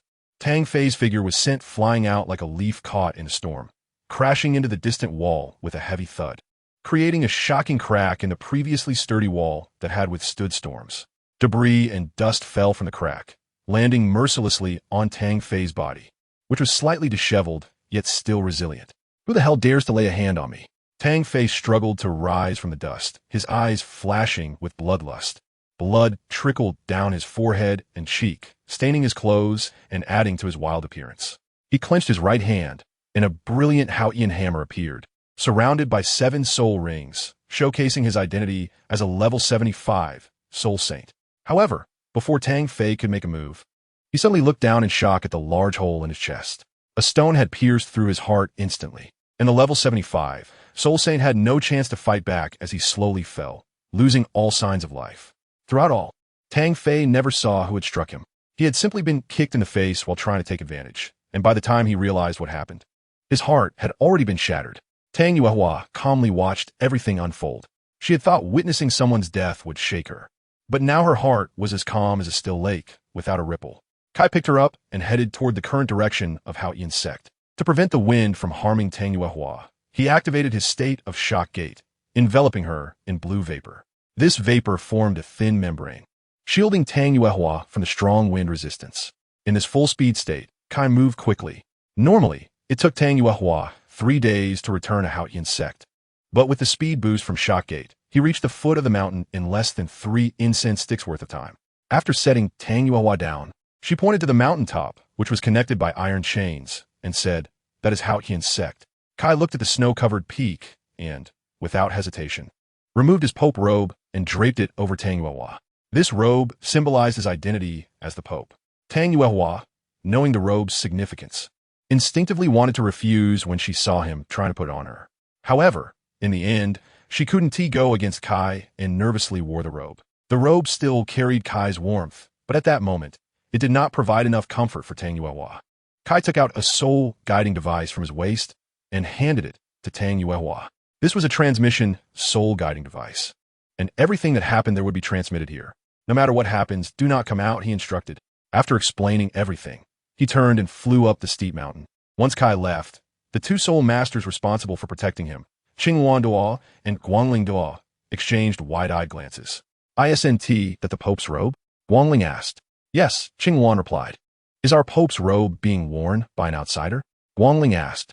"Kai's woman shouldn't be considered an outsider, right?" Qinghuan responded. "Guangling, it should be. Just pretend you didn't see it, right?" When Kai arrived at the mountaintop, he looked down at the sect hidden within the mountain. A ball of flame gathered at his fingertips, growing larger as he continuously infused it with power, until it was big enough to eclipse the sun's brilliance. Kai waved his hand, and the massive fireball smashed towards the gate of the Haotian sect. As the fireball drew closer, the temperature on the entire mountain of the Haotian sect rose a few degrees. Just as the fireball was about to land on the sect's gate, a gigantic Haotian hammer suddenly flew out from within the Haotian sect, colliding with the impending explosion of the fireball. The moment the Haotian hammer made contact with the fireball, it instantly detonated, illuminating the Haotian sect with a dazzling blaze, igniting the entire snowy ground in raging flames. Even the iron chains connecting the mountain peaks began to burn. With the appearance of the Haotian hammer, 6 figures wielding Haotian hammers also appeared in midair. Who are you? How dare you cause trouble in my Haotian sect? Chapter 70, Fallen Angel Star River Sigh. At this moment, Kai looked vastly different from his usual self, dressed in a black and red robe, wearing a half-masked face, and with hair that had grown long from what was once short. In this form, even the Haotian sect members who had never seen Kai in person, including Hulaina, who had grown up with him, would not recognize him. Indeed, this transformation was a result of the experience card for the 1,000 Rin Snow Martial Soul he had used a few years ago. However, unlike the divine six-winged angel, this martial soul resembled more of a fallen angel martial soul from the dark 1,000 Rin Snow. Since Kai's current strength was just an ordinary 99th level supreme Douluo, the power he could exert in the martial soul state was merely that of an ordinary supreme Douluo. Who are you? Do you know this is the Haotian sect? The second elder said in a deep voice as he looked at the figure above. The aggressive demeanor of the opponent clearly indicated a vendetta. However, the Haotian sect had secluded itself for nearly 20 years. Even with great grudges, it was impossible to find this place. The #1 sect in the world? The Haotian sect truly has a lot of forgetful people. As he spoke, 6 wings as black as ink unfurled from Kai's back. What? Seeing the 6 wings behind him, the second elder's pupils suddenly constricted. This aura is undoubtedly that of 6-winged angel, but why is it black? Are you from the spirit hall? The second elder, being the oldest in the Haotian sect, had seen the splendor of angels in his youth, especially the holy and unattainable aura of angel martial souls, which could not be compared to the Haotian hammer, a top-tier martial soul. Second brother, don't babble. They're already bullying us at our mountain gate. I can't swallow this anger. The most hot-tempered 7th elder, Tang Liang, had summoned 2 Haotian hammers, ready to fight at any moment. A blood-red scythe appeared in Kai's hand, and he swung it in mid-air, leaving a blood-red trail in the air. Tang Liang's figure shot up like an arrow, rushing into the sky. The Haotian hammers in his hands cutting through the air with a deafening roar, crashing toward Kai with unstoppable momentum. Kid, no matter what your purpose is, the dignity of the Haotian sect will not be insulted. As his words fell, the 2 Haotian hammers shone brightly, as if gathering the immense energy of heaven and earth. Meanwhile, Kai stood still, lightly twirling the blood-red scythe, a hint of amusement flashing in his deep eyes beneath the mask. Facing Tang Liang's powerful attack, he not only showed no fear, but instead released his soul rings in an almost provocative manner. 4 black and 5 red, shimmering together like a ghostly flower blooming in the night, both beautiful and chilling, causing the surrounding space to tremble. The configuration of 4 black and 5 red soul rings was intimidating, and it also slightly shocked Tang Liang, who was about to attack. 500,000 year soul rings. How is that possible?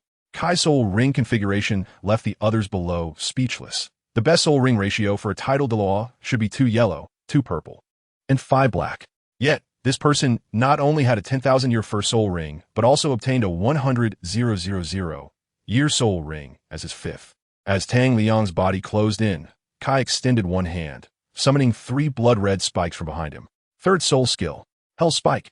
As his voice fell, the 3 spikes shot out suddenly, piercing straight towards Tang Liang's body. Haotian shield. Tang Liang, seeing this, cursed internally as he quickly swung the Haotian hammer in his hand. Faced with the unavoidable attack, the only option was to confront it head-on. Bang! The Haotian hammer successfully blocked one of the spikes, but the other 2 spikes pierced through Tang Liang's defenses, embedding themselves in his body. However, strangely, Tang Liang felt no discomfort at all from the spikes, not even pain. Just when he thought the attack had missed, he was astonished to find that since the spikes had entered his body, his soul power consumption was exponentially increasing. Moreover, it seemed as if a faint bridge had appeared between them. This was the effect of the 3rd soul skill, Hell Spike. The hit target would have their soul power continuously absorbed for self-replenishment, lasting for 1 hour. In other words, for this hour, Tang Liang became a power bank for Kai's soul power. So this is what it feels like to have soul power. Kai clenched his fist, feeling the soul power circulating within him. Heh, just mediocre. This soul power isn't even comparable to the energy of heaven and earth. After repelling Tang Liang with a single strike, Kai's strength gave the other elders of the Haotian sect a simple understanding. Tang Liang, being the youngest among them, had just reached level 90, stepping into the realm of tidal Douluo. But even with only level 90, the other elders dared not say they could repel him with a single blow. Friend, we can sit down and talk slowly. The second elder's voice was calm, as if he genuinely wanted to negotiate with the opponent. If it weren't for Kai seeing the fluctuating soul power between them through his true eye, he might not have noticed that their unintentional change in position had already formed a formation. Talk. I have nothing to discuss with you rats that only hide in the sewers. You. Tang Liang's anger ignited at the opponent's words. However, the rapidly depleting soul power within him forced him to relent. That's not how it should be. Although our Haotian sect has secluded itself, we are still the #1 sect in the world. The foundation of our sect is not something you can shake with your individual power. This statement served both as a warning and a threat. Even an ordinary person hearing this would think twice, let alone if Douluo Continent were to arrive. Seeing the opponent seemingly hesitating, the second elder continued, I see you came alone. There is a woman in our sect named Tang Yuehua. If you are interested, we can send her to you as a servant. Among the high-ranking nobles in Douluo Continent, using women to reach certain agreements has long been a common occurrence. Even the Haotian sect, a top-tier sect, is no exception. Clap, clap. Tang Yuehua looked at the scenes unfolding on the screen with disbelief. To the sect, she truly was just a tool that could be discarded at any moment. The two sides had yet to engage in battle, but if they truly did and found themselves outmatched, she feared she would indeed be decisively abandoned. With a face ashen, Tang Yuehua stared at the scenes on the screen. Her curiosity piqued by why Kai had undergone such a dramatic change in appearance in such a short time. Yet, nothing was more shocking than the news that the sect had cast her aside as a pawn. He, Dan Duhu, the Moon Pavilion Master of Heavendo City. I've had the fortune to meet her once. She truly is rare in the secular world.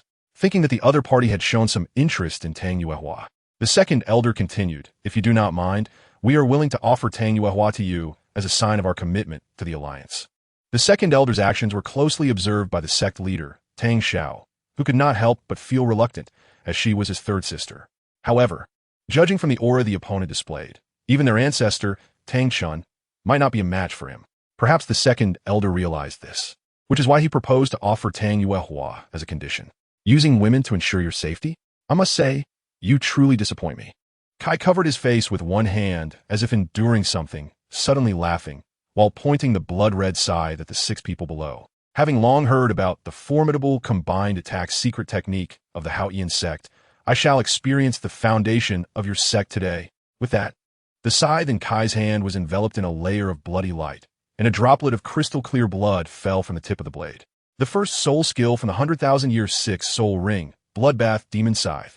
As the radiant glory of the 100,000-year soul ring burst forth from beneath his feet, the red light on the scythe was terrifying.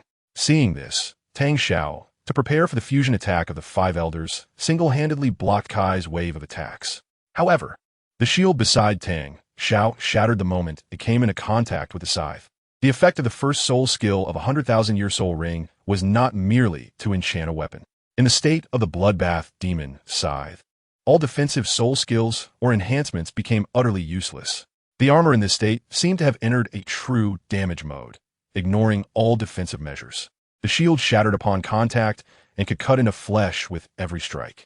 In just 2 rounds of combat, a gruesome gash had been carved into Tang Xiao's chest. It was also during these 2 rounds that Tang Xiao had more or less figured out the opponent's current state. Since defense was useless, Tang Xiao decisively abandoned defensive measures and opted for a hard-hitting approach to block Kai's attacks. The advantage of this was that Tang Xiao briefly halted Kai's offensive, but he was accumulating more and more wounds, with one strike nearly severing him in half. Witnessing the opponent's terrifying offensive power solidified Tang Xiao's resolve to offer Tang Yuehua as a servant to the other party. Haotian 9 absolutes. Shockwave absolute. As the hammer fell, the entire gorge trembled slightly. A series of rippling waves spread out. The power of this strike was unimaginable. Fourth soul skill. Soul Snatching Shadow. This was the only enhancement-type soul skill in this martial soul, increasing speed by 300 and reducing soul power consumption by 50 for a period. A blood-colored figure flickered through the mountains, reaching Tang Zhao's back before he could even lift his Haotian hammer. The second soul skill from the 100,000-year sixth soul ring. Death Reaper's Harvest. A golden light shot into Tang Zhao's brow, leaving his already shocked expression slightly dazed. However, as a level 96 Douluo, Tang Zhao quickly responded, swinging his Haotian hammer towards the opponent's forehead. At this distance, releasing a soul skill or the Haotian 9 absolutes was simply unrealistic. So all Tang Zhao could do was muster all his strength to swing his hammer. Bang! The scythe and the Haotian hammer collided, and a sound of metal clashing echoed throughout the mountains. At this point, Tang Zhao had numerous wounds on his body, each freshly inflicted and oozing blood. Tang Zhao was now kneeling on one knee, the pain in his body and mind nearly robbing him of all resistance. Just as Kai was about to exert more force, a problem arose in the formation behind him. The Haotian formation, which was about to take shape, suddenly collapsed, and Tang Liang spat out a mouthful of blood, uncontrollably tumbling down. The Haotian formation had been completed, but Tang Liang had to focus on maintaining the formation while also dividing some of his attention to resist the effects of the Hell's Sting. This ultimately led to the imminent collapse of the Haotian formation. Everyone was somewhat affected by the backlash of the formation's collapse. Dan Liang, what have you done? Without your participation, how can we maintain the Haotian formation? The third elder stamped his foot at Tang Liang. Tang Liang smiled indifferently. It's simple. I will just kill him myself. With that, Tang Liang's aura finally revealed itself without concealment. Level 90 title Douluo. 2. Before Tang Liang could finish his sentence, blood began to ooze from his 7 orifices. If the soul power of the individual is completely drained by the Hell's Sting before the extraction time has elapsed, the Hell's Sting will continuously extract the life force of the target. Tang Liang's current state clearly indicated that he had begun to lose life force to the Hell's Sting. Kai exerted force in his hand, sending the still desperately resisting Tang Zhao flying. He turned to look at the 5 people who were now visibly dejected. Is this your Haotian sect's protective formation? Is it not for fighting against enemies, but for internal strife? The expression and tone of doubt pierced like a knife into the hearts of the 6. The second elder felt utterly embarrassed, as the formation that usually triumphed had failed, and now they were being ridiculed. Moreover, the disciples of the Haotian sect had witnessed this. After this incident, the elder's influence would undoubtedly be weakened within the Haotian sect, while Tang Zhao's reputation for fighting against the invaders would instead rise. I'm done playing. Before I leave, to thank you for sending Tang Yuehua to me as a servant, I will simply return the favor. With that, Kai's body slowly rose into the air. The blood-red scythe transformed into a small red orb tightly held in his hand. The reason Kai chose to stop was that the experience time for this martial soul was nearly up. There was only 1 hour of experience time per day. Otherwise, he might have really chosen to slap the faces of those elders. This is a parting gift. A blood-red pillar shot into the sky, turning the white clouds above into a blood-red hue. Then the sunlight was obscured, and a massive stone broke through the clouds, falling towards the ground below. The second soul skill from the 100,000-year 9th soul ring. Exquisite. Just refer directly to the original work of Ban Yes Tian Ai Jinxing, Chapter 71. 5 years later, everyone, disperse. Elders, please lend me a hand. Tang Zhao looked at the endless meteorite in the sky, his eyes filled with shock that was beyond words. In this situation, even his grandfather Qinshan would be at a loss. The second elder helped the barely conscious Tang Liang, who, affected by the Hell's Thorn, had completely lost his soul power. If it weren't for the second elder injecting a bit of soul power into him, Tang Liang would have probably already perished. Although Tang Zhao was covered in wounds at this moment, his youthful vigor remained, as the other elders continuously infused soul power into him. The Haotian hammer in Tang Zhao's hand also began to grow in proportion.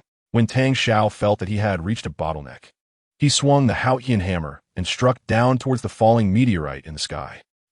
The Haotian hammer smashed upwards towards the meteorite, and a sound wave-like explosion echoed from the peak of Haotian sect, spreading outwards. At this moment, the culprit Kai had returned to Tang Yuehua's side.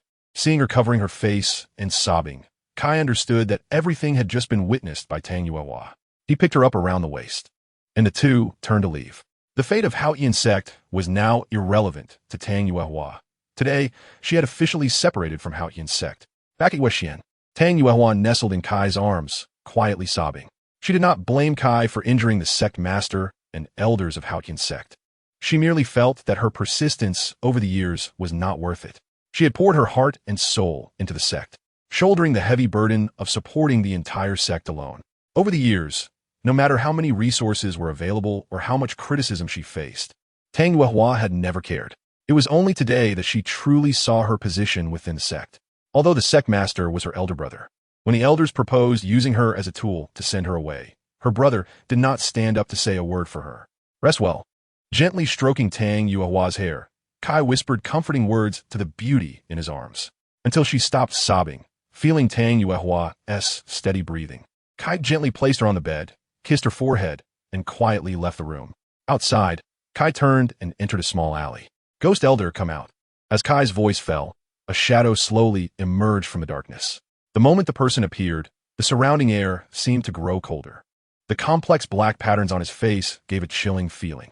I have seen the Grand Elder. Ghost Douluo bowed, not addressing Kai as Your Holiness the Pope.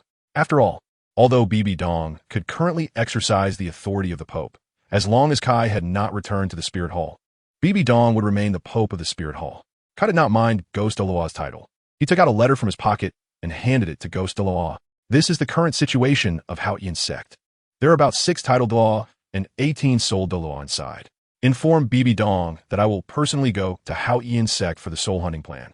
Upon receiving the envelope, Ghost Douluo's heart surged with excitement.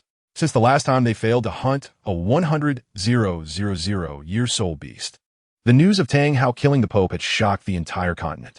After that, some sects realized that the Spirit Hall was not invincible. This led to some smaller sects daring to challenge the authority of the Spirit Hall. Although these provocations were insignificant, they were indeed quite annoying. A few days ago, after killing Tang Hao, although it restored some of the Spirit Hall's reputation, as long as Haotian sect existed, there would always be someone hoping to see another person like Tang Hao arise. 5 years passed in the blink of an eye. The current state of Shrek was completely different from 2 years ago. 5 years ago, when Shrek had just won second place, it was truly glorious.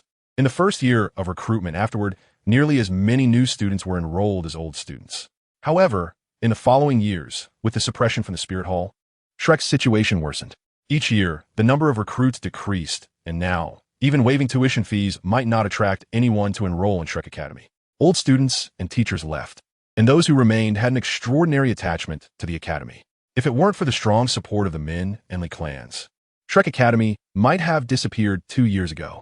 At this moment, at the entrance of Shrek Academy, a small red fat man limped over.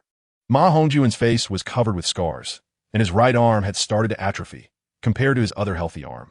It was hard to imagine this was a person's arm. Originally, Ma Hongjuan's path of cultivation had indeed been cut off, but fortunately he had consumed immortal-grade herbs, which prevented the complete destruction of his meridians. However, it left serious after-effects. Whenever he became nervous, he would feel dizzy and nauseous. In these 5 years, his soul power had only increased from level 42 to level 49. Fatty, didn't expect you to come so early. Dai Mubai appeared relatively normal, except for the asymmetry of his face. Otherwise, he looked fine. But only Dai Mubai knew that during certain days of each month, the wounds on his body would ache painfully. One could say that the world's correction was truly powerful. Even though Dai Mubai had become like this, he still ascended to the position of Crown Prince of the Xingluo Empire. This was because his brother had suddenly died from poisoning a few years ago under mysterious circumstances, and no clues have been found to this day. There were rumors at the time that Tang Xin had appeared in the Xingluo Empire for a period. His sister-in-law, Zhu Zhuqing, naturally became Dai Mubai's wife. However, years had passed, and Dai Mubai had always faced setbacks with Zhu Zhuqing, not to mention getting closer. They hadn't even held hands. After the grand competition ended, Oscar was expelled from the 7 Treasure Glazed Tile School. No matter how Oscar assured them, Ning Fengji insisted on expelling him as if he had eaten a weight. As a result, Ning Fengji had a big fight with Ning Rongrong, and in a fit of anger, he slapped Ning Rongrong. Ning Rongrong couldn't understand why her usually doting father had become like this. Even Bone Grandpa and Sword Grandpa, who just broke through to the 97th level, did not stand on my side in this matter. Not only that, but even after the 5-year agreement of the Shrek 7 monsters, Ning Fengji did not allow Ning Rongrong to go. The third to arrive was by Qin, who could be said to be the one who was least injured in the battle 5 years ago. Aside from being disfigured, by Qin suffered little harm. Oscar did not go through the same training as in the original work to obtain his 6th spirit ring. At this moment, Oscar's cultivation is only at the 50th level Spirit King realm. Forget about his mirror image ability. Right now, once he engages in intense physical activity, his body will experience severe pain. Everyone once thought that the Shrek 7 monsters had unlimited potential, but now with Tang San and Xiao Wu gone, Ning Rongrong has completely withdrawn from Shrek. The once 7 little monsters are now only 4. In the shadows, Yu Xiaojiang saw that his familiar apprentice was not among the familiar crowd, and his previously high spirits fell. Standing next to Yu Xiaojiang in this situation were only the former love triangle and Zhao Waoqi. Xiaojiang, I know you're worried about Tang San, but with the Haoyan crown already dead, if we can't recruit students this year, the academy may truly face closure. Flinders sat by the window, his eyes filled with resentment as he looked up at the sky. Since the competition, Lu Erlong has been in an endless retreat. It has been 5 whole years without coming out. Flinder went to the back mountain to look for her and almost got killed by Lu Erlong on the spot. Since then, Lu Erlong's attitude toward Yu Xiaojiang has taken a sharp turn. Not only is she no longer as docile as before, but she also nearly killed Yu Xiaojiang once. This incident has weighed heavily on Yu Xiaojiang's mind for 5 years. Unlike the desolation here, the Spirit Hall presents a different scene. 2 years ago, Kai had already moved Yu Xian to Spirit City, leaving his woman alone in the Heaven Do Empire. Even with the title Douluo sent for protection, still left him uneasy. As for Qian Renxue, Kai genuinely wanted to end his undercover mission. After all, now that he is the Pope, he has the authority to intervene in all actions. However, the plot to usurp the Heaven Do Empire has become more than just a task issued by the Spirit Hall. It has turned into an obsession in Qian Renshue's heart. Even though Bibi Dong has already recognized her, Qian Renxue still wants to see this through. As a safety assurance, the idol Qian Daolu chose to personally intervene, becoming a guest at the prince's residence in his capacity as a 92nd level title de law. In the same year, the 7 Treasure Glazed Tile School officially merged with the Spirit Hall, signing a series of alliance treaties. For instance, the 7 Treasure Glazed Tile School would provide elite support-type soul masters to the Spirit Hall, while the Spirit Hall would be responsible for the construction and protection of the 7 Treasure Glazed Tile School. The 89th level, soon to reach title de law, Nangong was sent to the 7 Treasure Glazed Tile School to become a steward.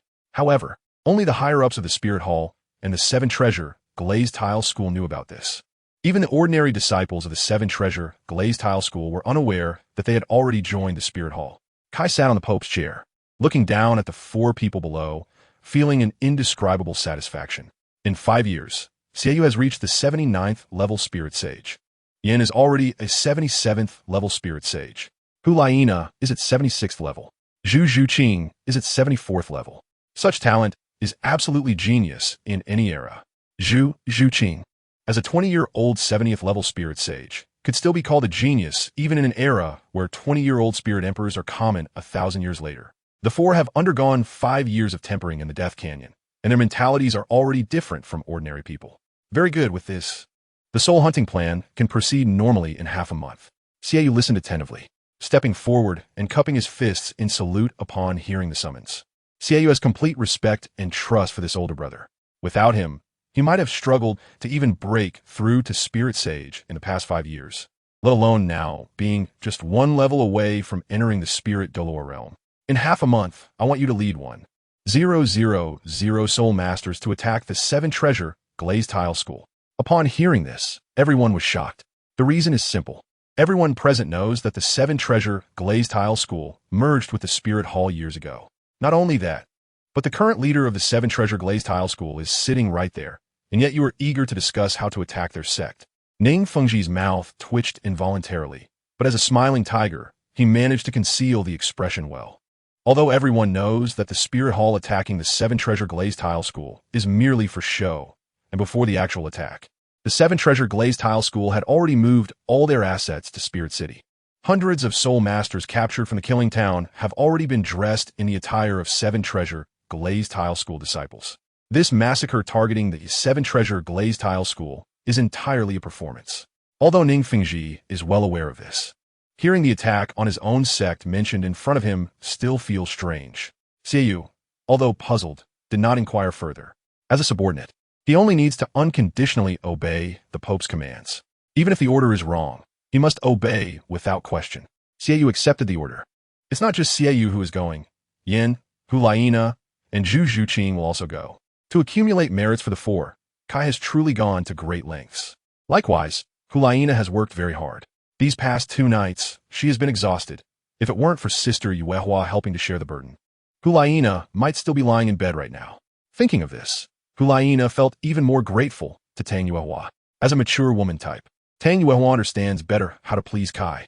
Inside the 7-treasure glazed tile school, after returning, Ning Fengji told the 3 all that had happened.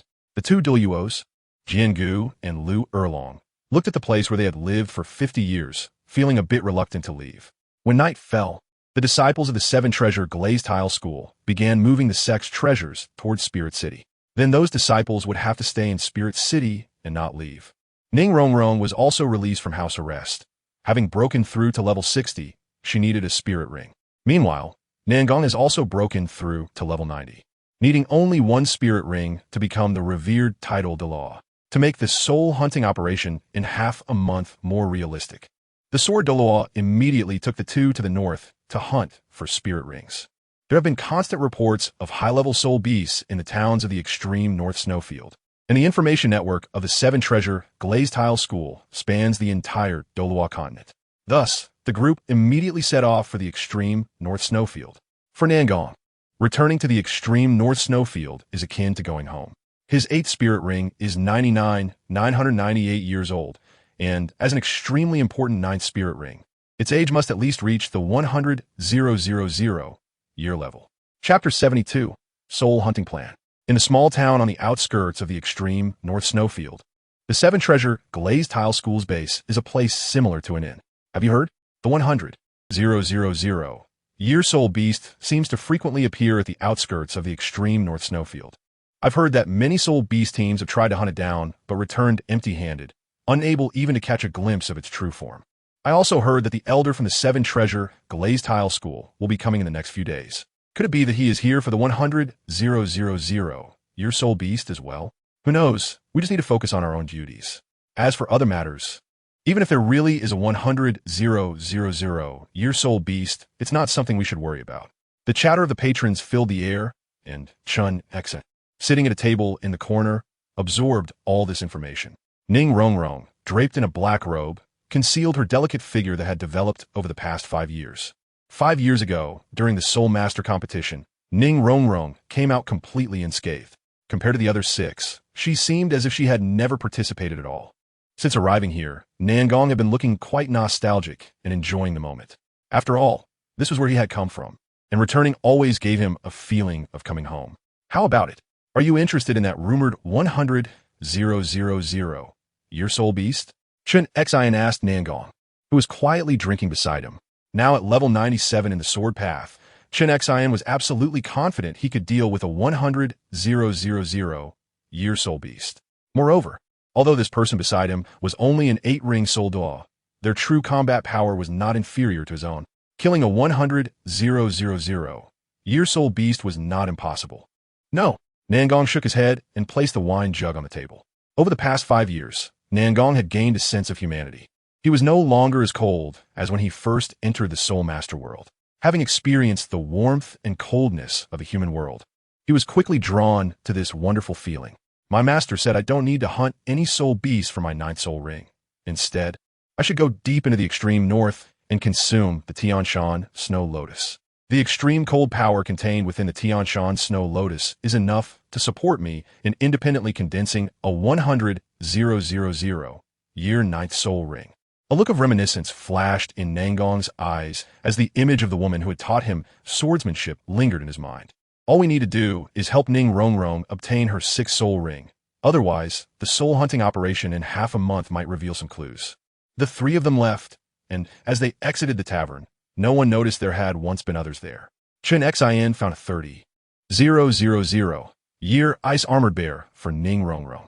The 2 stood at the edge of the snowfield, watching Nangong venture alone into the core area of the extreme north. Qian Renxue turned and left with Ning Rongrong. Their interactions over the past 5 years had given Qian Renxue a sense of having found a confidant. The two often discussed swordsmanship, and whenever they fought, it would take at least half a month to determine a winner. Naturally, Qian Renxue won more often than he lost, as he had almost figured out the characteristics of the Imperial Cold Sword. As long as he engaged in a speed battle, Nangang could not fully unleash his power.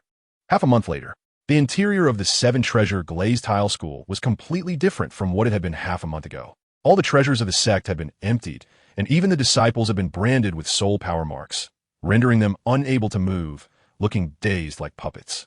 All over 500 members of the seven-treasure glazed tile school had been replaced by fallen soul masters captured from the Killing Town and death row inmates from the Wuhuan Hall prison.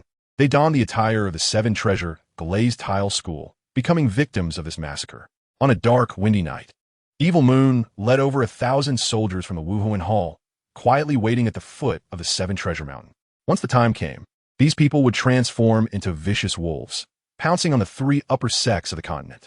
The bright moon hung high as Evil Moon broke through the hidden woods and looked up at the red blood moon in the sky. Time's up. But before Elder Nangang could finish his sentence, Zhu Zhuqing interrupted him. However, Teacher Kai had arranged for this time, and all we need to do is to slaughter those soul masters as much as possible and cause as much destruction to the seven-treasure glazed tile school's buildings. At this moment, Evil Moon hesitated. Kai's order was to rendezvous with Elder Nangang and act immediately when the time arrived. But now they had not seen Elder Nangang, and since the time was up, if they did not act, it would be disobeying orders. Just as Evil Moon was still conflicted, a chilling frost suddenly streaked across the sky, a long, crystalline frost pouring down from above. Feeling the biting cold in the air, Evil Moon raised the moon blade in his hand and pointed it at the seven-treasure glazed tile school, shouting, "Kill them all." They were already aware that the inside was basically filled with heinous individuals, so when they attacked, they felt no guilt at all. The spirit Douluo Ling Yuan, the bear Douluo, the ghost leopard Douluo, and the stationed crocodile Douluo, who had been lying in wait within the seven-treasure glazed tile school, were the first to appear. Except for the crocodile Douluo, the other 3 quickly unleashed their large-area destructive soul skills to start demolishing the buildings in the blast zone. 8th soul skill, blood boiling. 6th soul skill, meteor flame. A fiery divine bird soared in the sky, and every flap of its wings sent down flaming feathers. Those fire feathers detonated upon hitting the ground, demolishing what appeared to be sturdy buildings. When they landed among the crowd, they instantly killed those people. The massive bear stood tall, and then its forelimbs stomped down fiercely, causing countless flaming boulders to rain down from the sky. 4th soul skill, bone prison. 5th soul skill, shock the 4 directions. Unlike the childlike farce happening at the seven-treasure glazed tile school, the blue lightning tyrant dragon family was truly experiencing a catastrophe. To avoid unexpected incidents and loss of combat power, the Thousand June Douluo, the Demon Slayer Douluo, and the Qing Wan Douluo were all present. Even the 2 title Douluo protecting Qian Renxue appeared in the blue lightning tyrant dragon family, forming a 1v5 situation against Yu Yuan. At the foot of the Haotian sect, thousands of soul masters from the Wuhuan Hall also appeared. No matter how outdated the Haotian sect was, it was still the #1 sect in the world today, and the 6th title Douluo made it daunting. Therefore, Kai chose to lead the team personally, including the light feather Douluo, who could accurately take heads from thousands of meters away. Outside Shrek Academy, Bibi Dong appeared in a black robe. Beside her, the lion Douluo hid under the black robe, with countless Wuhuan Hall soldiers holding weapons flashing cold light behind them. Bibi Dong, do you still have feelings for that person? The lion Douluo, as one of the 4 offerings, was well aware of the matters between Bibi Dong and Yu Xiaojiang. Thus, when Bibi Dong volunteered to destroy Shrek Academy, the lion Douluo remained skeptical. However, all doubts vanished when Bibi Dong ordered the attack. The lion Douluo smashed through the gate of the Wuhuan Hall with a punch, instantly killing Li Yusong, who was guarding the entrance. The soldiers of the Wuhuan Hall raised their weapons and swarmed into the Shrek Academy. What awaited the students and teachers was a ruthless slaughter. Inside the seven-treasure glazed tile school, the current state of the school was a far cry from its former glory. The sect was in ruins, and the main hall had been destroyed. Countless disciples dressed in the attire of the seven-treasure glazed tile school lay dead on the ground. The Bone Douluo pretended to be angry, appearing so haggard after just exiting the state of his 9th soul skill. "You worthless wretch, you go ahead. I'll hold the fort here." Everything is exactly as expected. Bone Douluo overdrafted his soul power and finally dragged Ning Fengji to evacuate. Ning Fengji's actions were also proceeding according to the script. He had gone to great lengths to clear out all the hidden spies within the seven-treasure glazed tile school to ensure this scene could continue. This performance was meant for the eyes lurking in the dark. Even if the Heaven-Do Empire maintained a good relationship with the seven-treasure glazed tile school, it could not allow such a ticking time bomb to exist in its own territory. Thus, this act was performed for the Heaven-Do Empire. Before leaving, Ning Fengji endowed the sword Douluo with all his soul skills from the 1st to the 6th, with the support of 6 auxiliary soul skills. The sword Douluo's soul power was hinting at a breakthrough to level 98. He once again repelled the 3 attackers with a sword. And just as the sword Douluo prepared to unleash his power again, a giant ice spear quickly condensed in the sky and thrust towards him. The moment the ice spear appeared, the once fiery, seven-treasure glazed tile school began to cool rapidly. This bone-chilling sensation made everyone's hearts tremble. The sword Douluo swung his sword, and a sword intent formed by the word kill collided with the incoming ice spear. The ice spear shattered, and the broken ice shards formed Nangong's body. Holding the Emperor's cold sword, he pointed it directly at the sword Douluo Qinshin in midair. Sword Douluo, I have come to meet you. When Nangong reaches the rank of title Douluo, he will once again compete with the sword Douluo for the title of the continent's #1 swordsmanship. This soul-hunting operation was precisely a challenge to the currently peak sword Douluo. Behind both of them emerged huge phantoms of spiritual swords, although neither had moved yet. Their exchanges of sword intent had already surpassed hundreds of rounds. 6th soul skill. All swords return to the sect. 3rd soul skill. Celestial frost descends. Tens of thousands of spiritual sword phantoms and tens of thousands of ice crystals were condensed, followed by an intense collision in the air.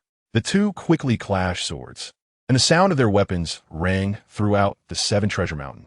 Countless sword energies flew and struck the dense forest below the mountain, instantly cutting down the towering ancient trees that blocked the sky. Blue Lightning Tyrant Dragon Clan. 9th soul skill. True Dragon's Fury. The sound shook the heavens. At this moment, Yu Yuanjin had long lost his former glory. One of his arms had been severed. A divine bird pattern appeared on his chest, and 3 gruesome wounds appeared on his abdomen. Under the combined assault of Qianjun and Jiangmo, Yu Yuanjin couldn't even find the time to use his soul skills. 8th soul skill. Azure Sky Cloud Sea Sound and Dust Sever. The 8th soul skill of the Qinghuan Douluo instantly trapped the power-building Yu Yuanjin. The attacks from Qianjun and Jiangmo made him wish for death at this moment. Yu Yuanjin could only watch helplessly as the slaughtered the members of the Blue Lightning Tyrant Dragon Clan.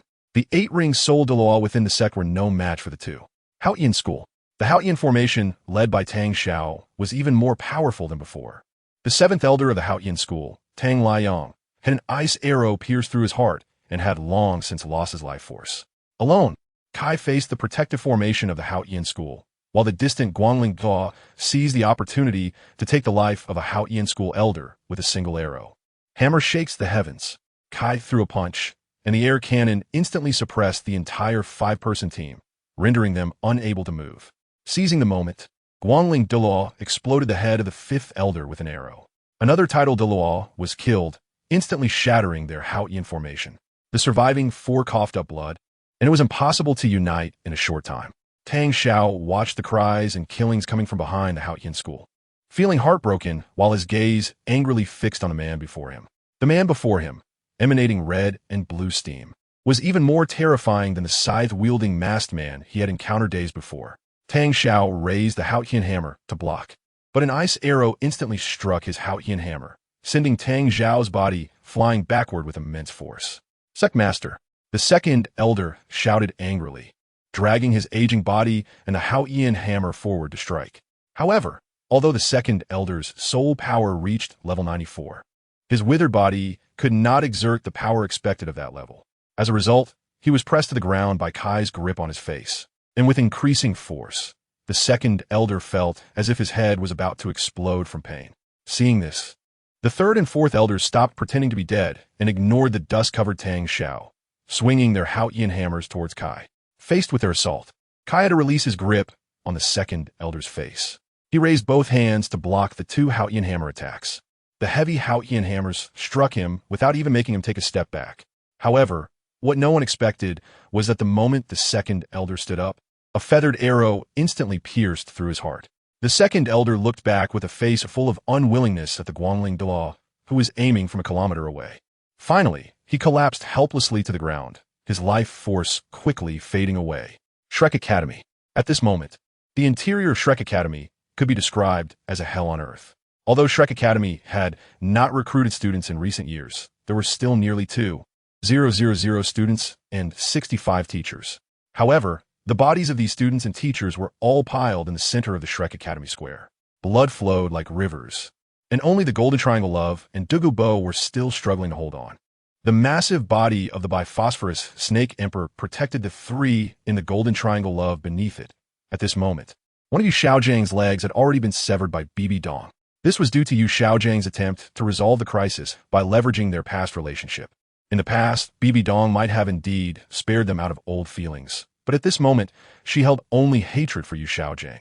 This overwhelming hatred could not be dispelled even by killing the other party. Chapter 73, Tang Sect. Bibi Dong, do you really not care about our past friendship? Yu Xiaojiang, supported by Flander, looked at the blood-soaked woman before him, feeling that she was so unfamiliar now. He had thought that in front of all the teachers and students, he could rely on their past friendship to make Bibi Dong spare them. If the plan succeeded, his reputation would reach unprecedented heights in Shrek Academy. But unfortunately, what awaited him was Bibi Dong's relentless attack. One leg was severed, and if it weren't for Flander's support, Yu Xiaojiang would probably still be lying on the ground. Friendship? Haha, Yu Xiaojiang, you really don't think we have any friendship left, do you? Bibi Dong walked slowly with her long, fair legs. The bloodstains on her skirt made people feel horrified at first glance. The hands of the Lion Douluo were also covered in the blood of Shrek Academy, with blood still dripping from his hands, which made Flinder furious. Those students were all his source of income, all his beloved students, dying tragically before his eyes while he could do nothing. While the Lion Douluo was attacking, he was also on guard against Bibi Dong, as he couldn't fully trust this woman. It's always good to be cautious. At the Seven Treasure Glazed Tile School, Nangong and Qian Renxue were both injured to varying degrees. The buildings of the Seven Treasure Glazed Tile School had been mostly destroyed, and the entire interior of the Seven Treasure Glazed Tile School was a scene of ice and snow. The 100,000 Year 9th Spirit Ring under Nangong lit up, and Qian Renxue's expression became grave. Although they were acting, when it came to real combat, neither of them held back at all. 9th Spirit skill. 9 ice swords of different colors spun around Nangong's body. Not far away, an ice sword pattern also appeared on Qian Renxue's chest. Not good. It's a locking spirit skill. Qian Renxue thought it was bad, and he also used his own 9th spirit skill. The osmanthus tree is young for 100 miles. The partridge cries through the cool afternoon shade. The peak of Yangping is as sharp as a knife. The sword goes to the river. The water is like a long sword. Qian Renxue, in the realm of artistic conception, Qian Renxue decisively unleashed his strongest sword. 8 desolate sword intent. Under the 9th spirit skill state, Nangong found himself in a mysterious realm where he continuously repeated the scenes of his life in his mind. There's the scene of being picked up by that woman when he was just born, followed by 20 years of sword training. Through day after day of training, Nangong had long merged with the sword in his hand. As the sword fell, the surrounding space seemed to freeze. The onlookers could only clearly see the two swords colliding, and then everything went white, and they fainted. In a daze, they saw Qian Renxue kneeling, one arm severed. However, losing an arm did not diminish Qian Renxue's momentum at all. Instead, an incredibly powerful spirit power aura erupted from within him. At the moment his arm was severed, Qian Renxue fully comprehended his insight, breaking through the shackles of level 97 and reaching level 98. It took him only 5 years to go from level 96 to level 98. Nangong was not faring much better. A wound extended from his heart to his abdomen, and that sword had nearly cut his body in half. The outcome was unknown, but after that, Sword Doubt Qian Renxue no longer claimed to be the #1 in the continent. Instead, a renowned sword god, Douluo, emerged. The outcome between the two seemed quite apparent. At the Blue Lightning Tyrant Dragon family, Yu Yuanjun was currently being held like a dead dog in the hands of Qing Wan Douluo. The famous Thunder Douluo had long since lost his breath, and the entire Blue Lightning Tyrant Dragon family was eerily silent. Corpses lay everywhere, and blood flowed like a river. Truly worthy of being the master of the Blue Lightning Tyrant Dragon family.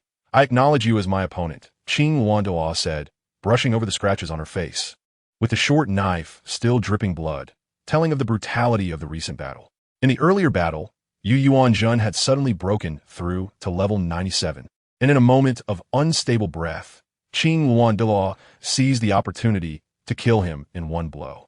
If he had truly stabilized his realm, their battle would likely not have ended so soon. At the Haotian school, the MVP, Guang Lingdao, single-handedly shot dead 5 elders, among whom Tang Xiao was shot and had disappeared. Damn it, one got away. Guang Lingdao kicked the corpse at his feet and said with some indignation. Kai had also stopped his garbage collection behavior, having found nearly 10 soul bones on the 5 elders. The disciples within the Haotian school had been slaughtered to the last, and the entire sect had been utterly destroyed. The operation ended. Let us go. Kai turned to leave, showing no intention of staying. Guang Lingdao shrugged. Little Kai has really become unlovable after growing up. Sighing, Guang Lingdao said, move all the treasures of the Haotian school back and clean up these corpses. After giving the orders, Guang Lingdao followed Kai's pace and left. Who would have thought that in just one night, the once-renowned top 3 sects would be nearly slaughtered to extinction, and the countless treasures of the sect would be completely plundered? The once ephemeral Shrek Academy had also become a terrifying place of corpses. The next day, a news shocking enough to stun the continent spread rapidly to the 2 great empires. The Haotian School, 7-treasure glazed tile school, Blue Lightning Tyrant Dragon family, and Shrek Academy had suffered attacks from the fallen soul masters of the City of Slaughter. The Spirit Hall expressed deep condolences and announced a crackdown on the fallen soul masters outside the City of Slaughter.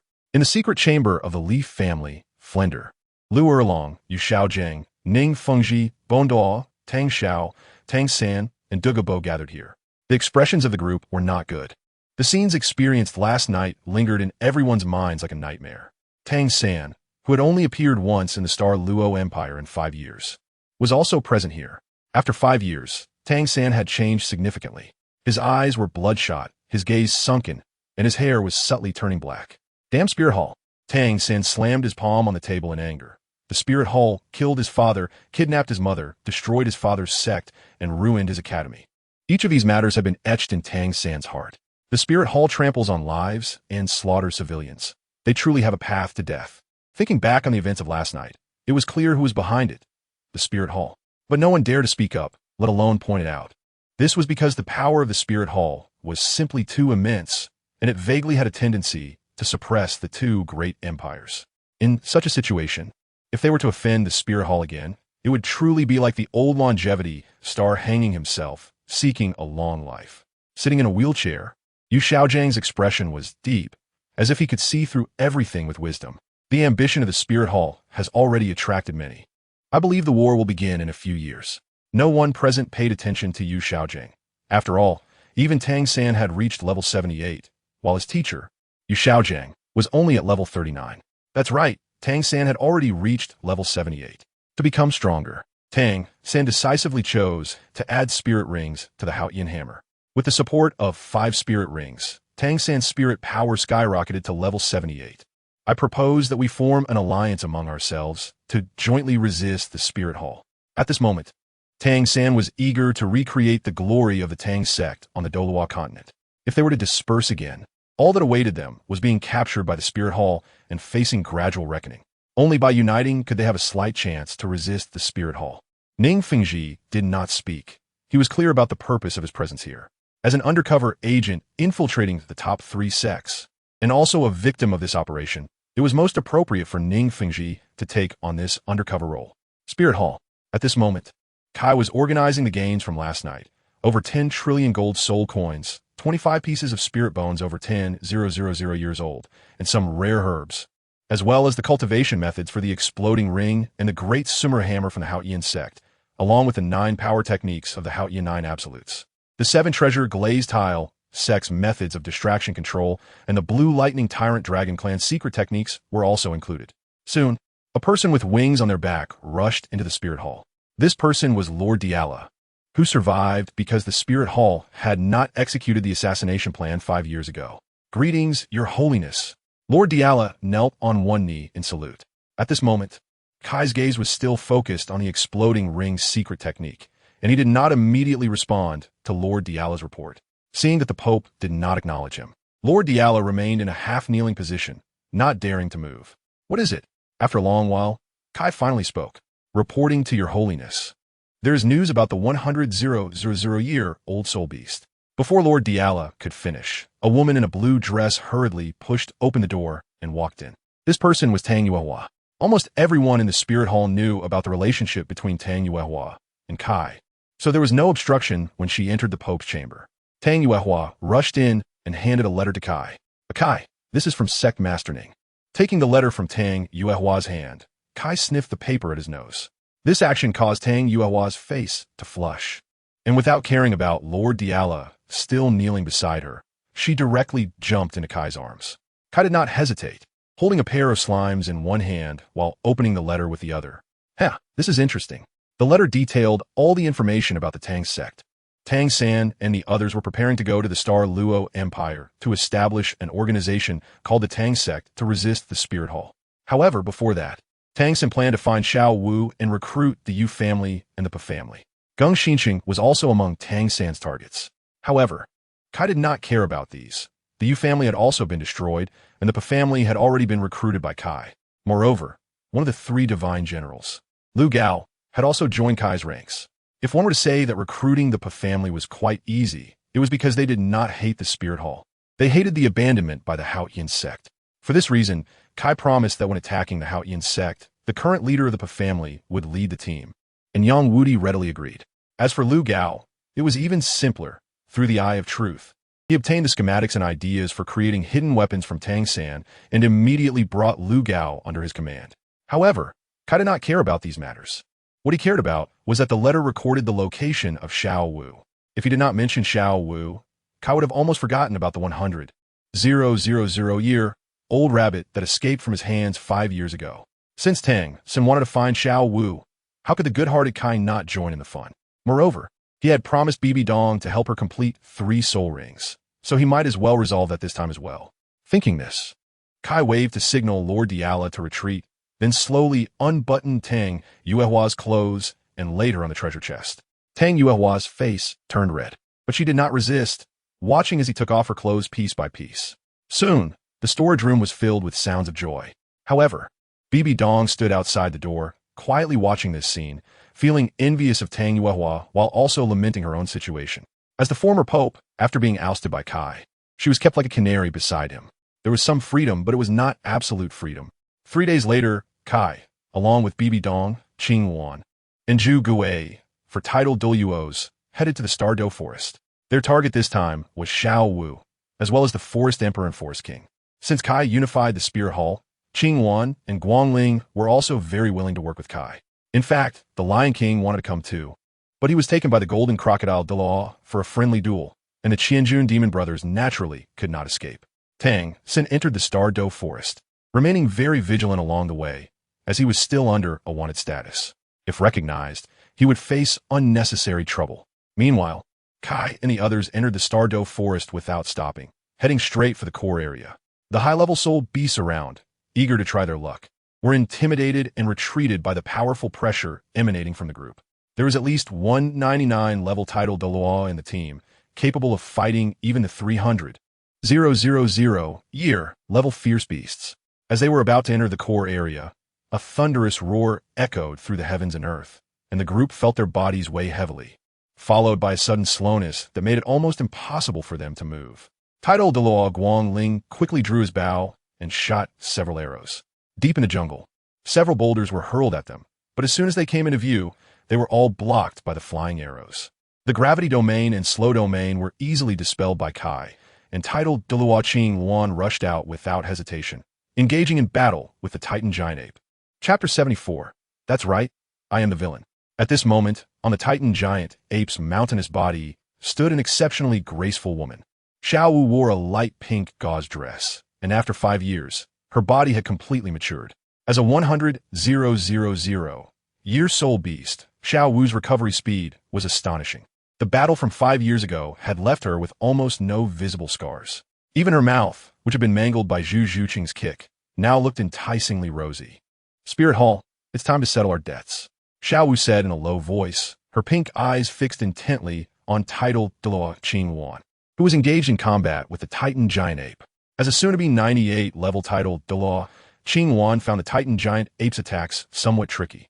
Even though the Titan giant ape felt pain when Xing Wan's attack struck, it raised its massive fists and pounded its chest, causing its soul beast aura to surge upward.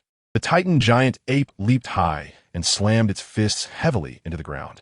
In an instant, the ground shook and the entire Stardow forest began to tremble. Cracks started to appear on the ground, and stone pillars continuously rose up, piercing towards the body of the Azure Phoenix Douluo. Faced with the stone pillars thrusting at him, Azure Phoenix Douluo's expression suddenly turned cold, but his movements came to a halt. Following that, an ice arrow grazed his body and flew out, piercing through all the rising stone pillars and accurately hitting the chest of the Titan Great Ape. Roar! Even the incredibly defensive Titan Great Ape felt pain from this underground assault, lowering its head to look at the shards of ice on its chest, where blood was faintly oozing out from beneath the layer of ice. The Titan Great Ape's eyes were momentarily shocked, and by the time it regained its senses, an arrow had already shot into its eye. The speed of the arrow was beyond what the Titan Great Ape could compare to, and the sudden change left it with almost no time to react. Human, do not overstep. The Titan Great Ape covered its bleeding eye with one hand, and then, enduring the pain, pulled out the arrow that had pierced its eye. Daming, are you okay? Xiaowu asked with concern, watching as Daming tossed aside his eyeball, her gaze filled with unspeakable worry. Meanwhile, beside the Lake of Life, the Forest Emperor, the Sky Blue Bull Python, also appeared quite disheveled. One of its horns had been forcibly broken, and its massive body was being suppressed by Kai's overwhelming strength, unable to move. The Sky Blue Bull Python, with its 200,000 years of cultivation, was the first to be subdued. At this moment, the Sky Blue Bull Python had lost all ability to resist. Having endured the torment of Kai's death door, it had developed deep doubts about the combat power of the Douluo Continent. Despite its 200,000 years of cultivation, it was completely suppressed by Kai alone, unable to lift its head, and its prideful horns were easily broken by the opponent. Although the Sky Blue Bull Python possessed a trace of the Azure Dragon's bloodline, it was essentially still a snake. Bibi Dong looked at the Sky Blue Bull Python's snake gall in her hand, which had essentially gathered all of its cultivation. Without the snake gall, the Sky Blue Bull Python was just a larger soul beast. It seemed that there was a strange connection among the three siblings. At the moment the Sky Blue Bull Python was subdued, Xiaowu seemed to sense something in the depths of her mind. Turning back unintentionally, she saw the broken horns of the Sky Blue Bull Python. Daming, Xiaowu said in disbelief, quickly breaking away from the Titan Great Ape's body and running towards the direction of the Sky Blue Bull Python. The moment Xiaowu left the Titan Great Ape's body, the two title Douluo, Zhu Douluo, and Ge Douluo, who had been hiding in the shadows and had not made a move, began their actions.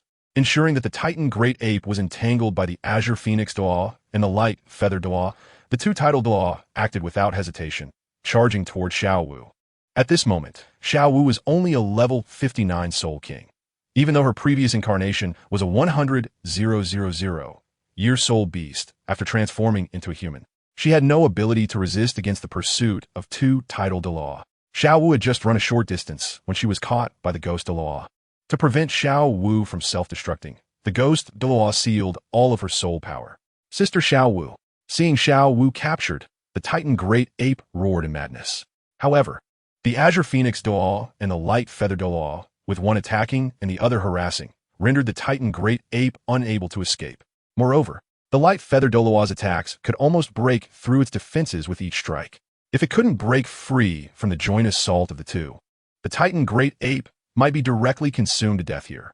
In the shadows, Tang Xin could no longer choose to just watch. He had come here to take Xiaowu away, and as for why he came at level 79, that was unknown. Xiaowu had almost occupied an irreplaceable position in Tang San's first half of life, so even though Tang San was only level 79 at this moment, he still chose to take action in the face of the pressure from the two title Douluo. Tang San shot out hidden weapons from his body like a hedgehog, using various large-scale, lethal hidden weapons. Zhu Douluo smiled wickedly, and the martial soul in his hand quickly burst forth with dazzling brilliance. Second soul skill, Radiance of the Strange Mushroom. A layer of golden light quickly enveloped the three of them, and the hidden weapons clashed against the shield, producing a series of crisp sounds. It was originally thought that these attacks would block all the hidden weapons, but a few small golden needles still penetrated the shield and flew towards Zhu Douluo's chest. Fifth soul skill, Gathering of Coal Blossoms. Zhu Tuo quickly threw out 2 spinning blades made of chrysanthemums, which blocked all the small golden needles that passed through the shield, then shot straight towards the spot where Tang San had just launched the hidden weapons. Tang San, the Pope had already anticipated that you would come, so he sent heavy troops to surround the Stardow forest. Today, you cannot escape. The 2 blades shot deep into the forest, heading straight for Tang San's chest. Upon seeing this, Tang San quickly took out the Haotian hammer in his hand, the configuration of 7 black soul rings making it quite intimidating. Haotian hammer, chaotic cloak. Tang San swiftly swung the Haotian hammer in his hand, and as his movements became faster, a layer of protective energy appeared around him. Facing the 2 attacks flying towards him, Tang San used the chaotic cloak hammer method to take the 2 attacks head-on. However, the gap in realms was as vast as a chasm, and while Tang San blocked the attacks, he was also sent flying by the massive recoil. Zhu Douluo pursued Tang San, while Ghost Duo escorted Xiao Wu towards the direction of the Lake of Life. When they arrived beside the Lake of Life, the 200,000-year sky blue bull python was left with only a breath of life. Upon seeing Xiao Wu being brought over as well, it struggled greatly as if it had returned to life. Sister Xiao Wu, I am sorry, Damon, Xiao Wu said tearfully. However, the sky blue bull python merely shook its weary body and replied, neither I nor Erming blame you. With insufficient strength, there will come a day when one is hunted. Watching the touching exchange between the two, Kai took Xiao Wu from Ghost Duo, lifting her by her 2 rabbit ears. The ears were one of Xiao Wu's most sensitive spots, and being forcibly pulled by them caused her immense pain, but at the same time, she also felt an overwhelming pleasure. Xiao Wu tightly squeezed her legs together, as if enduring some great beast. Kai leaned in slightly, pinching Xiao Wu's chin and examining her closely. I didn't expect that, after 5 years, you have become even more beautiful. Faced with Kai's unabashed gaze, Xiao Wu fearfully closed her eyes, not daring to look. At this moment, Xiao Wu was afraid that the other party would first assault her and then kill her, as that would bring humiliation to both her body and soul, which she was unwilling to accept. In your hands, you can kill or torture me at will. Seeing Xiao Wu's fearless demeanor, Kai was slightly intrigued, taking the weapon from Bibidong's hand and stabbing it into the body of the sky blue bull python. Mu! The Tianqing Yomang, having lost its snake gall, had become exceedingly weak. The weapon pierced its body without any obstruction, adding fuel to the fire for the already dying Tianqing Yomang. Daming, Xiao Wu, ignoring the pain in her ears, began to struggle violently.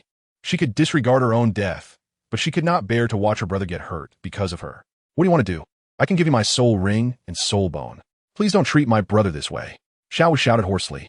Kai looked at the little rabbit in his hands with great interest, his gaze sweeping over every inch of her body. Although Xiao Wu hated herself, not knowing where that hatred came from, it was undeniable that her appearance was striking. Even in the world of red romance, she would certainly be a courtesan. Nana had been avoiding him like the plague these past few days, and Tang Yuehua did not dare to face his firepower alone.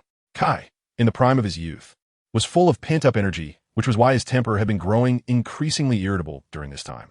Xiao Wu's soul ring was not particularly compatible with Bibidong, so Kai entertained the idea of training her into an RBQ. How about we play a game? Do you think your beloved third brother will come to save you?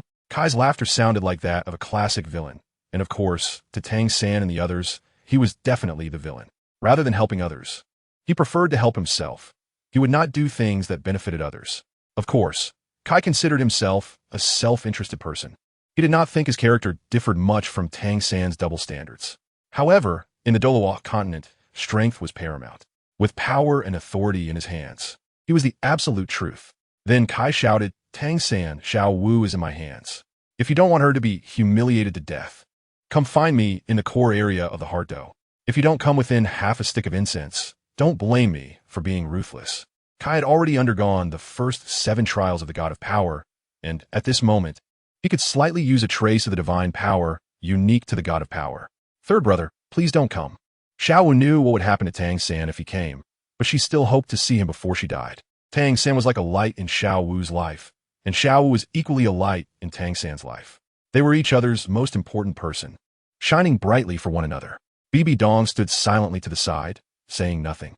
It was normal for a powerful man to have multiple wives and concubines, and taking a slave could be considered reasonable. After all, her disciple, Hulaina, often complained to her about how she fainted every time she tried to resist Kai's advances. Huang felt guilty about her poor physical resilience. So to prevent Kai from stopping halfway during his release of pent-up energy, she had not been with him for the past 6 months. Just a couple of days ago, Tang Yuehua was caught by Kai while delivering a message, and afterwards, she spent 2 to 3 days in bed before she could walk again. In truth, none of this could be blamed on Kai. After accepting the power and tempering his body, he experienced a qualitative leap in his physique. He did not expect that his abilities in that aspect would also reach a qualitative leap. Originally, it was something that could satisfy both parties, and sometimes even a second round was not out of the question. But now it was 1 against 2, and Kai could absolutely win. 1 against 3, he would definitely win.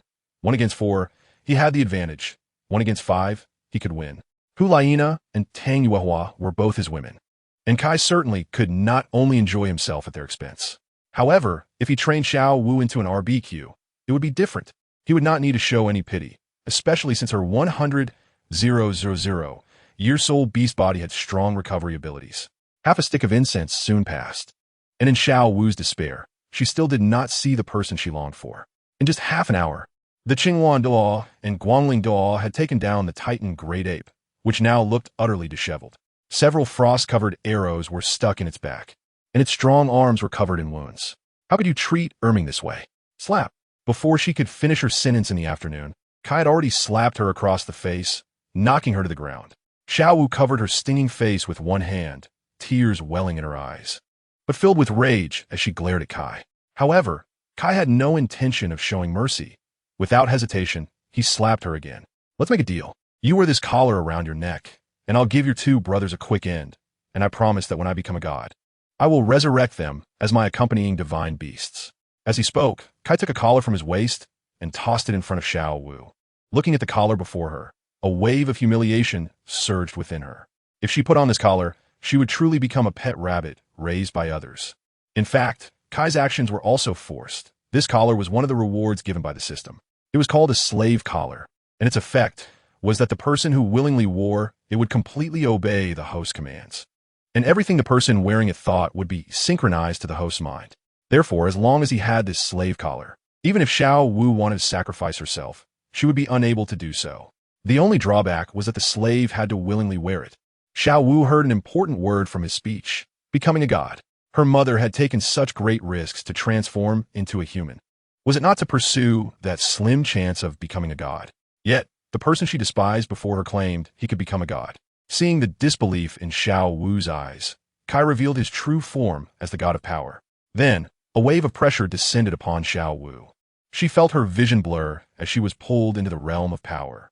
In a fleeting glance of the god of power, Xiao Wu felt as insignificant as a grain of sand in the air. Chapter 75, Xiao Wu's Tragedy. The Tiando Palace transformation begins in her consciousness. Xiao Wu watched as the hand of the god of power pressed down on her. At that moment, she found it difficult to breathe. Under the immense pressure of that hand, she did not even have the thought of resisting. It was not until the hand completely descended that Xiao Wu returned from her consciousness to reality. Back in reality, Xiao Wu was drenched in cold sweat. Large beads of sweat rolling down her forehead, gasping heavily, her chest rising and falling erratically. She could confirm that the person she had just seen in her consciousness was indeed a god, a being more terrifying than the beast god of their soul beast clan in legends. Since she had seen a god, Xiao Wu began to believe Kai's words somewhat. Looking at the collar before her, she swallowed hard. Just as she was about to pick up the collar, the Titan Great Ape let out a mournful cry. Sister Xiao Wu, no. Not understanding, the Titan Giant Ape couldn't finish speaking before Qinghuan Duo had stabbed a short knife further into its chest. The Titan Giant Ape's mournful howls caused a pang of pain in Xiao Wu's heart. A tear slipped from the corner of Xiao Wu's eye as she picked up the collar from the ground and put it around her neck. Xiao Wu was very clear in her heart that she and the others would definitely not survive, since the opponent was a divine inheritance. They must have special means to make them unable to live or die, rather than living in such a state.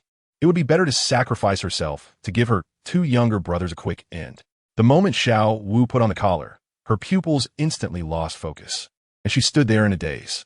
She watched helplessly as Bibi Dong took the lives of her 2 brothers, and the 100,000-year soul rings of Daming and Erming appeared on their corpses. The 100,000-year soul rings, which others might never see in their lifetime, appeared at this moment in pairs. Without hesitation, Bibi Dong decisively sat down to absorb the soul rings. Even if Tang Sand could absorb 999-year soul rings at once, Bibi Dong certainly wouldn't be worse than him. Absorbing two 100,000-year soul rings simultaneously was difficult for Bibi Dong, but it was not impossible. While Bibi Dong was absorbing the soul rings, Zhu Douluo flew over, clutching his shattered armor in embarrassment. We saw the two 100,000-year soul rings.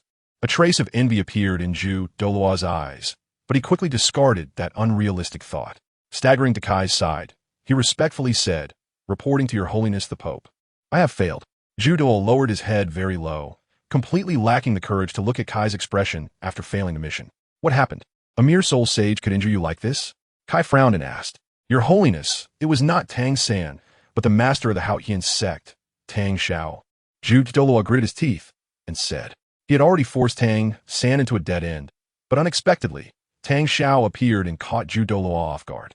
Tang Xiao had emerged from the southwest corner of the Star Doe forest, breaking through the encirclement to take Tang San away. Kai didn't care about the Tang Xiao mentioned by Zhu Douluo. After all, his purpose for coming here was solely for Xiao Wu and her two brothers, and he had no intention of killing Tang San here. Go back and recover. By the way, after you return, distribute the confiscated soul bones from the Wuhuan Palace's treasury to those who participated in the soul hunting operation. Those who have merits must be rewarded. Appropriate rewards can make these subordinates more loyal. It is better to distribute those soul bones to soul Douluos or titled Douluos to help them break through than to let them gather dust in the treasury. Sure enough, when Zhu Douluo heard that Kai not only did not punish him, but instead offered a reward, he immediately knelt down on both knees and heavily bowed his head to Kai. "Thank you, Your Holiness the Pope. I will not disappoint your expectations."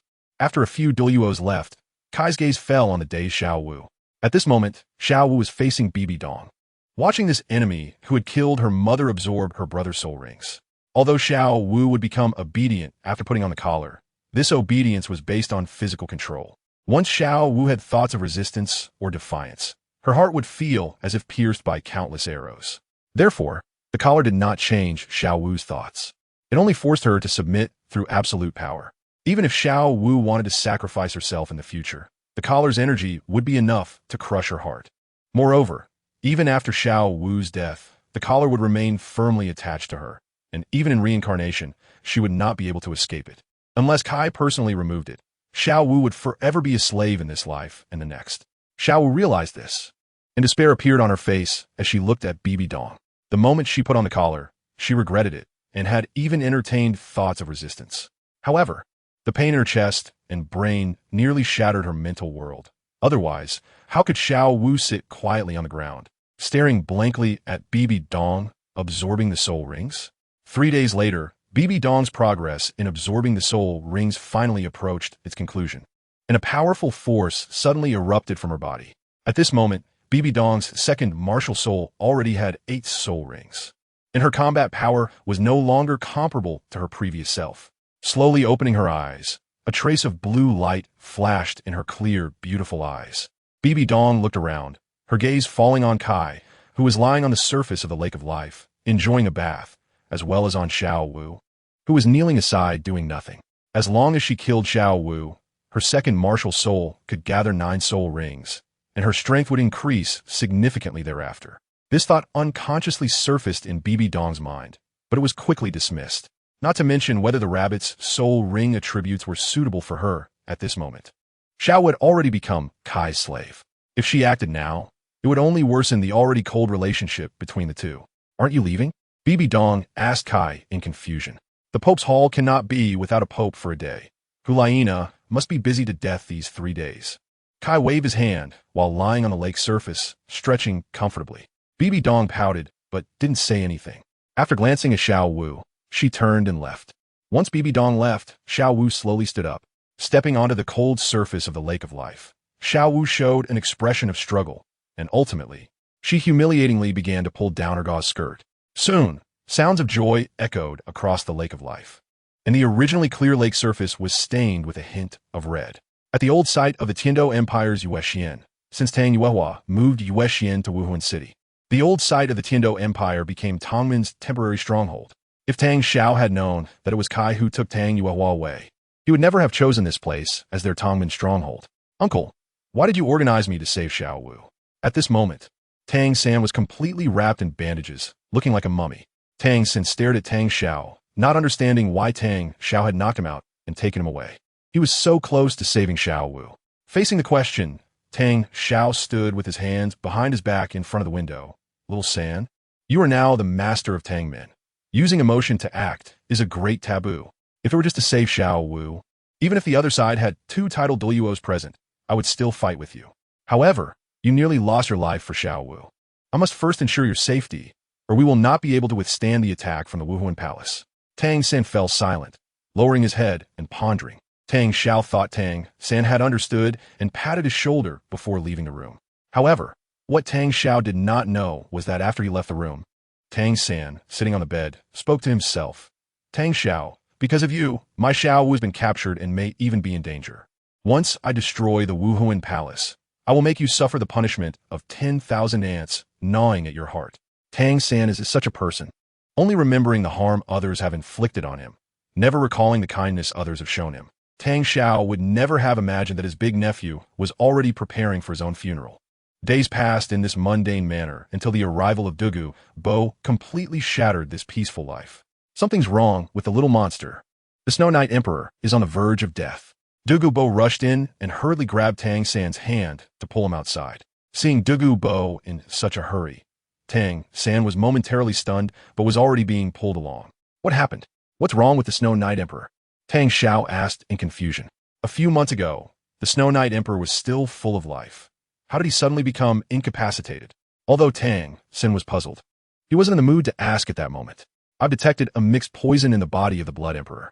This poison is extremely strange and has accumulated in the body for too long. I am completely helpless. I can only use poison to counter poison to temporarily curb the spread of the toxin in the Blood Emperor's body. Once the shackles are broken, it will instantly take the life of the Snow Knight Emperor. In terms of blockage, Douluo Bo, admit I'm not as good as the little monster. Douluo Bo's words made Tang San feel appreciated, especially the last sentence.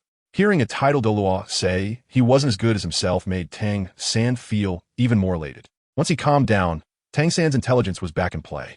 In just a short while, he had already made up his mind. Uncle, you must return to the Tang sect immediately and notify the teachers to come here. I will take the old monster and senior titan into the palace. Tang Xiao wanted to say something, but Douluo Bo had already pulled Tang San away without giving him a chance. In the Lake of Life in the Stardow Forest, Xiao Wu had experienced 72 hours of hell over the past 3 days. At this moment, Xiao Wu lay on the ground with her eyes rolled back. Her body weak and covered in bruises, even her breathing was feeble. Seeing Kai, her body would tremble. These 3 days had been too terrifying for her. Experiencing despair more times than when her mother died in front of her was even more painful. Watching Xiao Wu lying on the ground, Kai took out a piece of clothing from his storage soul guide and threw it over her. Over these 3 days, Kai had completely treated Xiao Wu as if she were not human, venting all his accumulated anger on her. At this moment, Kai felt refreshed, second only to the feeling after being with Huang for the first time. The little rabbit was indeed soft, but compared to the little rabbit, he preferred the little fox. Stretching comfortably, he watched as Xiao Wu shakily got up from the ground. After putting on her clothes, Xiao Wu dragged her exhausted body to Kai. After just a few steps, she stumbled and fell to the ground.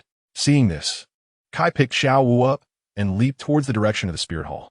When they arrived at the spirit hall, Bibi Dong looked at Xiao Wu's condition with a flash of shock in her eyes. She had seen matters between men and women before. She was just shocked by how powerful Kai was, to the point that even the 100,000-year-old softbone rabbit, Xiao Wu, couldn't endure it. No wonder Huang felt guilty and complained to her, saying she couldn't satisfy Kai. With this level of intensity, there were probably very few people in the world who could satisfy him. Ignoring Xiao Wu, who was now in such a state, Kai just sat down to rest when he heard Bibi Dong's voice. The Tiando Empire has already begun to act. Aren't you going to join the fun? As soon as these words were spoken, Kai, who had just sat down, stood up immediately. It started? Did you instruct this? Bibi Dong shook her head. It was Qian Daolu. He believes the undercover period has lasted long enough, and if the Snow Knight Emperor is still using poison, it should be around this time. As soon as Bibi Dong finished speaking, Kai turned and left. His gaze fell on Xiao Wu, who was lying on the ground, Bibi Dong hesitated and bit her lip, ultimately deciding to take Xiao Wu to her room. What happened next was unknown. At this moment, the Tiando Imperial Palace was filled with a murderous atmosphere. The soldiers' spears glimmered with a dazzling cold light under the sunlight, each of them wearing red satin on their arms.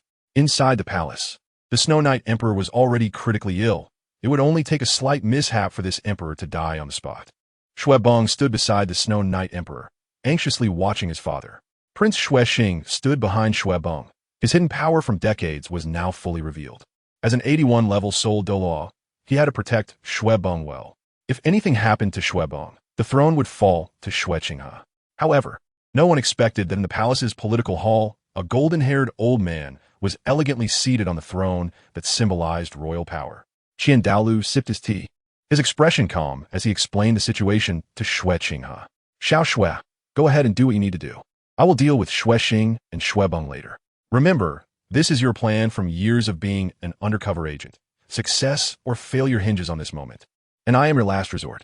If Qian Renxue's plan failed, Qian Daolu would immediately take action to eliminate the Snow Knight Emperor, and at that time, the throne would naturally fall to Xuexing.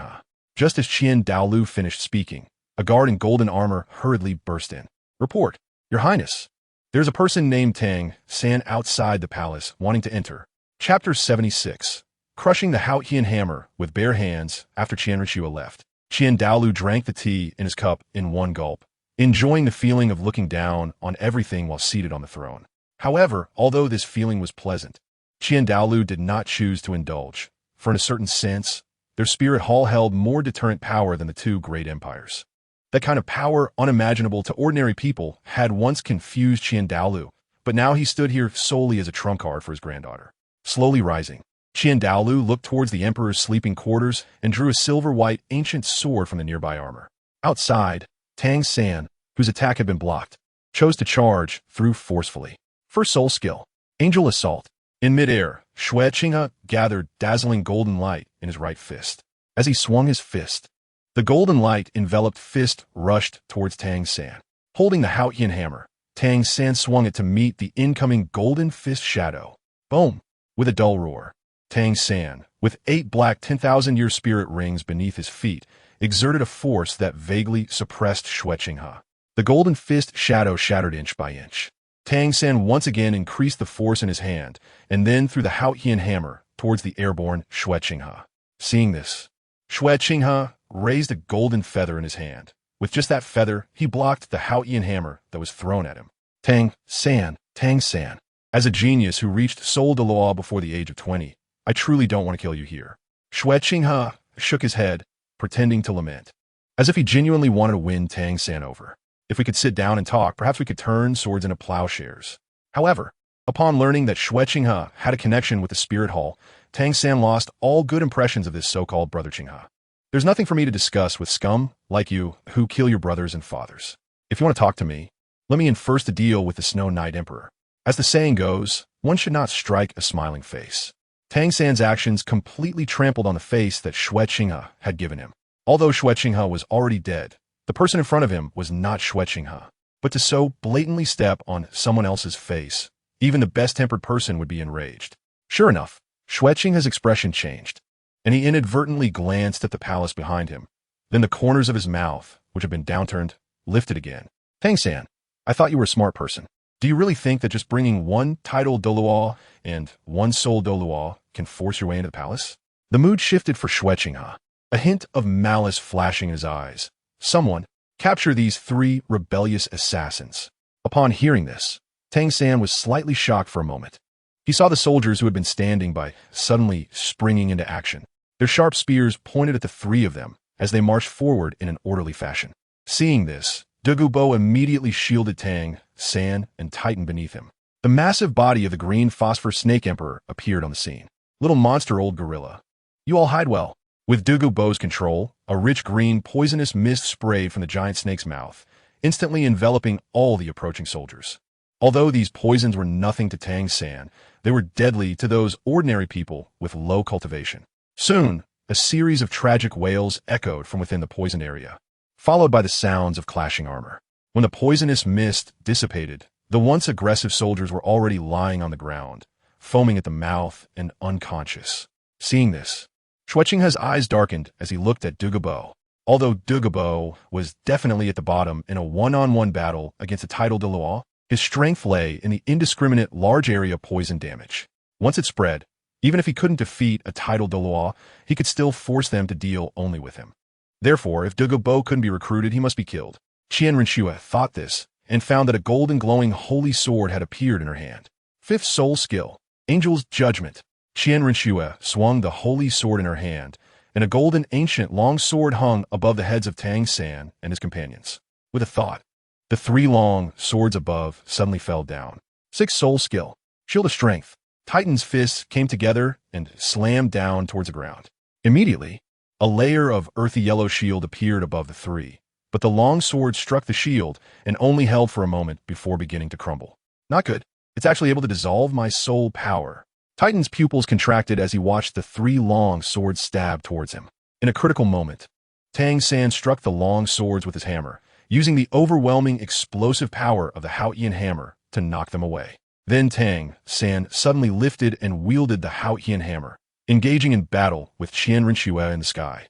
For more than a decade, Qian Renxue's undercover plan had slowed her cultivation growth, and now she was only at the level of an 82nd rank soul Douluo. Meanwhile, Tang San, having already added 8 soul rings to the Haotian hammer, had also reached the 82nd level, and in a battle of the same level, combat skills and experience became particularly important. However, Qian Renxue, who had spent years in the Tiando Palace, naturally lacked combat experience compared to Tang San. So even with the pressure of her domain, she showed signs of being at a disadvantage. Douluo was still entangled with the Douluo, while Titan could only frantically choose to fight against the snake spear Douluo. Qian Renxue also sensed her shortcomings in battle, and the image of the man who always stood in front of her flashed through her mind. Perhaps she lacked experience in battle, but her physical skills were taught to her by that man. Thinking of this, Qian Renxue's mouth curved slightly, and as Tang San was momentarily distracted, she kicked him in the kidney. Tang San's face darkened, and the pain from his kidney instantly brought him immense suffering.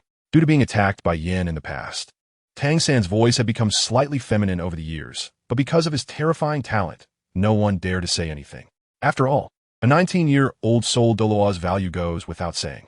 Tang San, who had fallen to the ground, clutched his painfully throbbing kidney, staggering as he almost fell, but fortunately, he was supported by the Haotian hammer, preventing him from falling to the ground in front of everyone. The angel's domain quickly enveloped Tang San, and 3 sword blades that were casually slashed out were blocked by the Haotian hammer. 6th soul skill, Haotian heavy strike. As Tang San's 6th soul ring lit up beneath him, the Haotian hammer in his hand grew larger, and then he swung it down heavily onto the ground. Boom! The terrifying weight and immense power of the Haotian hammer struck the ground, instantly creating a deep pit in the solid floor. The residual force from this strike even affected Qian Renxue in midair, and as she shielded her eyes with her forearm, Tang San seized the opportunity. Once Qian Renxue's vision cleared, inside the palace, Qian Daolu was wiping the blood from his sword as he walked step by step towards the Snow Knight Emperor's chamber. On his way, dozens of guards charging at him had already been slain, none of whom were powerful soul emperors. But before Qian Daolu, they all fell like clay chickens and pottery dogs. Pushing open the chamber door, 2 sharp feathers shot towards Qian Daolu's face.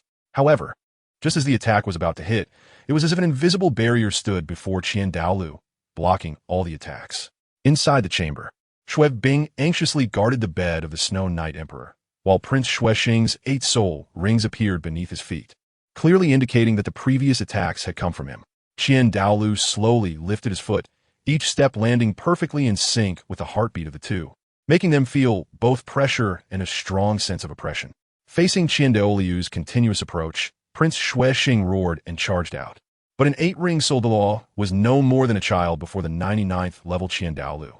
With a thrust, his long sword pierced through Xuexing's heart, and Xuexing looked down in disbelief at the sword stabbed into his chest. Pulling out the sword, Xuexing clutched his bleeding chest and slowly fell down. Seeing an 8-ring soul Douluo die, just like that, Xue Bing was also extremely frightened. Turning her back to Qian Daolu, Xue Bing trembled all over as she looked at the peaceful Snow Knight Emperor lying on the bed. As if foreseeing her own fate, Xue Bing decisively gave up resistance and quietly awaited death. A long sword pierced through her back and out of her chest, and Xue Bing stiffly lowered her head. collapsing to the side without a sound. By this point, only Qian Daolu and the Snow Knight Emperor lying on the bed remained. Snow Knight, oh Snow Knight, you who have been wise all your life, could you have foreseen that from this day forward, the Tiando Empire would be renamed the Spirit Empire? Qian Daolu sighed, gathering a strand of golden soul power at his fingertips, which then shot into the heart of the Snow Knight Emperor. Qian Daolu propelled the flow of soul power, and the toxins that had been blocked outside the heart instantly spread, enveloping the Snow Knight Emperor's heart. After confirming that the Snow Knight Emperor was dead and could not be saved, Qian Daolu decisively chose to leave.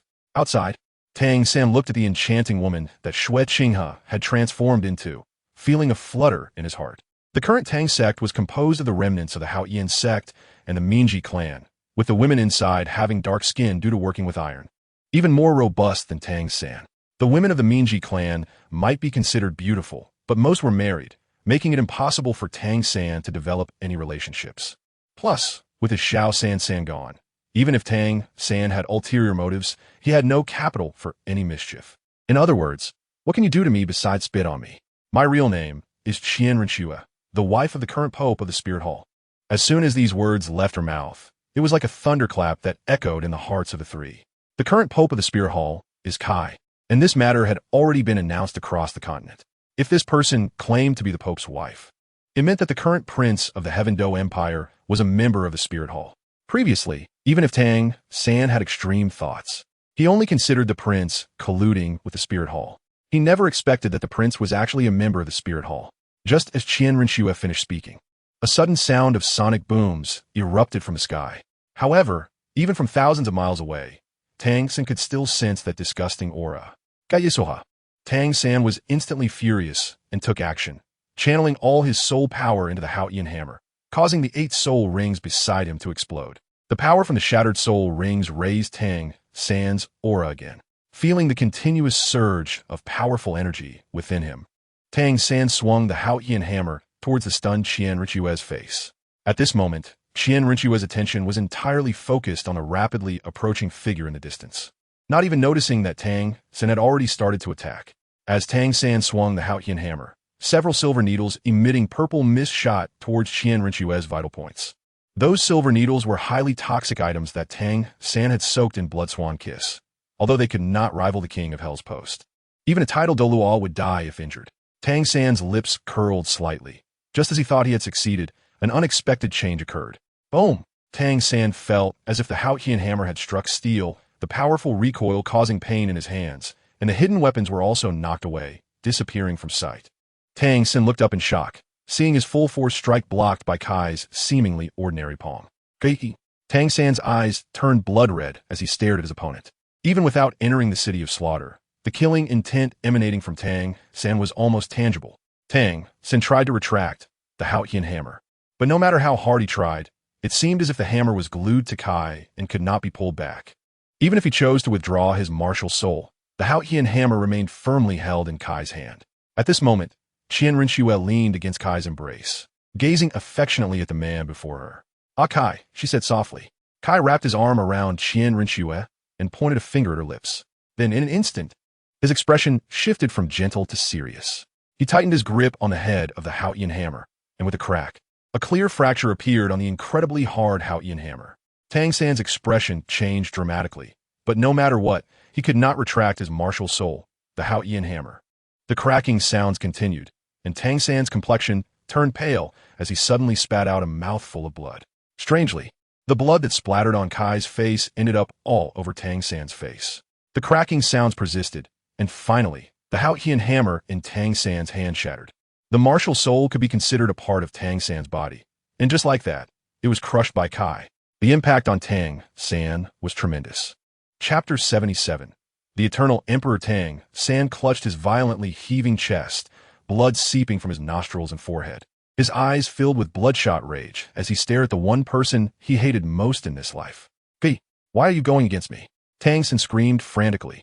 In his second life, he should have been the absolute protagonist of this world, but unexpectedly, he encountered Kai, his lifelong enemy.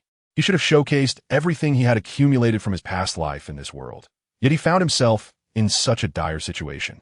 Clearly, he was a rare innate full soul power user and a twin martial soul wielder, destined for greatness. Yet he ended up like this. Kai looked at the fragments of the Qian hammer in his hand, weighing them. Just SOSO. The number 1 weapon, martial soul? Not worthy of a name. After saying this, Kai transformed the fragments into weapons and hurled them at the Titan, who was still entangled with the serpent spear Douluo. The speed was so fast that the Titan, a rough man, could not react in time. The fragments of the Qian hammer pierced through the Titan's body, leaving several bloody holes in his sturdy form. The Titan clutched the wound and staggered back, blood trickling from his mouth. His eyes filled with shock as he looked at the man hovering above them, as if looking down at ants. Old gorilla, the weakened Douluo, suppressed by the serpent's spear Douluo, glanced at the Titan, who was about to lose his life. Due to Douluo's soul power being weaker than that of the serpent spear Douluo, he could not extricate himself for the moment. Senior Titan, Tang Xin wanted to rush forward, but the backlash from the shattered martial soul made it feel like his insides were on fire with pain, making it hard to breathe. The Titan, utterly powerless, knelt on the ground, his gaze shifting from Kai to Tang Xin. Young master, avenge the master, he said weakly before another fragment of the Qian hammer pierced through his throat, causing him to collapse helplessly as he clutched his bleeding neck. Kai only needed to make a slight move, and that was already the limit of what the Titan could endure. Tang Xin, I must say your father really raised a good dog. Even in death, it does not forget to avenge your father. After ensuring Qian Renxue was secure in his embrace, Kai took out a limbless white skeleton from his storage soul tool. Feeling a wicked amusement rise within him, he displayed the skeleton to Tang Xin. Oh, isn't this the remains of the Qian Douluo? How did it end up in my hands? Kai pretended to be surprised, then accidentally let it slip from his hands, which was promptly crushed by the serpent spear Douluo, who had just regained his composure. No, Tang Xin roared in anger, enduring the pain in his body as he staggered towards the remains on the ground. Kai glanced at the serpent spear Douluo. You can't withstand an 86th level soul Douluo. If you fail again, I think you won't be able to stay in the Elder Hall either. Under the indifferent gaze of his opponent, the serpent spear Douluo instantly shivered, cold sweat beading on his forehead. Gripping his weapon tightly, he swept it toward Tang Xin. However, at that moment, the injured Tang Xin couldn't resist the attack at all. The spearhead pierced through his shoulder, halting his advance. Tang Xin's face was pale as he endured the pain radiating from his body and moved forward against the opponent's attack. That, looking at the skeleton on the ground, which was all that remained of his father, Tang Xin's hatred for the Spirit Hall reached a new height. The Spirit Hall prevented him from reuniting with Xiao Wu and killed his father and mother, leaving him with a path to death. However, while Tang Xin was fearless, the Serpent Spear Douluo was in a dire situation. Due to Kai's malicious whim, the Serpent Spear Douluo dared not kill Tang Xin directly. Even as the spear passed through Tang Xin's shoulder, he stumbled and collapsed beside Tang Hao's remains. Tang Xin cradled his father's remains in his arms, tears like beans continuously slipping from the corners of his eyes. Douluo stood to the side, unable to even comfort him due to the presence of the... At this moment, Kai had already made up his mind. He was not going to play around anymore. His 8th trial, as the god of power, was to unify the Douluo Continent. Therefore, Kai planned to eliminate Tang Xin right now. Just as Kai was about to act, a voice full of authority echoed in his mind. After so many years, the god of power had found himself again. Are you planning to kill the heir of Azura right now? 5 years ago, that thunder was indeed the moment Azura moved. But I've already brought him to the Divine Realm Council. For the past 5 years, Azura has been enduring the punishment of heavenly thunder. Lot Panya, don't you want me to kill that little brat right now? No, he's just an ant. If you kill him, you kill him. My time is limited, and you must become a god as soon as possible. Has something happened in the Divine Realm? Yes, indeed. There have been some issues in a realm I previously protected, and I must leave for there as soon as possible. Before that, you must become a god. After finishing the conversation with Panner, Kai's gaze returned to the little brat. His right fist gathered a faint golden light, and his eyes looking at Tang Xin became increasingly dangerous. Just as Kai was about to strike and eliminate the little brat, another Qian hammer came crashing toward him from the sky. Bang! With a dull thud, Tang Xiao was sent flying with the Qian hammer in his hand, crashing into the wall. However, in that brief moment, Bai he had already taken Tang Xin and fled. Kai watched Bai he swiftly darting away in the distance, his eyes twitching. Was it necessary? With that punch, he only lost a life, while he would be frustrated for a long time. Shifting his gaze to Tang Xiao, Kai stepped into the air and lifted Tang Xiao from the rubble as if picking up a dead dog. You keep ruining my good plans, just like your short-lived brother. Kai's gaze hardened and he slightly tightened his grip on Tang Xiao's forehead, hearing continuous cracking sounds. Tang Xiao widened his eyes in disbelief, realizing that his skull was about to be crushed alive. He wanted to resist, but with a sharp cracking sound, Tang Xiao's head was crushed by Kai. Red and white matter splattered all over Kai, and even the 30,000-year-old head spirit bone of the King of Strength in his head was crushed by Kai. At this moment, only Douluo Bo remained. Douluo Bo had not seen how Tang Xin disappeared, and Kai walked step by step toward him. However, Douluo Bo showed no signs of fear. Instead, he straightened his back and met Kai's gaze without flinching. "Your Holiness the Pope, kill me if you wish. I am alone and unafraid," Douluo Bo said with righteous indignation. If it weren't for Kai knowing that the other person had a granddaughter, he might have believed it. Xilong. Upon hearing the summons, the serpent-spear Douluo immediately knelt respectfully. "Bring Douluo Yin here. I want to see if this fearless poison Douluo will care about his granddaughter's life." Kai didn't care about anything else. He only wanted to unify the Douluo Continent as soon as possible and live a life of warmth with his wife and children. However, strangely, after the serpent spear Douluo left, Douluo Bo showed no signs of movement. Douluo Bo had already brought Douluo Yin to the Star Luo Empire and was currently settling her in their Tang sect within the Star Luo Empire. This was also why Douluo Bo was not worried about his granddaughter being found. However, everything Douluo Bo was thinking was fully seen by Kai with his true eye.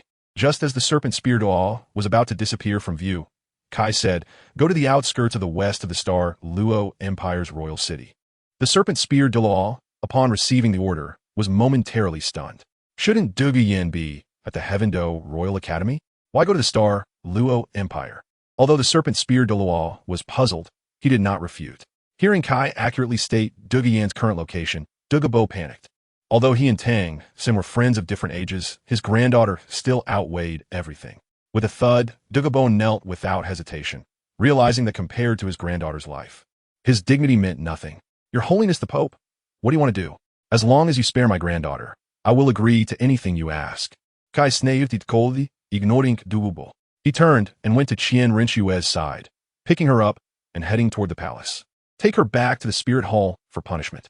Until Kai disappeared from view, Douluo Bo remained kneeling in place without moving. Even when the sealed his soul power, he did not resist and was taken back to the spirit hall. The next morning, news of the Snow Knight Emperor of the Heaven Do Empire's serious illness and death spread rapidly across the continent, and the throne was succeeded by the crown prince. Xueqinghe, Qian Renxue's nearly 20-year undercover mission officially came to an end. Now, Qian Renxue had shed her identity as Xueqinghe. The current Emperor Xueqinghe was actually a disguise of Xiaoyu through the Spirit Hall's secret methods. As for becoming emperor, Yin originally wanted to give it a try. However, Xiaoyu's calm personality made him the best candidate to succeed Qian Renxue. The previous careful disguise was to avoid any suspicion from the Snow Knight Emperor, and now that he had become emperor, who would even suspect that Xueqinghe had been replaced? Daring only to think in his heart, it was clear to the wise that before ascending to the throne, Xueqinghe had been enduring. Moreover, this matter was tied to the 9 clans. Once spoken, it would lead to a calamity for all 9 clans. With the undercover plan over, Qian Renxue had to quickly prepare for the divine examination of the angel god. One could say that Qian Renxue's life was fully arranged, but fortunately, she had Kai by her side during her childhood. Otherwise, she might have truly fallen in love with Tang San like in the original work. At that moment, Kai just walked out of the room where Xiao Wu was held captive, venting all the anger he had accumulated towards Tang San on to Xiao Wu. Who knows what inhumane treatment Xiao Wu had endured in just one night. The entire room was filled with the scent of heather flowers. But as soon as Kai closed the door, the smell dissipated into the air. Another month passed. On this day, the Spirit Hall officially announced its establishment as a nation. The news of the Spirit Hall's nationhood quickly spread across the continent, and at the palace of the Tiando Empire, everyone was surprisingly united. No one voiced any objections, and not a single person stood up to insult. However, the situation in the Xingluo Empire was quite different. The officials in the court were in an uproar, causing the Xingluo Emperor sitting on the throne to feel a headache. Indeed, Dai Mubai's wife had run away again. Originally, Dai Mubai was prepared to use drugs to forcibly take Zhu Zhuqing, but before the plan could be implemented, he received news that Zhu Zhuqing had escaped from the Xingluo Empire. This infuriated Dai Mubai, who vented all the accumulated anger from the past few years on the palace maids. The anger that had been building up for 5 or 6 years only allowed Dai Mubai to fight for less than 2 minutes. Dai Mubai would never forget the disdainful looks the maids gave him afterward, as if he were garbage. Your Majesty, we must quickly establish contact with the Tiando Empire. The ambitions of the Spirit Hall are alarming. Yes, Your Majesty, if we do not unite, our single nation cannot withstand the Spirit Hall. The Spirit Hall had originally played a role in deterrence, with its strong capital and numerous titled Douluos enough to intimidate the two empires, preventing them from starting a war. But now that the Spirit Hall had established itself as a nation, the nature of the situation had changed.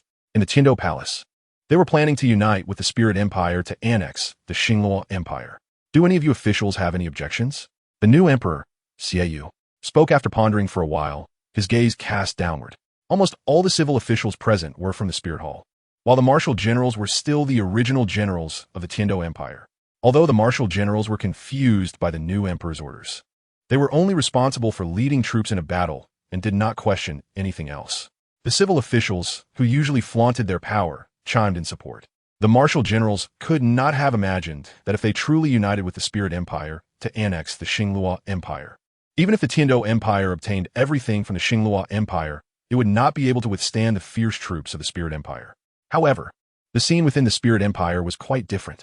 Almost all citizens of the Spirit Hall wished for the establishment of a nation, believing that the Spirit Hall was strong enough to intimidate both countries. Kai picked up a blanket from the floor and casually covered Xiao Wu with it, shielding her graceful figure. But at that moment, Kai's heart was filled with another scene. Congratulations, host has triggered a choice. Please make a selection. 1. Accept the alliance invitation from the Tiando Empire. Reward. Randomly summon a legendary emperor from a past life. 2. Refuse the alliance invitation from the Tiando Empire. Reward. Randomly summon a legendary emperor from a past life. The rewards for the choices were the same, only the outcomes differed. Kai had previously tried to choose option 1 and then fulfill the content of option 2, but the result was that the rewards would reset to 0.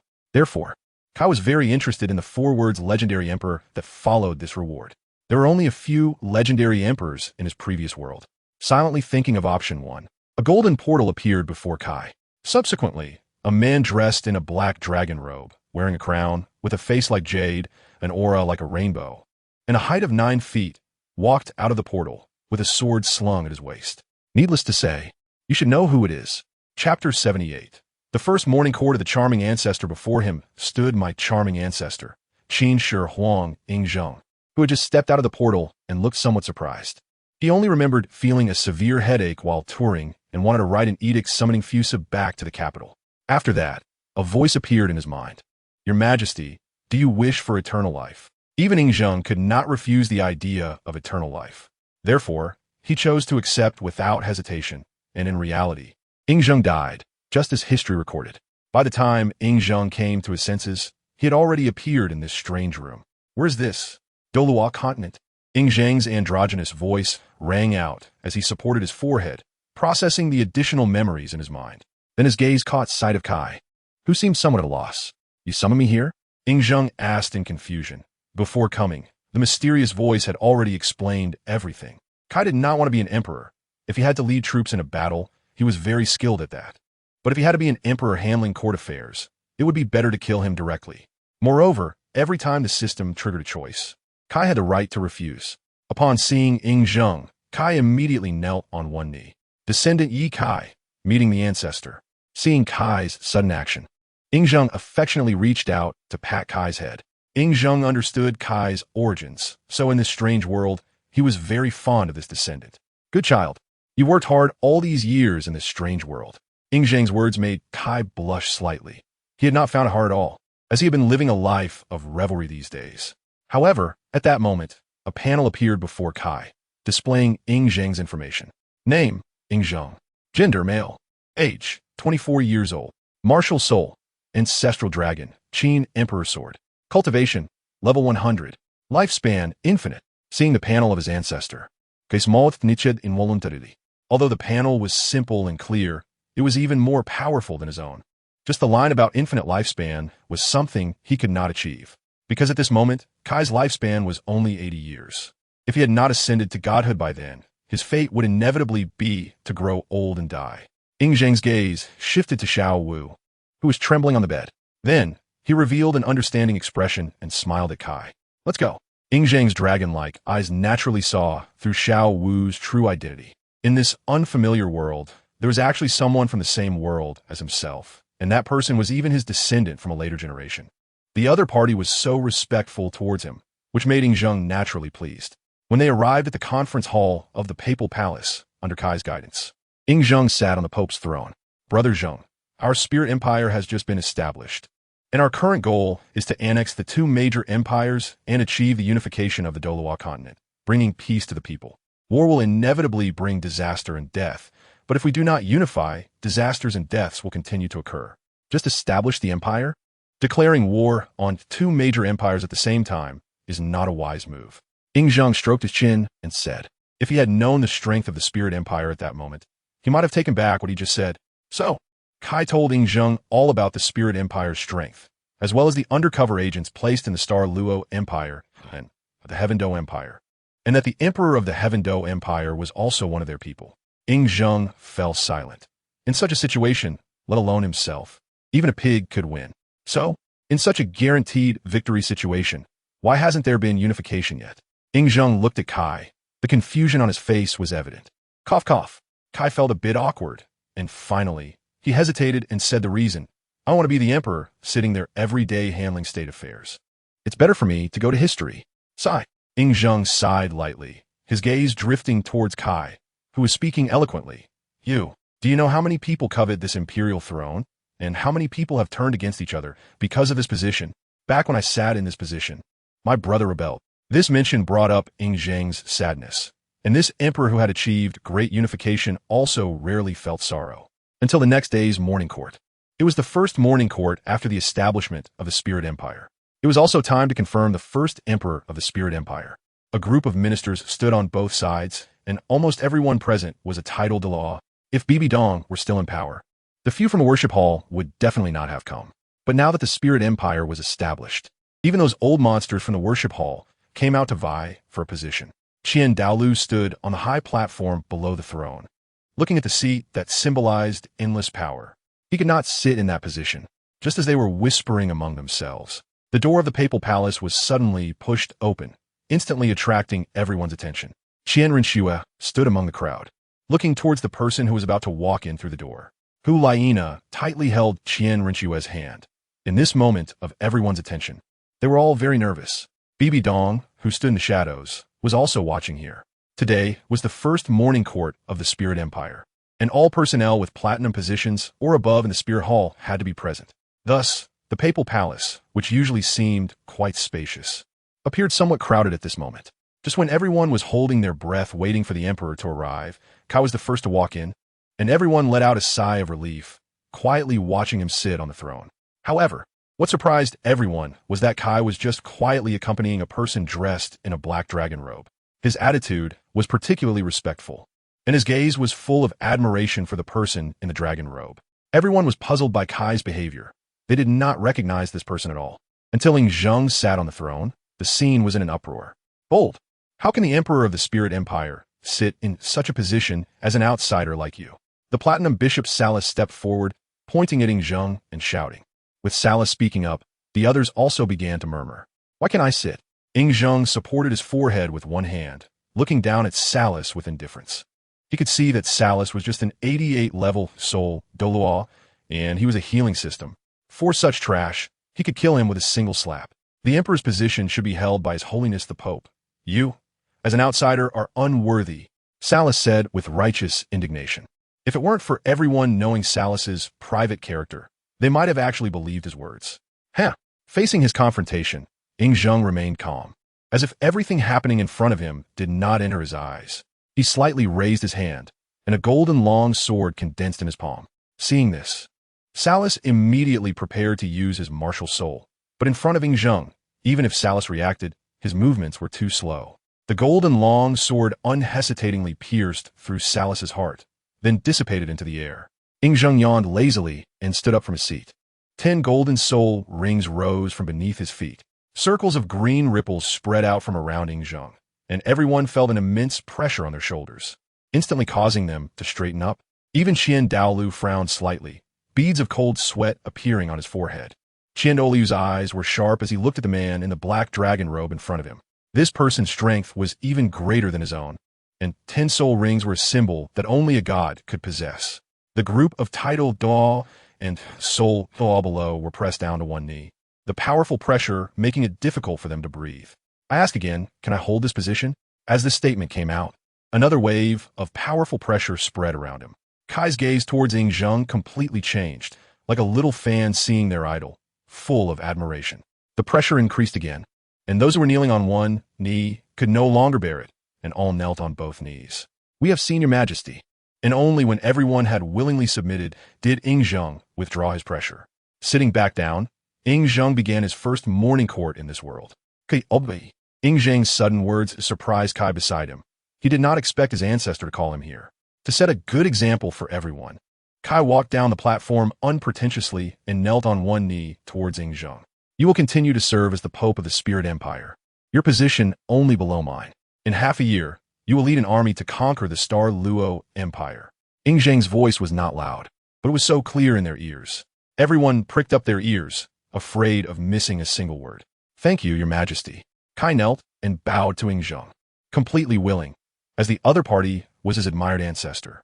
With a wave of Ying's hand, a defense map of all the current terrains of the Douluo Continent appeared among everyone.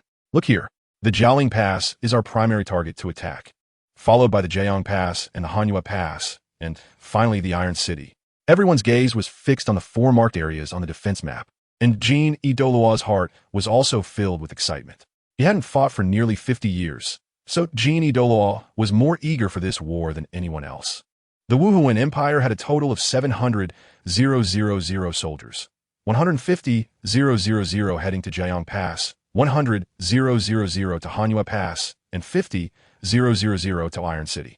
Qian Renxue and Xiong Shidao were in charge of Jiang Pass. Qing Wandalao and Guangling Dalao were responsible for Hanyu Pass, while Qian Jundalao and Jiang Emodao were assigned to attack the Iron City.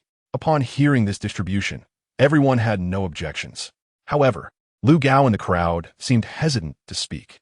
After all, Iron City was his hometown, and watching his own empire attack his hometown surely weighed on his conscience. Yet, Ying's gaze seemed to penetrate the soul. Just as Lu Gao was retracting a step forward, he was already noticed by Ying. Do you have something to say? Lu Gao suddenly called out. Lu Gao was taken aback, then stepped out from the crowd and respectfully bowed to Ying. Reporting to your majesty. Iron City is the hometown of this humble minister. Although Lu Gao was only a soul Dalao, nearly half of the weapons in the Wuhuan Empire were produced by him. Not to mention that the soldiers were equipped with a set of high-quality Tang sect hidden weapons. Thus, Lu Gao's status was even higher than that of some titled Douluos. Am I right? Our power bank Douluo, the leader of the Holy Dragon sect. I understand your concerns, and I can promise you that when Iron City falls, we will not massacre the city. We will only suppress those who resist. With Ying's assurance, Lu Gao was moved to tears and performed a deep bow to Ying. The offerings would attack the 3 major passes, but Ying would only keep 100,000 soldiers to defend the Wuhuan Imperial City, planning to deploy the rest of the forces entirely to Jiang Pass. As long as Jiang Pass was captured, they would have already won half the battle. However, before the war began, Bibi Dong, Kai, and Qian Renxue were what Ying cared about the most. The 3 of them were the most likely to become gods. Kai was even on the 8th trial of the inheritance of the god of strength, while Qian Renxue's angel god trial had reached the 3rd trial. Only Bibi Dong was different, since she let go of her obsessions and hatred. Bibi Dong lost her qualification to inherit the Rakshasa god, even though Bibi Dong had completed the 8th trial of the Rakshasa god trial. Without the support of a powerful grievance, she ultimately chose to give up the position of the Rakshasa god. After the morning assembly, Qian Renxue found Kai. Kai, what is going on with his majesty? Qian Renxue's beautiful eyes were filled with confusion. According to normal developments, shouldn't Kai be the one to ascend to the throne? Why was it someone they had never seen before? Although that person was quite handsome and strong, there were still endless praises to be said. Softly, gently holding Qian Renxue close. Leaning closer to her ear, Kai whispered, "To me, he is greater than my father." Qian Renxue was stunned for a moment, looking at Kai's eyes in disbelief. This was overheard by Ying, who was passing by, and he turned around with a cold snort. But the smile at the corner of his mouth was impossible to conceal. "Father, huh?" Ying looked up at a 45-degree angle to the sky. "I didn't expect to meet descendants of the future in this world." for future generations. Yingzheng indeed played an irreplaceable role. Moreover, this charming ancestor truly regarded the descendants of the future as his own children.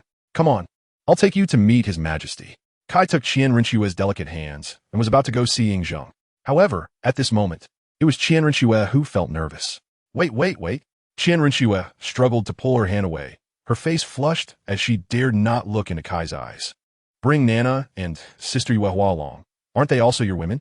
Qian Renxue knew her situation. Before completing the 9th trial, maintaining her purity was essential. Therefore, Qian Renxue was also prepared to share Kai with others. Chapter 79. The War Begins. Douluo Bo prepares to poison Yingzheng's palace had naturally become his residence since he assumed the title of the first emperor of the Wuhuan Empire. However, at this moment, Yingzheng stood before the defense map, a look of seriousness on his face. He carefully examined the routes for all entrances and exits of the Wuhuan Empire, the grain transport routes, and the surrounding areas that were easy to defend and hard to attack, making detailed markings on the defense map. It wasn't until Kai entered with the shy 3 women that Yingzheng put down his pen and looked up at his junior. The moment Tang Yuehua saw Yingzheng, she was instantly overwhelmed by his imposing presence, her delicate body trembling uncontrollably. If it weren't for Kai's support, Tang Yuehua might have found it difficult to walk. Hulaina, on the other hand, was more carefree. Although she was also shocked by Yingzheng's strength displayed in the hall, she wasn't afraid of the man before her. Qian Renxue was the same, her golden eyes filled with reverence as she looked at Yingzheng. We have seen His Majesty, the 3 women said in unison. Yingzheng's gaze turned to Kai, observing the 3 women surrounding him. And as someone who had been through it all, he had already understood everything with his wise eyes. Zhengge, these 3 are all my wives. Kai introduced each of them to Yingzheng. Yingzheng did not show any signs of impatience. Resembling a father looking at his child, his eyes filled with pride for Kai. What do you all plan to do next? The war is about to begin. Yingzheng said. Moreover, I have a premonition that many people will die in this war. Even the gods in the sky might descend. Yingzheng gazed out the window at the sky, a worried expression appearing on his brow. It was already night, and the 3 women had left. Only Yingzheng and Kai remained in the empty room, still conversing. Until late at night, a sudden knock sounded from outside. Your Majesty.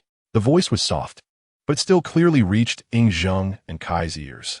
Their conversation paused, and Yingzheng looked at the door before saying, Come in. Although Yingzheng had allowed him to enter, the person who came in was still sweating profusely. Your Majesty, the Emperor of the Tiando Empire has come to visit secretly and wishes to see you. The soldier who called out trembled as he knelt on the ground. The scene of Yingzheng slaying a soul, Douluo, with one sword still vivid in his mind. This soldier feared that if he did something wrong, he would be slain by Yingzheng. The 2 exchanged glances, and Kai stood up, walked to the soldier, and patted his shoulder. Why are you so nervous about delivering a message? Do you think our emperor is a killer? Upon hearing this, the soldier felt as if a thunderclap had exploded in his heart, and he instantly collapsed weakly. However, the soldier quickly reacted, realizing he couldn't lose composure in front of the emperor, and hurriedly knelt again, saying, Your Majesty, I would never dare to think that. What are you panicking about? Just as the soldier's spirit was about to collapse, Yingzheng's neutral voice sounded like a beautiful melody, soothing the emotions of those present.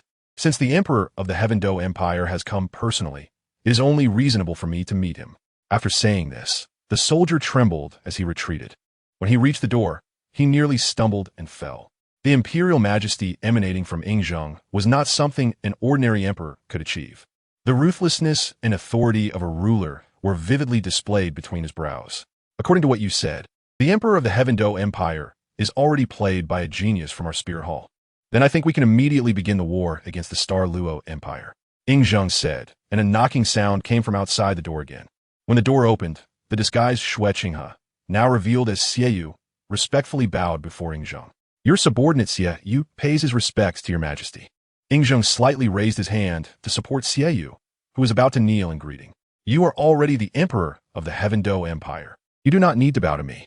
Hearing Yingzheng say this, Xie Yu hurriedly waved his hand in surprise. Your majesty, you must not say that. I am merely playing the role of the emperor of the Heaven-Do Empire, but I remain a subject of the Spirit Empire. Seeing Xie Yu's words of loyalty, Yingzheng patted his shoulder with great approval. Speak, what important matter do you have for coming here secretly? The 3 sat in front of the defense map, discussing the war against the Star-Luo Empire. I want you to feign an alliance with the Star Luo Empire on behalf of the Heaven Do Empire to counter the Spirit Empire. When the final battle comes, you and I will strike from two sides, encircling the Star Luo Empire. Kai pointed to the position of Jialing Pass on the defense map and said that this method could quickly disintegrate the main force of the Star Luo Empire. Even if the Star Luo Empire reacts midway, a Star Luo Empire that has lost its main force is like a lion without teeth and claws. No matter how capable it is, it cannot stir up much of storm. Yingzheng nodded in agreement with this plan. Then Kai took out a letter from the soul guide at his waist, sent by Ning Fengji. Brother Zheng, this is the information from the undercover agent I placed in the Star Luo Empire. Yingzheng did not mind Kai's way of addressing him and carefully read the letter in his hand. The letter stated that 3 days later, the Star Luo Empire planned to send envoys to the Heaven Do Empire to discuss an alliance, and that Tang San, the leader of the Tang sect, along with Dai Mu Bai, Oscar, Ma Hongjun, and Bai Qinxiang, had gone to a place called Sea God Island for training. The letter also mentioned news about Ning Rongrong, stating that she did not accompany Tang San for training due to the injuries of the sword de law. In fact, this was also intentional on Ning Fengji's part. The deeper the bond between his daughter and Tang San, the greater the entanglement in the future. Moreover, the trend of the Spirit Hall unifying the continent is unstoppable. At this moment, relying on the strong is the best choice. Ning Fengji is quite interesting, Yingzheng praised from the heart. Within half a month, he rose to the position of Prime Minister of the Star Luo Empire. Such talent is willing to be an undercover agent outside. Yingzheng's eyes showed strong interest in this person, and he was indeed someone who eagerly sought talented individuals. Even though Han Fei repeatedly touched Yingzheng's bottom line, Yingzheng did not think of killing Han Fei. This point alone reflects Yingzheng's character. After this discussion concluded, everything progressed as expected. The Heaven Do Empire withdrew the garrisons at Jiayang Pass and Hanyue Pass, leaving only tens of thousands of soldiers from the Star Luo Empire at these two checkpoints.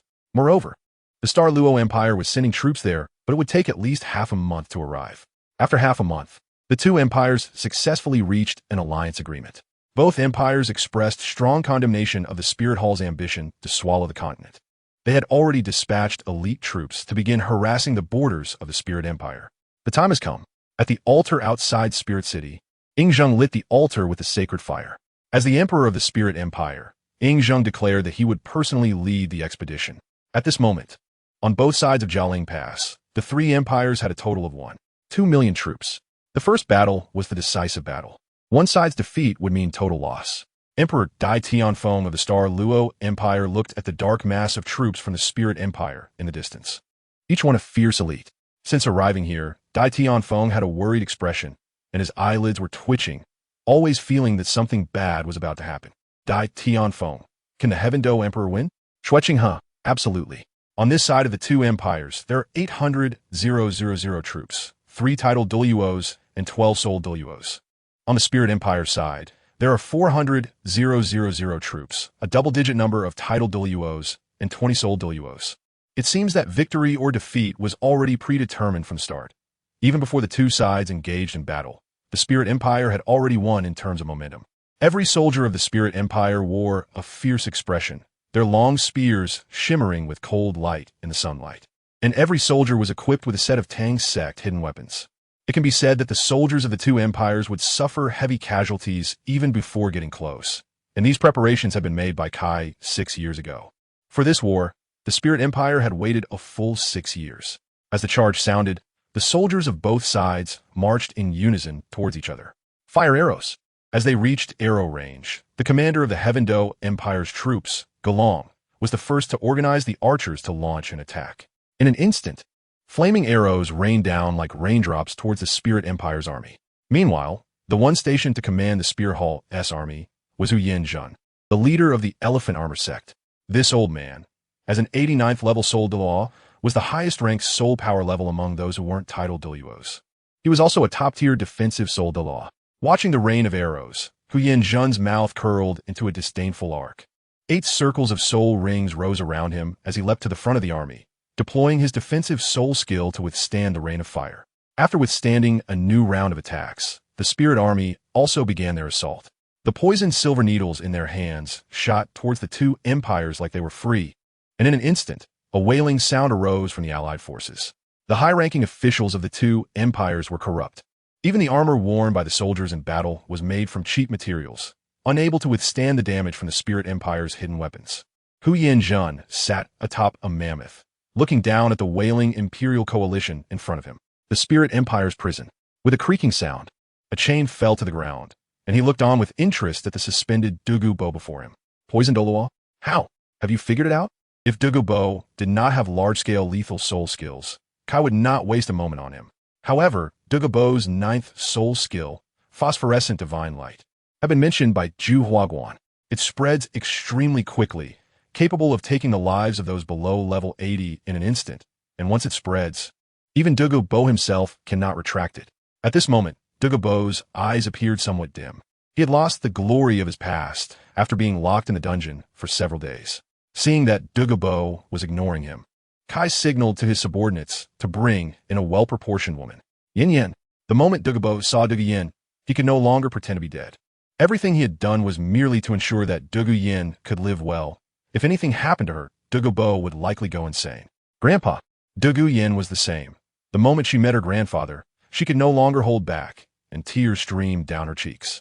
Your Majesty, I beg you, spare my granddaughter. Yin is innocent.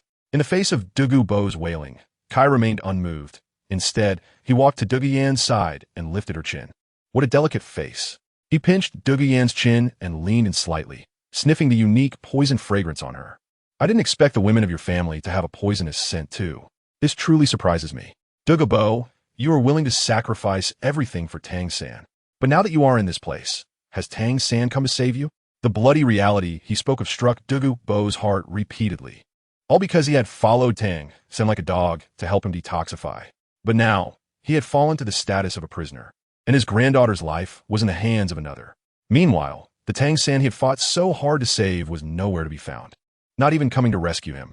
In an instant, Douluo bow felt a strong sense of disparity. I will ask you one last time.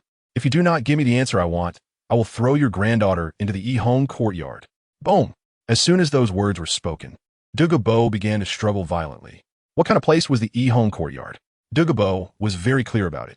Once a woman entered there, she would be branded and marked for life, which was why he became so agitated upon hearing it, to the point where he could no longer maintain his original rationality.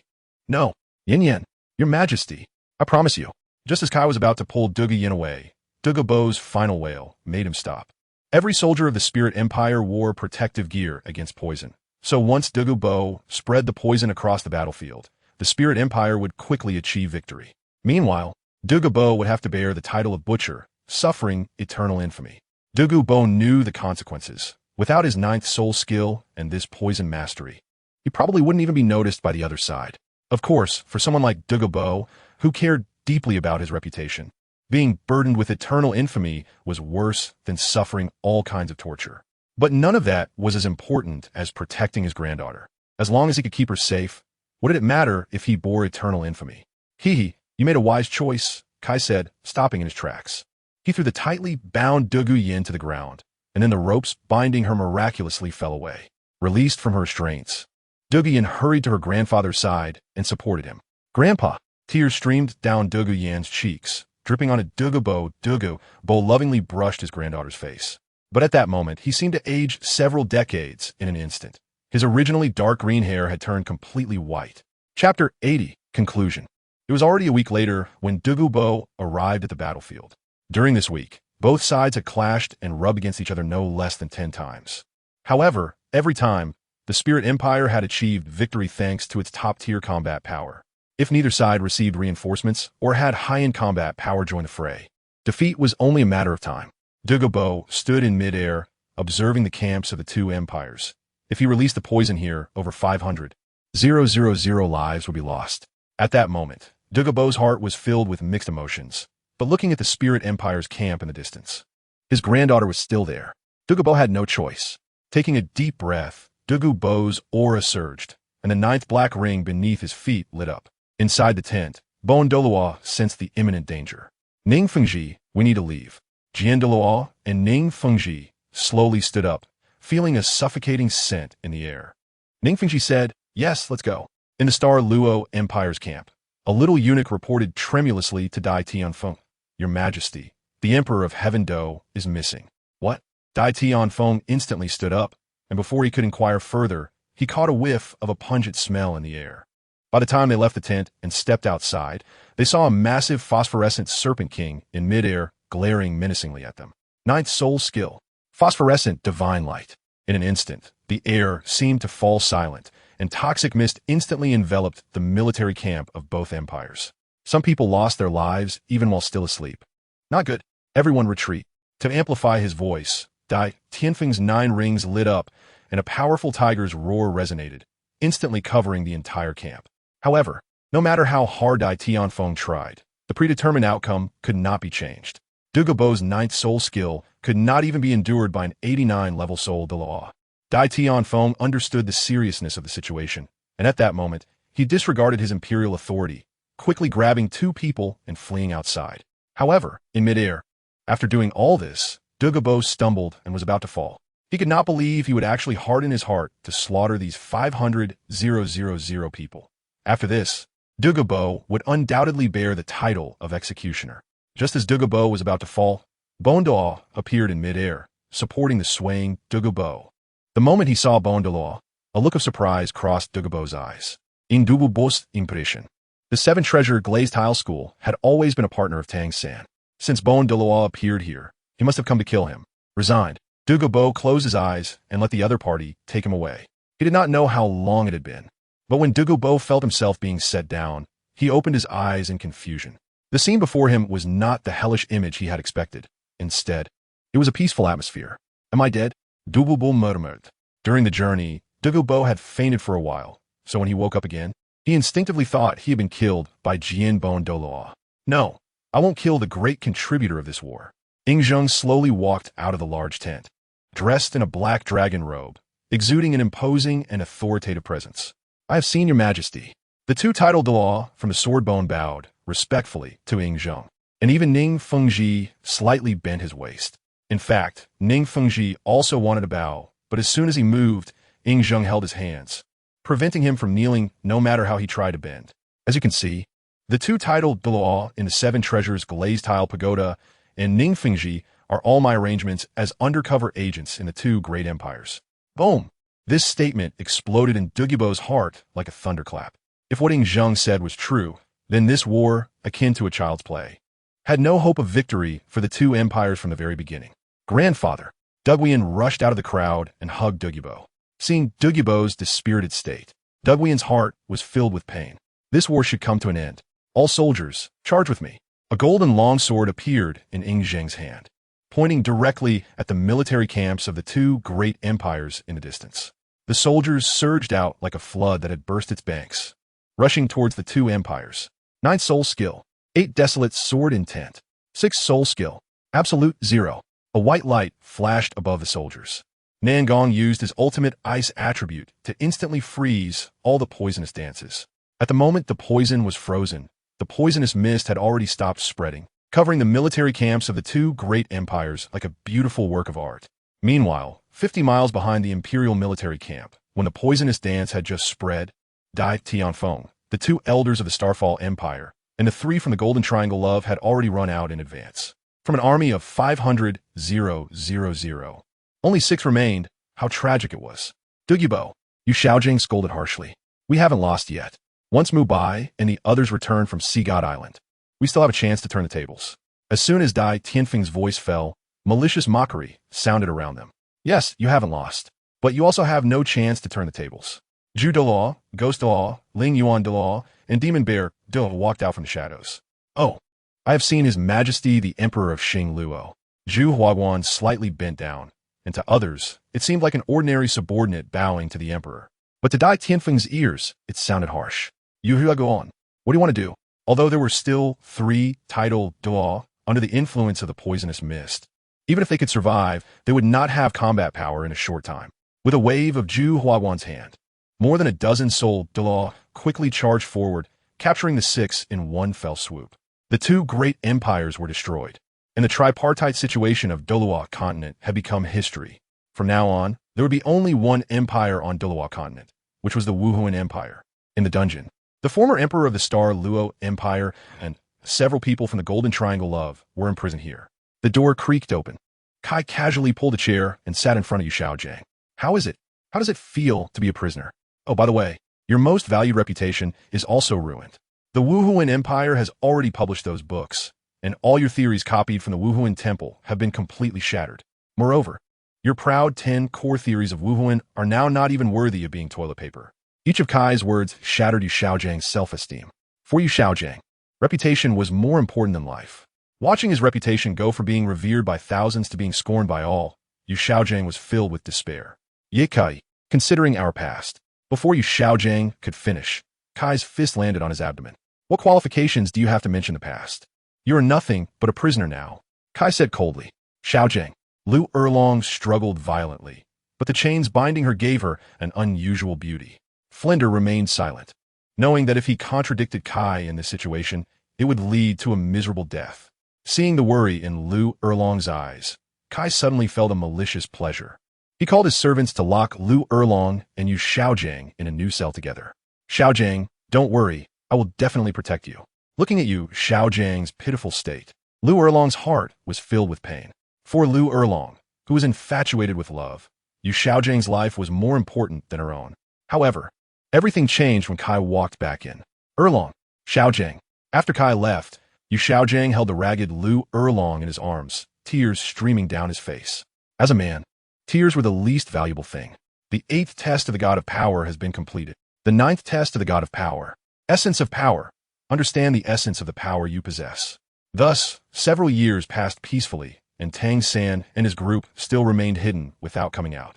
Until one day, a powerful wave of soul force appeared along the coast of Wuhuan Continent. Rakshasa, Azura, if we do not unite, we may never find a successor in our lifetime. Azura, what bad idea are you up to again? Rakshasa, don't think I don't know about your little moves behind the scenes. If we don't unite, we may be suppressed by that guy Power for a lifetime. Azura, what do you want to do? Rakshasa, that guy named Tang San in the lower realm has a resentment that is very suitable for inheriting my divine position. Once his resentment reaches its peak, I can directly bestow the divine position upon him. At that time, you will integrate part of the Azura God's authority into the Rakshasa divine position, allowing us to create the first dual divine position successor in history. Azura, I have to say your idea is bold, but also very risky. If we fail, both of us will fall into an irretrievable state. I agree with your proposal. Azura, that guy Power has finally gone to another plane, and the 2 divine kings of good and evil don't know where they have gone. We must seize this once-in-a-lifetime opportunity. Thus, under the schemes of Azura and Rakshasa, Tang San successfully obtained the dual divine position. At this moment, Tang San was wearing dark armor, and the originally shattered Haoyan hammer had transformed into a gray scythe. Because Kai had pulled the best successor of the Rakshasa god. Bibi Dong, back on track, the Rakshasa god naturally hated Kai. Kai, come out and die. Tang San's eyes glowed with purple light, filled with resentment as he stared at Kai below like an ant. After tormenting you for so long, it seems it's time to settle this. Kai stretched his muscles, and blood-red steam ignited all over his body. Under the infusion of the 2 gods' divine power, Tang San's soul power had already broken through to level 100. But he was different from usual level 100 divine beings. Tang San's realm was forcibly raised and was not recognized by the heavenly Tao, which was why Tang San could not ascend to the divine realm. However, as long as Tang San dealt with Kai, he could seize the other's fortune and successfully ascend. Is this the power of a god? It's really weak. It's not an exaggeration. Under this state, Tang San is indeed very strong. Even if his charming ancestor came, it would take 2 slaps to defeat him. However, in this form, Tang San can't even withstand a kick from himself. Before Tang San dies, Kai still intends to let him experience his full power. Half an hour later, the divine weapon shattered. Tang San's meridians were completely broken, and he was already dead beyond recovery. Even the goddess of life couldn't bring him back. He is truly weak. Upon returning to the Spirit Empire, Kai unexpectedly bumped into Tang Yuehua, who was visibly pregnant. At this moment, even though Tang Yuehua was pregnant, she blushed shyly like a young girl experiencing love for the first time when she saw Kai. Walking up to Tang Yuehua, he embraced her, placing one hand on her small belly, carefully feeling the heartbeat of the fetus inside. Kai, Tang Yuehua looked at the man in front of her with affectionate eyes. If it weren't for him pulling her out of the invincible abyss of Haoyan sect, she would have probably been like a canary, kept in a cage by others. Just as the 2 were lost in their affection for each other, A beam of light suddenly erupted from the angel temple. Little snow goddess, Kai exclaimed in surprise. Ninth trial completed. Essence of power. Your power is born to protect. Please use your strength well to guard everything you cherish. A golden light also erupted from Kai's side, quickly enveloping Tangyuehua. Ding! Congratulations, host has completed all main quests. The system is being unbound. Unbinding successful. Please enjoy your own life, host. As the system was unbound, Kai felt as if something in his heart had been opened, making him feel incredibly unburdened. With the appearance of the two gods, the entire continent was filled with an incredibly thick power of belief. In the Douluo God realm, Kai, Qian Renxue, Hulaina, Tangyuehua, and Bibi Dong appeared here. The two bright sacrifices made for Bibi Dong also became two accompanying spirit beasts. Now that Qian Renxue had become a goddess, she no longer had any reservations and turned to leap into Kai's arms. Feeling the strong heartbeat of the man, Qian Renxue's face turned red. Meanwhile, as Kai inhaled the unique fragrance of Qian Renxue, he also felt a rush of emotions. He picked up Princess Qian Renxue and a Princess Carrie and flew toward the palace of the God of Power, leaving the three girls standing in the angel temple, stunned and lost in thought. Introduction. My name is Yi Kai. That's right, I have crossed over. While watching Kai Huang 8 gates kicking Ban Ye home, I became overly excited and ended up crossing over to this world known by later generations as the fantasy floor tile world of Douluo Continent. Moreover, when I awakened my martial soul at the age of 6, I actually didn't awaken anything at all. Qian Renxue, you have no martial soul. How will you protect me in the future? Might Kai, even without a martial soul, I can still become a top powerhouse on the continent.